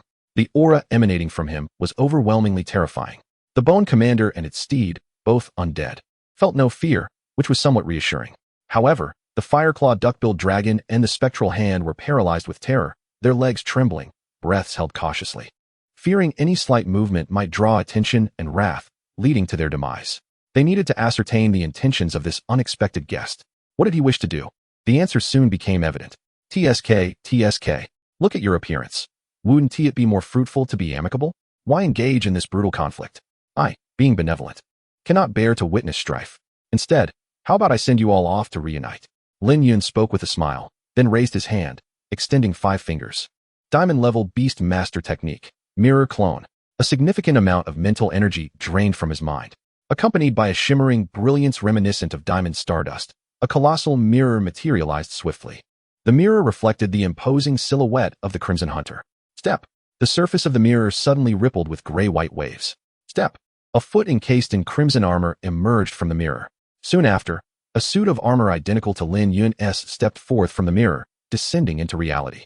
The mirror clone stood silently by Lin Yun's side, exuding a formidable presence that matched his own. Fusion control. Lin Yun raised his hand. Fusion control. The mirror clone mimicked the gesture flawlessly. Every aspect, from the voice to the height of the raised hand, was in perfect synchronization. Boom, boom. Pillars of fire erupted from the earth, surging upwards in a furious blaze that soared 100 meters high. It was as if 2 crimson swords pierced through the forest and clouds. Following this, the 2 fiery columns blossomed like petals, splitting into dozens of radiant crimson light beams. They cascaded down from the heavens and swiftly transformed into 2 identical heavy motorcycles. The motorcycles were entirely black and red, their shells sculpted like brilliant red diamonds, reflecting a dazzling, ethereal glow under the blue moonlight. The front was a massive insect head, silver-faced with red lights, resembling the visage of the Crimson Hunter. Enormous black front wheels were tightly encased by 2 spear-like red blades, while above the rear wheel were 4 neatly arranged ivory exhaust pipes. Rugged, sharp, violent, exuding a distinct cyberpunk style. Fusion control, Crimson Pursuer. This was the high-mobility vehicle formed by Lin Yun through fusion control, reconstructing the 3 Yichong fused within him. A perfect blend of aesthetic allure and lethality. Lin Yun swiftly mounted the Crimson Pursuer, mirrored by the clone. Both gazed at the bewildered undead and beasts before them, smiles breaking forth from beneath their faceplates, as they simultaneously twisted the motorcycle throttles, pushing them to the maximum. Vroom vroom, vroom vroom. The roar of the engines echoed like thunder. The silver exhausts erupted forth, spewing forth wild flames. Propelled by the raging fire, the two crimson pursuers shot forward like bullets. During their flight, both the machines and riders were engulfed in brilliant crimson flames, resembling two fiery meteors barreling through the air. Explosive mode. The finishing move is here. Lin Yun laughed maniacally, gripping the handlebars tightly and suddenly twisting them violently. The crimson pursuer began to spin rapidly. The massive wheels carved twisted, charred imprints into the ground. Accelerate. Keep accelerating. Throttle wide open. The spinning speed of the crimson pursuer intensified, faster and faster, until the entire vehicle and rider became indistinguishable blurs. Boom. Boom. In the blink of an eye, two towering fire tornadoes took shape. The wind fueled the flames, and the fire empowered the wind. Within the swirling inferno, countless blades of light and shadows danced wildly. They danced erratically with the frenzied winds, rising and falling with astonishing swiftness, cleaving through everything that was dragged into their tumultuous embrace. Combustion form. Fiery sea flame blade. Dance of frenzy. Blazing fire vortex. Overload ignition. Fire wipe. Spiral thrust. Overcoming challenges. Raw strength. White Emperor sword body. Within mere breaths, Lin Yun unleashed a staggering 10 skills in rapid succession. Under normal circumstances, a Tier 3 Beast Master would find such a feat utterly impossible. This endeavor would not only deplete a vast reservoir of mental energy, but also necessitate profound comprehension of each skill's effects, along with unparalleled mastery to coordinate and unify them seamlessly. However, with Lin Yun's sun god-level talent, a mental fortitude rivaling that of a pinnacle Tier 5 beast, and the triple enhancement from the sovereign eye that pierces through mental trajectories, he transformed the realm of impossibility into possibility. Tenfold combination ultimate technique, destructive storm. Furthermore, the mirror clone would replicate Lin Yun's every action flawlessly. In that moment, the dual destructive storms descended with ferocity. Two tempests surged forth like an avalanche. A multitude of undead and beasts were swept into their vortex, instantaneously shredded by the onslaught of blades and light. Flesh and bone were incinerated by the raging flames, leaving not even a trace of ash. Even formidable Tier 3 beasts like the Fireclaw Platypus, the Netherhand, and the Bone Commander could not escape their fate. Chapter 112, Crafting the Swarm. Seconds later, the mirror clone vanished without a trace. Lin Yun hastily disengaged the brakes, rapidly decelerating. The storm of destruction had dissipated, leaving behind a scene of utter chaos. Tree Demon Warlord slain, genes recorded. Fireclaw Platypus slain, genes recorded. Netherhand slain, genes recorded. Bone Commander slain, genes recorded. Bone Warhorse slain, genes recorded. A panel materialized, and a cascade of notifications poured forth like a waterfall. Lin Yun's dual destructive storm had obliterated every beast within the battlefield in one fell swoop.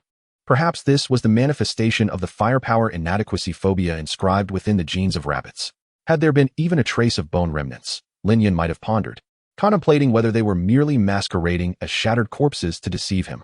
Clearly, a secondary destructive strike was warranted to ensure their complete annihilation. Your contracted battle pet, Firefly, has leveled up to level 45. Your contracted battle pet, Quan, has leveled up to level 37. Your contracted battle pet, Bloodshadow, has leveled up to level 37 and comprehended a new skill, Rain of Daggers.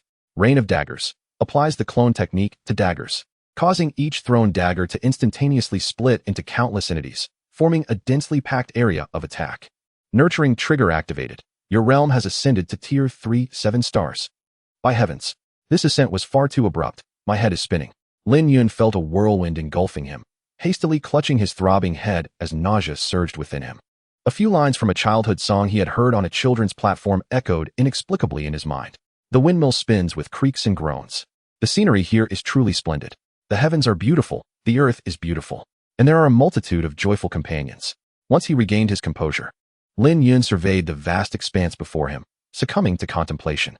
Although he could not see his companions, a multitude of unclaimed souls floated about. It appeared this was another interpretation of the notion that one is never truly alone. They were silently guarding him from above. Lin Yun stepped down from the Scarlet Pursuit Chariot and promptly disengaged the triple fusion. Boom. The motorcycle, along with the black and red battle armor, shattered instantaneously, transforming into 3 streams of red light of varying shades. They swiftly reverted to the forms of the Firefly armored bug, the Sharp Blade Mantis, and the dual dagger red shell ant thief. After vanquishing this horde of beasts, everyone's strength had notably increased. Though weary, they were filled with exhilaration, especially Quan, who had now reached level 37, surpassing Lyak by 1 tier. The Firefly armored bug, being the strongest, experienced a smaller increase. Nonetheless, that was inconsequential. They would swiftly ascend by defeating even stronger beasts in the future. Lin Yun shook his head, feeling somewhat better. Fortunately, with the nurturing technique in play, his mental energy had significantly bolstered following his ascension.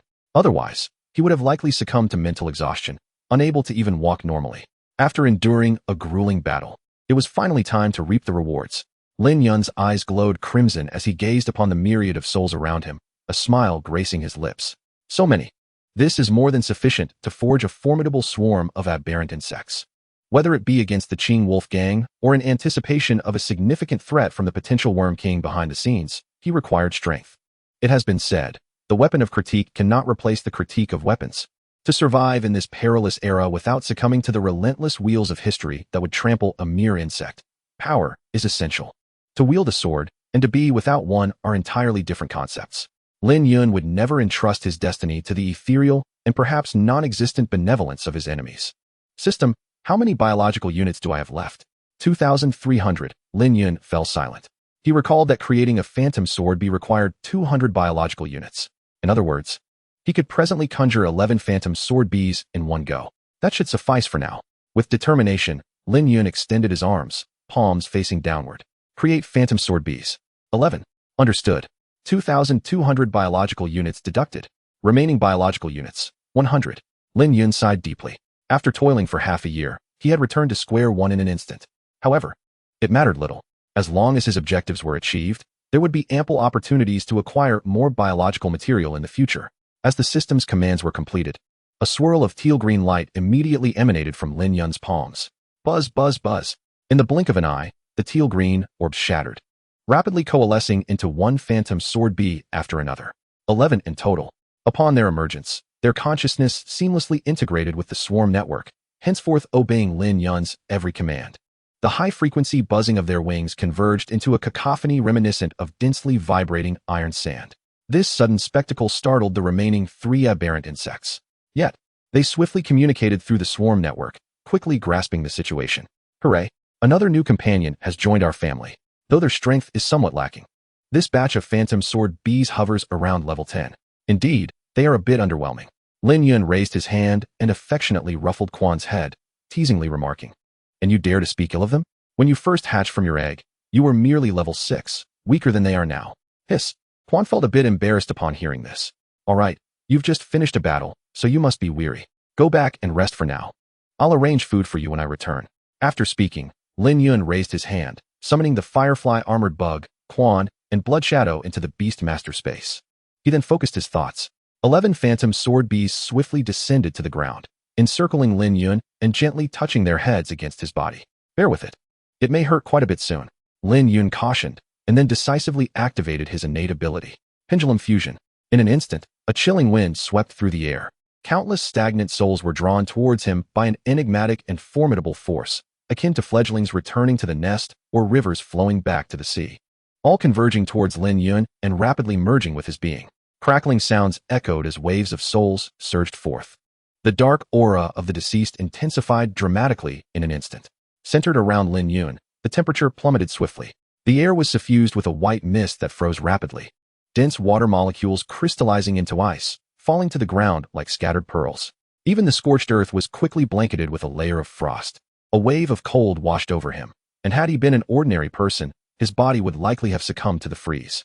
Fortunately, Lin Yun was clad in the golden silkworm night moon robe, which rendered him impervious to temperature extremes.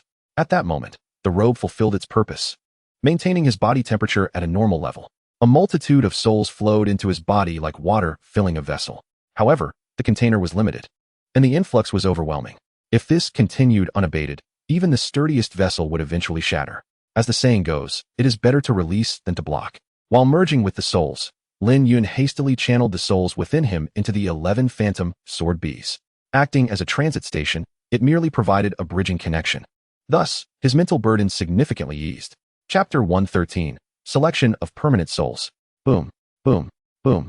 The 11 phantom sword bees were instantly enveloped in a surging blue and white luminescence, transforming into colossal, accumulated cocoons of light.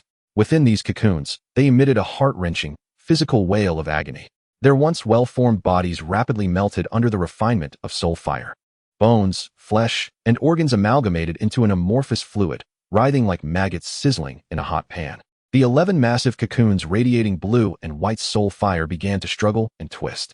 It appeared as if they were undergoing a resurrection, while their power levels escalated rapidly. First stage, second stage, third stage. Under the selfless dedication of the souls, the strength of the swarm was rapidly enhanced. After a brief moment, all the cocoons erupted like ignited firecrackers. Buzzing sounds filled the air as newly emerged phantom sword bees trembled their wings, hovering around Lin Yun. They exuded a fierce aura, brimming with murderous intent. Their appearance bore a striking resemblance to the Shadow's Echo, having evolved from dual blades to quadruple blades. They were no longer the somewhat endearing creatures they once were. Phantom Sword Bee number 1, level increased to 31, awakening a new trait. Phantom Sword Bee number 2, level increased to 31, comprehending a new skill. Phantom Sword Bee number 3, level increased to 31, comprehending a new skill. A plethora of panel notifications flooded the screen, their dense details causing Lin Yun's eyes to ache. Fortunately, the outcome was exceedingly favorable. The vast number of souls absorbed had now been largely depleted. The 11 phantom sword bees before him had all been elevated to level 31. Their formidable presence akin to a group of muscular warriors huddled closely together, creating an intense visual impact. They excitedly surveyed their new, powerful forms with joy and curiosity. Lin Yun snapped his fingers, sending all the sword bees back to the system's incubation space for recuperation. The consecutive high-intensity battles, frequent use of innate abilities, and the negative effects of various enhancement techniques had taken a toll on him, leaving him utterly fatigued. He longed for a bed to lie down on, cover himself with a blanket, and simply drift into slumber. Summoning his remaining energy, Lin Yun contemplated, I still have some souls left. I shall reserve them for the armored doe as a celebratory gift for its enhancement. With that, he opened the panel. In the Souls section, 13. Aside from the Greatsword Red Armored Ant General, Lin Yun had specifically retained the souls of 4 beastly creatures. 1. Bone Commander. Can be transformed into the secondary innate ability.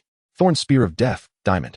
Innate effect. Consumes energy to rapidly conjure a blood-red spear adorned with thorny patterns, allowing mental force to lock onto a target, which can then be hurled like a beam of light, rendering the marked target incapable of evasion. This attack is swift and precise. Neglecting to wield it would be a disservice to oneself. 2. Bone Warhorse. Can be transformed into the secondary innate ability, Soul Fire Absorption, Gold. Innate effect. Allows for the rapid recovery of oneself or other soul's injuries through the absorption of soul energy. This is the ability Lin Yun values the most. As although secondary innate abilities are useful, they have limitations in usage. Once the associated souls are exhausted, they can no longer be utilized. However, with the Soul Fire Absorption ability, Lin Yun can replenish immediately after use, significantly prolonging the duration of his secondary innate abilities. This is undoubtedly a logistical marvel. 3. Fireclaw Duck-billed Dragon. Can be transformed into the secondary innate ability, Sunlight Radiance. Innate effect. Clears the skies, intensifying light, thereby enhancing the power of fire and light-based skills while diminishing the potency of water, darkness, and undead skills. This innate ability serves purely as a field support skill. If utilized, it could greatly amplify the combat capabilities of his armored beetle. Furthermore, once the armored beetle's lineage is elevated to the diamond level, it will require the absorption of the celestial luminescence of the sun and moon to advance. With this ability, he would no longer have to worry about cloudy weather impeding his absorption of stellar light in the future. Lin Yun stroked his chin thoughtfully. The armored beetle will undoubtedly become my primary battle companion, and enhancing its lineage is essential. According to my master, if I gather 5 elemental armored beetles with their lineage raised to the moonlight level, and then find a place rich in light intensity, I can refine and merge them. Once the 5 elements unite, I shall be able to forge a supreme armored beetle with the lineage of the sun god. In ancient times, the 5 elements were regarded as the fundamental building blocks of the universe. If I truly manage to create a supreme armored beetle, my power should surge to unprecedented heights. However, the time required for the armored beetle to absorb the celestial light for evolution is exceedingly prolonged. With humanity's limited lifespan, waiting is not an option. Perhaps, in the future, I could attempt to create a few auxiliary insects specifically designed to absorb celestial light, or gather similar secondary innate abilities to assist. This might significantly reduce the time required. Lin Yun pondered. 4. Netherworld Grasp. Can be transformed into the secondary innate ability, Psychokinesis. Innate effect. Mental force can manipulate objects, lift heavy items, move targets, or compress and release energy waves to repel opponents, with a multitude of applications and extensive versatility. The weight of the objects manipulated is determined by the strength of the mental force. The stronger the mental force, the heavier the objects that can be lifted or moved. Mastering psychokinesis can lead to astounding feats. As long as one possesses sufficient mental strength and a vivid imagination, the possibilities are boundless and spectacular. This must certainly be something extraordinary. Excluding the 5 soul spirits that Lin Yun decided to permanently retain, there remain 8 soul spirit units of considerable strength. These will undoubtedly suffice to bolster the power of the armor. This time, he has nearly captured all the beasts within the ancient moon secret realm. Once the gene bank completes the analysis of all the genetic factors of these beasts, he should be able to accomplish main quest 6 and obtain the tiger blood forging pill, which will enhance his physical attributes twofold. Upon finishing his words, Lin Yun felt a wave of relief wash over him. Thankfully, he accepted Taozi's invitation and made this trip. Otherwise, he would have missed out on such a grand opportunity. Now that everything has been taken care of, it is time to return. With this thought, Lin Yun retrieved his phone from his storage ring and dialed his grandfather's number. As he did not have Taozi's contact information and could only reach out to a family member first. In no time, the call connected. Lin Xiaoyu? How are things on your end? Are you injured? I'm fine. I've dealt with the members of the Cuckoo Squad and the undead in the Misty Forest. The entire secret realm should be quite safe for the time being. Let us meet at the entrance of the realm. No problem. See you soon. The call ended. Lin Yun put away his phone and set off. 10 minutes later, the 3 of them reunited at the entrance of the secret realm. Ma Gongqing and Ma Niantao gazed at the large crater beside them, as if a meteor had struck, then looked at Lin Yun, who appeared unfazed. They opened their mouths, but after a moment's thought, chose to remain silent. Just how intense must the battle have been to create such a spectacle? What's wrong? Lin Yun noticed the peculiar expressions on their faces and asked with curiosity. It's just a big pit. What's so surprising about that? Nothing. Let us head back.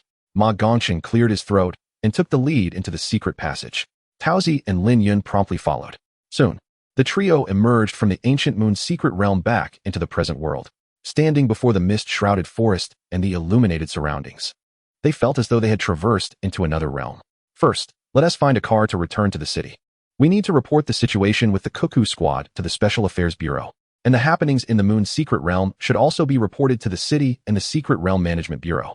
Once everything is settled, we likely won't be home until evening. Ma Gongqing stroked his snow-white beard and spoke slowly. Indeed, Ma Niantao replied, stretching lazily like a cat. You're right. The sooner we resolve everything, the sooner we can rest. This exploration of the secret realm has been quite eventful, and I do feel a bit fatigued. Lin Yun nodded.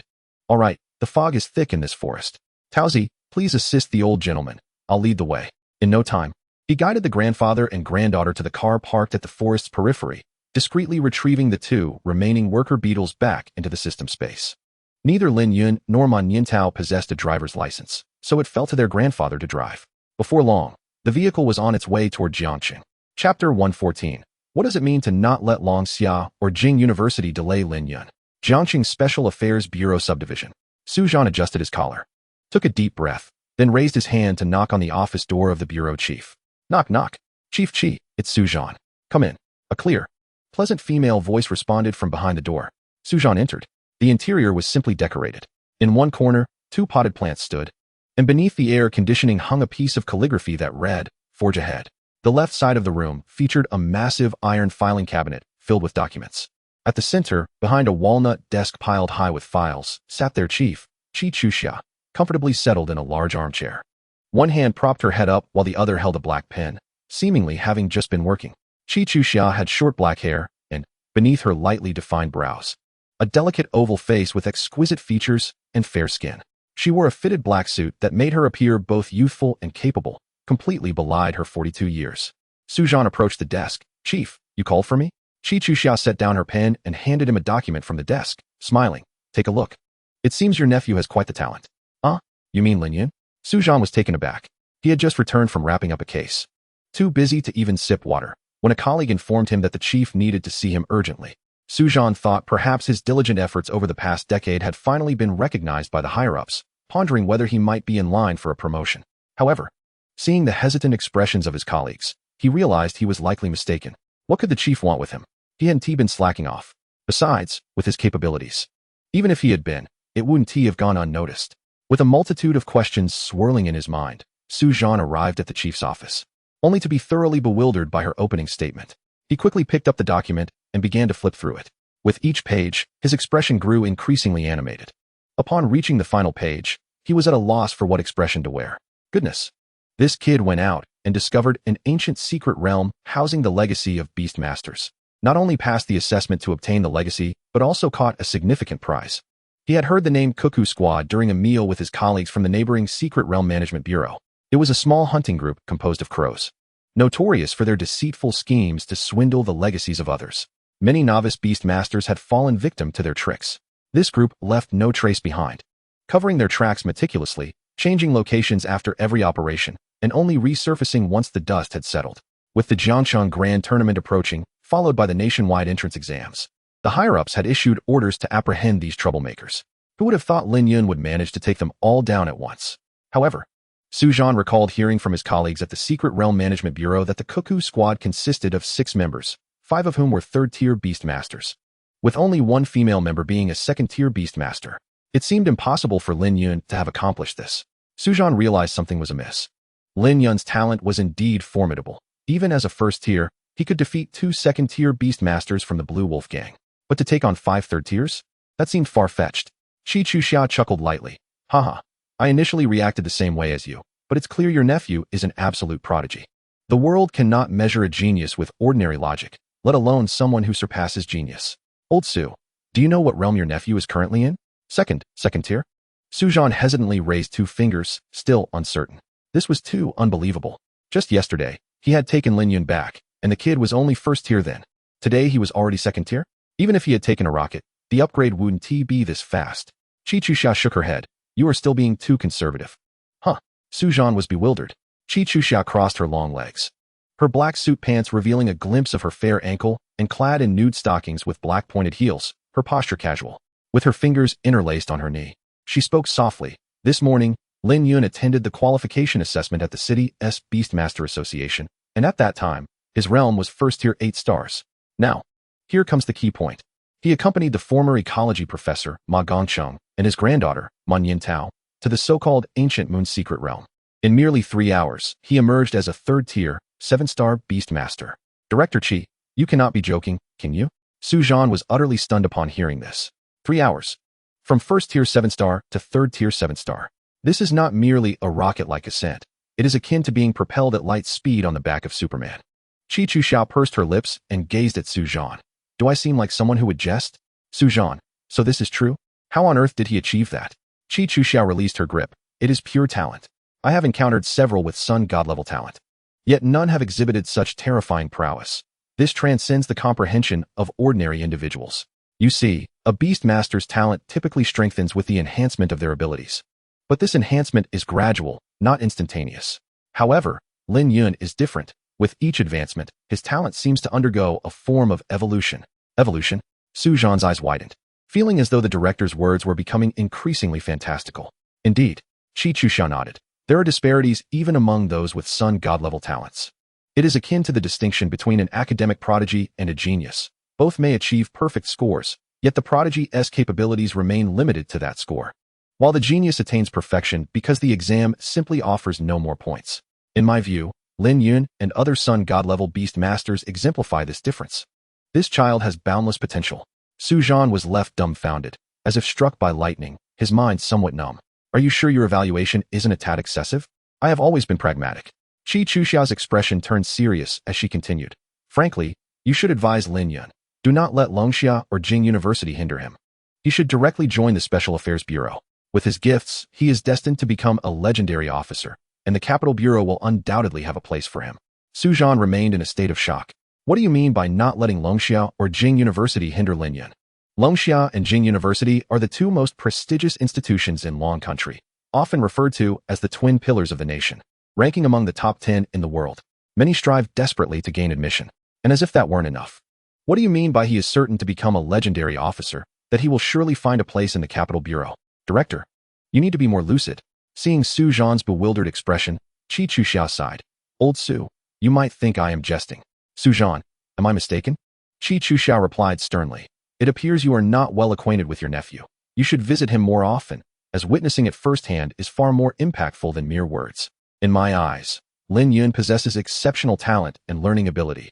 In the relatively relaxed environment of university, his gifts would be squandered, hindering his growth.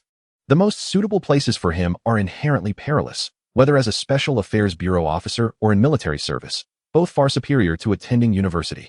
Su Zhan noted her seriousness and resolved to convey her words to Lin Yun, but ultimately, the decision rests with him. I will not impair his judgment. That will suffice. Qi Chuxiao smiled. Very well, let us now discuss matters of significance. Chapter 115, Tiger Blood Forging Pill. Qi Chuxiao stated directly. Lin Yun has accomplished a monumental feat this time, not only annihilating the Cuckoo Gang, but also uncovering an ancient secret realm for our city. He must be rewarded, and it should be a substantial reward. Not only will our Special Affairs Bureau commend him, but the Secret Realm Management Bureau will also extend their gratitude. In fact, when we informed him of this, he proactively proposed the terms of his reward, a house situated far from the city center, complete with a basement, along with a substantial quantity of demon cores and various materials required for forging combat equipment. Su Zhan was taken aback. I can comprehend the demon cores, but a house? Is he planning to move out? Qi Chuxiao sighed. Old Su, do you still not understand the intent behind his actions? We have already detected some leads. Although we lack solid evidence, the Green Wolf Gang is highly likely connected to the Insect King. The more outstanding Lin Yun appears, the more that swarm of insects will converge upon him. He likely wishes to avoid dragging you into it. Su Zhan clenched his fists, remaining silent. What do you mean by dragging anyone into anything? They are family.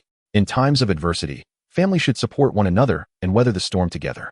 Qi Chuxiao observed the silent man before her and said after a moment's thought, I have instructed the finance department to facilitate Lin Yun's reward by tomorrow morning. He will receive everything he desires. Additionally, for his safety, I have already contacted various media outlets. Lin Yun's name will not appear in any reports. However, rest assured, his contributions will be meticulously recorded in his file. Jiangxing will not forget Lin Yun's endeavors. As for the subsequent outputs from the Ancient Moon Secret Realm, Lin Yun will receive a share. He is now worth his weight in gold, surpassing even you, his uncle. Su Zhan slightly bowed in gratitude. Thank you for your efforts. Qi Chuxiao waved her hand, smiling. It is my duty. That child possesses immense potential, and he would undoubtedly look magnificent in our Special Affairs Bureau uniform. Old Su, you have been working overtime these past few days. You should take the day off and rest at home. I suspect you have much to discuss with him. Beyond her identity as the bureau chief, she was also a mother, thus she could somewhat understand Su Zhan's feelings at this moment. However, children often grow quietly without their parents even realizing it. Those in their profession are even more so. Hence, carving out time for family interaction is essential, not only to nurture bonds, but also to bridge gaps. Su Zhan paused for a moment, then stood tall and saluted. Yes, thank you, Director. Go ahead. On the second floor of the Su residence, in Lin Yun's bedroom, Lin Yun pushed open the door, gazing at the familiar room, and couldn't help but let out a long sigh. Finally back, I am exhausted. With that, he threw himself onto the soft bed, his slippers falling off onto the floor. After explaining the situation at the Special Affairs Bureau, he had also accompanied the old man and Taozi to the Secret Realm Management Bureau. Due to the gravity of the matter, leaders from both bureaus had taken the time to inquire about the details. Lin Yun submitted Zhou Hongbing's notebook and the storage rings of several members of the Cuckoo Gang. Following fingerprint and handwriting analysis, along with testimonies from 2 witnesses, the truth of the incident was soon indisputable. However, the entrance to the Ancient Moon Secret Realm was exceedingly elusive, and he would need to cooperate with the personnel from the Secret Realm Management Bureau for another trip.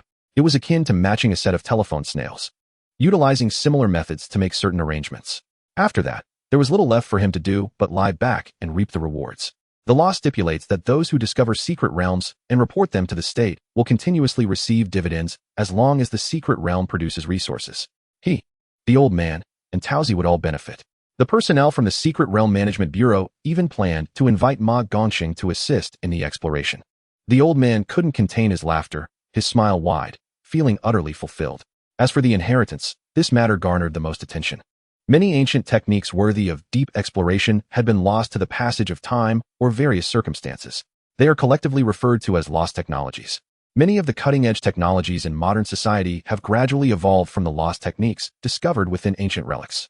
For instance, the advanced manufacturing technology of mechanical beasts in our nation has its roots in the subterranean mechanisms of the ancient Mahis city, uncovered by archaeologists. Countless similar examples abound. As one of the 4 great ancient civilizations of the world, the Dragon Kingdom has derived much of its high-tech advancements from the wisdom of our ancestors. Standing upon the shoulders of giants naturally grants a broader and deeper perspective. Without reservation, Lin Yun shared valuable information about the armored beetles, summoning 2 of them. The firefly and the forest cricket for display. There was no need for concealment. The inscription carved upon the gates of the Bone Palace was unmistakable. Although the experimental organism, the alien insect, had perished, there remained a possibility of fossils or similar remnants being preserved. With the formidable power of the state machinery, it might be feasible to restore them through biotechnological means, thereby recreating the artificial marvel of the armored beetle in another form. Even if restoration proves impossible, as the saying goes, the stones of other mountains can be used to polish jade. The research data on the armored beetle could inspire scientists in the Dragon Kingdom to achieve breakthroughs in other fields. The materials provided by Lin Yun were immediately classified as top secret, and soon, experts would personally escort the originals to the relevant departments in the capital. Such confidential information was deemed too sensitive to be transmitted via telephone, fax, or even through the remote summoning of beasts. In a matter of hours, time slipped away. By the time Lin Yun returned home, evening had descended. The young man turned to gaze out the window at the setting sun. The great sun dipped in the west, seemingly poised to plunge into the steel metropolis, casting an orange-red glow that, under the scrutiny of the Eye of Dominion, was dissected into radio waves, infrared rays, visible light, ultraviolet rays, X-rays, and various other spectra. These elements blended together with a crystalline clarity, shimmering like the surface of water. As the resplendent halo gradually blurred in Lin Yun's vision, he extended his hand, fingers splayed, as if to grasp the sun within his palm. Fortunately, through this endeavor, I successfully established a connection with the Bureau of Special Affairs and the Bureau of Secret Realm Management, enhancing my rapport with them. All I awaited now were the rewards that would enable me to comprehensively elevate the powers of the void-fragmenting Kuin and its ilk. Whether it was the creation of the water lion, the golden tiger, or the mountain-shaking armored beetles, or even the enhancement of the bloodlines of my subordinate alien insects, or the fusion of secondary talents to upgrade my equipment, all these endeavors required a substantial expenditure of biomass, conservatively estimated at 30,000. This figure far exceeded Lin Yun's current financial capacity. However, the rewards from the Bureau of Special Affairs and the Bureau of Secret Realm Management would sufficiently fill this gap. Gene bank analysis complete. Black iron level factor, 3,564. Silver level factor, 1452. Gold level factor, 567. Diamond level factor, 28. Lunar glow level factor, 5. Ding. Main quest 6 completed, rewards being distributed. With the completion of the announcement, a flash of white light enveloped Lin Yun's hand, followed by an unusual scent of blood wafting through the air. Opening his palm revealed a red elixir, roughly the size of his thumb. Its surface adorned with peculiar patterns reminiscent of a tiger's head. Could this be the tiger bloodbone refining pill that doubles one's physical attributes? Lin Yun was momentarily taken aback, then smiled. Without hesitation, he tilted his head back and swallowed it whole. Chapter 116. The closer to divinity, the further from humanity. As the golden pill descended into his stomach, Lin Yun instantly felt a surge of heat radiating throughout his body. It was as though a fire had ignited within his chest. His blood coursed faster, and his body temperature rose. Muscles and bones began to ache, as if struggling to withstand the searing flames. Was his strength waning? Lin Yun's eyelids fluttered, and with great effort, he raised his right hand. His fingers trembled uncontrollably, and his muscles spasmed painfully. It felt as if countless leaky faucets were releasing energy within him, causing his limbs to turn limp and rendering him incapable of rising from the bed. His head throbbed. Gritting his teeth, Lin Yun felt the world spinning around him. Having integrated with 13 souls, his mental burden was already considerable. His mind had been in a state of constant tension. At this moment, the emergence of various negative symptoms became the final straw that broke the camel's back. System, what on earth is happening? The Tiger Bloodbone refining pill will enhance the physical attributes of the user, strengthening them to double their original capacity. This will entail a comprehensive transformation that pushes the human body to its limits. However, rest assured, host, while the process may be somewhat painful, it is entirely safe. After several hours, you will awaken, and the enhancement will be complete. Lin Yun, is it merely somewhat? Are you certain it isn't excruciating? He mentally scoffed, ultimately succumbing to the dual pressures of mind and body, closing his eyes and blissfully losing consciousness. Creak. With the sound of a key turning, the front door swung open, revealing a slender arm pushing it ajar. The girl with long, straight black hair entered the foyer with practiced ease, her backpack slung over her shoulder. Su Qiangwei glanced at the men's sneakers on the shoe rack, recently placed and slightly dusty, and immediately understood. Lin Yun had returned home. He had left in the morning and hadn't come back by noon. Now, as evening approached, he was finally back. Su Qiangwei shook her head slightly. Hanging her bag on the coat rack by the door, she took off her shoes and slipped into a pair of slippers. The girl raised her left leg slightly. using one hand to support herself against the doorframe, while the other reached down to unlace her black patent leather Oxford shoes, perfectly complementing her pristine white blouse. Her slender waist and rounded hips, accentuated by a pleated skirt, created a captivating silhouette. Today, Su Qiangwei had spent the entire day at the municipal combat arena, engaged in several matches and reaping significant rewards. However, the mental exertion had drained her significantly, leaving her feeling fatigued. After changing into her slippers, she reached for her tie and loosened it. Crossing her long, silk-clad legs, she made her way to the living room to fetch a cup of water from the dispenser. Taking a couple of sips, she sighed. I'm so tired. I don't want to move. I just want to lie down. I crave that curry rice he makes. I wish I could rest my chin on his shoulder, my head leaning against his.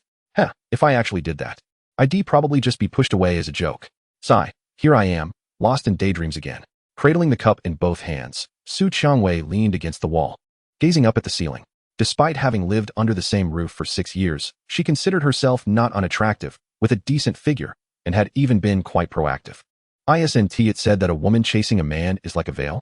Why does he remain as unresponsive as a block of wood? Is he planning to shave his head and spend his life with an ancient lamp and a Buddha? Closing her eyes, Su Qiangwei's mind flickered with memories of the past. 6 years ago, when the demon beasts besieged the city, the landscape was a scene of ruin, blood flowing like rivers. The terrifying roars of beasts and the anguished cries of people echoed in her ears.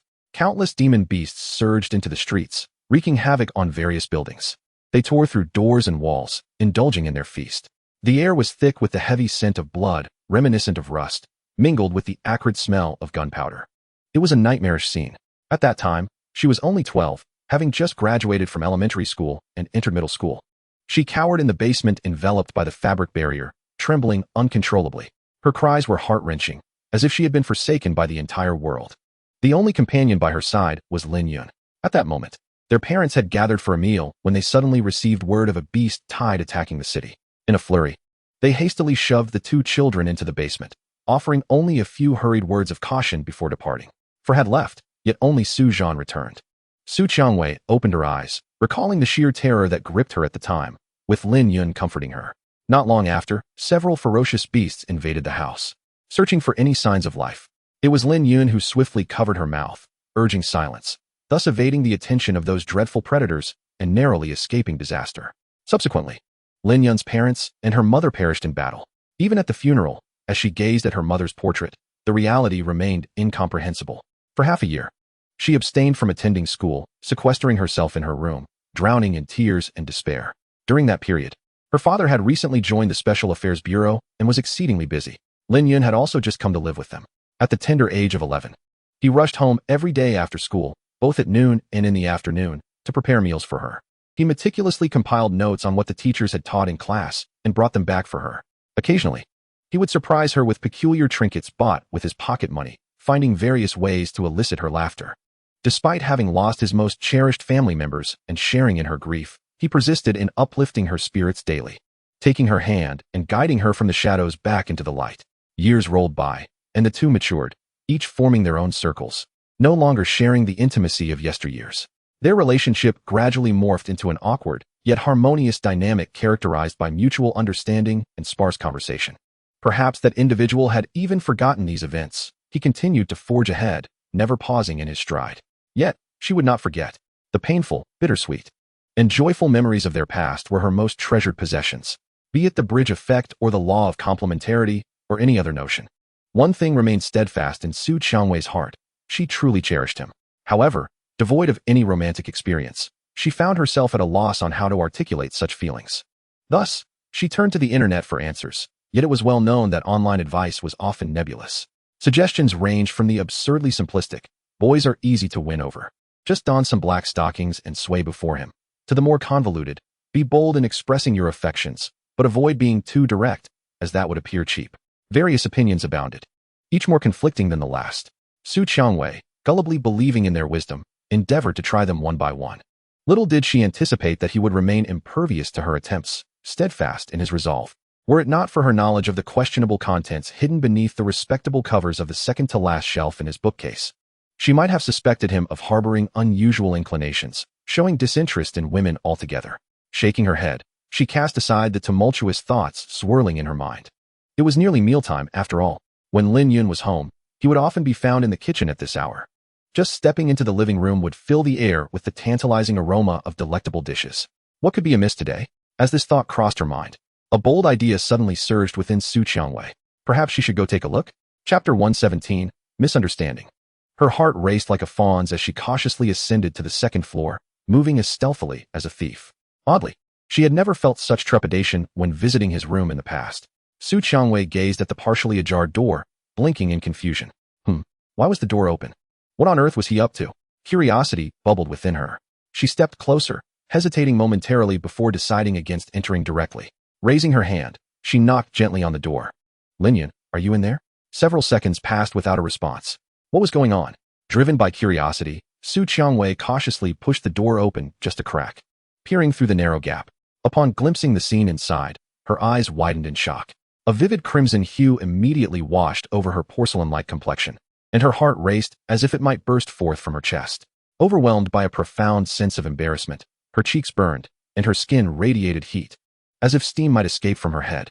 From her vantage point, she clearly saw Lin Yun sprawled on the bed, his back to her, with a flushed neck and both hands pressed beneath him, emitting indistinct, peculiar sounds. What in the world was he doing?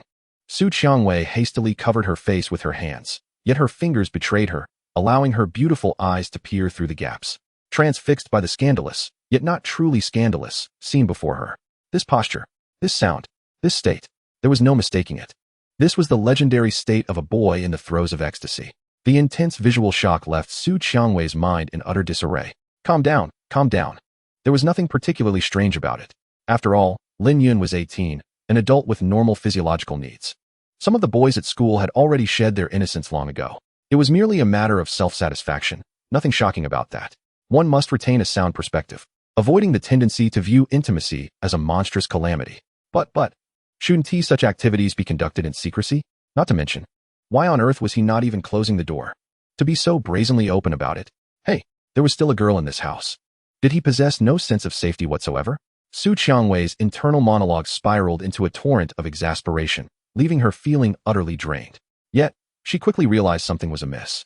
The sounds he made did not seem to be those of pleasurable sighs, but rather akin to the pained whimpers of someone unwell. Taking a closer look, she was astonished to discover that Lin Yun's skin was alarmingly red, resembling a lobster boiled to perfection.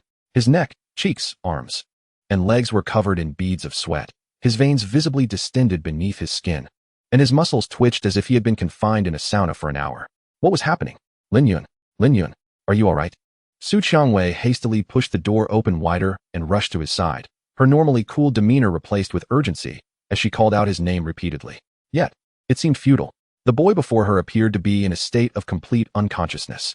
Although she had no understanding of what had transpired, she knew she had to take action. Lin Yun looked as though he were burning with fever. That's right, cool him down. She needed to help lower his temperature first and foremost. In a sudden flash of inspiration, Su Qiangwei sprang to her feet, her head swiveling left and right until her gaze fell upon the air conditioner remote on the desk. She hurriedly approached, snatched it up, and switched on the air conditioner, setting the temperature to a brisk 18 degrees. With determination, she turned on her heel and dashed out, swiftly locating Lin Yun's towel, soaking it in water before wringing it out and racing back to her room. No, lying down would not allow her to cover his forehead. She needed to turn him over first. The young girl draped the damp towel over the back of a chair, then climbed onto the bed, grasping Lin Yun's shoulders with both hands. He was burning hot. The moment her fingers made contact with his skin, the warmth radiated through her, sending a jolt of surprise through her. What on earth had this fool done? Honestly, Su Qiangwei muttered her complaints, but her body betrayed her as she began to act.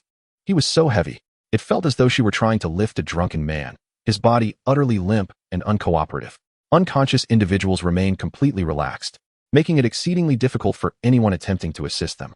Maintaining balance was also a challenge, complicating her efforts further. Moreover, Lin Yun had consumed the tiger bloodbone refining pill, and his body was undergoing transformation.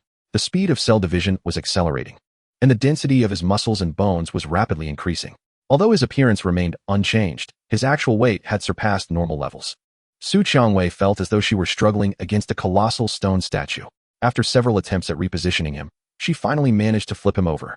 Panting heavily, she lay beside Lin Yun, her chest rising and falling dramatically, drenched in perspiration. How exhausting. This guy was like a pig, so heavy. She turned her head to gaze at Lin Yun, who was mere inches away, his eyes tightly shut and cheeks flushed. She noticed his slightly parted lips as he breathed, and the glistening beads of sweat clinging to his collarbone. A strange sensation clawed at her heart. How sour. Perhaps it was the result of their prolonged coexistence under the same roof, rendering her desensitized.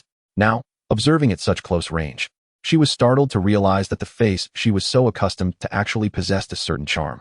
Her heart raced uncontrollably, and instinctively, she reached out. Her fingertips brushing against Lin Yun's lips, soft, warm. Su Qiangwei's cheeks flushed with heat, her fingers quivering as they began to slide downwards. Her cool, slender fingers traced along his jawline, down his throat, and arrived at his firm chest. No, no, no. What on earth am I doing? Teasing a patient? Su Qiangwei, you've truly lost your mind. A surge of guilt washed over her, and just as she attempted to withdraw her hand, it was seized by Lin Yun, who instinctively sought the coolness she offered, pulling her back gently until she found herself pressed against him. Their legs brushed against each other, their abdomens and chests intimately close. The distance between their faces scarcely 10 centimeters. Oh no, are you pretending to be asleep? Su Qiangwei's eyes widened as she realized how easily she could lean in to kiss him, panic setting in as she struggled to break free, but it was too late. It felt as if she were embracing a piece of cool, smooth jade. Lin Yun's arms encircled her waist tightly, refusing to let go. So cool, so soft, so comfortable. Su Qiangwei was mortified, reaching to pry his hands loose, only to discover that his arms were like iron bands, impervious to her efforts. After a fruitless struggle, she despondently surrendered. It's over. I can't tease him now, and I've inadvertently entangled myself. No, wait, this is actually a good thing. Observing the boy beneath her, who appeared to be fighting to keep his eyes shut, yet was unwilling to release her, Su Qiangwei couldn't help but smile. He seems so serious. Yet his body is quite honest. She gazed at his flushed, handsome face, momentarily entranced, and then slowly leaned down, her rose petal-like lips gently kissing his. If you're going to act mischievously, then I suppose it's only fair that I collect some interest, right? Just then, a familiar voice rang out from outside the door. Xiao Yun, are you in there? I need to speak with you.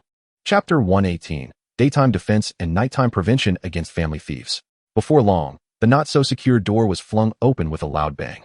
Su Zhan's tall figure loomed in the doorway, his expression stern. However, upon witnessing the scene within the room, his jaw dropped in shock, as if struck by lightning. On the disheveled bed, his precious daughter was atop that troublesome boy, seemingly lost in a kiss. His beloved little cabbage was being ravaged by a pig? No, wait. From the looks of it, it seemed the little cabbage was the one doing the ravaging. Su Qiangwei hastily lifted her head, only to meet her father's furious gaze. His face dark as the bottom of a pot. What on earth are you two doing? Su Qiangwei's face turned crimson, and she quickly raised her hand to wipe her lips, immediately launching into a defense. Dad, let me explain. It's not what you think, Before she could finish, Lin Yun instinctively pulled her back, sealing her lips once more. Crack, crack. A smile of incredulity spread across Su Zhan's face as he gripped the doorframe, the muscles in his forearms bulging as he crushed the solid wood, creating visible cracks. You little rascal, do you have the audacity to challenge me to my face? Su Qiangwei felt tears welling up. It's over. I can't even wash this away in the Yellow River now. 10 minutes later, with her father teetering on the edge of a furious outburst, Su Qiangwei finally managed to escape Lin Yun's embrace, regaining her freedom. She hurriedly recounted the entire sequence of events, omitting only a few embarrassing details. Once Su Zhan regained his composure, his keen observational skills as a special agent allowed him to deduce from the various clues that his daughter was not lying. The air conditioner was running, and a damp towel draped over a chair indicated that Su Qiangwei had indeed intended to assist Lin Yun in addressing his abnormal fever. However, what transpired afterward had likely strayed far from her original intentions. Sighing, Su Zhan stepped forward, retrieved the wet towel from the chair, and returned to the bathroom to wet and wring it out once more. He returned to the room and carefully folded the towel before gently placing it on the forehead of the troublesome boy. Dad! Su Qiangwei timidly hid to the side, not daring to lift her head as she asked softly, what happened to Lin Yun? Is he all right? Su Zhan pondered for a moment before replying. This abnormal fever is likely due to him taking some sort of body-enhancing potion or pill. But don't worry. It's not a serious issue. However, the potency of this drug is astonishingly strong, unlike anything I've seen on the market. It must be one of the spoils he brought back from the inheritance land. Inheritance land? Su Qiangwei was taken aback. Let us discuss this in the living room. It's best to leave Xiao Yun alone for now. Judging by his condition, he probably won't wake up for a few hours. After Su Zhan finished speaking, he stood at the door, gesturing for his daughter to go ahead. Su Qiangwei glanced back at the boy on the bed before reluctantly stepping out. Su Zhan thought to himself, it's over. Seeing my daughter like this, She must have fallen in love. Daytime defenses and nighttime prevention against family thieves are indeed a challenge. The old saying truly rings true. After all this time guarding against that yellow-haired boy, he was right under my nose. How did I not notice it sooner? He hid it so well. The two children surely do not possess such remarkable acting skills. This must be a recent occurrence. With this thought, Sujan suddenly felt a headache, unsure of how to handle the situation. Fortunately, Lin Yun had been raised alongside him. He knew him well and trusted his character. Perhaps seizing this opportunity to deepen their relationship would not be a bad choice after all. At 7 o'clock in the evening, in the living room of their home, a heartfelt conversation unfolded between father and daughter. Outside, darkness enveloped the surroundings, with only the faint glow of streetlights visible. Neither spoke, resulting in an awkward silence. Su Qiangwei sat on a single sofa, her legs demurely together, her head bowed, fixated on her fidgeting toes, her lips tightly sealed, her heart racing with embarrassment. Just earlier, she had mocked Lin Yun for not closing the door. Little did she know that karma would strike like a whirlwind, delivering swift retribution. Caught in a stolen kiss, she now felt as if her toes could carve out a 3-bedroom apartment on the floor. Wishing she could flee Jiangqing and start anew in another city. Sujan also felt a touch of awkwardness. As a father, inadvertently stumbling upon such a scene created a complex emotional turmoil within him. Although he was quite open-minded and did not oppose young love, there were still matters that required gentle reminders. Clearing his throat, he began, Qiangwei, you and Lin Yun are both adults now. I do not wish to interfere too much in your affairs, but you must prioritize your studies. Additionally, safety measures must be taken. I am not in a hurry to become a grandfather just yet. What? Dad, what are you talking about? Upon hearing this, Su Qiangwei's cheeks flushed crimson. As if they could bleed, her small hands clenched tightly around her skirt. What did he mean by safety measures? Their relationship had not even progressed to that point yet. All right, I won't say any more. Sujan quickly raised his hands in surrender. Silence enveloped Su Qiangwei, her cheeks puffed up like a hamster, sulking with indignation. After a moment, she finally spoke. Dad, what do you mean by the place of inheritance? Oh, this young man went to the Beastmaster Association early this morning to take a qualification test and received a commission from a young girl. He accompanied her and her grandfather to search for an ancient secret realm, and to their surprise, they found it. Within that realm was a legacy from an ancient Beastmaster, specifically of the insect type. He passed the assessment and obtained the inheritance. Truly remarkable luck. Wait a moment. Su Qiangwei interrupted, lifting her face. Her eyes suddenly filled with a wary gleam. Dad, you said Lin Yun went to that secret realm because he accepted a commission from a girl? Sujan nodded yes. The girl is about your age, and from the photograph I saw, she is quite beautiful. Su Qiangwei's heart sank inexplicably, a sense of unease washing over her. After all, she had never ventured into a secret realm with Lin Yun. Observing her reaction, Sujan understood and couldn't help but chuckle. Don't be nervous. Lin Yun has hardly seen her a few times. Who's nervous? I was just asking casually, Su Qiangwei retorted defiantly. All right, I believe you. Sujan suppressed his amusement with some effort. Qiangwei, if you like Lin Yun, you must act quickly. He may not be living with us for long, and opportunities to meet will dwindle. What? Su Qiangwei shot to her feet. What do you mean by that? Sujan promptly explained the situation. Afterward, he retrieved a cigarette from his pocket, but suddenly remembering his daughter was present, he hastily put it back. Sighing, he said, I returned primarily for this matter. I understand Lin Yun's reasoning. After all, the Insect King Society is a significant concern. Once targeted, it brings continuous disasters. As those closest to him, we are the most likely targets. And he likely took such drastic measures to protect us. This cannot remain hidden. It is better to make it public, at least in the future. We won't be blindsided when encountering suspicious characters. Su Qiangwei instinctively clenched her fists, biting her lip, remaining silent. Her emotions were a tumult of complexity. 1,000 words tangled in her throat. But, taking a deep breath to compose herself, she raised her head and said, I understand. Let's discuss it after he wakes up. Chapter 119, Ultimate Violence, the Tyrant Beetle. Once Su Qiangwei regained her composure, she began to analyze the situation meticulously. Known facts. The Qingling gang may be connected to the Insect King Society, and they have already taken notice of Lin Yun. With Lin Yun now possessing the inheritance, his allure to the Insect King Society would undoubtedly increase. Inference. Although the Special Affairs Bureau has requested the media to refrain from leaking this information, the discovery of a new ancient secret realm will undoubtedly cause a stir in Jiangqing. With careful investigation, the truth will eventually come to light. Conclusion. The Insect King Society will certainly pay attention to Lin Yun. Given their ruthless approach, they will stop at nothing to coerce Lin Yun into submission and capture him. Therefore, as Lin Yun's closest allies, Both she and her father naturally become prime targets for hostage situations. Lin Yun's intention to move out is to draw attention away from them, signaling to the Insect King Society that he is not afraid. Come and seize him if you can. To resolve the threat of the Insect King Society once and for all, there are only two words: strength. Only with formidable power can one intimidate those petty villains. Su Qiangwei clenched her fists, her throat dry, filled with a sense of helplessness. She was still far too weak. Not only could she not assist Lin Yun, but she also needed to ensure she wouldn't become a liability. At such a critical juncture, she must not act recklessly or throw tantrums. Instead, she should actively cooperate with the Special Affairs Bureau and Lin Yun's actions, avoiding any complications. The pressing matter at hand is to devise a method to swiftly enhance her own strength. Only by becoming powerful can she ensure Lin Yun's safety and genuinely assist him. Seeing his daughter accept the situation so readily, Su Zhan felt somewhat surprised. After all, he had just stumbled upon the two in an intimate moment, and the affectionate bond between young lovers often made others uncomfortable. Dad, you must be tired after returning from the bureau. You should rest now. I will cook dinner tonight.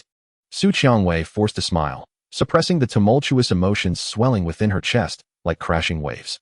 Lin Yun was unaware of how much time had passed. An hour? 2 hours? In the fiery heat coursing through his veins, his consciousness remained hazy, unable to fully awaken, only vaguely recalling having embraced something cool and smooth.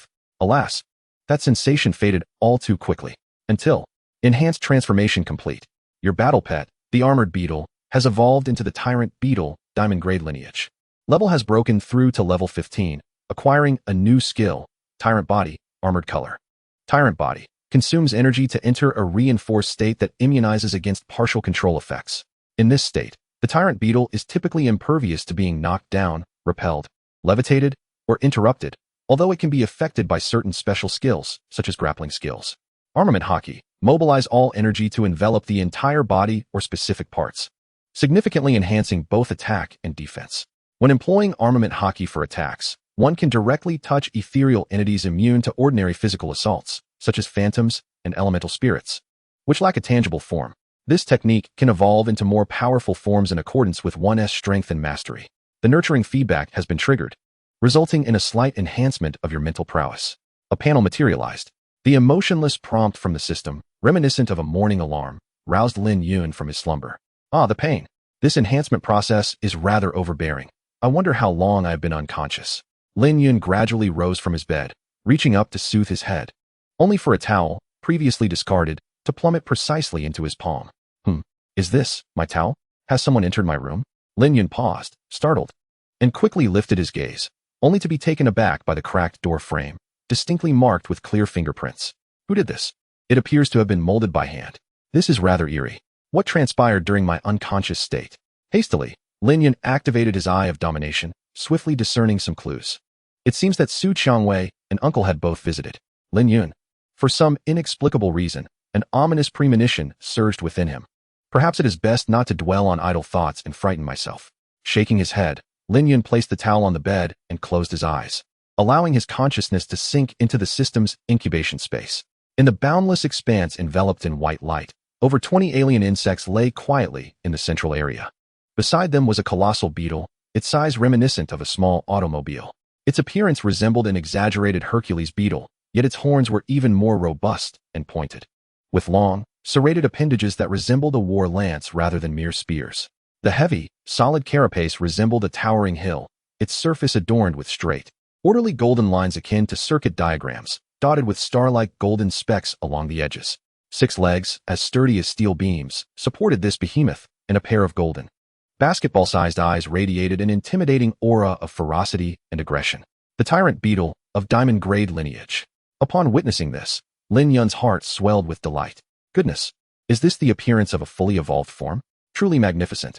It lives up to its name as the tyrant. Panel activated. Name, Tyrant Beetle, Jiado. Lineage, Diamond. Attributes, Insect, Combat, Flight. Traits, Robust. Upon enhancement of strength, both size and power will correspondingly increase. Skills, Unmatched. In its normal state, power multiplies 5-fold. After armor activation. Speed increases 5-fold. Double rebound, Barbaric Charge, Shattering Horn, Armor Burst, High-speed movement, Self-sacrificial headbutt, Dominance, Armament Hockey. Remarks, Swift as the wind, steady as the forest, fierce as fire, and elusive as shadows. After reviewing the panel, Lin Yun nodded in satisfaction. Excellent. Following its evolution, Jiado's lineage has not only upgraded, but its combat prowess has also seen a remarkable enhancement, particularly with the newfound powerful skills that can enable it to challenge stronger foes.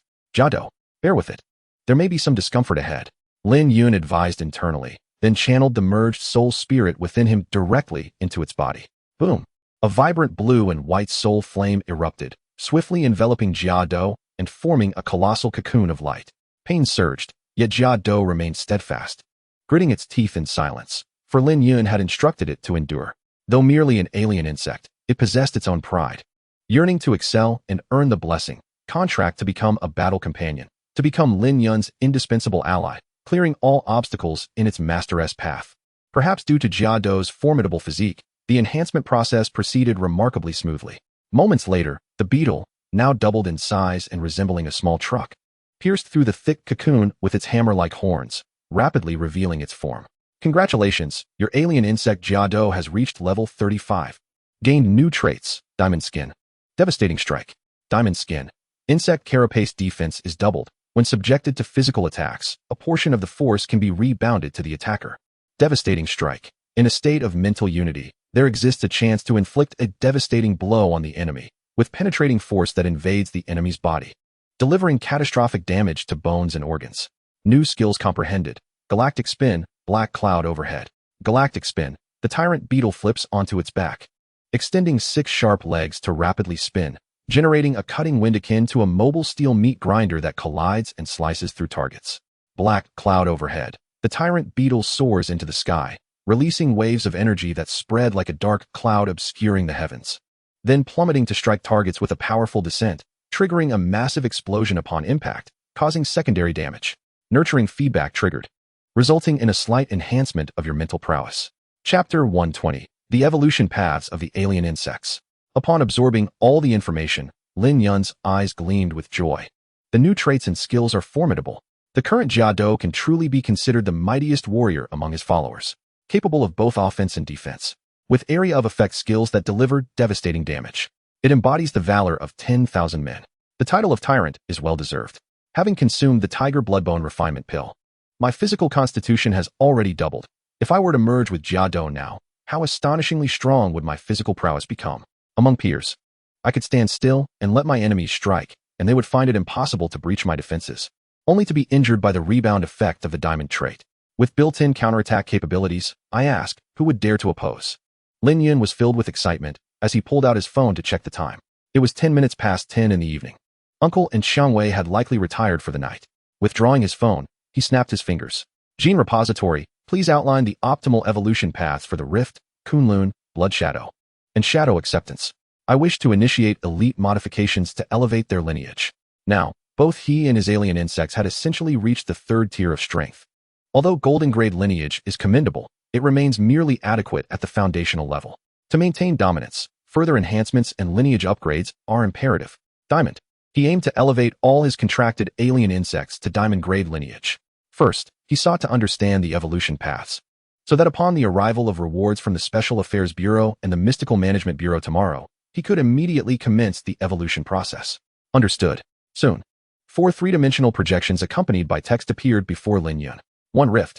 Optimal evolution path. Thunderstorm Iron Locust. The Thunderstorm Iron Locust, an insect with wind, lightning, and electric attributes, possesses a Diamond Grade lineage. It is a terrifying alien insect capable of manipulating storms and thunder. During ancient times, the Thunderstorm Iron Locust was revered as the king of wind and thunder, regarded as a tribal totem. The 3-dimensional projection slowly rotated, revealing a massive locust clad in iron armor, with wings of half blue and half purple, and sharp claws. With a mighty flap of its wings, it soared into the sky. Boom, boom. In an instant, the previously clear azure sky was engulfed by tumultuous, rolling clouds resembling a vast ocean, as deep purple thunderbolts writhed within the layers of clouds, emitting a roar that reverberated through the heavens and the earth. On the desolate expanse of the wilderness, several towering tornadoes spiraled upwards. Amidst the swirling tempest and flashes of lightning, the colossal form of the thunderstorm locust flickered in and out of visibility within the cloud cover. Evolution Gene, superior level physical enhancement, mastery of thunder, mastery of wind. Biomass consumption, 3,000 units. Optimal evolution route, heroic mantis. The heroic mantis, a martial insect beast of the fire attribute, boasts a diamond-grade lineage. A three-dimensional holographic projection slowly rotated, revealing the visage of the heroic mantis. It stood bipedally, resembling a humanoid mantis, adorned with a conical hat, wielding dual blades and a wine gourd at its waist. Its vibrant exoskeleton clinging closely to its body like the attire of a gallant warrior. The heroic mantis wielded its blades with unparalleled sharpness, capable of cleaving the clouds above, and harbored a passion for wine, able to converse with human tongue. In ancient times, it often disguised itself as a wandering hero, ready to unsheathe its sword in aid of those who offered hospitality, vanquishing villains and restoring justice to the world. Poets of old, having received its assistance, composed verses in homage to it, to the blade-wielding hero. Do you not see the azure blade flash as the stars descend, the clouds parting to reveal the Milky Way? Though I am an extraordinary insect, my heart burns with passion. Where there is injustice in the world, there I shall be. Do you not see the fine wine filling the gourd and the poetry filling the sleeves? In drunkenness, does the blade's light not become even sharper? 1,000 homes wine fragrance beckons guests to stay. With a single cup of kindness, one can repay 1,000 gold, inviting you to share a cup of wine. Grant me 3 feet of brilliance. As the scabbard retreats, the clouds shy away, and the blade returns, the winds cease and soar. It is not a lust for slaughter, but a profound sense of righteousness. With drunken eyes observing the world, where is it that I do not find my hometown? As these 2 poems surfaced, the ink-wash painting of the heroic mantis stood at the edge of a cliff, waves crashing below. It took a hearty swig from its wine gourd before unsheathing its sword towards the sky. In that moment, the clouds parted, and sunlight flooded the earth. Evolution gene, superior level physical enhancement, claw enhancement, mastery of fire, speed. Biomass consumption, 3,000 units. 3. Blood shadow. Optimal evolution route, court ninja ant. The court ninja ant, a dark attribute undead insect beast, possesses a diamond-grade lineage. Centuries ago, the powerful aberrant insect bred by Wind Demon Taro, a beast master from Neon, exhibited extraordinary assassination capabilities. Adept in the use of hidden weapons and various potent ninjutsu. With the court ninja ant, Wind Demon Taro established the once-renowned assassination organization, Wind Demon Village, which flourished during wartime but ultimately fell due to misaligned allegiances, leading to Taro's execution and the loss of the breeding techniques for the court ninja ant, relegating it to a celebrated legend within the annals of Neon's Beastmaster history. As the narrative unfolded, the three-dimensional projection of the court ninja ant gradually rotated. It was a bipedal ant-headed beast, slightly smaller than a human, lean and agile. Its head was adorned with a mask resembling that of a malevolent spirit, revealing only 2 ruthless, ghostly blue eyes flickering with soul fire. Its exoskeleton, no longer a vibrant red, now shimmered with an ominous, light-absorbing dark gray hue. The surface bore patterns reminiscent of shattered ceramics, as though it were an ancient armor weathered by the ravages of war. The court ninja ant formed hand seals with one hand, while the other grasped the hilt of a katana tucked against its back, surrounded by a faint, chilling black mist, reminiscent of a ghostly spirit. Accompanied by falling cherry blossoms, a haiku gradually materialized beside the text introduction. Darkness dissipates into shadows. Ninja's breath is the scent of withered leaves. Dew scatters like droplets. Evolution gene, superior level physical enhancement, claw enhancement, bone manipulation, breath concealment factor, shadow mastery, speed. Biomass consumption, 3,000 units. 4. Shadow of acceptance. Optimal evolution route, Azure Beasword Master. The Azure Beasword Master, an aerial insect beast of the combat attribute, boasts a diamond-grade lineage. The Azure Beasword Master does not belong to this world of beastmasters. Rather, it is an enhanced form devised by the system's gene repository, inspired by the Phantom Sword Bee. Taking cues from the ancient sword-swinging tales of the Dragon Kingdom, the three-dimensional projection slowly rotated, showcasing the ethereal and transcendent figure of the Azure Beasword Master before Lin Yun. Its form was more upright and elongated, exhibiting a graceful demeanor. No longer appearing as a crawling bee, it took on a more humanoid shape. Its head was adorned with a crown-like exoskeletal structure, and a pair of black compound eyes gazed deeply and serenely, akin to still waters in a profound well. Its exoskeleton glimmered like jade, with delicately layered plates that offered both protection and agility. The originally black ring patterns transformed into swirling cloud motifs. The wings on its back grew larger and more transparent, creating phantasmal images reminiscent of azure winds and flowing clouds as they vibrated. The abdomen underwent a remarkable transformation, evolving into a slender, silvery needle, the piercing needle. Once embedded within a target, this needle's ferocious toxin not only inflicted grievous harm, but also severed energy pathways. disrupting the opponent's ability to channel energy and interrupting skills in the midst of their release, causing a backlash. Its innate ability was Sword Heart Clarity. The Azure Beast Sword Master could sense the flow of the world's energy, the operation of power, and the aura of its adversaries, exhibiting formidable resistance to illusions and stealth techniques. All its attacks possessed a penetrating effect, enabling it to bypass certain defenses of foes and maximize its lethality. Evolution Gene, superior level physical enhancement, claw enhancement, vision enhancement, speed. Mental resistance. Biomass consumption, 3,000 units. Chapter 121, High Difficulty, High Reward. Upon reviewing the evolution paths of these aberrant insects, Lin Yun's excitement caused his mind to tremble. Thunderstorm Locust, Heroic Mantis, Court Ninja Ant, Azure Beast Sword Master. The forms they would take after evolution were undeniably magnificent, and their abilities had significantly escalated, resulting in a tremendous surge in combat prowess. Alas, the requisite genes were indeed prepared within the gene repository, yet he found himself financially constrained. The evolution of one required 3,000 units of biomass. To evolve, all four would amount to a staggering 12,000. Presently, Lin Yun had merely 100 units of biomass remaining. Furthermore, the creation of 3 elemental armored insects would also demand 12,000 units. This totaled a grand sum of 24,000 units of biomass. And this was without accounting for the upgrades of existing weaponry and the biomass needed for crafting new equipment. He truly required 30,000, otherwise it would not suffice. Indeed, a penny can thwart even the greatest of heroes. Lin Yun let out a heavy sigh. He hoped that the rewards from the Special Affairs Bureau and the Secret Realm Management Bureau tomorrow would be sufficient for him to embark on a comprehensive upgrade. He lay back upon his bed, gazing at the 4 distinct, imposing figures of aberrant insects only visible to him, yearning for them with a fervor akin to that of a groom on his wedding day, surrounded by 4 beautiful brides, each adorned with a red veil, all waiting for him to claim them, yet finding himself thwarted at the door by the bride's entourage, his heart racing with anxious urgency. Ding. Current task completed. Main quest, Rise of the Insect Tribe. New tasks are now being issued. Task 7. Contract a stellar grade lineage aberrant insect. Or elevate the lineage of a previously contracted aberrant insect to stellar grade. Time limit, none. Completion reward, stellar grade Beastmaster skill book. Mirror Flower, Water Moon. Mirage, a mental attack skill capable of hypnotizing targets that make direct eye contact, allowing the practitioner to manipulate their 5 senses, rendering the target utterly convinced of the appearance, form, quality, texture, and even scent of a specific object as dictated by the caster's will.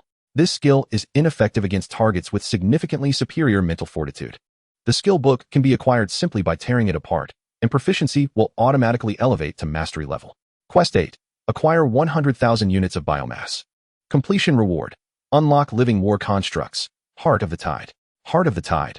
This entity can voraciously absorb surrounding matter and energy, converting it into the biomass necessary for hatching aberrant insects, and can incubate the creatures represented by the unlocked genetic blueprints at an unprecedented speed, thereby swiftly implementing a swarm tactic that engulfs and annihilates all foes. Description. This is not a mere inanimate object, but a colossal, pulsating, living organ structure. Its exterior cloaked in a thick, dark purple chitinous shell, with deep crimson energy veins visible through the surface fissures. The core consists of a constantly expanding and contracting chamber capable of nurturing aberrant insects. Its base will root itself within the Beastmaster's space, transforming the host's domain into a habitat conducive to the survival of the insect race, at which point a carpet of active bacterial life will blanket the ground, eliminating the need for external food supplies for sustenance. Note: the aberrant insects produced by the Heart of the Tide will connect to the swarm network. If their numbers exceed the host's mental capacity, precise control over each individual will become unfeasible, limiting commands to basic offensive, defensive, and retreat orders. The Heart of the Tide will serve as a command tower, assisting the host in troop deployment. Time limit, none. Quest 9. Collect 100,000 Demon Beast Factors. Requirements. Must include at least 100 stellar-grade genetic factors. Completion reward. Unlock the Cosmic Beetle Jeddon Genetic Blueprint. Description: Jeddon, a stellar-grade lineage, is an extraterrestrial aberrant insect that journeyed to Blue Star on a meteorite. It resembles a bipedal black and white beetle creature, with orange-yellow energy crystals embedded in its face and chest. Jeddon can unleash high-temperature fireballs, teleport, and possesses an impenetrable Jeddon shield, capable of absorbing and amplifying enemy energy attacks, rebounding them back. Besides its formidable supernatural abilities, Jeddon also possesses exceptional physical attributes, easily overpowering even the most robust adversaries. Note: It is rumored that the cosmic beetle Jedon is a high-tech biological weapon developed by extraterrestrial beings for the conquest of other planets. In its juvenile form, Jedon burrows underground to absorb geothermal energy for growth, and upon reaching maturity, it can attain an astonishing height of 60 meters and a weight of 30,000 tons, making it a foe only national-level strategic nuclear weapons could contend with. Time limit: none. Upon completing the primary task, Lin Yun was rendered speechless. A stellar-grade skill book titled Mirage. The name was rife with absurdity. Master, he queried, have you secretly ventured into the neighboring realm of Death God to pilfer the abilities of that blue-haired giant? And what of this Heart of the Tide? A structure akin to the Zerg in StarCraft? But that is not all. Who could explain why even Jedon from Ultraman has made an appearance? Is it not a cosmic dinosaur? It merely resembles an evolved beetle. If Jedon looks like a beetle, then surely it must be an insect. If it is indeed an insect, then it falls under my jurisdiction. Master, you must be a creation of the Greenskins from Warhammer 40k. After venting his frustrations, Lin Yun quickly regained his composure. Regardless of the challenges posed by this main quest, the rewards were extraordinarily generous, and there was no time constraint. Achieving this would be a euphoric triumph. Suddenly, Lin Yun's stomach grumbled. After consuming the Tiger Bloodbone refining pill, his physical attributes had indeed doubled. Yet this enhancement was incredibly energy-intensive. His internal organs were now vehemently protesting, demanding immediate replenishment. Ugh! Lin Yun clutched his abdomen, gasping, I am famished. Every cell in his body screamed for nourishment. He felt as though he could devour an entire roasted pig in 3 bites. This overwhelming hunger evoked memories of Kaniki's transformation into a ghoul due to insatiable hunger, and the scenes of cannibalism from Attack on Titan. Damn it! Lin Yun muttered under his breath, feeling his empty stomach burn with urgency. In this vast world, nothing is more important than food. Now was not the time to ponder the future. The situation demanded immediate sustenance. With his stomach rumbling incessantly, Lin Yun dashed out of the room, even bypassing the stairs to leap from the 2nd floor. In the past, such an act would have been unthinkable. After all, an unenhanced Beastmaster's physical prowess was akin to that of an ordinary person. A leap from the 2nd floor would undoubtedly result in a broken leg. However, Lin Yun now perceived this height as trivial. Not only could he leap from 2 stories, but even from 4 or 5 would pose no significant risk. The doubling of his abilities from the Tiger Bloodbone refining pill was comprehensive: strength, speed, endurance, reflexes, resilience, recovery, and control. Lin Yun could now effortlessly punch through brick walls, sprint 100 meters in just 4.5 seconds, catch arrows and flying baseballs with his bare hands, and run at 30 kilometers per hour for hours with only a slight increase in heart rate. It could be said that he had transcended the realm of ordinary humanity, evolving into a new breed, a veritable superhuman. Naturally, his appetite had also escalated to match this new level. His caloric intake requirements were now formidable, likely leaving him in a constant state of hunger. Chapter 122. Oh no, did I wake up as a yellow-haired person? In the 1st floor hall, the lights were off. The vast room was engulfed in darkness, save for Lin Yun, who stood alone. Yet, this was of no concern. With his vastly enhanced physical abilities, Lin Yun's senses had reached an alarming level. Even without employing the Eye of Domination, he could clearly perceive his surroundings in the dark. The dining table held several plates of partially consumed cold dishes, stir-fried potatoes with shredded meat, braised pork ribs, and steamed base. They had all gone cold. Yet, the ravenous Lin Yun could not afford to be picky. He had no time to reheat the food, and without hesitation, he seized a pair of chopsticks to begin eating. Crack! In his heightened emotional state, Lin Yun inadvertently broke the bamboo chopsticks in his grip. All right, he exclaimed. If that's the case, I won't bother pretending to be civilized. Discarding the chopsticks, he lifted a plate and began pouring its contents into his mouth. 1 plate, 2 plates, 3 plates. Even the half-eaten base was snatched up and devoured whole, bones and all. His formidable digestive capabilities immediately kicked in. Lin Yun felt as though the moment the food entered his stomach, it was instantaneously digested and transformed into nourishment for his body. Still, it was not enough. With his eyes glazed over with hunger, Lin Yun hastily grabbed a couple of napkins to wipe his hands and dashed toward the kitchen, flinging open the refrigerator in search of more food. 5 or 6 tomatoes, 1 bite each, as if they were mere snacks. A row of eggs. Summoning his firefly-armored beetle, he used it as an egg beater, cracking one open and consuming it immediately. For cucumbers, they served as crunchy snacks. As long as it was edible, Lin Yun stuffed everything into his belly. The appearance of a starving ghost reincarnated would surely frighten any buffet owner into blacklisting him as a prohibited customer. After thoroughly raiding the refrigerator, Lin Yun's stomach finally settled down, and his rationality returned to normal levels. Just then, a chirping sound echoed. Lin Yun turned to see the little creature he had placed atop the fridge, its eyes filled with a deep sense of grievance. As it raised its forelegs to push aside the fragments of eggshell stuck to its head. What a miserable day it had been. It had been peacefully napping in the beast control space when suddenly, without any warning, it was summoned. It had thought its master had called it out for something special. Before it could even feel joy, an egg had been cracked directly on its head. As Lin Yun poured the contents of the egg into his mouth, the firefly bug was left utterly bewildered. What is the meaning of this? Am I to be used as an egg beater? Before it could voice its complaints, egg after egg was cracked upon its head. Was he treating it like a groundhog? The firefly felt quite wronged. Akin to a worker who had been peacefully sleeping at home only to receive an urgent call from the boss to come in for overtime. Without any hope of extra pay. Through the swarm network, Lin Yun could clearly sense the little creature's emotions. And he felt a tinge of embarrassment as he scratched his head. He had indeed acted rather unkindly. Clearing his throat, he began to address the firefly. Ahem.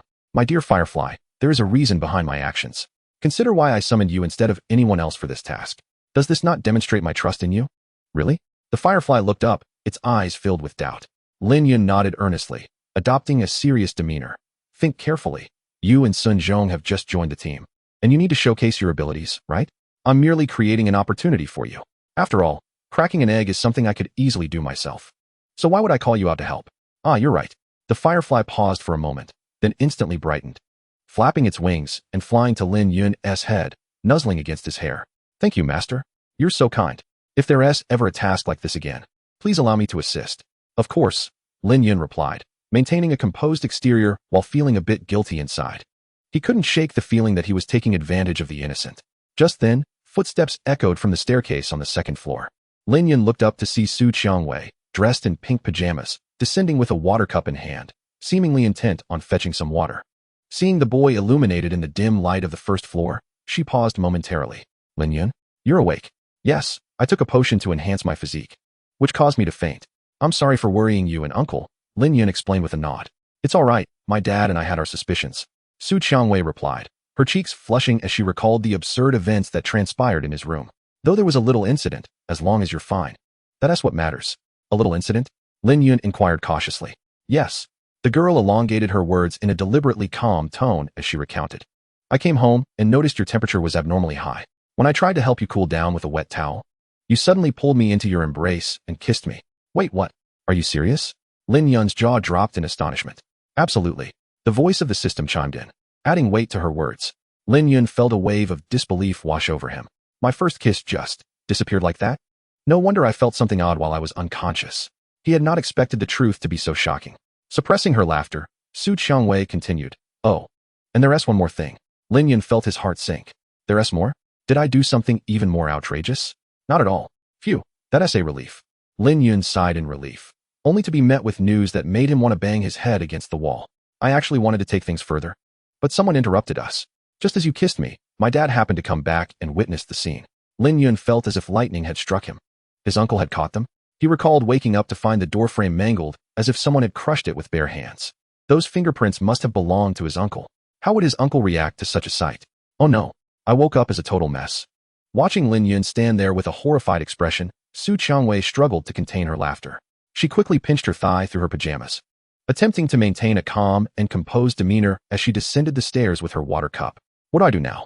Lin Yun felt a rare sense of panic as he watched Su Qiangwei approach.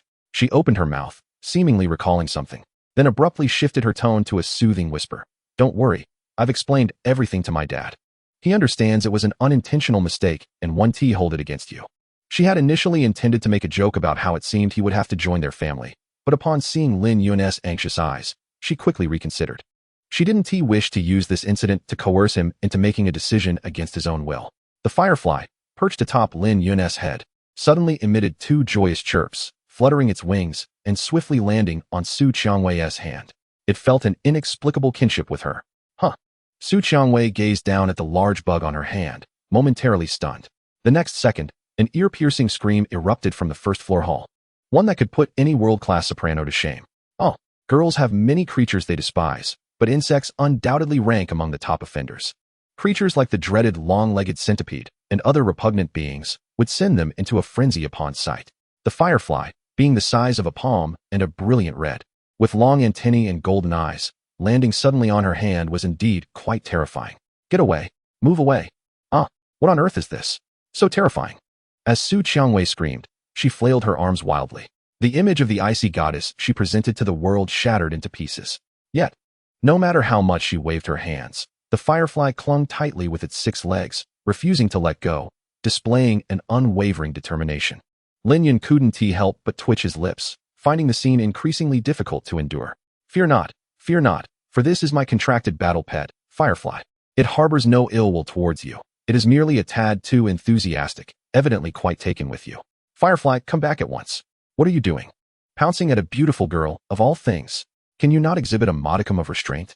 I never would have guessed that you would turn out to be such a lecher. TSK. Upon hearing Lin Yun's words, the firefly armored bug reluctantly released its grip on the insect leg it had been clinging to and returned to its master's palm, albeit with its tiny, sparkling eyes still fixated on Su Qiangwei, its body wriggling restlessly, as if it were a ravenous wolf spotting a tender lamb. Su Qiangwei instinctively took a few steps back, her heart racing as she gazed at the firefly nestled in Lin Yun's palm, her beautiful eyes shimmering with moisture, as if she were terrified. What on earth is this red armored bug? Why does it pounce at people? Darn Lin Yun. Does he not understand that walking a dog without a leash is akin to letting the dog walk its owner? Lin Yun flicked the firefly's head with his finger, perplexed, and inquired, what is wrong with you? Why did you leap onto her without so much as a greeting? Su Qiangwei is not a fragrant maiden, nor are you a butterfly. Is she truly so captivating to you? The firefly immediately raised its forelegs to cradle its head, buzzing in protest from the light flick. Given Lin Yun's exceptional physical condition, even a light flick could deliver a considerable impact, comparable to a brain-fuzzing device developed by a certain official from Bilibili. Chirp, chirp. The firefly began to lament. Lin Yun, bemused, translated, what did you say? She possesses a magnetic field that irresistibly attracts you? The firefly nodded vigorously. Many insects are phototropic, and this one is no exception. Much like a moth drawn to a flame, it would recklessly rush towards the light, even at the risk of being scorched by the flames. Can you understand what it says? What does it mean? Su Qiangwei's voice rang out. Lin Yun glanced over to find her cowering behind a chair, revealing only her anxious eyes and half of her head, resembling a frightened little rabbit, fearful that the firefly might suddenly pounce again. Although beast tamers share a contract link with their battle pets, allowing for some mental communication, it is typically limited to basic exchanges, making comprehensive understanding a rarity. After all, for most magical beasts, human language and writing are overly complex. Only a few highly intelligent magical beasts and some articulate avian species can engage in casual dialogue with humans. In the realm of magical beasts, insects are renowned for their peculiar intelligence. Lacking a brain, they are governed by a network of ganglia, primarily acting on instinct. This is especially true for those of lower lineage. If a beast tamer issues overly complex commands, their CPU can easily become overloaded. However, the red armored bug in Lin Yun's hand appeared to possess a notable level of intelligence, clearly articulating its thoughts to its master, which was quite extraordinary. Chirp, chirp. The firefly continued to explain. Lin Yun translated again. You are saying that being in the presence of the other feels exceptionally comfortable, akin to soaking in a hot spring. And the stored light energy within you is becoming activated? The firefly nodded emphatically, then turned its gaze towards Su Qiangwei, its eyes gleaming as if it had spotted a delectable dish, nearly drooling in anticipation. Activated light energy? Lin Yun immediately seized upon the key phrase and turned to Su Qiangwei. Qiangwei, do you have any inkling of what this means? Energy activation? Su Qiangwei paused, as if a thought had struck her, and a look of realization spread across her features. She gradually rose from her hiding spot. Oh, I see. This must be related to my talent, right? Talent? Lin Yun's eyes immediately glimmered with crimson light. He summoned the panel. Name, Su Qiangwei talent, Starshine Resonance, Moonlight grade, mental attribute. All attributes qualification, a grade realm. First tier, 9-star Beast Tamer Battle Pets. 3-tailed Flame Fox, level 19, gold. Ice Crystal Fox, level 19, gold, skills. Inspire, Iron Flow, Rapid Strike, Sharp Claws, Fire Radiance, Ice Armor. Lin Yun scrutinized her talent.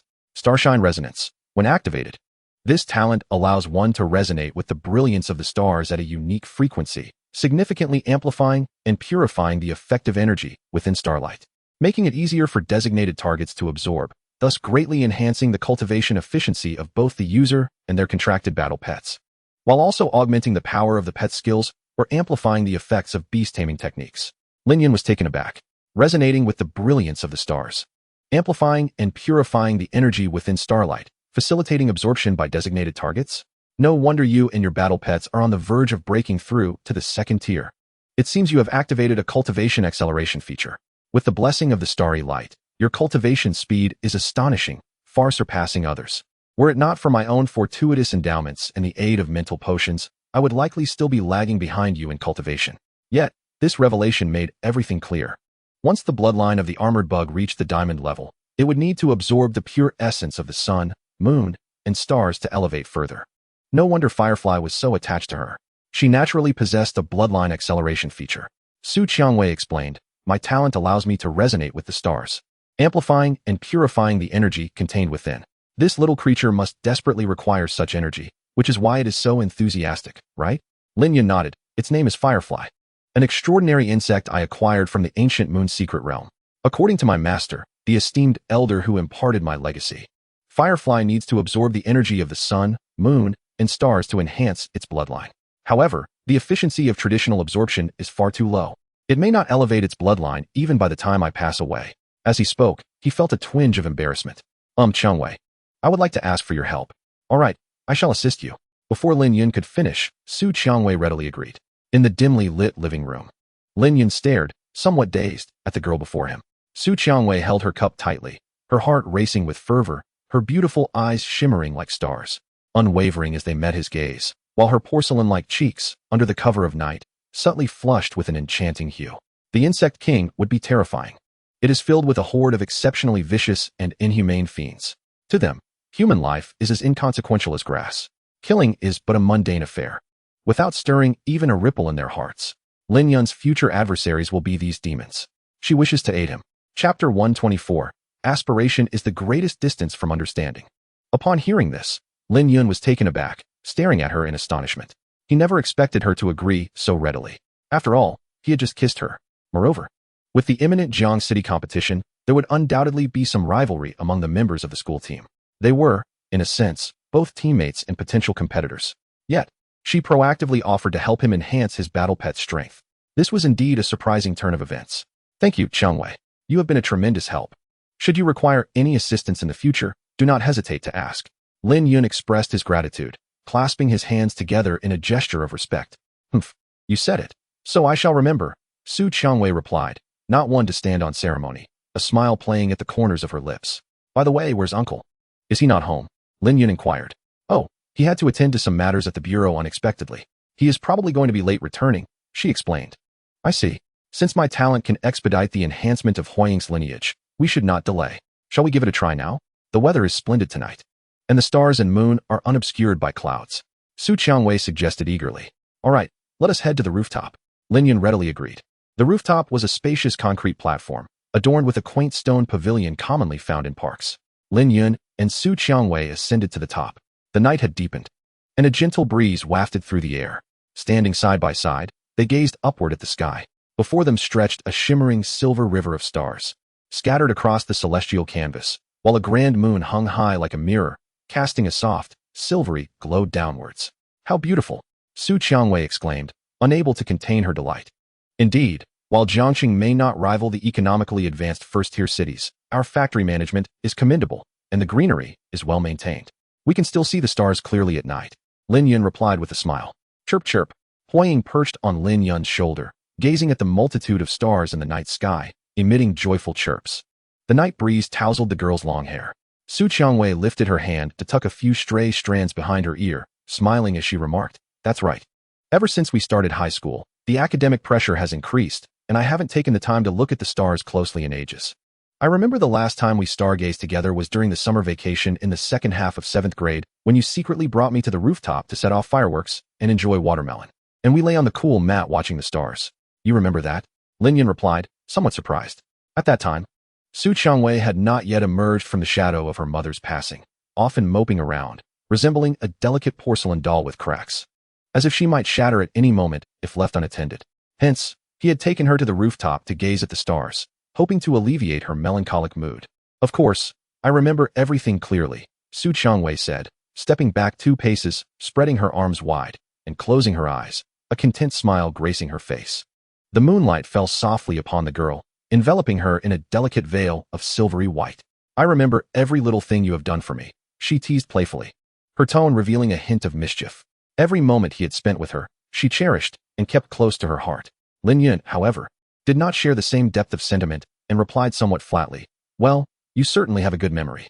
He had nearly forgotten those moments. To him, they were not particularly remarkable. He simply could not bear to see Su Qiangwei remain in such a despondent state. That was all. Uncle is quite busy with work and cannot properly juggle family responsibilities. And since he has only one daughter, it is only right to lend a helping hand, he added. Su Qiangwei rolled her eyes at this. You really have a knack for dampening the mood. At this rate, you might find it difficult to attract a girlfriend. As she spoke, the girl stood with her hands clasped behind her back, fixated on the handsome youth before her. Her eyes sparkled like the stars above, brimming with warmth that threatened to engulf him. In my eyes during that time, you were like a radiant hero, the embodiment of the ideals I aspired to, she confessed, her voice filled with sincerity. And that remains true even now. A hero? Lin Yun mused, his lips curling in contemplation. He had seen many superhero shows in his previous life, and one line uttered by the lawyer in Dragon Knight, Nakoka Shuichi, had left a profound impression on him. When you seek to become a hero, you have already forfeited that right. Of course, this statement was merely Nakoka's way of mocking Tojo's sophistry. The notion of heroism felt distant for ordinary people. Many individuals hailed as heroes by the public often did not start with any ulterior motives. They simply followed their hearts, acting rightly to rescue those in distress, like the bystanders saving a drowning child, firefighters rescuing residents from a blaze, or soldiers aiding in flood relief. In Lin Yun's eyes, humans are driven by desires. Often, when people speak of heroes, they merely refer to those who steadfastly embody their inner sense of justice during times of crisis. I wish to help him her. I long to save him her. Such pure and simple thoughts compelled them to act instinctively. Then I shall dampen the mood a bit more, Lin Yun said, smiling at the girl before him, raising his finger. Idealizing others creates the greatest distance from understanding them. To glorify someone often leads to overlooking their flaws and true selves. I am no hero, merely an exceedingly ordinary person. Su Qiangwei paused in surprise, then laughed. You. Of all people, it's rare for me to reveal my feelings. And you can't even be straightforward and graciously accept my compliment. Idealizing others creates the greatest distance from understanding them. Then allow me to delve deeper into your essence. Lin Yun, hands in pockets, smiled wryly. Apologies, but that's simply how I am. Are you feeling a bit disillusioned now? Not at all. My resolve remains steadfast. And even you cannot shatter the impression you hold in my heart with mere words. Her brows arched with a hint of pride. Now, let us conclude this heart-to-heart and commence the real endeavor. Indeed, Lin Yun nodded, then summoned Xinzhong once more. This is my other armored insect, named Xinzhong. Thank you for your assistance, Xinzhong. The emerald gem-like Xinzhong lay quietly in Lin Yun's palm, emitting a curious hum as if just awakening. Awake now? Then let us feast. Lin Yun chuckled, extending his arms to present Huiying and Xinzhong to Su Qiangwei. Su Qiangwei examined Xinzhong with astonishment. This extraordinary insect radiated a powerful aura, even surpassing that of Huiying. Her Hongya and Shuangxue were utterly incomparable to these two. Truly, an extraordinary insect derived from the ancient legacy. She marveled. Are you ready? The starlight is about to accelerate, Su Qiangwei declared, placing her hand gently upon the smooth carapaces of the two armored insects. Moonlight level talent. Star resonance, activate.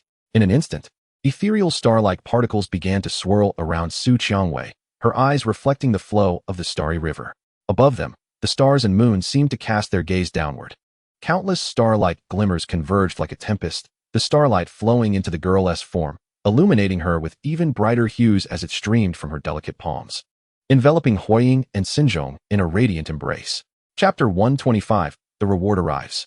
Under the night sky, atop the expansive rooftop, countless splendid lights danced around the youthful figures of the girl and boy. At times ascending, at times descending, it sways like seaweed beneath the waves. Chirrup, chirrup. The forest crickets and fireflies simultaneously emit their jubilant, crystalline chirps. In this moment, they feel utterly splendid, like never before. The watery starlight permeates the bodies of two armored beetles, causing their diamond-like forms to radiate with a dazzling green and vibrant red glow. The brilliant luminescence casts a half-green, half-red light across the expanse of the rooftop, resembling two splendid curtains of aurora cascading from the celestial dome. The beauty is dreamlike, an ethereal spectacle that seems to transcend the bounds of this world. Lin Yun stands in awe, captivated by this scene before him. He quickly activates the Eye of Domination to scrutinize the two armored beetles. Forest Cricket Armored Beetle, Diamond Star Radiance Progress 13. Firefly Armored Beetle, Diamond Star Radiance Progress 13. Under the abundant infusion of starlight, the progress bars advance slowly yet steadily, visibly inching forward. 14, 15, 16, 17. Every few minutes, the progress bar increases by 1. One must not underestimate this single increment. If left to their own devices, the firefly and forest cricket would require at least half a month to absorb the starlight autonomously. This is contingent upon favorable weather, devoid of rain or cloud cover obscuring the night sky. Should the weather turn foul, the time required would extend even further. Without external intervention, relying solely on their own absorption of starlight, it could take them 4 to 5 years to elevate their lineage to the star radiance level. Lin Yun can't help but marvel. Su Rose's talent is truly formidable. Just a few minutes of effort equates to the armored beetle's arduous training over half a month. She is nothing short of a high-performance star energy absorption filter, undoubtedly the chosen assistant for enhancing the lineage of the armored beetles. Has he struck a stroke of luck? As the progress reaches 20, Su Rose finally falters, breathless and forced to lower her hands. Sustaining her talent is a tremendous drain on her mental energy. Currently, her realm is merely first-order 9 stars. Maintaining it for over 20 minutes is already a testament to her resolute will. Now, her mental energy is nearly depleted, the after effects immediately manifesting. She raises her hand to her head, which feels as if it were pricked by needles, her delicate face pale, her form swaying like a drunken person. Just as she teeters, about to collapse, Lin Yun swiftly steps forward, extending his hand to steady her, allowing the girl to lean against him. Chirp, chirp. The firefly and forest cricket flutter their wings, hastening to Su Rose's side. Their numerous insect eyes gaze at the weakened girl with concern, as if to inquire, "Are you all right?" They do not wish for anything to befall this kind-hearted individual. With some effort, Su Rose raises her hand to gently stroke the small heads of the 2 peculiar insects. "Do not worry, I merely overexerted my mental energy. I am fine, I will recover shortly." Strangely enough, as she looks at these 2 little beings, the earlier fear and disdain she felt towards insects has vanished. "You have been too reckless," Lin Yun admonishes, his tone serious, though devoid of resentment. "Depleting your mental energy could lead to fainting." Su Rose pouts, slowly turning to bury her head in his embrace, closing her eyes. She feels utterly fatigued, lacking even the strength to jest with him. Her mind is foggy, her head spinning. All she desires is to lie in bed and indulge in a long, languid slumber. She is well aware of the dangers Lin Yun mentioned, yet her earnest desire to assist him clouded her judgment. In the darkness, Su Rose hears the boy let out a sudden sigh, followed by a warm hand encircling her waist. Before she can react, she finds herself cradled in his arms. "I will take you back to rest. Do not push yourself so hard next time. If anything were to happen to you, my uncle would surely tear me apart. And, thank you."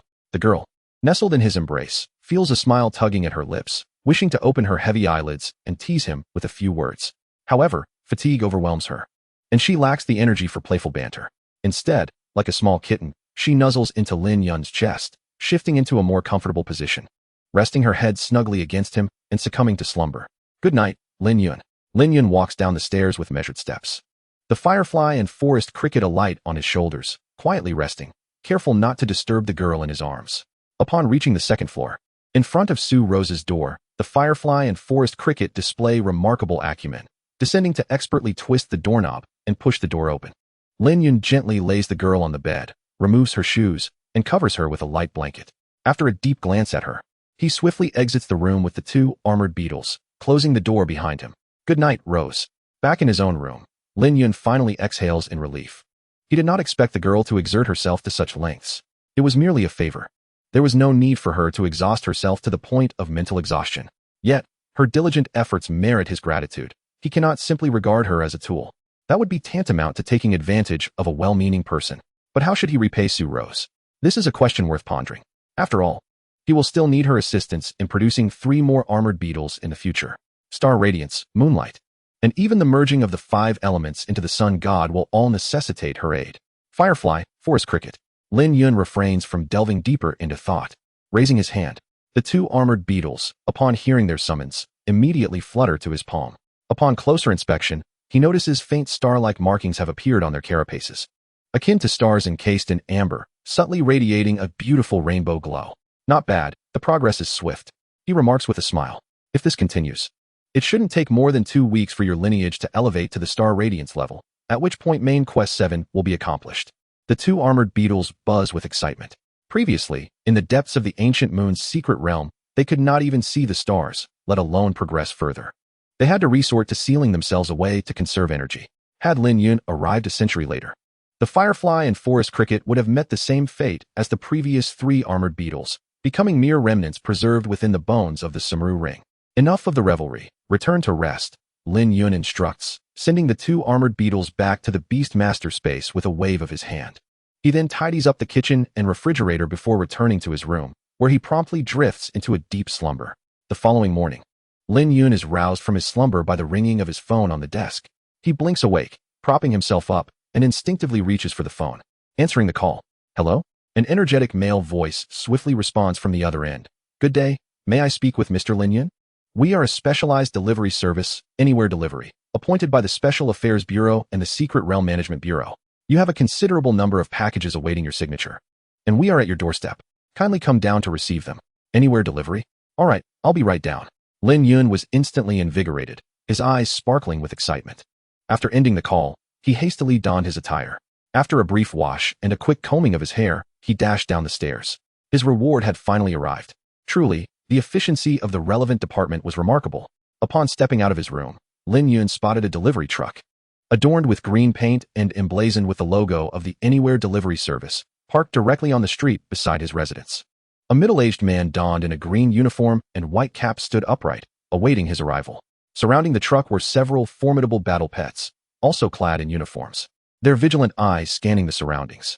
Among them were the mighty fist monkey, the four-armed overlord, and the watchful eagle, 6 in total, all boasting a strength of at least level 4. Such formidable power was sufficient to position them as leaders of a third-rate organization in Jiang City. Lin Yun's lips twitched. This Anywhere Delivery company was indeed impressive. Even a mere delivery person possessed such extraordinary strength. Moreover, the fact that they were designated and commissioned by the Special Affairs Bureau and the Dimensional Management Bureau implied a close relationship, perhaps even an official backing. He approached swiftly. Hello, I am Lin Yun. Greetings, Mr. Lin. I am Wang Chong, a courier from Anywhere Delivery. Here is my identification. The middle-aged man named Wang Chong nodded with a smile, presenting his credentials to confirm his identity. He then conducted several identity verification procedures with Lin Yun, including but not limited to fingerprint recognition, iris authentication, and mental wave assessment. Is everything in order? Lin Yun inquired as he handed over the device. Yes. My apologies for the delay. The value of this parcel is immense, and according to company policy, we must treat it with utmost caution. I appreciate your understanding. Wang Chong explained with a grin as he accepted the device. He then retrieved a signed document from his storage ring. Please review it and sign here. Lin Yun flipped through a few pages, quickly scanning the contents. Satisfied, he decisively affixed his signature. Monkey, open the door. Wang Chong called out. Ula. A muscular mighty fist monkey with golden fur immediately responded, swiftly moving to the rear door of the truck. It deftly turned the lever several times before exerting its strength to pull open the heavy alloy door. Upon completing this task, it stepped aside and gestured invitingly toward Lin Yun. Lin Yun nodded, his heart soaring with joy. Just look at their service attitude. It truly instilled a sense of reassurance. Approaching the rear of the truck, he peered inside and was taken aback. There were neatly stacked dozens of large boxes, each adorned with seals indicating their contents. Wang Chong approached and softly explained, Mr. Lin, there are a total of 10,000 first-tier monster cores, 1,000 second-tier monster cores, and 200 third-tier monster cores, with a total value of 40 million. Additionally, there are 10 boxes of third-tier monster materials for forging battle gear, 5 boxes of fourth-tier monster materials, and 10 boxes of artificial diamonds, collectively valued at 50 million. Furthermore, this million-dollar luxury villa located at Chunjiang Road in the Qianlong district comes fully furnished with a complete security system. Should you find the spacious interior cumbersome to maintain, feel free to call our company. We will provide you with trustworthy and highly professional cleaning personnel. With that, Wang Chong produced a large red folder and a set of keys from his storage ring, handing them to Lin Yun. Lin Yun took them, momentarily stunned by the generosity of the Special Affairs Bureau and the Dimensional Management Bureau. Were they truly offering $1 billion right off the bat? This was rather extravagant. However, once Lin Yun collected his thoughts, he quickly deduced the reason behind this lavishness. As the ancients said, 1,000 gold pieces for a horse's bone. He had not concealed his talents and level when reporting earlier. The Special Affairs Bureau and the Dimensional Management Bureau's generosity likely indicated their desire to recruit him. It was as if they were directly stating, come work with us and enjoy preferential treatment, emblazoned on the truck's door. Indeed, Lin Yun was inclined towards this opportunity. His talents and experiences could not be hidden from the perceptive. The Insect King would undoubtedly turn his focus on him upon learning this. After all, he possessed a solar deity-level talent, with a mental attribute solely tied to insects. He was practically a chosen worker for the Insect King. There was no escaping this reality. Without aligning himself with the Special Affairs Bureau and relying on the nation's protection, would he truly venture forth alone, inviting suspicion? The answer was evident. Lin Yun stored the property deed and villa keys, along with everything from the truck, into his storage ring. Here's my business card. Should you have any important items to send or any requests that require discretion in the future, please feel free to contact me, Wang Chong offered, presenting a business card with both hands. I will consider it. Thank you for your assistance, Lin Yun replied as he accepted the card, waving goodbye. With so much to manage, utilizing the system's functions at home was quite inconvenient. Lin Yun decided to return to his room, first to establish a teleportation mark, then headed out to catch a taxi directly to his new residence. 30 minutes later, he arrived at his destination, a luxurious villa with an expansive courtyard.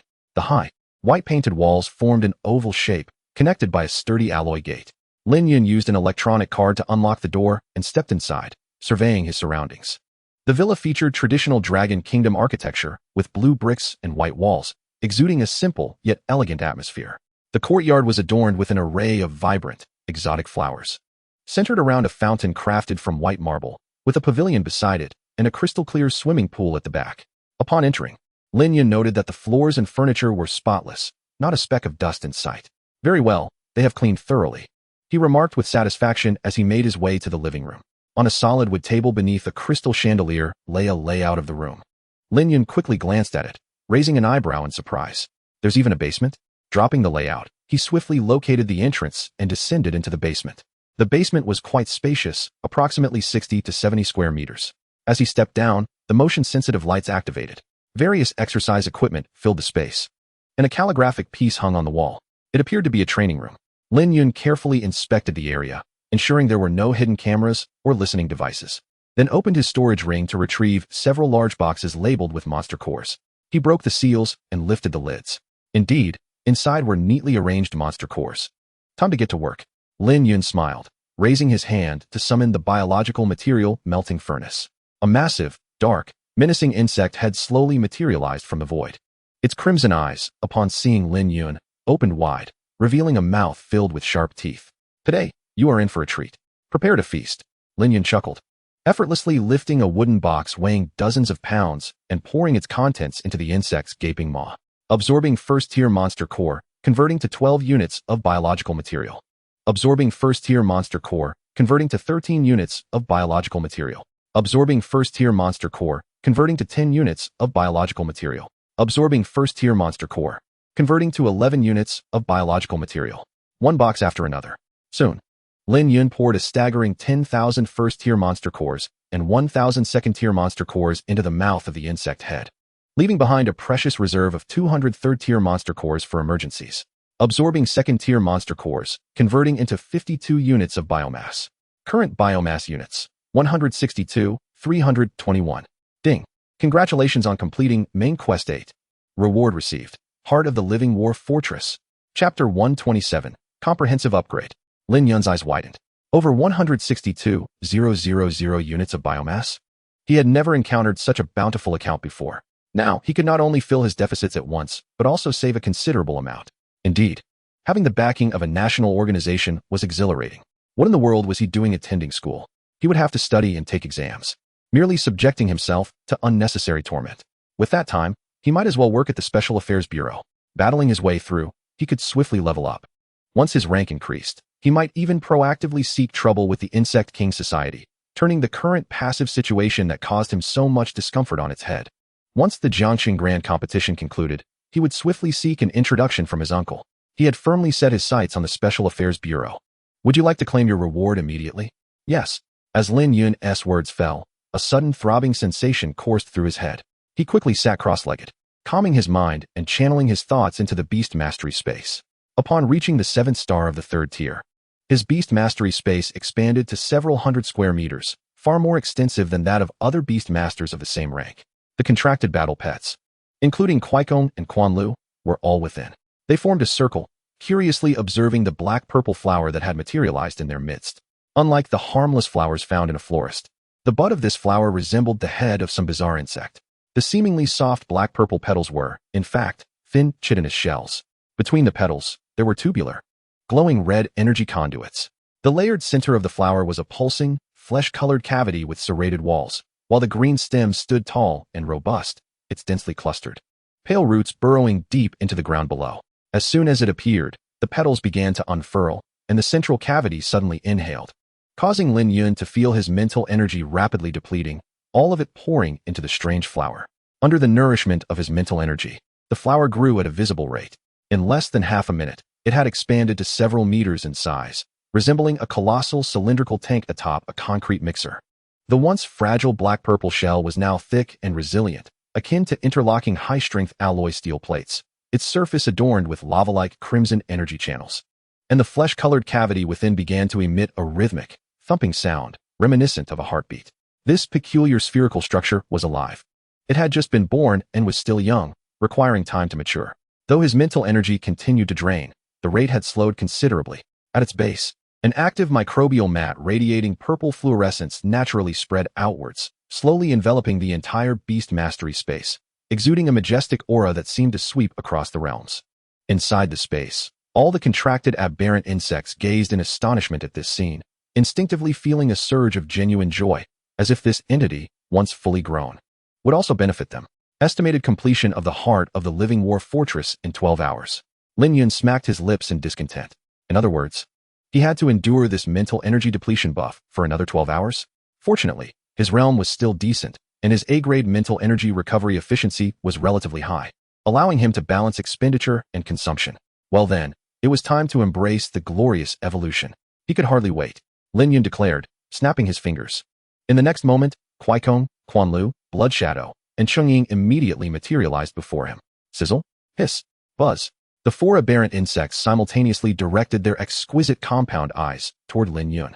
Though they were uncertain of what was happening, they sensed their master's high spirits and excitement through the swarm network, as if a long-yearned wish was finally about to be fulfilled. Your bloodlines are currently of the golden tier, but we shall soon face mightier adversaries. Thus it is time for evolution. There might be a bit of pain, so brace yourselves. As long as you endure, your bloodlines will ascend to the diamond tier. Upon hearing this, the four aberrant insects became invigorated, their eyes burning with determination. Bring it on. They were not afraid of hardship. What they feared was enduring hardship without progress. Lin Yun nodded. Good, that is more like it.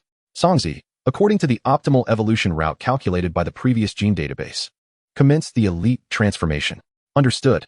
Swift wind lightning locust, golden, to thunderstorm iron locust, diamond.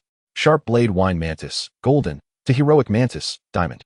Double dagger red armored ant thief, golden, to imperial court ninja ant, diamond. Phantom sword bee, golden, to azure bee sword master, diamond. Would you like to deduct 12,000 units of biomass to commence the transformation? Yes, 12,000 units of biomass deducted. Remaining biomass, 150,321 units. Elite transformation commencing.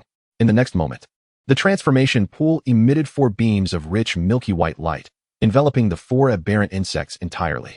The brilliance spun into threads, weaving cocoons around them. Whoosh, whoosh, whoosh. Streams of radiant, multicolored light surged forth from the transformation pool, infusing the cocoons and dyeing the insects within their true colors. Lin Yun understood that this was the beginning of injecting the necessary genetic factors for their evolution. Soon, the 4 originally pure white cocoons transformed into a dazzling array of colors. Kwaikong's cocoon was half blue and half purple, swirling with gusts of wind and flickering with purple lightning. Quanlu's cocoon remained predominantly red, with flames dancing upon its surface, yet sharp, sword-like patterns began to emerge, intimidating to behold. Blood Shadow's cocoon underwent the most dramatic transformation, changing from white to a dark crimson hue, resembling a black battle armor soaked in blood, shrouded in ominous black mist that exuded a chilling aura. Chungying's cocoon appeared as if forged from jade, with the threads weaving patterns of gentle breezes and flowing clouds. Its entirety tightly fused with 4 sharp, sword-like bone spikes, evoking a sense of ethereal grace. Yet upon closer inspection, the ethereal blue exuded an intensely dangerous vibe. The 4 contracted aberrant insects have completed elite transformation, requiring 12 hours. Please be patient, host. No problem. Lin Yun waved his hand, eagerly retrieving the 4 cocoons back into the beast mastery space. He could afford to wait. Next, it was time to fuse the talent shards. Lin Yun smiled, raising his hand with a flourish. Talent shards, shield of radiance, soul snatcher, wind spirit blessing, healing. These talents were akin to possessing high-proficiency beast mastery techniques. You would not find it excessive. 1. Radiant shield, gold level. Effect, consumes mental energy to create a luminous shield that protects multiple designated targets. With the ability to freely adjust its size, height, and shape within the limits of one's mental capacity. The greater the consumption of mental energy, the stronger the defensive power of the radiant shield. By consuming 500 units of biological matter, it may be integrated into oneself, transforming into a secondary talent. Note, the potential of the secondary talent is exhausted, and it cannot be enhanced or undergo derivative changes as the host's realm increases. 2. Soul Snatch, Star Level. Effect: a mental attack talent that allows the wielder to shape their mental energy into a haunting visage, launching silently and swiftly as lightning. The visage remains invisible to ordinary eyes, making it ideal for ambushes. Many beast tamers often fall victim without realizing it. They will instantly lose their self-awareness, their gaze becoming vacant, their consciousness blurred, rendered incapable of action, as if their very souls have been seized. By consuming 1,500 units of biological matter, it may be integrated into oneself, transforming into a secondary talent. 3. Wind Spirit Blessing, Diamond Level. Effect: consumes mental energy to summon a wind spirit to bestow blessings upon a single target or group. The blessings include various skills such as acceleration, wind shields, razor winds, and wind bindings, each with distinct effects. The wind spirit will closely follow the target, applying the most suitable blessing based on the target's current circumstances. The wind spirit operates freely, possessing its own judgment, and cannot be controlled by the summoner. By consuming 1,000 units of biological matter, it may be integrated into oneself, transforming into a secondary talent. 4. Healing, Gold Level. Effect: consumes mental energy to heal the injuries sustained by the target, possessing capabilities for staunching bleeding, reducing swelling, accelerating tissue regeneration, reconnecting broken bones, and suppressing toxins. However, the essence of healing merely enhances cellular division and bolsters the patient's resistance and immunity. It is powerless against curses, negative effects imposed by beast tamer talents, and mental attacks. By consuming 500 units of biological matter, it may be integrated into oneself, transforming into a secondary talent. Lin Yun nodded with satisfaction after reading. These 4 talents are commendable. There is a shield, a stealthy mental attack, personal assistance, and healing. Truly a well-rounded selection. With a fortune in hand, Lin Yun felt no hesitation in expending biological matter, declaring boldly, "Children make choices. I want them all. Bring me the biological matter quickly. I have more than enough." His confidence radiated, a testament to the age-old adage, when one has wealth, their words and actions carry weight, and their eyes glimmer with assurance. Understood. 3,500 units of biological matter have been deducted. Remaining biological matter, 146,821 units. Talent fragments, Radiant Shield, Soul Snatch, Wind Spirit Blessing, Healing, commencing integration. With these words from the system, 2 golden and 2 diamond-like soul fragments immediately materialized from thin air, cascading down like falling petals, swiftly merging into Lin Yun's being upon contact. Boom! Lin Yun felt as if thunder erupted within his mind, his consciousness plunging into chaos. In his mind's eye, a golden shield, a pitch-black visage, a blue wind elemental spirit, and a pure, faceless orb of milky white light flashed before him, all 4 swiftly descending into his sea of consciousness. Congratulations! You have acquired the secondary talent Radiant Shield, Gold. Congratulations! You have acquired the secondary talent Soul Snatch, Star. Congratulations! You have acquired the secondary talent Wind Spirit Blessing, Diamond. Congratulations! You have acquired the secondary talent Healing, Gold. Soon, a panel popped up, and 4 notifications resonated in Lin Yun's mind. He raised his hand to cover his head, shaking it gently, taking a moment to recover before regaining clarity. To tackle all 4 at once was nearly overwhelming. Now, possessing 5 secondary talents, he could select the most appropriate one based on the circumstances during battle, significantly enhancing his versatility. Truly delightful. With his battle pets and secondary talents completed, only one task remained: upgrading his battle gear. Currently, Lin Yun possessed 3 pieces of equipment: the Wind Demon Moon Scarf, the Flame Ring, and the Fire Cloak. All 3 were of the first tier. For Lin Yun and the alien insects, they were akin to a hindrance, neither particularly useful nor easily discarded. To put it simply, while they offered some assistance, it was minimal. Lin Yun aimed to elevate all 3 pieces to the 3rd tier. Then, he would forge 2 new pieces for Blood Shadow and Cheng Ying. Though they were newcomers, they were highly valued by Lin Yun. Much like parents with many children, he could not favor one over the others. Fairness was paramount, and balance must be maintained. With a thought, Lin Yun swiftly retrieved several large boxes filled with monster materials from his storage ring, placing the Wind Demon Moon Scarf, Flame Ring, and Fire Cloak before him. System, activate the Battle Gear crafting function and select Directed Crafting Mode. I want all 3 pieces upgraded to the 3rd tier. I have prepared the materials. You may choose from them. Understood. Strengthening upgrade requires 3,000 units of biological matter. Are you certain? Absolutely. Lin Yun nodded decisively. As often stated in cultivation novels, a cultivator cannot thrive without resources, companions, methods, and suitable environments. Resources refer to economic conditions. A solid material foundation is essential for focused cultivation. Companions denote like-minded friends or fellow practitioners who support and learn from each other. Methods pertain to the correct practices and teachings, and the right approach is key to success. Environments refer to suitable places for cultivation. Choosing the right setting can greatly aid in one's practice. To make a name for oneself in the cultivation world, one must not lack any of these 4. The same applies to beast tamers. To establish a foothold in this tumultuous realm, not only must one possess exceptional talent and qualifications, but a strong family background, as well as mastery of beast taming skills and battle gear, cannot be neglected. Only by becoming a well-rounded warrior can one eliminate weaknesses and forge a longer path in the realm of beast taming. 3,000 units of biological matter have been deducted. Remaining biological matter, 143,821 units. With that, the 3 pieces of battle gear transformed into 3 streams of light and were drawn into the void. Ding ding ding ding ding. In the distance, Lin Yun could faintly hear the sound of hammers striking. The strengthening process will take 3 hours. Please be patient. Host. Lin Yun waved his hand dismissively. I've waited long enough. I can spare this time. System, list suitable 3rd-tier battle gear for the evolved Blood Shadow and Cheng-Ying. Understood. Soon, 2 blueprints appeared before Lin Yun. Name, Ink Shadow Box. Attributes, Dark. Rank, 3rd tier. Effect, by infusing dark elemental energy. One can draw forth any weapon conceived by the imagination of the wielder from the Ink Shadow Box. Daggers, short swords, long knives, spears, guns, shurikens, and a variety of others. As long as the wielder has a comprehensive understanding of the weapon's detailed construction, they can manifest it and manipulate it with their mental energy. The weapons can also be pre-stored within the box and retrieved instantly when needed. Storage capacity, 50. Note, regardless of the weapon, it can be manifested and controlled. This is the mini version of the King's Treasure. Chapter 128, Decision. The Ink Shadow Box is a weapon case designed for calm-minded professional warriors or assassins adept in various weaponry offensives. For them, eliminating an adversary does not require excessive effort. It merely necessitates the proficient utilization of the weapons at hand. Simple, direct, efficient, and silent, much like a shadow. Lin Yun believes that this combat apparatus is exceptionally suited for Blood Shadow.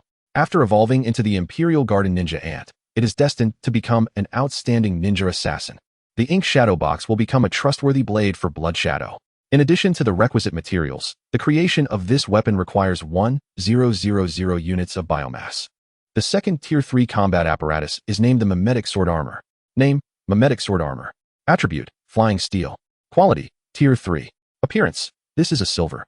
High-performance, shape memory alloy armor, exhibiting remarkable defensive capabilities and exceptional elasticity. In its normal state or in low-temperature environments, the Mimetic Sword Armor is extraordinarily robust. Composed of interlocking plates shaped like short swords, reminiscent of chain mail, with strong breathability and light flexibility. In high-temperature environments, the Mimetic Sword Armor transforms into an amorphous liquid state, unable to maintain its original form. Effectiveness, attire. The Mimetic Sword Armor autonomously heats, transforming into liquid metal that swiftly envelopes and conforms to the wearer's body.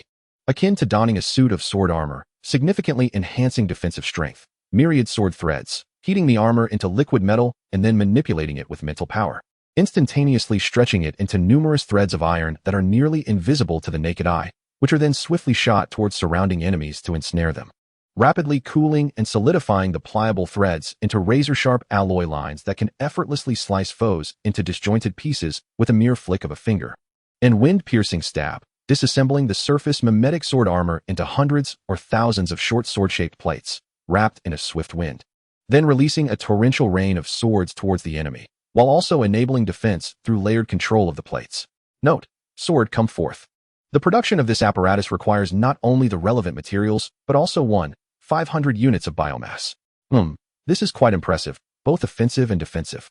Lin Yun's eyes sparkled as he pointed with his finger, initiating the forging process. The advantage of the Thunder Beast Sword Master lies in its speed, agility, and lethal sword techniques, enhanced by venom.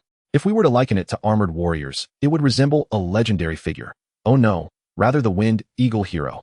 However, as a lightweight armor, the Winged Eagle possesses two critical shortcomings: fragility and vulnerability.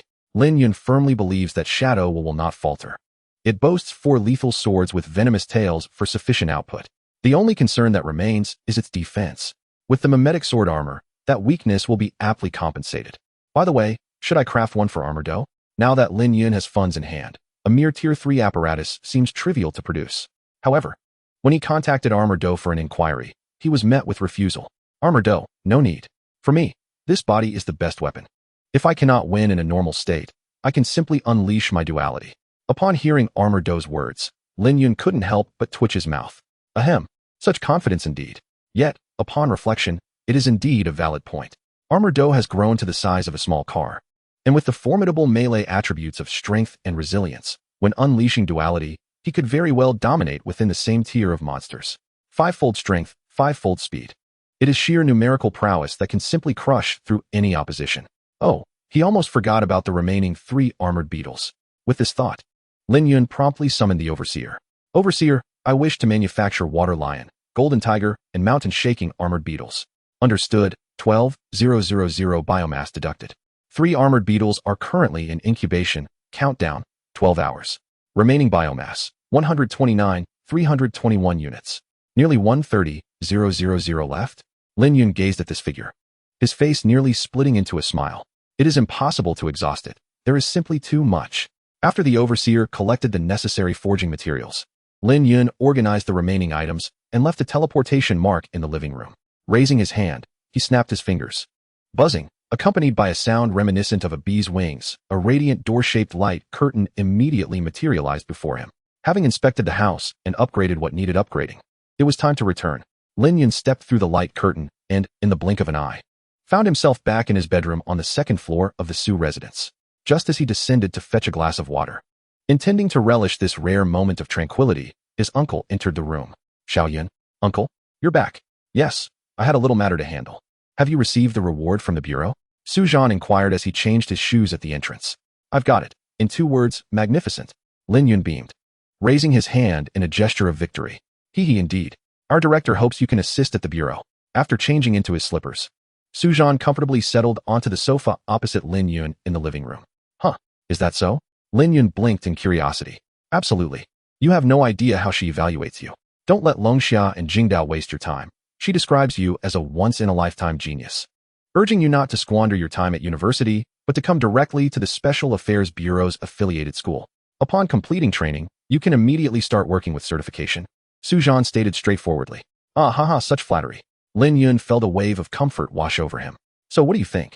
Su Zhan clasped his hands together, his thick brows narrowing as he gazed earnestly at the young man before him. To be honest, I somewhat disagree with the director's perspective. After all, university is a beautiful and memorable time in life. It would be a pity not to experience it. Moreover, I have a bit of selfishness. While the Special Affairs Bureau indeed offers good treatment, dealing with criminals daily is perilous. Every year, there are officers who sacrifice their lives in the line of duty. I truly do not wish for you to be embroiled in that. If it weren't for the Insect King Society, he would be even more supportive of Lin Yun attending university. But for now, survival comes first. Joining the Special Affairs Bureau offers state protection, which is much safer. Over the past century, the strength of Long Country has steadily grown. It is no longer the nation that could be bullied by others. Under the collective will of the people, Long Country has soared, now holding a significant position on the international stage. Even the Insect King Society dares not cause too much commotion domestically. Should they show their faces in the sunlight, they can expect relentless pursuit. Many members of the Insect King Society have already proven this point with their own blood. Yet, the work at the Special Affairs Bureau is also fraught with danger.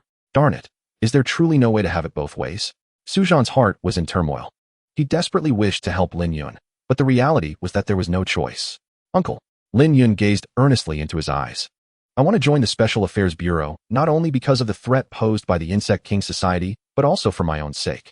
In comparison to assignments, I find greater pleasure in combat. Rather than the classroom, I am drawn to the battlefield. I yearn to wield my strength in service of others. And I am convinced that my parents, watching from the heavens, would find joy in this decision. Is this truly your aspiration? Indeed. I intend to eradicate the Insect King Society, expelling them without exception from our territory and annihilating them entirely. Rather than adopting a passive stance, he prefers to take the initiative. Since the Insect King Society has discovered him, trouble is inevitable. Thus, he shall confront them head-on. The Blue Wolf Gang will be his first target. Once the Heart of the Tide and his battle pets and equipment have been fully upgraded by tomorrow, he will launch an offensive in the guise of an insectoid knight. Su Zhan was momentarily taken aback, then broke into a relieved smile. You young lad. Why do you harbor such a heavy aura of killing intent at such a tender age? Nonetheless, that group of rats lurking in the shadows certainly does not deserve to live. Since you have resolutely decided to join the Special Affairs Bureau, I shall support and respect your choice. I will relay this to the director, so await my good news. Chapter 129, The Third Stage Qualification Examination. The two continued their conversation in the living room for a while before parting ways. Su Zhan promptly headed to the Special Affairs Bureau to report this matter to Qichuxia. She would undoubtedly be pleased upon learning of Lin Yun's decision. Lin Yun planned to visit the Beastmaster Association once more to update his qualification certificate. His current strength was at the third stage, 7 stars. Exploring lower-level secret realms was akin to a mismatch between a heavyweight and a featherweight. It would yield no benefits whatsoever. His next targets were the intermediate and advanced secret realms. After today, tomorrow would herald the school's award ceremony. Following that, Lin Yun intended to confront the Blue Wolf Gang. However, prior to that, he required detailed intelligence on them. At the very least, he needed to ascertain their stronghold and the primary combatants within the gang, particularly information on their leader, Zhao Qinglong. To his knowledge, Zhao was a 4th stage beast master with considerable prowess, but beyond that, he was in the dark. 4th stage. An easy match. Yet, one could not dismiss the possibility of hidden trump cards or troublesome talents akin to Zhou Hongbing's. Just as the saying goes, a clever rabbit has 3 burrows. Zhao Qinglong has managed to keep the Blue Wolf Gang afloat in Jiangsheng for so long, undoubtedly possessing some degree of skill. Thus, having resolved to confront the Blue Wolf Gang, it was imperative that Zhao Qinglong did not escape. The Special Affairs Bureau should possess the information I seek. Lin Yun narrowed his eyes, contemplating this. This was also one of the reasons he decided to join the Special Affairs Bureau immediately. As an official organization, the Bureau would surely have detailed intelligence on the various organizations and factions within the city. The Blue Wolf Gang was merely a third-rate force in Jiangxing, so the permissions required to access their files should not be too high. Once the information is in hand, he would act without delay. His uncle was swift in his actions. The results should be available today. After the award ceremony at school tomorrow, he would likely see his ambitions fulfilled. A taxi horn sounded, and a cab pulled over as Lin Yun stood by the roadside. Where to, handsome? To the Beastmaster Association. After a day's interval, he arrived once more at the imposing edifice of the Beastmaster Association, where a steady stream of individuals continued to flow in and out. Beastmasters of various attire clustered together in groups, entering and exiting. Familiarity bred comfort. This time, Lin Yun was well acquainted with the process. Upon entering the lobby, he took a number, and when his name was called, he promptly approached the corresponding window, presenting his identification and qualification certificate. Hello, I would like to update my qualification certificate. Certainly. May I inquire how many stages of the Beastmaster qualification examination you wish to challenge? The clerk, while processing the documents, inquired with a professional smile. This young man exhibits commendable talent. At such a young age, he has already reached the first stage, 8 stars. Wait a moment. The clerk's gaze fixated on the registration date of the qualification certificate. Just yesterday, it had only been a day since his registration. And now this young man sought to challenge for the 2nd stage qualification? What an anomaly. The clerk was astonished. Her slender fingers poised to input 2nd stage when she heard Lin Yun calmly declare an answer that left her dumbfounded. 3rd stage. I wish to challenge the 3rd stage qualification examination. Huh. The clerk's expression turned one of shock. You were just registered yesterday as a 1st stage, 8-star Beastmaster. And now you want to take the 3rd stage qualification examination? My friend, doesn't that seem a bit off? However, the clerk refrained from further comment and proceeded to process the application. As the saying goes, fewer troubles are better than more.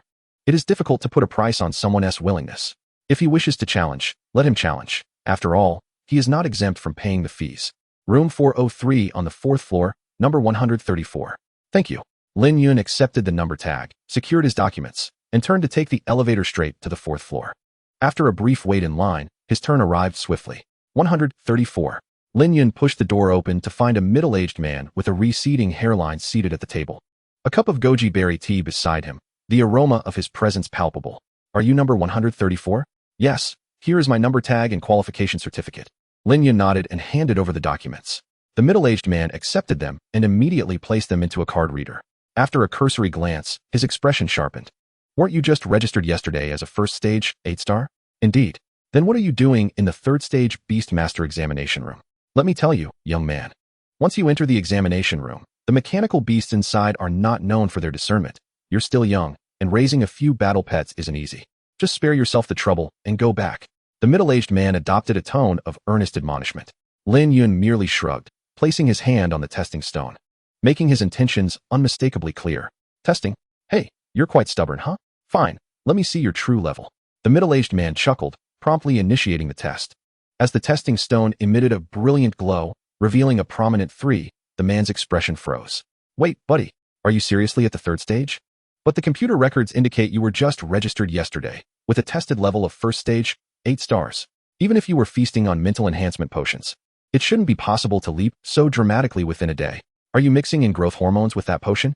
Can I proceed with the test now? I'm rather pressed for time, Lin Yun interjected directly, feeling no obligation to provide further explanation. No problem, sir. Please hold on a moment. The middle-aged man's demeanor shifted dramatically, now regarding Lin Yun as a prodigy nurtured by a formidable force. Despite his youth, he likely held significant backing. Familiarity breeds comfort. Lin Yun swiftly completed the paperwork and entered the examination room. However, unlike last time, the examination for the third stage Beastmaster was conducted in a randomly selected venue. This was designed to test the adaptability and luck of the Beastmaster in real-time scenarios. If one were to randomly encounter a scenario that favored them, their battle companion would receive a venue bonus buff, enhancing both their actions and skill potency. Conversely, should they stumble upon an unfavorable situation, they must rely on their own wits and improvisation to navigate the ensuing challenges. A voice crackled through the intercom. Mr. Lin, please prepare yourself. The venue selection is about to commence. The venue you have drawn is the banks of a stream amidst heavy rain. As the words fell, the vast examination room sprang to life. Water cascaded from the ceiling, catching Lin Yun off guard and drenching him completely. Well, this is something, Lin Yun mused, brushing his wet hair back and swiftly styling it into a slicked-back look. The terrain before him began to transform. The barren ground instantly birthed a flowing stream, while the stones underfoot morphed into firm, solid earth. A verdant luminescence emerged amidst the rainfall, swiftly sketching out a dense bamboo forest in midair, with the heavy rain tapping rhythmically against the slender leaves. Ah, venue simulation technology. Lin Yun recognized it immediately. This technology was initially employed by the military to cultivate soldiers' adaptability and combat capabilities in various environments. Over time, it evolved into civilian applications, with many affluent universities and high schools acquiring it for enhanced student training. The Beast Tamer Academy possessed a practical combat simulation chamber, which Lin Yun had seen twice before, allowing him to identify it at a glance. However, the version provided by the Beast Tamer Association was evidently more advanced than that of the school. The intercom crackled again, cutting through the rain. Mr. Lin, this battle mode is a 2-on-2. You may only utilize 2 contracted battle companions. Do you understand? Now, the battle commences. Chapter 130, The Armored Fusion. 2-on-2? How intriguing. Lin Yun narrowed his eyes, a smile curling at the corners of his lips. Gazing at the swaying bamboo forest in the downpour, he had already decided which 2 peculiar insects to deploy. As the examiner finished speaking, 2 thunderous roars erupted from deep within the bamboo grove. Roar. A whoa. Suddenly, the ground trembled violently. Something was charging from the depths of the bamboo forest, trampling and uprooting vast swathes of bamboo in its wake. Soon, Lin Yun's adversaries materialized before him. A fearsome tiger, its body a striking black-red, stood nearly 3 meters tall, with its tail extending close to 5 meters. Its golden vertical pupils glimmered like unwavering lanterns amidst the storm, its claws sharp and menacing. The stout figure, coated in a vibrant red waterproof paint interspersed with dense black patterns, exuded an imposing presence. It was the Tier 3 7-star mechanical beast, the Crimson Flame Tiger. On the opposite side, Lin Yun recognized a Steel Claw Bear mechanical version. Its imposing stature resembled a wall of copper and iron, standing bipedal before its prey. Its steel claws measured half a meter long, effortlessly slicing raindrops that fell upon them in half.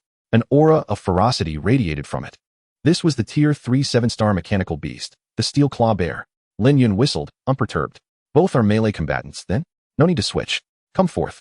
Armored beetle and forest mantid, I choose you. He raised his hand, his thoughts connecting with the beast's space. In an instant, a mass resembling a colossal rock, interspersed with flickering golden light, rapidly emerged, crashing into the ground and creating a significant crater. As the shadow dissipated, it revealed a massive monarch beetle, the size of a small car.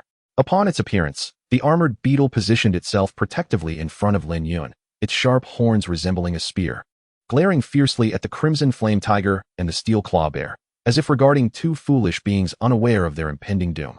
Then, a faintly rosy emerald light materialized.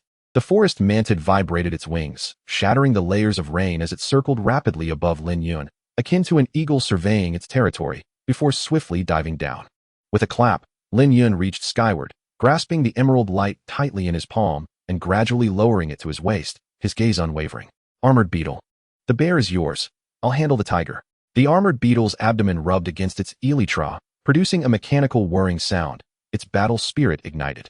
It then swiftly unfurled its wings like helicopter blades, launching itself into the air with its 6 legs propelling it off the ground, its massive body hurtling towards the steel claw bear like a bullet.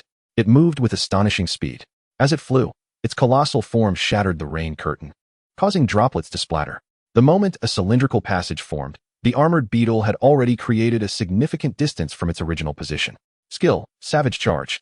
Boom. The armored beetle collided with the unsuspecting steel claw bear, sending it hurtling through the air, crushing countless bamboo shoots in its wake. As if ignited by a signal, the crimson flame tiger roared, its iron paws shattering the solid ground beneath, and it lunged ferociously towards Lin Yun. Forest mantid armor. Lin Yun's eyes remained resolute as he quickly summoned the forest mantid, positioning it at his waist. Parasite. Swish, swish, swish. The forest mantid's emerald body burst forth with an unimaginable brilliance, its 3 pairs of legs transforming into 6 long vines adorned with tender green shoots, rapidly extending to envelop Lin Yun entirely in a radiant embrace. Boom! The robust body of the forest mantid exploded into a mesmerizing sphere of emerald armor. Armor release. As the crimson flame tiger lunged, it struck the shield and felt as though it had collided with an impenetrable iron wall, rebounding violently and soaring through the air, crashing into the turbulent waters of the nearby stream. In an instant, a great splash erupted. Fusion. Lin Yun's expression remained impassive as he clenched his fists and swiftly lowered them to his sides.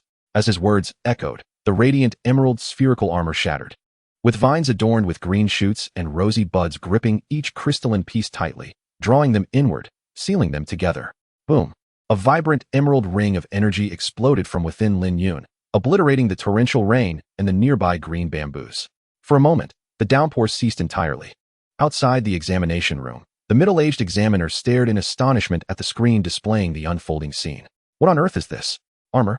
On the high-definition screen, Lin Yun's figure had vanished, replaced by a tall, well-proportioned warrior clad in light green armor. The primary hue was a lush green, accented with silver. The helmet bore an insect-like visage, with a green diamond gemstone embedded in the forehead connecting to a pair of scarlet antennae resembling outspread bird wings. The oval-shaped white insect eyes conveyed both gentleness and authority, while the silver mouth displayed distinctly chewed mandible patterns.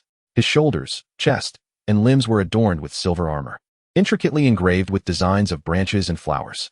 A silver cape, trailing to his waist, revealed a scarlet interior. At his waist, a belt woven from dense plant stalks intertwined, forming a vibrant green accessory.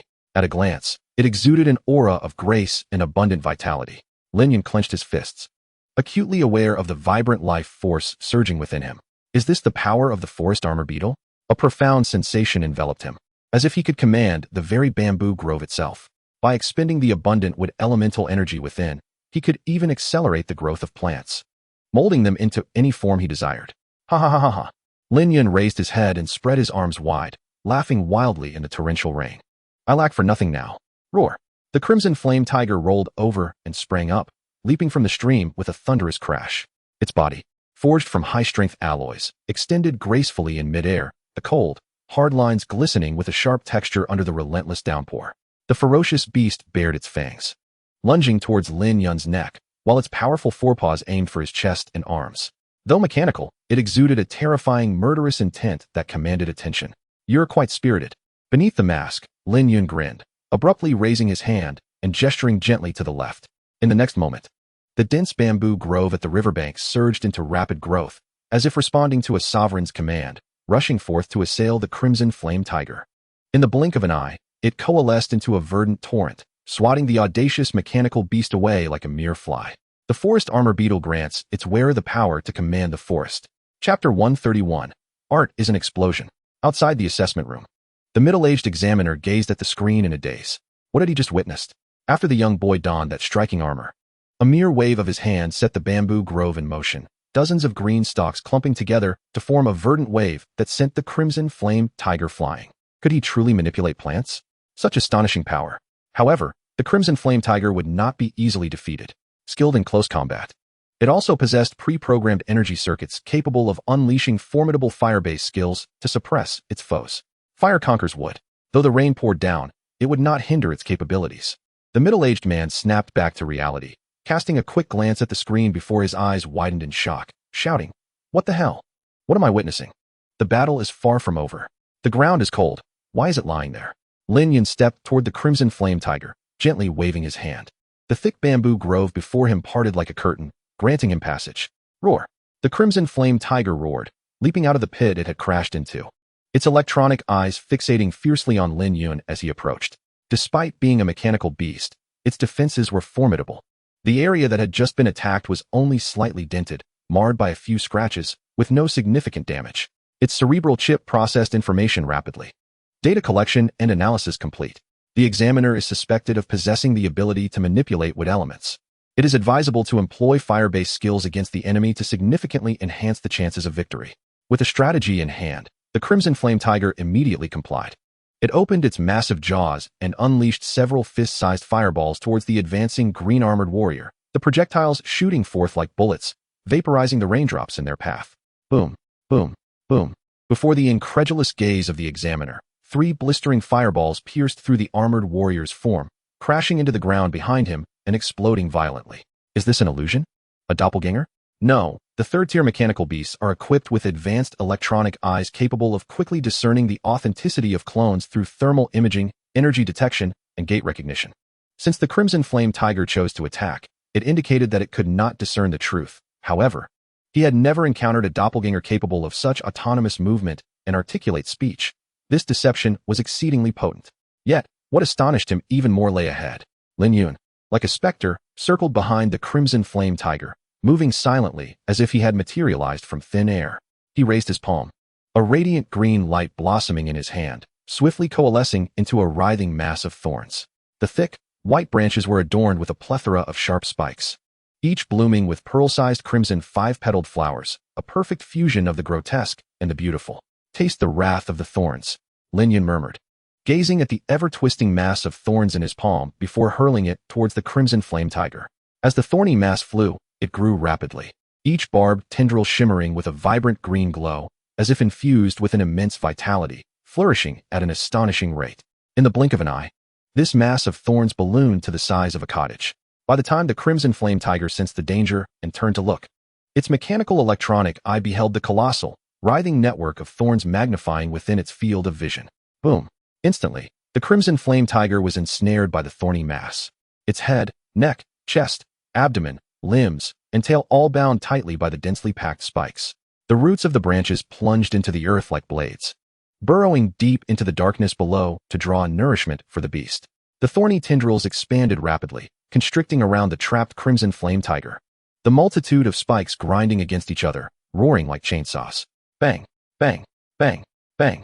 Bright sparks erupted from various parts of the Crimson Flame Tiger's body, only to be extinguished by the pouring rain. Alert!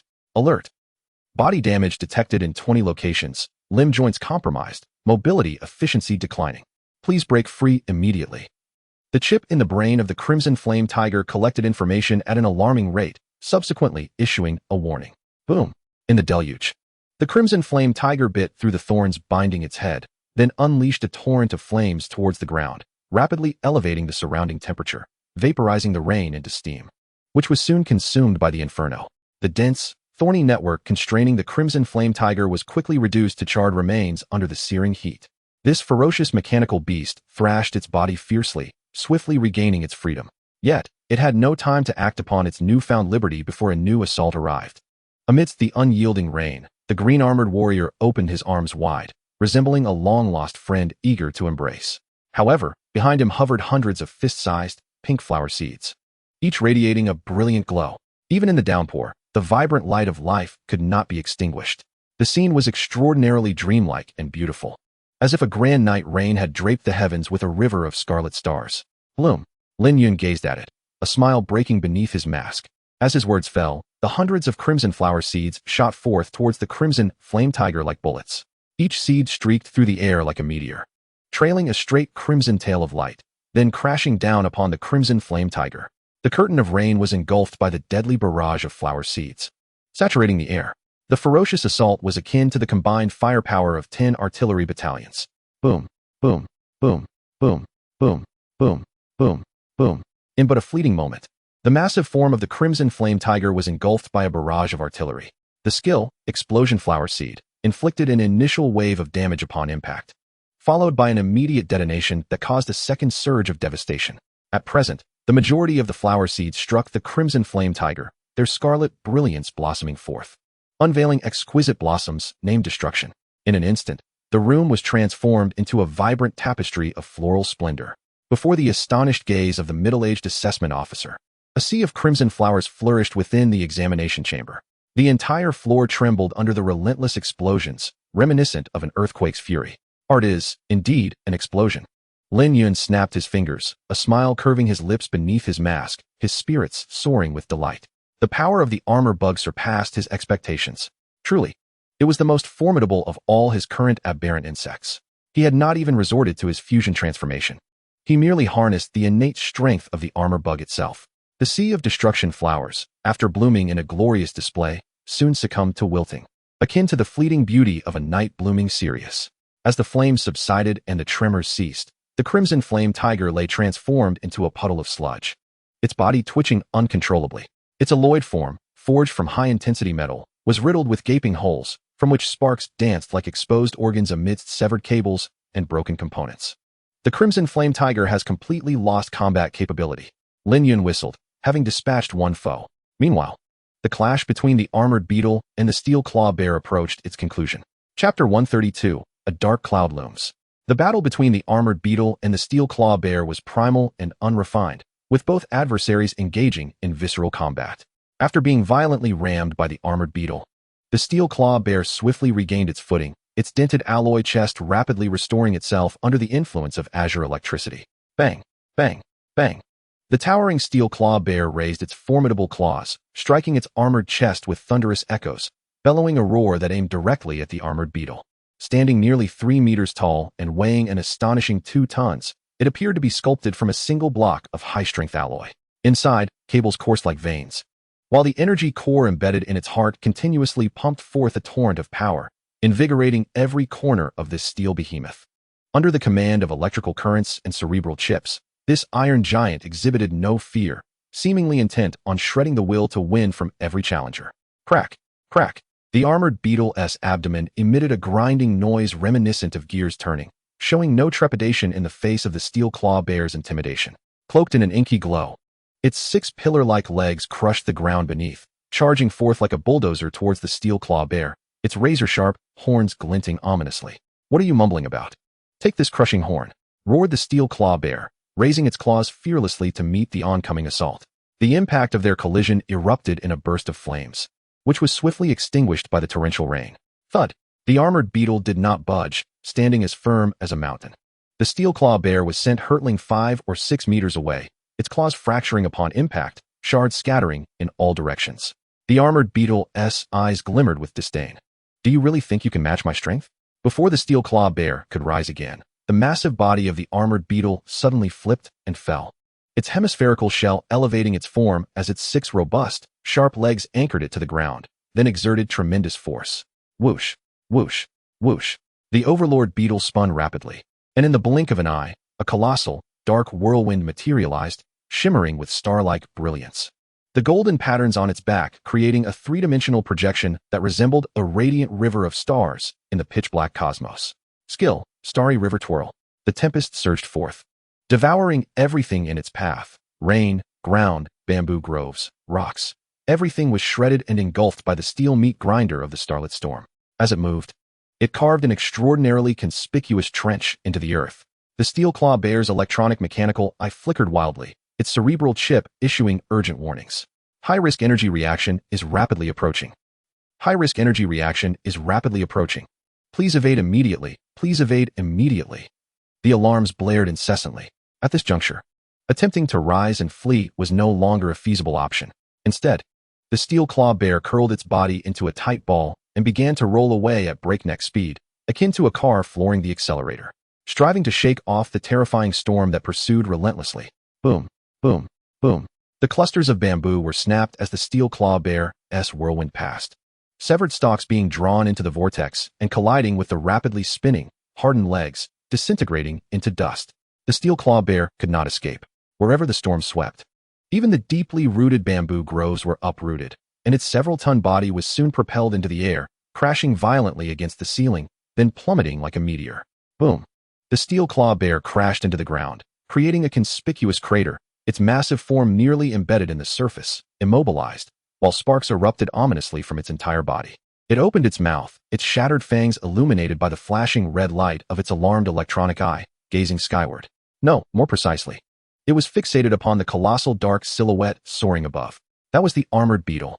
The armored beetle unfurled its door-like, rigid back, revealing pairs of broad, dark golden wings reminiscent of a mythical bird, soaring toward the heavens as if yearning for freedom.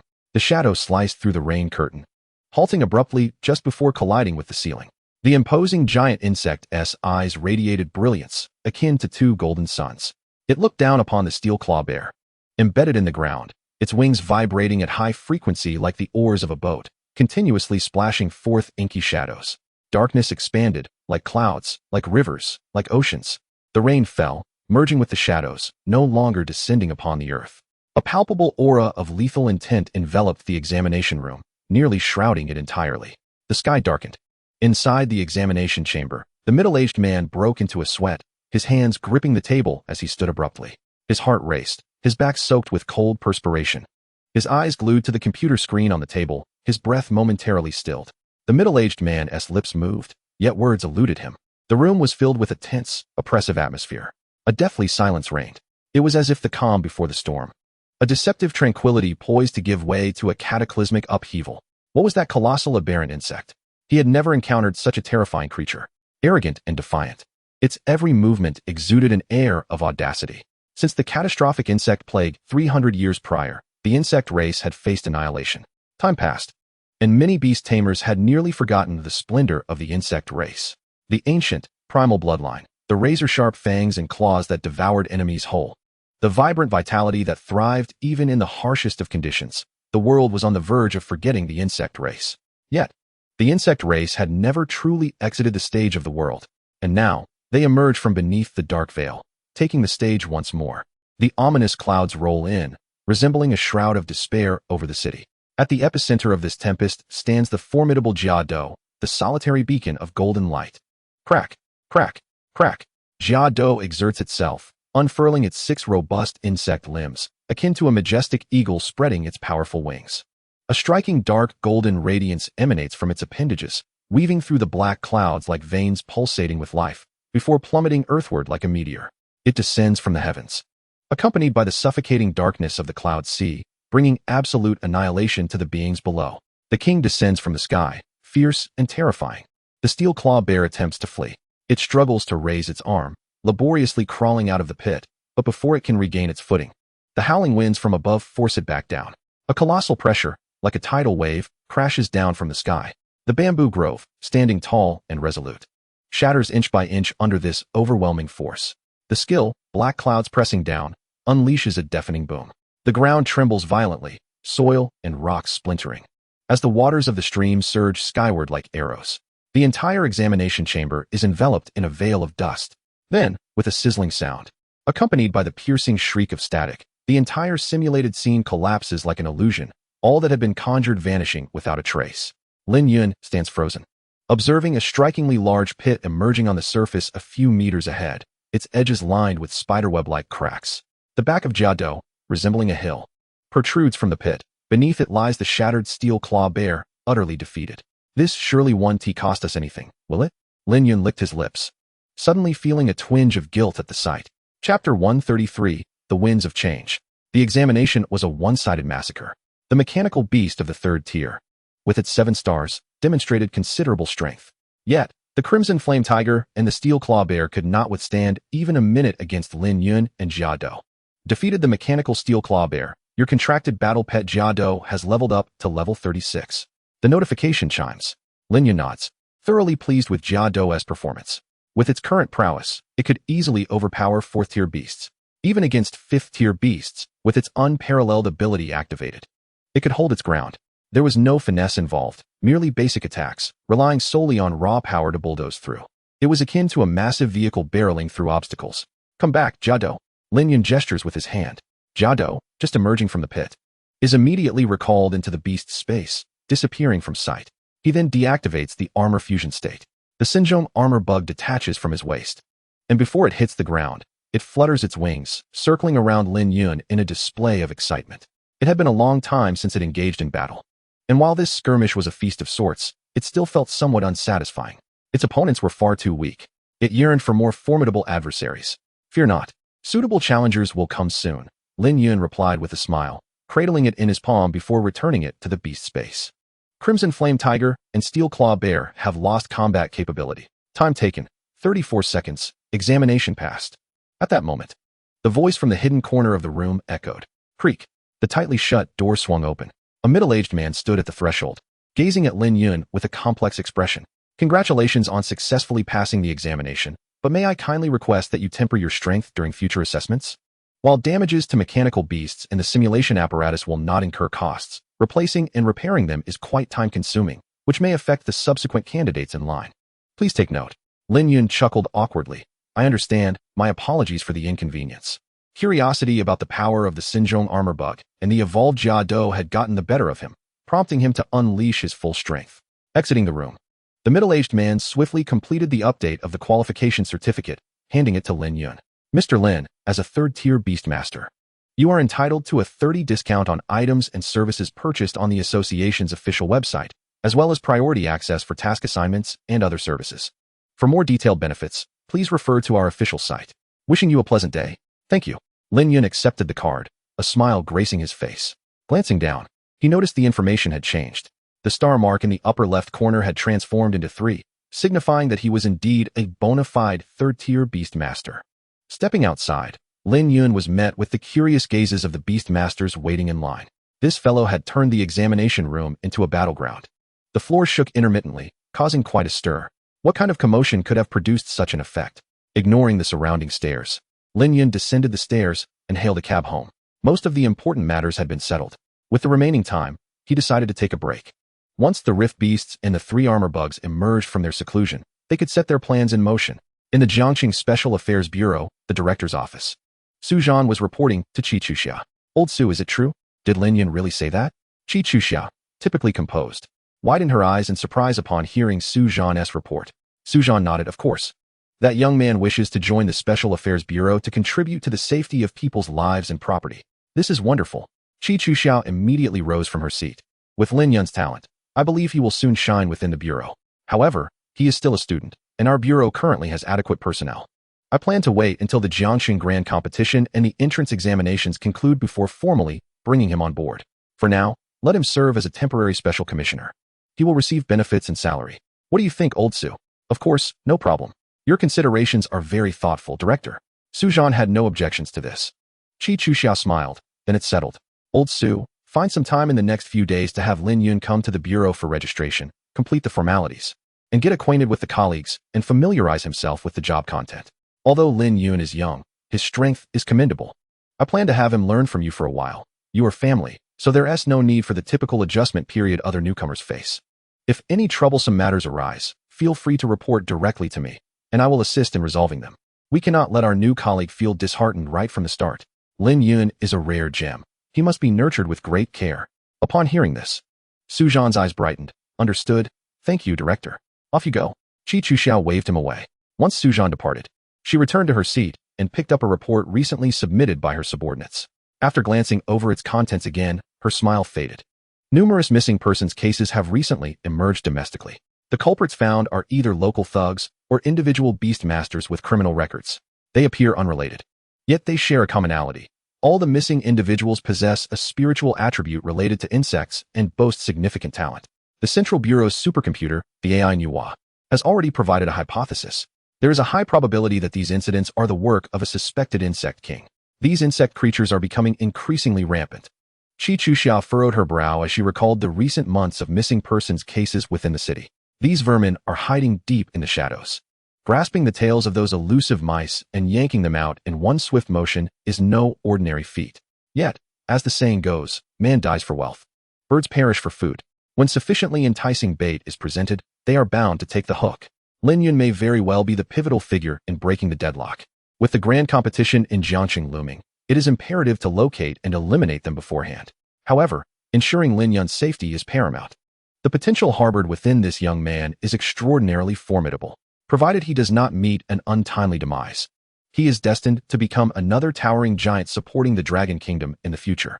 It is essential to ponder this carefully. Qi Chuxia tapped her fingers rhythmically on the table, lost in contemplation. Located at number 26, Cypress Street, Shenyun District, is the Dream Cinema and Foot Bath Center. This establishment stands as the most luxurious foot bath center in Shenyun District, encompassing the entire building. It boasts a cinema, bathing facilities, karaoke, internet cafes, billiards, gyms, and massage services, an array of entertainment options that caters to every whim. Daily, patrons flock in droves. However, the business has recently experienced a downturn. Uncle Hat pays frequent visits for inspections, whether for fire safety, health, or security checks, under various pretenses. The disturbances have caused quite a stir. Onlookers speculate that the underlying owner has failed to maintain proper connections, yet in truth, the true power behind this building is none other than Zhao Qinglong, the leader of the Qinglang gang. In the office atop the building, Zhao Qinglong stood with his hands clasped behind his back, gazing down through the massive floor-to-ceiling windows at the police cars rushing in below.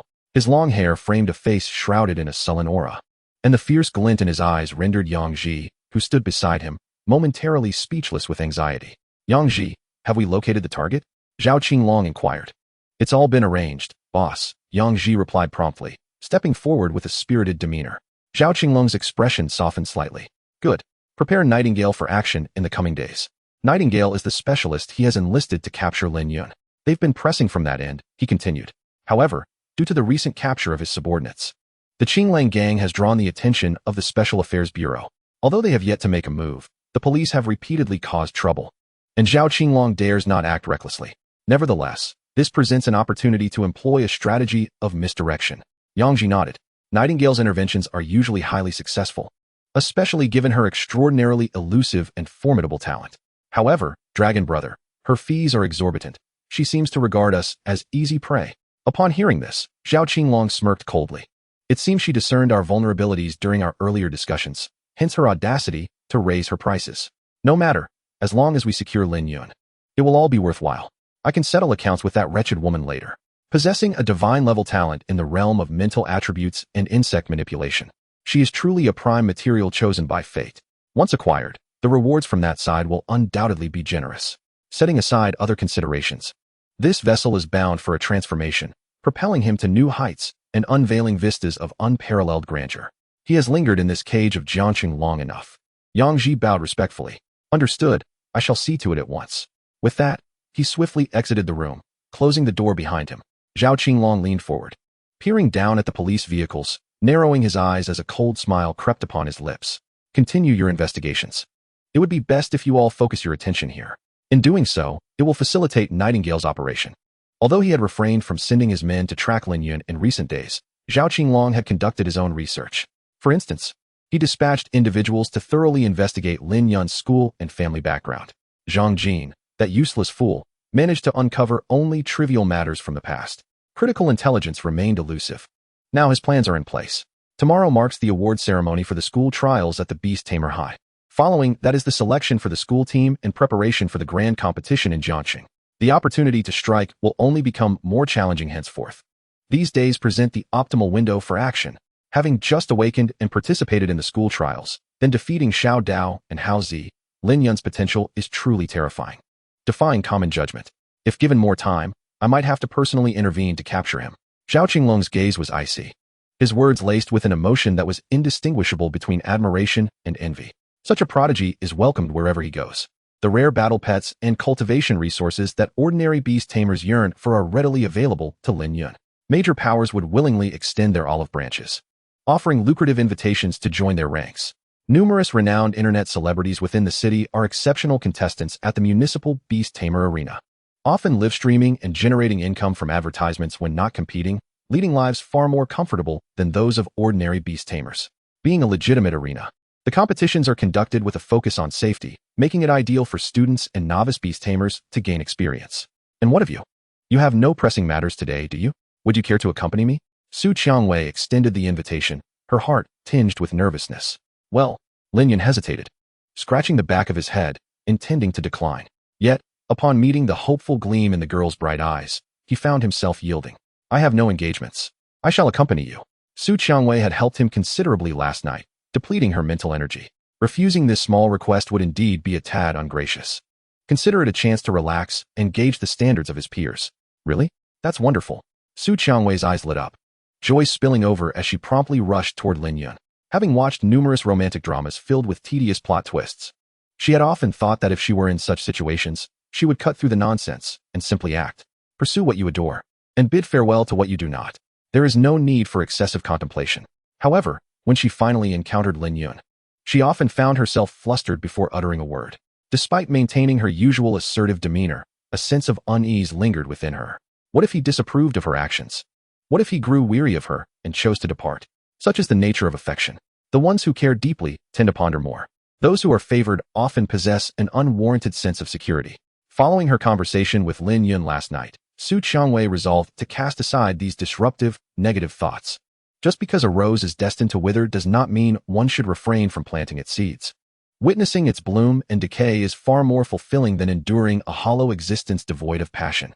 She decided to heed the whispers of her heart from this moment forward.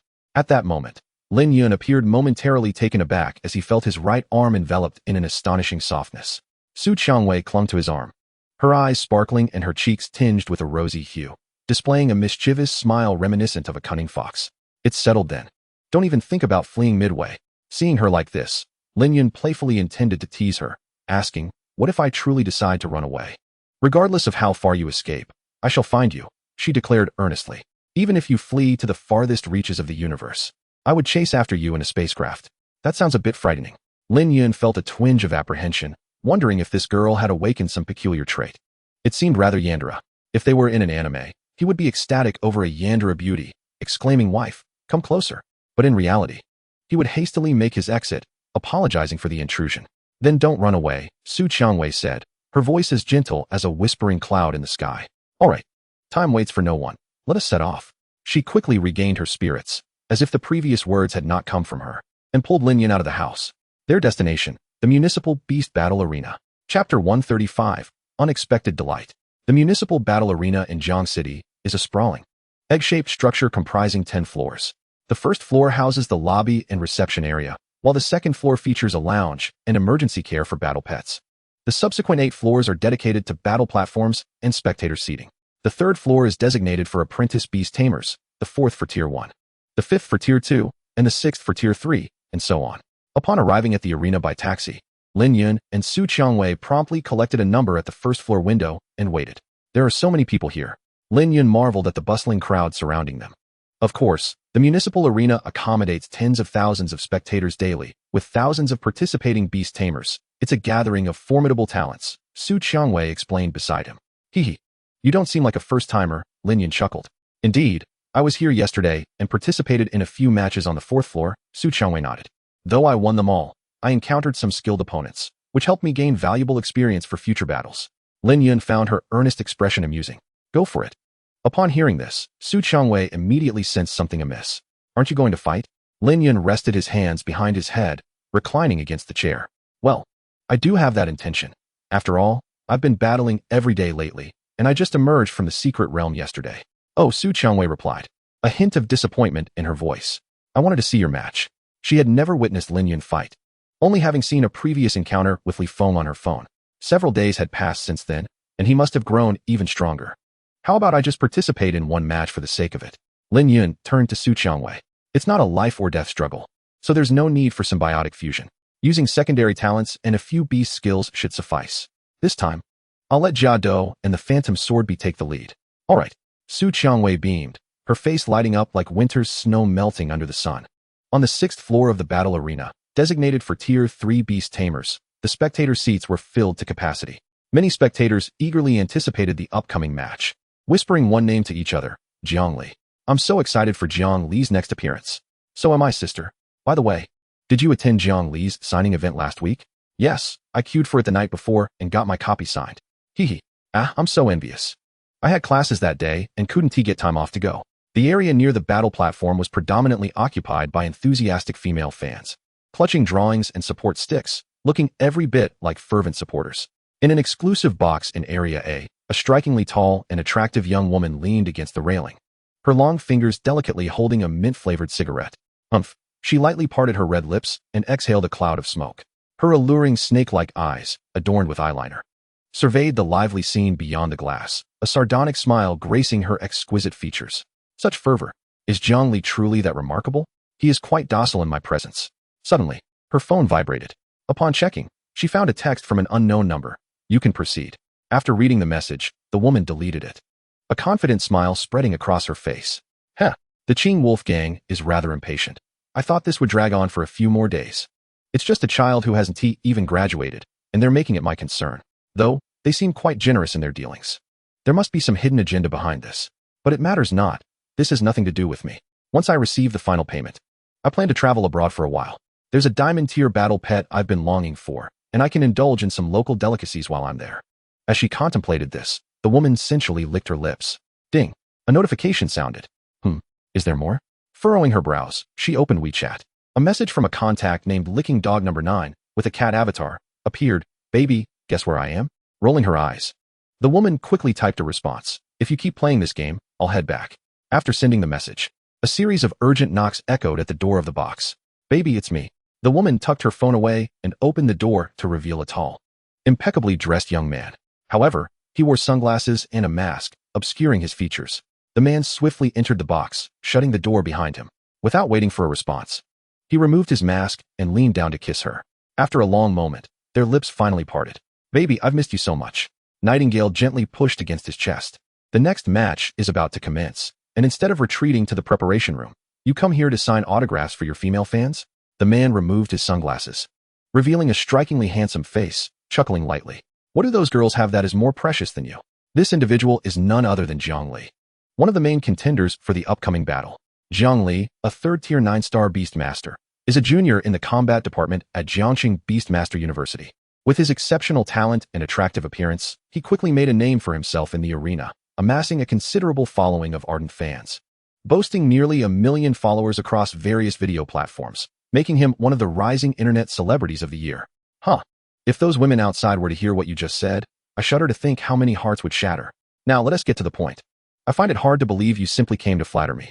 Nightingale's eyes glimmered with a hint of mischief as she extinguished her cigarette and leaned back against the wall, crossing her arms. Standing at a height of 1.75 meters. She was not excessively slender nor overly voluptuous, possessing an exquisite figure, particularly her long legs, which were truly captivating. Jiang Li chuckled, leaning closer and casually resting his hand on her thigh, his entire form nearly pressing against her. He leaned in closer, whispering softly in her ear. You know me too well, darling. Aren't you eager for a diamond-tier bloodline beast? I've gathered intelligence on my next opponent, a rookie by the name of Lin Yun, who is fairly obscure. I've already arranged to place bets on the side. Once I win, I'll immediately get you that beast. After speaking, he drew his lips nearer, appearing somewhat impatient. In truth, Jiang Li was not a man prone to haste. Given his looks and prowess, he had no shortage of female admirers. He could change girlfriends at will, purely based on his mood, and was indeed a notorious playboy. However, everything changed after he encountered Nightingale. He became inexplicably enamored with her, pouring money into her without a second thought, behaving like a lovesick novice who had lost all sense of reason. If asked what he adored about her, he would struggle to articulate it, but he felt she was unlike the superficial women outside. Her every smile and frown tugged at his heartstrings, making her an enchanting little temptress. Nightingale raised her hand to block Jiang Li's lips, her eyes widening as she inquired, Wait a moment. Did you just mention your next opponent? Lin Yun, Jiang Li replied, puzzled. Do you have a picture of him? Nightingale asked immediately. Hold on, let me check. Jiang Li responded, pulling out his phone to send a message. Soon, a competition photo arrived. This is him. Indeed, it's him. Nightingale gazed at the photo of the strikingly handsome young man, far more attractive than Jiang Li, her alluring face breaking into a smile of serendipity, as if she had stumbled upon a treasure effortlessly. What a delightful surprise. Do you know this lad? Jiang Li's tone held a hint of jealousy as he wrapped his arms around her waist, pulling her close, as if fearing his prized possession might be snatched away. Yes, this boy once hurt me, Nightingale replied, her eyes glinting with cunning. Hurt you? What exactly happened? You must tell me. Jiang Li's eyes widened in alarm. Yes. He asked the younger brother of a friend of mine, who used to visit me often. Nightingale rested her head on his shoulder, quickly fabricating a narrative. The gist was that Lin Yun had once taken a liking to her, but fortunately, his sister returned in time. Otherwise, what? Jiang Li's face contorted with rage as he struck the wall with a fist, drawing blood from his knuckles. It was unbearable to think that the woman he cherished most had endured such a painful past. I didn't report him out of respect for his sister, but... Nightingale's eyes glistened with tears, evoking a sense of sympathy. Darling, is what you said true? I absolutely do not doubt your word. I simply wish to uncover the truth. Jiang Li hastily clarified, recognizing the inconsistencies in Nightingale's narrative based on his extensive experience as a playboy. What do you mean by that? No girl would jest about her virtue. Do you think I would slander someone without cause? Nightingale pushed Jiang Li away, her face a mask of fury. Had he truly doubted her? It seemed she had become too complacent lately. Clearly, it was time to intensify her tactics. Suddenly, Jiang Li caught a whiff of a peculiar fragrance, and his remaining rationality snapped. A thought surged through his mind. How could he have doubted his beloved? Despicable. With a resounding slap, he struck his own face. I'm sorry, darling, I misspoke just now. Please don't take it to heart. Why would you slap yourself? Nightingale approached him, gently caressing the red mark on his cheek with a look of reproach. I bear you no ill will. After all, the situation is so bizarre that I would find it hard to believe too. However, I assure you, it is all true. Jiang Li covered her hand with his. Feeling touched, she truly was his darling, full of understanding and compassion. Look at you, so concerned for my feelings. Nightingale turned her head away. You're not disgusted by me, are you? Of course not. This is not your fault. It's that vile beast's. Jiang Li, seeing her expression, felt his heart melt and hurried to comfort her. Rest assured, my love, I will ensure justice is served for you. Thank you, darling, you're so wonderful. Nightingale wiped her tears and, seizing the moment, pecked Jiang Li on the cheek. He was instantly enchanted, his eyes reflecting the naive innocence characteristic of university students. You just wait. Watch how I deal with that little punk. If he's bettered within a month, I'll write my name backward from now on. I believe in you, Nightingale said, her face radiating gratitude. Now go prepare. I await your good news. As long as you keep your promise, tonight.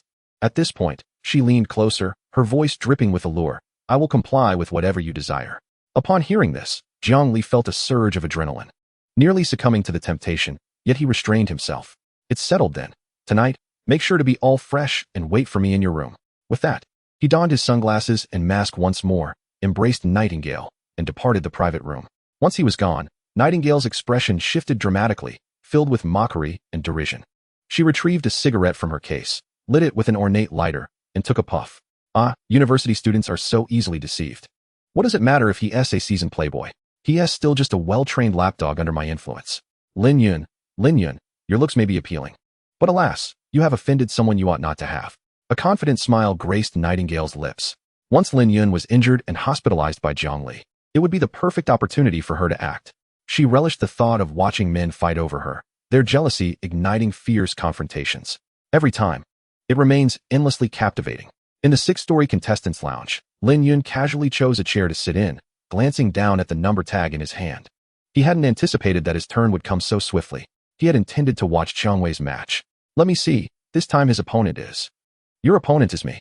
A furious male voice rang out. Lin Yun looked up to see a young man striding towards him, dressed flamboyantly like a peacock in full display. He appeared a few years older, likely a university student. Yet, the hostility in his voice was palpable.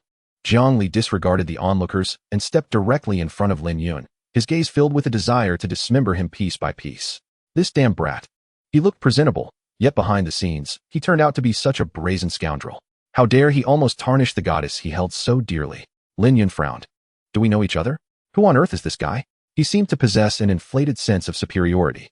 Instead of seeking treatment in a mental institution, he came here to flaunt his power. Jiang Li sneered. We don't know each other, but soon you will have a lasting impression of me. He leaned closer, lowering his voice menacingly. Stop pretending. Think about what you did to Ying, the Nightingale, alias Lu Ying. I am her boyfriend. Do you understand now? Lin Yun was momentarily bewildered. Ying? Who? Seeing Lin Yun's confused expression ignited Jiang Li's fury further. How dare you act ignorant, you despicable scoundrel. He could no longer contain himself and swung a punch at Lin Yun's face. However, his movements were sluggish. Lin Yun effortlessly caught Jiang Li's fist, his posture unwavering like a rock, and swiftly executed a low sweep, effortlessly bringing Jiang Li crashing to the ground. Thud. Jiang Li's back hit the floor with a heavy thud, eliciting a cry of pain. The surrounding contestants realized something was amiss and hurriedly intervened to separate the two. Stop it, stop it. Starting a fight before the match could lead to disqualification. Take it to the stage, not down here. Lin Yun rose from his seat, looking across the crowd at Jiang Li, whose face was flushed with rage. His gaze was icy as he declared, "When I say I don't know, I truly don't. If you dare to provoke me again, I won't hesitate to silence that foul mouth of yours." You. Jiang Li clenched his fists, his expression darkening. He had not expected Lin Yun to possess such formidable martial skills. In a single exchange, he had been taken down. No wonder Ying couldn't resist him. It turned out this brute had coerced her with force. At that moment, staff members rushed in to restore order, issuing a warning to Jiang Li. Jiang, regardless of your personal grievances with Lin, remember that this is the municipal battle arena. Troublemakers will be handed over to the Special Affairs Bureau. I understand. I was merely joking with him. Jiang Li quickly sought an escape route, yet his gaze towards Lin Yun was venomous. He vowed to incapacitate this brat in the match. Let's call it a day for now. Consider this a warning. The competition is about to begin, so both of you prepare yourselves. The staff departed after delivering this message. Soon, the announcement echoed throughout the arena. The next match is between Lin Yun and Jiang Li. Let's give a warm round of applause to welcome our contestants to the stage. Chapter 137, The Battle. As the announcement resonated, Lin Yun suppressed the simmering anger within him and stepped onto the stage from the contestants' passage. That Jiang Li was truly deranged. What nonsense about Ying? He had never even heard that name. If he thought he could defame him, he better not get caught, or he would surely regret it. As he emerged from the passage, deafening cheers erupted around him. Jiang Li, Jiang Li, Jiang Li, mommy loves you. Jiang Li glanced this way. Over here, over here. Jiang Li, I'm your dog. The fervent cries of the girls in the stands nearly shook the ceiling, overwhelming to the point of deafening Lin Yun. He frowned, increasingly displeased. Ah, so he was a social media celebrity after all. Jiang Li quickly ascended the arena, waving his hands with a radiant smile. Hello everyone. Thank you for coming to see me. I truly appreciate it. I will deliver an exhilarating match for you all. Thank you for your support. As he spoke, he scanned the audience, his gaze lingering for a few seconds on the box where the nightingale sat before retracting his attention. Darling, just watch closely. I will avenge you. Jiang Li's gaze turned venomous as he looked at Lin Yun, who was slowly making his way to the stage. That damn brat. What good were his martial skills? Ultimately, a beastmaster must rely on their combat pets. Lin Yun took in Jiang Li's expression, smirking coldly. This scoundrel seemed intent on playing dirty. No worries. He was more than willing to engage. Dressed in a black uniform, the referee promptly ascended the stage to announce the rules. The format for this Beastmaster battle is 3 versus 3. Each contestant may summon up to 3 combat pets for battle. Direct attacks on the Beastmaster are prohibited. As for the combat pets, do your best not to kill them. Violators will be immediately disqualified and handed over to the Special Affairs Bureau. Is that understood? Both Jiang Li and Lin Yun nodded in acknowledgement. Raising his arm, the referee declared, "Now, both contestants may summon their combat pets." Jiang Li raised his hand and shouted, "Come forth, my companions." As his words fell, 3 towering figures materialized instantly. Forearm Overlord. Forearm Overlord. On the far left stood a beast over 2 meters tall, its body muscular and its skin a pale purple. It boasted 4 arms clad in blue boxing gloves and wore only a pair of trunks reminiscent of a boxer's. Its bald head and large eyes were jagged, devoid of ears. Caw. In the center stood a chicken demon, its adult stature enveloped in vibrant red feathers. A flaming comb blazed atop its head, and it wore a bone mask, with piercing red vertical pupils visible through the mask's eye sockets. A golden red circular collar shaped like the sun adorned its neck, and its sharp claws and long, sturdy legs exuded an aura of agility and swiftness. On the far right was a blue-skinned crocodile with a protruding belly, sporting a rather comical pair of black frog glasses. Its sharp fangs jutted from its elongated snout, and its short forelimbs resembled those of a dinosaur, while its long, robust tail, covered in hard scales, whipped through the air with a menacing shriek. Forearm Overlord, Fiery Feather Demon, and Crocodile King? Quite the formidable lineup. Lin Yun smirked, a crimson glint flashing in his eyes. Panel retrieval name, Forearm Overlord. Attribute, Fighting. Bloodline, Golden. Level, 38.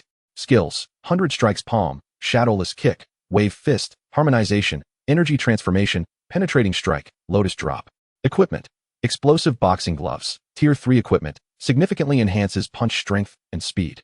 Can utilize equipment skills, Destructive Fist, Lion's Barrage. Remarks, Forearm Overlord is eager for a fight, craving combat. Name, Fiery Feather Demon. Attribute, Fighting Fire. Bloodline, Diamond. Level 39. Skills: Flame Kick, Hand Blade, Fiery Fist, Jet Flame, Throw, Electric Flash, Blazing Kick. Equipment: Fire Gathering Ring, Tier 3 equipment, enhances the power of fire-type skills. Equipment skill: Solar Wave, Explosive Fireball. Remarks: I excel in singing, dancing, rap, and setting fires in battles. Name: Croc Tyrant. Attributes: Fighting Water. Bloodline: Diamond. Level 37.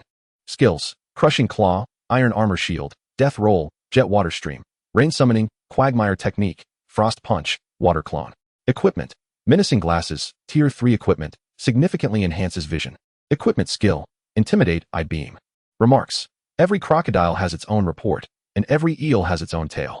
Lin Yun's eyes shimmered with a crimson glow as he snapped his fingers. Come forth, stay spirited, and don't lose face.